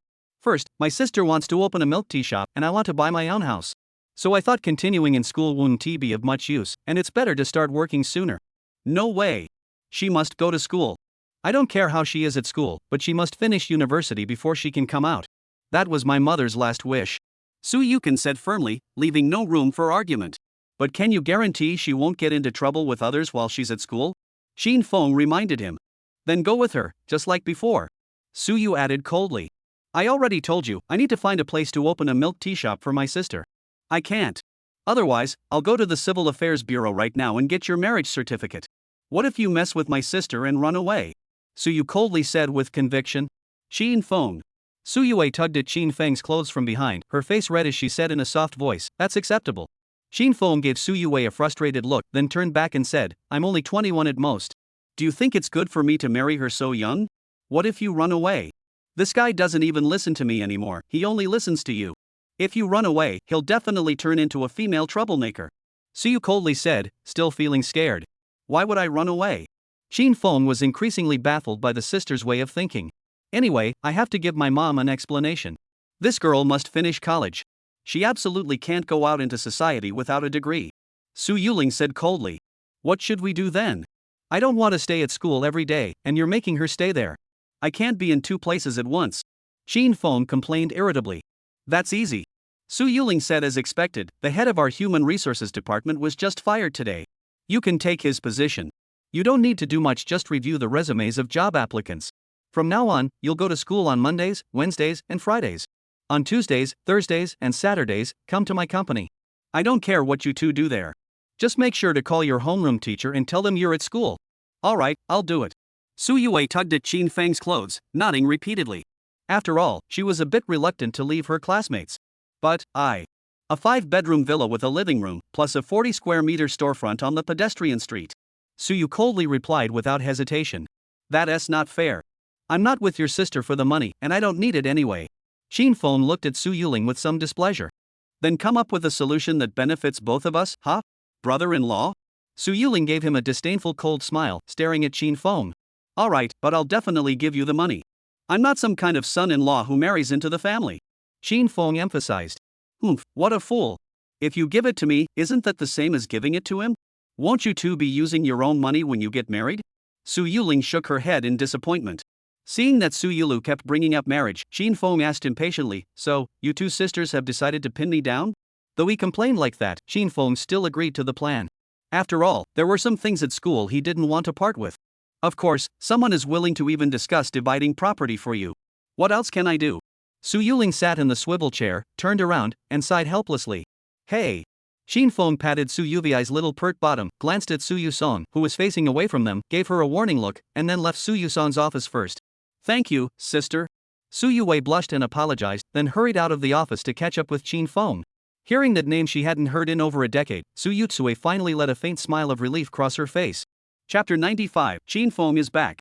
At noon, Li Keqing was lying on the empty desk between Qin Feng and Su Yue, playing with her phone in a bad mood. She was looking at the WeChat messages on her phone, waiting for Qin Feng to send her a message, because she didn't believe he had just left without a word. Hey, girl, I'm here to buy you lunch. At that moment, a voice resembling Qin Feng's came from behind Li Keqing. Qin. Li Keqing turned around and saw a female classmate with an awkward smile on her face. Her hopeful mood vanished instantly, replaced by confusion and resentment. Hey, what are you doing? Can't you see Li Keqing is upset? Why are you making fun of this? Chen Xinyu gave the girl a disapproving look. I just wanted to cheer her up, it wasn't a prank. The girl scratched her head helplessly. Just as Chen Xinyu was about to say something else, Li Keqing suddenly buried her face on the desk and began to sob quietly. Her sobs immediately drew the attention of all the students in the classroom. Hey, why is Li Keqing crying? Although Qin Feng left, the class is indeed a bit less fun, but it's not worth crying over. Hey, can't you tell? This girl must like Qin Feng. It's just that Su Yue beat her to it. Poor thing, her crush left before she even had a chance to confess. Stop making things up. Qin Feng said he only sees Li Keqing as a younger sister. Plus, when I saw Qin Feng call her little sister Qin Chuchu, he also called her girl. If I had an older brother who took such good care of me and suddenly left, I'd cry even louder than Li Keqing. Ah, I miss Qin Feng's first day. Chen Xinyu walked over to the group of gossiping girls, waving her hand impatiently. Enough, enough. Stop gossiping and go have your lunch break. Upon hearing this, the girls sheepishly smiled and dispersed back to their respective seats. Chen Xinyu also looked at Qin Feng's empty seat, sighed with a complicated expression, and thought to herself, now I probably won't see that annoying slacker's back anymore. It's actually a bit unusual. At that moment, Su Xinyan was holding the withdrawal application forms filled out by Qin Feng and Su Yue, walking slowly toward the Academic Affairs Office. Once these two forms were stamped by the Academic Affairs Office, Qin Feng and Su Yue would no longer be students in her 6th grade class. Why leave? Staying a little longer wouldn't be so bad. Su Xinyan looked at Qin Feng's neat handwriting on the application form and spoke with a mix of emotions. But as she thought about it, Su Xinyan couldn't help but recall the incident at the beginning of the school year when she had accidentally given her first kiss to Qin Feng. The memory made her face flush and her heart race. Just consider it a farewell gift from the teacher. Su Xinyan snorted arrogantly in her heart, finally accepting the fact that Qin Feng had left her class. I wonder if we'll ever meet again in the future. You silly boy. Su Xinyan daydreamed with longing. After all, Qin Feng had left a good impression on her. Especially that day when Qin Feng carried Su Yue down the hill on his own, Su Xinyan felt that Qin Feng must be a reliable male classmate. Just as Su Xinyan was walking toward the Academic Affairs Office, her phone suddenly rang. The caller ID showed it was Su Yue's older sister, Su Yusong. After listening to Su Yuling explain everything, Su Xinyan clenched the withdrawal application form in her hands, her grip tightening with excitement. Alright, Miss Su, I'll handle it right away. Su Xinyan hung up the phone, crumpled the 2 withdrawal forms in her hands into a ball, and stuffed them into the trash can. She then hurried to her classroom in her high heels. Soon, Su Xinyan arrived at her classroom and stood at the door, addressing the students who were sleeping or doing homework. Everyone, Qin Feng and Su Yue have not withdrawn from school. They will be back tomorrow. What? All the students looked at Su Xinyan in confusion. Li Keqing also lifted her head, her eyes filled with tears as she stared at Su Xinyan at the door, too overwhelmed to speak. Before long, it was time for afternoon dismissal. Chen Xinyan walked cheerfully toward the sports office on the playground. You little brat, scoundrel, untrustworthy, thug. As soon as she reached the door, Chen Xinyan heard Lu Li's angry curses coming from inside the office. Upon entering, she saw Lu Li wearing a small vest, drenched in sweat, punching the punching bag with all her might. Ah! You little brat, don't let me see you again. After delivering a series of quick punches to the punching bag, Lu Li swung her aching arms and collapsed onto the chair, completely exhausted. As soon as Lu Li sat down, she suddenly noticed Chen Xinyu at the door and couldn't help but gasp in surprise. She then complained in an annoyed tone, class monitor, you scared me to death. Come in and sign in, okay? Ms. Lu, I have some good news to tell you. Chen Xinyu gave Lu Li a mysterious smile. Is Qin Feng coming back? Lu Li looked at Chen Xinyu in disbelief. Chen Xinyu. Seeing Chen Xinyu's awkward expression, Lu Li grew even more excited and asked her, is it true? Class monitor, is Qin Feng really coming back? Oh, I was actually planning to surprise you, but now you know. I won't keep you in suspense anymore. Yes, he didn't drop out and is coming back tomorrow. Chen Xinyu nodded happily. Hearing Chen Xinyu's words, Lu Li exclaimed with joy, haha, is that true? I knew he wouldn't go back on his word. He promised me something and didn't finish it, so how could he leave? However, I don't know why, but Mr. Su said that Qin Feng and Su Yue will only come back to school on Mondays, Wednesdays, and Fridays, and will stay outside on other days. Chen Xinyu added curiously. I don't know either, but isn't that exactly when your class has 3 PE lessons? That's perfect. Lu Lisin was so excited she started pumping her fists. It seemed all that time spent punching the heavy bag had paid off after all. Chapter 96, it's time for this lazy fish to turn over a new leaf. That evening, after Qin Feng and Su Yue had finalized the property deed with the real estate agent, they parted ways and returned to their respective homes. After all, tomorrow was Wednesday, and they had to go to school as usual. Oh, I've unknowingly become a son-in-law who moves into his wife's family home. Qin Feng sat in the backseat of the taxi, looking at the 2 property deeds in his hands, and smiled wryly. One property deed was for a 5-bedroom, 1-living-room villa given to him by Su Yuelin. It was a coastal villa, located in an area with convenient transportation and shopping, though it was a bit far from the school, meaning he might not be able to walk there in the future. Qin Feng had seen the villa at Su Yuling's South Real Estate Company. It was worth over 12 million yuan and had originally been targeted by a wealthy individual. Although no deposit had been paid, it was already a done deal. Su Yuling, in order to keep Qin Feng, turned down the wealthy individual and gifted the villa to Qin Feng without asking for any compensation. The property deed now bears Qin Feng's name. As for the 40 square meter storefront on the pedestrian street, it is also registered under Qin Feng's name. However, Qin Feng has no plans to use this 40 square meter storefront for anything, as it is intended for Qin Chuchu, the young lady, to open a milk tea shop. Although the 40 square meter storefront doesn't compare to the coastal villa Su Yuling gave away, it still costs over 4 million yuan to purchase. The pedestrian street is a very bustling area, with tens of thousands of people passing by every day, making it an ideal location for business. As a result, the rooms in storefronts there are exorbitantly priced, and only those with a net worth of at least 10 million would even consider buying property in that area. During the 2nd, 4th, and 6th of the month, I'll help Su Yuling manage her company properly. Qin Feng carefully put away the 2 property deeds and murmured thoughtfully. Since his girlfriend Su Yue and her sister Su Yiling were so kind to Qin Feng, treating him like family, Qin Feng would do his utmost to boost the market value of their company. Qin Feng had already familiarized himself with his main responsibilities at Su Yuling's company, accompanied by Su Yue. It was nothing more than reviewing job applications from college students or job seekers according to the company's rules every day, which was quite easy. Currently, Qin Feng was the head of the Human Resources Department, with his own office and 3 female and 2 male subordinates under his command, whom he could assign tasks to at will, though he hadn't met them yet. Of course, although Qin Feng is the head of the Human Resources Department and the brother-in-law of the female president of Tingyuan Real Estate, Su Yuling has not given him any special treatment and has even assigned him additional work. If there are no job applicants on a given day, Qin Feng has to assist the sales department by searching for potential homebuyers. This kind of work was essentially given a phone book, calling every number listed to ask if the person was interested in buying a house, or going to the real estate development site or other locations to find potential buyers in person. Qin Feng believed that his current lucky ability and maxed out social skills would definitely elevate the company run by these 2 sisters to a higher level. Thinking about the future, Qin Feng looked out the car window at the quickly passing scenery and sighed contentedly. This lazy fish of mine really needs to turn things around. When Qin Feng returned home, he found Qin Chuchu had already come back, as usual preparing dinner in the kitchen. Though the girl looked so slender, she exuded an air of a devoted wife and mother. Put down what you're doing and sit down. I want to show you something. Qin Feng placed 2 property deeds behind him and said to Qin Chuchu. Oh, Qin Chuchu looked at Qin Feng with curiosity, then put down the spatula and sat down at the table. Close your eyes. Qin Feng wanted to keep it a surprise. Okay. Though she had no idea what Qin Feng was up to, Qin Chuchu obediently closed her eyes. Qin Feng placed the 2 property deeds in front of Qin Chuchu's desk, then sat down beside her and said, "Alright, open your eyes." Qin Chuchu slowly opened her eyes, looked at the 2 bright red property deeds in front of her, and was momentarily stunned. She then picked up the property deeds and flipped through them excitedly. She discovered that both property deeds were registered under Qin Feng's name. This meant that the 2 properties listed on the deeds were now Qin Feng's. Big brother, this. Little sister, I didn't want to hide this from you or pretend to be wealthy. These were given to me for free by Su Yue's older sister. Qin Feng said honestly. Oh, I see. Qin Chuchu, who had been feeling excited, suddenly felt her excitement fade away, replaced by a look of helplessness and confusion. That's great. Now we'll have our own house, and I can borrow your place to open a milk tea shop. Qin Chuchu forced a smile, looking incredibly strained. Hey, kid, there's something cooking in the pot. Big brother, wait a moment. Qin Chuchu stood up nervously and hurried toward the kitchen. What's the point?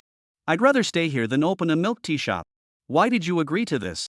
Su Yue is just laying her cards on the table. Why did you agree to her? You promised to take care of me for the rest of my life. You're a liar. Qin Chuchu stirred the thick soup in the pot dejectedly, sobbing as she complained. Her pitiful appearance made Qin Feng feel incredibly heartbroken. So, Qin Feng stood up, walked behind Qin Chuchu, and embraced her slender body from behind, teasingly asking, "Oh, are you crying again?" "I'm not crying. Go away, you old brother." You liar." Qin Chuchu wiped away her tears, but one hand tightly gripped Qin Feng's wrist. Take your time, Qin Feng thought to himself, it's still early. Chapter 97, Back to School. The next morning, Qin Feng woke up early, stretched lazily with a refreshed body and mind, and got ready to get out of bed. Thinking back to last night when he had confessed his feelings to Qin Chuchu, Qin Feng felt incredibly relieved. Now he wouldn't have to be torn between Qin Chuchu and Su Yue anymore. Take it one step at a time. Qin Feng silently reminded himself, then got dressed and prepared to get up. Today was Wednesday, and he had to go to school. Qin Chuchu hadn't stayed at Qin Feng's place last night because she was afraid he might do something to her. Although they had already confessed their feelings last night, Qin Chuchu still wasn't ready. After all, such matters were still too early for her. Unless Qin Feng insisted, she wouldn't agree. Qin Feng approached the box where he kept the spider, staring at the blue-red spider that had bitten him half a month ago. It was now perched at the center of its web. He tapped the box gently and reminded it, "We're moving in 2 days. Get ready." Qin Feng had already packed all his essential belongings and planned to call the moving company in the afternoon to transport everything to their new home, a 5-bedroom, 1-living-room coastal villa. After greeting the spider, Qin Feng entered the living room and found Qin Chuchu, as usual, busy in the kitchen. "Hey, kiddo, good morning." After greeting her, Qin Feng headed toward the bathroom to wash his face and brush his teeth. "Good morning, big brother." Qin Chuchu turned around, blushing slightly as she greeted him. This adorable expression was completely different from her usual demeanor. Soon, Chin Fong had already put on his school uniform, finished washing up, and sat down at the table with Chin Chuchu to eat breakfast. Little girl, pack your things after school tonight. We're moving to the new house in 2 days. Chin Fong reminded her. Okay, Chin Chuchu nodded, still shyly lowering her head, unable to meet Chin Feng's gaze. The usually playful and adorable Chin Chuchu now seemed like a young girl in love. Chin Fong knew exactly what was going on with Chin Chuchu, but he didn't ask any further questions. He simply smiled at her with a look of satisfaction and said, "Little girl, there's still plenty of time. From now on, you'll stay by your older brother's side, understand?" "Yes." Chin Chuchu nodded eagerly, smiling happily. "Also, if you don't want to go to university, that's fine too. You're grown up now, and you can make your own decisions. If you ever don't know what to do, just come ask me," Chin Fong suggested. "Alright," Chin Chuchu replied with a sigh of relief. "Let's have breakfast. We'll go to school together after that," Chin Fong reminded her. "Okay, hee hee." Chin Chuchu nodded, her delicate face once again adorned with her usual playful smile. After breakfast, Chin Chuchu and Chin Fong went to school together as usual. Carrying her lightweight shoulder bag, Chin Fong arrived at the classroom door and heard Su Yue and the other girls' voices coming from inside the classroom. Has she already arrived? Chin Fong sighed inwardly before appearing at the classroom door. In an instant, the girls gathered around Su Yue all turned their expectant gazes toward the door, especially Li Keqing, whose excited smile was almost enough to make her cry. "Chin Fong!" Several male classmates shouted in unison, then quickly gathered around Chin Fong, acting like old friends who hadn't seen each other in years, constantly tickling him. "You little rascal, why did you drop out? You should have just finished the semester." "Yeah, after finishing this semester at school, you won't be missing a thing. This time, I'll stick with the brothers for the next 6 months. Also, are you free tonight? Let's grab a drink." Another time. Chin Fong dodged their hands reluctantly, then walked over to sit next to Su Yue. The group of male students didn't follow, after all, there was a tiger mom sitting next to Chin Fong. "Ha, you're still a bit reluctant to give up this spot, aren't you?" Chin Fong leaned against Chen Sinu's desk and yawned lazily. "Hey, your laziness is probably beyond salvation." Chen Sinu teased him from behind, but seeing this slumped yet nostalgic figure again, she felt quite happy inside. Chin Fong turned around and teased Chen Sinu with a smile. "Hey, class monitor, we're classmates who have to get through the rest of the semester together, so don't be so cunning all the time." "Who's being cunning?" Chen Xinyan retorted irritably. Chen Xinyan, girl. Looks, 93. Host's favorability, 65. Trust in the host, 67. Personal preferences, prefers boys with a touch of traditional style, especially those who are refined yet rebellious, and have a secret hobby of collecting traditional costumes. Target strategy, this target is a girl with a clean and refined taste. The host must not rush for quick results, take it slow and steady. Start by exploring her hobbies first. Only by knowing your enemy can you win every battle. 65, that's good. Chin Fong looked at Chen Sinu's profile and thought to himself with satisfaction. As for the target strategy, Chin Fong only glanced at it briefly, paying no mind, as he currently only felt ordinary friendship toward Chen Sinu. At that moment, Chin Fong suddenly noticed an impatient gaze fixed on him. He turned around to see Li Keqing staring at him. "Chin Fong, you're not going to drop out again, are you?" Li Keqing asked worriedly. "No way, at least let me finish this semester first." Chin Fong replied honestly, then couldn't resist teasing her. "What's the matter? Don't you want me to leave?" I'm not." Li Keqing blushed and denied it. I wonder who heard that Chin Fong was dropping out yesterday and cried all morning with her head on the desk. Chen Sinu gave Li Keqing a meaningful smile from behind. "Class monitor." Li Keqing blushed and glanced at Chen Sinu. "Really? Little girl, did you cry when I dropped out yesterday?" Chin Fong asked in disbelief. "No way." Li Keqing's cute little face turned as red as a boiled crab, and she turned away, blushing shyly, and burying her face on the desk. "Hee hee, it seems like it's true. This girl really cares about me." Chin Fong smiled contentedly.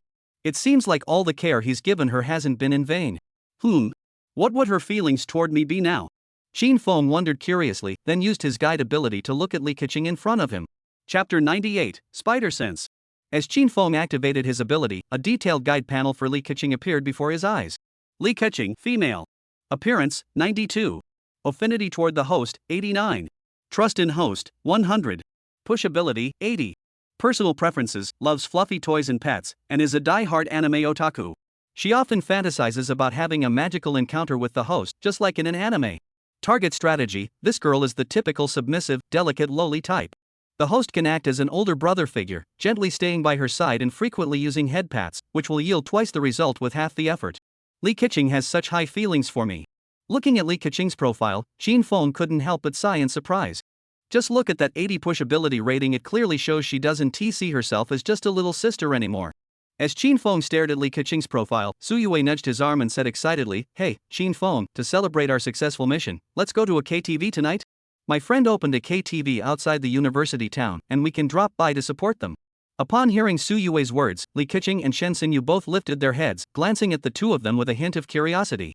"Hey, your sister said you're not allowed to go to such places," Chin Feng reminded him. "But it's my friend's place. She's around my age. What's the big deal?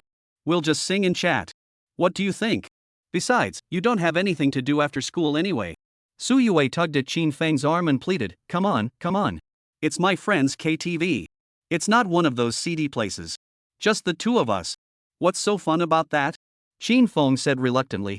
Su Yue glanced around the classroom, unsure who to invite. After all, she didn't know many of her classmates. Suddenly, Su Yue turned around, leaned on Chen Xinya's desk, and asked eagerly, "Hey, class monitor, are you free after school? Let's go to the KTV together. There'll be me and Chin Feng." Upon receiving Su Yue's invitation, Shen Xinyu felt a flash of joy, then casually replied, "Sure, why not? I've already finished today's homework. I'll go with you guys." "Chin Feng, now there are three of us." Su Yue excitedly held up 3 fingers to Chin Feng. Seeing Su Yue so happy, Chin Feng couldn't help but feel a pang of sympathy for her. After all, it had been nearly 2 months, and she still only knew a few people around her. Feeling a bit uneasy under Li Keqing's eager and anxious gaze, Chin Feng turned to her and asked, "So, are you coming?" "Little girl." "Yes, I'm going." Li Keqing nodded her head without hesitation, afraid that Chin Feng might leave her behind. "Alright, there are only 4 of us now. I'll go call a few guys." "No way." Before Chin Feng could stand up, Su Yue grabbed his arm and reminded him seriously, "I don't know them well yet." "Why bring them? Chin Feng, you're being silly. This is just us hanging out together. Why bother inviting them? Playing well." Hearing Su Yue's 3 words, Li Keqing was thrilled beyond words, completely unaware that Su Yue had already considered her a close friend. "Alright, then just the 4 of us." Chin Feng didn't think much of it and nodded indifferently. "Alright, I'll send her a message and ask her to book a private room for us. Let's drink until we're tipsy tonight and have a good time." Su Yue watched Chin Feng's serious expression and gave a shy smile. Before they knew it, it was the 4th period of the afternoon, PE class. Chin Feng was chatting with Li Keqing about DNF as usual, laughing and joking as they walked toward the playground. Su Yue was sending messages to her sister, telling her she would be back late tonight. "Got it." Su Yue closed her phone happily and ran over to Chin Feng, excitedly saying, "My sister said it's okay, I'll be back by 11 at the latest." "Is that really something to be so happy about?" "It's just a gathering." Chin Feng asked curiously. "Wow, Chin Feng, you have no idea how strict my sister was with me before. I had to go straight home after school. If I hadn't told her you'd be with me today, she never would have agreed. So we have to have a good time tonight."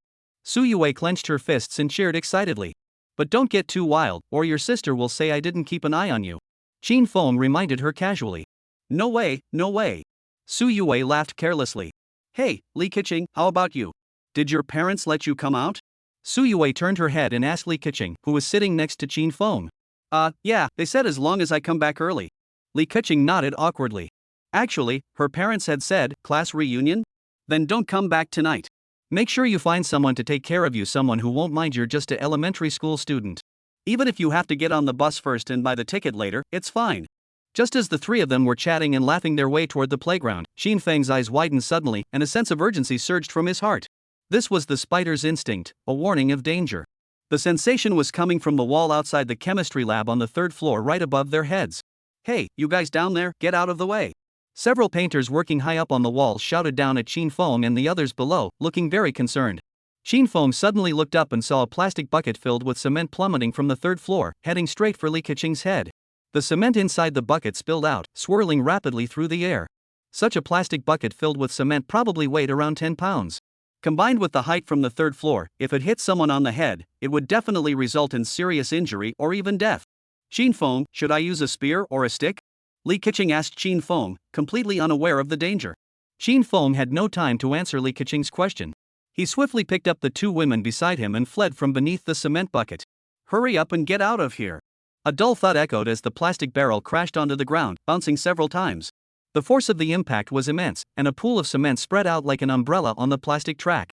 Looking at Li Keqing, whom he was holding with one hand, Chin Feng sighed in relief and joked, "I think using a stick would be better."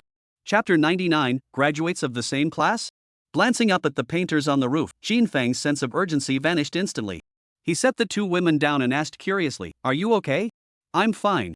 Su Yue nodded nervously, then looked up and saw several painters on the third floor outside the chemistry lab, staring down at them in shock. "Hey! What's going on? Be careful. What if you hit the students?" A teacher passing by shouted angrily at the painters above. "It's class time. How could you be doing this?" Xin Feng sighed helplessly, then turned to Li Keqing, who was still in a daze, and asked, "Are you okay? Xin Feng, are you a superhero?" Li Keqing looked at Xin Feng with a mix of curiosity and innocence. The brief hug from earlier had made her feel incredibly safe. If it hadn't been for Xin Feng, Li Keqing couldn't even imagine what would have happened to her. "Yeah, you can think of it that way." Xin Feng ruffled Li Keqing's hair, shrugged indifferently, and walked ahead. "What a school! Doing such dangerous work during class time." Su Yue muttered discontentedly and followed behind Xin Feng. "Ha? What's going on?" Su Yue turned around to look at Li Keqing, who was standing there dumbfounded, and asked curiously. "Nothing." Li Keqing shook her head and followed the two slowly. "Maybe I really do like Xin Feng," Li Keqing muttered to herself, her face flushing as she watched Xin Feng's back. But Li Keqing looked helplessly at Su Yue beside Xin Feng, feeling a pang of sadness. After all, she could never compete with that woman, and besides, she didn't want to be a mistress. "Hey, hurry up, class is about to start." Xin Feng turned around and reminded Li Keqing. "But this is fine. Even if it's only for a few months, as long as I can stay by his side, it doesn't matter. Even if I'm not his girlfriend, that's okay too." Li Keqing felt a surge of happiness in her heart, then quickly ran over to Xin Feng's side, wrapping her arms around his arm without hesitation. Her cute little face was filled with a happy and contented smile. "Hey, girl!" Xin Feng was taken aback by Li Keqing's boldness, completely unprepared for her to dare to hug him so openly in front of Su Yue. Didn't she fear Su Yue's reaction? Sure enough, Su Yue saw that Xin Feng's arm was being hugged by Li Keqing and immediately frowned, hurriedly reminding her, "Hey, Li Keqing, that's my man. What are you doing?" "Don't worry, I just think of Xin Feng as an older brother. I wouldn't compete with you." Li Keqing hugged Xin Feng's arm, smiling indifferently. Su Yue looked at Li Keqing, who was beaming with happiness, feeling a bit uneasy inside. However, she couldn't find any words to counter, as she had also come to regard this girl as a friend. Thus, she could only let her continue hugging Xin Feng's arm. The road ahead is long and arduous. Feeling the slight softness of Li Keqing's arm, Xin Feng suddenly felt the weight of responsibility on his shoulders. Many passing students watched Xin Feng with one little girl on one side and a young woman on the other, feeling incredibly jealous. The worst part was that they couldn't find anything to criticize Xin Feng for being too timing, since the two women didn't seem to be arguing at all. Could it be like this at night too? Soon, Xin Feng and his classmates gathered on the playground. Physical education teacher Luli rushed out from the PE office and quickly scanned the crowd, her gaze landing on Xin Feng. "Here he comes." Luli couldn't contain her excitement, cheering silently in her heart as a delighted smile spread across her face. Cough, cough. "This class is free time. All right, dismiss." Luli blurted out without a care. Wow! Hearing that the entire class was free time, the students were overjoyed and scattered in a lively commotion. "Xin Feng, I'll go get the basketball. Want to play later?" Su Yue suggested cheerfully. "Sure, go ahead." Xin Feng nodded. "Xin Feng, what do you want to drink?" "I'll go buy some water." Li Keqing asked eagerly. "Sure, go ahead." Xin Feng said indifferently. "All right, I'll go buy some water." Li Keqing said, then hurried off toward the small shop near the school gate. Luli saw that Su Yue and Li Keqing had both left, so she quickly coughed to get Xin Feng's attention. "What's up?" Xin Feng looked over at Luli. "What's the matter? You're so worried about me, yet you're speaking so impatiently." Luli muttered under her breath, but she still gave Xin Feng a subtle wave, signaling him to follow her. Xin Feng glanced at Su Yue in the equipment room, then at Li Keqing running toward the small shop, before following Luli to a corner of the classroom building. Seeing Xin Feng following behind, Luli complained irritably, "Xin Feng, you promised me you'd help film an advertisement for my fitness club, yet you were considering dropping out yesterday." "Various reasons," Xin Feng replied without revealing the truth. "Hey, you promised me, right? You won't go back on your word, will you?" "I've already found a photographer and a poster designer, I just need you." Luli asked worriedly. "I won't go back on my word. I just didn't have time the other day." Xin Feng replied honestly. "Can you do it tonight after school?" Luli hurriedly asked. "Tonight won't work either. I've already made plans with Su Yue and the others to go to a KTV. How about next Sunday? I'll be free then." "Are you free next Sunday?" Xin Feng asked. "Sure." Luli replied without hesitation, as if she were playing a word game. "All right then." Xin Feng waved his hand and turned toward the playground. "Hey, Xin Feng." Luli called out to Xin Feng, feeling a bit embarrassed. I'm free after school tonight too. Can I join you guys at the KTV?" "That's not really appropriate. You're a PE teacher. Qin Feng hesitated, looking at Lu Li. What teacher? We're just interns like Xinyan. After this semester, I'll go back to my fitness club, and Xinyan will go back to manage her flower shop. Lu Li waved her hand dismissively. Are you close with Ms. Su? Qin Feng asked curiously. Yeah, we graduated from the same university. Lu Li said indifferently, then added eagerly, plus, I can bring your homeroom teacher along too. Imagine two beautiful teachers hanging out with you guys, how fun would that be? Chapter 100, Slam Dunk on Suyue. Qin Feng thought for a moment, nodded, but added, sure, more people means more fun. But we're all students, we won't be chatting about personal stuff. If you can't fit in, don't blame me. What do you mean by that? It's like you've never been a student before. When I was in high school, you were still there. Humph. Lu Li retorted triumphantly, then said eagerly, alright, let's meet at the school gate after school. Alright. Qin Feng replied, then turned and walked toward Suyue on the playground. Suyue tossed the basketball to Qin Feng and asked suspiciously, what did the PE teacher say to you just now? You were acting so sneaky. Oh, she said she also wants to come to our gathering tonight, and she'll bring Ms. Su along too. Qin Feng skillfully bounced the basketball and casually replied. What? The homeroom teacher and the PE teacher are coming too?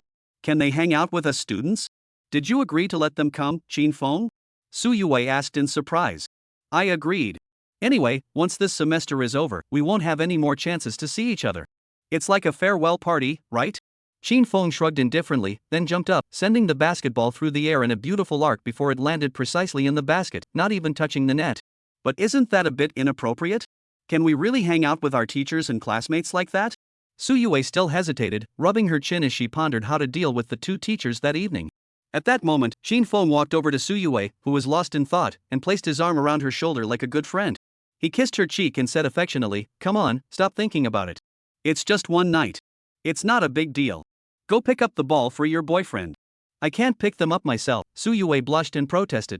She couldn't handle Qin Feng being so forward, especially with so many classmates watching. I'm being proactive, and you're shy. If I don't take the initiative, you say I'm too forward. Is it that hard to be your boyfriend? We've been dating for almost 2 months. Can't we relax a little? Qin Feng sighed helplessly. Who's shy? Just pick it up. Suyue huffed arrogantly, then ran over to pick up the basketball from under the hoop. Here. Hey. Suyue threw the basketball to Qin Feng in a three-point dunk style. The comical expression was actually quite cute. Come on. Suyue spread her legs like a soccer goalkeeper and stood under the basketball hoop. Haha, what are you doing? Qin Feng couldn't help but laugh at Suyue's wide-legged stance. Blocking your shot, isn't that how you play basketball? Suyue replied matter-of-factly, then added, hurry up, stop laughing. Watch how I stop your dunk. Qin Feng, block her. A boy mustered up the courage to shout toward Qin Feng. Turning his head in the direction of the voice, Qin Feng noticed that several classmates had already turned their expectant gazes toward him and Suyue. Li Keqing and Chen Xinyu were also sitting on the grass, watching the two of them. Even the PE teacher, Lu Li, was standing at the entrance of the PE office, watching Qin Feng with anticipation, wondering how he would handle his girlfriend's comical defense. Would Qin Feng prioritize his male pride and smash Suyue's defense, or would he protect his girlfriend's competitive spirit? Hey, just give it up. Everyone's watching you. You won't be able to save face later.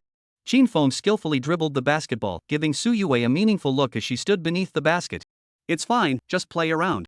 Suyue said nonchalantly, but deep down, she was also curious, was Qin Feng going to dunk on her to save face, or was he intentionally missing the dunk to give her an out?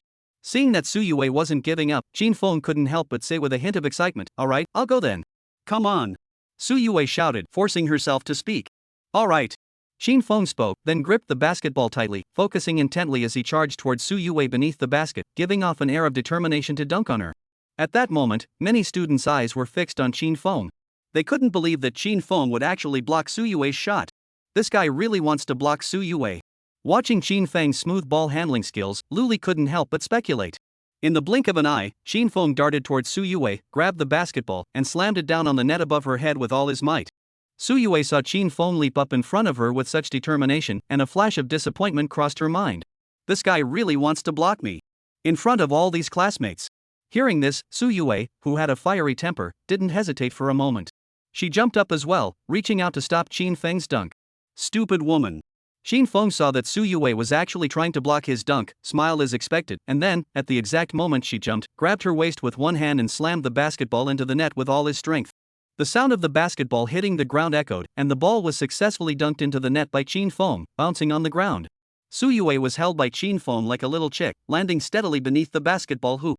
As soon as they landed, before Su Yue could react, Qin Feng planted a kiss on her face and teased, nice catch. This over-the-top show-off left the surrounding students jealous, thinking, this is ridiculous. Playing basketball and still managing to throw some relationship flaxseed seeds? Su Yue looked at Qin Feng's teasing smile and felt so touched inside. Sure enough, Qin Feng hadn't let her down. Of course, Su Yao replied arrogantly, strutting like a proud little peacock. Oh my god, this guy is so good at flirting. Luli watched the cold, romantic scene unfold before her, feeling a pang of envy.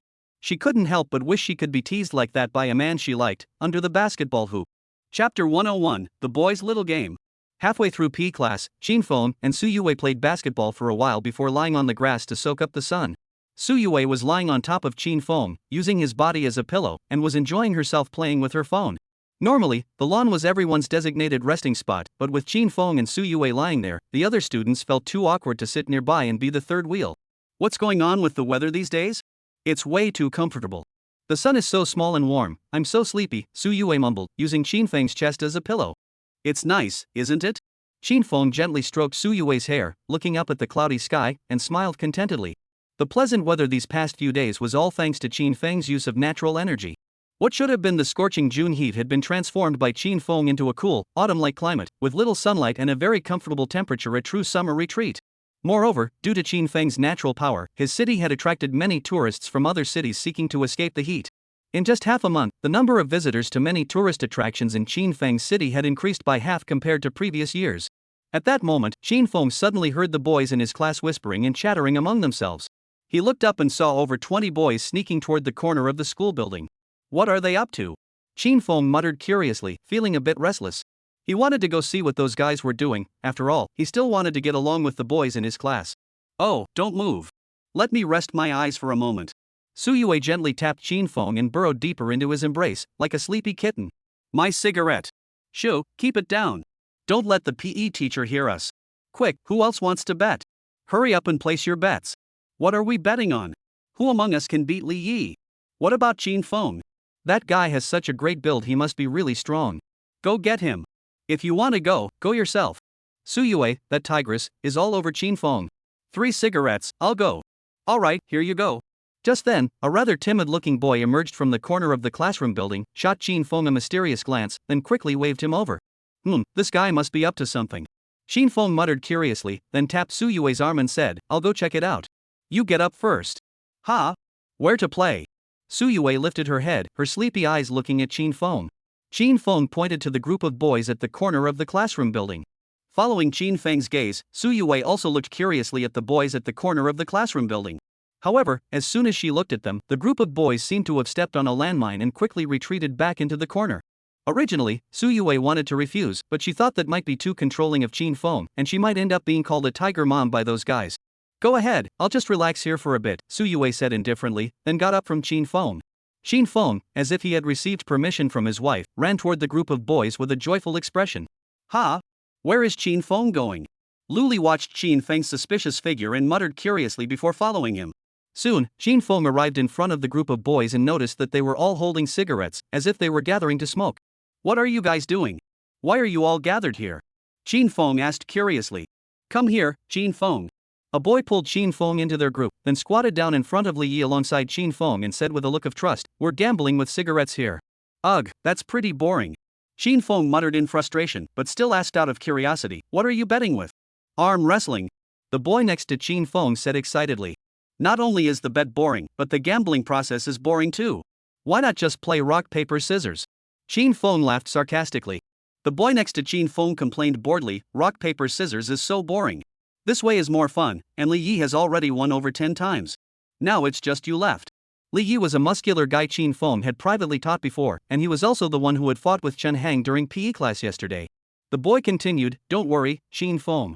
If you beat Li Yi, anyone who bet on you will split their winnings with you. It's like a bonus. Has the pay come yet? Qin Feng couldn't help but shake his head, but he shrugged it off and said, Alright, there's still some time before class ends. Let's just play around. Alright, hurry up and place your bets. I'm still betting on Li Yi. I think Qin Feng probably has it in the bag.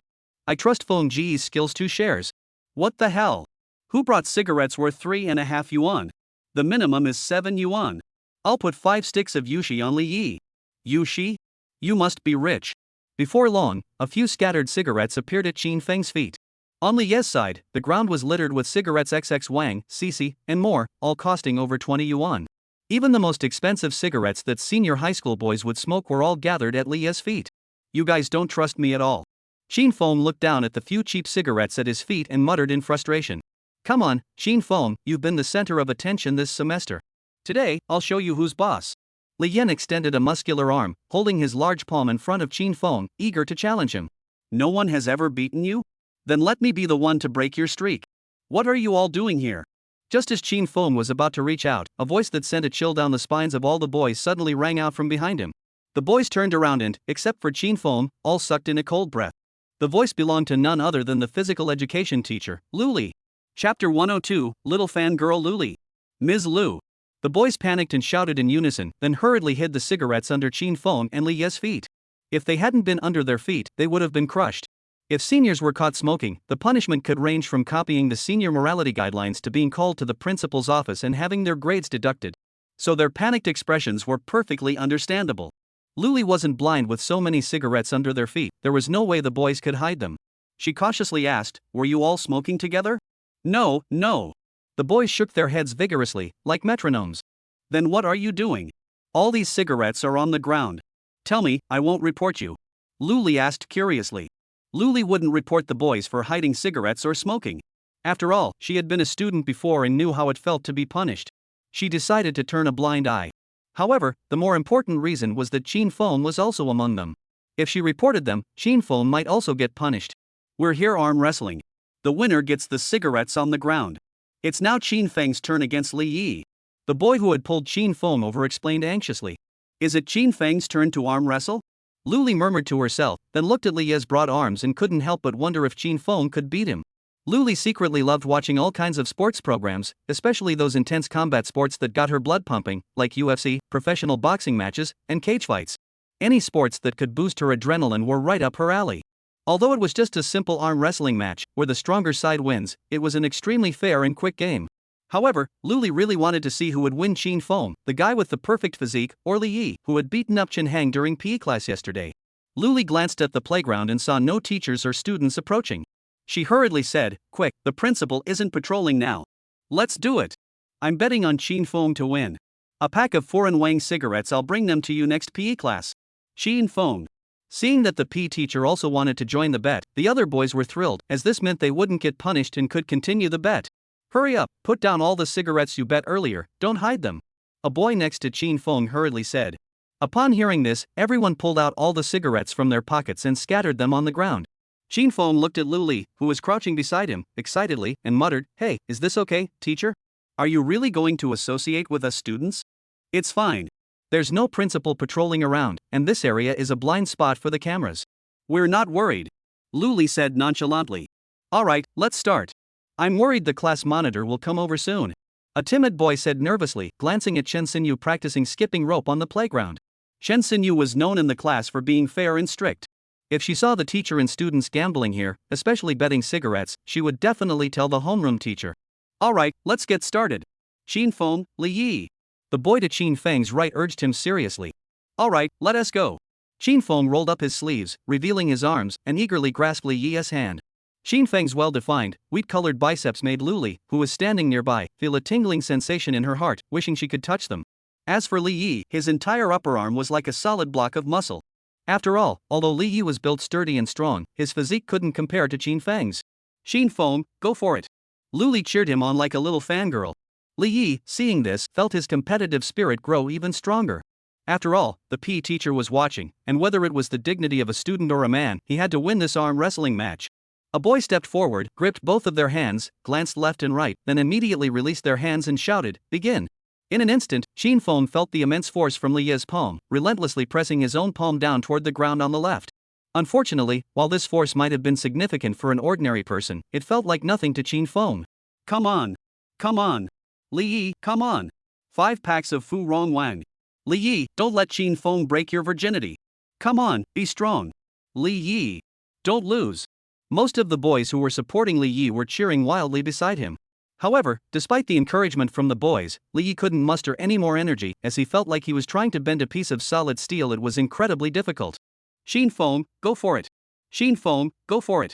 Li was also by Qin Fang's side, cheering him on excitedly. Ah! Li Yi couldn't help but let out a low growl, with beads of sweat trickling down his face. To put it humorously, he looked like he was trying to go to the bathroom. On Qin Fang's side, he remained unfazed, firmly gripping Li Yi's hand with no sign of moving. Forget it, let's not do this anymore. Xin Feng said, then began to apply a little force, gently pressing Li Yi's palm toward the ground on the right side. To avoid hurting Li Yi, Xin Feng slowly pulled Li Yi's hand toward his own side, inch by inch. Wow, Li Yi, don't use more force. No way, Xin Feng is so strong? We're done for, we're going to lose. Li Yi, come on. Fight harder. But Li Yi wasn't even thinking about getting up. He was using every ounce of strength he had, yet he couldn't budge Qin Feng's hand by even an inch. Looking at Qin Feng's slightly bulging biceps, then at his calm expression, and finally at Li Yi's strained face, Li couldn't help but be surprised. She never expected Qin Feng to be so strong. This isn't just an arm wrestling match, it's using strength to toy with the opponent. Although he didn't really want to win, someone had bet on him to win. Qin Feng muttered to himself, a determined smile curving his lips. He exerted a little more force, pressing Li Yi's palm firmly into the ground to the right. Seeing Qin Feng's arrogant and confident smile, Li was completely captivated. Good-looking, great physique, strong, loves sports. Every single thing about Qin Feng effortlessly met all of Li's criteria for a partner. Chapter 103, Qin Feng.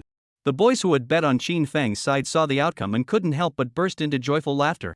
After all, they were high school students from average families, and cigarettes were a luxury item. Now that they had won so much, how could they not be happy? Brother Feng is so awesome. We're rich. I bet 6 white wolves. Let us settle up. This should be triple the payout. I only bet 3 sticks. I should have trusted Qin Feng from the start. Hurry up. Let's split Qin Feng's share first. Right, we agreed to pay wages. So, everyone took out 2 packs of cigarettes with different brands, pulled them together, and handed them to Qin Feng. Qin Feng glanced at the cigarettes in front of him, smiled unhappily, and said, I don't smoke. You can take them. Just don't smoke too much, this stuff can cause impotence.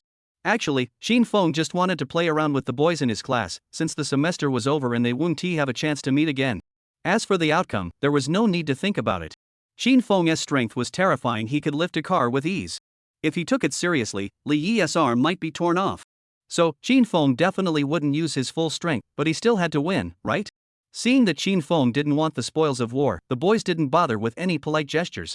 They started scrambling for the items, just like during a supermarket clearance sale. Are you okay? Qin Feng looked at Li Yi, who was rubbing his arm, and asked. You're so strong. Li Yi shook his aching arm and gave Qin Feng a thumbs up, still shaken by the experience. He added in astonishment, you're not that big, so why are you so strong? You're like a bull. Hee, you're too kind. Qin Feng happily patted Li Yi's arm and said, let's go. Su Yue is going to get angry again. Alright, go ahead. Li Yi smiled in admiration. Qin Feng is really an interesting guy. At that moment, Qin Feng noticed Li still staring at him in a daze. He snapped his fingers in front of her and reminded her, teacher, class is about to end. It's time to gather everyone. After saying that, Qin Feng walked toward Su Yue. After all, he had been here for so long, it was time to go back and spend some time with her. Oh, okay. Li snapped out of her daze and hurriedly followed Qin Feng. Why? Why does he have Su Yue? Li glared at Qin Feng's back, muttering resentfully. Because Su Yue was a well-connected rich girl, Ru naturally dared not oppose her. After all, her older sister, Su Yusan, was a formidable figure, and Ru, who only owned a fitness club, couldn't possibly compare to that real estate tycoon. If Qin Feng's girlfriend were any other girl in school, Li would guarantee that she would swing that hoe with all her might. Even if she had to break the shovel, Li would do whatever it took to get a piece of Qin Feng. Unfortunately, fantasies are always beautiful, but reality is always cruel. Under Li's impatient gaze, Qin Feng was once again chatting and laughing with Su Yue on the lawn. Before long, it was time for school to let out in the afternoon. Qin Feng first went home to take a shower, changed into a lighter outfit, explained the situation to Qin Chuchu, and then set off from home toward the KTV where everyone had agreed to meet.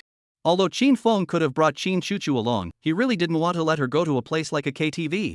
Qin Chuchu was still quite innocent at heart, and her curiosity was so strong. If she went there and then secretly went with her classmates without telling Qin Feng, and something happened, Qin Feng would definitely hate her to death. After walking for about 10 minutes, Qin Feng finally arrived at the school gate, playing with his phone while waiting for the others to arrive. Qin Feng. At that moment, Li Qiqing's slightly shy voice came from behind him. Hey, little girl, you're here? When Qin Feng turned around and saw Li Keqing behind him, he couldn't help but stare in surprise. At that moment, Li Keqing was wearing a pair of white speed socks, her petite figure adorned in a long, flowing white dress. Her usually long hair was tied into 2 ponytails, and from head to toe, she exuded a strong little girl vibe. Little girl, you've really changed a lot today. Qin Feng looked at Li Keqing's outfit and smiled awkwardly. Qin Feng wasn't into Lolis, he just thought that the current Li Keqing was quite different from the girl he knew at school. This is my first time attending a gathering, so I thought dressing nicely would be better. Will it look strange? Li Keqing asked shyly, looking at Qin Feng. No, you look great. Qin Feng reassured her nonchalantly. Though he didn't understand fashion, he couldn't possibly say it was strange, could he? Really? Li Keqing felt much better after Qin Feng's reassurance. Her cute little face was filled with a happy smile, making her look like a little mascot. Just then, a taxi pulled up beside them. The class monitor got out and looked at Qin Feng and Li Keqing in surprise, saying, "You're here so early? Have they arrived yet?" The class monitor was dressed more normally, wearing a light blue shirt and pants. Her black hair was tied up at the back of her head, giving her a clean and elegant appearance from head to toe.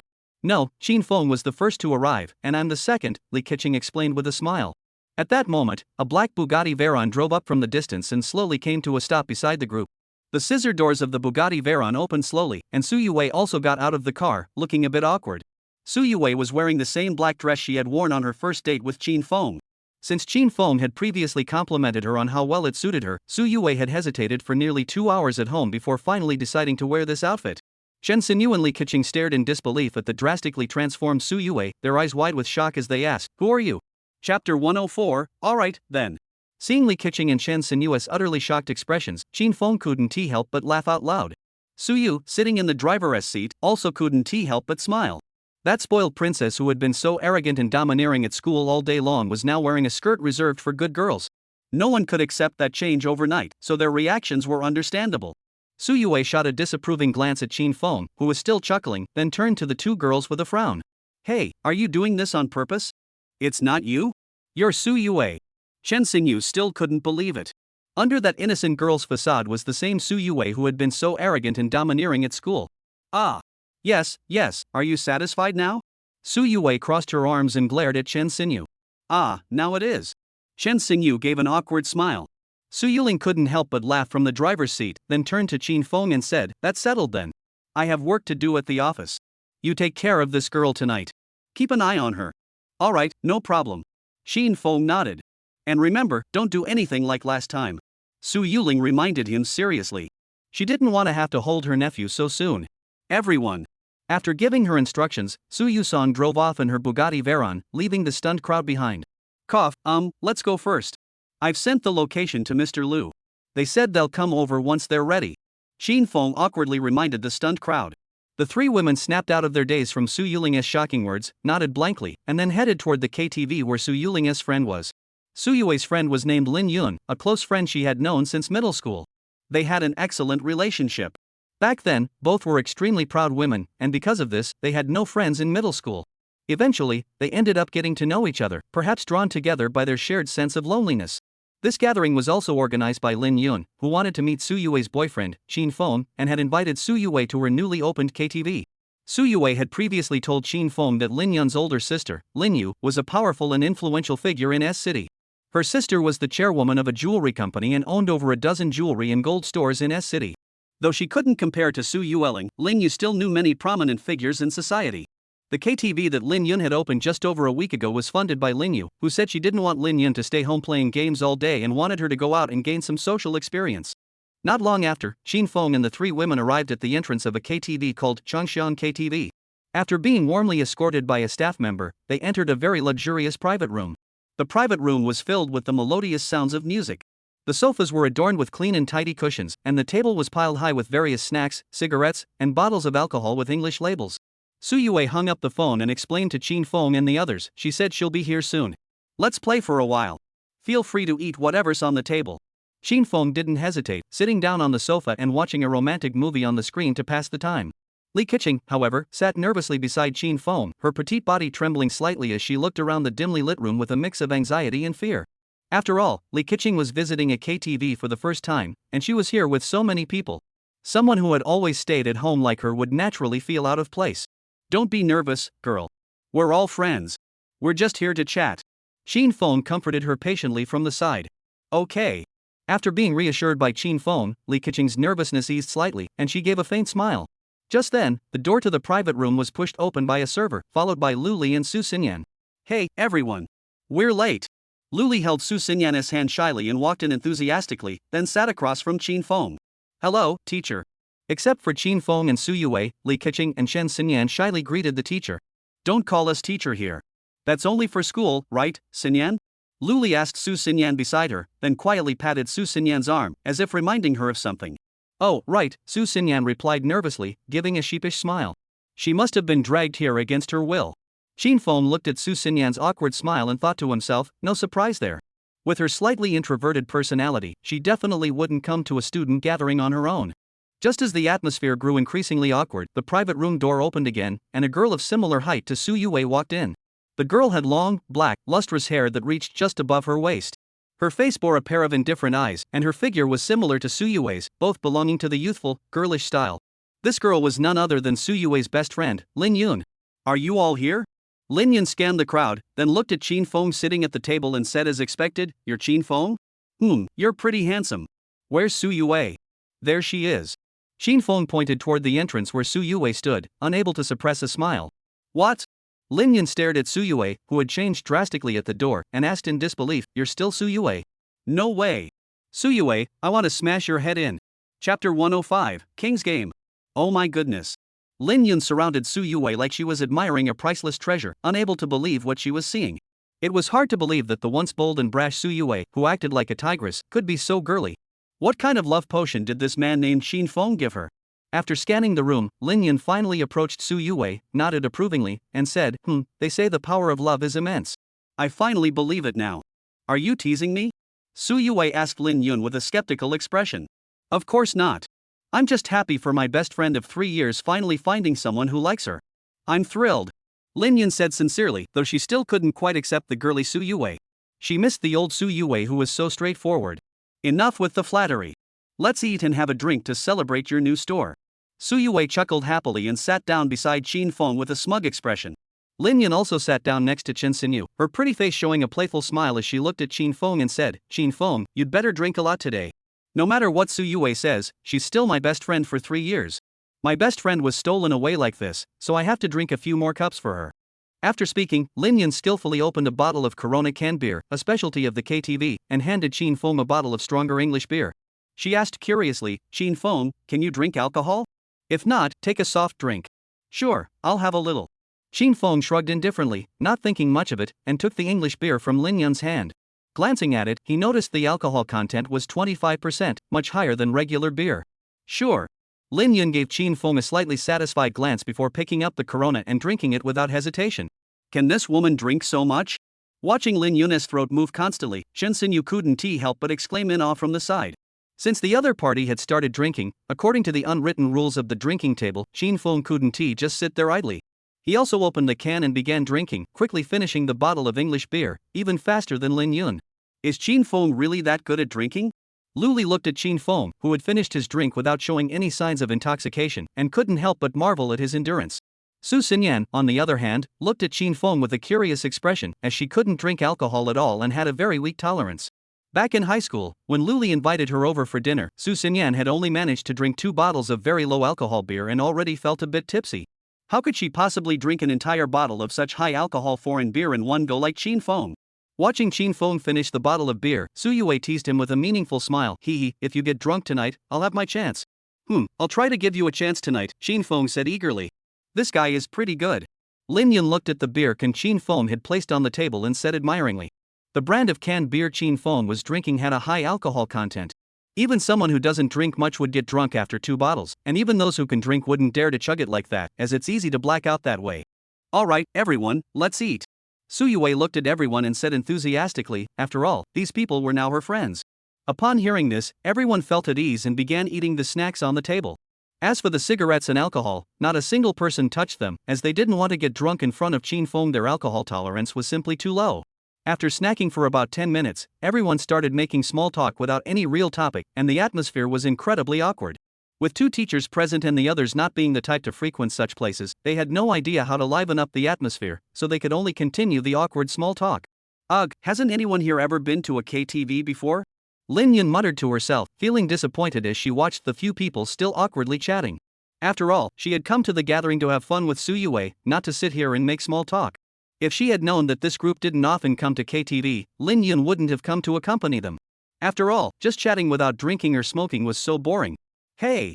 Lin Yun clapped her hands, drawing everyone's attention, then said, let's play a game. Just chatting like this is so boring. What do you think, Yue?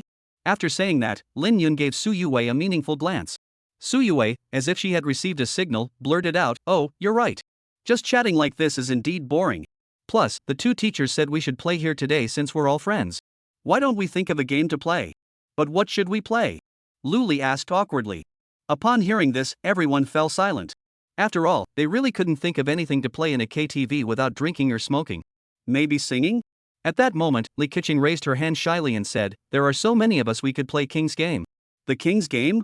What's that? Su Yue asked curiously. Hey, little girl, I didn't expect you to be so clever. You even thought of this game. Lin Yun praised Li Keqing with a smile. Ahaha, nothing. Li Keqing smiled awkwardly but politely at the little girl nickname. Hey, Lin Yun, what's the King's Game? Su Yue asked Lin Yun, and everyone else looked at her as well.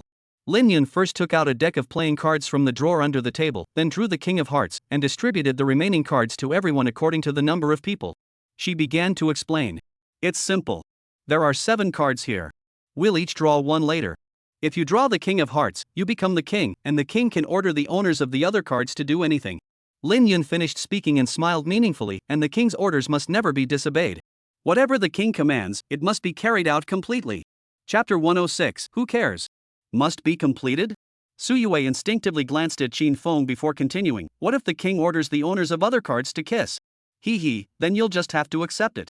The king's orders are absolute, after all. Lin Yun shrugged indifferently, teasingly. Hearing their conversation, everyone else stood by, lost in their own thoughts, except for Luli, who was staring at Qin Feng with sparkling eyes. If someone draws the king later, and the king demands they do something indecent with Qin Feng, they don't have to care about Su Yue's gaze. After all, it's just a game.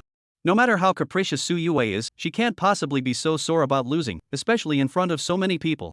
However, Su Yue watched Lin Yun constantly shuffling the few playing cards in her hand, glancing at Qin Feng and then at the other women, wanting to say something but not knowing what to say. Scared? Lin Yun shot Su Yue a disdainful glance. Ha? Who's scared? Su Yue retorted nervously, then adopted a defiant posture and said, let's play then. Who's afraid of who? Alright, are you guys in? Lin Yun placed the cards on the table and looked at Li Keqing and the others. Let's play. Luli blurted out without hesitation, then couldn't resist tapping Su Xinyan's arm, her eyes gleaming with excitement. Ah, let's play. Su Xinyan could only force a smile and shrug indifferently. Want to play? Qin Feng looked at Li Keqing beside him and asked curiously. Yeah, let's play. Li Keqing nodded without hesitation.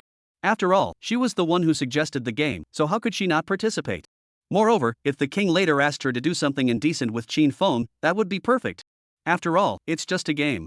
Su Yue wouldn't dare to back out, would she? Now, except for class monitor Chen Xinyu, everyone else was willing to play the game. So everyone turned their attention to Chen Xinyu, who was standing next to Lin Yun. Chen Xinyu didn't want to ruin everyone's fun, so she shrugged indifferently, if everyone's playing, I'll join too. Alright, I'll deal the cards. Lin Yun said excitedly. Wait. At that moment, Su Yue suddenly shouted, then asked shyly, but what if the king asks 2 girls to kiss later? Do we have to do it too? That depends on whether the king makes such a request. If he does, we have to follow the king's orders. After all, we're all girls, so it doesn't matter. And Lin Yun stopped mid-sentence and gave Su Yue a meaningful look. Shouldn't you be worried about this? You should be worried about what Qin Feng will do if the king asks him to kiss the owner of another card. After all, we're the only guy here. Hearing Lin Yun say this, Luli and Li Keqing felt a bit nervous. Why did she have to remind Su Yue of this? What if she can't handle it later? That would be a wasted opportunity. What about it? Are we playing or not? You're getting more and more timid, Yue. Lin Yun continued to provoke Su Yue with her goading tactics, knowing that Su Yue couldn't stand being looked down upon by others. Let's play. Deal the cards. Su Yue ordered without showing any weakness. Alright. Lin Yun responded cheerfully, then dealt the 7 cards in her hand one by one to everyone. No kings. Luli and Li Keqing shouted nervously in their hearts the moment they received their cards, as they knew that if they got a king, they wouldn't be able to interact with Qin Feng. Su Yue received her queen of spades, then clasped the cards in her palm, sneakily glancing at Qin Feng's cards to see what he had. Unfortunately, as soon as Qin Feng received his card, he glanced at it and placed it on the table. Su Yue didn't dare to peek, as she didn't want others to think she was a sore loser. Who's the king? Qin Feng asked the women curiously. Hey! As soon as Qin Feng finished speaking, Lin Yun let out a smug smile and revealed the red king in her hand. Sorry, it's me. Seeing Lin Yun holding the king, Lu Li and Li Keqing couldn't help but feel excited. After all, judging by this woman's usual behavior, she might just come up with some really daring activities. Let us start with something simple for the first round. Lin Yun smiled nonchalantly, divided the 6 bottles of foreign beer on the table into 2 piles, and said, Spade Ace and Diamond 7. Each of you take 3 bottles and drink them all, not a drop left. Mine? Lu Li looked at the imported beer on the table and swallowed nervously. Because these 6 bottles of imported beer were the same ones Qin Feng had just drunk, and they were pretty strong. 2 bottles would probably make you drunk, let alone 3. Who was so unlucky? Lu Li chuckled to herself. After all, it wasn't her problem, haha. However, when Lu Li turned her gaze to Su Xinyan beside her, she noticed that Su Xinyan was trembling as she held her playing cards, her face filled with fear. You didn't fall for it, did you? Lu Li gave Su Xinyan an awkward yet polite smile. Yes, I'm the ace of spades, Su Xinyan said, holding her ace of spades, looking very wronged. Lu Li, can you do it?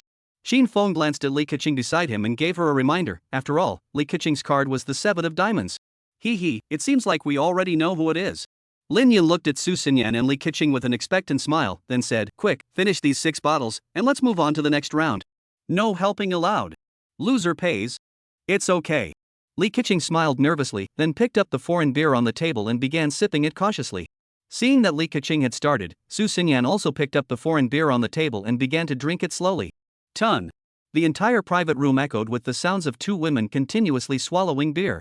The scene was so intense that even some of the men present couldn't help but raise their thumbs in admiration. After an unknown amount of time, Su Xinyan and Li Keqing finally finished the 6 bottles of beer, each drinking 3 bottles. Chapter 107, What's going on here? I'm done. After finishing her 3 bottles of foreign beer, Li Keqing couldn't help but burp, her face flushing with an unshakable blush. After all, this kind of foreign beer hits you the hardest. I'm done too. Su Xinyan placed the empty can on the table and coughed uncomfortably. After all, no one could handle drinking 3 bottles of such high-proof foreign beer in one go. Are you okay? Lu Li looked at Su Xinyan, who was in such discomfort, and asked worriedly. After all, she knew how poor Su Xinyan's tolerance for alcohol was. I'm fine, Su Xinyan replied, gasping for breath. You're fine? You're kidding. Lu Li looked at Su Xinyan's comical expression and muttered sarcastically under her breath. Can you handle it? Maybe you should rest for a bit? Qin Feng also looked at Li Keqing beside him with concern. I'm fine. I want to keep playing. Li Keqing said without hesitation, her voice louder than usual, clearly feeling the effects of the alcohol. Little girl, you're good. Lin Yun gave Li Keqing a approving smile. Li Keqing smiled slightly without speaking, but inside she muttered boldly, Wait, don't let me draw the king. I'm so annoyed. Alright, let's continue. Lin Yun said, collecting everyone's cards, shuffling them, and then dealing them out again one by one. Li Keqing took her cards with a dizzy head, then looked closely and saw the king of hearts, the card representing the king. Because her card was the red heart K, which represented the king. It seems like you're the king this time, little girl. Lin Yun gave Li Keqing a teasing smile. Loli, I'm 19 years old. Li Keqing looked at Lin Yun's teasing smile and retorted angrily. Alright, little girl, give the order. Lin Yun reminded her. Seeing Lin Yun's teasing expression, Li Keqing, under the influence of alcohol, finally erupted and stammered, 7 of diamonds and queen of hearts, kissed the lips, for 1 minute, absolutely no stopping. Wow, that's a harsh command. Hearing this command, everyone couldn't help but swallow nervously. This girl was so terrifying when she got angry. Not only that, Li Keqing took out her phone, opened the timer, and looked at everyone seriously, saying, Alright, who's the 7 of clubs and the queen of hearts? I'm the 7 of diamonds. Lin Yun held her playing cards and stood up awkwardly, saying, Who's the queen of hearts? Hurry up and say it. After all, we're all girls. A minute isn't that bad. Are they playing with snakes? Qin Feng looked at his own playing card, feeling like a herd of wild horses were galloping through his mind. Because Qin Feng's card was the queen of hearts. That meant he had to kiss Lin Yun's 7 of diamonds for a minute. Come on, hurry up. Even though I'm a bit shy, it's just a minute. Plus, it's my first kiss. You're getting a good deal, queen of hearts. Lin Yun held her 7 of diamonds, teasing her with a blush. Come on, hurry up and reveal who the queen of hearts is. Hurry up and fulfill the king's command. Don't make me the only one left here. Lin Yun shouted impatiently. I'm Qin Feng, raising his own queen of hearts, standing up and looking at Lin Yun with extreme embarrassment. Silence. Deadly silence. Everyone present looked as though they had seen a ghost, staring at Qin Feng and Lin Yun. Only the elegant music from the private room continued to drift softly through the air. Ah! Su Yue looked at the two standing up, feeling both embarrassed and shocked. She wanted to say something but didn't know what to say, just staring blankly at her boyfriend and her best friend standing together. Why? Why is it Qin Feng? Li Keqing stood beside her, looking at the two who had stood up in disbelief. She couldn't believe that she had just given the order and Qin Feng had fallen for it, and the person who had made him drink 3 bottles of beer was none other than Lin Yun. At that moment, no one spoke, just silently watching Qin Feng and Lin Yun. After all, none of them wanted Qin Feng and Lin Yun to kiss, especially not for a whole minute. Especially Su Yue, who was so anxious she was about to jump up. There was no choice. Let's do this. Win or lose, we'll accept the consequences. Lin Yun took a step forward, standing in front of Qin Feng, looking at him with a mix of shyness and nervousness. After all, this was her first kiss, and the guy was her best friend's boyfriend. This was so cliché. Seeing Lin Yun take a step forward, Su Yue immediately objected, stepping between the two and reluctantly asking, "Hey, Lin Yun, you're not really going to do this, are you? This is my boyfriend." "Don't." "Then tell me what to do. It's the king's command." Lin Yun blushed and muttered she didn't want to make Su Yue wear a green hat either. "Class monitor. You have to judge this fairly." Su Yue turned to Chen Xinyu with a pleading look. Although it was inappropriate, the game's rules seemed to state that one must complete the king's orders, Chen Xinyu said awkwardly. This. My best friend Su Yue was almost speechless, completely unable to imagine the scene that would unfold between the two of them. "Enough." Lin Yun suddenly growled, pushing Su Yue aside and said decisively, "Since it's a game, I, Lin Yun, am not someone who can't play." After saying that, Lin Yun walked up to Qin Feng, tilted her head slightly, and said shyly, "Hurry up, I'm being so proactive. You're a guy, don't make a girl like me lose face." Seeing this, Qin Feng couldn't think straight anymore. In an instant, Lin Yun's eyes widened, and her first kiss was gone, and the person it was with was her best friend's boyfriend. Ah! Su Yue was so anxious she was about to cry. "Hurry up, start the timer." Chen Xinyu urgently reminded Li Keqing from the side.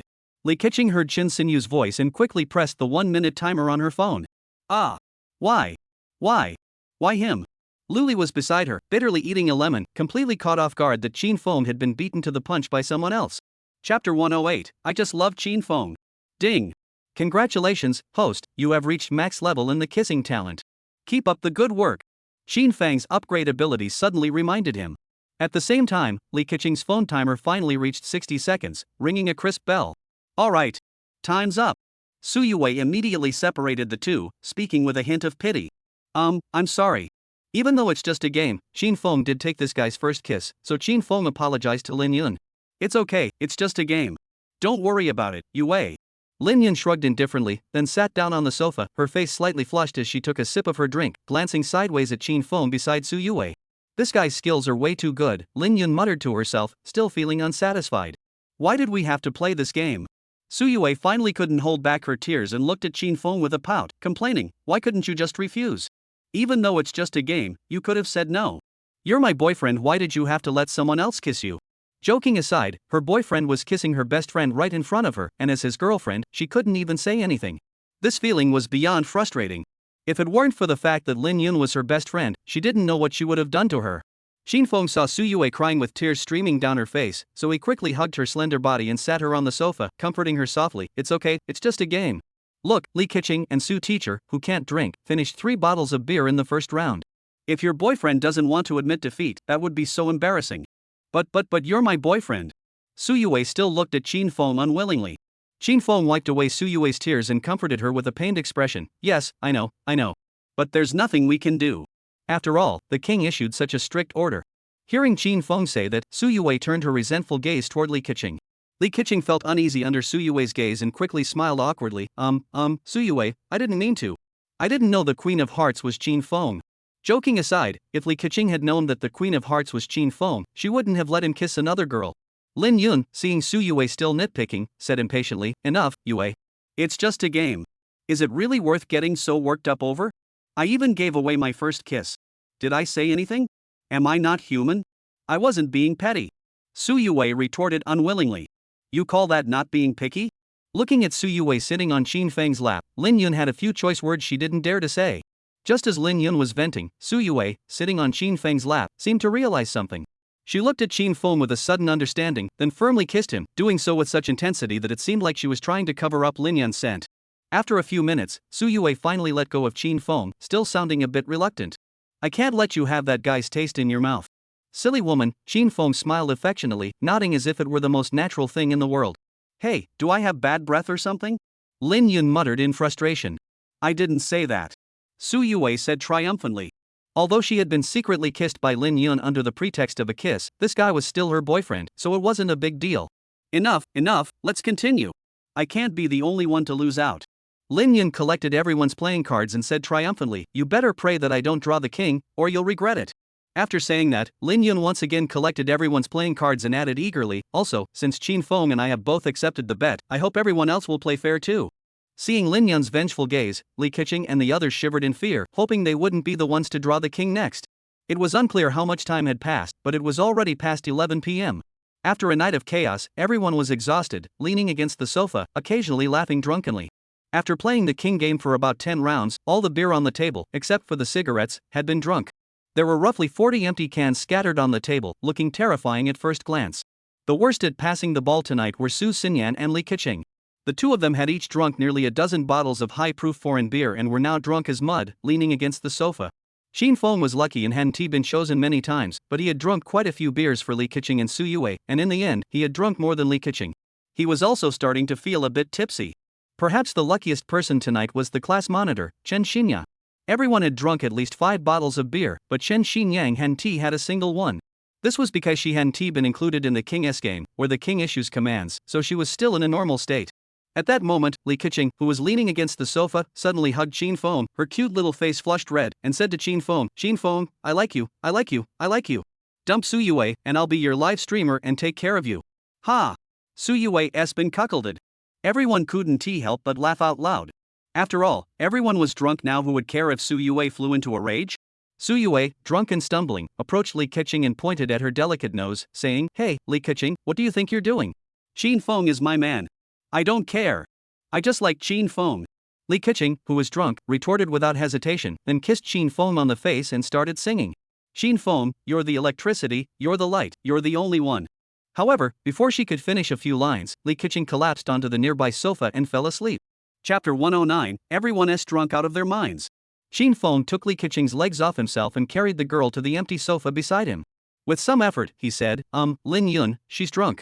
Let's call it a night. Is there a hotel nearby? Let's arrange for everyone to get some rest. But no matter how much Qin Feng spoke, no one responded to him. Qin Feng turned around and noticed that Lin Yun had actually collapsed onto the ground and fallen asleep, looking utterly disheveled. But there was nothing to be done. Earlier, during a round of King's game, this guy had downed 5 bottles of beer. Thinking back now, one couldn't help but admire his determination. Qin Feng, it's getting late. Can I go back first? Shen Xinyu gave Qin Feng an embarrassed look. Is that so? I'll walk you back then, class monitor. Qin Feng shrugged indifferently and started walking ahead, his steps a bit unsteady. Qin Feng had also drunk quite a bit tonight, and had even helped Su Yue and Li Keqing drink several bottles. His consciousness was starting to grow fuzzy. If it weren't for the fact that Qin Feng's physical condition was better than before, he would probably have already gone to the bathroom to find a frog. Alright, then. Shen Xinyu didn't refuse, picked up her things, and followed behind Qin Feng. Class monitor, have a safe trip. Luli, wearing only a tank top, shouted drunkenly at Shen Xinyu. Luli's clothes had been ordered off by Su Yue during the previous King's game, so she was now only wearing a sexy tank top.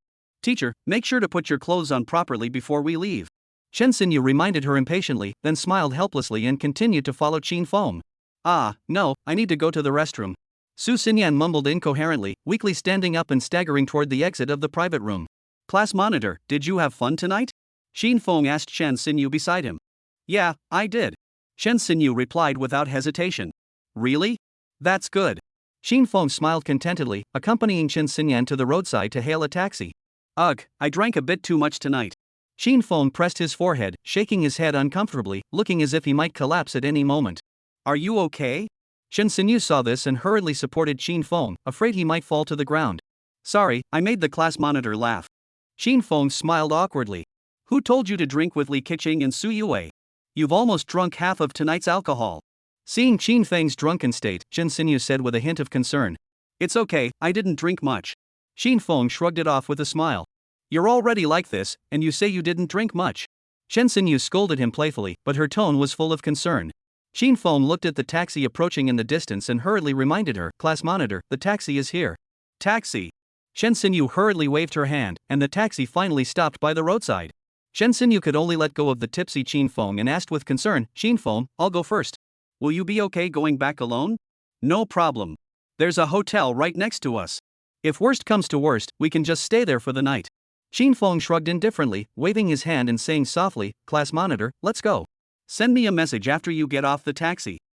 By the time I send you a message, you'll probably be asleep already." Shen Xinyu couldn't help but mutter to herself, but she still felt a bit comforted. After all, even though Shin Fong was so drunk, he was still thinking about her. Shen Xinyu got into the back seat of the taxi and said to Shin Fong, "All right, no problem. I'll go ahead then." Shin Fong nodded and reminded the taxi driver, let's go. Drive carefully, it's late at night." "All right." The taxi driver nodded, started the engine, and drove Shen Xinyu away from the KTV entrance. "I guess I'll head back too." Watching the taxi drive away, Shin Fong turned and walked back into the KTV. But just as he turned around, a blinding headlight flashed in his eyes. A black motorcycle narrowly missed him, nearly colliding with Shin Fong. "Damn it, can't you see where you're going?" The motorcycle rider removed his helmet, revealing a shaved head, and shouted at Shin Fong menacingly. The heavily made-up woman behind him glanced at Shin Fang's drunken state and sneered, "Forget it, dear. He's just a drunk. Don't bother with him. Let's go." "Damn it, next time I see you, I'll run you over." The bald-headed driver growled angrily, revved the engine, and sped off, the loud engine noise echoing in Shin Fang's ears. Shin Fong looked down at the sidewalk, then at the motorcycle speeding away on the sidewalk, and gave a meaningful smile. Shin Fong extended his hand, gazing at the black motorcycle, channeling his magnetic abilities within his body, preparing to teach this reckless fool a lesson. In an instant, a magnetic field centered on Shin Fong rapidly expanded outward. Soon, the streetlights along the road began to flicker uncontrollably, and all the surveillance cameras in the area displayed blurry, distorted images, as if their internet cables had been cut. Shin Fong looked at the black motorcycle, then used his telekinesis ability to lift the motorcycle and the two people on it into the air, suspending them dozens of meters above the ground. "Hey, honey, what's going on? How did we end up flying like this?" The woman clung tightly to the bald man, terrified and stunned as she looked down at the dozens of meters below them. "I have no idea either. What the hell is going on? Hey!" The bald man also stared down at the dozens of meters below him, trembling all over. "Is this some kind of ghostly phenomenon in the middle of the night?" In the blink of an eye, Shin Fong manipulated his psychic abilities, suspending the motorcycle with the two people on it above the river beside the road. "No, what the hell is this? Help me. What's going on? Are we being attacked by aliens? Help!" The two people on the motorcycle looked down at the churning river below, screaming in despair from dozens of meters above the ground. If they fell like this, they'd either die or be crippled. "Goodbye."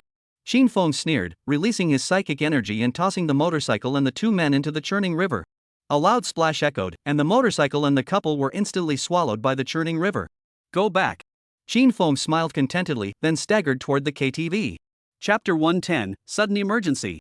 After dealing with those two scum, Shin Fong returned to the KTV and prepared to arrange accommodations for everyone at the nearby hotel.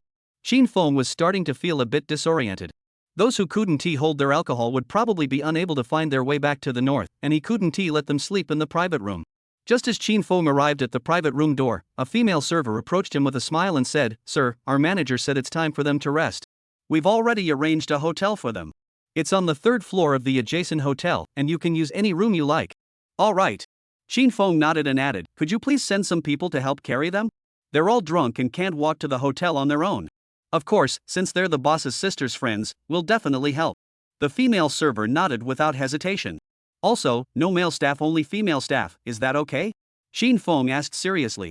After all, everyone is completely drunk, and Shin Fong was worried that some unscrupulous male staff might take advantage of the situation while helping them. The female server smiled slightly in surprise but shrugged indifferently, "Sure, no problem. Thanks." Shin Fong nodded satisfactorily, opened the private room, and prepared to carry Su Yue and Li Keqing to the hotel first. 1234, that's right. Where's Ms. Su? Shin Fong looked at the girls lying haphazardly on the sofa in the private room and asked curiously. "Dear, Xinyan went to the restroom, and it's been a while. Why don't you go check on Luli?" Luli, drunk and swaying, waved her coat and shot Shin Fong a gaze filled with mixed emotions. "Put your coat on first." Shin Fong shot Luli a frustrated glance before closing the private room door and heading out to find Su Xinyan. After all, in a place like a KTV, a drunk woman was easy prey for trouble. That's why there are often thugs or hoodlums loitering outside KTVs or bars there to stake out and pick up strays. Just as he closed the private room door, Shin Fong saw the female server from earlier leading a group of female servers to the entrance. They were all women, with not a single male server in sight. "Sir, can we take them to the hotel now?" the waitress asked. Shin Fong nodded and said, "Sure, by the way, where's the restroom?" "Oh, go to the end of the corridor and turn right." The waitress kindly directed him. "Thanks." Shin Fong replied and walked straight toward the restroom, while the female waitresses began entering the private rooms to move the bodies. When Shin Fong reached the corner, two young thugs with red and green dyed hair blocked his path and coldly said, "The restroom is occupied." "Wait a moment." In reality, these two thugs were acting as lookouts for their boss, who had just followed a stunningly beautiful woman into the restroom. Their boss had spotted her earlier and noticed she seemed drunk. So their boss wanted to take advantage of the woman while she was drunk, have some fun with her in the restroom, and since she wouldn't remember anything the next day, such situations were all too common in places like this. Public restroom? Why wait? Shin Fong glanced at the two thugs boredly, pushed their hands aside, and continued toward the restroom. "Hey!" Seeing that Shin Fong wasn't buying it, the two thugs quickly followed him, blocking his path and threatening, "Kid, you'd better stay here. Otherwise, the dozen or so brothers in my private room will each give you a beer bottle to deal with." Just as Shin Fong was about to teach the two thugs a lesson, a man's agonizing scream suddenly echoed from inside the restroom, followed by a woman's terrified and helpless cries for help. Shin Fong was certain he hadn't heard wrong. That was definitely Su Xinyan's voice. "Hey, you think I'm giving you face? Didn't you hear me talking to you?" The red-haired thug grabbed Shin Fang's clothes from behind and threatened him menacingly. Just as the green-haired man was about to speak up, Shin Fong grabbed the red-haired man's arm and gave it a sudden jerk. A bone-crunching sound echoed through the air as the red-haired man's arm, which had been clutching Shin Fang's clothes, bent at an unnatural angle, looking utterly terrifying. "Ah! My hand!" The red-haired man raised his other hand, holding the one that had been snapped by Shin Fong, screaming in agony and instinctively stepping back, his face contorted with pain. "You dare to! Get out of here!" Before the green-haired man could finish speaking, Shin Fong kicked him in the abdomen with such force that the green-haired man flew through the air like a cannonball, crashing into the wall with a loud thud. Having disposed of the two thugs, Shin Fong rushed toward the restroom, as his instincts told him that Su Xinyan must be in trouble. At that moment, in the restroom, Su Xinyan was holding the faucet of a water fountain, trembling with fear as she stared at the man whose head she had struck. This man, with a scar on his face, had just been about to take advantage of Su Xinyan as she was leaving the restroom. Before he could touch her, Su Xinyan, in a panic, broke the faucet and hit him hard on the head. "You dare hit me!" The scarred man clutched his bleeding head, glaring at Su Xinyan with a menacing expression. I'm sorry, I didn't mean to. Please go away, I beg you." Su Xinyan trembled as she held the faucet, tears streaming down her face as she pleaded with the scarred man. "Good. I was just playing with you, but tonight you'll definitely enjoy it. I promise." The scarred man sneered triumphantly, wiped the blood from his hands, and slowly walked toward Su Xinyan. He silently swore to himself that he would teach this woman a lesson and then throw her to his brothers in the private room to take turns with her. "Please, don't. Please." Su Xinyan pleaded fearfully as the scarred man closed in on her. After all, she was always timid and introverted. She had never seen such a fierce man before. But just as the scarred man closed in on Su Xinyan, the bathroom door was kicked open with a loud bang. Shin Fong burst in, without a moment's hesitation, charging straight at the scarred man. Before the scarred man could react, Shin Fong grabbed him like a chicken, lifting him off the ground, and slammed him into the fountain with all his strength. A dull thud echoed as the scarred man's waist collided violently with the fountain. He curled up in agony like a shrimp, his mouth suddenly spewing a mixture of blood and beer. Chapter 111, I'm here. Shin Fong. As soon as Su Xinyan saw Shin Fong, she rushed over to him without hesitation, clinging to him tightly like a frightened little girl, and cried out in fear, Shin Fong, I'm so scared." Shin Fong gently patted Su Xinyan's trembling body and comforted her softly, "Don't be afraid, teacher, I'm here." "Found you. Here." Just then, the sound of footsteps came from the bathroom door. Moments later, a group of teenagers with colorful hair entered, each holding a beer bottle, surrounding Shin Fong and Su Xinyan. "It seems like these are his henchmen." Shin Fong remained calm as he looked at the group of thugs holding beer bottles, instinctively pushing Su Xinyan behind him. "Boss, what's wrong?" A thug rushed toward the scar-faced man who had been kicked by Shin Fong into the bathroom sink, asking anxiously. The scarred man continued to vomit blood in a disgusting mixture, unable to speak, but trembling as he pointed at Shin Fong and Su Yue, trying to tell the thug that Shin Fong was responsible for his injuries. "You dare hit our boss? Do you know who he is?" The thug stood up, glaring at Shin Fong menacingly, while the other thugs holding beer bottles began to gather around Shin Fong and Su Xinyan.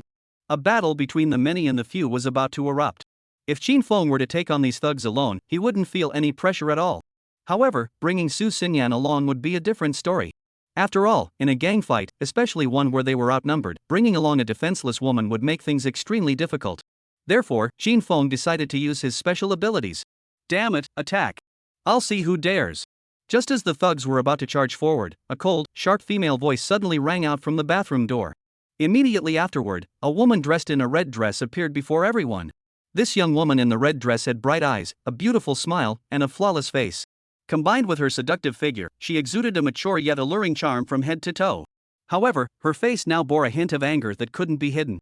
Seeing this woman, the thugs hurriedly gathered around their leader, who had been kicked by Qin Feng until he bled, huddling together in fear, their eyes fixed on the woman. This woman was none other than Lin Yun's older sister, Lin Yu, known as Lin Jie or Lin Zong in this area, who had connections in both the underworld and the authorities. Privately, she also had a good relationship with Su Yue's older sister, Su Yusong. Daring to cause trouble on my turf? You've got some nerve. Lin Yu looked at the scarred man, whose body was still curled up like a shrimp, and mocked him coldly. The scarred man looked terrified and tried to apologize. After all, this woman was someone he dared not provoke in his entire life. Although he had over a dozen henchmen, he was at best a gang leader. To confront such a powerful woman head-on would be suicide. Unfortunately, the contents of his stomach had been kicked out by Qin Feng, and now they were all stuck in his throat. Every time he opened his mouth, a large amount of disgusting vomit came pouring out. Lin Yu looked down on the thugs with disdain, then turned to Qin Feng with an apologetic expression. Young man, I'm so sorry. My daughter didn't treat you properly and caused you all this trouble. Please go to the hotel to rest. I'll handle this here. I guarantee you'll be satisfied with the outcome. Since Lin Yun's sister had stepped in, Qin Feng naturally didn't want to get involved anymore. After all, Su Xinyan had only been slightly startled. Qin Feng didn't finish his sentence, he just nodded and left with Su Xinyan, who was still trembling uncontrollably. Just as they stepped out of the restroom, Qin Feng saw a group of men wielding baseball bats charging into the restroom. Soon after, the sound of baseball bats striking bodies echoed through the restroom, accompanied by the agonized screams of the thugs, as if they were in a hellish realm. After leaving the KTV, Qin Feng led Su Xinyan, who was still shaken, frightened, and slightly intoxicated, to the third floor of the neighboring hotel. They entered an empty room at random. There was only one bed. Qin Feng looked at the clean bed in front of him, sighed helplessly, and then said to Su Xinyan, "Well, teacher, you can sleep here tonight. I'll find another room to sleep in. I'll come wake you up tomorrow morning." Qin Feng finished speaking and turned to leave. But before he could take a few steps, he was pulled back by Su Xinyan, who then hugged him tightly and said fearfully, "Qin Feng, don't leave. I'm scared to be alone. Please stay with me." The incident earlier had left Su Xinyan deeply traumatized. She was now afraid that once Qin Feng left, those thugs would come looking for her. Qin Feng hesitated for a moment but didn't think much of it. He nodded, turned around, and patted Su Xinyan's trembling body comfortingly, saying, "All right, I'll stay with you." Qin Feng walked around the room, turning on all the lights, even leaving the bathroom light on. He thought the extra light would make Su Xinyan feel safer. Su Xinyan clung to Qin Feng's hand, following him closely, as if afraid he might sneak away. After taking care of some minor tasks in the room, Qin Feng asked Su Xinyan, "Teacher, do you want to take a shower?" "No, I'm too tired. I don't have the strength." Su Xinyan replied weakly, her pretty face still flushed from the alcohol. "All right, then you should go to sleep. I'll wait until you're asleep before leaving," Qin Feng suggested. Upon hearing that Qin Feng was leaving, Su Xinyan hugged him tightly once more and began sobbing uncontrollably. "Qin Feng, don't leave. I'm so scared, really scared. Please, stay with me." Seeing this, Qin Feng could only nod and say indifferently, "All right, let's sleep. I'm a bit tired too." Thus, Qin Feng and Su Xinyan lay down on the bed one after the other, though the electric light remained on. Su Xinyan curled up under the blankets, her head completely hidden, looking like a little girl afraid of thunder. Qin Feng, lying beside her, could still feel Su Xinyan trembling uncontrollably and quietly sobbing. It seemed she was still terrified by what had just happened. Qin Feng curled up under the blankets, gently stroking Su Xinyan's head, and whispered, "Teacher, don't be afraid. I'm right here with you." Su Xinyan stared at Qin Feng, occasionally letting out a soft sob. Her beautiful face was filled with a pitifully frightened expression. For some reason, Qin Feng found himself mesmerized by her. Before he knew it, he had pulled Su Xinyan into his arms, leaned down, and kissed her gently. Then he let her go and whispered, "Don't be afraid. I'm here with you." Although she had been kissed by Qin Feng, Su Xinyan felt no aversion. Instead, a strong sense of security welled up inside her, as if she were safe and protected by Qin Feng, with nothing to fear. Under that strange yet reassuring feeling, Su Xinyan looked at Qin Feng, who was just inches away, with a pitiful expression and pleaded, "Qin Feng, hold me." Seeing the teacher who had once stood at the lectern now looking at him with such vulnerability, Qin Feng's mind went blank, and he no longer cared about the trivial matters. Chapter 112, Don't Say Sorry. The next morning, Qin Feng and Su Xinyan were sitting on the sofa in the living room. After exchanging a smile, they soon noticed that everyone else was slowly coming down from the third floor, all looking groggy from sleep. Especially Li Keqing, who was still clutching a hotel pillow as she walked downstairs, directly lying on the sofa next to Qin Feng, snoring softly as she fell back asleep. Su Yue rubbed her aching head, straddled Qin Feng's lap, wrapped her arms around his neck, and mumbled in a sleepy voice, "How much did I drink last night? I can't remember anything that happened afterward." Looking at the adorable Su Yue in his arms and then at Li Keqing sleeping beside him, Qin Feng smiled contentedly to himself, beginning to nurture a great dream in his heart. Chapter 113, Obtaining the Insightful Eye. Time flew by, and before he knew it, a week had passed. It was time for the system inside Qin Feng's body to refresh again. Today was different from usual. Qin Feng was heading to Su Yutsue's company to report for duty, taking over her position as the head of the Human Resources Department. Therefore, Qin Feng woke up early, rushed into the bathroom, and began taking a shower. After about 10 minutes, Qin Chuchu also woke up, and Qin Feng had just finished showering. He was now in the bathroom putting on the suit uniform sent by Su Yuling. Since he was going to work at Su Yuling's company, Qin Feng had to wear the company's white-collar uniform. Apparently, he wouldn't be allowed inside without it, unless he was a potential homebuyer. That should be about right. Qin Feng put on the white-collar uniform sent by Su Yuling, looked at his confident reflection in the mirror, and smiled with self-assurance. Oh, right, there's this. Qin Feng suddenly remembered and picked up the name tag pin from the vanity table, then pinned it to the right side of his collar. The business card was engraved with Qin Feng's position at Su Yuling's company, Human Resources Director. Alright, that's it. Qin Feng exhaled deeply, feeling incredibly relieved, and opened the bathroom door. Brother, where have you been for so long? When Qin Chuchu saw Qin Feng dressed in his suit and tie, she was completely speechless. She had never seen Qin Feng dressed so formally before. Qin Feng, dressed in a suit, looked elegant from head to toe. Combined with his sleek physique, the suit fit him perfectly, exuding a sense of formality and handsomeness, with a hint of intellectual refinement. If there were only Qin Feng as the man in the house, Qin Chuchu would definitely mistake him for another man. Because Qin Feng is just too handsome right now. What's wrong? Are you mesmerized by your brother's stylish outfit? Qin Feng teased Qin Chuchu, who was staring blankly. Alright, you're the real deal. Qin Chuchu muttered under her breath. Brother, are you starting work today? Qin Chuchu tidied up Qin Feng's collar and asked with some concern. Yeah, sort of a part-time worker. Qin Feng replied honestly. Then work hard. Your adorable little sister is counting on you to support her. Qin Chuchu smiled happily. Of course. Qin Feng nodded confidently, ruffling Qin Chuchu's hair and said, Alright, go cook breakfast. I have to be at the office by 7:30. I can't be late on my first day. Alright, I'll brush my teeth and wash my face, then make breakfast for you. Qin Chuchu nodded cheerfully, then darted into the bathroom to start her morning routine. Hee. Qin Chuchu brushed her teeth while smilingly at Qin Feng at the door. Qin Feng smiled contentedly, walked to the window, and looked out at the sunny sky, unable to help but marvel at how wonderful it was to have such carefree days. Ding! 168 hours have passed. The system has activated and will once again grant the host a special ability. Sure enough, the strange mechanical sound from a week ago rang in Qin Feng's ears as promised. Here it comes.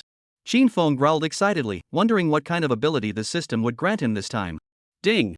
Congratulations, host, you have obtained the Insightful Eye ability. The system said respectfully. Insightful Eye's ability? Qin Feng paused in confusion before asking curiously, System, as usual, can you explain what this ability does? The Insightful Eye's ability has two distinct capabilities. The first ability is X-ray vision. The host can observe the internal structure of any object by concentrating their mind, including microorganisms within the human body, with crystal clear clarity. The second ability is universal analysis. By observing an object, the host can analyze all its information, even a brick made of concrete. The host can trace its molecular origins with complete understanding. Oh, I see. I understand now. Qin Feng nodded thoughtfully. After all, the two abilities of this ability were too simple and easy to understand. Don't listen to the system making it sound so complicated. It's basically just that Qin Feng's eyes now possess both X-ray vision and the ability to identify QR codes. So, host, in 168 hours, we'll meet again. Wait. This time, Qin Feng unusually called out to this aloof individual, then said with a sense of relief, Thanks. Maybe you've really changed my life. Gee.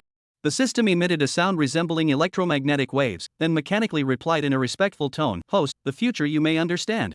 Future me? What does that mean? Then, host, we'll meet again in 168 hours. Before Qin Feng could finish asking, the system disappeared from his ear as usual, without any hesitation. The system went back into hibernation. Qin Feng pondered the system's words for a moment, then shrugged indifferently and didn't think much of it, as he didn't understand what the system meant. Rather than dwell on what the system meant by the future, it was better to live in the present. Thinking too much about the future was simply too noisy. Let's try this new ability first. Qin Feng closed his eyes for a moment, channeling the newly acquired inside eye ability's X-ray vision, and looked toward the neighboring room. In an instant, Qin Feng's vision became like high-temperature infrared rays, directly penetrating the walls of the neighboring house and revealing everything inside. It was a nicely decorated room, home to a warm family of three, a couple and a toddler girl who was just learning to speak. They were sitting at the dining table, laughing and enjoying their breakfast. Not only that, but Qin Feng could now see the internal organs of the three people, especially the beating heart of the male homeowner, which he could see with crystal clarity. So this was the ability to see through walls. It seemed quite useful. Qin Feng smiled contentedly. Just then, the female homeowner from the neighboring room stood up from the dining table and walked toward the bathroom. Chapter 114, Minister Qin. Cough, don't look where you shouldn't, don't look where you shouldn't. Qin Feng awkwardly smiled, quickly deactivated his ability to see through walls, and withdrew his gaze, blushing as he rubbed his eyes. Is Qin Feng a gentleman? Of course not. Although Qin Feng possesses several world-altering abilities, he is no different from most men in having desires. However, even so, Qin Feng had his own principles.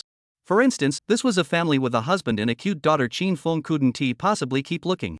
Unless the woman was single, perhaps Qin Feng might glance a few extra times, but in such a warm and loving family, Qin Feng didn't want to harbor any impure thoughts. And then there's that ability to analyze everything. Qin Feng turned around, looked at the clean and tidy living room, and finally his gaze landed on a can of soda on the table. He activated his ability to analyze everything. Slowly, Qin Feng's vision filled with an attribute description panel, just like in a game. Product name, by Sure Cola. Origin, by X Cola branch number 21. Water molecule structure, made from carbonated water, sugar, vanilla, vegetable oil, pepsin, and cola fruit. Shelf life, 6 months, with 42 days remaining. This product contains a small amount of phosphoric acid. Long-term consumption may damage the human skeletal structure, leading to osteoporosis and other health issues. Estimated selling price, 25 yuan. So that's what it means, Qin Feng said thoughtfully, looking at the label on the cola bottle. Wait a minute. Qin Feng looked at the cola in front of him and suddenly realized, if I can identify this bottle of cola so clearly, then if I use this ability to hunt for treasures in the antique market, wouldn't I be able to strike it rich? The antique market is a place where many fortune hunters dream of striking it rich overnight. There are many antique collectors from all over the world, as well as numerous shops selling antiques. Although most of the items sold in those shops are counterfeit or fake, if you could authenticate something of immense value and buy it at a low price, wouldn't you become rich overnight? Qin Feng had seen many such examples in the news. Just a few days ago, an antique enthusiast from another city bought a bronze mirror for 500 yuan at the antique market in Times Square. Upon appraisal by an antique expert, it turned out to be a bronze mirror used by a Tang dynasty emperor, which was sold for a staggering 20 million yuan. So, if Qin Feng were to use his ability to analyze everything while browsing the antique market, wouldn't that be a surefire path to wealth and prosperity? Moreover, Qin Feng hasn't been trading stocks lately and has no other source of income, so he could use this ability to try his luck at the antique market. Not only that, but the antique market at Times Square also has several shops where people gamble on raw jade stones. Qin Feng could use his X-ray vision to try his hand at this heart-pounding game. Using his ability to see through objects, he could cut open a piece of jade worth a fortune and make a fortune. Once we move, I'll go. Qin Feng decided without hesitation, having already set his sights on this path to wealth. However, he had a lot on his plate recently, so he'd have to wait until everything was settled before taking it slow. After breakfast, Qin Feng, escorted by Qin Chuchu, got into a taxi and headed straight to Su Yusong's real estate company to start his first day of work. Mr. Qin, good morning. Mr. Qin, is there anything about the work you don't understand? Do you need any guidance? Mr. Qin, are you free tonight? Let's go watch a game and have a drink afterward. As soon as he entered the company, many unfamiliar faces dressed in suits greeted him enthusiastically. Even several directors and human resources department heads treated him with utmost respect, their faces adorned with flattering smiles.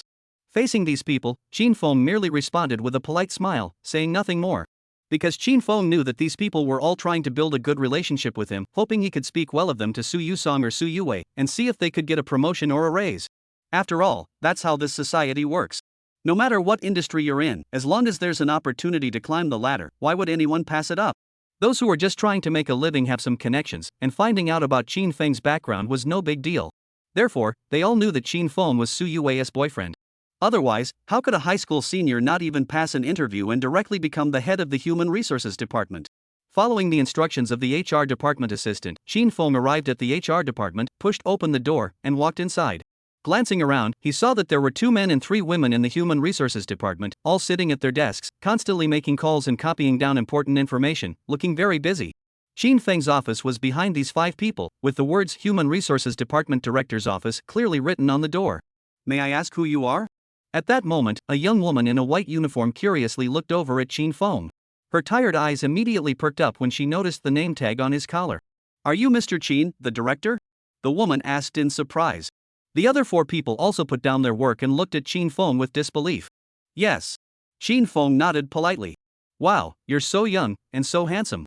The girl couldn't help but admire Xin Feng's confident demeanor, then hurriedly introduced herself. Mr. Qin, my name is Chen Linin. I'm responsible for collecting job application materials. Seeing Chen Linlin introduce herself, the other 4 employees also stood up and came over to introduce themselves to Xin Feng. Mr. Qin, my name is Feng Hai. I'm responsible for contacting job applicants. Mr. Qin, my name is Jianli. Mr. Qin, my name is Lulu. You can just call me Xiao Lu. Mr. Qin. Xin Feng noted down their names and nodded. Got it. Please take care of me in the future. My name is Xin Feng. Chapter 115, People strive for higher positions, water flows downward. At that moment, it was midday, and Xin Feng was still in his office, his fingers swiftly typing on the keyboard, filling out detailed information about the candidates who would be applying for positions in the coming days. In a few days, there would be a short holiday, and many high school and college students would be on break. Additionally, Su Yuling's company needed some people to go out and find potential clients to improve the company's overall performance. Therefore, almost all the information Xin Feng was filling out was about college students or high school students. Just then, the door to Xin Feng's office was knocked on, and Chen Linlin's voice came from outside. Mr. Qin, may I come in? There are some documents I need to show you. Xin Feng paused his work, glanced out the window at the people outside, and replied casually, come in. Chen Linlin, having received permission, smiled happily to herself. She then gently pushed open the door, holding a steaming cup of coffee and a folder of documents, and entered cautiously. People strive for higher positions, and water flows downward. Chen Linlin was no exception. Though she was just an employee in the sales department, she too longed to climb the corporate ladder. Now, the opportunity was right before her. Chen Linlin placed the coffee and documents neatly in front of Xin Feng, smiling as she said, Mr. Qin, here's the freshly brewed coffee. This is the list of potential clients and their contact information that I compiled from last month. Xin Feng replied briefly, leaving Chen Linlin feeling a bit awkward. Mr. Qin, it's already noon. Aren't you going to eat? Chen Linlin asked curiously. I'm not very hungry. I'll finish the rest first and then go. Xin Feng said indifferently. Chen Linlin smiled slightly in surprise and said, the list of job applicants from this morning was really long. Mr. Qin, you can't possibly finish it today. It'll take at least 2 days. It won't take that long. I only have 2 more to finish. Xin Feng continued staring at the computer screen, his fingers moving like raindrops, typing swiftly on the keyboard. Mr. Qin really knows how to joke. With so many job applications, how could you possibly finish them all in the morning? Just as Chen Linin was about to follow up on Xin Feng's joke, he suddenly noticed that the list on Xin Feng's computer had reached page 108,108. In other words, once this page was finished, Xin Feng would have completed the entire list of job applicants from last month. As Chen Linlin was puzzled, trying to figure out how Xin Feng had managed to do it, he noticed an important detail: Xin Feng's typing speed. His typing speed was so fast it was almost unbelievable. Each finger seemed to touch a key and immediately jump to the next one, with the text appearing on the page without a single mistake. Chen Linlin could even see a blurry afterimage of Xin Feng's hands moving across the keyboard. Finally, after completing the list of applicants, Xin Feng cracked his fingers, exhaled contentedly, and turned to the dazed Chen Linlin, asking, "What's wrong?" Nothing. Chen Linlin snapped back to reality, gave an awkward smile, but still asked curiously, Mr. Qin, how did you practice your typing speed? It's so fast. Did you used to be a programmer or something? I practiced this speed while playing games and trolling people. Do you believe me? Xin Feng joked, taking a sip of coffee before flipping through the documents Chen Linlin had just handed him. Chen Linlin wasn't stupid. She followed suit with a playful smile. Mr. Qin, you're really good at joking around. Xin Feng looked at the list of potential clients and couldn't help but furrow his brows. What's wrong, Mr. Qin? Chen Linlin hurriedly asked with concern, slightly bending over, inadvertently showcasing the elegance of her uniform. Xin Feng pointed to a potential client on the list and asked curiously, this client named Li Hua, why did they give up? The reason for giving up isn't even written. Oh, that client. Chen Linlin hesitated for a moment before saying helplessly, it's like this, Li Hua is the chairman of a chain supermarket. He had previously placed an order with us for a 6-bedroom, 1-living-room coastal villa, and this was even confirmed in person with Mr. Su. However, when we were about to sign the contract with him, the sales team from the neighboring Summit real estate company used some underhanded tactics to lure him away. When we tried to contact him again, he kept making excuses to avoid us. As a result, Mr. Su instructed us not to waste any more effort on him. Isn't that just stealing business? That Summit Real Estate Company? Shin Feng asked in surprise. You know, the house Li Hua was planning to buy is a 6-bedroom, 1-living-room coastal villa worth over 90 million yuan, more luxurious than the villa Su Yuling gave herself. If the deal had gone through, the salesperson could have earned a commission of 2 million yuan. Well, we didn't sign a contract with Li Hua. Even if he wants to back out at the last minute, there's nothing we can do. After all, money talks. As long as there's no signed contract, he can choose to buy from whoever he wants. Chen Linlin sighed helplessly. Listening to Chen Linlin's words, Shin Feng tapped his fingers on the table thoughtfully, then suddenly asked, "Has this Li Hua signed a contract with the summit?" According to my sales friend at the company, it seems like he hasn't signed it. Chen Linlin replied honestly. Oh, I see. Shin Feng hesitated for a moment, a fleeting smile appearing on his face, but he didn't say anything. He simply placed the documents in his drawer. Mr. Qin, shall we go together? Hello, Mr. Su. Just as Chen Linlin was about to invite Shin Feng to go to the canteen for lunch, several colleagues outside the office stood up respectfully and called out. Upon hearing the title, Chen Linlin quickly stepped back a few paces from Shin Feng, standing respectfully by his side. Her face, lightly powdered, looked a bit nervous. With the sound of high heels clicking on the floor, Su walked into the office, carrying a lunchbox. Good morning, Miss Su, Chen Linlin greeted her with reverence. Su Yuling nodded faintly at Chen Linlin, then placed the lunchbox in front of Shin Feng and said, "This was made for you by Su Yue this morning." I knew she didn't come this morning, she was busy preparing this. Shin Feng looked at the lunchbox and smiled contentedly. How was your first day at work? Su Yusong asked tentatively, her pretty face adorned with a playful smile. It's okay, pretty relaxed. Shin Feng answered honestly. After all, it's just typing. In a few days, I'll apply for various positions as a new hire. It's really easy. Chapter 116, You're not even worthy of calling me sister yet, brother-in-law. That's right, Mr. Qin only spent the morning and already finished compiling last month's job application list. Chen Linlin chimed in admiringly from the side. Upon hearing Chen Linlin's words, Su Yusong couldn't help but pause for a moment, but she still maintained her disdainful expression and teased, if you can't even type properly, then this human resources director is unqualified. Facing Su Yutsue's teasing, Shin Feng didn't take it to heart, because he knew she was putting pressure on him to perform better and earn her praise. It was like a strict master with a novice apprentice, harsh criticism at first, followed by gradual encouragement. After all, arrogance and self-satisfaction weren't good habits. Alright, I've brought the food. I'll go back to work now. The girl said she'll come in the afternoon. Su Yuling reminded him. Alright, take your time. Shin Feng opened Su Yue's lunchbox and nodded. Oh, right, if you have any questions, just ask this, what's your name again? Su Yuling looked at Chen Linlin beside her and asked awkwardly. After all, there were hundreds of people in the company, and she couldn't possibly remember everyone. Mr. Su, my name is Chen Linlin. Chen Linlin excitedly reminded him, after all, making a good impression on the company's top executive was a great start. Oh, sure. If you have any questions, just ask her. After all, she's been working here longer than you, so she should be able to help you out. Su Yuling said with a serious tone. Alright, no problem. Shin Feng nodded casually and finally opened Su Yue's lunchbox. The lunchbox contained a heart-shaped design made of shrimp, with a few meatballs and various colorful side dishes. It looked quite nice. So flashy, Shin Feng muttered with a smile, looking at the heart shape. Oh, right. Sis. Shin Feng hurriedly called out to Su Yueling, who was about to turn and leave. Hearing the word sister, Su Yusong's heart fluttered. This was the second person, aside from Su Yue, to call her sister. However, if Shin Feng and Su Yue were to marry, she would indeed have to call her sister or auntie, though Su Yusong preferred the former. What's wrong? Su Yusong turned back slightly, flashing a reassuring smile at her future brother-in-law. Can I borrow your car? I want to try again this afternoon and see if I can talk to that guy named Li Hua. This is a big deal, so let's give it a shot. Shin Feng said eagerly. Upon hearing that Shin Feng was going to approach Li Hua, who had repeatedly refused to discuss buying a house, Chen Linlin looked at him in surprise. After all, Su Zong had already told them to stop pursuing this deal. Why would he let Shin Feng go try again? After all, any salesperson who keeps bothering a customer is likely to face complaints, which could tarnish the company's reputation. But before Chen Linlin could react, Su Yutsue directly pulled out the keys to her Bugatti Veyron from her briefcase, tossed them to Shin Feng without hesitation, and teased him with a smile. The title is still a long way off for you, little brother-in-law.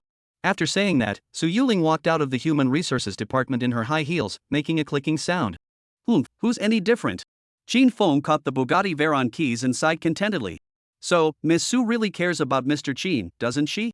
Chen Linlin watched the two interact and felt even more determined to latch onto Shin Feng like a vine climbing upward. I wonder how good his cooking is. Shin Feng picked up the chopsticks from the lunchbox and began eating the lunch Su Yue had prepared for him. This is. As soon as he took the first bite, Qin Feng's eyes widened in shock, as if he had been struck by something. Minister Qin, the food made by Su Zong's younger sister tastes pretty good, right? Chen Linlin, seeing Qin Feng's exaggerated reaction, asked curiously. Qin Feng swallowed with difficulty, his voice trembling. You call the taste of dish soap not bad? Chen Linlin. After finishing Su Yue's dark lunchbox, Qin Feng took a while to recover before heading to the underground parking lot with the contract and the keys Su Yueling had given him. He got into the Bugatti Veyron. Should I go buy a car too? Qin Feng sat in the driver's seat, looking at the luxurious interior of the Bugatti Veyron, and said thoughtfully. When Qin Feng turned 18, he had already obtained his driver's license, but at that time, his family wasn't particularly wealthy, so he hadn't bought a car. I'll discuss it with the girl when I get back. Qin Feng didn't think much of it, started the engine of the Bugatti Veyron, and slowly drove out of the parking lot. Finally, on the road, the Bugatti Veyron sped like a black lightning bolt, racing swiftly toward the phosphating car exhibition. Chen Linlin had received some insider information that Li Hua was at the phosphating car show, planning to buy a car, so Qin Feng decided to go meet this man named Li Hua first. Qin Feng drove the Bugatti Veyron at high speed on the road and finally arrived at the phosphating car show. Qin Feng parked the Bugatti Veyron in the underground parking lot on the first basement level, stepped into the elevator, and headed toward the car exhibition on the first floor. As soon as the elevator doors opened, the sounds of visitors chatting and the constant clicking of cameras filled the air. Inside the exhibition hall, several million-dollar sports cars were on display.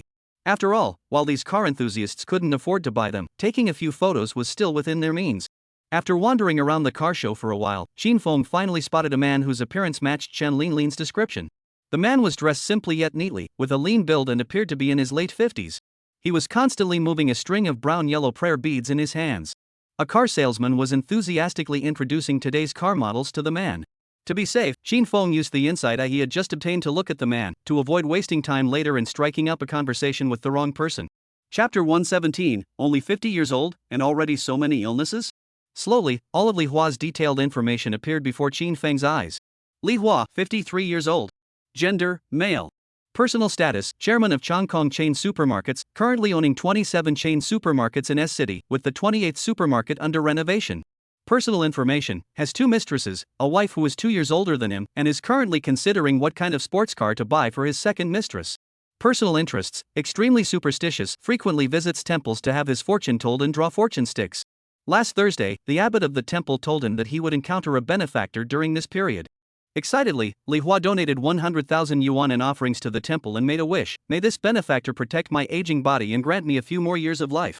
Physical condition, suffers from severe kidney deficiency, respiratory infections, severe rheumatism, extreme hair loss, severe myopia, and a herniated disc in the lumbar region. Looking at Li Hua's detailed personal information, Qin Feng was completely shocked. He never imagined that a man of only 50 years old could have so many health issues. As for keeping mistresses, Qin Feng wasn't particularly surprised. After all, wealthy men often have multiple partners, and he had seen it all before. However, with a herniated disc, he still has 2 mistresses? That's truly vigorous in old age. Qin Feng couldn't help but mutter under his breath as he looked at Li Hua in front of the salesperson. Well, he has a big shot. Maybe I can use him a little. Qin Feng looked at Li Hua's gaunt body and smiled meaningfully. During the time he obtained his upgraded abilities, Qin Feng had already maxed out his medical talent progress bar. Now, he could roughly deduce a person's health issues just by observing their behavior. At that moment, Li Hua had already pre-ordered a Lamborghini worth 4 million yuan and paid the deposit, planning to pick it up tomorrow. Although Li Hua didn't understand what was so special about such flashy sports cars, he seemed to think that young people nowadays must all prefer this type of vehicle, so buying one for his mistress would be the perfect gift. Alright, Mr. Li, I'll go get the contract for you right away. Please wait here for a moment, there are many customers at the moment, so it might take a while. The car salesman said excitedly. Hurry up! Li Hua impatiently urged, as the salesman had been talking for too long, causing him to stand for an extended period, and his lower back was beginning to ache. Alright, just wait a moment. I'll be right back. Although he was scolded by Li Hua, the salesman was still smiling broadly. After all, a 4 million yuan Lamborghini meant a 150,000 yuan commission for him. The car salesman then went off cheerfully to fetch the contract, leaving Li Hua alone in the crowd to wait. Ugh, such a large car showroom, and not even a place to sit. What a waste. Li Hua, holding onto his aching waist, struggled to walk through the crowd, planning to go to the negotiation room to sit down. After all, only customers who had purchased a car could sit there, so no one would his seat. But just then, a group of young people with cameras in hand, laughing and chatting, ran toward Li Hua. The tallest one among them collided directly with Li Hua's waist, causing him to sweat profusely from the pain. Sorry, sir, the young man casually apologized before continuing on with his friends toward the exhibition hall. Damn it, that hurts. I think it's dislocated.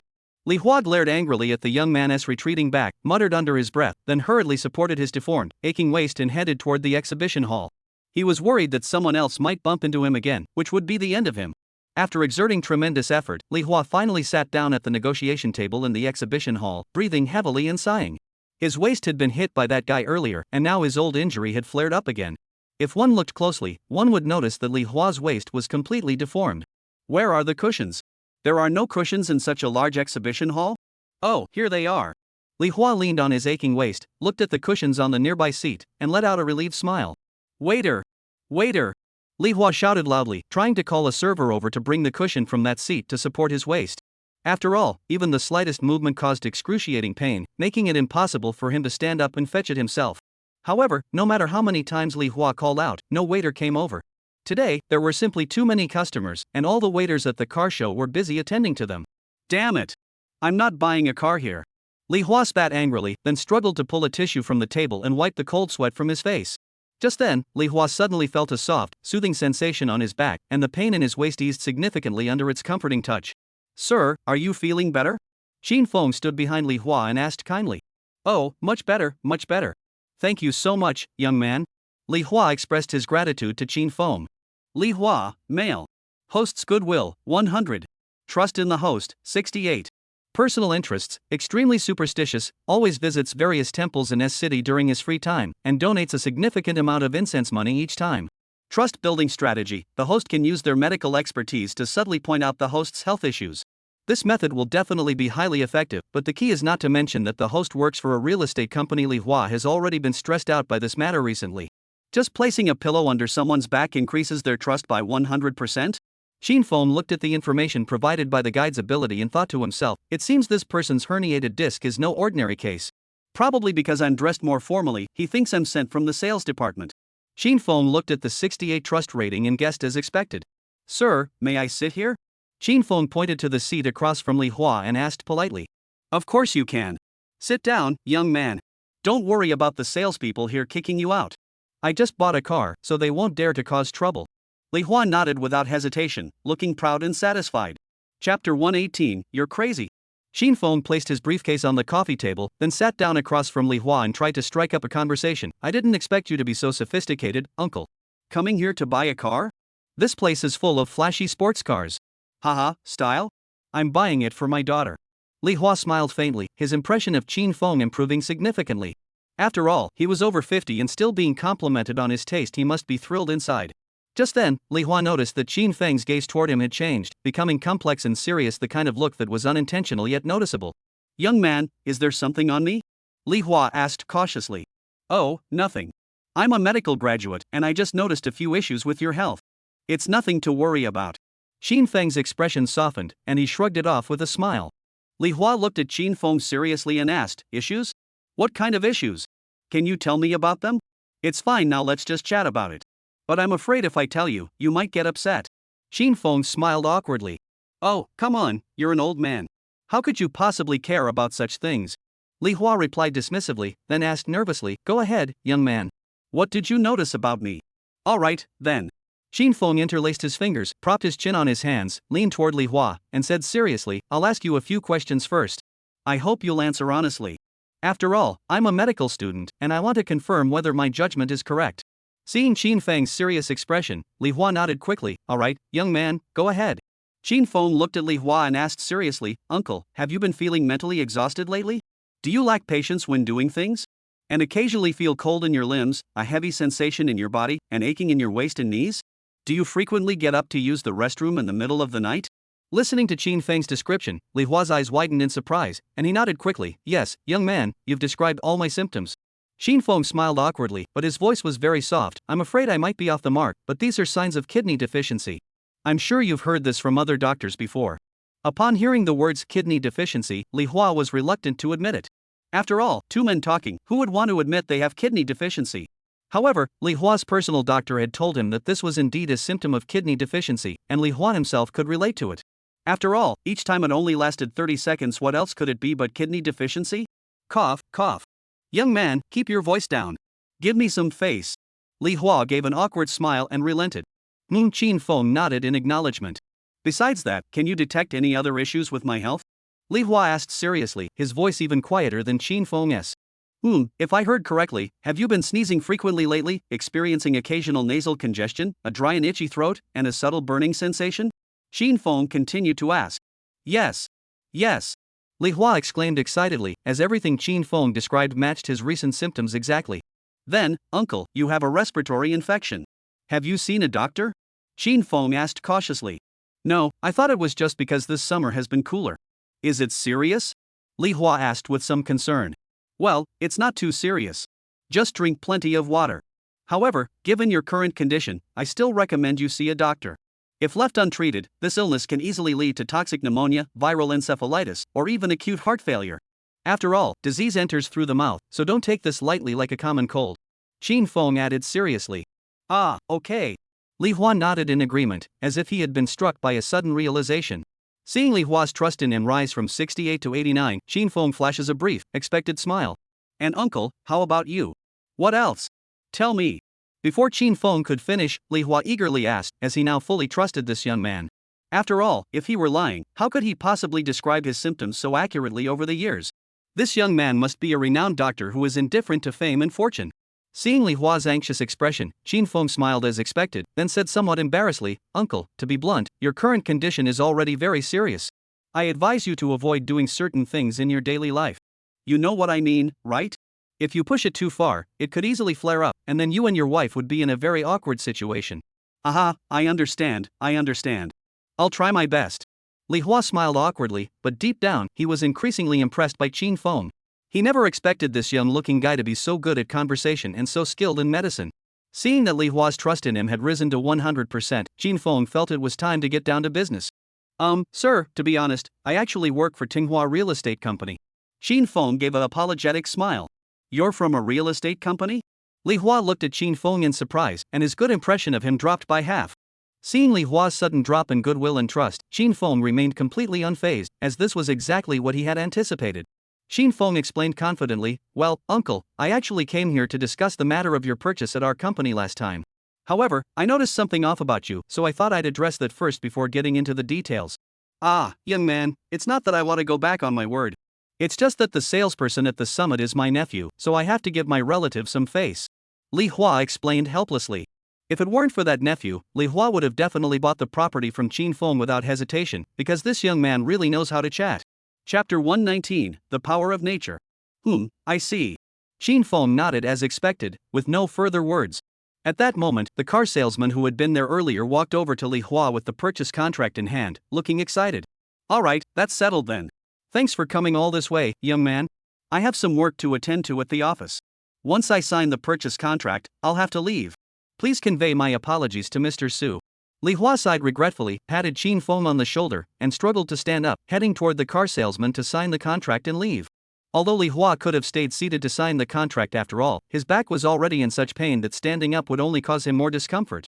However, Li Hua didn't want to see Qin Feng's disappointed expression. After all, he was truly impressed by this young man. If it weren't for Su Yu's cold demeanor, he would have wanted to recruit him to work at his company. Qin Feng took a leisurely sip of lemon tea, glancing sideways at Li Hua signing the contract. Soon, after finishing the contract, Li Hua turned toward Qin Feng and bid farewell with an apologetic expression. That's all then, young man. We'll meet again someday. After speaking, Li Hua sighed regretfully in his heart but still walked slowly toward the entrance of the car showroom, eager to return to the company as soon as possible to handle the remaining matters and then go to the hospital for a comprehensive checkup according to the symptoms Qin Feng had mentioned. Alright, goodbye. Qin Feng smiled indifferently, then set down his lemon tea.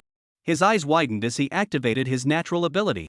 Just as Li Hua took his first step out of the car showroom, the previously clear sky was suddenly split by a crimson lightning bolt, followed by a thunderous roar that sent many passers-by into a panic.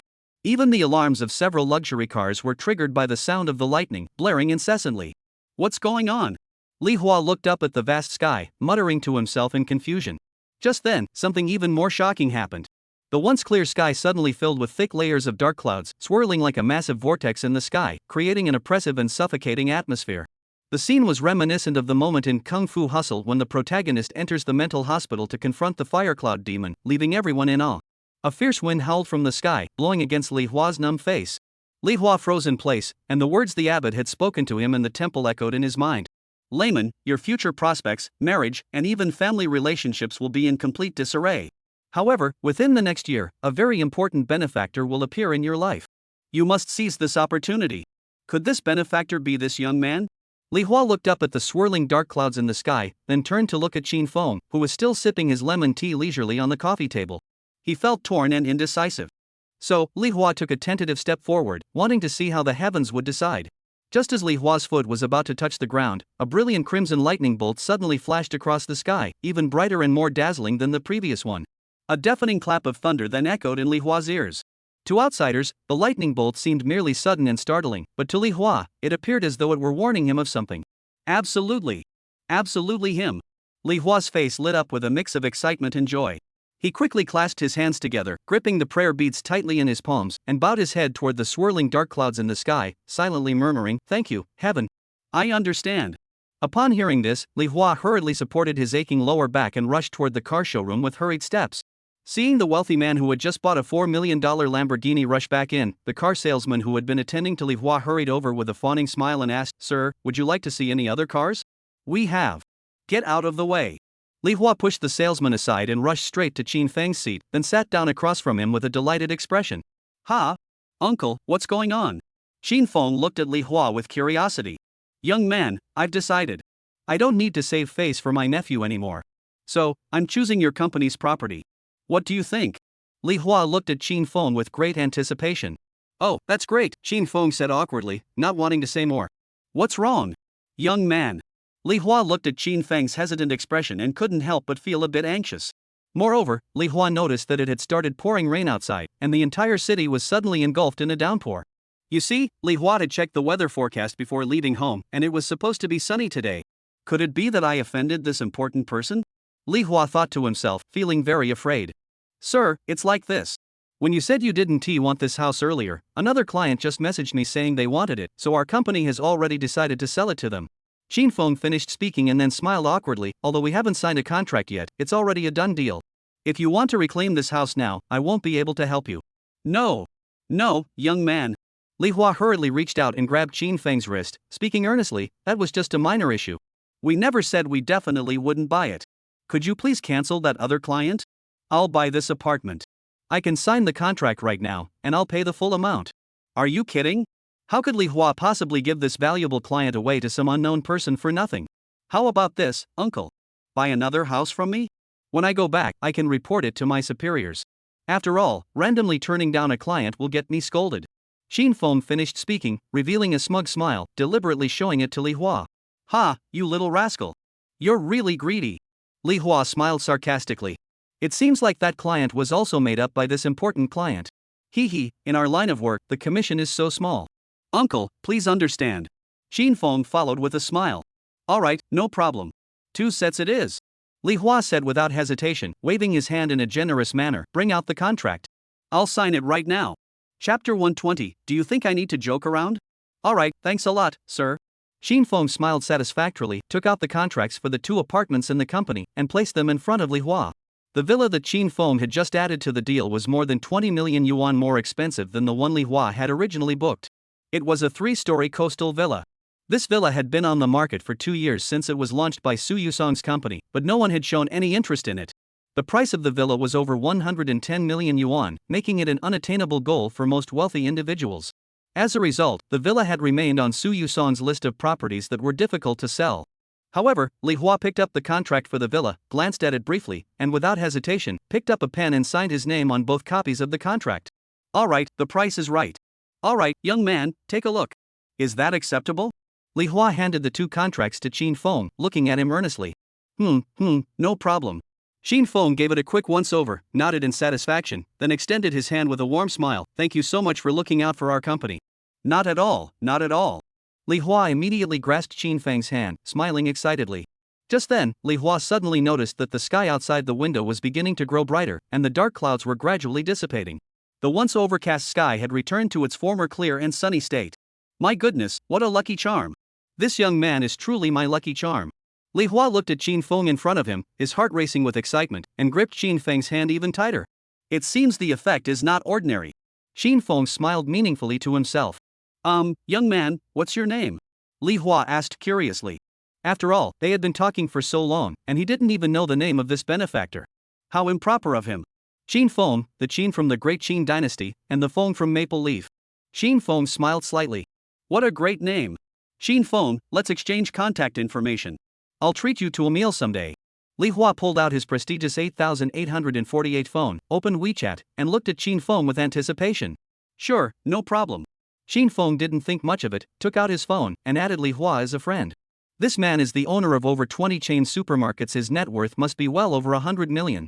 Having his contact information might come in handy in the future.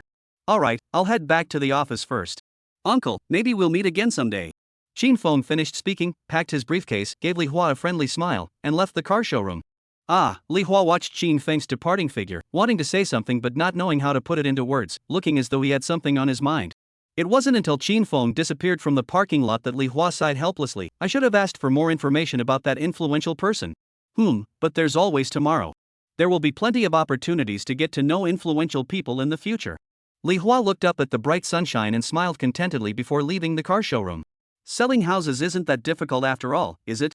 Qin Feng sat in the driver's seat of the Bugatti Veyron, glancing at the two contracts beside him, and smiled meaningfully. I wonder what Su Yuling's reaction will be. Qin Feng curiously speculated in his mind, accelerating the car and speeding toward the company. Qin Feng drove the Bugatti Veyron at high speed and finally arrived at the underground parking lot of Su Yuling's company. He pulled out the keys, opened the rotating door, took his briefcase, and got out of the car. It seems like it's time to buy a car.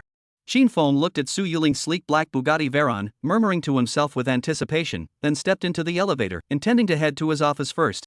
Mr. Qin. As he entered the Human Resources Department, the 5 employees, who had been busy working, all looked up and greeted him with smiles. Qin Feng nodded in acknowledgement and headed toward his office. At that moment, Chen Linlin, holding Su Yue's lunchbox, followed behind Qin Feng and said excitedly, Director Qin, I've washed the lunchbox. Additionally, Ms. Su, the general manager's sister, is currently in the general manager's office. She said to tell you to come back and see her. Got it. Qin Feng nodded. Mr. Qin, how did your meeting with Li Hua go this afternoon? Did that man find you annoying? Chen Linlin asked curiously, as Qin Feng had only been gone for a couple of hours and had returned so quickly it must have gone badly. Qin Feng put down his briefcase and casually said, Oh, the talks went well. The house has already been sold, and he also bought an additional villa from us, a 3-story coastal villa in Huili Garden, which is a bit off the beaten path. Ha ha. Minister Qin, you're joking, right? He even refused our contract. How could he possibly buy that villa that hasn't been looked at in 2 years? Chen Linlin laughed awkwardly in surprise. At the same time, the sales department staff, including Chen Linlin, had met the man named Li Hua. Not only was he in a bad mood, but he also seemed impatient no matter what was said. How could he possibly agree so readily to buy the house that had previously failed to sell, and even add an extra 3-story villa that hadn't sold in 2 years? Qin Feng thought for a moment, then handed the contract filled out by Li Hua to Chen Linlin and instructed, I don't like to joke around about work. Chen Linlin took the contract from Qin Feng and glanced at it. Her pupils contracted sharply, as if she had seen a ghost. She flipped through the 2 sheets of white paper with black text repeatedly, then looked up at Qin Feng with trembling eyes and asked, Mr. Qin, did you really sell it? And added that 3-story villa worth 120 million yuan? Do you think I'm joking about this? Would that make you laugh? Qin Feng took the contract back from Chen Linlin with a displeased expression, then walked out of the Human Resources Department and headed toward Su Yutsue's office. Chapter 121, Capable. Upon reaching the door to Su Yusan's office, Qin Feng looked at the signed contract in his hand and couldn't help but feel excited. He wondered what Su Yusan's reaction would be upon seeing the villa that had been unsold for 2 years being sold on his first day of work. He took the contract firmly in his hand, raised it, and knocked on the door of Su Yusan's office. Come in. Su Yuling's voice came from inside. Hearing Su Yuling's voice, Qin Feng held the 2 contracts confidently and pushed open the door, stepping into her office. As soon as he entered, Qin Feng was immediately captivated by the elegance of Su Yuling's office. Su Yusan's office was very large, much bigger than Qin Feng's, with luxurious decor and an artistic, romantic feel. The crystal chandeliers hanging from the ceiling were particularly dazzling. Su Yuling was seated at a large desk, her beautiful eyes fixed on Qin Feng. Behind her were bookshelves piled high with various books, and to her right was a sofa for receiving guests, all spotlessly clean. However, what caught Qin Feng's attention the most was the clean and sleek glass wall. This wall offered a bird's-eye view of many magnificent buildings in S City, giving off an air of dominance and superiority. However, there were 2 desks in Su Yusan's office. Su Yue was currently sitting at one of them, wearing headphones and typing away on the keyboard with obvious enjoyment. She must be playing a game. Glancing at Su Yutsue at the desk and then at Su Yue playing the game, Shin Feng couldn't help but worry that he might confuse the 2 sisters in the future, as they look so much alike, almost as if they had been molded from the same template. "Hey, your man is here." Su Yuling glanced at Su Yue, who was still engrossed in her game, and reminded her impatiently. "Oh. Shin Feng." Su Yue finally looked up at Shin Feng at the door and said excitedly, "Come and watch me play chess. I'm about to win." Shin Feng sighed in frustration. "After all, your older sister is working hard right next to you, and here you are playing games." If it weren't for their striking resemblance in both appearance and name, Shin Feng would have sworn they weren't sisters. However, looking at Su Yue's desk, Shin Feng roughly guessed that this was specially arranged by Su Yusong for her. Perhaps she was afraid that Su Yue would get into trouble in society, so she made her stay by her side. After all, being good at playing games is better than letting Su Yue turn into a troublemaker. Su Yusong had no other choice. "I'm at work," Shin Feng said indifferently, giving Su Yue a disapproving glance before walking toward Su Yusong. It's just a game." Su Yue knew exactly what Shin Feng was implying, not to play games during work hours, so she reluctantly clicked surrender on the game she was about to win, shut down the computer, and stood up to join Shin Feng. "Sis, I talked to Li Hua this afternoon. He agreed to reconsider buying the house we had previously ordered for him. Additionally, I also sold him the villa our company hadn't touched in 2 years." Shin Feng finished speaking and placed 2 clean, neatly folded A4-sized purchase contracts in front of Su Yu. "Just like that? You?" Su Yuling hesitated, holding the 2 purchase contracts. Her charming face finally showed a look of surprise as she looked at Shin Feng in disbelief and asked, "How did you manage to do that? Isn't Li Hua supposed to take care of his nephew who works in the sales department at the Summit Real Estate Company? Why did he choose our property instead?" Su Yusong had previously instructed the sales department not to continue discussing the house purchase with Li Hua because she had privately investigated and discovered that one of the salespeople at Summit Real Estate was Li Hua's nephew. Therefore, as long as Li Hua hadn't signed the contract, he could still choose to buy a house there. After all, money talks, and that's true in any industry. However, Su Yuling never expected that Shin Feng could turn such a sure thing upside down, forcing Li Hua to reconsider and choose a house from her company again, and even buy an additional 3-story coastal villa that had been neglected for 2 years. If such a far-fetched story were told to the other colleagues in the company, they would never believe it. So, how did Shin Feng manage to do that? Shin Feng looked at Su Yusong's expression, which was a mix of curiosity and shock, and couldn't help but smile. "Sis, are you wondering how I did it? How did I get that Li Hua, who had previously ignored us, not only to buy the house he had already booked, but also to purchase an additional villa that had been neglected by the company for 2 years? Tell me about it." Su Yuling propped her fair chin on her hand, her charming face lit up with an interested smile as she looked expectantly at her capable brother-in-law. Shin Feng paused for a moment before explaining, "Actually, when I first went there, I also thought it would fail. However, when we hit it off during our conversation, I mentioned the previous house purchase. Although Li Hua was initially reluctant, after I told him how great our house was, he eventually signed the contract hesitantly. However, I think the main reason is that Li Hua is also a businessman who started from scratch, so he probably knows that breaking one's word isn't a good thing, which is why he chose our house in the end." After hearing Shin Feng's words, Su Yu was very satisfied and smiled. "I didn't expect you to be so skilled in dealing with people. You managed to win over such a difficult client.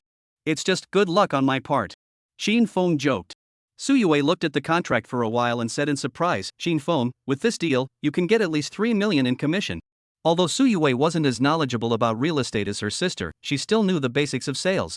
After all, salespeople could earn a significant commission for each property they sold. The 2 properties Shin Feng sold were both priced at over 10 million, and the second one was a 3-story coastal villa worth over 90 million. Chapter 122, starting now, let us save for baby formula. So, Su Yue reached out her hand, looking at Su Yuling with great anticipation and said, "Sister, give me some money. Shin Feng bought us these 2 expensive properties. At the very least, we should get a share of the profits, right? Even if that's not possible, we should at least get the commission, right?" Su Yuling turned her head slightly, looking at her mischievous younger sister, and teased her with a hint of annoyance. "What? You haven't even gotten married yet, and you're already in a hurry to split the money with your husband? But Shin Feng did help us sell these 2 expensive apartments, right? We should at least show some gratitude," Su Yue said urgently. After all, the day Su Yue marries Shin Feng, she'll eventually have to split from Su Yutsue anyway. She might as well save up for the baby formula now. "I understand. Since someone is so eager to get married, as both a mother and an older sister, how could I say no?" Su Yukin smiled helplessly yet contentedly, but added, "The commission will definitely be paid, but it's all distributed on the 20th of each month." We'll give it all to Chin Feng then. Are you satisfied now, silly girl? Hee hee, that's good. Su Yuling nodded triumphantly. Chin Feng, standing beside her, looked at his silly wife with indulgence. Sometimes he really didn't know what to say to her. By the way, Chin Feng, how did you manage to negotiate the contract with that woman named Liwa?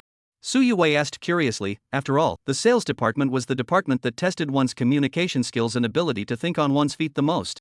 But to be honest, Su Yue just wanted to see Chin Feng show off to her, flaunting his abilities. After all, it's her man showing off. Even if it's awkward, it still looks impressive. Seeing that Su Yue had gotten the name wrong, Chin Feng sighed helplessly. What can I do? Your boyfriend is just a salesman. That woman named Li Hua is so domineering and unreasonable. Getting her to buy a house from our company is no easy task. Seeing Chin Feng looking so helpless, Su Yue couldn't help but believe his story and asked sympathetically, so how did you manage to get her to sign the contract? What else could I do? I had to give in to her charms. But hey, she's pretty and has a good figure, so I don't think I'm losing out too much. Chin Feng said with a carefree tone. What? Chin Feng, you dare to hook up with a rich woman? Su Yue was completely shocked upon hearing Chin Feng's words. What can I do? Once she marries me, she won't have any skills and will just stay home. As a man, I have to take on the responsibility of supporting the family. How could I not? Chin Feng couldn't help but tease her. Put. Su Yukol, who had been watching the commotion from the side, finally couldn't help but laugh out loud, and it was a particularly cheerful laugh. Su Yue hadn't seen Su Yukol this happy in a long time. However, seeing Su Yusan laugh so happily, Su Yue immediately realized what was going on and glared at Chin Feng angrily. Oh, you dare to lie to me? Fine, just wait until I get you. Thus, the two lovebirds began to playfully wrestle in front of Su Yukan, turning the usually solemn office into a lively scene filled with warm laughter. That's great. This girl really found a good match for herself. Su Yusong propped her chin up, watching Chin Feng wrestle with Su Yue with a satisfied smile. However, in that very moment, Su Yusong couldn't help but flash back to the last time Chin Feng had mistaken her for Su Yue. A faint blush spread across her charming face. It doesn't matter. Anyway, neither of them knows. Su Yutsue comforted herself with a mix of guilt and shyness. The next morning, Friday, at 7 o'clock, it was raining lightly outside, and the weather had become quite cold. Chin Feng was awakened by a chilly breeze and crawled out of his blankets. It's getting colder and colder. It seems like autumn is almost here. Looking out the window at the steady drizzle, Chin Feng couldn't help but shiver. After tossing and turning in the warm blanket several times, he finally struggled to get out. Although Chin Feng could use the power of nature to transform the cold autumn into a scorching summer, and even do so without any shifts. However, Chin Feng had no interest in doing so. After all, such cold weather was, to some extent, quite pleasant, and experiencing all 4 seasons spring, summer, autumn, and winter one after another gave life a sense of fulfillment. Yesterday was Thursday, and Chin Feng had to go to work at Su Yue's cold office, so today he had to wear his school uniform and go to school with Su Yue. As soon as he woke up, he rushed into the bathroom to wash up. At that moment, Chin Chuchu, wrapped in her thick blanket, came to Chin Feng's side like a caterpillar walking upright, shivering and saying, "Brother, it's so cold today. Your cute little sister is going to freeze to death. Are you being so realistic?" Chin Feng held his toothbrush cup, looked at the silly girl, and smiled unhappily. "But it's really cold today. It's never been this cold in autumn before. If winter comes, your adorable little sister will really freeze to death," Chin Chuchu said tremblingly, clutching the blanket tightly around her, afraid that even a single breeze might slip in. "Alright, hurry up and brush your teeth and wash your face. I'll cook something for you later." Chin Feng brushed his teeth, speaking indistinctly. "Really? That's great. Remember to make extra noodles," Chin Chuchu said happily. After all, the noodles Chin Feng made last time were so delicious that just thinking about them made her hungry. After finishing his morning routine, Chin Feng looked at Chin Chuchu's delighted expression, his eyes twinkling, and said mysteriously, "Little girl, turn around. I have a surprise for you." "What? Turn around. Okay." Chin Chuchu obediently grabbed the blanket and turned around, curiously waiting. At that moment, Chin Feng dipped his fingers in some cold water, walked behind Chin Chuchu, found the collar of her shirt, and dripped the cold water onto it. Immediately, the room was filled with Chin Chuchu's blood-curdling screams. Chapter 123, The Temperature Drops in S City. Today was unusual because when Chin Feng and Chin Chuchu had just stepped out, Chin Chuchu had left with a group of female classmates. Chin Feng was now alone, holding an umbrella to shield himself from the light rain, strolling along the sidewalk toward the school. Just then, a familiar car horn sounded behind Chin Feng. There was no need to guess, it was definitely the unique horn of Su Yuling's Bugatti Veyron. Sure enough, when Chin Feng turned around, Su Yusong was driving the Bugatti Veyron, with Su Yue in the passenger seat, and pulled up beside him. The scissor doors opened, and Su Yue got out fully armed. "If you don't come back after school, call me. Make sure it's Chin Feng who calls, got it?" Su Yusong reminded Su Yue, who was fully armed. Got it, big sister, take care. Su Yue waved happily at Su Yukin in the driver's seat. Keep an eye on her. Su Yukin gave Qin Feng a meaningful look before driving the Bugatti Veyron away. Qin Feng looked at Su Yue, who was fully armed, and couldn't help but tease her. Are you asking me to be your bodyguard? At that moment, Su Yue was completely covered in winter gear, a fluffy black scarf, purple ear warmers, purple gloves, and a thick layer of clothing under her school uniform, probably wearing at least 2 layers. She looked just like a penguin. It's really cold today, isn't it? Aren't you cold, Qin Feng? Su Yue looked at Qin Feng, who was dressed in his usual school uniform, and asked with a hint of concern. We're in good shape. We're not old ladies in our 60s. Qin Feng shrugged indifferently. Qin Feng's physique was now impeccable from head to toe, so his physical condition had also improved significantly. Such low temperatures didn't bother him at all. Even if the temperature dropped another 20 or 30 degrees, Qin Feng would still be able to jump around energetically. And this wasn't just due to his physical fitness, it was also because Qin Feng possessed Spider-Man's abilities. After all, spiders are cold-blooded creatures that only move slowly in low temperatures. However, this ability, when possessed by Qin Feng, not only lacks the side effect of slowness but actually grants extreme cold resistance. You're lying. Give me your hands. Su Yue snorted skeptically, then cupped Qin Feng's hands and placed them on her cheeks. Oh, really? Qin Feng, your hands aren't cold at all. Su Yue said in surprise, rubbing her face against his hands. I told you to exercise more. Now you know how cold it is, don't you? Qin Feng couldn't help but tease her. I'm a girl. Why would I exercise? If I get all muscular, it'll look terrible. Su Yue snorted and shook her head. Only you would think that way. Qin Feng stroked Su Yue's head gently, as if she were a little girl, then walked ahead and reminded her, let's go. It won't be cold once we get to class. I'm not Li Keqing. Su Yue smoothed her hair where Qin Feng had touched it, giving a proud little snort, though she was secretly quite happy inside. Just as Su Yue was about to open the umbrella and follow Qin Feng, she suddenly had an idea. She closed the umbrella, took a few cheerful steps, and followed Qin Feng. She then wrapped her arms around his arm and tucked her head under his umbrella. Hold the umbrella properly, Qin Feng. Su Yue reminded him cheerfully, her delicate face glowing with happiness. If you get wet and catch a cold, what will you do then? Qin Feng teased her, tilting the umbrella slightly toward her to prevent her from getting wet. If I catch a cold, I'll go to your house and sleep with you, then pass the cold to you. What do you think? Su Yue said with a meaningful smile. Qin Feng, of course, knew what Su Yue was hinting at. After thinking for a moment, he blurted out, how about Sunday? Are you free on Sunday? You pervert.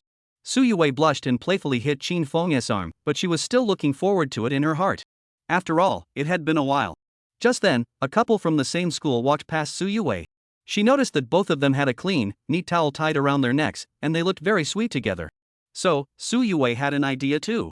She took out her phone and started secretly browsing Taobao. It's so cold. As soon as she arrived in class, Su Yue burrowed into Qin Feng's embrace, even tucking her head under his school uniform, looking like a little groundhog. You're already fully equipped, and you're still cold? Qin Feng looked at the little brat taking advantage of the situation to act spoiled and teased her affectionately. I got the ice heart, ice fist, and ice staff, but I didn't buy the sunfire armor. Su Yue said proudly from under Qin Feng's school uniform, rubbing against him. Chen Xinyu tugged at her scarf and asked Qin Feng with a shivering voice, Qin Feng, aren't you cold? The weather forecast said it's only 8 degrees today. Not at all. Qin Feng replied honestly.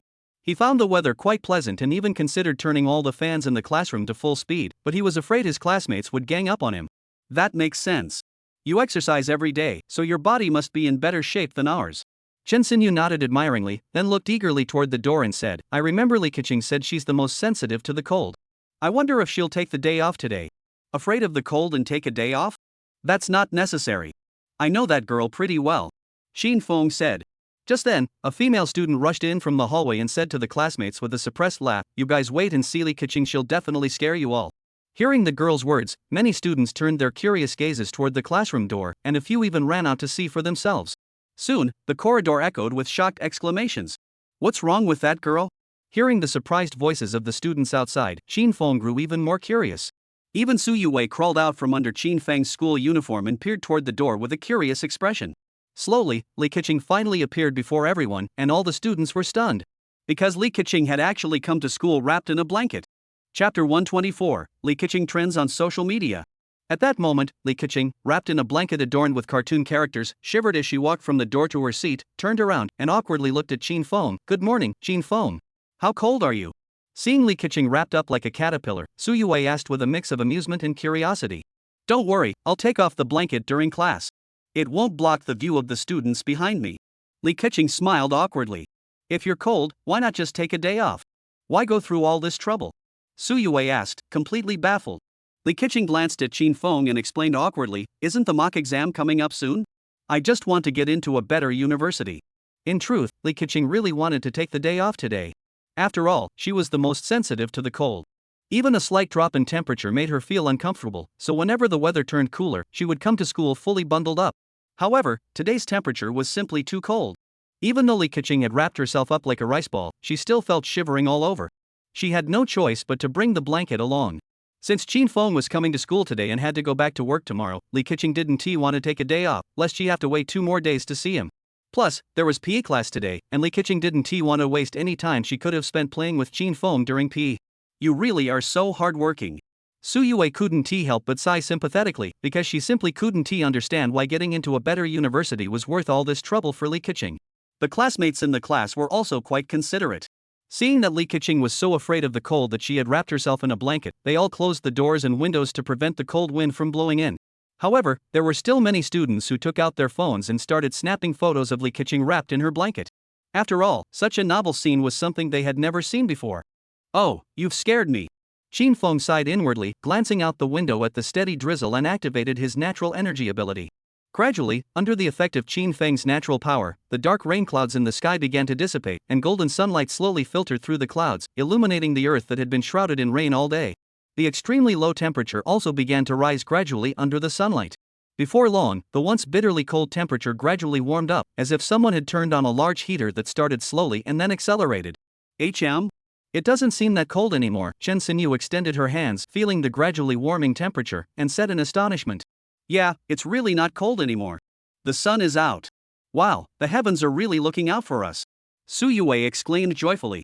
However, Su Yue suddenly thought, if the weather warms up, then all the things she just bought will be wasted. Really? It's not cold anymore. Li Keqing also peeked out from under the blankets with a delighted expression, looking at the scenic view outside the window with birds singing and flowers blooming, and smiled happily. The weather lately has been getting stranger and stranger, as if it were specifically designed for a few students in our class. Chen Xinya looked out the window at the beautiful city scenery and smiled thoughtfully. After all, she still preferred this warm weather, and her parents' work also required such weather. No wonder she's the class monitor. Hearing Chen Xinyu's words, Qin Feng couldn't help but admire her in his heart, because Chen Xinyu had almost figured out the real reason behind the unpredictable weather lately. Before long, it was time for the third PE class. Everyone rushed to the playground. Originally, the PE class was supposed to be cancelled due to the rain, but now it was back to normal. There were also many students heading home, carrying their backpacks, as the last class of the morning was music class, which only happened once a week or sometimes not at all. Music class was already scarce from sophomore to freshman year, and while seniors had it, most of those classes were replaced by other subjects. After all, music class in senior year was practically useless, and it had been nearly 2 months since school started, yet Qin Feng hadn't attended a single music class in his class. Wow, everyone, check your phones. Li Keqing is trending on Weibo. At that moment, a female student excitedly shouted to her classmates. Upon hearing this, many students secretly pulled out their phones and opened Weibo to check, but only Su Yue boldly took out her phone and opened Weibo. Wow, she's really trending. Qin Feng looked at Su Yue's phone and said in disbelief. Li Keqing's trending topic was titled Adorable Little High School Girl, with the caption, as the weather turns cooler, she actually went to school wrapped in a blanket, and her classmates reacted by clicking on the post. All the photos were of Li Keqing wrapped in a blanket, side views, front views, and even one where she turned to talk to Qin Feng.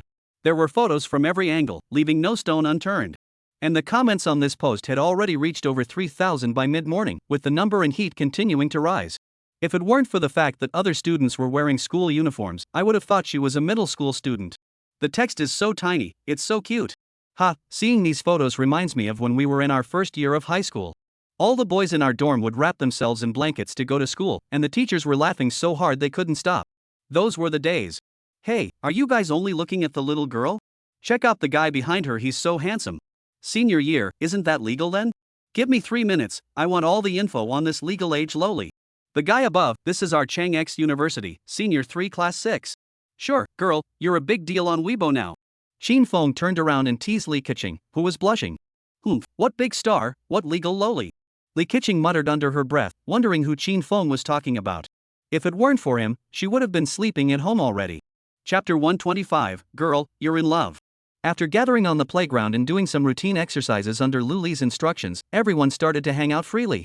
Shin Fong was dragged off by a group of boys to play basketball. At the 4 basketball hoops on the playground, Shin Fong was playing basketball with a few male classmates he was close with. At the nearby hoops, Chen Hang and his basketball team members were training with grim expressions. Both sides of the basketball hoops were engaged in group basketball games. Chen Hang's team was the school basketball team, about to represent Class 6 of the senior year at the school sports meet to bring honor to the campus. On Shin Feng's side, a few close friends were playing basketball together, with no competitive spirit at all. It was purely for fun. However, Shin Feng's side was surrounded by a crowd of onlookers, including male students from other classes who were casting curious and excited glances his way. This was because Shin Feng's basketball skills were truly exceptional. His ball handling, teamwork with his teammates, shooting, and accuracy were all on a godlike level. Even the physical education teacher, Luli, had joined the girls from Shin Feng's class, acting like a fangirl, cheering wildly for Shin Feng from the sidelines. Those who didn't know what was going on might have thought the school sports meet had started early. It was that lively. One of Chen Hang's basketball teammates looked at the girls surrounding Shin Feng and felt annoyed. He spat out a curse under his breath before turning to Chen Hang and said, "Chen Hang, we're the basketball team representing our class. The PE teacher didn't even come to train us, so why are you cheering for that kid Shin Feng? He's not even participating in the school sports meet." However, Shin Feng's basketball skills are really impressive. Plus, after the game, he's very friendly to his teammates. He never shows off when he has the ball and always passes it to his teammates when he has the chance. Another boy said enviously, as he also wanted to join Shin Feng's group. However, he felt that he had already been labeled by the other students as being tied to Chen Hang, so he was worried that if he went over, Shin Feng and the other boys would exclude him. At that moment, a boy who was close friends with Chen Hang tossed the basketball to him and said excitedly, "Chen Hang, why don't you go show that kid what you've got?" Chen Hang caught the basketball, his 10 fingers tightly gripping the surface, hesitating as he looked over at Shin Feng's side. At that moment, Shin Feng was surrounded by 2 people, and his other teammates were also being defended by the opposing players, leaving him no opportunity to coordinate with his teammates. Especially Li Yi, the tall guy, was waiting by the basketball hoop, ready to pounce on Shin Feng. In this situation, the only option was to take advantage of the 2 defenders' momentary lapse and dribble the ball out in a flashy move. Otherwise, they would have to wait for the 2 defenders to steal the ball from Shin Feng's hands. But just then, Shin Feng made a fake move, dribbling the ball between the legs of the person in front of him, then swiftly breaking through the defense of the 2 players, regaining control of the ball, and charging toward the opposing basket with a confident smile on his face. Li Yi. Seeing that Shin Feng was about to dunk again, a male student hurriedly shouted to Li Yi under the basket. Li Yi, seeing this, immediately stabilized his stance, focusing intently on Shin Feng, preparing to block his dunk. In the blink of an eye, Shin Feng skillfully dribbled the ball, sprinting to Li Yi's side. He then spun the ball between his hands in a series of dazzling moves, performing one fake shot after another, leaving the taller Li Yi dizzy and disoriented. Just then, Shin Feng seized the opportunity, gripped the basketball with one hand, leaped into the air, and slammed the ball toward the net above Li Yi's head. Although Li Yi was disoriented by Shin Feng's fakes, he still had some basketball skills. Seeing Shin Feng jump up to dunk, Li Yi also leaped into the air, aiming to block Shin Feng's dunk. In an instant, Li Yi's towering figure and Shin Feng's muscular, upright form leaped into the air simultaneously. The outcome of this defensive and offensive showdown would be decided in the blink of an eye.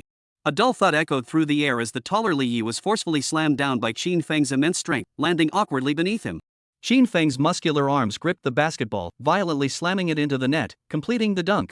The basketball hoop even shook slightly from the force of Shin Feng's powerful dunk, making the scene utterly breathtaking. Shin Feng is amazing. You dunk Li Yi again. Shin Feng, you're too ruthless. Give him some face. The PE teacher is watching. Are you okay? Shin Feng wiped the sweat from his forehead and extended his hand in front of Li Yi. You little brat, don't you know how to give someone some face? Li Yi gave a sarcastic smile but still shook Shin Feng's hand, who pulled him up. Watching Shin Feng and Li Yi's cool and friendly gesture, the surrounding boys all wanted to challenge Shin Feng to a game. This guy is really a great person. Wow. Shin Feng is so cool. Wow, Shin Feng's basketball skills are so good. Why doesn't Mr. Lu let Shin Feng join the basketball team? Shin Feng, you're so cool. Li Keqing. Chen Xinyu. Su Yue, huh? Who just said that? Such a violent and stylish dunk immediately sent the surrounding girls into a frenzy, cheering enthusiastically. Especially Lu Li, whose heart was almost melted by Shin Feng's violent yet stylish dunk. She couldn't help but wish she could rush over and hug him tightly, showering him with affection. Just as Shin Feng was about to go for another dunk, he suddenly noticed that his homeroom teacher, Su Xinyan, had been watching him from the edge of the playground fence. Shin Feng smiled slightly, raised his right hand, and gave Su Xinyan a simple wave as a greeting. Seeing Qin Feng waving at her, Su Xinyan hurriedly held her teaching materials with one hand, her face flushing with nervousness and shyness as she raised her small hand and waved back at Qin Feng, her charming face adorned with a captivating smile. After waving to Su Xinyan, Qin Feng continued dribbling the basketball and started another round of the game. Seeing Qin Feng resume his basketball game, Su Xinyan's cute little hands slowly dropped, her face adorned with an indescribable expression of happiness. She then hugged the teaching materials and slowly walked toward the classroom building. Xinyan.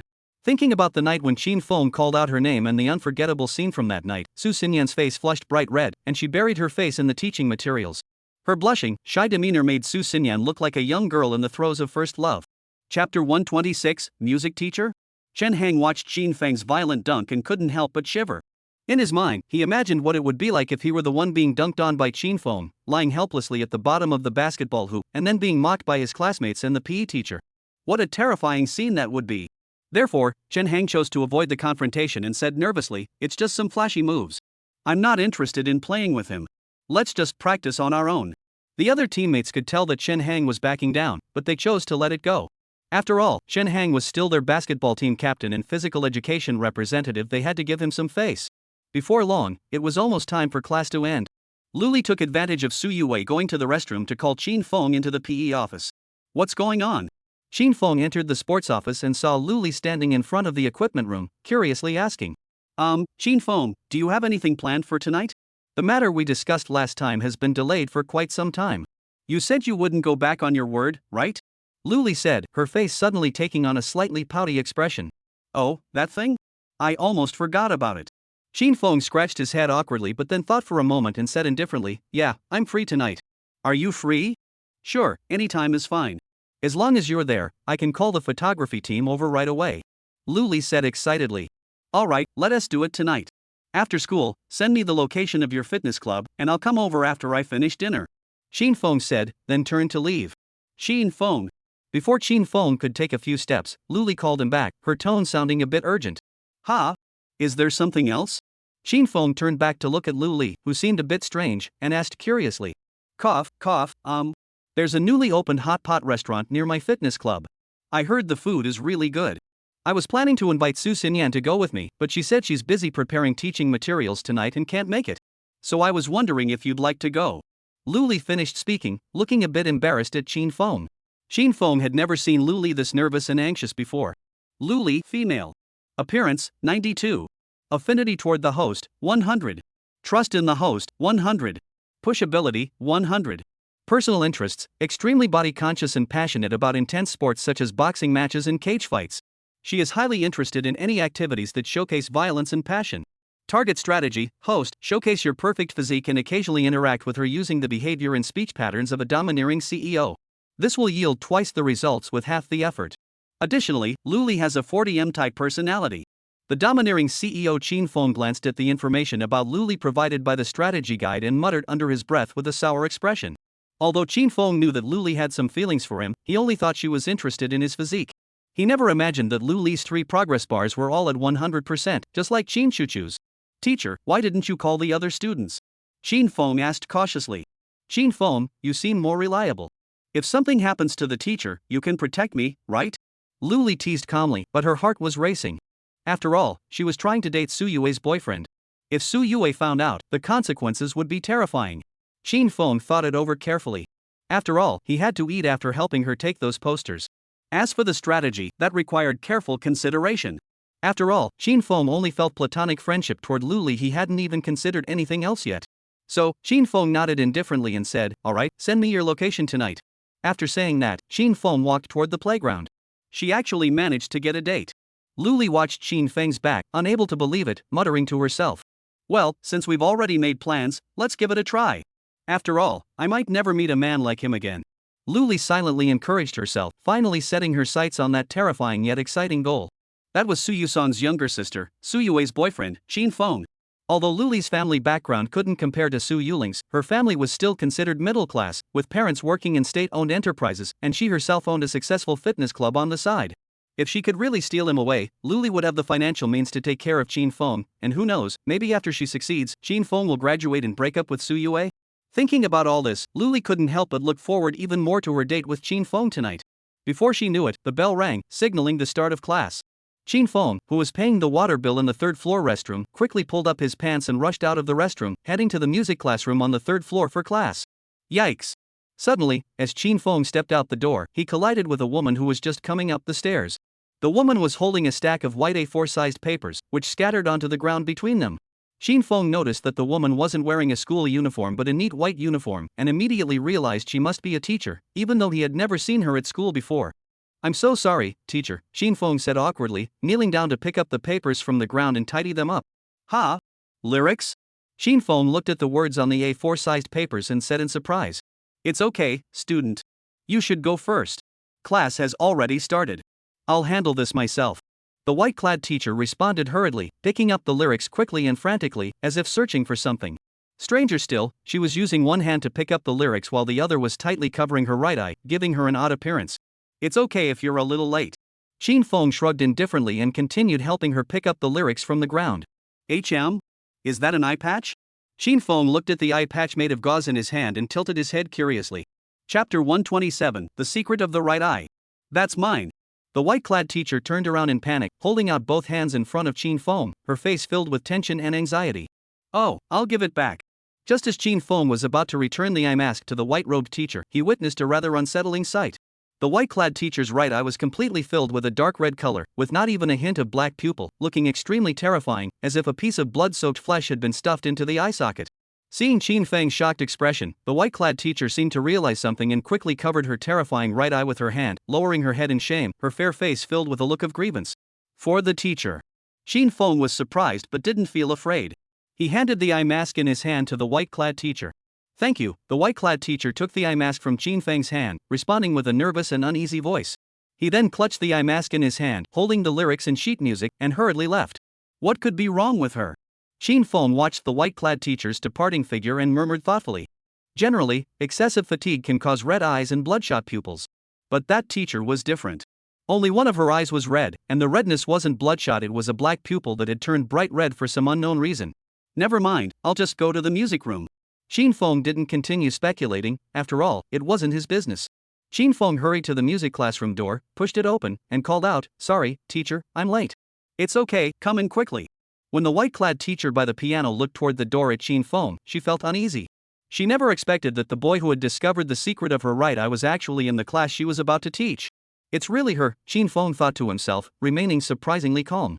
Actually, when he bumped into this white-clad teacher earlier, he noticed the lyrics and sheet music in her hands and immediately realized she was his music teacher. After all, music classes had ceased to exist in high school, and getting even one class a week was considered a stroke of luck. As a result, the school didn't bother assigning many music teachers. The white-clad teacher now wore an eye mask, and her previously panic-inducing blood-red eyes were no longer visible. She still looked quite pretty, with a nice figure. However, if she were to remove her eye patch, her appearance would likely be halved in terms of beauty. Even someone as calm as Chin Fong couldn't help but jump in surprise when he saw her right eye, let alone anyone else. "Come in, student." The white-clad teacher gave Chin Fong a nervous yet reassuring smile. Chin Fong nodded and walked into the music classroom, sitting down next to Su Yue. "Where were you just now?" Su Yue held the lyrics and asked Chin Fong curiously. "Paying the water bill." Chin Fong looked at the white-clad teacher tuning the piano, holding the lyrics next to his seat, and said absent-mindedly, "Ha? Pay the water bill? What does that mean?" Su Yue looked at Chin Fong with a curious expression. "Su Yue." Li Keqing whispered to Su Yue, explaining, "Paying the water bill means going to the restroom for boys. Just go to the bathroom, why make it so fancy?" Hearing Li Keqing's explanation, Su Yue blushed slightly and muttered, "But the term seemed kind of interesting." Fong Cici, 23 years old. Gender, female. Personal status, middle school music teacher, occasionally teaches music at high schools or universities part-time, monthly income, 6,000 yuan. Personal information, after a car accident when she was young, she suffered a brain hemorrhage on the right side of her brain. After being saved, the blood in her right eye couldn't drain properly. The surgery was extremely dangerous, and even the slightest mistake could have caused her to lose her right eye or even her life. Personal interests, she is a huge fan of JHO's music. Every time he has a concert, she goes to great lengths to buy tickets, even paying triple the price for scalped tickets, and she doesn't hesitate to buy them. Physical condition, she has a weak constitution, mild hypoglycemia, and her right eye has only 22% vision. It's definitely not caused by an ordinary illness. Chin Fong looked at the information about Fong Cici provided by the inside eye and thought to himself as expected. Chin Fong had mastered medical skills to the fullest, yet he couldn't determine what exactly was wrong with Fong Cici's eyes. It must be due to other factors. Li Keqing looked at Fong Sisi beside the piano, curiously wondering, our music teacher is pretty, isn't she? And that eye patch is so unique, just like a six-petaled flower. Hee hee, I wonder if she's also a bit of a teenager. Yeah, she's a pretty girl. Xin Feng looked at Fong Sisi's eye patch and couldn't help but feel a pang of sympathy for her. Because of Fong Sisi's eyes, not only did Xin Feng feel a bit uneasy, but other boys felt even more so. How would she face her future partner in the future? Do you like Jay Chou's songs? Xin Feng looked at the lyrics of Nocturne in his hand and said softly. That. Fong Sisi finally tuned the piano keys and introduced herself nervously. My name is Fong Sisi. You can also call me Ms. Fong. I hope we can all get along well in every music class from now on. Teacher, do you have a boyfriend? A boy suddenly blurted out. No, I don't. Fong Sisi replied with a smile, but she felt helpless and wronged inside. Once, Fong Sisi had gone on a blind date. After all, she was already 24 years old and hadn't even had a boyfriend yet. Her parents were so worried they couldn't even talk about it. However, when Fong Sisi took off her eye mask, the blind date was so scared that he vomited and hurriedly paid the bill and left. At that moment, all the customers in the restaurant stared at Fong Sisi as if she were a monster, and some even took out their phones to secretly take photos of her bloodshot right eye. That day, that nightmare-like memory was etched deeply into Fong Sisi's heart, like a brand. Chapter 128, You're My Boyfriend. Alright, everyone, please calm down. Fong Sisi sat at the piano, skillfully playing a short melody with ease, producing elegant and crisp piano sounds. She smiled slightly and said, actually, there were no music classes for the entire senior year. However, the principal said that on the day of graduation, there will be a farewell ceremony, and each class must send a representative to perform on stage. Therefore, starting next week, the 2 music classes per week must be attended every session. Wow, that means we won't have to fight the homeroom teacher for class anymore. That's great. Su Yue laughed happily, excitedly poking Xin Feng's thigh. Hey, do you not have legs? Xin Feng pretended to be angry, took Su Yue's hand, and placed it under her short skirt. Hey, you're my man, what's wrong with me touching you? Ha! Su Yue gave Xin Feng a proud look, as if to declare her ownership, then placed her hand on Xin Feng's shoulder and leaned against him. After all, Su Yue and Xin Feng were in the least conspicuous place in the crowd, so they weren't afraid of being seen by Fong Sisi. You're pretty proud of yourself, aren't you? Xin Feng grabbed Su Yue by the collar with one hand, leaned in close to her face, kissed her cheek, and said with a meaningful tone, Are you free on Sunday? Let's see how long you can keep up the act then. If you don't want me to come, then I won't. Su Yue snorted arrogantly, but deep down she was both thrilled and scared. After all, Xin Feng was truly formidable, and having learned about this matter, Su Yue couldn't help but feel a mix of respect and fear toward him. Oh, that's fine then. In that case, I won't have to pay my tax either. I'll just stay home and play games tomorrow. Xin Feng shrugged indifferently, yawning as if it didn't matter at all. You dare. Su Yue reminded him anxiously, then asked, It's a rare day off, and you're not coming to find me? I'll ask you this, is your girlfriend more important, or that crappy game? Women always think they're more important than games. Xin Feng shook his head helplessly. Fine, then eat my 9-in-bone claw. Su Yue giggled and started wrestling with Xin Feng in the crowd. Fong Sisi was sitting at the piano, naturally unable to see the playful Xin Feng and Su Yue, and continued talking about the graduation ceremony. Each class had to select a representative with a good singing voice, either male or female, as long as they had a nice voice. Everyone was encouraged to participate. After all, once they graduated, they would all go their separate ways, so why not take this opportunity to leave a lasting impression on their classmates? Moreover, the selected representative would have to set aside time every week to stay after school and receive individual tutoring from the teacher in the music room. Upon hearing that they would have private lessons with the beautiful teacher in the music room, the boys in Xin Feng's class were thrilled and immediately raised their hands, vying for a spot on the list. The innocent Fong Sisi, of course, had no idea what the boys were thinking as they scrambled for the spot. She just thought the students were particularly enthusiastic. Fong Sisi said happily, Alright, everyone come over and line up. Use the lyrics in your hands to sing a few lines each. Take turns, don't rush. If you can play the piano, accompany yourselves while singing. The teacher will give you some pointers. If you don't know how to play, the teacher will accompany you. So, many boys rushed to their feet and formed a long line behind Fong Sisi, including a few girls who wanted to try their voices, lining up behind the boys. Since many students had left their seats, Xin Feng and Su Yue stopped playing around and watched the line of over 10 people as if they were watching a comedy sketch. Aren't you going? You have a nice voice too. Xin Feng looked at Su Yue beside him and asked curiously. I can't sing, Su Yue replied shyly, declining the invitation. In truth, she also wanted to give it a try. After all, it would be a chance to show off in front of so many classmates, and she could also impress Xin Feng, letting him see how amazing his girlfriend was. Unfortunately, although Su Yue's voice was indeed quite nice, she had absolutely no singing talent. Whenever she sang, the pitch would go completely off key. What about you? Aren't you going? Jin Feng, your voice seems pretty good. Maybe you could be the one to represent us and show off in front of the whole school. Su Yue tugged at Qin Feng's fingers excitedly. Forget it. I don't have enough time anyway. I have to move tomorrow. Where would I find the time to let the teacher tutor me for the graduation ceremony? Qin Feng shook his head reluctantly. Actually, if Qin Feng had participated, he would have definitely impressed Feng Sisi. After all, Qin Feng had already unknowingly maxed out his singing talent, and he could sing any folk song perfectly. Unfortunately, Qin Feng had to go to school and work every day, and tomorrow he had to deal with the moving, so he had no time left to stay and let Feng Sisi tutor him. Are you ready? Feng Sisi skillfully played the opening notes of Nocturne, then smiled at the first boy in the line, Li Yi. I'm ready, teacher. Li Yi cleared his throat nervously, focusing intently on the lyrics of Nocturne in his hands. Ah, that group of bloodless, white-robed figures were drawn to the lady. Feng Sisi. Ha, what on earth is he singing? Qin Feng couldn't help but laugh out loud at Li Ye's off-key singing. After nearly half a class period, the students who had gone up to test their voices all sat back down, awkwardly chattering among themselves. Their singing had been utterly off-key. Especially Li Yi, whose song, heavy with a strong regional accent, nearly made Qin Feng laugh so hard his ninth abdominal muscle cramped up. Hey, Li Yi, you're going to kill me with laughter. Qin Feng teased Li Yi in the second row with a smile. You're so good. Why didn't you go?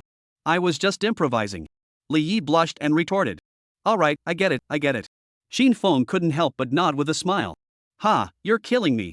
After Li Yi turned away, Qin Feng couldn't help but recall Li Ye's singing earlier. He then buried his head in Su Yue's chest, struggling to suppress his laughter. Chapter 129, Qin Feng takes the stage with a night song. This class has some unique voices, doesn't it? Feng Sisi, sitting at the piano and organizing her thoughts, couldn't help but complain. Especially that voice just now. Li Ye's singing was utterly off-key. The lyrics were clearly about a group of bloodthirsty ants, but he managed to sing them as if they were a group of bloodless, lifeless ants. Cough, cough. Actually, everyone's singing isn't that bad. Feng Sisi forced a smile, trying to comfort them. As long as you practice more, you'll be fine. Ha, did you hear that, Li Yi? Practice harder, and you'll be the star of tomorrow. Qin Feng teased Li Yi with a smile. After all, his singing was simply too enchanting, almost like the voice of an angel in a way. However, Qin Feng was just teasing him as friends, without any mocking intent. Go away. Li Ye's face turned bright red as he waved his hands, not wanting to recall his earlier enchanting singing. Ha, that's hilarious. Qin Feng couldn't stop thinking about Li Ye's enchanting voice, still hiding behind Su Yue's face, suppressing his laughter. After all, they were in class. Your sense of humor is so weird. What's so funny about that? Su Yue lowered her head slightly, looking at Qin Feng's back, and muttered in frustration. Cough, cough, I'm not laughing anymore. Qin Feng coughed twice, took a deep breath, and finally calmed down his laughter. There's still 10 minutes left before class ends. Is anyone else going to try? Feng Sisi looked at the 40 or so students, curious yet a bit anxious. Because Feng Sisi had to select one representative from each class, and now only Qin Feng's class hadn't chosen one yet. She had to select one before class ended, as there were only a few music classes left before the graduation ceremony. Upon hearing this, the students looked at each other, all falling into silence. The music classroom was as quiet as a church. After all, the students who had confidence in their voices had already tried, leaving only those who hadn't tried or weren't interested left on stage. Put. Suddenly, a laugh that seemed to have been held back for a long time burst out, drawing the attention of many students. Even Feng Sisi curiously looked toward the source of the laughter. That person was none other than Qin Feng. Seeing Qin Feng still laughing hysterically at Su Yue, Li Yi felt a surge of frustration, wondering if he should voice his thoughts. It's okay, teacher, my boyfriend is just a little. Su Yue pointed to her own head, looking both embarrassed and helpless. Hey, stop laughing, everyone's looking at you. Su Yue gently touched Qin Feng's head, reminding him awkwardly, as the entire class and the teacher were now staring at the two of them. Cough, sorry, teacher. Reminded by Su Yue, Qin Feng finally got up from Su Yue's lap, straightened his posture, and said with a blush. Right, I didn't expect that. Qin Feng seems to sing pretty well. At that moment, a girl in the front row exclaimed in realization. Right, I almost forgot. Qin Feng really can sing well. He sings every day on his way to school, and I can hear him clearly from the front gate. He's really good. Her classmate beside her chimed in. That's right, I've also heard Qin Feng sing before. Although he was just humming for fun, his voice was really nice. Maybe he sings even better when he really sings. Teacher, let Qin Feng give it a try. Right, teacher. Anyway, most of the boys in the class have already tried, so why not let Qin Feng give it a shot? Class is almost over. Upon hearing this, many of the girls in the front rows recommended Chin Fong to go up and try. After all, they sat near the front door and could hear him humming cheerful tunes every day. His voice was truly impressive. Hearing the girls in front asking him to sing on stage, Chin Fong quickly ducked down, afraid that Fong Sisi would call on him to sing. After all, Chin Fong was already busy, and he didn't want to stay behind for Fong Sisi to coach his singing talent. Plus, he didn't want her to coach him at all. Is that Chin Fong? Fong Sisi looked at Chin Fong, who was looking a bit flustered in the crowd, and muttered to herself with a mix of thoughts. Hee, Chin Fong, you were smiling so smugly just now. Go on, let me hear how you sing. Li Yi gave Chin Fong a smug smile. Su Yue didn't take sides with Chin Fong this time. First, Li Yi and Chin Fong were good friends, and Su Yue knew Li Yi was just joking around. Second, Su Yue also wanted her boyfriend to show off a bit. Though she didn't know how well Chin Fong could sing, at least he wouldn't be as tone-deaf as Li Yi. Seeing that everyone was so enthusiastic about inviting Chin Fong, Fong Sisi shrugged indifferently and then looked at Chin Fong. Chin Fong, do you want to give it a try? Me? Chin Fong thought about it helplessly, then said with a blushing expression, Teacher, singing in front of so many people makes me feel a bit embarrassed. The entire class, you're still embarrassed? If it weren't for you and Su Yue always showing off your love in front of us, we almost believed you. Oh, who would have thought that Brother Fong would be so timid? Li Yi gave Chin Fong a sarcastic look, his face filled with mocking smiles. Seeing Li Yi's mocking expression, Chin Fong suddenly felt motivated, even though he knew Li Yi didn't mean any harm. Chin Fong! Chin Fong! Chin Fong! The female students in the class clapped their hands rhythmically, eagerly looking at Chin Feng's side and shouting his name in unison. Fong Sisi, seeing how eager the girls were, felt awkward about stepping down, so she said, Chin Fong, why don't you give it a try? It's okay if you sing badly, the teacher will give you some pointers. Did you hear that, Chin Fong? The teacher will give you some pointers if you sing badly. Even if you're tone deaf, it's okay. Li Yi shot Chin Fong another sarcastic smile. Just kidding. When I was singing earlier, you were laughing so hard you couldn't even listen. Wait until I sing, I'll laugh you to death. Why not give it a try? Su Yue also looked at Chin Fong beside her and asked, her pretty face full of anticipation. I didn't want to, but... As he said this, a gleam flashed in Chin Feng's eyes, and he wore a confident smile. Alright, let's give it a try. Chapter 129, What Can't My Boyfriend Do? Chapter 130, What Can't My Boyfriend Do? In front of the entire class, Chin Fong walked up to Fong Sisi and asked curiously, Teacher, can I accompany myself? Originally, Chin Fong hadn't intended to show off, but seeing Li Yi's arrogant demeanor, he felt a bit uneasy. So, since he was going to show off, he might as well go all out. Sure, no problem. Fong Sisi couldn't bear to look Chin Fong in the eye, nervously responding before getting up from the piano bench to make room for him. Since this student had seen the secret in her right eye earlier, Fong Sisi feared he might tell the other students, who would then spread the news like wildfire. Chin Fong didn't have Fong Sisi's complex thought process and didn't overthink it. He simply sat down, placed his hands gently on the white piano keys, and immediately heard the sound of his upgraded ability in his mind. Piano Talent, Level 1. Piano Master, Piano Proficiency Level 1, Current Rank 1, Proficiency 110. When the host reaches level 10 piano talent, they will become the top pianist in the field, and being called the second Beethoven would not be an exaggeration. Can Chin Fong play the piano? Chen Xinyu looked at Chin Fong sitting at the piano and wondered to herself. Right, Yue, can Chin Fong play the piano? Li Keqing leaned toward Su Yue and asked in a low voice. Well, yes. Chin Fong is my boyfriend, Su Yue. Playing the piano is no big deal. Su Yue said nervously. After all, Su Yue had been Chin Feng's girlfriend for so long, and she really didn't know what he was capable of. Plus, she vaguely felt that Chin Fong seemed to be able to do everything. Was she just imagining things? Level 1 should be enough. Feeling the familiarity in his mind, Chin Fong smiled to himself. The 52 white keys and 36 black keys on the piano, representing the notes, were all understood by Chin Fong in that instant. As for the lyrics to JHOS Nocturne, Chin Fong didn't even need to look at them, they were as familiar to him as the back of his hand. After all, he had grown up listening to JHOS music. Thus, Chin Fong took a deep breath, placed his fingers on the piano keys, and gently pressed them down, producing a melancholic and solemn melody, the perfect prelude to a nocturne. It seems like this Chin Fong is pretty familiar with the piano. Hearing the piano sounds that were almost identical to the original prelude, Fong Sisi murmured in surprise. Finally, the last melody faded away perfectly. Chin Fong cleared his throat, paused briefly, and as the piano's echoes faded, he began to sing softly with a touch of sadness in his voice. A swarm of bloodthirsty ants, drawn by rotting flesh, I stand expressionless, gazing at the lonely landscape. Losing you, love and hate become clear. Losing you, what else is there to care about? When pigeons no longer symbolize peace, I am finally reminded. On the square, vultures feed, and I use beautiful rhymes to describe love stripped bare. Dark clouds began to obscure the sky, and the night was no longer pure. In the park, the echoes of a funeral drift through the sky, carrying the white roses for you. Wither in the pitch-black surroundings, while crows perch on branches in an eerie silence. The tone of Nocturne is one of heartbreak, so Qin Feng's voice, tinged with sadness and a sense of closure, echoed throughout the music classroom. The entire class stared silently at Qin Feng, no one daring to make a sound, afraid of disrupting the serene and melodious scene. Feng Sisi stared blankly at Qin Feng, her lips slightly parted, her face filled with a look of intoxicated devotion. She seemed to truly see a heartbroken person, on a dark and stormy night, playing a sorrowful piano piece while reminiscing about their departed lover. As Qin Feng's fingers played the sorrowful piano melody, and his voice grew increasingly melancholic, the most exquisite part of the nocturne was about to begin. Feng Sisi stood beside him, listening quietly, not uttering a single sound or making a single movement, afraid that Qin Feng might stop playing because of her actions. As Qin Feng's piano playing became more and more skillful, Feng Sisi felt as though she were there herself, experiencing a scene on a moonlit square where a lonely man was playing the piano with heartbreaking sorrow. The entire world seemed to exist only for him and the raven perched on his shoulder. I play Chopin's Nocturne for you, to commemorate my lost love. And I hide my identity for you, playing the piano under the moonlight. The sensation of your heartbeat is still so warm and close. I miss your crimson lip prints, like a swarm of bloodthirsty ants drawn to rotting flesh. I stare expressionlessly at the lonely landscape.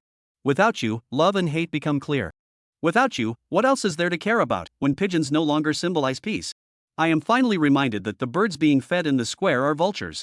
I use beautiful rhymes to describe love stripped bare. The entire song nears its conclusion.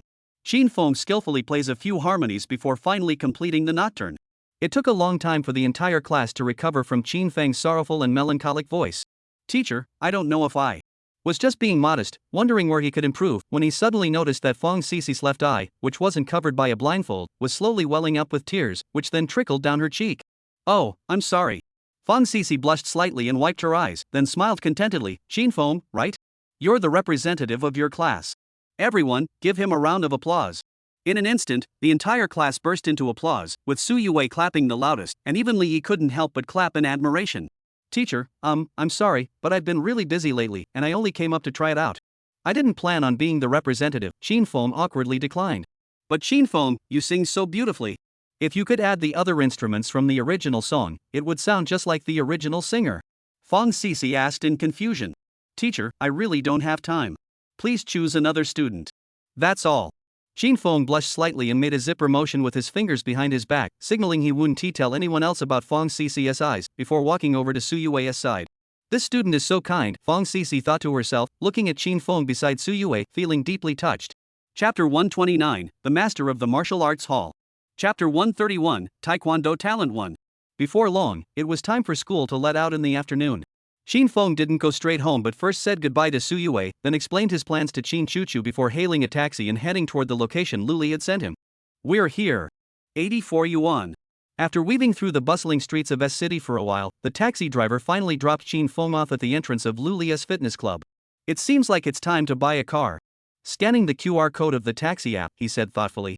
Tomorrow, Qin Feng was moving to his new home, which was not only a bit far from school but also had such heavy morning traffic that he might not even be able to buy a ticket. Therefore, buying his own car was the most appropriate choice. I should find some time to check out the car show. Qin Feng thought to himself, paid the fare, opened the taxi door, and arrived at the fitness club. After comparing the location Luli had sent and confirming it was correct, Qin Feng put his phone away and walked into the gym. As soon as Qin Feng entered the club, the vast gym came into view. The interior was lavishly decorated, with blue wooden floors and coffee-colored wallpaper. Various fitness equipment was arranged on the first floor, while the second floor had several yoga rooms and dance studios. On the first floor, there was a group of men, all sweating profusely as they worked out on the equipment. Each of them had exaggerated muscles and towering heights, giving off an overwhelming sense of pressure. On the second floor, it was all women's territory, with yoga rooms, dance studios, and a taekwondo ring, all training rooms designed for women looking to work out during their free time. I didn't expect her gym to be this big. Qin Feng admired the guests working out on the equipment around him, murmuring to himself with interest.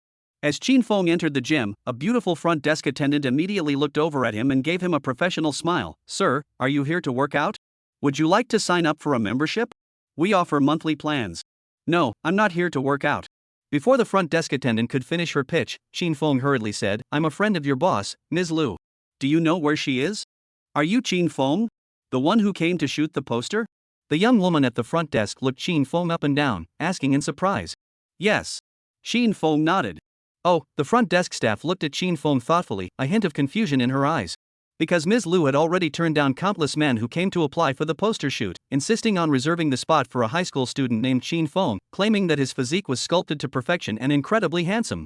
However, the front desk clearly didn't think Chin Feng's physique was that impressive. At most, he looked a bit muscular.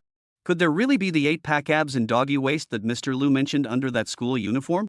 After all, if this guy really had the kind of perfect, jaw-dropping physique that Luli described, he should be tall and muscular, looking like a wall of a man, not like Chin Fong, who just looked a bit more muscular than the average person. Still, doubts aside, the front desk staff politely smiled and said, "Mr. Liu has been waiting for you for a long time. She's practicing taekwondo on the second floor stage. Just go straight ahead and turn right, there's a staircase leading up." "Alright, thanks." Chin Fong nodded and headed toward the stairs. But just as Chin Fong reached the corner of the staircase, he collided head-on with a burly man. The man, who was a full head taller than Chin Fong, looked down at him with a challenging and irritated tone. "Hey, can you watch where you're going?" Chin Fong looked at the man, who appeared to be around 24 years old. He was quite handsome and good-looking, with fair skin, sharp eyebrows, and piercing eyes, the classic white face type. However, his well-defined biceps and pectoral muscles, along with his 6-pack abs, gave him a ruggedly masculine edge that contrasted sharply with his youthful appearance. With his youthful, handsome appearance, toned physique, and being in his early 20s, he was the epitome of the trendy little fresh meat type, a real heartthrob for married women. "Sorry." Chin Fong wiped the sweat off his school uniform and said casually. Such a clean guy." The man glanced at Chin Feng's school uniform with disdain, snorted, and deliberately pushed him aside with his sweat-soaked arm, heading toward the first-floor gym. Watching the man's muscular back, Chin Fong sighed in frustration, shrugged his shoulders, and continued toward the taekwondo training room on the second floor. Upon arriving at the taekwondo training room, Chin Fong heard the sounds of strikes and girls' shouts coming from inside, along with the sound of bare feet moving swiftly on the mat. Chin Fong entered the training room and saw Luli currently on the platform, skillfully maneuvering another girl's limbs and legs while patiently instructing the other students learning taekwondo. The taekwondo training room was mostly filled with young women in their 20s, with the oldest looking no more than 30. They were all quite attractive, perhaps learning taekwondo to defend themselves against unwanted advances. It must be said that Luli had an excellent figure. She truly lived up to her reputation as a woman who specialized in sports. "Come on, try it again using the method I just demonstrated," Luli said to the girl in front of her. "Oh." The young woman responded nervously, then charged toward Luli, lifting her leg and kicking toward Luli's upper body. However, before the girl could make contact, Luli swiftly caught her leg with one hand, then tripped her with her right foot, causing the girl to lose her balance and fall to the ground. "Oh, that's some skill," Chin Fong muttered in surprise, and the sound of his upgraded ability echoed in his mind. Taekwondo Talent 1. Taekwondo Black Belt 9th Dan, Taekwondo Proficiency 1, Current Level 1, Proficiency 110. When the host reaches level 10 in Taekwondo Talent, they will master the practical combat skills of Taekwondo, and becoming a Taekwondo Black Belt 9th Dan will no longer be a dream. Chapter 132, How much courage does it take to marry this woman? "Mr. Liu, can you be a little gentler?" The girl who had been knocked down rubbed her sore arm and complained in a pitiful voice. Luli shook her head helplessly, helping the girl to her feet. "It's all part of the process. I just want you to master more taekwondo techniques so that you can handle any trouble in the future." The girl reluctantly agreed, then struggled to pull back the ropes of the ring and carefully climbed down. "Alright, is there anyone else? Chin Fong? When did you arrive?" Luli looked at Chin Fong at the door, her expression a mix of joy and surprise. Following Luli's gaze, the other female students who had come to learn taekwondo also turned their curious eyes toward Chin Fong. As they looked at him at the door, their hearts couldn't help but flutter. This handsome young man was so good-looking. "Just arrived," Chin Fong replied casually, walking down to the mat and looking up at Luli on the platform. "When are we starting? You're filming work?"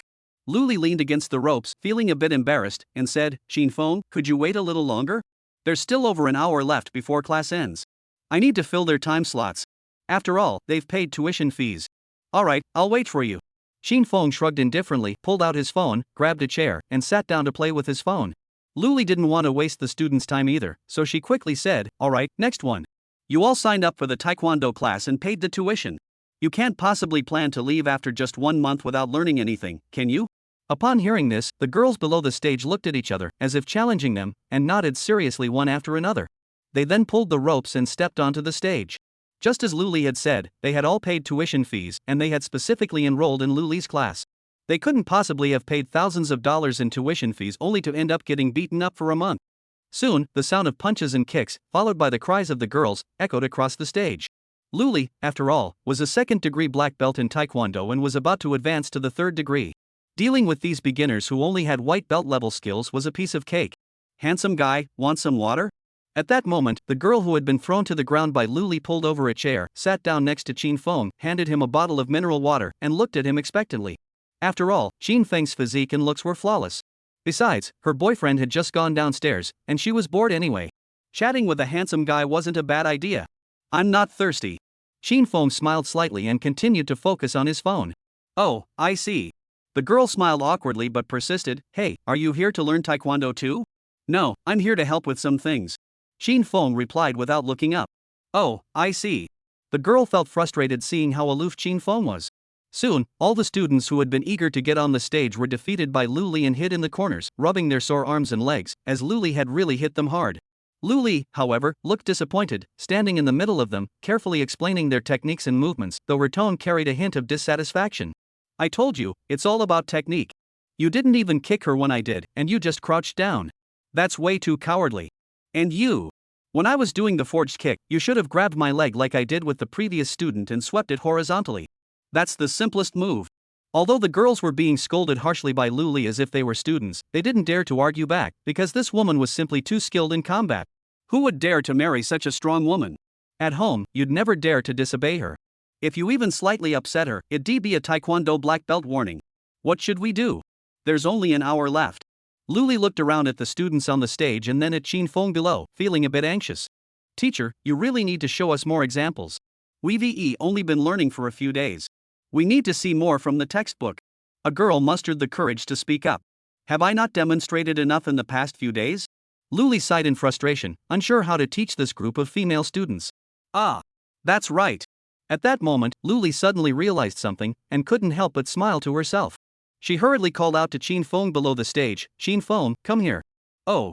Qin Feng turned off his phone and came down to the stage, looking at Luli and asking, what's wrong? Go to the changing room and change into a Taekwondo uniform. I need you to help me demonstrate a few basic moves. These students are just too slow. Luli said eagerly. Just find someone else to do it. Qin Feng said. If I hit them again, they'll complain about me. At least I need to demonstrate more moves first, right? After saying that, Luli clasped her hands together and pleaded, Qin Feng, please help me. There's only an hour left. I can't let them rest for an hour. We'll definitely get complained about. Please? Qin Feng sighed helplessly, put his phone in his pocket, and asked, where's the changing room? The third room on the second floor. Luli pointed excitedly. Wait for me. Qin Feng said, then walked toward the changing room Luli had mentioned. Nice. Luli shouted excitedly in her heart, then cleared her throat and said to the trainees on the stage, everyone, in a moment, I'll demonstrate some basic moves with my friend.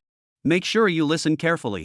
Upon hearing that the handsome young man was joining them, the female trainees eagerly nodded in agreement. Soon, Qin Feng donned a yellow belt Taekwondo uniform, walked to the front of the crowd, leaped onto the stage, pulled back the ropes, and approached Luli, asking lazily, how do we fight? Chapter 133, A Man's Dignity. Seeing that Qin Feng had misunderstood her intention to use him as a punching bag, Luli hurriedly explained, it's not about hitting you. It's about you cooperating with me to demonstrate some techniques. Oh, so you're the attacker and I'm the defender, right? Alright, let's go. Qin Feng shrugged indifferently, stepping back several paces and glancing at her casually. Seeing that Qin Feng still didn't understand her meaning, Luli smiled awkwardly, Qin Feng, I already said it's not like that. You're supposed to cooperate with me to perform some simple Taekwondo techniques. I don't want to actually hit you with real punches and kicks. If I hurt you, it won't be fun. Oh. Upon hearing Luli's provocative words, the female trainees watching began to cheer meaningfully. After all, this was a humiliation for a guy. Although they knew Luli was a black belt in Taekwondo and could easily injure Qin Feng, they were enjoying the commotion and wanted to see a real fight instead of boring demonstration moves. Hearing Luli say she'd hurt him in front of so many women, and seeing the disdainful glances from the female trainees around him, Qin Feng felt his sense of male pride being challenged. Go ahead then. It's just a demonstration anyway. I think something more realistic would be better. Qin Feng said casually. Qin Feng, you. Seeing Qin Feng actually issue a challenge, Luli couldn't help but feel a little worried, because she didn't want to really hurt Qin Feng. She thought he was just trying to save face as a man. Let's go, Ms. Lu. Qin Feng shook his arms, looking confident as he stared at the stunned Luli. Joking aside, even if Luli were a 9th-degree black belt in Taekwondo, Qin Feng would beat her like it was child's play. You see, Qin Feng now possesses Spider-Man's abnormal reaction speed. No matter how fast his opponent moves, it all seems to slow down tenfold in Qin Feng's eyes. Such abilities in a fight are terrifying. He could always strike his opponent the moment they moved, knocking them to the ground before they even had a chance to react. Unless the opponent had supersonic speed, Qin Feng's ability might be useless.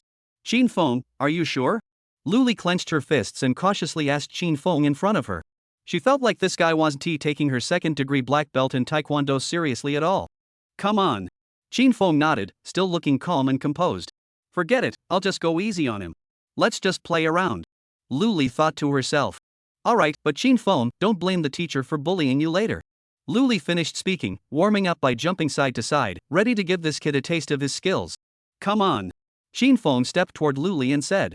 Seeing that things were developing as they had planned, the female trainees watching from the sidelines quickly stepped down from the ring and gathered around to watch the show.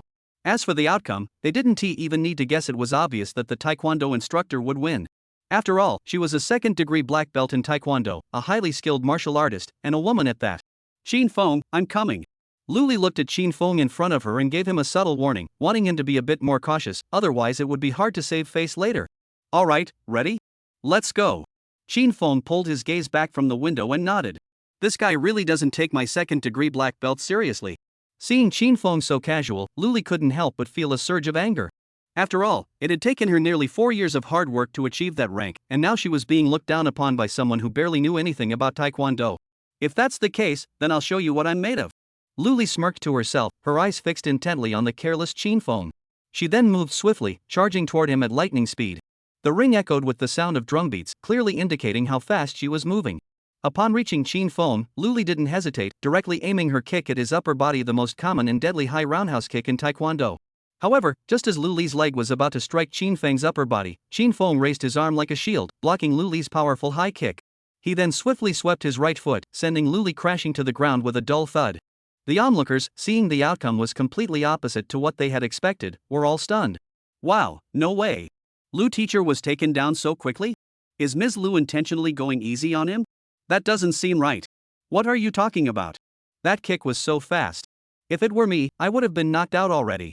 So, this little guy must have some real skills. Mr. Lu, you could have been more serious. I could have accepted that. Qin Feng pulled Luli to her feet and said nonchalantly. Qin Feng must have trained before. Luli looked at the man who remained calm and composed, feeling as if she were facing a formidable enemy. She guessed that there was no sign of him going easy on her earlier. If it were an ordinary person, they'd probably be rubbing their chest and shouting for mercy by now. So Qin Feng must know a thing or two about Taekwondo. Alright. Luli's interest was immediately piqued, and she stood up and returned to her position. Luli now felt that instead of going through the motions with Qin Feng, she might as well have a real fight with him. It would also be a good opportunity to test just how strong this man really was. Upon hearing this, Luli slightly bowed her upper body toward Qin Feng. Seeing this, the onlookers were completely stunned. This was getting serious. Even the basic etiquette was being observed. After bowing, Luli raised her head, her face adorned with an incredibly excited and serious smile, and said, Qin Feng, I'm going to give it my all. Are you really ready? I think I can handle it. Qin Feng remained nonchalant, but he did bow politely to Luli as well. Alright. Luli responded with unbridled enthusiasm, performing a standard preparatory stance for an attack. She was determined to test just how skilled this man she had admired for so long truly was. Chapter 134, This Man is a Monster. Left foot, right foot, side kick, horizontal kick, front horizontal kick, back horizontal kick, Jain. What kind of reaction speed is this, Qin Feng? After a fierce barrage of attacks, all of Luli's signature moves were effortlessly dodged by Qin Feng. Not only that, but Qin Feng looked completely unfazed, as if he were playing with her moves. Luli didn't even feel his breathing quicken once. It was as if this man was mocking her techniques. More importantly, Qin Feng hadn't struck back once the entire time, only defending or dodging Luli's lightning-fast moves. On Qin Feng's side, he remained as calm as ever, not even breaking a sweat. The female trainees watching would have thought this was a scripted performance if they hadn't seen it with their own eyes. Wait. Lu teacher can't even touch this man. Could he be here just to put on a show? This is way too exaggerated. This is acting?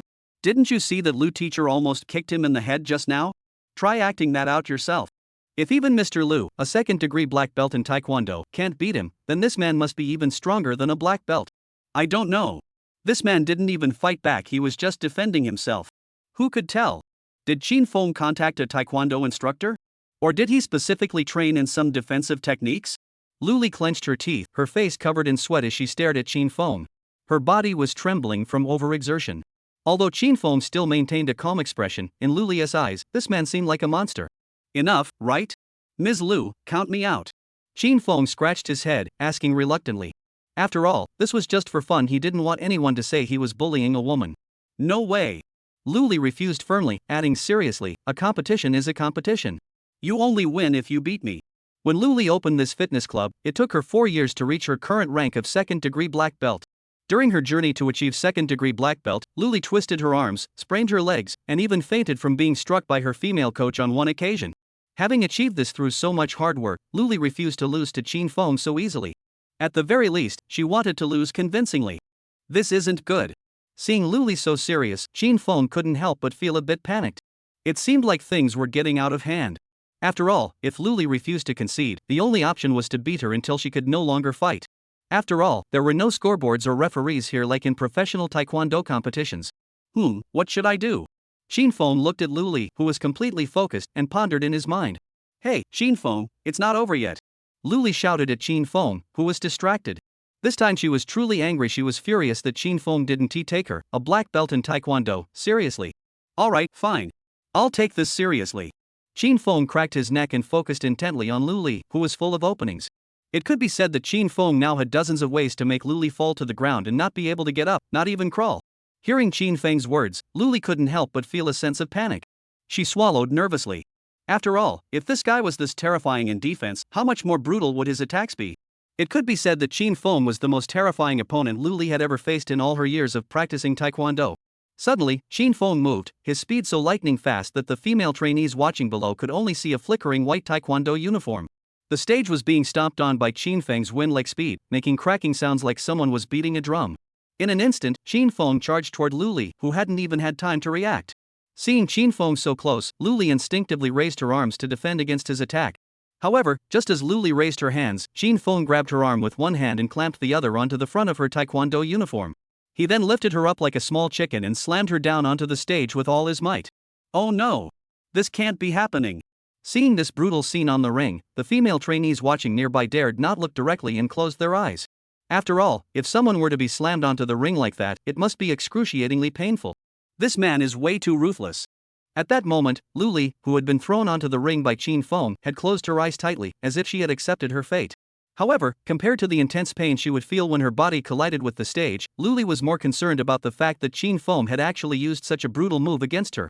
After all, if that move landed, her back and arms might be in excruciating pain for an entire week. Thinking of all this, Lu Li couldn't help but feel a chill run down her spine. She felt utterly disappointed, but she clenched her teeth, closed her eyes tightly, and prepared herself to endure the excruciating pain of her body colliding with the stage. However, just as Lu Li was about to be slammed onto the ring by Qin Feng, he suddenly stopped, leaving Lu Li's body suspended in mid-air above the ring, just a few centimeters above the surface. Realizing this, Lu Li opened her eyes and looked at Qin Feng, who was just inches away, filled with confusion, not knowing what to say. Mr. Lu, if I really had hit you, you wouldn't even have the strength to stand up, so... Qin Feng said this, gently touching Lu Li's body against the surface of the ring before effortlessly lifting her up again, handling her as if she were a doll. He straightened the dazed Lu Li and smiled indifferently. Counted as my win, then? Lu Li just stared blankly at Qin Feng, still unable to recover from the sudden contrast. Seeing that Lu Li didn't respond, Qin Feng thought she was angry, so he added, never mind. After all, it's just a friendly match. Winning or losing doesn't matter. How about we call it a draw? We'll each lose half. What do you think, Ms. Lu? Watching Qin Feng desperately trying to please Lu Li on the stage, the female trainees watching couldn't help but feel moved.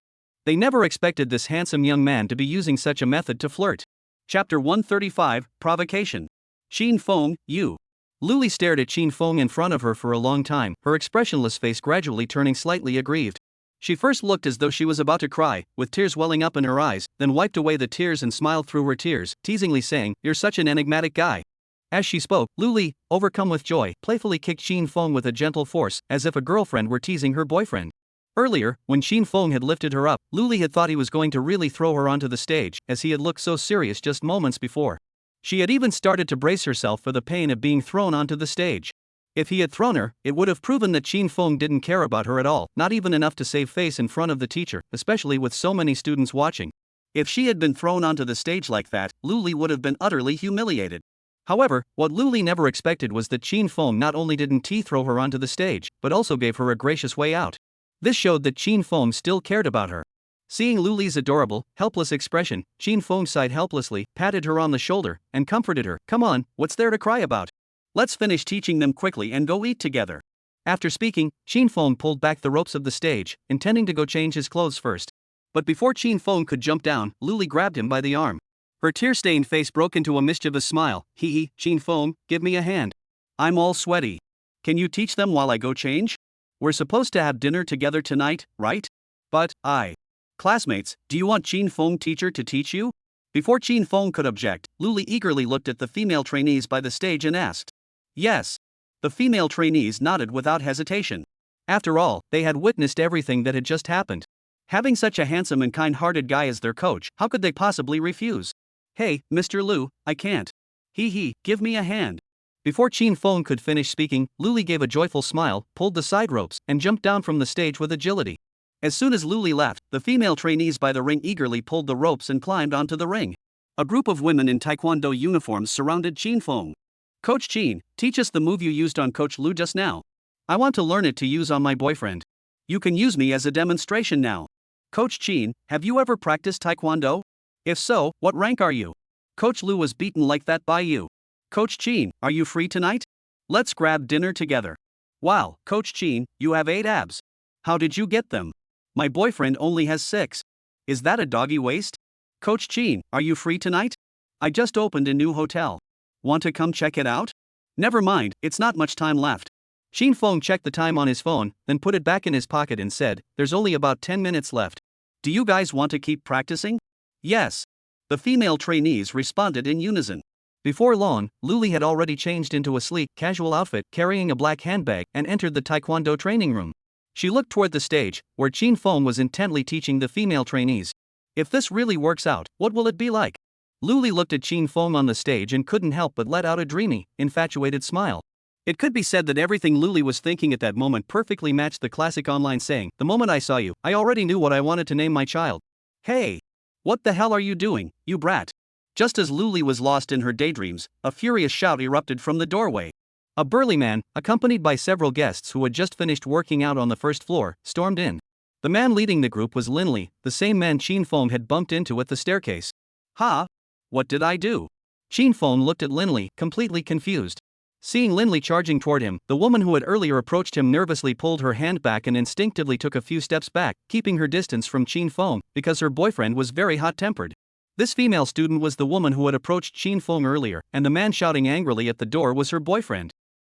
This guest, please calm down. Luli tried to intervene awkwardly, as it was obvious that the guest must think Qin Feng was intentionally hitting on his girlfriend. Calm down my ass.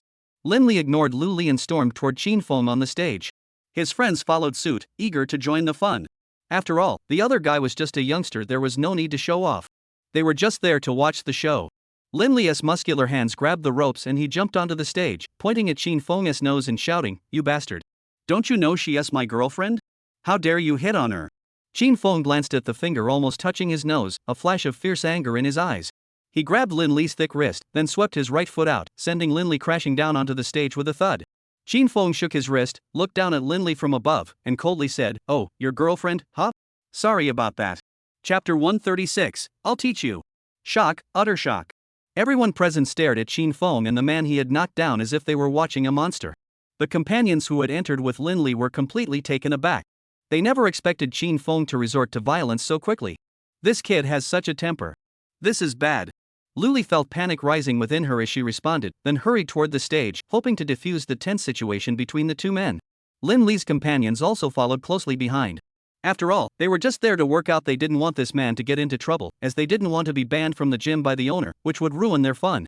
Linley, who had been knocked down by Qin Feng, climbed back up from the stage with a dazed expression, unable to believe what had happened. He glared at Qin Feng and demanded, you dare hit me? FCKU. In an instant, Linley was like a lion roaring with anger, swinging his muscular arms and charging toward Qin Feng. But before he could reach Qin Feng, he was stopped by his companions. Hey, Linley, just let it go. Don't pick on a young guy. Linley's companions all tried to persuade him. They thought that with Qin Feng's small build, he couldn't possibly withstand a few punches from Linley. If Linley injured Qin Feng, they'd be in big trouble. Let me go. You little bastard, you dare hit me? If I don't teach you a lesson today, I'll change my last name. Lin Li struggled to break free from his companions while shouting insults at Qin Feng, occasionally kicking in his direction, like a rabid dog trapped in a cage. Luli came to the stage and instinctively stood in front of Qin Feng, looking distressed and said, "This person is my friend. Could you please let him off for my sake? I'll give you a free year of VIP membership." "What VIP? Do I need that money?" Lin Li glared at Qin Feng behind Luli and shouted, "You coward, hiding behind a woman? What kind of man are you? Come out and fight one-on-one. Do you dare? You coward!" Hearing Lin Li's angry curses, Qin Feng was completely enraged. However, just as Qin Feng was about to move, Luli quickly wrapped her arms around him, giving him a pleading look, signaling him not to provoke this man. Lin Li was a regular customer at Luli's fitness club. He had a temper and often provoked other customers during workouts. Once, he even knocked out a big guy with a single punch. However, it seemed like the big guy's family had some money, so after paying him several $1,000s, Lin Li continued coming to the club as usual, causing many other customers to avoid him. Lin Li had been a VIP member at the gym for over a year, and even after the year was up, Luli couldn't do anything about him. After all, the VIP membership didn't explicitly state that members couldn't cause trouble at the gym. Qin Feng's taekwondo skills were indeed impressive, but if he were to get close to someone as strong as Lin Li, the outcome would be brutal, just like in UFC he'd be beaten to a pulp. Luli didn't want Qin Feng to get into trouble. But before Luli could catch her breath, Qin Feng pushed her aside and walked up to Lin Li, who was surrounded by several men. He asked coldly, "Are you serious? Do you want to fight me?" "Humph." Lin Li looked down at Qin Feng, who was a head shorter than him, and sneered before suddenly kicking toward Qin Feng. However, Qin Feng effortlessly dodged the attack. This kid has quick reflexes. Lin Li's companions thought to themselves in surprise. "You think you're good at dodging? Come on then. If you're a man, fight me. Don't rely on women to talk for you. Are you a coward?" Lin Li continued to shout angrily. It's good to teach you a lesson on behalf of your parents." Qin Feng looked at Lin Li, who was acting like a rabid dog, and said indifferently, "Damn it. Let me go." Hearing this extremely arrogant statement, Lin Li was about to explode. He struggled desperately among his companions, wanting to pin Qin Feng to the ground and punch him 100 times. "Hey, kid, are you trying to get yourself killed? Lin Li wants to play by the FUC rules, not some fancy taekwondo nonsense." One of Lin Li's companions, both angry and confused, said to Qin Feng. FUC, to put it bluntly, is an octagon cage where two men engage in brutal, no-holds-barred combat with no rules. As long as neither side admits defeat, the match continues indefinitely. Moreover, FUC has no rules, so there have been numerous cases of people being killed in FUC matches. Luli grabbed Qin Feng's arm and pulled him behind her, pleading anxiously, "Qin Feng, don't go. He's talking about FUC, it's a pure strength contest. If he knocks you down, you're finished." Just as Qin Feng was about to say something, Lin Li immediately snapped, "You little punk, if you've got the guts, come fight me. Is she your mother? Why are you listening to her?"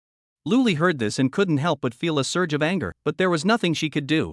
Since Qin Feng had started it, she had no choice but to endure it. "It's okay." Qin Feng patted Luli on the shoulder, gave an indifferent smile, then walked straight up to Lin Li and said to his companions, "Let him go. I'll teach him a lesson on behalf of his parents." "You little bastard, I don't care anymore." Lin Li's companions were completely enraged by Qin Feng's words, and they all released the furious Lin Li and climbed down from the stage. Luli was also pulled down from the stage by a female trainee, fearing that innocent bystanders might get hurt if the two started fighting again. Upon hearing this, only Qin Feng and Lin Li remained on the stage, and a bloody battle was about to erupt. "You brat! I'm going to teach you a lesson today." Lin Li, now free from his restraints, didn't care about anything else. He charged toward Qin Feng with overwhelming force, his imposing figure resembling a charging bull. Chapter 137, Blood Battle UFC. However, just as Lin Li raised his fist, as big as a bull, and charged toward Qin Feng, about to strike his head, Qin Feng suddenly crouched down, dodging the fatal blow. He then clenched his fist and struck Lin Li's abdomen with all his might. The moment Qin Feng's punch landed, Lin Li's face turned pale. The anger on his face gave way to unbearable pain, and he collapsed to his knees before Qin Feng, clutching the spot where he had been struck. He couldn't help but gag, and a stream of vomit was forcefully expelled from his mouth by Qin Feng's punch. Lin Li's friends, watching him on the stage being struck by Qin Feng's punch and vomiting, couldn't believe their eyes. They were experts in this field unless the force was extremely powerful. It was impossible to achieve the scene from martial arts movies where a single punch caused someone to vomit. Therefore, this young man's strength was undoubtedly immense. Seeing the scene unfold before her eyes, completely different from what she had imagined, Luli was completely stunned, fixated on Qin Feng on the stage. Lin Li, trembling, pointed at Qin Feng with one finger and stammered something, while the other hand clutched his painfully aching abdomen, trying to stand up. However, Qin Feng wasn't going to give him the chance to stand up. In UFC, once one fighter is knocked to the ground, the other wouldn't miss such a golden opportunity. Strike while the iron is hot, that's the harshest rule in UFC. Thus, Qin Feng delivered another punch, knocking Lin Li to the ground. He straddled Lin Li's upper body, his fists raining down on Lin Li's head like a storm, leaving him no chance to breathe. Trapped beneath Qin Feng, Lin Li could only cover his head, struggling desperately to dodge the relentless barrage of punches. His face was already covered in bruises from Qin Feng's blows. Lin Li never imagined that this man, who looked no older than his 20s and had just provoked him at the staircase, could fight so ruthlessly. Ah! Damn it! Lin Li roared in anger, straining every muscle to lift Qin Feng off him and escape this position. However, to Lin Li's despair, no matter how hard he tried, he couldn't move Qin Feng an inch. Qin Feng sat on his upper body like a mountain, unmoving, continuing to rain punches on his head. Soon, Qin Feng's fists were covered in blood, all of it from Lin Li's eyes, mouth, and head. Qin Feng saw the blood, but he didn't care at all. He continued to punch Lin Li's head without stopping. Lin Li occasionally let out angry and painful screams. "Hey, Coach Liu, there's blood everywhere. Stop hitting him. Call your friend to help him," Lin Li's girlfriend said anxiously to Lu Li, as she was counting on this man to buy her a designer handbag. Lu Li stared at Qin Feng on the stage as if mesmerized, saying dreamily, "Since your boyfriend said he wanted to play UFC, now that none of them have surrendered, the match can't be stopped. In UFC, there are 3 ways to win. The first is to render the opponent unable to continue fighting, which basically means knocking them unconscious. This is why Qin Feng has been targeting Lin Li's head the entire time. The second is for the referee to score the match, but there were no referees or professional scoring devices here, so Lin Li now had only 2 options. Either he gets knocked unconscious by Qin Feng or he voluntarily taps out and surrenders, becoming a loser in front of everyone watching. However, tapping out is the most humiliating choice for a fighter. After all, anyone who has watched UFC knows that once you tap out, you're met with the jeers of millions of viewers. Watching Qin Feng's punches land with force and Lin Li desperately covering his head and dodging beneath him, Lu Li couldn't help but let a faint smile of excitement flicker across her face. It was a smile that came from the depths of her heart, and even Lu Li herself didn't realize she was smiling. "Someone stop that young man. This could get dangerous," one of Lin Li's friends said anxiously. After all, Lin Li was already covered in blood on the stage, and if the fight continued, something serious could happen. But Lin Li said he wanted to play UFC. "If we intervene now, wouldn't that be unfair?" Another man said hesitantly. After all, if they really went up to pull Qin Feng away, that would be a bit lacking in martial arts ethics. At that moment, Lin Li on the stage had stopped shouting angrily. Instead, there were only sounds of agonizing screams. His hands, which were covering his head, had been hammered so hard by Qin Feng that they were in excruciating pain, almost numb. Finally, he let go of his head, which fell limply to the sides. Lin Li's hands were spread open, and Qin Feng saw the blood-covered face of Lin Li beneath him. He then raised his gaze and continued to punch toward Lin Li's bleeding wounds. In the UFC, there are no rules. The only way to leave the octagon is to defeat your opponent. Therefore, Qin Feng showed no mercy toward this man. "Ah! Stop!" Qin Feng's relentless punches only made Lin Li scream in agony, like a rabbit being held down by an eagle's claws, desperately kicking his legs to escape this ruthless opponent. But no matter how much Lin Li struggled, Qin Feng didn't budge an inch. He remained like a mountain crushing him, his knuckles clenched tightly, delivering punch after punch to Lin Li's most severely bleeding wounds. Bang! Finally, unable to endure the agonizing pain, Lin Li reached out and slapped the ring 3 times, then pleaded with tears and blood streaming down his face, "Big brother, enough, I give up, please, I'm begging you, I'm sorry, please stop." Hearing Lin Li's pleas, Qin Feng sneered disdainfully, gave him another punch, and then stood up from his body. Seeing Qin Feng leave, Lin Li crawled to the edge of the stage as if he had escaped from the jaws of a tiger, then climbed down the stage in a disheveled state and crawled to the feet of his friends, wailing with blood and tears streaming down his face. "My God, this guy isn't afraid of killing him." Lin Li's friends, seeing him beaten so badly by Qin Feng that even his mother wouldn't be able to bear it, all swallowed nervously, still shaken by what they had witnessed. Chapter 138, No rush, there's still half a semester left. Qin Feng shook his blood-soaked fists, jumped down from the ring with ease, and gave Lu Li an awkward smile. "Ms. Lu, I'll go take a shower. Wait for me for a moment." The onlookers, seeing Qin Feng so calm and composed, couldn't help but swallow hard. He had just beaten someone to a pulp, yet now he was chatting as if nothing had happened. How strong was this guy's mental resilience? Lu Li looked at the blood on Qin Feng's hands, then at his calm expression, and remained in a daze. The image of Qin Feng's fierce and violent attack was still playing in her mind. Just thinking about it made her feel her blood boiling. That was the allure of UFC.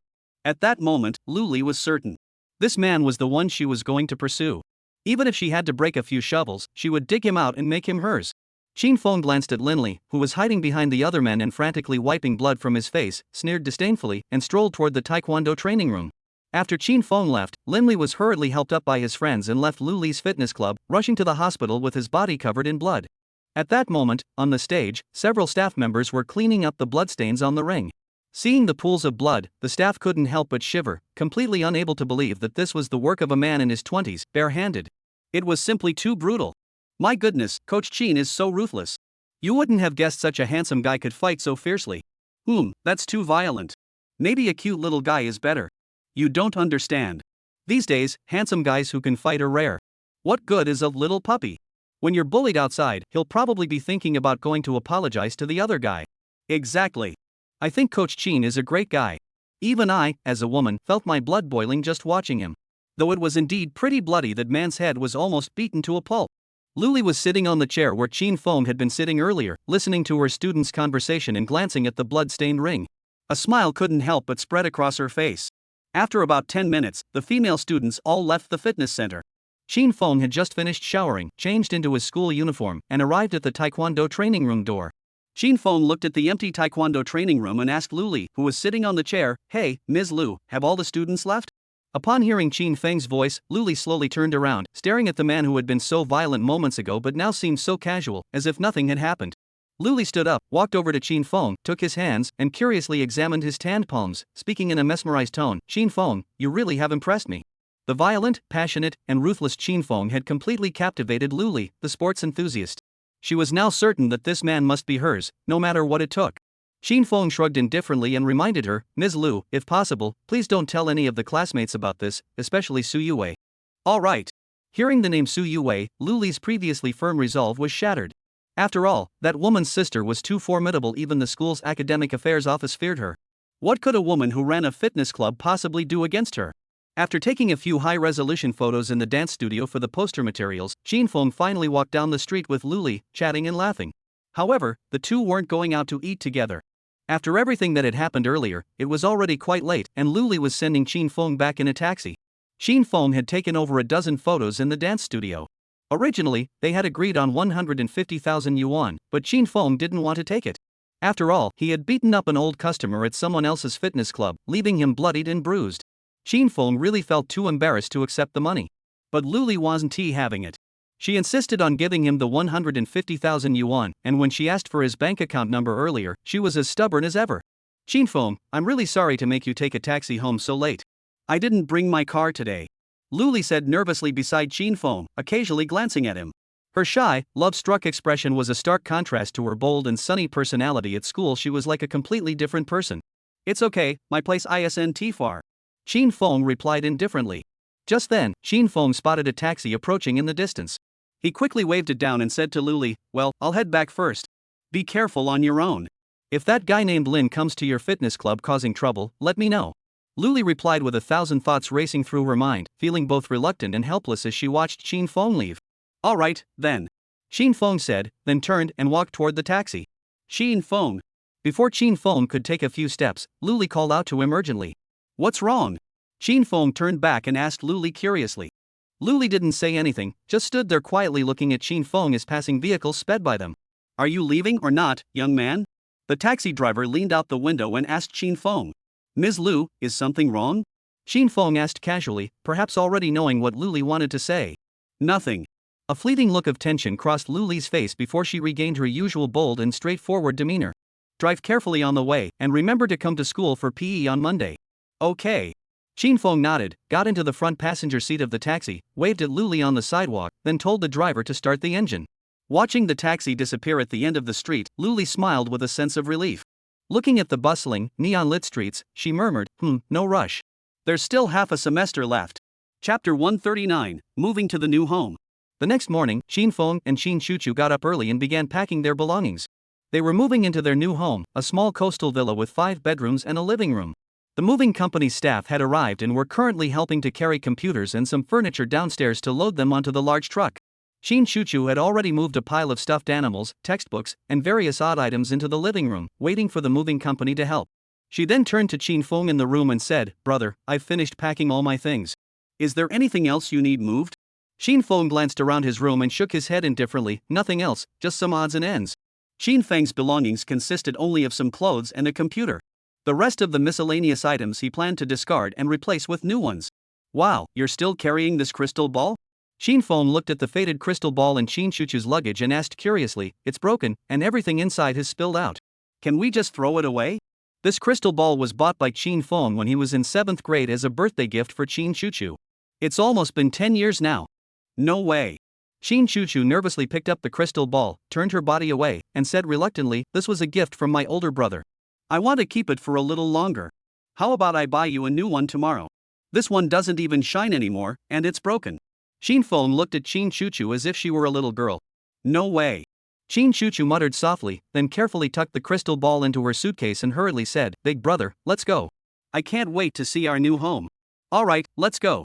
Qin Feng placed his belongings in the suitcase, then piled them on the living room floor, asking the staff to help carry them all the way to his new home. "Alright." Qin Chuchu sweetly replied, obediently following behind Qin Feng. The two arrived downstairs and watched the moving company staff gradually carry their belongings out. Both felt a mix of emotions, as the brother and sister had lived in this place for over 2 years, and leaving felt bittersweet. Qin Chuchu watched as her belongings were loaded into the truck one by one, feeling downcast. "Brother, I don't know why, but I'm a little scared. Do you think we'll end up going our separate ways in the future?" "Silly girl, you're just looking for trouble." Qin Feng gently tapped Qin Chuchu on the head and said softly, "Don't worry, your older brother will never leave you alone." Qin Chuchu nodded slightly, burying her head in Qin Feng's arm, unwilling to look at the scene that for some reason felt a bit unsettling. It's truly a bit hard to let go. Qin Feng turned to look at the neighborhood where he and Qin Chuchu had lived together for 2 years, and couldn't help but sigh. But life is full of ups and downs, isn't it?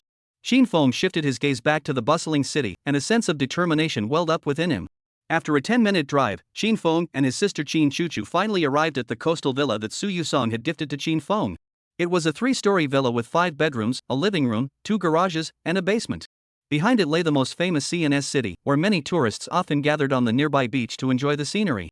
"So this is the place," Qin Chuchu said, looking at the azure sea beyond Jiangbin Road, a bit surprised. After all, this was a place she had visited with her classmates before and had taken many beautiful photos there. But now, who would have thought that she and Qin Feng's new home was actually here? And it was a 5-bedroom, 1-living-room coastal villa. "Here you go, kid." Qin Feng tossed the spare key to Qin Chuchu and reminded her, "Don't lose the key, got it?" Qin Chuchu held the silver-white key, looked up at the 5-bedroom, 1-living-room coastal villa, then clenched the key tightly and said happily, "Got it, big brother. Let's go open the door." Qin Feng said happily. "Alright."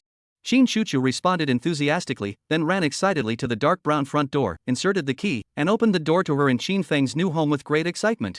Qin Chuchu looked at the villa's interior design and was momentarily speechless. She followed Qin Feng inside the villa. As soon as they entered the villa, they were greeted by an extremely luxurious living room. The intricate chandeliers emitted a cold, bright light, and the high walls cast dark shadows on the soft carpet. There was also a spiral staircase leading to the 2nd floor, though it lacked the grandeur of Su Yue's home.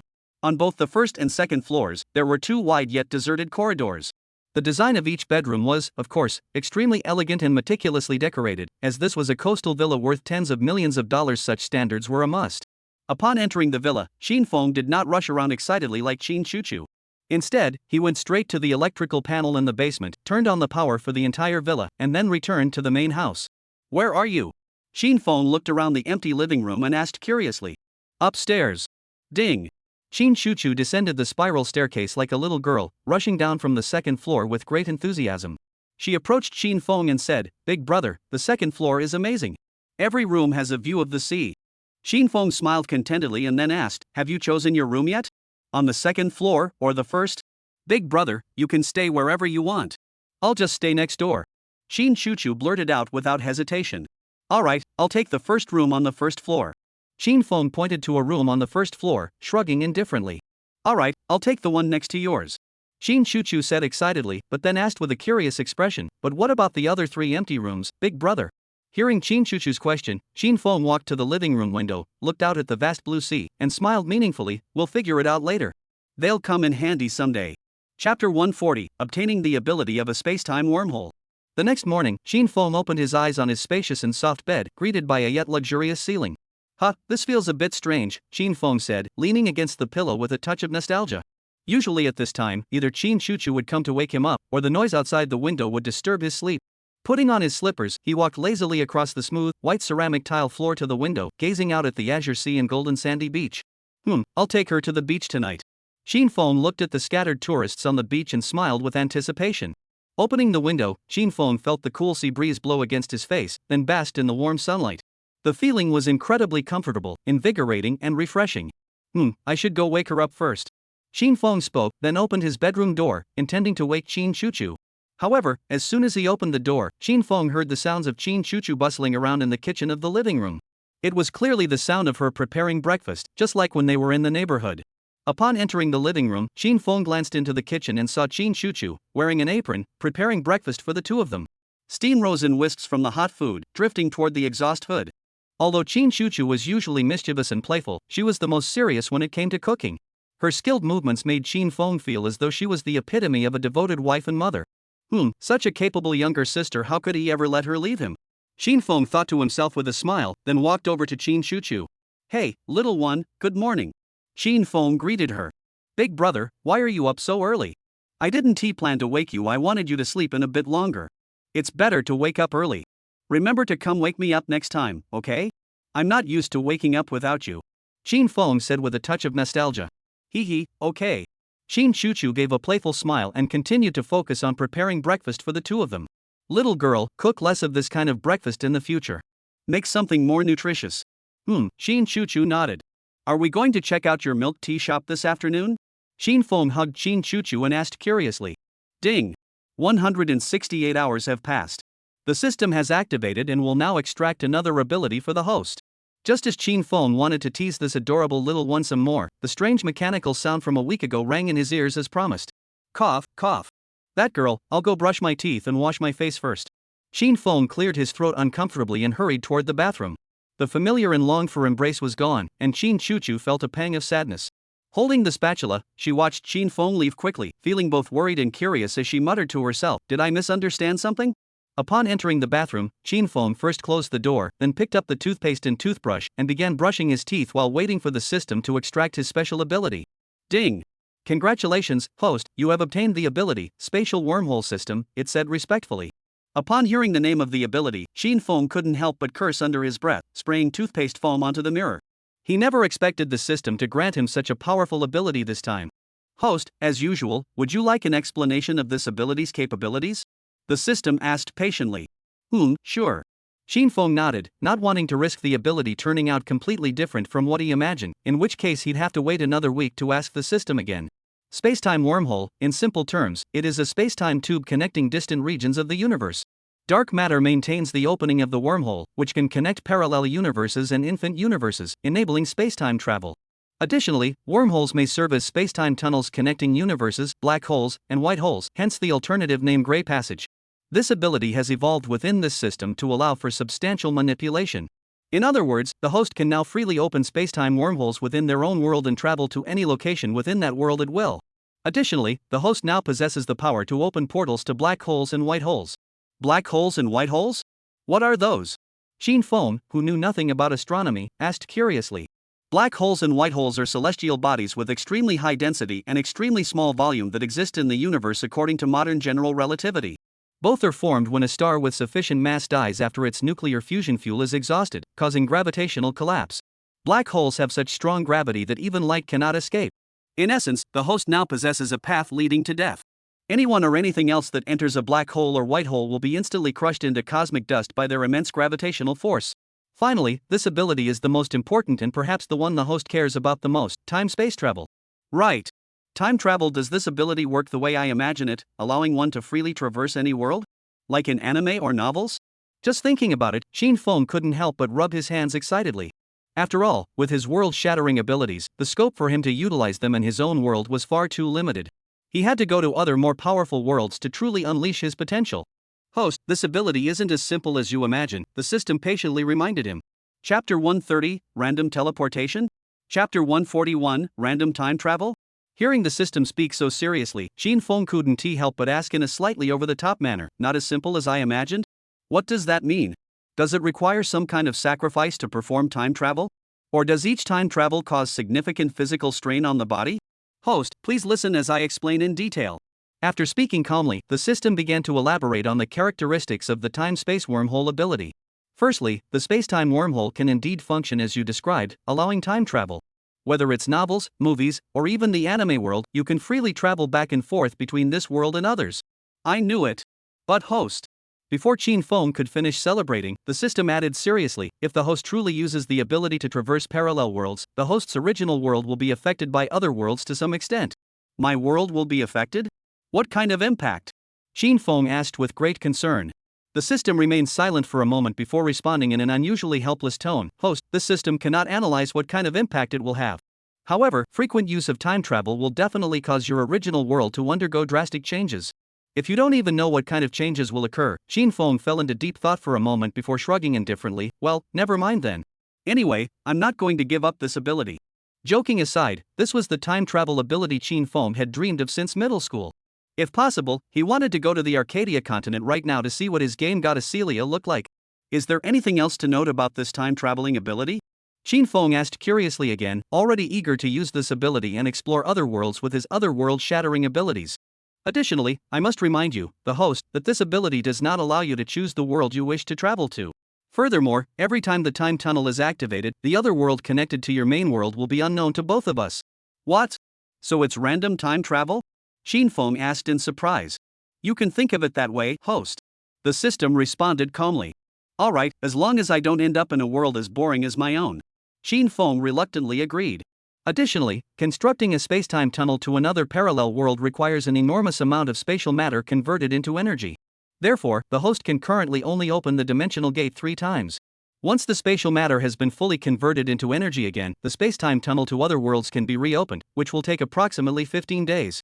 However, once you've traveled to another world, you can freely travel back and forth between that world and this one without any conditions. I understand. Hearing the system's explanation of these flaws, Xin Feng shrugged indifferently. Don't let the system make it sound so complicated. At its core, this spacetime wormhole boils down to 3 abilities. First, unlimited travel within one's own world, able to travel to any location. Second, the ability to open black holes and white holes. In simple terms, it's like having 2 keys to portals leading to death. Anything placed within these 2 spaces will be instantly crushed into cosmic dust by the powerful gravitational force. Third, the ability to travel to other parallel worlds. Unfortunately, you can't choose which world to travel to, and once you've used up your 3 daily trips, you have to wait 15 days before you can travel again. As for the impact such traversals might have on his original world, Xin Feng didn't bother to speculate further. After all, even the system couldn't analyze it, so Xin Feng had no interest in speculating. As long as the world didn't end, there wouldn't be any major issues. Let us try the first ability of the spacetime wormhole first. After speaking, Xin Feng closed his eyes and began to cultivate the newly acquired spacetime wormhole ability. Slowly, a massive crack appeared before Xin Feng. It resembled a mirror splitting open from head to toe, giving it a rather bizarre appearance. Mo-do. Xin Feng randomly thought of a city and looked at the crack with anticipation. As soon as Xin Feng finished speaking, the crack burst open. A blinding light flashed, and beyond the crack was the panoramic view of the tallest building in Mo City, overlooking the city.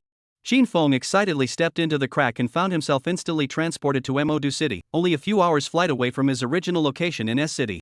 So that's how it works. I get it now. Xin Feng took out his phone, snapped a photo of the bustling city around him, smiled to himself, and returned to the crack, back to the bathroom of his villa in S City. Should I try it now? First, bring those 3 parallel worlds into existence. Xin Feng looked at his hands, deep in thought. Anyway, since I've already used 3 attempts, using them earlier would have restored that energy sooner. It's better to summon the 3 random parallel worlds first. As for the ability to open black holes and white holes, Xin Feng didn't want to use it yet. He'd wait until he could use time travel to find an open field and try out this powerful ability then. Let us summon the 3 worlds first. Bang. Hey, I've been calling you for ages. What are you doing in the bathroom? It's time for breakfast. The bathroom door was being pounded loudly by Qin Shuchu, who had apparently been shouting at the door for some time. Coming. Xin Feng responded to Qin Shuchu outside the door. Alright, let us try again this afternoon. Xin Feng shook his head helplessly, preparing to summon the 3 random worlds again later. Chapter 141, The Beginning of the Journey. The First World. Chapter 142, The Journey Begins. The First World. Not long after, Xin Feng, who had finished washing up, walked out of the bathroom and came to the dining table in the living room, sat down, and began eating breakfast. Although the dining table in the living room was quite large, Qin Shuchu didn't just sit down anywhere. Instead, she sat across from Qin Feng, just like she did in the neighborhood, eating her breakfast while staring at her older brother. Qin Feng sipped the steaming hot porridge and suddenly thought of the spacetime wormhole. He lifted his head and said to Qin Shuchu, "Little girl, I have some things to do this afternoon. Let's go around 5 o'clock to check out your milk tea shop." "Sure, no problem, big brother. You go ahead and do your thing." Qin Shuchu smiled indifferently. After all, Qin Feng had agreed to let her open a milk tea shop instead of going to university, which was more than she could ask for. All right. Shin Feng nodded and continued drinking the steaming hot porridge in his bowl. Just then, the phone next to Shin Feng rang. He looked up and saw that the caller was Su Yue's older sister, Su Yuling. Could there be something wrong at the company? Shin Feng wondered, but he quickly answered the call. Shin Shuchu stood quietly beside Shin Feng, but her ears were perked up. After all, there weren't many people in Shin Feng's phone book, so who else could it be besides herself? Could it be Su Yue? Shin Feng, have you moved over yet? The voice on the other end was Su Yuling's mature and seductive tone, mixed with a lazy, just woken up tone, clearly indicating she had just gotten out of bed and called him. Are you the older sister or the younger sister? Shin Feng asked suspiciously, as Su Yue was known for impersonating her older sister, so he had to clarify first. She's still sleeping. She played games all night last night.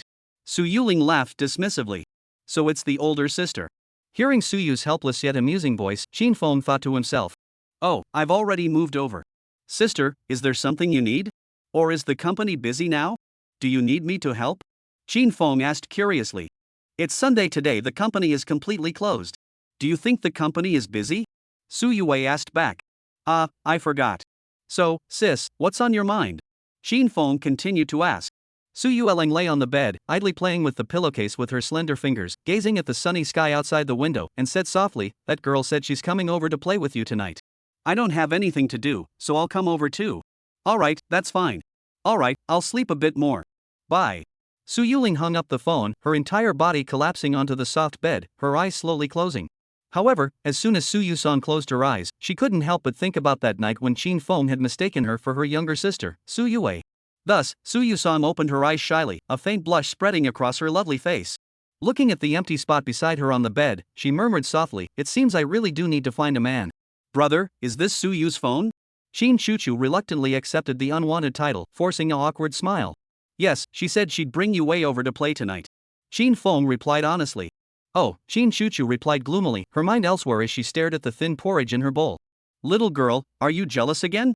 Shin Feng couldn't help but tease her. I'm not jealous at all. Shin Shuchu's face turned red as she spoke proudly. Shin Feng smiled helplessly yet comfortingly, reaching out to ruffle Shin Shuchu's hair and reassuring her, silly girl, don't be jealous. Your older brother promised you, and I'll never go back on my word. I already said I'm not jealous. I'm not the kind of petty woman who holds a grudge. Shin Shuchu protested angrily, but she let Shin Feng keep touching her head, finding it quite pleasant, even though it was a method used to comfort little girls. Alright, then. I've got to get back to work. Shin Feng said, standing up and heading toward his room, but he turned back to add, this job is pretty complicated.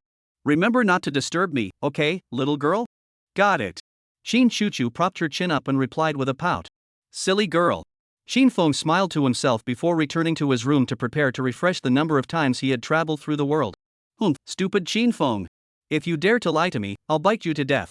Shin Shuchu finally came up with what she thought was the most satisfying revenge. Upon entering his room, Shin Feng used his magnetic powers to melt the metal doorknob into a sticky mass on the back of the door, so that Shin Shuchu wouldn't come in and see him gone when he traveled to another world. That wouldn't be fun. Regarding everything about the system, Shin Feng had no intention of telling anyone, including his own sister, Shin Shuchu. Standing by the window, Shin Feng focused his mind, extended his right hand, and carefully guided the newly acquired space-time wormhole ability. Slowly, a dark black fissure appeared in front of Shin Feng, roughly the same height as him. Deep, dark black light continuously seeped out from the fissure, appearing both mysterious and intriguing. This was precisely one of the abilities within the space-time wormhole ability he had channeled, world hopping. It could also be called Doraemon's any door. He hoped that the world beyond this crack would be an exciting one. With a mix of anticipation and excitement, Shin Feng prayed silently, then reached out his hand and slowly touched the dark crack. Finally, one of Shin Feng's hands completely merged into the crack, appearing as though it had become transparent. Never mind, let's go. Shin Feng said decisively, then leaped into the space-time fissure with all his might, disappearing completely from the room. At that moment, Shin Shuchu, who had just finished washing the dishes, came to Shin Feng's door, knocked, and said, Brother, I'm going to my room to play some games. I'll come back to wake you up at 4 in the afternoon. Are you wearing headphones? Never mind. Seeing no response, Shin Shuchu shrugged indifferently and walked toward her own room. Chapter 143, The World of Transformers? Let's go to the car show. In the time it took to open the door and step inside, Shin Feng, who had traveled through the space-time tunnel, had only taken a single step and found himself in another world, now standing at the top of a glass skyscraper in an unknown world. At that moment, the world was filled with deafening gunfire and the weak, helpless screams of humans. The ground was covered in smoke and fire, resembling a world engulfed in war. What kind of world was this? Shin Feng felt the smell of gunpowder in the air, curious and excited as he walked to the edge of the roof and looked down at the devastated world below. As soon as he looked down, Shin Feng saw dozens of massive, oddly shaped robots gathered together, chattering away. However, some of the robots had their hands on their heads, resembling war prisoners, with their backs turned towards some black or silver robots behind them. The robots behind these captives wore arrogant, disdainful expressions, fidgeting with the guns in their hands. When Shin Feng spotted a robot with its hands on its head and a body colored orange-yellow among the others, he immediately realized where he had ended up. There was no doubt about it, Shin Feng was now in the world of Transformers, and the orange-yellow robot was none other than the most popular robot in the Transformers series, Bumblebee.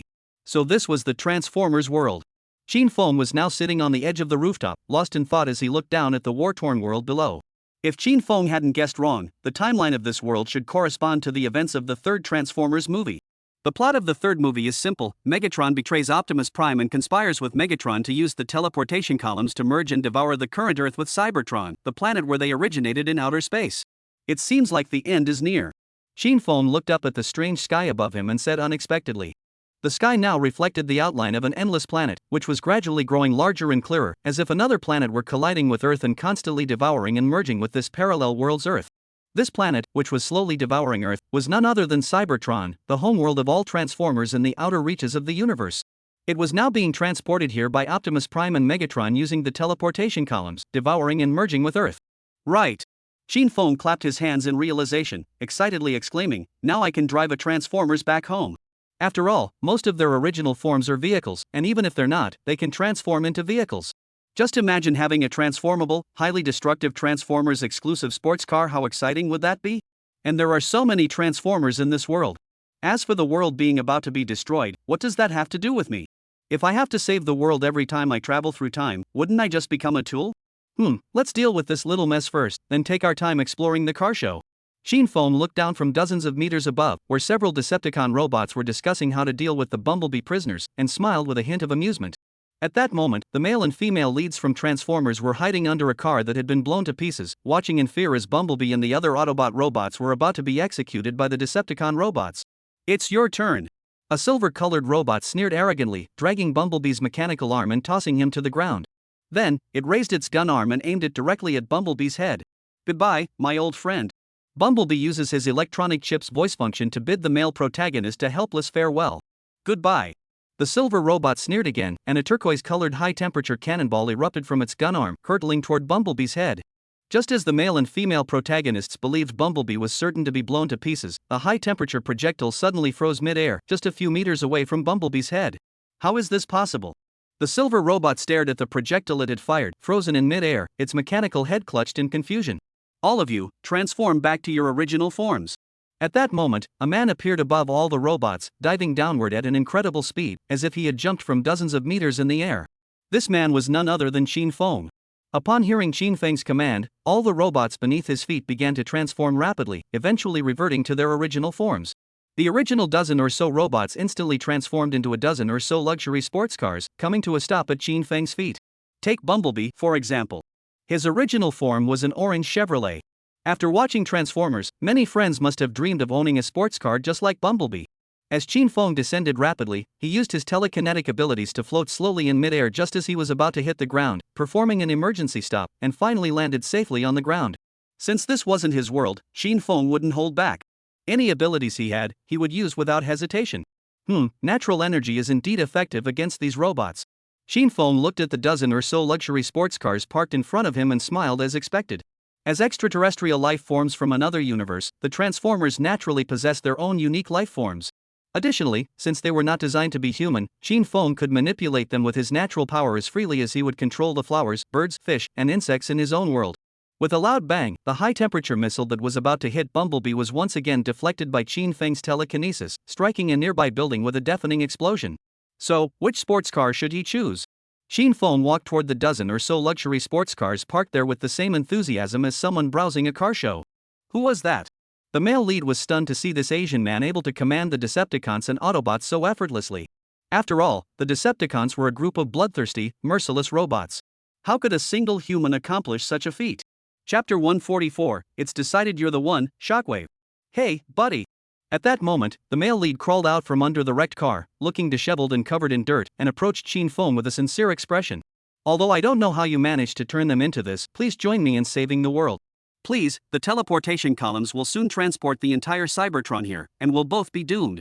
Hearing Sam's fluent English, Shin Fong shrugged indifferently. Sorry, I'm not interested in being a hero who saves the world. Besides, it's you who's going to be finished, not me. After speaking, Shin Fong continued walking toward the dozen or so luxury sports cars, intending to take one back as his own personal vehicle. Hearing Shin Feng's cold and heartless words, Sam was stunned for a moment, but he still asked unwillingly, "So you're willing to let the world be destroyed?" Listening to Sam's bold declaration, Shin Fong scoffed, shrugged his shoulders, and continued to pick out his own exclusive ride among the dozen or so luxury sports cars. Sam! Get out of the way! At that moment, the male lead's girlfriend, a blonde woman with a fiery temper, pulled out a black handgun, aimed it at Shin Fong with intense focus, and said in a threatening tone, "Now, I need your help, friend." "No, don't do that." The male lead tried to grab the gun from the woman's hand to prevent her from angering this mysterious man. After all, this man could even control the Decepticon robots, let alone her. Shin Fong admired the sleek, elegant bodies of the luxury cars, not even glancing at her as he said, "You can try." Damn it! She was enraged by Shin Feng's casual attitude, aimed directly at him, and pulled the trigger. A loud bang echoed as the bullet from the gun barrel pierced through the air, only to suddenly halt mid-flight. The bullet tip reversed direction and shot toward the gun-wielding Carly with lightning speed, narrowly missing her face by just a few centimeters, nearly piercing her temple. It all happened so quickly that the male and female leads felt as though the bullet had been fired directly at the female lead in that instant. Although the bullet only left a wound on her face, blood began to flow uncontrollably. "Your girlfriend needs to work on her aim," Shin Fong said, glancing at the wound on Carly's face with a dismissive tone. I'm sorry. The female lead looked at Shin Fong as if she had seen a ghost, apologizing repeatedly. Although Sam didn't know why the bullet had behaved that way, he knew it was all Shin Feng's doing, because the guy was still acting so calm. Who could stay that composed while being aimed at by a handgun? Bumblebee! Bumblebee! Follow me! The male lead hugged the stunned female lead and shouted at Bumblebee, who had transformed back into his original form. Unfortunately, Bumblebee was already under Shin Feng's control and wouldn't obey anyone but him. Damn it! The male lead muttered under his breath, then had no choice but to carry the female lead and leave immediately. After all, staying any longer might lead to this man doing something terrifying. These cars are all pretty average. Shin Fong looked at these transformers worth tens of millions, which were also incredibly powerful, and said disappointedly. Originally, Shin Fong had wanted to choose the Chevrolet Bumblebee, but upon closer inspection, the Bumblebee's design wasn't that great. It was cool, but Shin Fong didn't like simple, sleek sports cars. He wanted something with a bit of a quirky twist. Just then, Shin Fong suddenly felt a sense of urgency surge from deep within him. This was the spider sense, warning of danger. The sensation originated from the ground, and Shin Fong could already feel the ground trembling violently, as if a massive drill were digging beneath the surface. With a deafening crash, a massive metal-toothed maw erupted from the ground beneath Shin Fong's feet. In the blink of an eye, Shin Fong leaped into the air, landing on the glass building's wall, narrowly avoiding the gaping maw of the abyss. He then used his spider-like adhesive ability to stick firmly to the wall. The robots controlled by Shin Fong also instinctively transformed and fled from the metal-toothed maw. Soon, the entire metal maw emerged from the ground, resembling a gigantic metal serpent, burrowing forward across the surface. Following behind the metal serpent was a massive robot, its body covered in pitch-black armor, with only a single deep red eye visible. Oh! This is Shockwave! Shin Fong immediately recognized the name of this Decepticon robot. After all, in Transformers 3, it was Shockwave who controlled the drill beasts to attack and wrap around the glass skyscraper. After glancing at the bizarre metal drilling beast and the Shockwave following behind it, Shin Fong couldn't help but smile with satisfaction and excitement. The sports car he'd be driving home today was decided, Shockwave. Shin Fong extended his hand, watching the drill beast still digging its way forward on the ground, and activated Magneto's psychic ability. In an instant, the enormous drilling beast was pulled out of the ground by Shin Feng's Magneto ability, floating in the air like a giant python bound by chains, twisting and writhing constantly while unleashing wave after wave of gale force winds. After all, the drilling beast's body was simply too massive. Shin Feng's Magneto ability could be said to be unmatched in the Transformers universe. In this world, everything is made of robots. If Shin Fong wanted to, he could melt not only Shockwaves but even Optimus Prime, Megatron, and even the Decepticons into a pool of molten iron in an instant. As for why Shin Fong didn't use natural power, it was because he didn't want Shockwave to become an emotionless slave. If that were the case, Shin Fong might as well have just picked a sports car and gone home. Therefore, making this arrogant creature willingly become his personal sports car is much more interesting. Thus, Shin Fong looked at the stunned Shockwave and activated his psychic ability. Chapter 145, Successfully Subduing the Shockwave, Drilling Beast. Suddenly, the Shockwave, which had been walking with a domineering and arrogant posture, froze in place. One of its crimson eyes darted around in surprise, as if searching for something.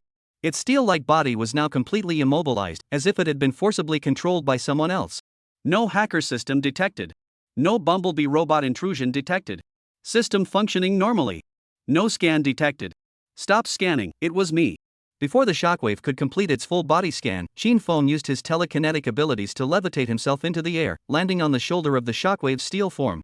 He then said with interest, "Hey, big guy, wanna choose a new master?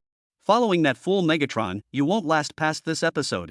Feeling a living being on his shoulder, Shockwave immediately deactivated the scanning system. A crimson eye flashed with anger as he hoisted his massive mechanical arm, the manhole-sized gun barrel pointing directly at Shin Fong on his shoulder. Rude. Shin Fong casually raised a finger, using his telekinetic ability to slowly lower the Shockwave's gun arm, eventually aiming it at its black mechanical head. Before long, the gun barrel on Shockwave's right hand was aimed at its own head. If one couldn't see Shin Fong on its shoulder, this scene would have looked like a suicide by headshot. What's going on? The Shockwave, which had detected no abnormalities inside its body, watched as its disobedient gun cannon arm aimed at its own forehead, causing its mechanical core to panic. Who are you? The Shockwave had already realized that all these strange phenomena were caused by the human on his shoulder. Who I am doesn't matter. All I want to ask now is... Bang! Before Shin Fong could finish his question, the Shockwave used his other hand to swat at Shin Fong on his shoulder, looking just like someone swatting a pesky fly. After all, the size difference between humans and Transformers is quite significant. It seems we need to have a proper chat. Shin Fong narrowly dodged the attack and floated in front of the Shockwave's crimson eye, speaking with interest. Upon hearing this, Shin Fong once again used his psychic ability, manipulating the 5 fingers of his hand as if controlling a marionette, causing the steel giant Shockwave to slowly kneel on one knee, bowing before him like a knight. Despite his unwillingness and seething anger, the knight yearned to crush Shin Fong to death. Shin Feng's current manipulation of the Shockwave resembled the signature move of Don Quixote Doflamingo from One Piece, as both could freely control any object or person at will. However, Doflamingo's string fruit was more troublesome, as he needed to bind people with strings before he could control them. But Shin Fong had it easier. He only needed to think about using this ability, and he could control anyone as he pleased, just like the current Decepticon robot, Shockwave. At that moment, a blue and red truck was chasing a tank, driving toward Shin Fong. The gray tank stopped beside Shockwave, transforming into a massive silver-gray robot with a loud clatter. This robot was none other than the leader of the Decepticons, Megatron. As Megatron arrived, he saw Shockwave kneeling on one knee on the ground, while the drill beast floated in the air, twisting its serpentine body. "Shockwave, what are you doing?" Megatron roared angrily, his voice resembling the roar of a steel lion. "Megatron, you're in such a mess. You're actually being chased and beaten by Optimus Prime." A human voice reached Megatron's mechanical ears. Megatron suddenly realized that there was a human floating in front of him. "Die, you little meatball." Enraged, Megatron didn't care how Shin Fong had flown up. He simply swung his massive steel palm toward him. However, before Megatron could hit Shin Fong, the latter floated into the air and crashed into Optimus Prime behind him like a cannonball. The two arch-enemies who had fought from the first season to the third season resumed their fierce battle. "See? That's your master, Megatron. I can reduce him to dust with a single finger. So, are you sure you don't want to reconsider?" Shin Fong asked impatiently, then released his mental control over him, as he believed the creature wouldn't dare to act recklessly. Shockwave, freed from his restraints, looked at the drilling beast floating in the air, then at Megatron, who was being beaten senseless by Optimus Prime behind him.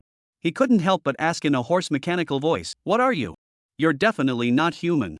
Shin Fong thought for a moment and said confidently, "First of all, I don't have the patience to answer your questions. But you can think of me as someone from the future, because you're about to die here, and your plan to transfer your planet will be destroyed by a human named Sam. Your master, Megatron, will also die at the hands of Optimus Prime." As Shockwave looked at Shin Fong in disbelief, the Cybertron planet, which had been steadily merging with Earth, suddenly stopped devouring it.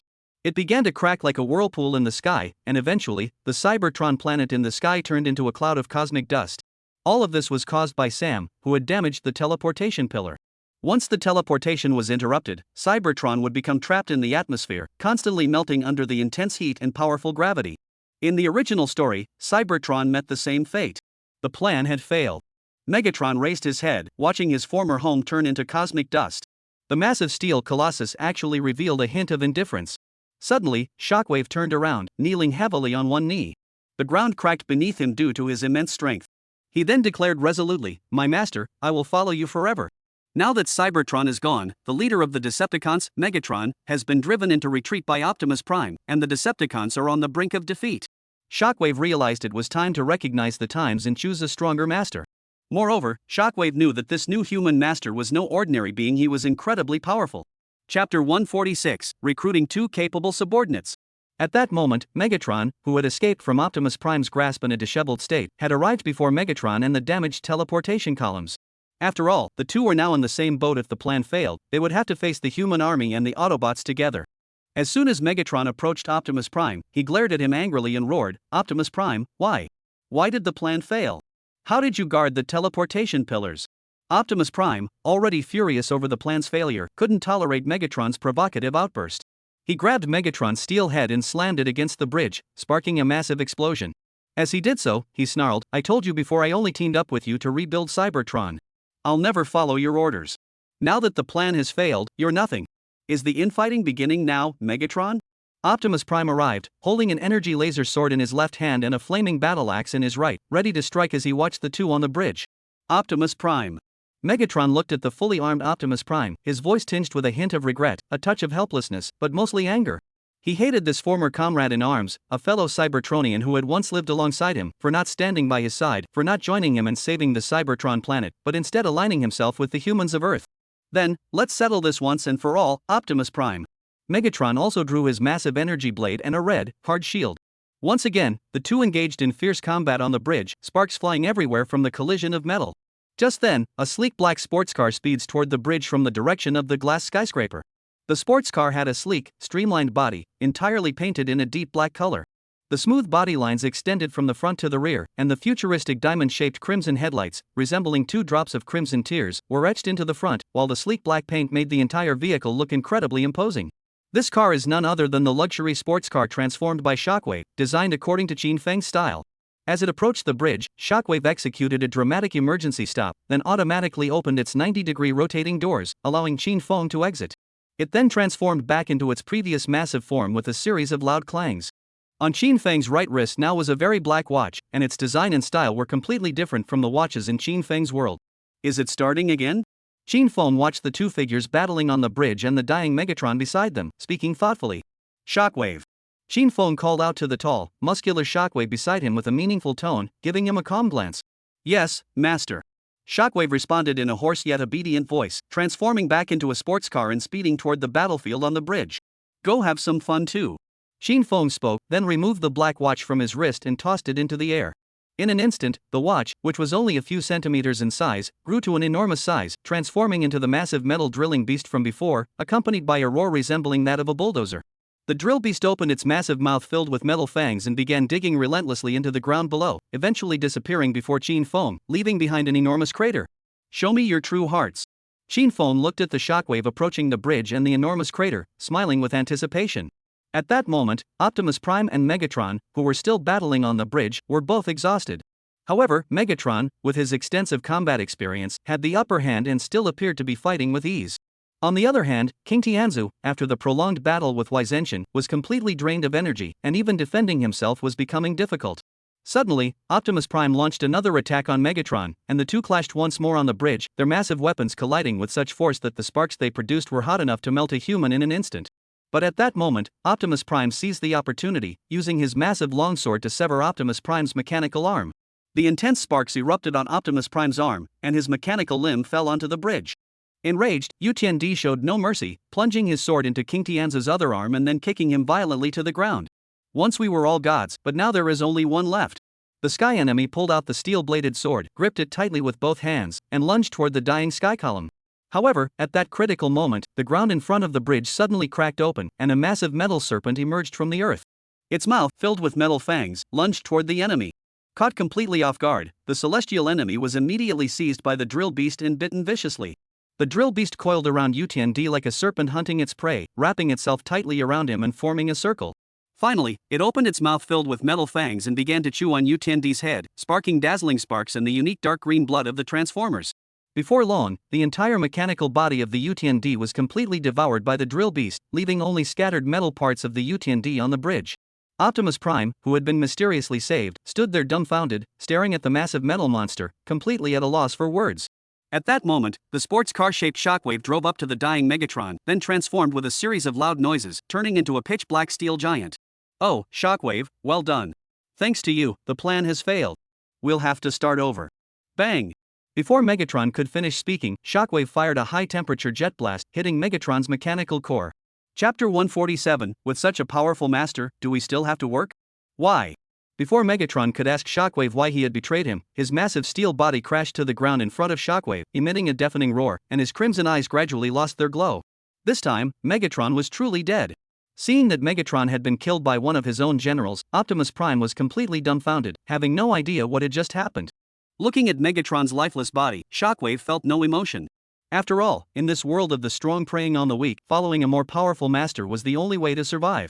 After killing Megatron, Shockwave reloaded a high-temperature cannon shell, took heavy steps toward the dying Optimus Prime, and looked down at him from above. The muzzle of the high-temperature cannon was aimed directly at Optimus Prime's head. Enough! Just as Optimus Prime was about to accept his fate, a human voice rang out. Optimus Prime looked up to see a human roughly the same height as Sam, slowly walking toward him from the bridge. Alright, let's go. Qin Feng issued a command to Shockwave and Drill Beast. Upon hearing this, Shockwave didn't hesitate for a moment, transforming into a sports car and racing toward Qin Feng. It came to a stop beside him and opened the door on its own. Drill Beast was also transformed by Qin Feng using Magneto's and telekinesis abilities into a sleek black watch, which flew onto Qin Feng's wrist and secured itself firmly. What on earth is this human? Just as Optimus Prime was speculating about Qin Feng's origins, he suddenly noticed a spatial portal appearing before Qin Feng, similar to the one that activates when a teleportation column is activated. Column, I'll come back to visit you. After speaking, Qin Feng gave Optimus Prime, who was still in shock, a harmless smile before getting into the sports car-shaped Shockwave and driving toward the temporal portal, disappearing before Optimus Prime's eyes, leaving behind Megatron's cold corpse and some mechanical parts of the Decepticons. Perhaps what we will face in the future is not just the Decepticons. Optimus Prime looked at the smoke-filled city and spoke as if facing a great enemy. At that moment, Qin Feng was driving the black sports car formed by the Shockwave's transformation, speeding through the streets of S-City. Qin Feng had chosen an isolated location with no surveillance cameras as the exit point for the time portal. He couldn't very well drive the Shockwave out of his own room, could he? Such a cool and powerful sports car immediately attracted a large crowd of onlookers and photographers. After all, such a sports car was simply too cool, just like the ones in video games. Is that mine? Is that a Bugatti Veyron? How cool! How much does that cost? You're so naive. A Bugatti Veyron couldn't possibly be this model, it's clearly a McLaren. My goodness, the body of this car is so cool. It looks just like the Decepticons from QQ Speed. Wow, rich people have it so good. Wow, the car owner seems to be a young handsome guy. If I could hook up with such a rich and handsome guy, that would be so happy. Master, is this your world? The Shockwave scanned the unfamiliar yet bustling surroundings while curiously and respectfully asking Qin Feng. Qin Feng controlled the steering wheel of Shockwave, speaking with a relaxed expression. In truth, Qin Feng didn't need to control the steering wheel at all, he could simply let Shockwave move on its own. After all, this was a high-tech lifeform transformed into a sports car, why would it need a master to drive it? By the way, Shockwave and Drill Beast, there are some things you two need to remember in my world. Qin Feng reminded them seriously. Master, please speak. The oscillation wave responded obediently. The Drill Beast, which had taken the form of a watch, transformed back into its original form, though it was now incredibly tiny, resembling a caterpillar, and was perched on Qin Feng's shoulder. 2 points. Qin Feng held up 2 fingers and said seriously, first, without my command, you must never transform into your original forms. Second, when there are other humans present, you must never speak. I understand, Master. The Shockwave responded without hesitation. Though he wanted to ask why, as Qin Feng's subordinate, he did not dare to disobey. The Drill Beast nodded its metallic head, indicating obedience and understanding. Got it. Qin Feng smiled satisfactorily, glanced at the time displayed on the Shockwave screen, then navigated his home location into the Shockwave's data and said, "This is my home now, and it's also our base. Let's head back first." Zip! The Drill Beast emitted a series of sounds resembling electromagnetic waves, indicating obedience, then climbed onto Qin Feng's wrist and transformed back into a sleek, black watch. Understood, Master. The Shockwave responded obediently. Its crimson headlights flashed twice, and under the envious glances of passers-by, it accelerated, racing down the road like a black bolt of lightning. Now I have a tool for commuting. Let's see what kind of world I can create in 15 days. Qin Feng gazed out the window at the bustling city, his voice filled with anticipation. Soon, Qin Feng returned to his new home with the 2 high-tech lifeforms he had just obtained, then parked the Shockwave in his garage. Come out and take a look at my new sports car. After sending a WeChat message to Qin Chuchu, Qin Feng tapped on the hood of the oscillation wave and said, "From now on, I'll take you to a place every morning and bring you back here in the evening. After 15 days, I'll take you to explore other worlds." Master, where will you take me every morning? Are you going to expand your territory in this world?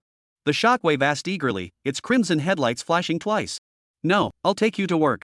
Chin Fong replied lazily. Shockwave. Drill Beast. Chapter 148. Are you free next week? Bro, where are you? The car you bought. I want to see it. Just as the Shockwave and Drill Beast were feeling down about their new owner still having to go to work, Chin Chuchu burst out of the villa room with great enthusiasm. Upon seeing other humans arrive, the Drill Beast quickly transformed into a watch and quietly settled on Chin Feng's wrist. Here it is. Chin Feng glanced at the garage and nodded toward it. Wow! Chin Chuchu, who had just run into the garage, was completely blown away by the shaking wave's domineering and stylish appearance. The sleek body, the high-end black paint job, and the eye-catching crimson headlights were just like the Decepticons from QQ Speed. No, wait, even cooler.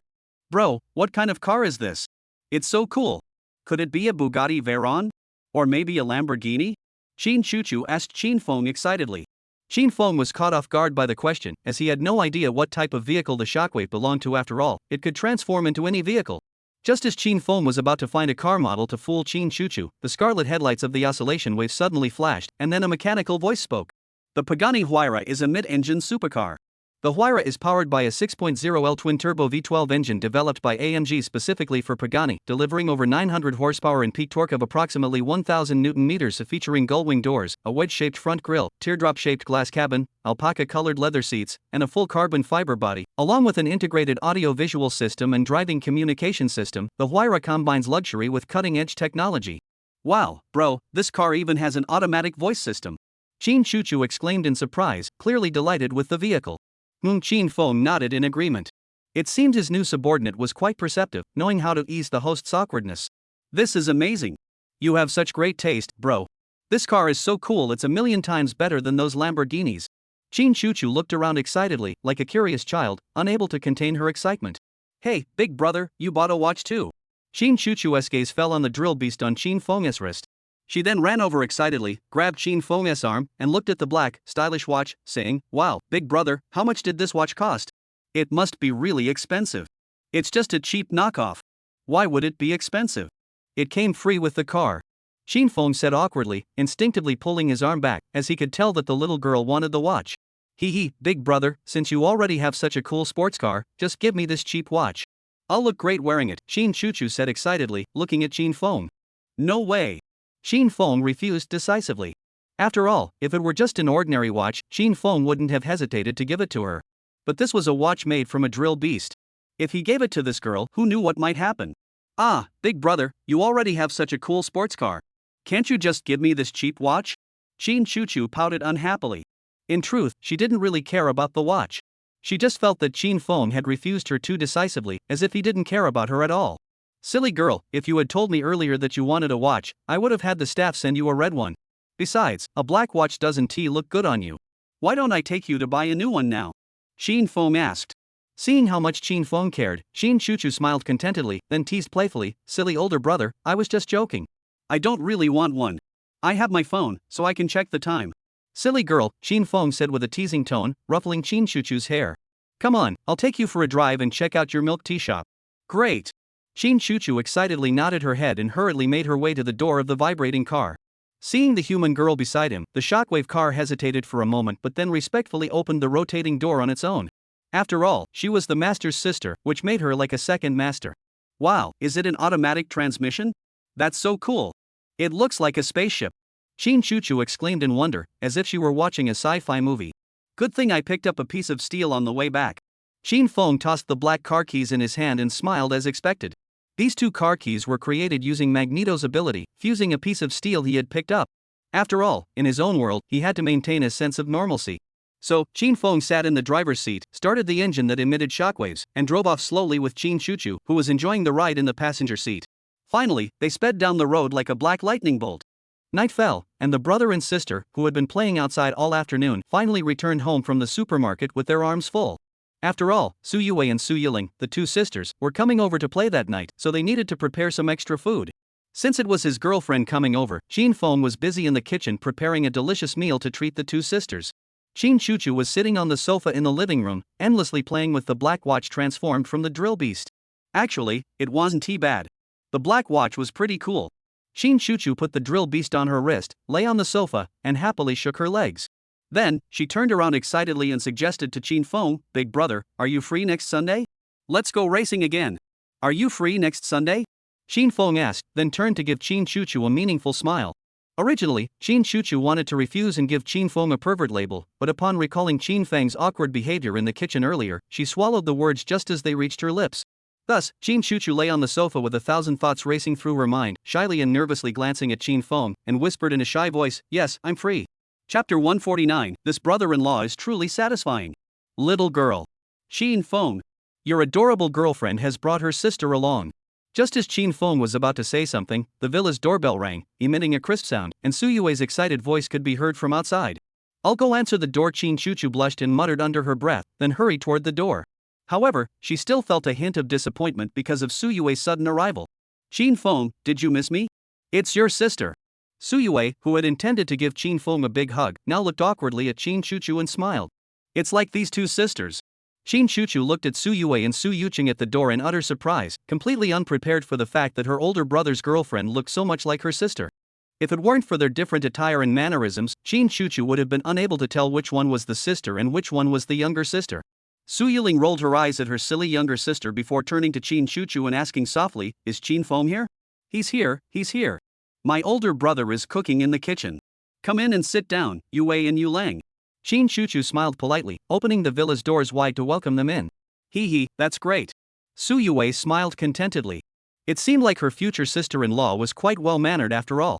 As soon as she entered the door, Su Yue handed the handbag she was holding to Qin Chuchu and said proudly, "Here, little sister, this is the gift I brought for you." "Thank you, Yue." Qin Chuchu took the handbag awkwardly, not in a hurry to open it. "Just come over, why bring anything?" Qin Feng couldn't help but tease from the kitchen. "Qin Feng." Upon hearing Qin Feng's voice, Su Yue quickly changed into her indoor shoes and ran toward Qin Feng in the kitchen. "Hey! Miss me? Little handsome guy?" As soon as Su Yue reached the kitchen, she playfully punched Qin Feng on the waist, but it was just a light tap, with a teasing tone. "I'm cooking." Qin Feng replied affectionately. Su Yue watched Qin Feng's skilled knife work, satisfied and excited, and said, "That's good. Then after we get married, I won't have to learn how to cook, huh? Are you so sure I'll marry you? We've only known each other for a couple of months, right?" Qin Feng asked teasingly. "What's 2 months? I've seen people get married in just a few weeks. Besides, I'm this beautiful and have such a great figure. I'm practically begging you to marry me, and you're not even happy about it?" Su Yue asked proudly. Now that I think about it, I guess I'm pretty happy about it." Qin Feng replied with a sudden realization. Right?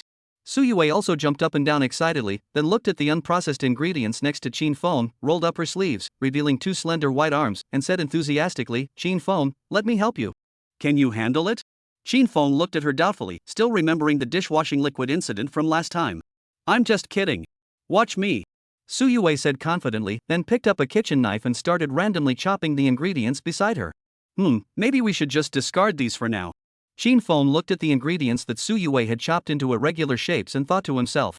Qin Chuchu held the gift Su Yue had given her, feeling complicated as she watched the two of them in the kitchen, unable to help but feel a bit down. Sister." Su Yutsue called out to Qin Chuchu, who was lost in thought, sounding a bit awkward. "Ah, what's wrong, you lying?" Qin Chuchu snapped out of her daze and looked at Su Yusong nervously. I suddenly felt like taking a shower, but I didn't bring any pajamas. Do you have any extra ones?" Su Yutsue asked with a blushing expression. "Oh, yes, I do. You can wait here." Qin Chuchu nodded hurriedly and rushed to her room. It seems like my brother-in-law is quite the romantic type." Su Yiling watched Qin Chuchu rummaging through her clothes in the room, then glanced at Qin Feng's departing figure and sighed deeply. Not long after, Qin Feng placed the last dish on the table. Just then, Su Yusong finished her shower and emerged from the bathroom wearing the pajamas Qin Chuchu had worn a few days earlier. "Sister Yukin, does it fit?" Qin Chuchu asked with a hint of concern. "Yes, it fits perfectly," Su Yusong said nervously, uncomfortably tugging at the collar of the nightgown. "That's good," Qin Chuchu replied reassuringly. It smells so good." Su Yiling followed the scent to the table full of dishes and said with satisfaction, "It seems like my future brother-in-law is quite the cook." Qin Feng smiled faintly. "You're too kind, sister. Sit down and eat." Some of these dishes had my help too." Su Yuvi stood there proudly with her hands on her hips, looking as if she were the one who had done all the work. Su Yiling shot her silly younger sister a look of pity, shaking her head affectionately. "All right, I know you're clever. Sit down and eat." So the 4 of them gathered around the elegant long table, sat down, and picked up their chopsticks to start eating. Wow! Shin Feng, this tofu is really delicious. Su Yue, still holding a steaming piece of tofu in her mouth, excitedly praised Shin Feng. Swallow it first before talking. Shin Feng smiled impatiently. This girl is up to something again. Su Yu coldly glanced at Su Yue's exaggerated expression, unable to help but raise an eyebrow. How good could a piece of tofu be? So, Su Yu-sung picked up a piece of steaming fish meat, put it in her mouth, and then froze in place. Because the taste of the fish was truly exceptional, far superior to any fish she had ever eaten in five-star hotels or renowned restaurants. Who would have thought that her brother-in-law was such a skilled cook? Looking at the table laden with dishes, Su Yuling couldn't help but feel even more impressed with Shin Feng. Chapter 150, after all, she's still a sister. Before long, all the food on the table had been devoured by the three women, leaving not a single crumb behind. Even the entire bowl of tomato and egg soup had been completely drained by Su Yue. Thanks to them, Shin Feng was still only half full, so it looked like he'd have to get up later for a late-night snack. Wow, Shin Feng, your cooking is absolutely 5-star. I've eaten at hundreds of restaurants, big and small, and yours is the best I've ever had. Su Yue said excitedly, but a hint of discomfort flashed across her face.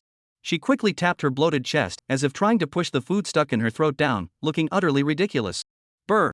Just as Shin Feng was about to tease her, he suddenly heard a faint burp. Turning his head, he saw Su Yulia's face flush slightly as she wiped her mouth with a napkin. After all, she is still human, right? Shin Feng thought to himself with a sense of relief. Shin Feng. Su Yue leaned back in her chair with a satisfied smile, then pointed at her bloated stomach and said, "It's all your fault. You have to take responsibility." Shin Feng shot Su Yue a disdainful glance but didn't respond. After all, she was the woman he had chased after, and no matter how foolish she was, he still had to live with her. Sit properly. Pigs only lie down or lean against something after they've finished eating. Su Yuling shot Su Yue a stern glance. After all, this was someone else's home, and such unruly behavior was unacceptable. Hee, I'm a bit full. Su Yue smiled awkwardly but straightened her back and sat down on the chair. Big brother, should I clear the table? Shin Chuchu glanced at Shin Feng. After all, the start and end of a meal were decided by the head of the household. Shin Feng looked at the mess on the table, then at the star-studded night sky outside the window, and suggested with interest, "No need. Let's clean up later when we get back. Why don't we go take a walk by the beach instead?" Great! Hearing that they were going to the beach, Su Yue nodded eagerly. After all, the beach was just a short walk from the back of Qin Feng's villa. Some exercise is good, otherwise someone might end up with flabby arms. Su Yu couldn't resist teasing, and everyone knew who she was referring to. Su Yue knew her sister was teasing her again, but she didn't argue. After all, everyone was in a good mood, and a little teasing was harmless. Oh, by the way, Shin Feng, when I was parking in your garage earlier, I saw a black sports car. It was so cool. Is it yours? Su Yue suddenly asked. Yeah. Shin Feng shrugged indifferently. Let's go then. Let's take a walk by the beach and come back to tidy up later. Shin Feng said, then stood up and walked toward his room to grab a jacket for Su Yue. Shin Feng, what kind of car is that? Is it the same Bugatti Veyron as my sister's? Su Yue followed behind Shin Feng, asking excitedly. It's a Pagani. Shin Feng answered, referring to the car model mentioned earlier that afternoon. Watching the two of them walk toward the room, laughing and chatting, Shin Chuchu looked at the mess on the table and felt a sense of emptiness in her heart. However, she didn't dare to show it. After all, everyone was in such a good mood, and Shin Chuchu didn't want to be a killjoy. Su Yu noticed Shin Chuchu's dejected expression and reached out to place her hand on Shin Chuchu's palm, speaking softly, "Let's go. Let's take a walk by the beach." All right. Shin Chuchu nodded, feeling a bit overwhelmed by the attention. Soon, the four of them arrived at the beach. Under the night sky, they walked aimlessly along the soft sand. However, just before they left, Su Yiling had taken the opportunity to tell Su Yue to get along well with this younger cousin, Shin Chuchu, though she didn't explain why. Therefore, Su Yue was now walking ahead with Shin Chuchu, occasionally chatting with her about Qin Feng's school life, making Shin Chuchu laugh so much that she looked like a blooming flower. Qin Feng and Su Yiling, meanwhile, were like the parents of these two girls, slowly following behind them, watching their playful banter with a mix of pride and indulgence, completely unwilling to disrupt the heated atmosphere between Shin Chuchu and Su Yue. Shin Feng had long wanted Su Yue and Shin Chuchu to have some fun together, so he naturally wouldn't interfere now. Shin Feng, what are your plans for the future? Su Yiling suddenly asked from beside him. The future? Shin Feng crossed his arms around his neck, gazing at the star-studded night sky, looking a bit lost. I don't know. Let's just take it one day at a time. Haven't you planned to propose to that girl yet? Su Yiling asked with a hint of curiosity. Sis, it's still early. Besides, look at Su Yue. Is she the right age and personality for marriage? Shin Feng smiled sarcastically. True, but are you sure you can continue dating Su Yue? What if you run away one day? Su Yukan asked without holding back, since Su Yue wasn't around and she wasn't afraid of what Shin Feng might think. It should be fine. Shin Feng replied without hesitation. Should be, but not 100% sure, right? Su Yueling teased. Haha, sis, you're teasing me. Faced with this question, Shin Feng could only surrender, looking like he was trying not to laugh. Su Yueling chuckled lightly before continuing, but I hope that girl's other half is you, so brother-in-law, you have to try your best. Try hard. Shin Feng looked at Su Yue's lively figure and couldn't imagine what expression she would have when he proposed to her. Chapter 151, The Two Sisters Love to Joke Around. Thinking of this, Shin Feng suddenly turned his head to look at Su Yuling and asked, by the way, sister, what are your plans for the future? I heard from Yuling that you don't plan to find a boyfriend. That girl really tells you everything, doesn't she? Su Yusong sighed and shook her head. It seemed like her secret had already been spilled by Su Yue. I've been thinking about finding someone recently. Su Yukan suddenly spoke up, her tone sounding both hopeful and confused, because aside from the men she dealt with professionally, she had no idea how to handle men in a romantic context. Oh, what kind of guy are you looking for, sis? Shin Feng asked with some interest. After all, she was his girlfriend's sister, so it didn't matter to ask. Su Yutsue thought carefully for a long time, then pointed at Shin Feng and said calmly, if possible, I'd like to find a man like you, Shin Feng.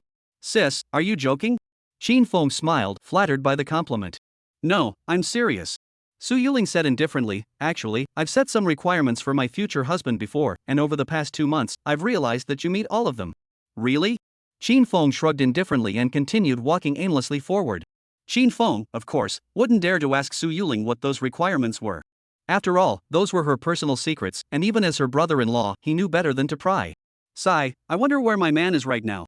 Su Yuling stretched lazily, letting out a cute little sound, adding a touch of innocence to her usually domineering demeanor. However, to be honest, Shin Feng, even though you say that, there are some things you shouldn't tell that girl. Otherwise, she'll come looking for trouble and accuse me of having ulterior motives toward you. Su Yukan couldn't help but tease him. Shin Feng nodded. Just then, a cool sea breeze blew in, ruffling Su Yusong's black hair, causing her to shiver slightly. She sighed in frustration, coming to the beach in my pajamas. I guess I'm starting to lose my mind. Just then, Shin Feng draped the jacket he had brought over Su Yukan, instantly adding a touch of warmth to her slightly chilled body. Su Yuling looked at Shin Feng, who was just a few inches away, and after a moment, she laughed and said, your girlfriend is right there, and you're flirting with her sister? Brother-in-law? Shin Feng adjusted the jacket draped over Su Yusong and sighed wearily. I've noticed that when it comes to joking around, you're exactly like Su Yue. Oh? From the look on your face, that girl must tease you a lot. Tell me, what kind of jokes have you two shared? Su Yuling looked at Shin Feng with great anticipation, wanting to see how this couple teased each other in their daily life, and maybe get a taste of what it's like to have a man by her side. Actually, there weren't any big jokes, but there was one time that really scared me. It was the first time I went to your house, and she came to pick me up, dressed up like you, and even imitated your voice. I mistook her for you at the time. Shin Feng finished speaking, rubbing his head in frustration, and added, so, every time I call you or meet you, I have to ask if you're the older sister or the younger sister, just in case I mix you two up again and do something inappropriate to you, which wouldn't be fun. After hearing Shin Feng's story, Su Yutsue couldn't help but recall that night when Shin Feng had mistaken her for her younger sister, Su Yue. As she thought about it, Su Yuling's delicate face began to flush red. With Shin Feng standing right in front of her, the mix of shyness and embarrassment made her feel utterly embarrassed. However, due to the late hour, Shin Feng didn't notice the change on Su Yutsue's face. What else do you want to do to me? Su Yutsue blamed everything that happened that night on Shin Feng and walked away angrily. What's wrong? Why are you angry? Shin Feng looked at Su Yutsue's back in confusion, completely unaware of what had happened. So, Shin Feng used his inside eye and strategy ability to look at Su Yusong, wanting to figure out why she had suddenly gotten angry. Insightful eyes. Su Yusong, 24 years old. Gender, female. Personal status, chairman and CEO of Tingyuan Real Estate, with significant connections and influence in S-City. Personal information, single, but recently feeling envious of her younger sister Su Yue for having a perfect boyfriend, she has begun to consider finding a boyfriend herself. Personal hobbies, when she feels overwhelmed by work or emotionally drained, she visits her friend Lin Yu's hotel to have a few drinks to unwind. Physical condition, currently in good health, but the only thing to watch out for is that she has been working very hard lately, plus she needs to handle her sister and her sister's boyfriend's issues, so she should take some time to rest to avoid the risk of overexertion. Ability guide. Su Yuling, female. Appearance, 95. Affinity toward the host, 60. Trust in host, 100. Personal interests, her younger sister, Su Yue.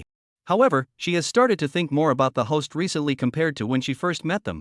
Target plan, this target fits the standard domineering female CEO archetype. She rejects all men and women except her close family and friends. You can assist her in her work to make her realize you have no ulterior motives, and frequently show her care and concern. When the time is right, she might even try to pursue you without needing your efforts. It doesn't mention why she's angry right now. Shin Fong looked at the two different pages in front of him and muttered curiously. Chapter 152, Still Young.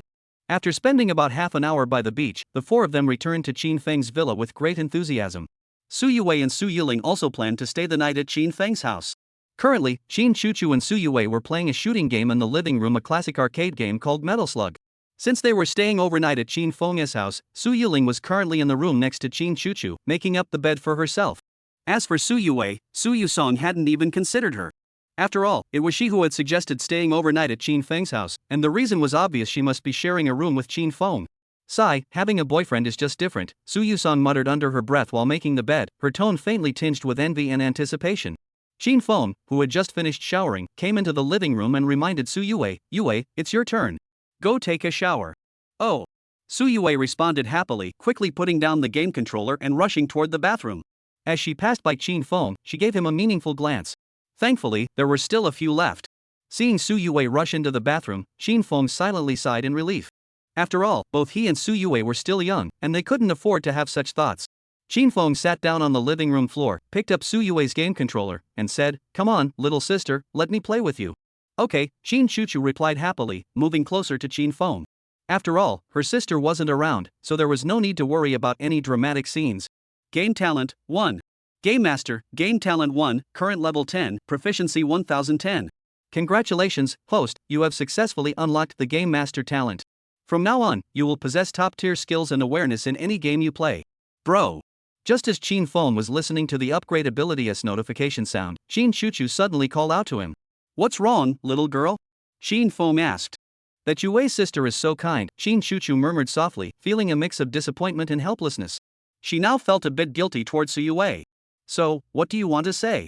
Qin Feng asked calmly, knowing exactly what Qin Chuchu was thinking. "So?" After hesitating for a moment, Qin Chuchu glanced at Su Yutsue, who was tidying the bedsheets in the room, and the tightly closed bedroom door.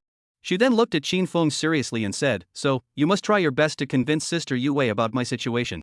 After saying that, Qin Chuchu blushed and lowered her head. The game character on the LCD screen had been killed by a monster and was now in the countdown to respawn. "Alright." Qin Feng replied without hesitation, then added, "Leave it to me." "Alright, big brother, you. Look, the first boss is no big deal. I passed it easily." Before Qin Chuchu could finish speaking, Qin Feng added with a smug expression, and the game character on the screen also celebrated triumphantly after defeating the first stage boss. "Big brother, you." Qin Chuchu, both embarrassed and annoyed, punched Qin Feng on the arm and whispered, "I wasn't talking about the game. I was talking about my own affairs. If Yue finds out that I told you, just wait and see what happens to me." Qin Feng repeated his earlier words, then turned to look at Qin Chuchu with a determined expression.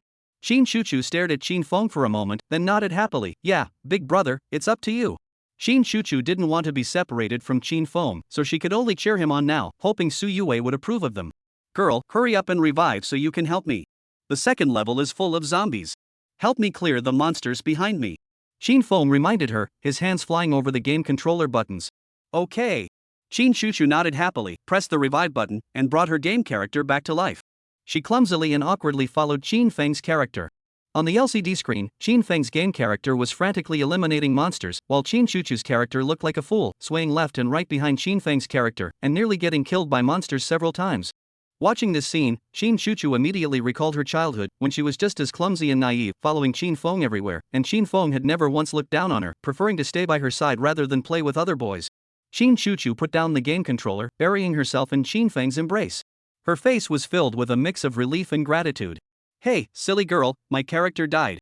Qin Feng, both relieved and helpless, gently stroked Qin Chuchu's head and spoke softly. Is the game more important than me?" Qin Chuchu snorted arrogantly.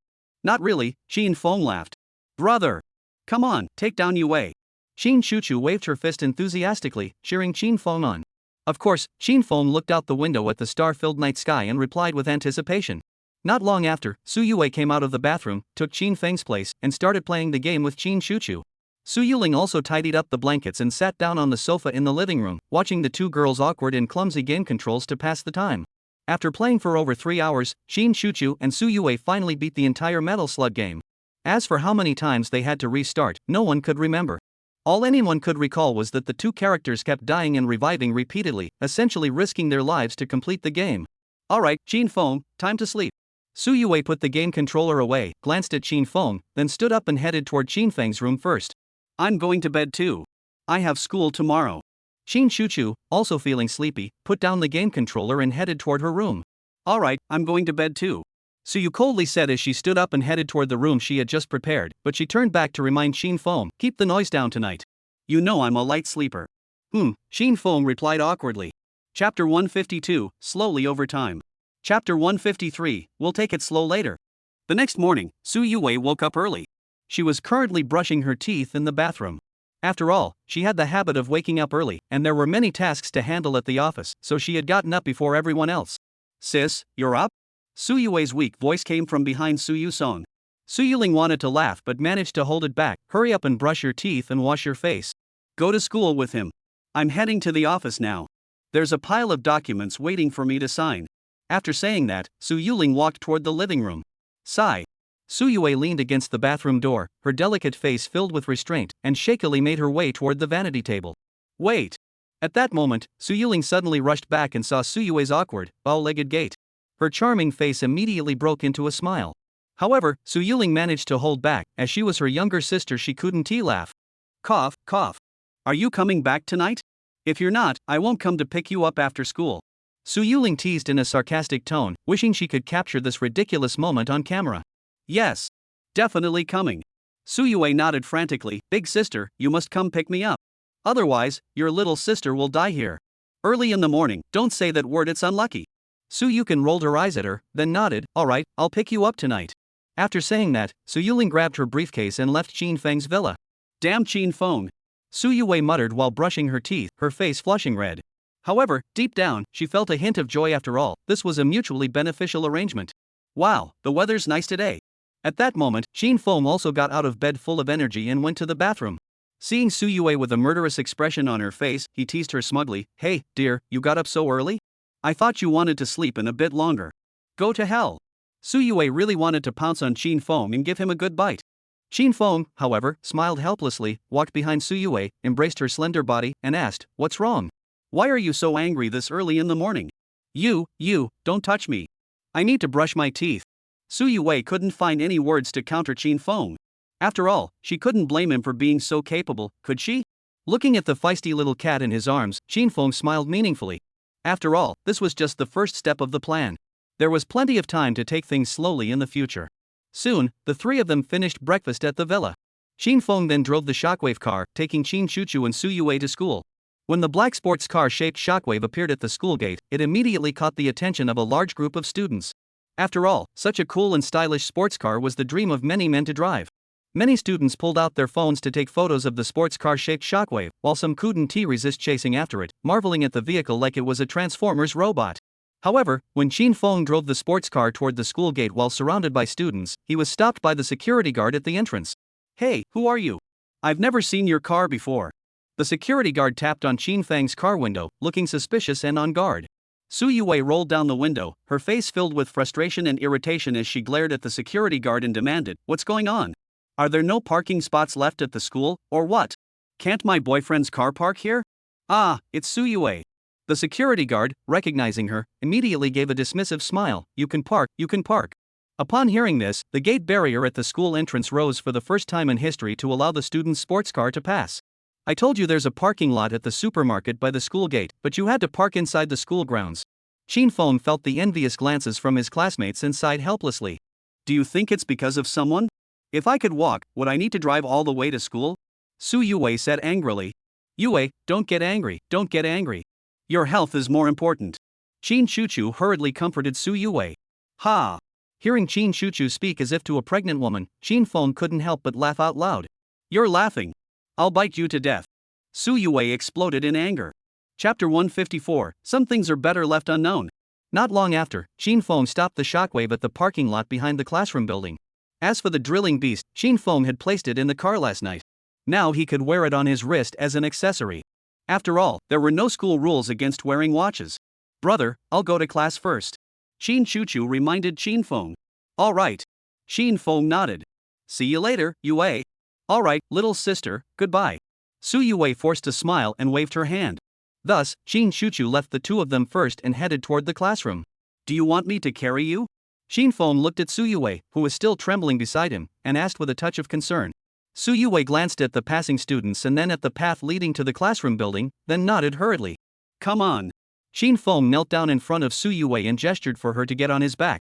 After all, she was his girlfriend, so taking care of her was no big deal, and besides, she was in this state because of him. So, Su Yue struggled to climb onto Qin Feng's back, wrapping her arms around his neck. Alright, let's go. Thus, Qin Feng carried Su Yue on his back, drawing curious glances from many classmates as they made their way toward the classroom building. They easily made it to the third floor. Su Yue tapped Qin Feng on the shoulder and said, Alright, put me down. Otherwise, they'll say I'm bullying you again. Why do I have to carry you to school? Alright. Qin Feng carefully placed Su Yue on the ground and took her handbag. As soon as she touched the ground, Su Yue couldn't help but gasp in surprise, and her legs began to tremble again. Are you okay? Qin Feng looked at Su Yue's stubborn expression and asked with concern. I'm fine. Su Yue acted as if nothing had happened, then leaned against the wall and walked toward the classroom. Qin Feng followed closely behind her, afraid she might collapse suddenly. When the two arrived at the classroom door, Su Yue's defiant posture, leaning against the wall, immediately caught the attention of many classmates, especially the girls, who felt a pang of jealousy. After all, it was Sunday, and students didn't have to go to school, so those in the know understood. Noticing the glances from some of the girls in the front row, Qin Feng instinctively straightened his posture, looking confident in following behind Su Yue. Su Yue exerted every ounce of strength to finally make it to her seat, collapsing onto the desk as if she had been drained of all her energy. Li Keqing, unaware of why Su Yue was in such a state, asked with concern, Yue, what's wrong? Did you catch a cold? Su Yue shook her head, too exhausted to respond to Li Keqing. Qin Feng, what's wrong with her? Li Keqing whispered to Qin Feng. Girl, there are some things in this world you're better off not knowing too much about, Qin Feng said solemnly. Ha? Li Keqing tilted her head cutely, not understanding Qin Feng's meaning.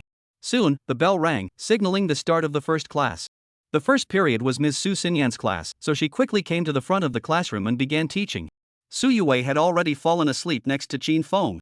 After all, she hadn't slept at all last night, so how could she possibly have the energy to pay attention now? Besides, she didn't care about the lesson anyway.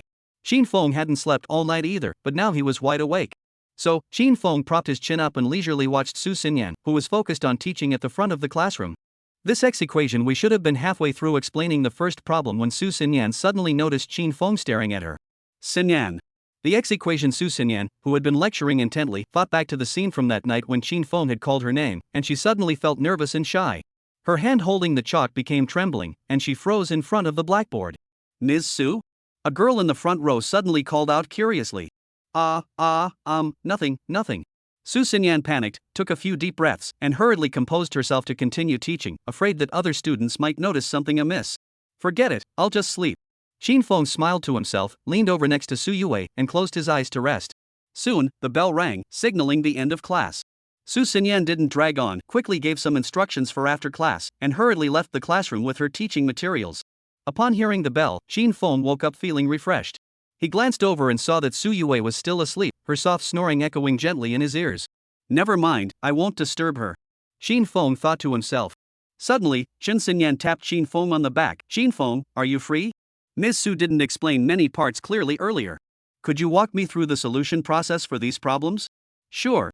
Qin Feng turned around, picked up Chen Xinyang's pen, spun it skillfully, and began explaining carefully.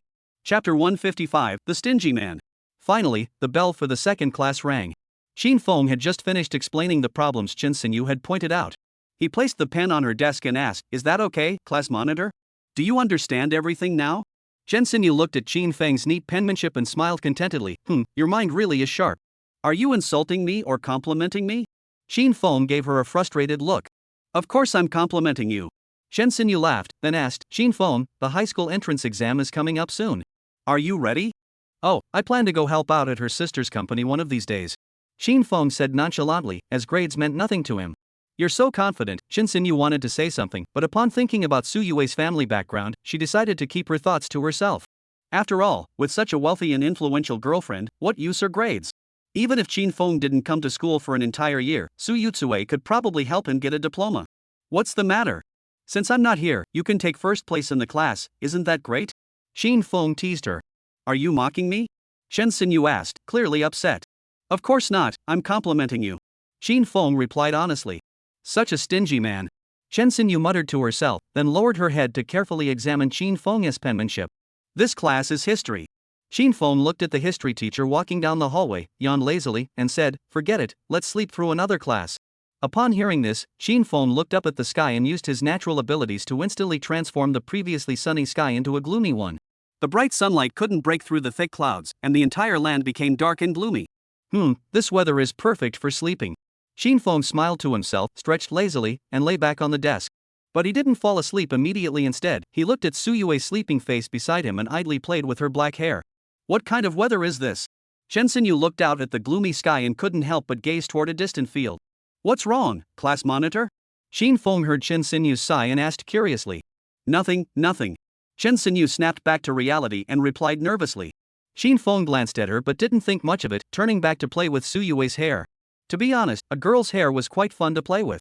Before he knew it, it was time to go home after school. Su Yue was picked up by Su Yusong. Qin Feng had originally wanted to go to the second floor to find Qin Chuchu and go home together, but Qin Chuchu said she wanted to stay behind with the other girls to make a blackboard newspaper, which would take about an hour. There was nothing he could do, so Qin Feng carried his shoulder bag to the parking lot behind the school building, leaned against the car, and boredly played with his phone, waiting for Qin Chuchu to finish the blackboard so they could go home together. Qin Feng's new home was very far from school, and it was rush hour after school and work, so he didn't want Qin Chuchu to take the bus or light rail alone. In this parking lot, all the cars and electric scooters belonged to school teachers, and the only student vehicle was Qin Feng's oscillation wave. Qin Feng. At that moment, the voice of physical education teacher Luli suddenly came from behind Qin Feng. Qin Feng turned around and saw Luli and Su Xinyan walking toward him. However, Su Xinyan looked uneasy and shy, probably because she didn't know how to face Qin Feng after what happened that night. I'm waiting for my sister. She's making the blackboard newspaper. Qin Feng answered honestly, then looked at the nervous and shy Su Xinyan and smiled. Miss Su was here too. Su Xinyan replied softly, her voice sounding lost in thought. Combined with her shy and reserved demeanor, she looked incredibly emotional. Ha? What's wrong? Luli looked at Su Xinyan in surprise. Nothing. Su Xinyan hurriedly waved her hand, smiling awkwardly and uneasily, afraid that Luli would discover what had happened between her and Qin Feng. Although Su Xinyan's behavior was a bit odd, Luli couldn't figure out why she was acting this way, so she shrugged her shoulders and shifted her gaze to the car next to Qin Feng. Qin Feng, is this your car? It's so cool. Must have cost a fortune, right? Luli walked over to Qin Feng, her eyes sparkling as she asked. If I say it's free, would you believe me? Qin Feng teased. I know it was bought by your rich girlfriend, Luli muttered in frustration, then suggested excitedly, Qin Feng, why don't you take me and Xinyan for a drive? Your sister is still making the blackboard newspaper, so we'll probably be back just in time. Luli, let's not. Qin Feng is waiting for his sister. We should hurry back. Aren't you going to watch the live sports broadcast? It's almost time. Su Xinyan pulled Luli's arm, urging her anxiously. If it were just Qin Feng, Su Xinyan would definitely not refuse. She would actually be very happy. But with Luli around, Su Xinyan definitely wouldn't want to. After all, Luli and Su Xinyan had been in the same class for nearly 5 years, so Luli knew Su Xinyan inside out. If Su Xinyan had any worries, Luli would notice immediately. Therefore, Su Xinyan was afraid that if Qin Feng or she herself said something they shouldn't, Luli would discover the truth about her and Qin Feng, and that would be troublesome. Sigh. Luli sighed helplessly, waved at Qin Feng, and smiled. Alright, Qin Feng, see you on Wednesday. Okay. Qin Feng nodded.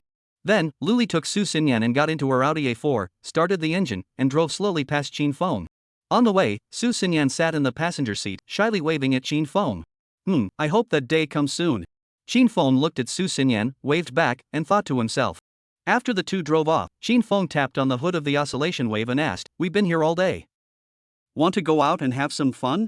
As soon as Qin Feng finished speaking, the oscillation wave immediately opened its rotating door eagerly. Alright, then. Anyway, that girl won't be out for another hour or so. Qin Feng said, then got into the driver's seat and suggested, let's take a spin around the small roads near the school. We'll come back in about an hour. Remember to drive slowly, this is a school zone. Upon receiving Qin Feng's instructions, the oscillation wave's headlights flashed a brief red light before smoothly pulling away and slowly heading toward the school gate. Chapter 156, Harnessing the Power of Nature in the Melon Fields. As soon as they stepped out of the school gate, the shockwave began to accelerate, speeding down the small road Qin Feng had mentioned. The rice fields and pedestrians along the roadside flew past quickly. It was clear that after spending the entire day in the parking lot, the shockwave was bored out of its mind. Qin Feng watched the students and pedestrians passing by on the path, tapped the black steering wheel of the shockwave, and reminded it, slow down, be careful not to hit anyone. Upon hearing this, the shockwave slowed down gradually, driving slowly along the path. The beautiful scenery by the roadside slowly passed before Qin Feng's eyes.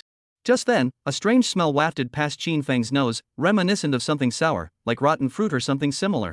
The smell grew stronger as they drove forward. Just then, Qin Feng suddenly noticed a familiar figure in the fields, carrying a pile of watermelons and walking slowly and unsteadily.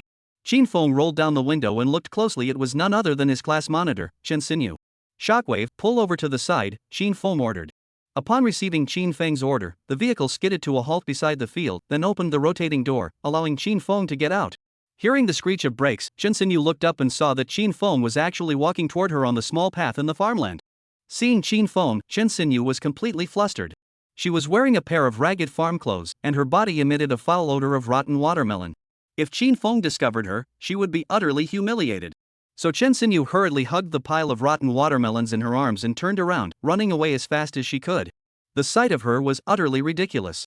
Hey, class monitor, this isn't right. After all, we're classmates. Qin Feng called out to Chen Xinyu, who was fleeing in panic.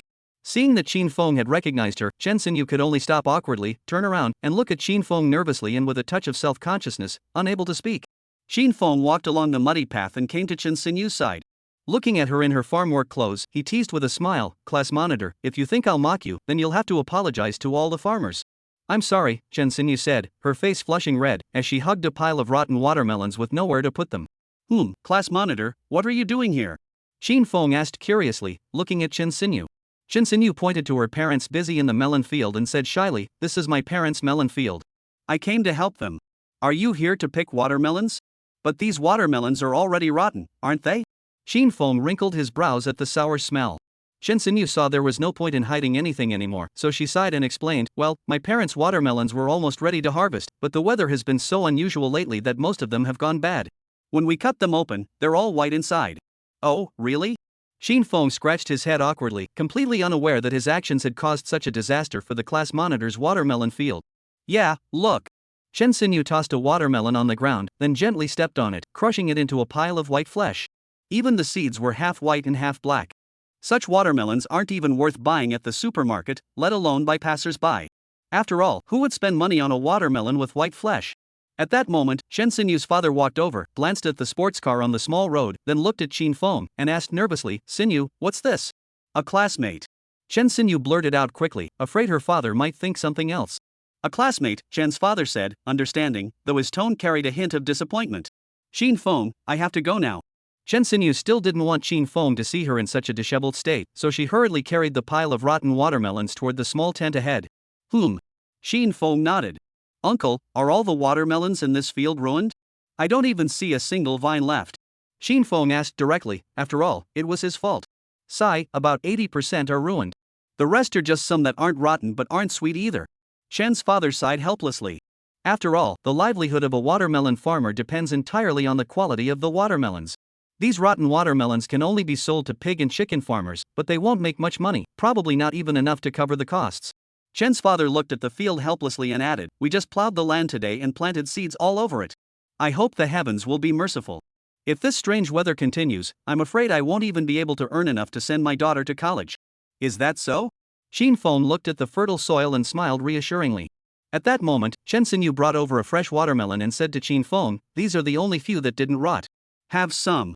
"Thanks," Qin Feng replied without hesitation, taking the watermelon and biting into it. Chen's father saw Qin Feng eating the watermelon without hesitation, so he quickly gave Chen Xinyu a meaningful glance, tapped her shoulder, and whispered, "Hey, girl, chat with your classmate. I'll go back to tilling the land." "We're just classmates. What's the big deal?" Chen Xinyu whispered back to her father. "But he's a guy, and he's so handsome and rich. If you succeed, your dad won't have to keep toiling in this dilapidated melon field anymore." Upon hearing this, Chen's father gave Chen Xinyu another urgent glance before heading toward the tent. "I'm not your tool." Chen Xinyu's face turned red as she muttered under her breath. Just as Chen Xinyu snapped back to reality, she noticed Qin Feng had already run over to the patch of land where the melon seeds had been planted. Consider it an apology. After using his natural power, Qin Feng stood up and stretched lazily. "Qin Feng, first of all, I want to make it clear that I don't look down on farmers. But could you please not tell anyone about what happened? Please?" Chen Xinyu said earnestly to Qin Feng. "Sure, no problem." Qin Feng shrugged indifferently. After all, girls are always a bit vain. "Alright, I'll head back now." My sister is waiting for me at school. All right. Chen Xinyu nodded happily. It seems this guy is pretty considerate after all. So, the two of them walked along the muddy path, leaving behind the newly planted field. Just as they left, the fertile soil began to sprout tender green shoots of melon plants. Chapter 157, Harvest Night. That night, around 3 in the morning, Chen Xinyu, who had stayed behind to watch over the melon field, was awakened by mosquito bites inside the tent. After all, such a place was bound to have some mosquitoes, and with a bit of bad luck, one might even encounter a snake. Chen Xinyu came from a single-parent family. The previous night, her father had loaded a truck with the rotten watermelons and driven them to the countryside, and he hadn't returned yet. Only the rural households that raised pigs and ducks in that area would use such rotten watermelons, so Chen Xinyu was now alone in the melon field, though there was little point in staying there. Scratching the mosquito bites on her skin, Chen Xinyu lay on the small bed, picked up the calligraphy pen left by Qin Feng yesterday, and began to review. After all, the exams were approaching, and Chen Xinyu didn't want to waste any opportunity to study. Sure enough, Qin Feng really has a sharp mind. Looking at the beautifully written pen and ink formulas Qin Feng had left behind, Chen Xinyu couldn't help but smile with satisfaction. After about half an hour, Chen Xinyu packed all the textbooks on the small bed into her shoulder bag and prepared to go home to brush her teeth and wash her face. After all, it was time for school, and the time was almost right. However, just as Chen Xinyu stepped out of the small tent, her foot suddenly tripped over a round, bulky object, causing her to fall awkwardly to the ground. What on earth was that? Chen Xinyu muttered in frustration, rubbing her sore ankle as she struggled to stand up. She then looked toward the entrance of the tent and saw that the object that had tripped her was a bright green watermelon. It was enormous, nearly half a meter long. Chen Xinyu had never seen such a large watermelon in her life. Where did this watermelon come from? And it's so big. Although it was still early morning, Chen Xinyu could see clearly that the thing that had tripped her was indeed a watermelon. After all, she had been dealing with this fruit for nearly 5 or 6 years. How could she not recognize it? Chen Xinyu took out her cheap phone, turned on the flashlight, and knelt down in front of the watermelon. She suddenly realized that the huge watermelon was still attached to the vine. I thought all the watermelon vines and watermelons were removed yesterday? How could any be left behind? Chen Xinyu touched the fuzzy watermelon vine, followed it along the vine, and looked toward the farmland where her father had planted the watermelon seeds yesterday. Then, the next moment, Chen Xinyu froze. Before her eyes, the field was completely covered by dense, lush watermelon vines and leaves. What had once been a barren patch of land was now a sea of green vines, with some even spreading onto the small path where Qin Feng had walked yesterday. More importantly, each of these lush vines bore one or more large emerald green watermelons, with nearly every watermelon bud accompanied by another emerald green fruit. The fruit-bearing rate was almost 100%. This must be a dream. Chen Xinyu stared dazedly at the emerald green melon field, unable to believe her eyes, then slowly walked toward the field. However, as soon as Chen Xinyu stepped out of the small tent, she was once again stunned by the scene before her. Because her family only had 3 plots of farmland, but now all of them were completely covered by tender green watermelon vines and leaves. As far as the eye could see, it was like a sea of green watermelons, with not a single other color in sight. Chen Xinyu's tent was right in the middle of the 3 fields, a small structure made of dried wooden planks. Compared to the vibrant green watermelon vines, it looked utterly out of place, as if the scene had been plucked straight out of a fairy tale, exaggerated and astonishing. Am I really dreaming? Chen Xinyu touched the soft, fuzzy vines of the watermelons, feeling both afraid and excited as she muttered to herself. She was terrified that this might all be a dream. She feared that when she woke up, the 3 patches of emerald green melon fields would vanish instantly, reverting to the barren land she had seen that morning. Chen Xinyu clenched her teeth and pinched herself hard on her thigh. A sharp pain shot through her arm. It's not a dream, but what on earth is going on here? Chen Xinyu was so excited she wanted to cry and laugh at the same time. After all, who wouldn't lose control of their emotions in such a situation? Wiping away the tears at the corners of her eyes, Chen Xinyu strolled among the watermelon vines, excitedly and joyfully admiring the large watermelons hanging from the vines, occasionally letting out a dreamy smile. After all, Chen Xinyu had been growing watermelons with her father for nearly 6 years and had never seen such an impressive harvest before. Chen Xinyu knelt down in front of a large watermelon, tapping its vibrant green, plump skin to check if it was ripe. Plop! The crisp outer skin of the watermelon emitted a dull, heavy sound under Chen Xinyu's palm. Hearing this sound, Chen Xinyu couldn't help but laugh with joy. After all, she was an experienced watermelon grower and knew that this sound meant the watermelons were ripe. If the rind is crisp and the sound is muffled and heavy, with a thudding noise, it means the melon is almost ripe. If the rind is hard and produces a clear, crisp sound, it's definitely an unripe melon. But if it sounds like this, with a soft, plopping sound, it means the watermelon is perfectly ripe and ready to be harvested. Plus, watermelons like this are usually very sweet. Chen Xinyu hurried down the path, ready to pick all the watermelons growing there before anyone else could sneak a bite. After going back and forth about 10 times, Chen Sinyu's small tent was already filled with large, green watermelons, all of them enormous, each about half a meter in size. Why is that? Why did the watermelon seeds my dad planted last night grow so quickly? And why are they so big and so many? Chen Sinyu looked at the large watermelons covered in black patterns and speculated in confusion. Never mind, they're growing in our family's melon patch, so nothing bad should happen. Chen Sinyu shook her head, putting aside these trivial matters, took out a small knife, made a small cut on one of the large watermelons, pulled out a piece of fresh red flesh, and put it into her mouth to savor it slowly. The next moment, Chen Sinyu froze in place. Because this watermelon was incredibly sweet. Chapter 158, The Abnormal Human. At night, Qin Feng and his younger sister Qin Chuchu had just finished dinner. Qin Feng led Qin Chuchu to the sofa in the living room, had her sit down, then lay down on her lap, comfortably enjoying his sister's knee pillow and ear cleaning service. Qin Feng lazily buried his face between Qin Chuchu's legs, feeling the gentle pressure from her ear spoon against his ears. He sighed contentedly, that feels so good. Little girl, I want this again tomorrow night. This was a very strange phenomenon. When she did it herself, she felt nothing, but when someone else did it, it felt incredibly pleasant. It was truly one of humanity's unsolved mysteries. Alright, big brother, just remind me after school. Qin Chuchu replied nonchalantly, continuing to gently explore Qin Feng's ear with her small hand holding the ear spoon. Her delicate face was filled with a satisfied smile as she looked at Qin Feng, who was lying beside her. This little world of the two of them was truly wonderful. Having you by my side is truly wonderful. Qin Feng sighed with genuine satisfaction, a feeling that came straight from his heart. You should have known that already. Qin Chuchu hummed proudly, her heart overflowing with joy. Soon, Qin Feng's ears were both tended to by Qin Chuchu. The siblings then watched the news on the living room's LCD TV, killing time and boredom. However, Qin Feng remained leaning against Qin Chuchu's legs. After all, a pillow couldn't provide such a comfortable feeling. At that moment, the TV was airing a very famous science program called Nature, which primarily featured things that occur in nature and unsolved mysteries in urban areas. On the screen, there was a man and a woman. The man was the famous host of the program, Kong Hai. The woman in the white lab coat beside him was the renowned biology professor Chen Lin, also known as Dr. Chen. She was currently a biology teacher at a prestigious university and was highly regarded on scientific websites both domestically and internationally. Additionally, several of her books on science had sold exceptionally well. However, her understanding of many things seems quite peculiar, leading many of her peers to believe she has a touch of the scientist's madness. Behind the two of them, a large screen displayed several images of flowers, birds, fish, and insects, as well as some poisonous reptiles and snakes moving forward in a group.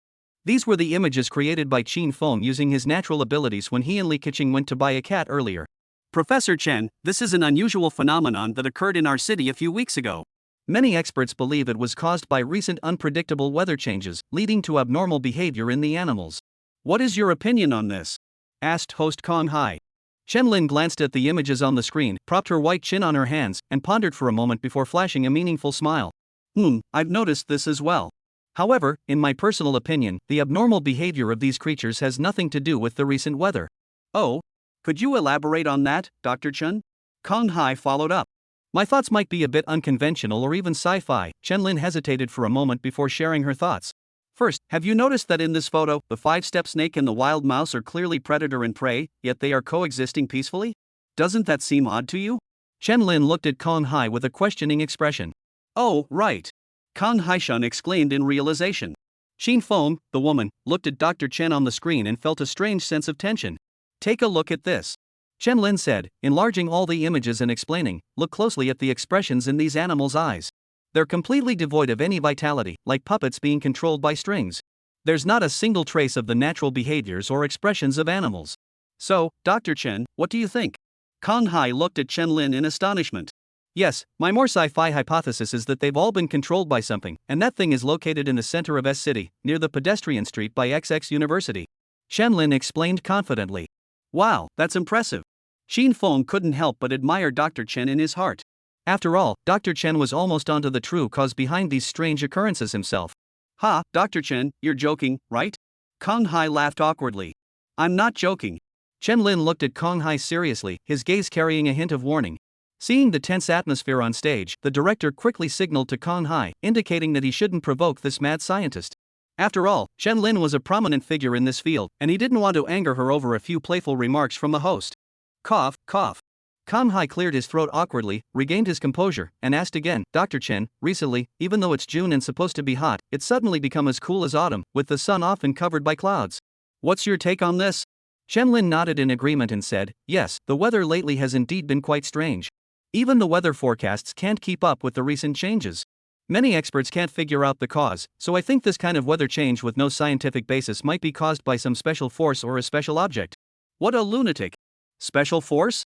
Why don't you just go ask Lin Zhangying to cast a spell? How could the director hire such a brainless woman? Kang Hai muttered to himself with a smug expression. Sure enough, Dr. Chen's perspective is different from everyone else's. Let's cut to a commercial break and come back shortly. Before Kang Hai could finish speaking politely, the commercial popped up. Qin Feng was completely stunned by Chen Lin's words, sitting on the sofa with an expression of disbelief on his face. He never imagined that someone could guess such strange things so accurately. If magic or supernatural abilities truly existed in this world, Qin Feng believed that this woman must be able to uncover the mastermind behind these strange occurrences, and that person was himself. Dr. Chen is interesting. Qin Feng smiled meaningfully. It seemed this woman was no ordinary person. Chapter 159, The Butterfly Effect. At night, after finishing her show, Chen Lin was in her office, carefully browsing through the photos sent by passers-by of the strange incidents that had occurred in his city over the past few days. Among them were photos of pets suddenly going berserk on the pedestrian street, live fish struggling on the ground outside a supermarket, and photos of crawling insects and snakes moving forward together. All of these were the strange phenomena that had occurred in S City in recent days, and could even be called anti-scientific phenomena. Wait a moment. At that moment, Chen Lin suddenly noticed an important detail. In two of the photos from the pedestrian street, there was a young man in his 20s. Upon zooming in on these two images from the pedestrian street, Chen Lin noticed a crucial detail. The teenager showed no curiosity or fear toward the lively fish at the supermarket entrance, instead appearing calm and composed. His casual expression seemed as though he already knew this was going to happen. This young man was none other than Qin Feng. Chen Lin pondered for a moment, then seemed to think of something. She quickly placed the two photos featuring Qin Feng in the center of the screen, surrounded them with other photos, and arranged them in a circle. Next, Chen Lin opened a drawing software, took out a red pen with red text, and began drawing all over the images, as if trying to guide something out of them. After about 5 minutes, Chen Lin connected all the images on the screen with the two photos featuring Qin Feng, as if solving a connect the dots puzzle, and discovered a crucial detail. That detail was that all the creatures in the other images were crawling toward the pedestrian street where the teenager was located, and not a single creature in any of the images was crawling in any other direction. This meant that whatever was controlling or guiding these creatures must be inside the pedestrian street, as it was impossible for these creatures to crawl in such an orderly and coordinated manner toward a single direction. As for whether Qin Feng was the one behind these strange phenomena, Chen Lin hesitated. After all, this was the 21st century, and humans didn't have any scientific magic or the like. How could they possibly control creatures? Just as Chen Lin was staring at the images in bewilderment, one of her colleagues, also a biologist, sent her 3 equally bizarre images. Curious, Chen Lin clicked on the first image, which showed an ordinary melon field.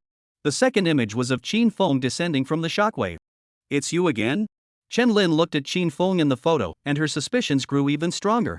When she clicked on the third image, Chen Lin couldn't help but gasp in shock.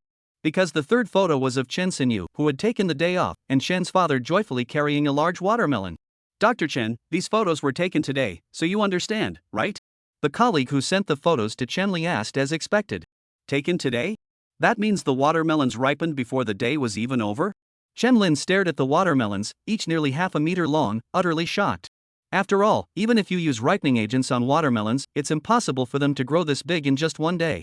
Moreover, upon closer inspection of the black patterns and color of these watermelons, it's clear that these are top-quality watermelons. I wonder if, when we interview this father-daughter duo, they'll have any idea why the watermelons grew so quickly overnight. Alright, I'll sign off now. Chen Lin quickly ended the chat, then placed the 2 previous photos of Qin Feng and this one with Qin Feng together. After thinking carefully for a moment, she began writing beneath the 3 photos. Possibly capable of controlling plants and animals, and able to make plants grow rapidly. Can they control the weather? To be determined. Isn't this school uniform from Lu Li and Xin Yan's school? Looking at the school uniform Qin Feng was wearing, Chen Ling muttered to herself thoughtfully, as an idea began to form in her mind. The next morning, Qin Feng got up early, had breakfast with Qin Chuchu, and then, as usual, drove to school in the shockwave vehicle. Humming a cheerful tune, he arrived in class and noticed that Su Yue had already arrived at school. Walking over to Su Yue, Qin Feng greeted her. Hey, good morning. You're even earlier than me today. I have nothing to do today, so coming early doesn't bother you? Su Yue asked curiously. Yes, I'm happy. But how's your health? Qin Feng leaned close to Su Yue's ear and asked softly. You're the one saying that. Su Yue looked at Qin Feng with a hint of fear and said, if you do that again, I won't come find you. Oh, it's my fault again. Xin Feng sighed, looking exhausted as he leaned on the desk. Who's blaming you? I just want you to be a little more careful next time. Really? Su Yue blushed and tapped Xin Feng's thigh before suggesting, Xin Feng, want to play games tonight? Li Keqing leveled up my character and got all the gear. Let's play together tonight. Sure, just come find me tonight. Xin Feng said indifferently. At that moment, Shen Xinyu also entered the classroom and glanced at Xin Feng with a suspicious look in her eyes. Shen Xinyu suspected that the reason her family's watermelons had grown so well overnight might be because Xin Feng had secretly done something, though she didn't know what method he had used. Sitting behind Xin Feng, Shen Xinyu couldn't help but ask, Xin Feng, do you know? My friend's watermelons were just planted yesterday, and they all sprouted overnight. Plus, the watermelons are really big. Xin Feng knew Shen Xinyu was testing him, so he casually remarked, Class monitor, there's a limit to lying. How could watermelons grow overnight after being planted? Even using ripening agents wouldn't make that happen. It must not be him, Shen Xinyu thought to herself. After all, Xin Feng is just an ordinary human being. How could he possibly do something so sci-fi? He's not a superhero, and he's certainly not a wizard. Even if Xin Feng were a wizard with powerful magic, why would he be here attending class? But who could have done it? Shen Xinyu couldn't help but speculate with suspicion. Chapter 160, Obtaining Mutant Abilities. Time flew by, and another week had passed. Xin Feng had been bound to the system for 2 months.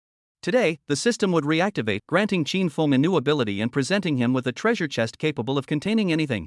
It was Wednesday, and Xin Feng woke up at 6 in the morning. He was in the kitchen preparing breakfast, as Qin Chuchu hadn't woken up yet, so he had to handle breakfast on his own. I wonder what I'll get from the treasure chest today. Xin Feng thought excitedly as he dropped noodles into the boiling water. The Spider-Man ability from last time was already incredibly powerful, so this time he should be able to get something even more amazing. Yagami Light's Death Note, Raven's Rune Engraved Greatsword, Thanos' Infinity Gauntlet, or even Batman's ultra-cool sports card. Xin Feng had already imagined all of them. After all, these were items from across the multiverse, so Xin Feng couldn't guess what might be inside the treasure chest just yet. As for what ability the system would grant him this time, Xin Feng didn't care much. After all, the abilities he already possessed were already absurdly powerful. Even if he were given other powerful abilities, he wouldn't find any use for them in this world. The only way he might be able to fully utilize these abilities was by opening a portal to other parallel worlds. Because in this world, Xin Feng truly didn't want to become a powerful individual dominating a region. He only wanted to live a simple life with the people he loved, and that was enough for him. As he pondered these thoughts, Xin Feng had already cooked the noodles, served them into 2 bowls, and was about to wake Qin Chuchu to eat. Ding! 168 hours have passed. The system has activated and will now randomly select a new ability for the host. Ding! Since the host has been bound to this system for a month, this activation will reward the host with a mysterious treasure chest. Here it comes. Xin Feng clenched his fist in anticipation. Hey, big brother, good morning. At that moment, Qin Chuchu, who had already woken up, came into the living room with sleepy eyes and looked at Xin Feng, saying happily, Big brother, noodles again today? Yeah, eat quickly.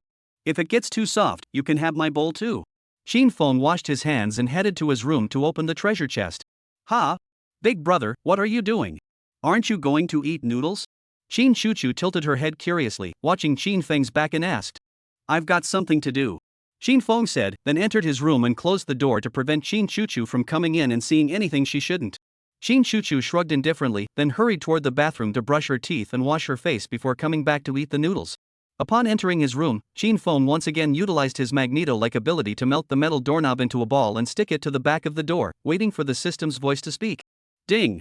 Congratulations, host, you have obtained the ability to mutate anything. The system's voice finally sounded. Universal mutation? Xin Feng asked curiously.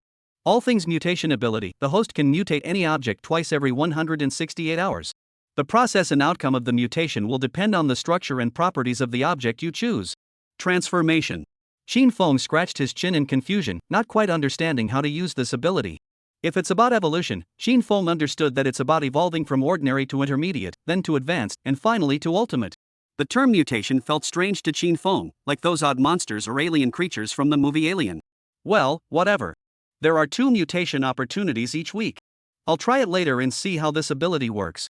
Xin Feng said indifferently. Now, as a reward for binding this system for 2 months, we are granting you a mysterious treasure chest. Would you like to open it? As soon as the system finished speaking, a treasure chest appeared in Xin Feng's mind. At the center of the chest was a large question mark, exuding an air of mystery. However, this time the treasure chest wasn't the golden color of the first one. Instead, it was entirely black, emanating wisps of black mist, resembling a forbidden treasure chest. Open it, Xin Feng said without hesitation. After all, he had been anticipating this treasure chest for 2 months and hoped to obtain a powerful item or ability. Ding! The mysterious treasure chest was opening. What could it be? As the treasure chest gradually opened in his mind, Xin Feng clenched his fists in anticipation. Congratulations, host, you have obtained an alien substance symbiote. The system announced respectfully. Alien substance symbiont? What is that? Xin Feng muttered in astonishment, as he had never heard of such a thing before. Soon, a pool of black, flowing liquid appeared on Xin Feng's desk, roughly half the size of the table. It looked like a mass of living black paint. However, the moment Xin Feng laid eyes on the black liquid, he knew exactly what it was. Because it was none other than Venom, the arch-enemy of Spider-Man from Spider-Man 3. The symbiote, upon seeing Xin Feng, immediately began to crawl along the edge of the table toward him, like a pool of flowing black blood, looking utterly bizarre. Don't move! Xin Feng quickly used his natural abilities to control the venom, preventing it from parasitizing his body. You see, if this thing were to parasitize someone, it would become extremely aggressive and unleash all their inner desires to the extreme. The poisonous liquid, controlled by Xin Feng's natural power, twisted constantly at the edge of the table, looking extremely painful. Xin Feng could also vaguely sense that his natural power seemed to have little effect on it, barely managing to keep it under control. It seems that the power of natural force is greatly reduced when controlling alien objects. Xin Feng looked at the black symbiotic mass and said with a shudder. However, Xin Feng thought about it. If he didn't allow it to parasitize his body, this symbiotic mass would definitely not survive. After all, it needed to parasitize an active body to maintain its survival state. This was also why it had desperately tried to parasitize Peter's body in Spider-Man, because it was also a living being, and it might simply want to survive. Chapter 161, Computer Girl. System, are you a Marvel fan? You've brought up something related to Marvel twice now, which makes me. So, host, see you in 168 hours. Before Xin Feng could finish speaking, the system disappeared from his ear as usual, without any hesitation. Forget it, let's not worry about that now. I need to find something to contain this first. Xin Feng finished speaking and scanned the room, looking for something to contain the venom. Xin Feng could sense that the effects of his natural power were not very noticeable on this pool of venom. After all, this thing was only a semi-living entity and not a true biological organism. His natural power could only barely contain it, as it had come from the forbidden realm of outer space. Therefore, Xin Feng fetched a plastic bag, opened it, and commanded with his powerful natural energy, "Come in." Slowly, the toxic substance began to spread into the plastic bag. However, it reluctantly wrapped around Xin Feng's wrist a few times along the way, indicating that it now desperately needed a host to sustain it. Once all the toxic liquid had entered the plastic bag, Xin Feng tied it shut, sealing it inside, and checked the area around the table to ensure no toxic liquid had been left behind. This thing could split like an earthworm, cut it in half, and it would split into 2 independent individuals. Its vitality was truly remarkable. Splash! The venom struggled inside the plastic bag, causing it to rustle loudly. It seemed unwilling to stay inside the bag. Setting the plastic bag containing the venom aside, Xin Feng prepared to test the newly acquired mutated ability. What should I mutate? Xin Feng looked around his room, curiously pondering. What about mutating a chair? What would it become? What about mutating a lamp? Would it glow brighter and get hotter? What about mutating headphones? Would they sound clearer or something else? Xin Feng looked at everything around him with eager anticipation, hesitating and muttering to himself, but he couldn't make up his mind. After all, he only had 2 chances a week. What if the mutated thing turned out to be too powerful? That would be wasting a precious opportunity. After thinking for a moment, Xin Feng's gaze slowly fell on his computer. What would happen if the computer mutated? Xin Feng finally made up his mind. After all, the computer was the most useful thing in his room. Forget it, I'll just mutate the computer. Xin Feng stood up with a burst of energy, walked to the computer he had been using for 4 or 5 years, extended his right hand, and used the mutation ability he had just obtained. Host, mutation successful. The mutation notification sounded in Xin Feng's mind. Ha! It's already mutated? Nothing's changed. Xin Feng was puzzled as he tapped the keyboard and mouse, completely confused. But just then, Xin Feng's computer suddenly turned on by itself, and the monitor lit up. However, instead of the usual Windows 7 screen, it displayed black and white stripes like an old TV. Is that it? Xin Feng felt a surge of disappointment, thinking this mutation ability was supposed to be so powerful. Master, hello. Just as Xin Feng was feeling disappointed, a magnetic, electronic voice suddenly came from the headphones next to the computer. It's actually come to life? Xin Feng stared in astonishment at his computer. Suddenly, Xin Feng's computer, including the main unit, keyboard, and even the headphones, began to deform and twist, emitting a series of metallic sounds, as if it were transforming into a car-like shape. In just a few seconds, Qin Feng's computer had transformed into the form of a young girl, standing quietly on his desk. Her hollow, deep blue eyes emitted wisps of blue light as she looked down at Qin Feng from above. The computer girl had long, fluorescent blue hair, standing about a head shorter than Qin Feng. She wore a silver-white uniform on top and a silver-white sailor skirt below, with smooth, slender legs.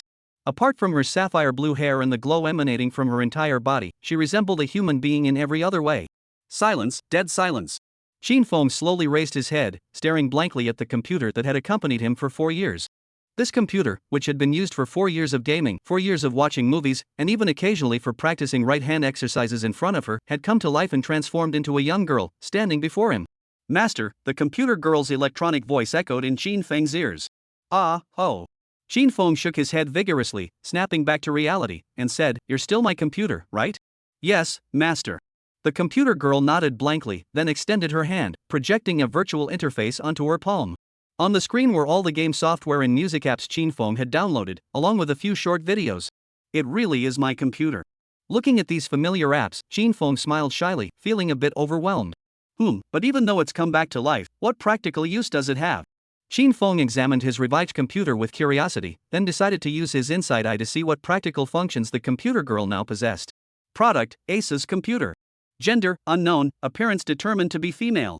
Abilities, scientific and hacking technology 10,000 years ahead of the world, capable of transforming into both a computer and a non-human advanced life form. IQ, 9,999,999, common sense, 999,999, emotional intelligence, 0. System prompt, although her appearance is female and her body has transformed into a female form, please do not harbor any inappropriate thoughts toward her, as her entire body is composed of computer metal. Be careful not to get stuck. Getting stuck sounds ridiculous. How could I possibly have inappropriate thoughts toward my own computer? Speaking of which, Qin Feng couldn't help but glance at the computer girl standing on the table, swallowing hard. Because, according to human standards, she was still very beautiful, a typical 3-no girl. As for 3-no girls, they refer to those who are silent, lack facial expressions, and have closed hearts that are difficult to read, also known as 3-no women. There probably won't be a "it's actually good" warning, Qin Feng thought to himself. Chapter 162, wearing a t-shirt made of venom. As Qin Feng stared at her, the computer girl crouched on the desk, pressed her hands against the surface, and crawled toward Qin Feng. Her wooden, innocent face came close to his, and she asked curiously, "Master, is there anything you need me to do?" "What do you need me to do?" he asked. Just as Qin Feng wanted to see what this computer girl could do, he suddenly witnessed an unbelievable scene. "What's this clothing?" Qin Feng reached out to touch the computer girl's clothing and discovered that his hand had passed through her silver-white uniform, as if it were made of light. "Master, this clothing is created using virtual projection technology. It's not a physical object," the computer girl explained calmly, then leaned closer to Qin Feng. "No wonder it's so lifelike." Qin Feng blushed and muttered. "Master, is there anything I can do for you?" "Anything within my capabilities, I'll be happy to help," the computer girl asked eagerly, clearly eager to assist Qin Feng. "Things to do." Qin Feng thought to himself, then reached out and tapped the computer girl's face, producing a metallic clang. After all, she was a computer-generated girl. Not right now. Just stay in this room. Also, don't transform into human form unless I tell you to. Keep your original computer form at all times, and never transform into a computer in front of others. Don't speak either. Got it?" Qin Feng reminded her seriously. Hearing Qin Feng's words, the computer girl obediently knelt on the desk and replied in a submissive tone, "Understood, master. I'll transform back to my original form now." The computer girl then quickly transformed back into her computer form, sitting quietly on the desk, indistinguishable from before. Science and hacking technology that's 10,000 years ahead of its time, huh? These abilities will definitely come in handy someday, Qin Feng thought to himself. In this age of advanced internet technology, having such a powerful computer girl by his side would definitely be of great use, no doubt about it. "Oh, right, I should give you a name. We can't keep calling you computer, can we?"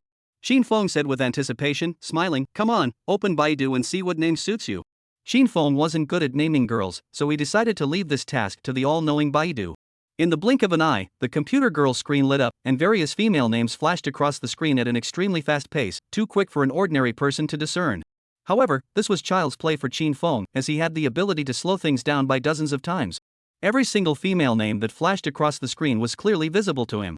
After watching for a few minutes, Qin Feng felt that the female names suggested online were all too unique and distinctive, and each name seemed perfectly suited for human females. Using any of them for his computer girl felt rather incongruous. Looking at the constantly flashing female names and recalling the appearance of the computer girl earlier, Qin Feng suddenly had an idea and suggested, "Hey, why not call yourself Dun Yang?"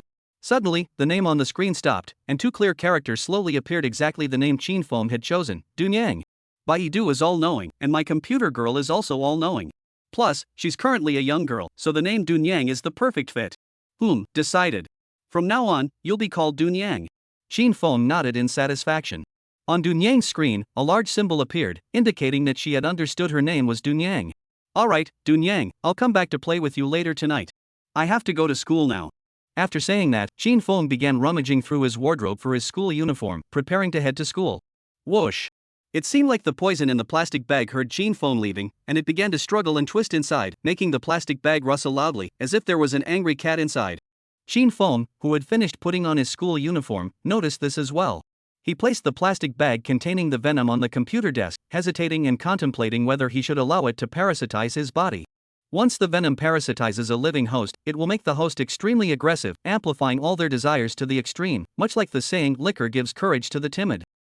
With the mindset and skill I've honed from previous experiences, I should be able to suppress that violent emotion, right?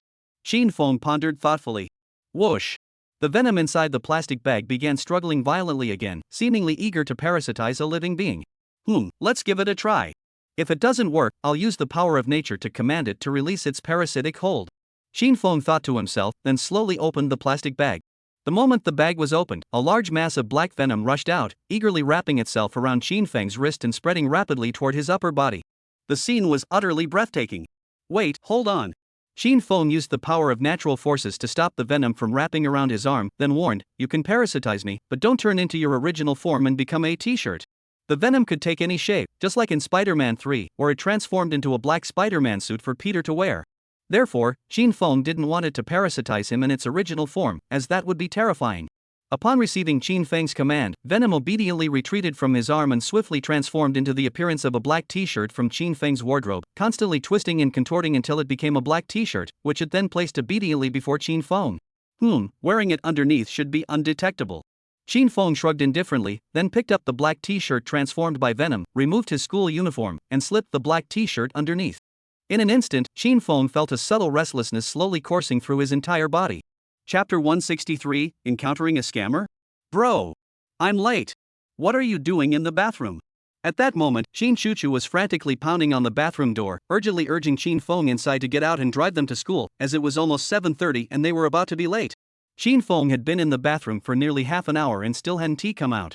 Qin Chuchu was starting to suspect that he was practicing his right hand in there, as he didn't respond to her calls. Brother, hurry up. What are you doing? Clatter. Just as Qin Chuchu was urging him, the bathroom door finally opened. Qin Feng stood at the bathroom door with a playful smile, looking at Qin Chuchu. Brother? Qin Chuchu looked at Qin Feng, who was just a few feet away, and couldn't help but stare in shock. Because today's Qin Feng had changed so much that Qin Chuchu almost thought he was a different person. Having just finished showering, Qin Feng's body and hair were still dripping with tiny droplets of water. His black school uniform clung to his muscular frame, making his lines look incredibly perfect. From head to toe, he gave off a bad boy vibe, but it was the kind of bad boy who was actually handsome, a handsome bad boy. Qin Feng's usually neat, short hair was now disheveled, adding an extra touch of rebelliousness to his appearance. Brother? What's wrong with you? Qin Chuchu looked at Qin Feng in astonishment, not knowing what to say. What's wrong? Where's the hairdryer? Do you want me to have a wet head? Qin Feng smiled sarcastically. Oh, I forgot to bring it back to the bathroom after I finished showering.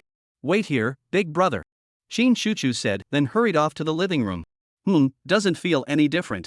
Qin Feng pulled open his collar, looking at the t-shirt inside that had turned into poison, muttering indifferently. After drying his hair, Qin Feng lazily swung his empty shoulder bag and walked toward the garage. Qin Chuchu stood beside him, curious and fascinated, watching Qin Feng. She felt that Qin Feng had changed a lot today, but she couldn't quite put her finger on it. Open the door, Qin Feng commanded the shockwave in the garage. The shockwave quickly opened the two rotating doors, allowing Qin Feng and Qin Chuchu to get inside. Qin Feng strapped the drill beast to his wrist, then tapped the steering wheel and commanded the vibration wave, little wave, play wrecking ball. Shockwave. Drill beast. Xiaobo? What the heck is that? Qin Chuchu looked at Qin Feng curiously. That's its name. Isn't it nice? Qin Feng turned around and looked at Qin Chuchu with interest. It's nice. Qin Chuchu smiled awkwardly, finally realizing where Qin Feng had changed. The current Qin Feng gave Qin Chuchu the impression of being carefree and indifferent, just like a street thug. However, this thug was the handsome kind. At Qin Feng's command, the car was filled with the passionate English song, and Qin Feng's fingers on the steering wheel tapped along to the rhythmic melody. "Brother, we're going to be late," Qin Chuchu reminded him anxiously. "Oh, right." Qin Feng glanced at the drill beast on his wrist and then reminded her, "Sweetheart, fasten your seatbelt." "Baby?" Qin Chuchu was both surprised and delighted, wondering if her older brother had won the lottery today. How happy he was. However, hearing him call her baby made Qin Chuchu quite happy. After all, it meant their relationship had grown closer. As Qin Chuchu fastened her seatbelt, Qin Feng floored the gas pedal. The car surged forward like a rocket, speeding out of the garage and then racing down the street like a black bolt of lightning. Qin Chuchu experienced for the first time what it felt like to have your body racing ahead while your soul chased after it. "Brother, slow down a bit. There's no need to go so fast. If we're late, we're late." Qin Chuchu gripped the steering wheel tightly, watching the vehicles whiz by, her heart pounding. After all, Qin Feng had been driving like this the entire way, at an absurdly high speed. Seeing how scared Qin Chuchu looked, Qin Feng's heart softened, and he immediately eased off the gas, reducing the speed by more than half. "Phew, you scared me to death." Qin Chuchu exhaled with a lingering sense of fear, then asked Qin Feng with a hint of annoyance, "Big brother, what's wrong today? Why are you so happy? What's wrong? Don't you want your older brother to be happy?" Qin Feng couldn't help teasing her. "It's not that. I just feel like you're acting weird today." Qin Chuchu smiled awkwardly. "Weird? What's weird about me today?" Qin Feng muttered to himself, not realizing anything was off about him. "Brother, there's a bicycle." Just then, the shockwave suddenly slammed on the brakes, causing Qin Feng and Qin Chuchu to lurch forward, unable to suppress a startled cry. Fortunately, both of them had fastened their seatbelts, otherwise they would have been thrown forward by the powerful inertia and smashed into the windshield. "Oh my god, we hit someone! We hit someone!" From the front of the car, a series of eerie moans could be heard. Another person approached Qin Feng's window, banging on it furiously and shouting, "What the hell are you doing? Get out of the car! Brother, they hit us first. They're trying to extort money." Qin Chuchu hurriedly reminded Qin Feng, as she had clearly seen the two men on bicycles deliberately collide with their car. Stay in the car, don't get out." Qin Feng gave Qin Chuchu a playful smile, then tapped the steering wheel of the shockwave vehicle, commanding it to open the door. Slowly, the car door rotated and opened in front of the two scam artists. Seeing the sleek car door, they were thrilled beyond words. They'd hit the jackpot. At that moment, the sidewalk by the roadside had already gathered a crowd of onlookers. After all, such a major event was something they didn't want to miss. Especially since it was such a sleek black sports car, it must be a wealthy individual who had crossed paths with this pair of scam artists. "Who got hit?" Qin Feng asked casually. "Look at what you did to my brother." The man banging on the car window pointed at the man lying next to the bicycle, his face twisted in anger, and demanded, "What's going to happen now? Are we settling this privately or going to the authorities?" Chapter 164, settled for 8,000 yuan. Due to Qin Feng and this pair of scam artists, the road behind them was now completely blocked with vehicles honking their horns wildly. However, due to the traffic jam, several experienced drivers who frequently traveled this route recognized the two scam artists and began leaning out their windows to curse at them. "Damn it, it's you two again. Get out of here. I'm going to be late delivering the goods. Damn it, how unlucky can I get? I ran into these two again. Last time I took them to the hospital for a checkup, and nothing came of it. Who the hell called the traffic police? Get these two out of here. What's the point of chasing them away? They'll just come back in a few days." Qin Feng looked enlightened as he said to the man who was a head taller than him, "Oh, you're the ones who staged an accident. Hey, don't talk nonsense. You hit our bicycle and injured my brother's leg. How dare you call us scammers? I'll sue you for defamation." The tall man, however, remained unfazed, countering with a smirk. Let me take a look."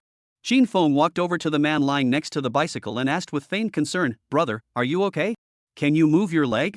It hurts too much to move. I can't stand up." "Forget it, we'll settle this privately for 8,000 yuan since you're young. Otherwise, take me to the hospital." The man on the ground immediately demanded a large sum, thinking that Qin Feng could afford it.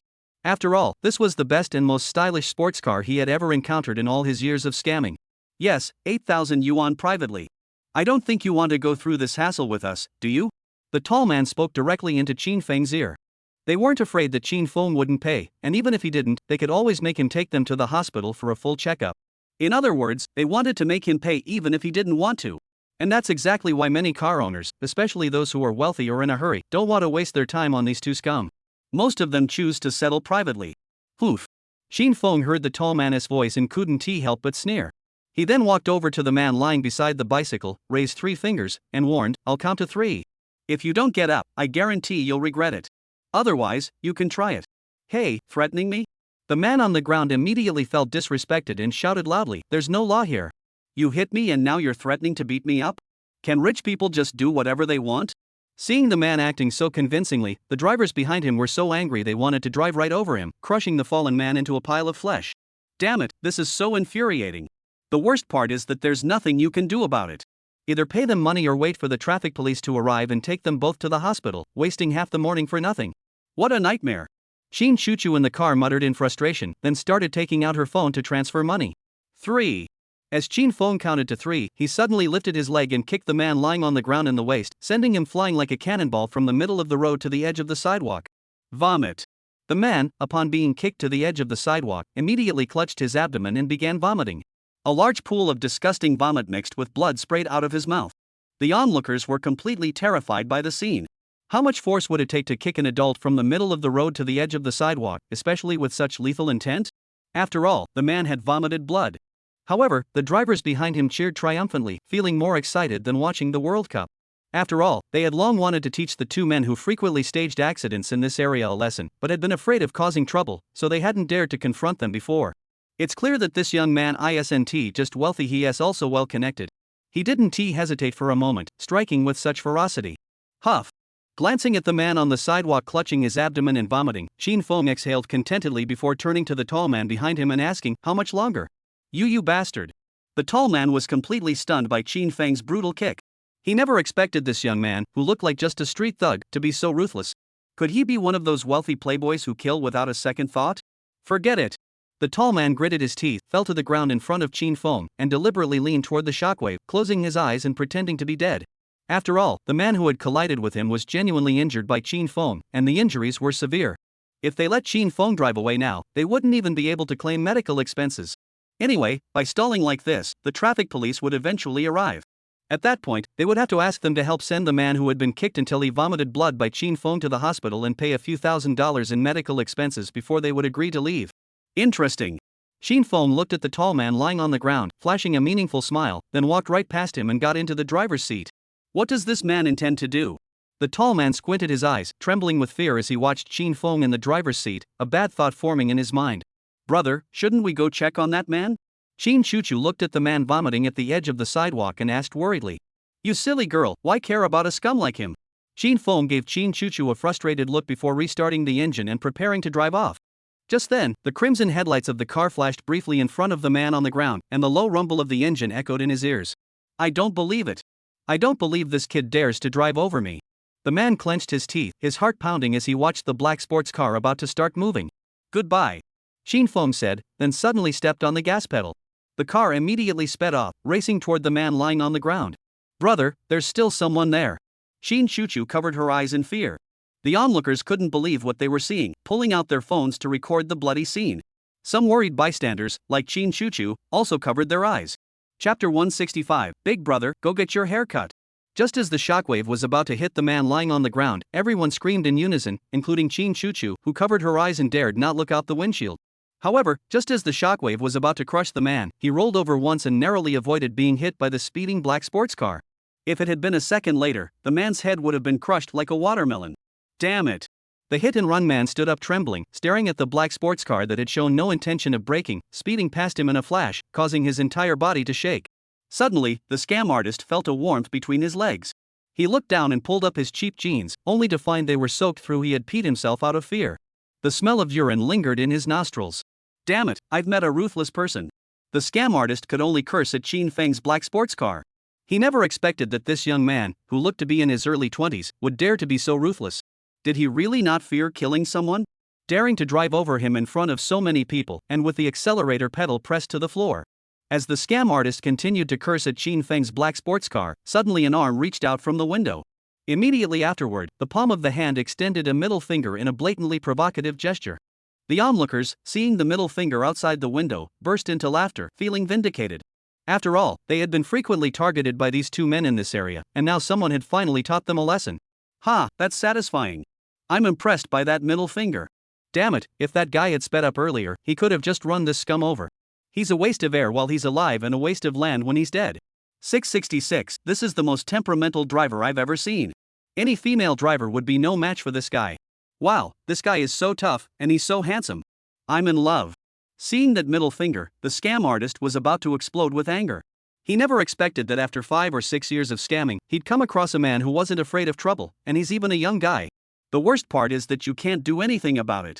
You can't possibly take that companion who was kicked until he vomited blood to the police station and report, "We were scamming someone," but that man not only refused to pay, he also injured our companion, and when he left, he flipped us off in mockery. Damn, what bad luck.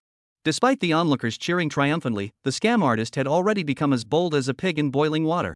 He walked over to his companion, who was lying on the ground bleeding from being kicked by Chin Fong, and said, "Are you okay?" "It's just a kick." The man who had been kicked in the abdomen by Chin Fong clutched his abdomen, barely able to speak, his face pale and bloodless.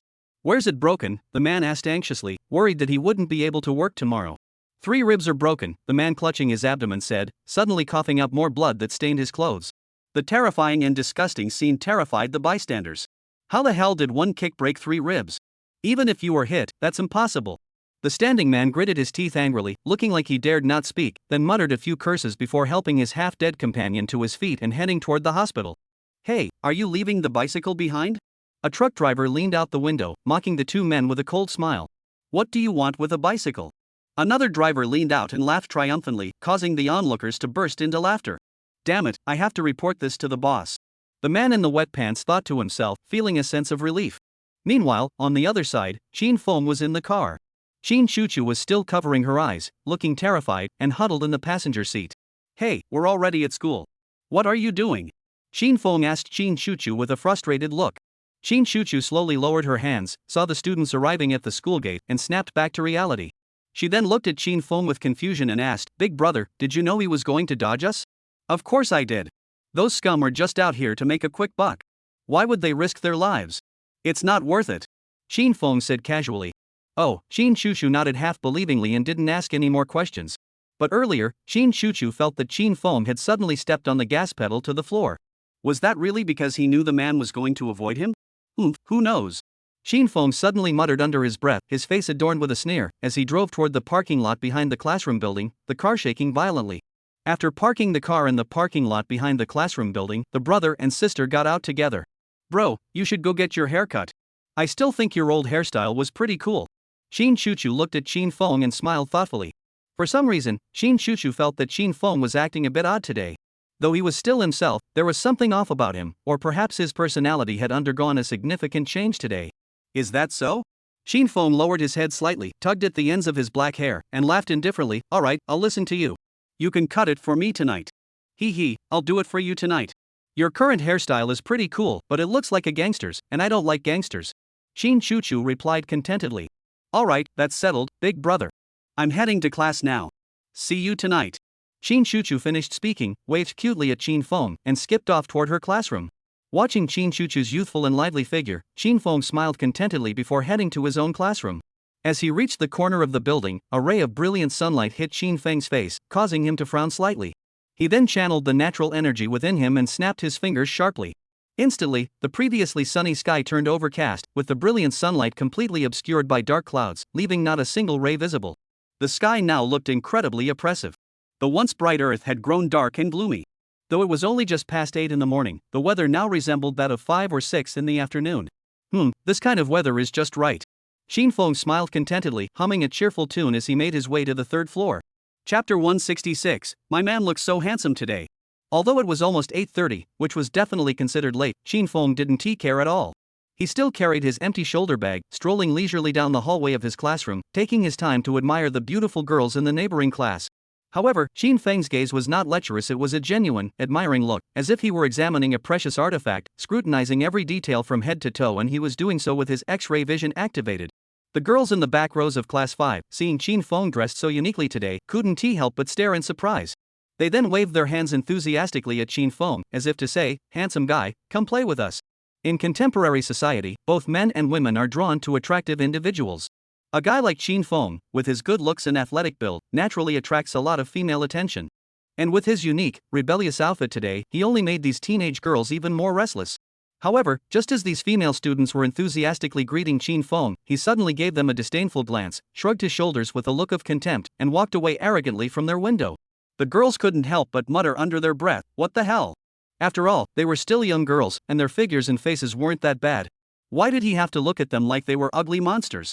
What made Chin Feng look down on them wasn't anything else, it was because the most attractive among them only scored an 85, and there were several women who had had at least 5 parts of their bodies altered. Therefore, Chin Feng had no interest in Transformers and strongly disliked women who had undergone plastic surgery. Sigh, boring. Chin Feng sighed in frustration, then slowly made his way to the classroom door. However, he didn't call out, just stood there quietly watching Su Xinyan teaching on the podium. This woman who had once been so emotional by his side now looked like a teacher, which made Chin Feng feel a strange sense of accomplishment. Su Xinyan didn't notice Chin Feng at the door, but most of the students in the class had already spotted him and were craning their necks to look his way. Because Chin Feng's outfit and hairstyle today were completely different from usual, they initially thought another student had entered the wrong classroom. Girls of this age were in their rebellious phase, so they all admired the cool, rebellious type, finding it very stylish and full of personality. Especially the girls in the front row. Seeing Chin Feng's rebellious outfit, they were all buzzing with excitement, whispering under the desks and discussing how they wished they could take out their phones to snap a few photos as wallpaper. The girls, thinking about how this cool bad boy has to be exploited by a rich woman every day makes me so angry. Wow, my guy looks so handsome today. Su Yue looked at Chin Feng at the door and couldn't help but sigh with delight. Noticing her classmates' gazes, Su Xinyan turned her head to look at Chin Feng at the door. She paused for a moment before asking in a cute, dazed voice, Chin Feng? Chin Feng nodded. You're late today. What's your excuse? Su Xinyan forced herself to stay calm and asked in a neutral tone. After all, she couldn't just let a late student in without a reason that would make the other students think she was playing favorites. No reason. Chin Feng replied indifferently, as he had no interest in telling Su Xinyan about the 2 incidents where he had been falsely accused. The entire class. You could at least make up an excuse. How am I supposed to save face now? Su Xinyan felt utterly frustrated inside. This guy just knows how to pick on me. Should I make up an excuse for you now? Mr. Su? Oh no, Xin. Chin Feng, did you oversleep today?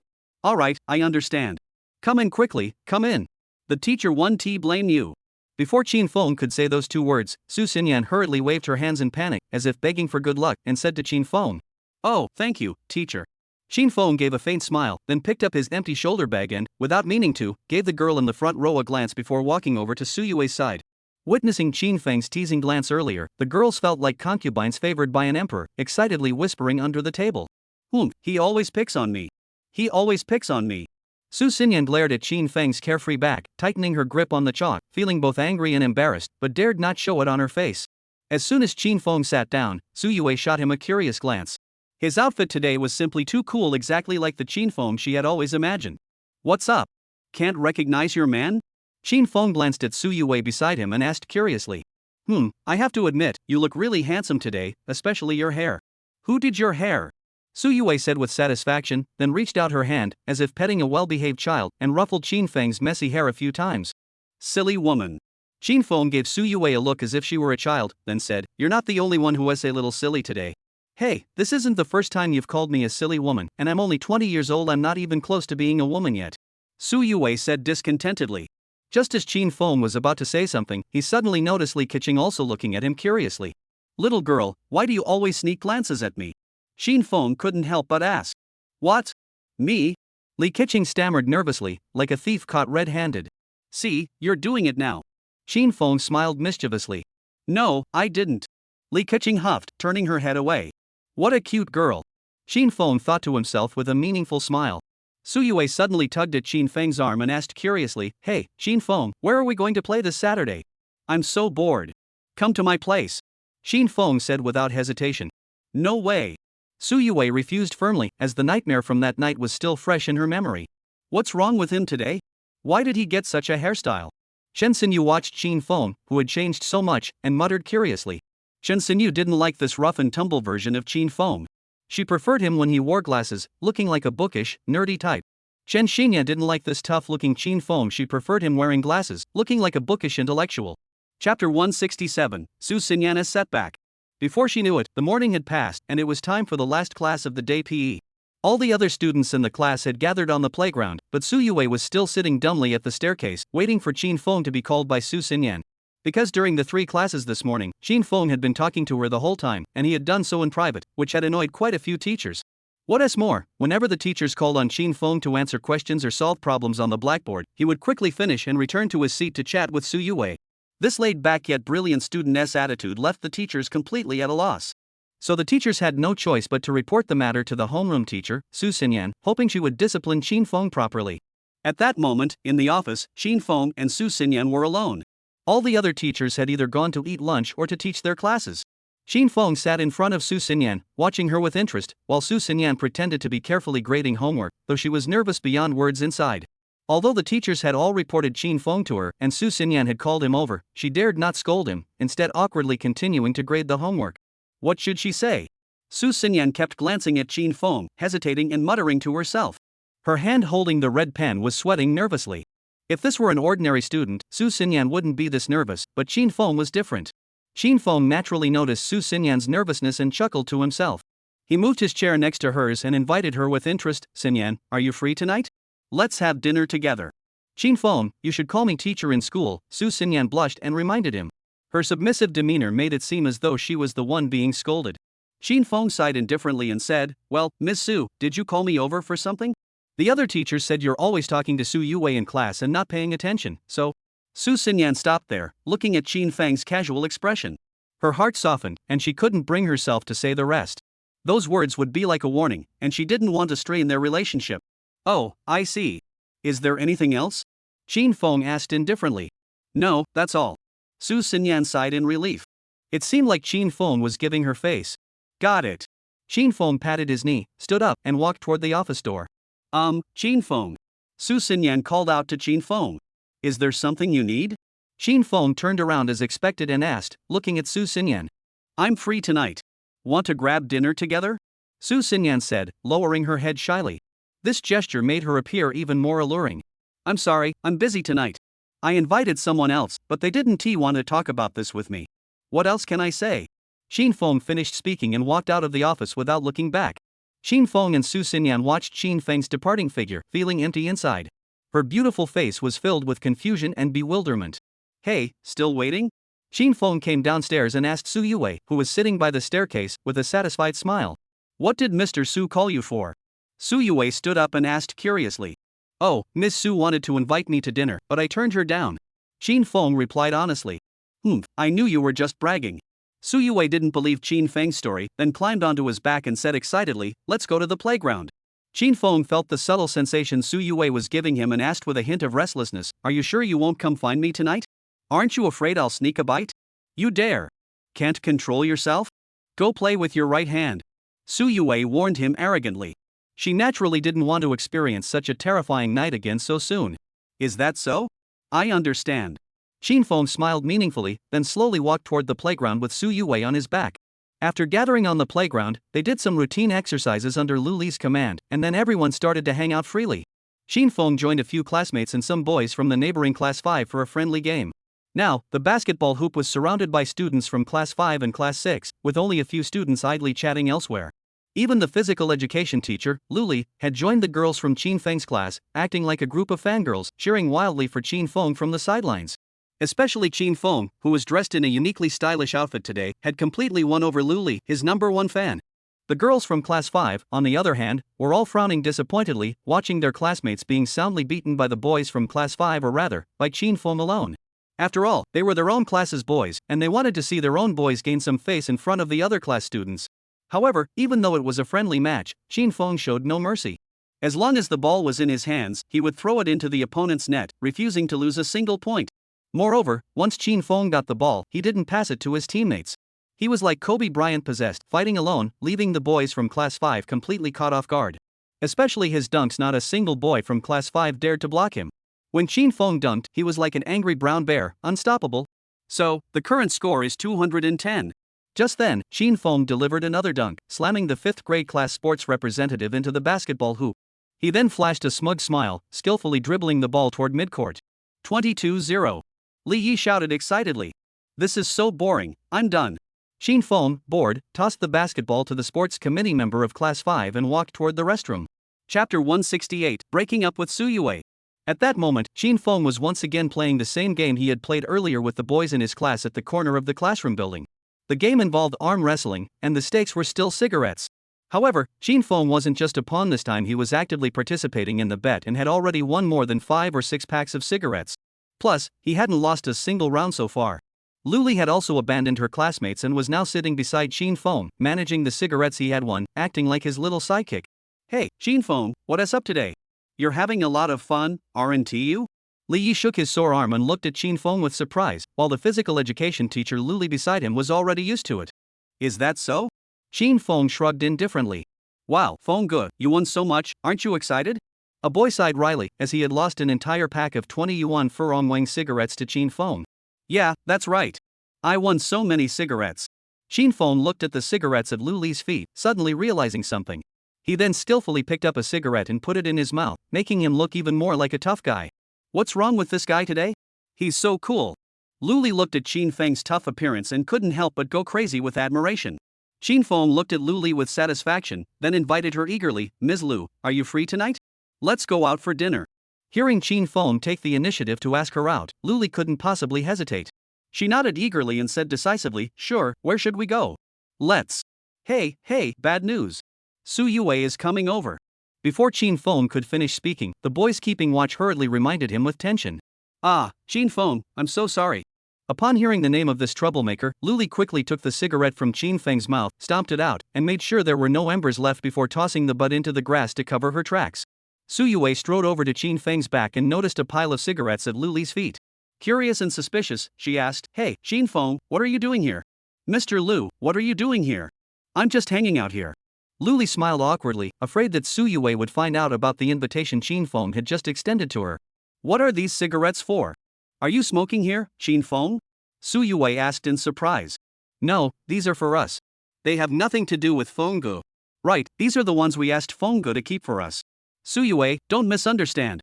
The few boys, being loyal, divided up all the cigarettes Shin Fong had won, leaving not a single one behind. After all, they were a couple, and they didn't want these two to argue over such a trivial matter. Don't ever call Shin Fong to play with you guys again. Su Yue warned the boys, then turned to Lu Li and said, Teacher, you too. You're supposed to be supervising the students during PE class, yet you're here doing who knows what. I know, Lu Li smiled awkwardly and hurriedly left the tense scene. Alright, Shin Fong, let us go. Su Yue patted Shin Feng's arm and reminded him. You go ahead. I'll stay here for a bit longer. Shin Fong replied indifferently. What's so fun about hanging out with these guys? Are you trying to learn how to smoke? Su Yue asked angrily. The boys, hearing Su Yue's sarcastic words, all felt ashamed and stayed to the side. After all, Shin Fong had indeed been dragged here by them. Shin Fong stood up, looked at Su Yue's angry expression, and repeated, I told you, I'll play a bit longer. You go ahead. Shin Fong, are you really choosing to play with these guys instead of your girlfriend?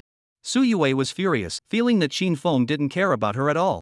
Seeing that Su Yue was genuinely upset, Shin Fong softened his heart and smiled, saying, Class will be over soon. What's the point of going over there? You go ahead, and I'll join you in a bit. Shin Fong, do you think being with me is no fun anymore? Su Yue asked, her voice trembling. No, why would you? If you're so impatient, then let us break up. Before Shin Fong could finish speaking, Su Yue blurted out coldly. However, Su Yue was just angry. She was now shocked that she had said such words. However, since the words were already out, Su Yue could only pretend not to care, hoping to warn Shin Fong that she had lost patience. Upon hearing Su Yue suggest breaking up, the other boys hurriedly tried to mediate, nervously urging the two to reconcile. No, Su Yue, breaking up is too much. We were just having fun. Don't joke about something like this. Right, Shin Fong, go over there. We can play again next time. Shin Fong looked at Su Yue's casual expression and couldn't help but feel a pang of sadness. He never expected Su Yue to casually dismiss something so important. Alright, if you want to break up, then break up. Shin Fong said indifferently, walking past the stunned Su Yue and heading toward the classroom building.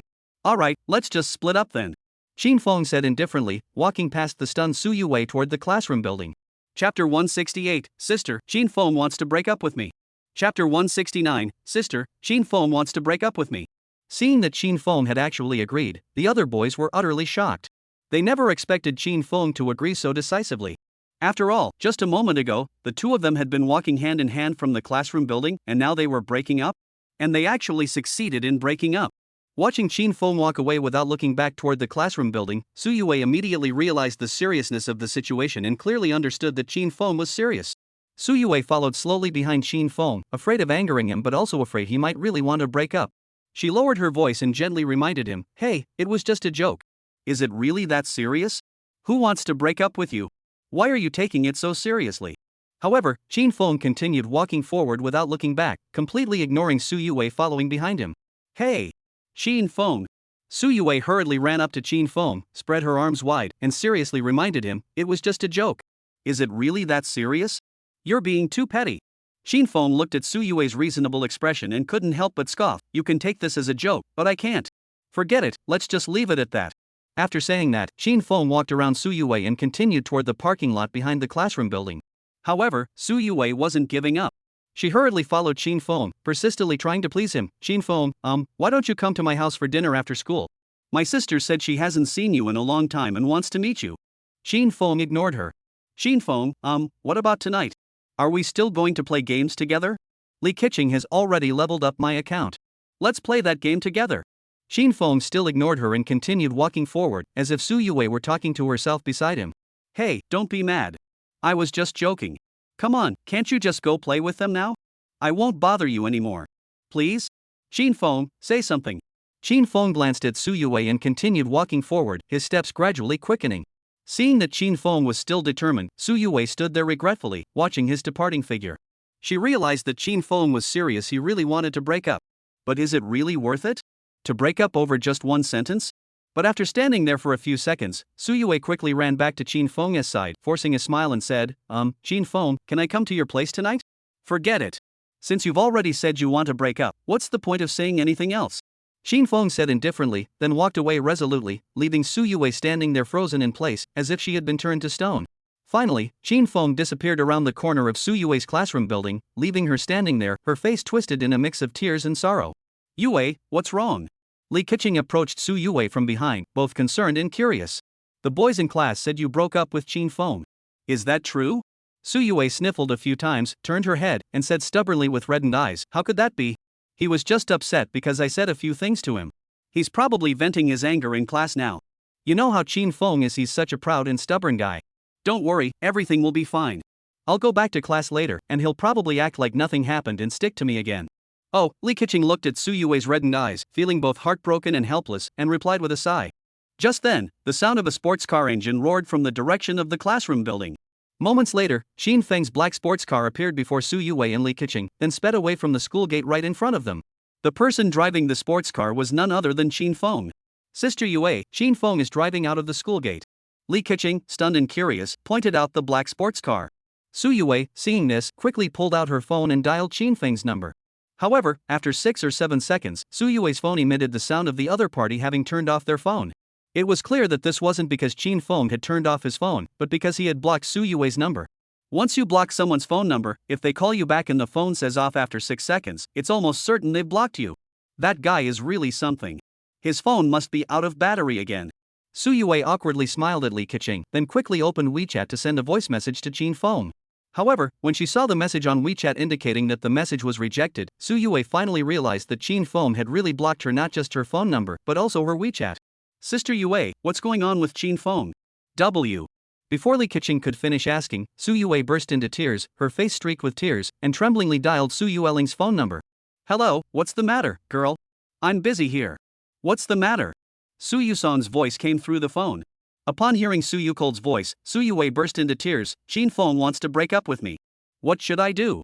At that moment, Qin Feng was driving the Shockwave, speeding down the road with no destination in mind. Master, where should we go now? The Shockwave couldn't help but ask. The drill beast on his wrist had also transformed into its original form, perched on Qin Feng's shoulder, curiously watching his profile. Let me think. Qin Feng looked out the window at the passing scenery, hesitating and deep in thought. Just then, Qin Feng's phone rang. It was Su Yue's older sister, Su Yusong. How annoying. Here, you handle it. Qin Feng handed the phone to the drill beast's mouth, which was filled with sharp metal teeth. Understanding Qin Feng's intention, the drilling beast opened its massive jaws and swallowed Qin Feng's phone, chewing it like cotton candy before belching out a spark-filled burp. Qin Feng's phone was swallowed by the drill beast. Qin Feng smiled satisfactorily, snapped back to reality, and tapped the steering wheel of the Shockwave vehicle with his fingers, saying with interest, I've thought of a good place. Chapter 170, She's even more beautiful than her. Qin Feng drove the Shockwave through the streets of S-City at breakneck speed, finally coming to a stop in front of a lavishly decorated bar. Let's go in and have some fun. Qin Feng said with interest, and the drill beast immediately wrapped itself around his wrist, transforming into a black watch. As for the Shockwave, it could only wait at the entrance until Qin Feng and the drill beast emerged. As soon as he stepped inside the bar, a deafening English song filled his ears. Looking around the dance floor, there were beautiful women with seductive figures everywhere, dancing to the music. The dazzling multicolored lights illuminated the bar, making it look like a nightlife scene. Unfortunately, Qin Feng had no interest in such women. He waved his hand and summoned a waitress. "Sir, what can I get for you?" The waitress carried a tray of colorful beers, her face adorned with a commercial smile. However, she couldn't help but sneak a curious glance at this ruggedly handsome young man. Qin Feng placed 2 red bills on her tray, not even glancing at her, and said indifferently, "Find me a quiet place." "Sure, just a moment." The waitress nodded happily and left, swaying her seductive figure. Soon, Qin Feng was led by the waitress to a seat in front of a beautiful bartender. This spot was out of the way of the bright lights, and the music wasn't too loud, making it a relatively quiet place to sit. Next to Qin Feng sat a young girl wearing headphones, chewing on a straw with a bored expression, her eyes darting around the room as if searching for something entertaining. Beside the girl stood 2 tall, muscular men in suits, their faces stern and expressionless, standing guard patiently and steadily by her side. Qin Feng glanced at them and immediately knew they were the girl's bodyguards, as their demeanor was distinctly different from the others, even their posture set them apart. Lin Siqi, female. Appearance, 96. Affinity toward the host, 0. Trust in the host, 0. Seductibility, 0. Personal interests, enjoys thrilling games or activities, recently returned from abroad, and is extremely annoyed by her sister's 24/7 surveillance. Strategy: the host can start by talking to her as a friend, then take her out to play some thrilling games, and finally say a few sweet words to her. I believe the host will easily win her over. Of course, this strategy is tailored to the host's current appearance and style. Others should not attempt this approach. Just tell me I'm handsome, that's all. Qin Feng muttered to himself. Strategy ability. 3 points higher in looks than her? Qin Feng thought to himself, feeling a bit down. As for her, she was none other than Su Yue, who had just broken up with him. Handsome, what would you like to drink? The bartender leaned forward slightly, revealing a playful smile on her face, which was lightly dusted with foundation. Same as that lady.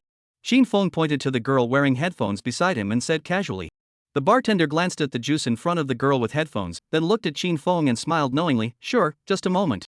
Because the sound from the headphones was quite loud, Lin Sik didn't notice Qin Feng. Instead, she was bored, propping her chin up with her hand, blinking her lively eyes, and scanning the dance floor aimlessly. Here you go. The handsome bartender held the same juice as Lin Sik, deliberately waving it in front of her before handing it to Qin Feng. Lin Sik finally noticed the ruggedly handsome young man sitting next to her, drinking the exact same juice as her. Qin Feng noticed the curious glance from Lin Sik, but didn't he initiate a conversation. Instead, he took a sip of the freshly made juice and then coughed disdainfully. Because the juice was too sweet, and Qin Feng hated anything sweet. He. Lin Sik noticed Qin Feng's disdainful expression and couldn't help but giggle. She then blocked Qin Feng's view and took a big sip, then smiled contentedly, as if mocking Qin Feng. It seems she's quite mischievous. Qin Feng watched Lin Sik's smug expression and felt even more intrigued by her. So, Qin Feng looked at the headphones Lin Sik was wearing and used his magnetic powers to melt all the wires inside into a mess. In an instant, Lin Sik's music came to an abrupt halt. Ha! Lin Sik curiously removed her headphones and examined them in astonishment, wondering what was wrong with her newly purchased headphones. Qin Feng, seeing this, used his telekinesis ability to close the music app on Lin Sik's phone, which was on the table, then used his magneto ability to restore the earphone wires. Without even glancing at her, he said, "Stupid, the app is closed. Where's the sound coming from?" Lin Siki realized that the music app on her phone had indeed been closed, which was why no music was coming through the headphones. Thanks. Lin Siki smiled awkwardly, quickly tapped the music app on her phone to restart it, then put the headphones back on, and the music started playing again. When did I turn it off? Lin Sik wondered, then turned her gaze to Qin Feng beside her. Hey, are you alone? Lin Sik placed her headphones around her neck and tried to strike up a conversation with Qin Feng. After all, she was bored anyway, so why not chat with this handsome guy? Qin Feng set down his overly sweet juice, turned his head, and teased Lin Sik. I was thinking, if I'm not alone, does that mean I'm half a person? Ha, you're so funny, little brother. Lin Siki smiled happily and then sat down next to Qin Feng.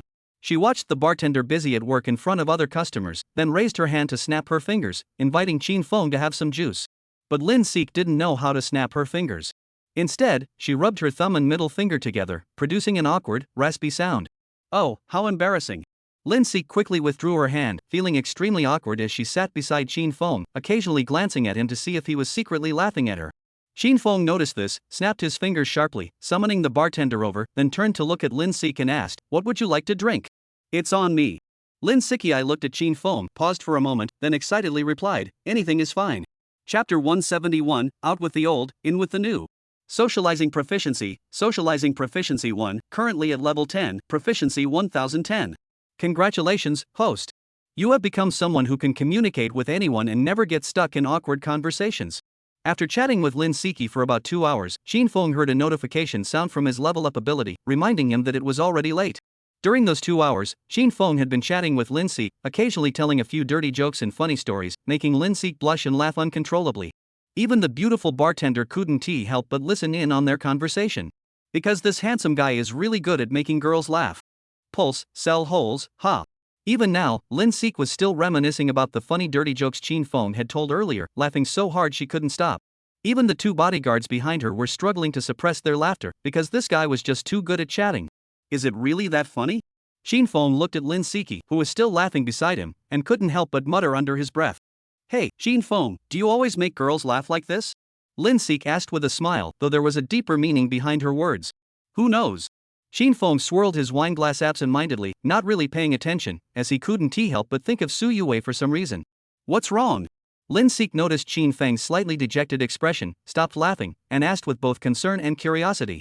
Nothing. Shin Feng set down his glass, as if relieved, and invited Lin Sik, want to go out for a drive? My car is parked outside. As soon as they heard Shin Feng was taking Lin Sik with him, the 2 security guards immediately shot him a wary glance. What? Shin Feng, we've only known each other for a few hours. Are you trying to hit on me? Lin Sik teased playfully. However, if it weren't for the 2 annoying security guards behind her, she might have actually agreed to go with Shin Feng. Will you give me a chance?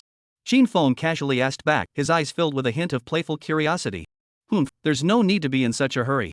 Lin Sik blushed and huffed, but if it weren't for her feminine modesty, she might have agreed on the spot. Because this man was truly fascinating, handsome, well-built, and had such a pleasant voice, he was so much better than those young heartthrobs. I'll go first. If you want to come, follow me. Shin Feng finished paying the bill and stood up, heading toward the bar entrance. Shin Feng, wait. Miss Lin, Mr. Lin said you're not allowed to wander around. Lin Siki just stood up to follow Shin Feng but was stopped by 2 bodyguards. Shin Feng turned around, looked at Lin Siki being held back by the 2 bodyguards, and smiled sarcastically. He then walked up to Lin Siki, extended his hand, and said with interest, take my hand, and I'll take you out to have some fun. Lin Siki hesitated, looking at Shin Feng's hand and then at the burly bodyguards beside her, unsure of what to do. She really wanted to play with Shin Feng for a while, and even let him chase her. If that didn't work, she could at least exchange contact information and play together later. But these 2 bodyguards were specially hired by her sister. How could Shin Feng just shake them off so easily? Hey, buddy, don't make this difficult for us. This is Ms. Lin's order. We're not allowed to let the young miss out of our sight. The bodyguards glared at Shin Feng with threatening eyes. Shin Feng didn't take the 2 bodyguards seriously at all. He shrugged his shoulders, looked at Lin Sik, and said indifferently, it's up to you. Enough. Lin Sik clenched her teeth and grabbed Shin Feng's hand. Just then, the 2 security guards blocking Lin Sik suddenly felt a powerful force eroding their knees, and the 2 bodyguards trembled and knelt down on one knee. Let's go. Shin Feng grabbed Lin Sik's hand, as if snatching a bride, and carried her in his arms in a princess carry, then quickly fled the bar. What? Just like that? Lin Sik hugged Shin Feng's neck, looking back at the 2 security guards, muttering in confusion. However, escaping from the annoying bodyguards hired by her older sister felt incredibly thrilling to Lin Sik, who was in the midst of her rebellious phase. So, Lin Siki shouted at the 2 bodyguards behind her, I'm going out to have some fun. Tell my older sister it's okay. After saying that, Lin Sik was carried away by Shin Feng, who held her like a kidnapper, and they fled the hotel entrance.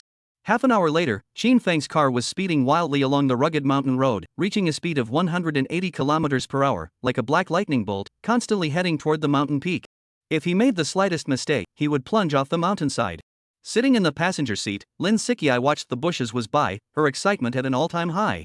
This scene, reminiscent of a wild child running away from home, was exactly what the adventurous and thrill-seeking Lin Sik had dreamed of countless times, and now it was finally happening. Before long, Shin Feng brought the car to a stop at the summit, tapped the steering wheel, opened the rotating door, and said, "Get out and stretch your legs." Sure. Lin Siki nodded happily, completely unaware that she had only intended to go to a bar for some fun, yet had ended up meeting such an interesting man. Shin Feng walked over to a rock and sat down, taking in the breathtaking view of the surrounding mountains. He spoke softly to Lin Sik behind him. I just broke up with my girlfriend today.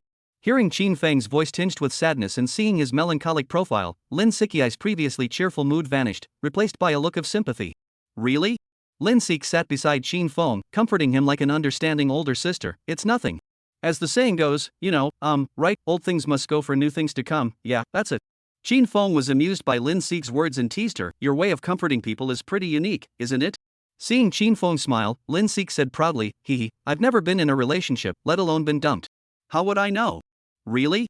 Chin Fong replied absent-mindedly, without adding anything else, and continued to gaze at the scenery at the foot of the mountain. Watching Chin Feng's absorbed expression, Lin Six couldn't help but become captivated. She blushed and murmured, you just said you'd give me a chance to pursue you, right?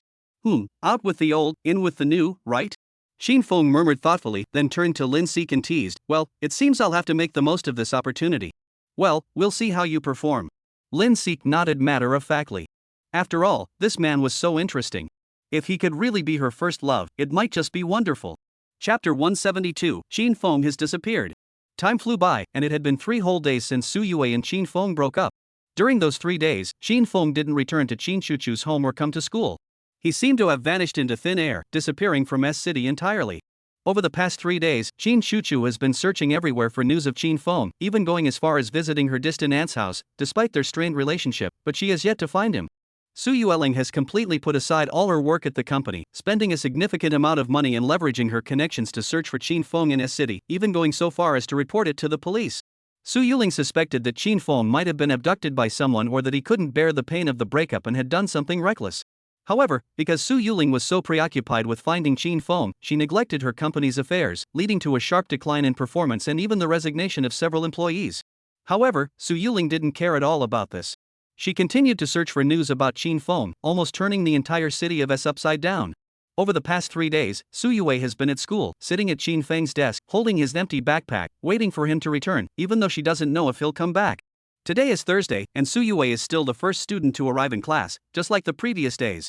She sits at Chin Feng's desk, holding his backpack, her entire being seeming hollow and lifeless. Whenever a student entered the classroom, Su Yue would cast a hopeful glance their way, hoping that the next person to enter would be Chin Feng. However, from 7 o'clock to 7:30, all the students had arrived in the classroom, yet the seat next to Su Yue remained empty. She still hadn't waited for the person she was waiting for. Chen Xinyu stood behind Su Yue, watching the once lively and vibrant young girl now resembling a lifeless puppet, feeling both sympathy and helplessness. Chen Xinyu had no idea how Su Yue and Chin Feng had broken up. She had only heard that they had had a fight and then decided to part ways. At that moment, although all the students in the class had arrived, the classroom was completely silent. Everyone looked at Su Yue sitting at her desk with sympathy, not uttering a single word. Especially Li Keqing, who was sitting at the desk in front of her, had already fallen asleep with her head on the desk. She had spent the entire night searching for Chin Feng in his DNF guild chat group but had found no trace of him. Today, Su Yue didn't bring Chin Feng's shoulder bag either. She was leaning against the corner, muttering to herself without any expression. At that moment, in the office, Su Yuling was venting her anger at a group of teachers, especially Luli, who had already been scolded so severely that she was in tears. Because Su Yuling had learned that on the day Su Yue and Chin Feng broke up, Luli was present and witnessed Chin Feng leaving the playground and driving away in his car. However, this physical education teacher didn't stop Chin Feng but pretended not to see him, allowing him to drive away from the school. I don't care. The fact is that the student went missing while on school premises, and you teachers failed to fulfill your duties. If you don't find Chin Feng, I will revoke all funding for your school. After warning the principal with a finger pointed at him, Su Yuling stormed out of the office, leaving the remaining teachers trembling in fear. Luli. As soon as Su Yuling left, the principal immediately confronted Luli. Why? Why did you let a student leave the school like that? You completely abandoned your post. I understand. Luli replied calmly, then added, that's why I'm here to resign. You can find whoever you want to replace the PE teacher. I won't take the salary for the past 6 months either. After speaking, Luli placed her whistle and some sports program materials on the desk and left the office absent-mindedly. Lu. Principal, I'm quitting too. Class 6, find another teacher to take over. Su Xinyan said, following Luli out. Both were probationary teachers, so as long as they didn't demand their wages, they could leave. After all, they hadn't signed any contracts, and the school didn't need them anyway. Watching the 2 teachers leave, the principal was furious. He slammed his fist on the desk, producing a dull thud that startled the other teachers. Now that the funding was gone and 2 teachers had left, the school might even be dragged into some social scandal involving missing students. It was truly adding insult to injury. Mr. Chen, go to class 6 and cover for them for a while. The students' classes can't be interrupted. The principal calmed himself down and reminded the homeroom teacher of class 6 in grade 10. All right. The teacher didn't hesitate, quickly grabbing Su Xinyan's teaching materials and heading toward class 6. Damn it! All this chaos in my school over one student? This is completely outrageous. The principal vented his frustration in his heart, feeling both helpless and angry. At that moment, Su Yuling had already returned to Qin Feng's former villa with Su Yue. After parking the car in the garage, she rang the doorbell.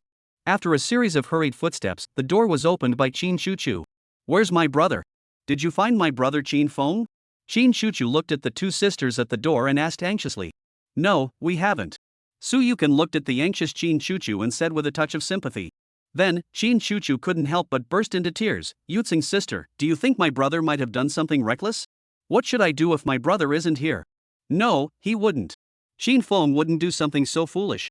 Su Yuling hurriedly comforted her. "Maybe he went somewhere to play and got lost. Maybe he'll come back tomorrow or tonight. Let's wait a little longer." "All right, then. Yulang, if you hear anything about my brother, please tell me right away," Qin Shuchu said worriedly. "Yes, I will." Su Yuling nodded quickly. "Sis, Yue said she wants to stay here for a while and wait with you for Qin Feng. What do you think?" Bang! Before Su Yuling could finish speaking, Qin Shuchu slammed the door shut. After all, the culprit behind Qin Feng's disappearance was this woman. Looking at the tightly closed door, Su Yue finally couldn't hold back anymore. She hugged Qin Feng's shoulder bag and sat down at the door, crying. Seeing Su Yue so heartbroken, Su Yuling suddenly felt utterly exhausted.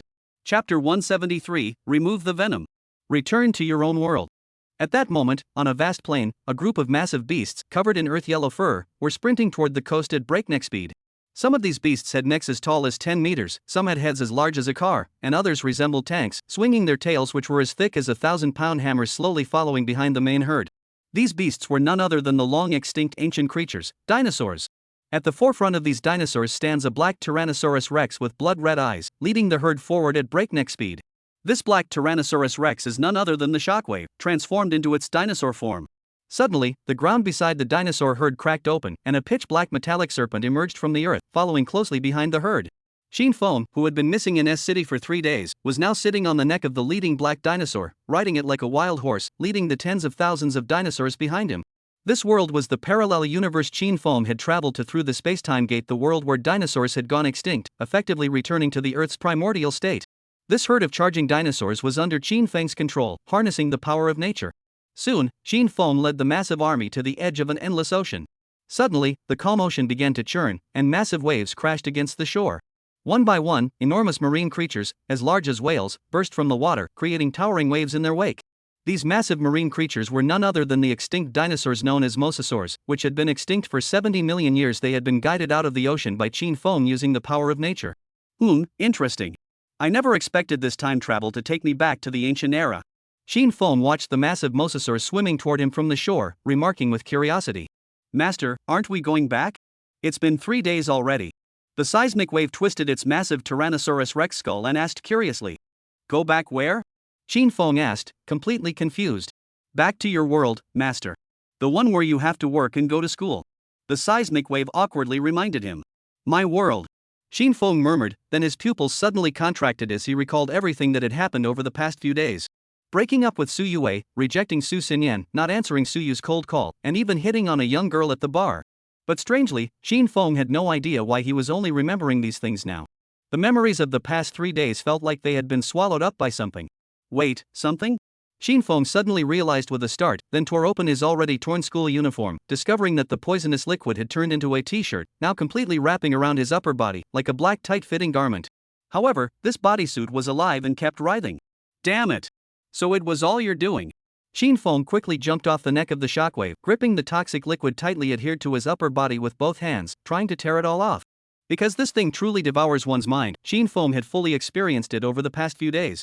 Qin Feng tore off a piece of the toxic substance and threw it on the ground, but the torn-off piece quickly spread around his feet and began crawling back toward him, tearing at his skin faster than it could crawl. This won't work. We can't keep up like this. Qin Feng looked at his upper body, which was now like a living black bodysuit, and muttered to himself thoughtfully.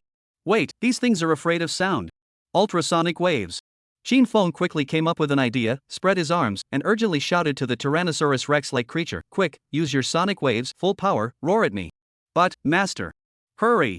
Alright. The shockwave didn't know why either, but it stepped back a few paces, preparing to use its ultrasonic waves to roar at Qin Feng. Begin.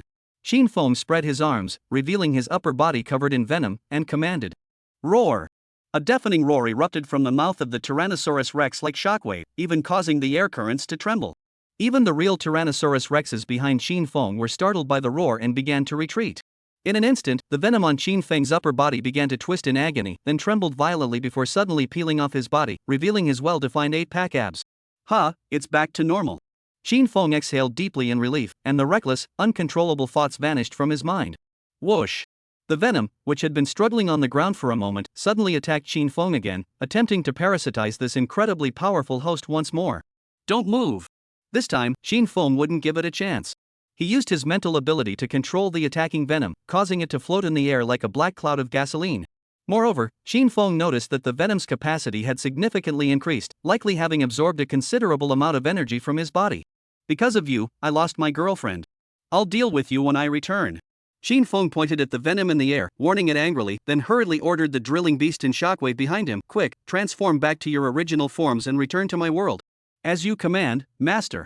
The shockwave obediently responded, transforming from a black Tyrannosaurus rex back into its original form as a black sports car. The drill beast also transformed into a black watch, securely fastened to Qin Feng's wrist. Qin Feng quickly sat in the driver's seat of the shockwave and activated the spacetime gate, shouting, "Hurry up and return to my world." "Yes, master." The shockwave responded, swiftly passing through the spacetime gate and returning to Qin Feng's world, leaving behind a group of stunned dinosaurs and a cloud of floating poisonous liquid. Chapter 174, Back to School to Meet Suyue. When Qin Feng drove the shockwave back home, it was already past 4 in the morning. After all, the two worlds weren't on the same timeline. Qin Feng parked the shockwave in the garage, gazing at the window with the lights still on, and muttered to himself with a complicated expression, "I haven't been back for 3 days, didn't go home, didn't go to school. I wonder how they're all doing."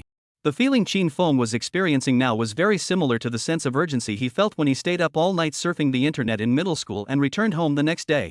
However, despite his thoughts, Qin Feng put on the watch transformed from the drill beast, got out of the car, and walked toward the door with trembling steps. He took out the key and opened the door. The living room lights were still on. Qin Chuchu was sleeping on the sofa, hugging her pillow and covered with her own blanket. Let her sleep for a while. I'll find an excuse to tell her tomorrow. Qin Feng thought to himself, then tiptoed to the door to change into his indoor shoes, preparing to go to his own room. However, Qin Chuchu, who was currently suffering from poor sleep quality, was nothing like her usual self. Once she fell asleep, she was impossible to wake up. So, the moment Qin Feng reached for his shoes, Qin Chuchu suddenly sat up on the sofa and looked toward the door, where Qin Feng had just lifted his head, feeling a bit awkward as he met her gaze. Silence, an eerie silence, as the two stared at each other, the only sound being the occasional chirping of crickets outside the window. Qin Feng awkwardly held his shoes and explained, well, I went hiking in the mountains a few days ago, got lost my phone, and my wallet fell out. It took me a long time to make my way out of the mountains. Qin Chuchu remained silent, her eyes, tinged with a hint of blood, fixed on Qin Feng as if frozen in time. Sweetheart, everything okay at home while I was gone?" Qin Feng tried to break the awkward silence. As soon as Qin Feng finished speaking, Qin Chuchu's gaunt face began to contort, as if she were about to cry. She then stood up abruptly and rushed toward Qin Feng, tackling him to the ground with a flying shoulder charge. Brother! Brother! Qin Chuchu buried her face in Qin Feng's chest, wailing loudly. Her tear-streaked face made Qin Feng's heart ache. "It hurts so much, you little brat. Are you trying to kill me?" Qin Feng smiled wryly as he gently stroked Qin Chuchu's hair. "You're crazy." Qin Chuchu, with her tear-stained face, suddenly snapped back angrily. "What's wrong?" Qin Feng looked at Qin Chuchu awkwardly and asked. "Do you know what I went through these past 3 days? I thought you might have done something reckless because you broke up with Suyue. You stupid Qin Feng, go die." As she spoke, Qin Chuchu delivered a series of military-style punches to Qin Feng's abdomen, though her strength was pitifully weak. "You idiot, how could I? Brother, don't leave me." Before Qin Feng could finish speaking, Qin Chuchu hugged him tightly, burying her tear-stained face in his chest and sobbed fearfully, "If you leave me, what am I supposed to do? How could that be?" Qin Feng stroked Qin Chuchu's head, looking out the window at the faintly lit sky, and said meaningfully. The next morning, Qin Feng woke up in his warm bed, while Qin Chuchu was still clinging to him like an octopus, holding him tightly. She had been like this all night, afraid that Qin Feng would suddenly slip away. "Get up, silly girl. I have to go to school today." Qin Feng pinched Qin Chuchu's nose and reminded her affectionately. "Brother!" Qin Chuchu suddenly opened her eyes, looked at Qin Feng who was just inches away, and exclaimed in surprise. She then hugged Qin Feng tightly again, treating him like a teddy bear. "What are you doing? You're not a little kid anymore." Qin Feng turned his head, looking at Qin Chuchu's panicked expression, and asked with a smile, "Do you want me to go brush my teeth and wash my face like this? Also, are you going to eat breakfast? Just go make breakfast." I'm hungry. Shin Chuchu let go of both hands and continued hugging Chin Feng, with no intention of letting go. Shin Feng sighed helplessly but didn't mind, letting Chin Chuchu hold him as he walked toward the kitchen in the living room to prepare breakfast. After all, they had been eating dinosaur meat for 3 days, and he was starting to feel a bit unaccustomed to it. After breakfast, the brother and sister sat in the Shockwave car as usual, ready to go to school. However, Chin Feng was now wearing casual clothes because his school uniform had been ruined when he was dealing with the poison. Hey, I'm driving. Chin Feng looked at Chin Chuchu, a small hand clutching the hem of his shirt, and finally couldn't he help but laugh. During the 3 days he'd been gone, how scared had this little one been? Don't mind me, just drive. Chin Chuchu said without a care, switching from one hand to both hands to grip Chin Feng's shirt collar.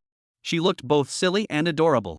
After arriving at the parking lot behind the school building, Chin Chuchu reluctantly bid farewell to Chin Feng and went to her own classroom. However, Chin Chuchu and Chin Feng had made a promise: after school, Chin Feng must come find her.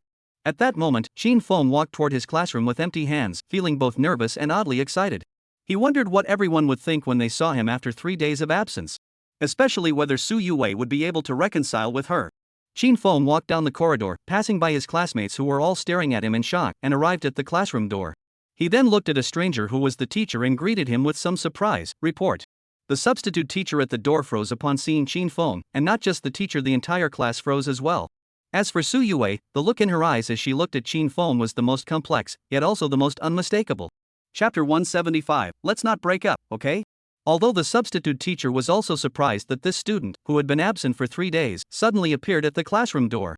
However, no matter how surprised he was, class was still in session, so the substitute teacher suppressed his astonishment and nodded calmly, "Alright, come in."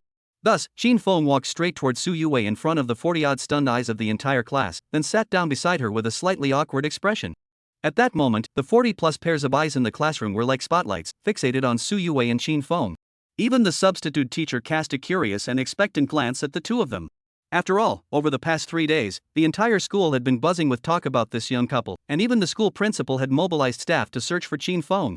Moreover, all the classmates had witnessed how Su Yue had been waiting for Chin Feng to return over the past 3 days. They were curious and eager to see how Su Yue, who had waited so long for this man, would react now that he had finally returned. After all, this was the same spoiled and arrogant young lady they knew. As soon as Chin Feng sat down, he heard Su Yue's uncontrollable sobs.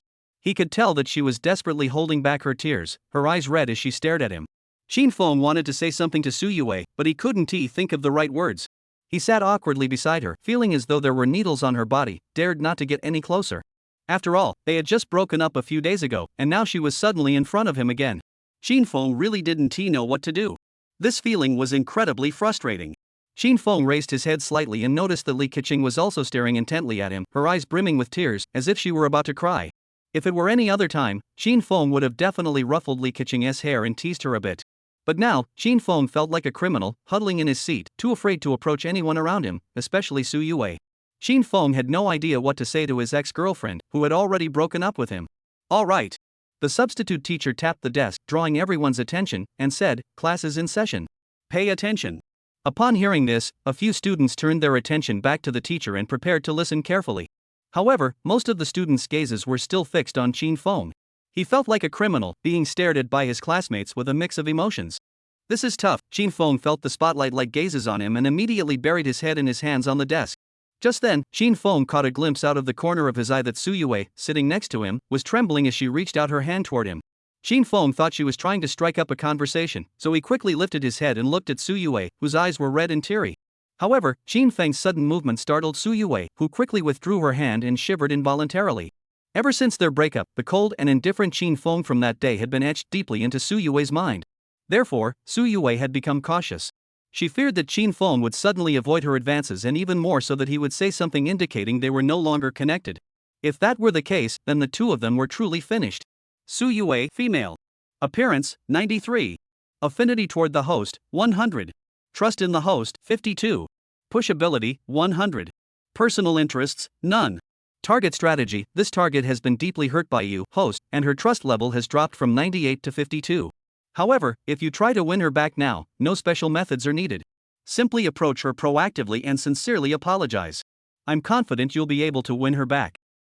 I should apologize properly later.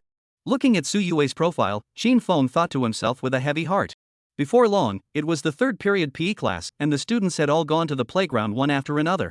Shin Feng, however, was called to the principal's office to be questioned about what he had been up to in the past few days. After about 10 minutes, Shin Feng finally emerged from the office. The principal called Su Yueling and informed her that Shin Feng had returned. During the call, Su Yueling also told Shin Feng to come to her house that evening and to bring Su Yue along. Thus, the week-long drama finally came to an end today, though the matter involving Shin Feng's ex-girlfriend Su Yue remained unresolved. During the conversation, Shin Feng also learned that Lu Li and Su Xinyan had resigned, which made him feel guilty, as their resignations were undoubtedly related to him. As he was lost in thought, Shin Feng walked downstairs and suddenly noticed Su Yue standing at the bottom of the stairs, holding the handbag he had forgotten to take back that day. She looked at him with a mix of confusion, fear, and longing. Shin Feng slowly approached Su Yue, glancing at her reddened eyes, unsure of what to say. He eventually took the handbag from her hands and said awkwardly, "Thank you." Su Yue didn't say a word, just kept sniffling, her eyes red as she looked at Shin Feng, looking extremely wronged. "How have you been these past few days?" Shin Feng finally asked, his face softening into a pained smile. "No, I'm not." Su Yue sobbed, her previously tense emotional defenses crumbling the moment Shin Feng spoke, tears streaming down her face. "It's okay, don't cry." Shin Feng gently wiped away Su Yue's tears, realizing that the past 3 days had truly caused her great pain. "Shin Feng, I'm sorry. Please don't break up with me." Su Yue finally managed to apologize, her voice trembling. She was crying so hard that her tears were like pearls, and the arrogant and domineering image of the spoiled young miss she had once been had vanished completely. Shin Feng embraced Su Yue, who was crying like a child, and comforted her softly, "No, we won't break up." Hearing Shin Feng's response, Su Yue couldn't help but freeze for a moment. She then lifted her head and looked at Shin Feng, asking in a daze, "Really?" "Yes." Shin Feng smiled contentedly, then leaned down and kissed his ex-girlfriend. Chapter 176, Are there men who are faithful in this world? Before long, it was afternoon dismissal time. Su Yue, Shin Feng, and Shin Chuchu were all in the car, heading to Su Yue's house to meet Su Yule. Although Shin Feng and Su Yue had reconciled, there was still an uneasy feeling between them. Moreover, Shin Chuchu was sitting in the back seat, gazing at Su Yue with a complicated expression. Because Shin Chuchu had already found out that it was Su Yue who had initiated the breakup with Shin Feng. Such a low-intelligence move would be unbearable for any man with a shred of pride, let alone Shin Feng.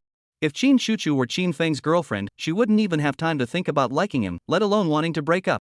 Therefore, Shin Chuchu now feels a bit resentful towards Su Yue, this spoiled young lady. She feels that this woman doesn't take Shin Feng seriously. Such a matter couldn't be spoken so lightly, even if she was angry. She wouldn't possibly say something as extreme as breaking up. Thus, the three of them drove in silence, using the shockwave to reach Su Yutsue's mansion. After parking the car, they entered the living room together. At that moment, Su Yusong, who had just finished taking medication to alleviate her lower back pain, was sitting on the living room sofa, looking at the three approaching her with a complicated expression. "Sis, I'm back." Su Yue approached Su Yusong like a little girl who had done something wrong. "Sit down." Su Yusong glanced at the sofa across from her and said indifferently. Thus, Shin Feng and the others sat down on the sofa one after another, as if attending a family meeting, and the atmosphere immediately became tense and serious. "Sister Yusong." Shin Chuchu, who had been holding back all the way, finally couldn't help but speak up. "My brother isn't Su Yue's toy. Why does she get to break up whenever she wants and just go along with it? If that's the case, why even stay together? Breaking up is something you can just say so easily? If it were me, I would have cut ties with her long ago." Hearing Shin Chuchu's words, Su Yue felt a pang of guilt. After all, most of this mess was her fault. If she hadn't insisted on bothering Shin Feng, none of this would have happened. "Hey, calm down." Shin Feng was also startled by Shin Chuchu's unusual behavior. "Yes, I know. I've already spoken to her. I have no idea what she's thinking. So, little sister, please forgive your sister-in-law this once." Su Yuelong spoke earnestly on Su Yue's behalf. Su Yutsue was Su Yue's older sister, and as her older sister, she knew her personality inside out. She understood that Su Yue would do impulsive things when she was angry. This was also the main reason why Su Yukin had spoiled her so much from a young age. Shin Chuchu. Shin Chuchu was taken aback for a moment, then seriously rebutted, "I don't want a sister-in-law with such a spoiled princess personality. I'd rather my brother find an ordinary woman than someone who threatens to break up at the drop of a hat." "But..." All right. Before Su Yusong could finish, Shin Feng quickly interrupted to lighten the mood. "The matter is already settled. There's no need to dwell on it. Calm down, girl. No matter what your elder sister says, she's still your senior. Show some respect. What kind of elder is she? Am I that old?" Su Yukin muttered angrily in her heart. "Anyway, I don't care. I'm saying this now, if my brother and her really end up getting married, I'll follow my brother for the rest of my life, just in case he gets bullied." "I wouldn't want that," Shin Chuchu said without backing down, feeling instantly relieved. Qin Feng. This girl. Qin Feng was taken aback by Qin Chuchu's words, as it was something anyone with eyes could hear. She actually said it out loud. Su Yukan already knew how Qin Chuchu felt about Qin Feng, but hearing her say it herself was still a bit unexpected. Su Yue looked at Qin Feng, then at the arrogant Qin Chuchu, and immediately understood what Qin Chuchu meant. Qin Feng, so you and. If you don't want to, then I'll go back with my brother right now. Before Su Yue could finish, Qin Chuchu cut her off decisively, giving off an unwavering aura. Seeing the usually soft and cute Qin Chuchu acting like a strong, assertive woman today, Su Yue immediately backed down. Because Su Yue didn't want to be separated from Qin Feng, and today was the first time they had finally gotten along. If they were separated again, it would be over for good. Just as the awkward silence hung in the air, Su Yuling suddenly spoke up. Qin Feng, what do you think? Having been in the business world for so many years, Su Yuling had seen countless such situations. Which wealthy man didn't he have at least a few mistresses on the side? The female executives in the company were always complaining about their husbands cheating on them and keeping mistresses, and Su Yusong had seen it all before. Besides, Qin Feng was the kind of guy who attracted women like moths to a flame. Could he really guarantee he wouldn't cheat in the future? Was there a single man in the world who was truly faithful? Hearing Su Yusong's indifferent tone and seeing the look in her eyes, as if she had expected this all along, Qin Feng could only concede. After all, the only family I have left is this girl. What about you? Su Yuling turned to Su Yue beside her. Su Yue remained silent, hugging herself and collapsing into the corner of the sofa, indicating her tacit agreement. After all, saying such things out loud made her feel a bit embarrassed. So everything's settled now, right? Alright, give it some time, then the two of you go get married, and find a good day to tie the knot. Su Yu coldly looked at Qin Feng and Su Yue, speaking without hesitation. That's fine. Su Yue nodded quickly, but then noticed the awkwardness of the situation and shyly hugged her legs, leaning against Qin Feng. You lying, this kind of thing really needs to be postponed. We're still young, why rush into marriage so quickly? And. Enough. Su Yukan shook her head in exasperation. Your two matters are none of my concern. Whether you want to marry or elope, it's up to you two to decide. As for you, little sister. After speaking, Su Yiling looked at Qin Chuchu, who had been so arrogant earlier but was now overjoyed, and asked with interest, are you satisfied now? With this outcome? Satisfied. Qin Chuchu nodded happily, hugging Qin Feng's arm without a care in the world. Acting. Su Yue looked at Qin Chuchu's triumphant expression, unable to believe her eyes. Are you just putting on a show? Su Yue looked at Qin Chuchu's smug expression, her face filled with disbelief. Chapter 177, the situation became extremely awkward. At that moment, Qin Chuchu was chatting cheerfully with Su Yuan in the living room, while Su Yue was in the kitchen helping Qin Feng cook, absent-mindedly slicing carrots beside him. Qin Feng. Su Yue suddenly called out with a heavy heart. What's wrong? Qin Feng asked. Do you like me more, or do you like Qin Chuchu more? Su Yue stammered out the question, as she was eager to know how Qin Feng felt about it. That girl is my sister. I don't want her to leave me. After all, she's the only family I have left in this world. You're the same, you wouldn't want your sister to leave you, would you? Qin Feng said earnestly. That's what you say, but you say it first. Do you like her more, or do you like me more? Su Yue asked again, still very concerned. Well, when it comes to family, it's more for that girl. But when it comes to love, it's more for you. Qin Feng answered honestly. You're not even ashamed to say that. Su Yue giggled excitedly, her heart as sweet as honey. Then why did you ask me? Qin Feng sighed, shrugging his shoulders. But he was used to Su Yue's contradictory ways after all, she had always been like this.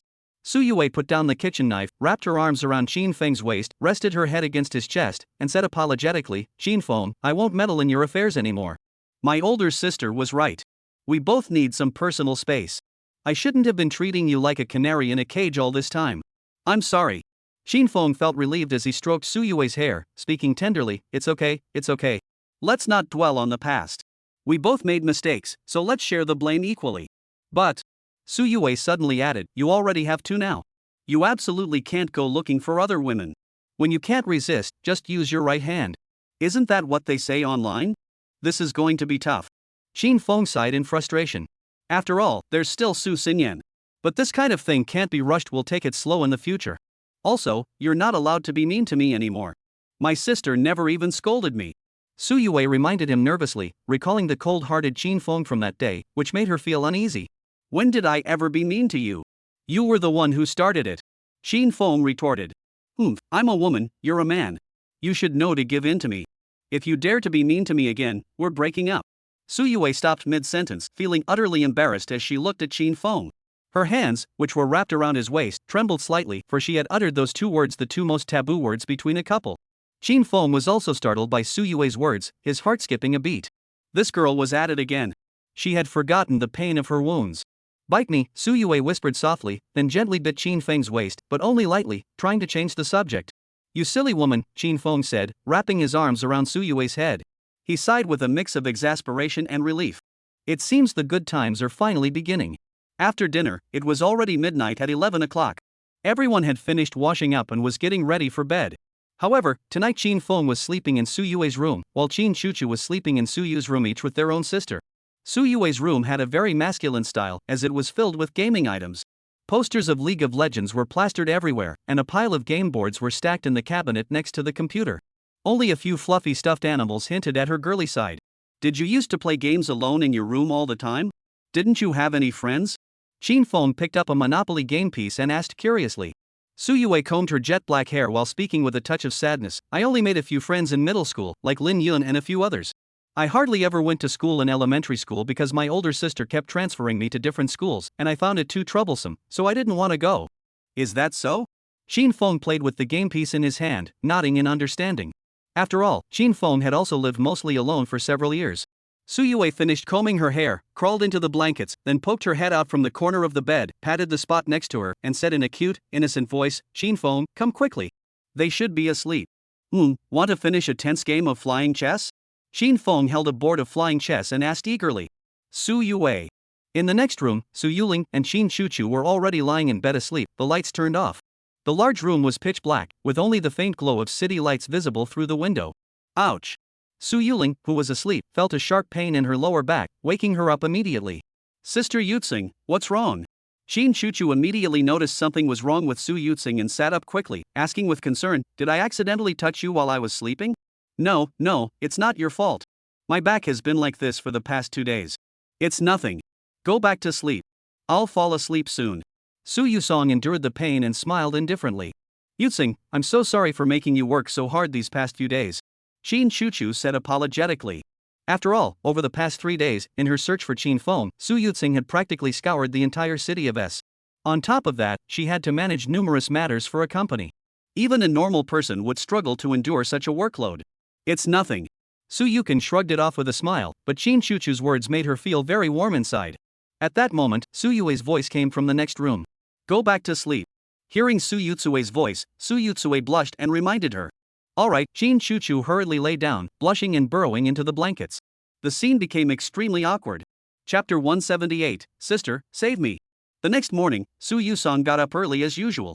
She was currently in the bathroom getting ready to go to work. After all, the company was currently in a state of chaos, and if things continued like this, it would eventually fall behind the competition. Why does it hurt so much these days?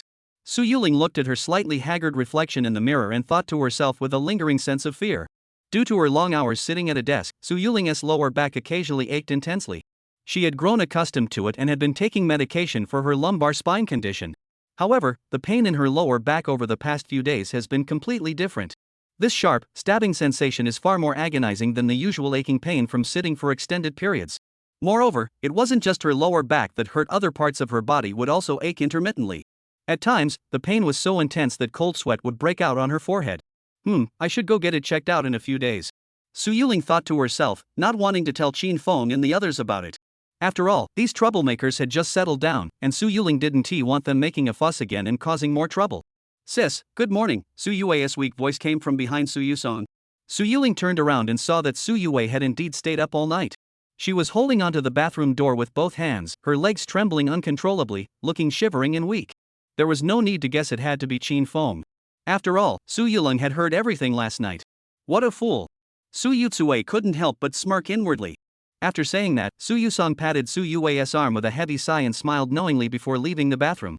Is it my fault? Su Yue muttered angrily, nearly overturning the table. Good morning, Yue. Qin Chuchu awkwardly smiled at Su Yue, who was trembling uncontrollably. Sister. Su Yue clung to Qin Chuchu's hands as if she had seen a savior, trembling with fear. Whether I can live to marry Qin Feng depends on you. Qin Chuchu. Oh, you're both up already? Ha ha. Qin Feng looked at the two in the bathroom and yawned energetically. Seeing Qin Feng, Su Yue looked at him as if he were a monster and quickly hid behind Qin Chuchu, using her as a shield. What's going on? Shin Feng couldn't help but laugh as he looked at Su Yue behind Shin Chuchu. Shin Feng, don't come over here. Su Yue said tremblingly, her voice filled with fear. You can't even stand properly. Come here quickly and rest in the room. It's Saturday today, I'll keep you company. After saying that, Shin Feng turned around, picked up Su Yue from behind Shin Chuchu, and carried her toward her room. Let me go. Let me go, Shin Feng. Sister. Save me.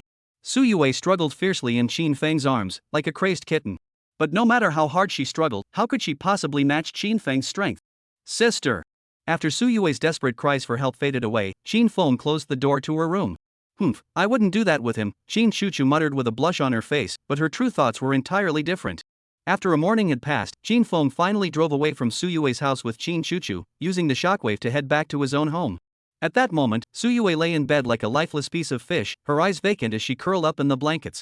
Upon returning home, Shin Chuchu went straight to her own room to study how to make various kinds of milk tea. In 3 months, she would graduate. Shin Chuchu had already obtained Shin Feng's permission not to attend university, so she planned to memorize all the recipes now and practice them later when she had time. At that moment, Shin Feng came to Shin Chuchu's door and said to her, who was engrossed in the milk tea recipes, "Little girl, I have to go out for a while. I'll be back around dinner time. If you're hungry, just eat dinner first." "Where are you going, big brother?" Shin Chuchu asked anxiously, afraid that Shin Feng might disappear again. "Don't worry, I'm not going to the mountains this time. I'm just running an errand. I'll be back as soon as I'm done. Trust me." Shin Feng reassured her. "Also, I lost my phone. Let's see when tomorrow is, and I'll take you to buy a new one. We can go shopping together afterward." Shin Feng added. "Date." Shin Chuchu immediately thought of that word and nodded without hesitation. "Alright, but make sure you come back early tonight." "Alright, don't worry. Let us go." Shin Feng finished speaking, stroked the drill beast on his wrist, closed Shin Chuchu's door, and headed toward the garage where the shockwave was parked. Shin Feng was heading back to the dinosaur era he had previously traveled to through the spatial gate, intending to resolve the issue with Venom, the culprit behind recent troubles. After all, no matter which world it was in, Shin Feng always felt uneasy about it. If there was no way to subdue Venom, Shin Feng would have no choice but to eliminate it completely. After all, having it parasitizing his body felt unbearable. As for the method to completely eliminate the Venom, Shin Feng had already thought of it: throw it into a spacetime black hole and let it turn into cosmic dust. Shin Feng arrived at the garage door, opened it, and tapped on the black engine hood of the shockwave vehicle, prompting, "Are you awake? We have work to do." The shockwave flashed its crimson headlights twice, indicating understanding, then quickly opened the rotating doors, allowing Shin Feng to sit in the driver's seat. Shin Feng sat in the driver's seat, focused his mind, and summoned a massive spacetime tunnel. He then drove the shockwave into the tunnel at breakneck speed, disappearing into the garage along with the vehicle. Chapter 179, The Velociraptor Squad. After passing through the spacetime tunnel, an vast plane appeared before the shockwave's windshield, also coming into Shin Feng's view. Shin Feng got out of the car, and the shockwave transformed into a black steel giant without hesitation. It stretched its neck and emitted a series of metallic clanging sounds. Shin Feng looked at the shockwave, who was over 10 meters taller than him, twisting his neck like a human, and couldn't help but tease him with a smile. "What's wrong? Have you been bored staying in the garage all day?" No, master. My neck just feels a bit stiff," the shockwave replied nervously. In truth, the shockwave was genuinely bored. After all, it wasn't a real car. Why would it want to stay motionless in a garage all day? Joking aside, it used to be one of the most powerful transformers in the Decepticons. If it weren't for Shin Feng, it would never have agreed to stay in the garage. So Shockwave was a bit jealous of Drill Beast. After all, Drill Beast had a different body structure and could be transformed into a watch by Shin Feng and worn on his wrist. Shockwave, on the other hand, could only transform into a sports car at its smallest size, so he couldn't be taken everywhere by Shin Feng. Shin Feng patted Shockwave's steel ankle and comforted him. "Don't worry, I'll take you to other worlds to explore in the future. For now, rest and recharge your energy. We can't afford to lose face in future battles." "As you command, Master." The Shockwave responded eagerly. Shin Feng nodded satisfactorily and looked around at the vast plain, saying, "I wonder where that guy went." Last time, Shin Feng had used his psychic ability to control the venom before leaving. However, once Shin Feng returned to his own world, all the abilities he had used in this world would disappear. For example, the herbivorous dinosaurs watching Shin Feng now looked at him with curious yet unfamiliar eyes, their gaze brimming with the spiritual essence of living beings, a sign that the power of nature had lost its effect. Let's find some helpers." Shin Feng spoke, then moved his mind, using his natural power to sense and guide the dinosaurs around him. Soon, 5 dinosaurs, each half a meter taller than Shin Feng, burst out of the nearby bushes. After letting out a few calls, they charged toward Shin Feng, surrounding him and the Shockwave. These 5 3-meter tall dinosaurs were covered in earth-brown fur, with upward curved snouts, long and flexible tails, and sturdy, muscular hind legs. Below their necks were a pair of sickle-shaped claws, their weapons for killing prey. These 5 dinosaurs were the most intelligent and cunning carnivorous dinosaurs among all dinosaurs, velociraptors. Sure enough, they look exactly like the ones in the movies. Qin Feng touched the head of one of the velociraptors in front of him, smiling nervously. When Qin Feng was a child watching Jurassic Park, the creature he feared most wasn't the ferocious Tyrannosaurus rex, but these agile and cunning velociraptors. After all, Tyrannosaurus rex, with its massive body, could be easily outmaneuvered by running into an area with trees, as it couldn't charge through them. But velociraptors were different. These dinosaurs thrived in forests, hunting their prey with speed and strength that no other carnivorous dinosaur could match. Additionally, their strength and speed are among the best among carnivorous dinosaurs. In fact, just 2 velociraptors could take on a T-Rex in a fight. However, what truly sets velociraptors apart is their intelligence, which rivals that of primates. In movies, they even learn to use their sickle-shaped claws to open doors.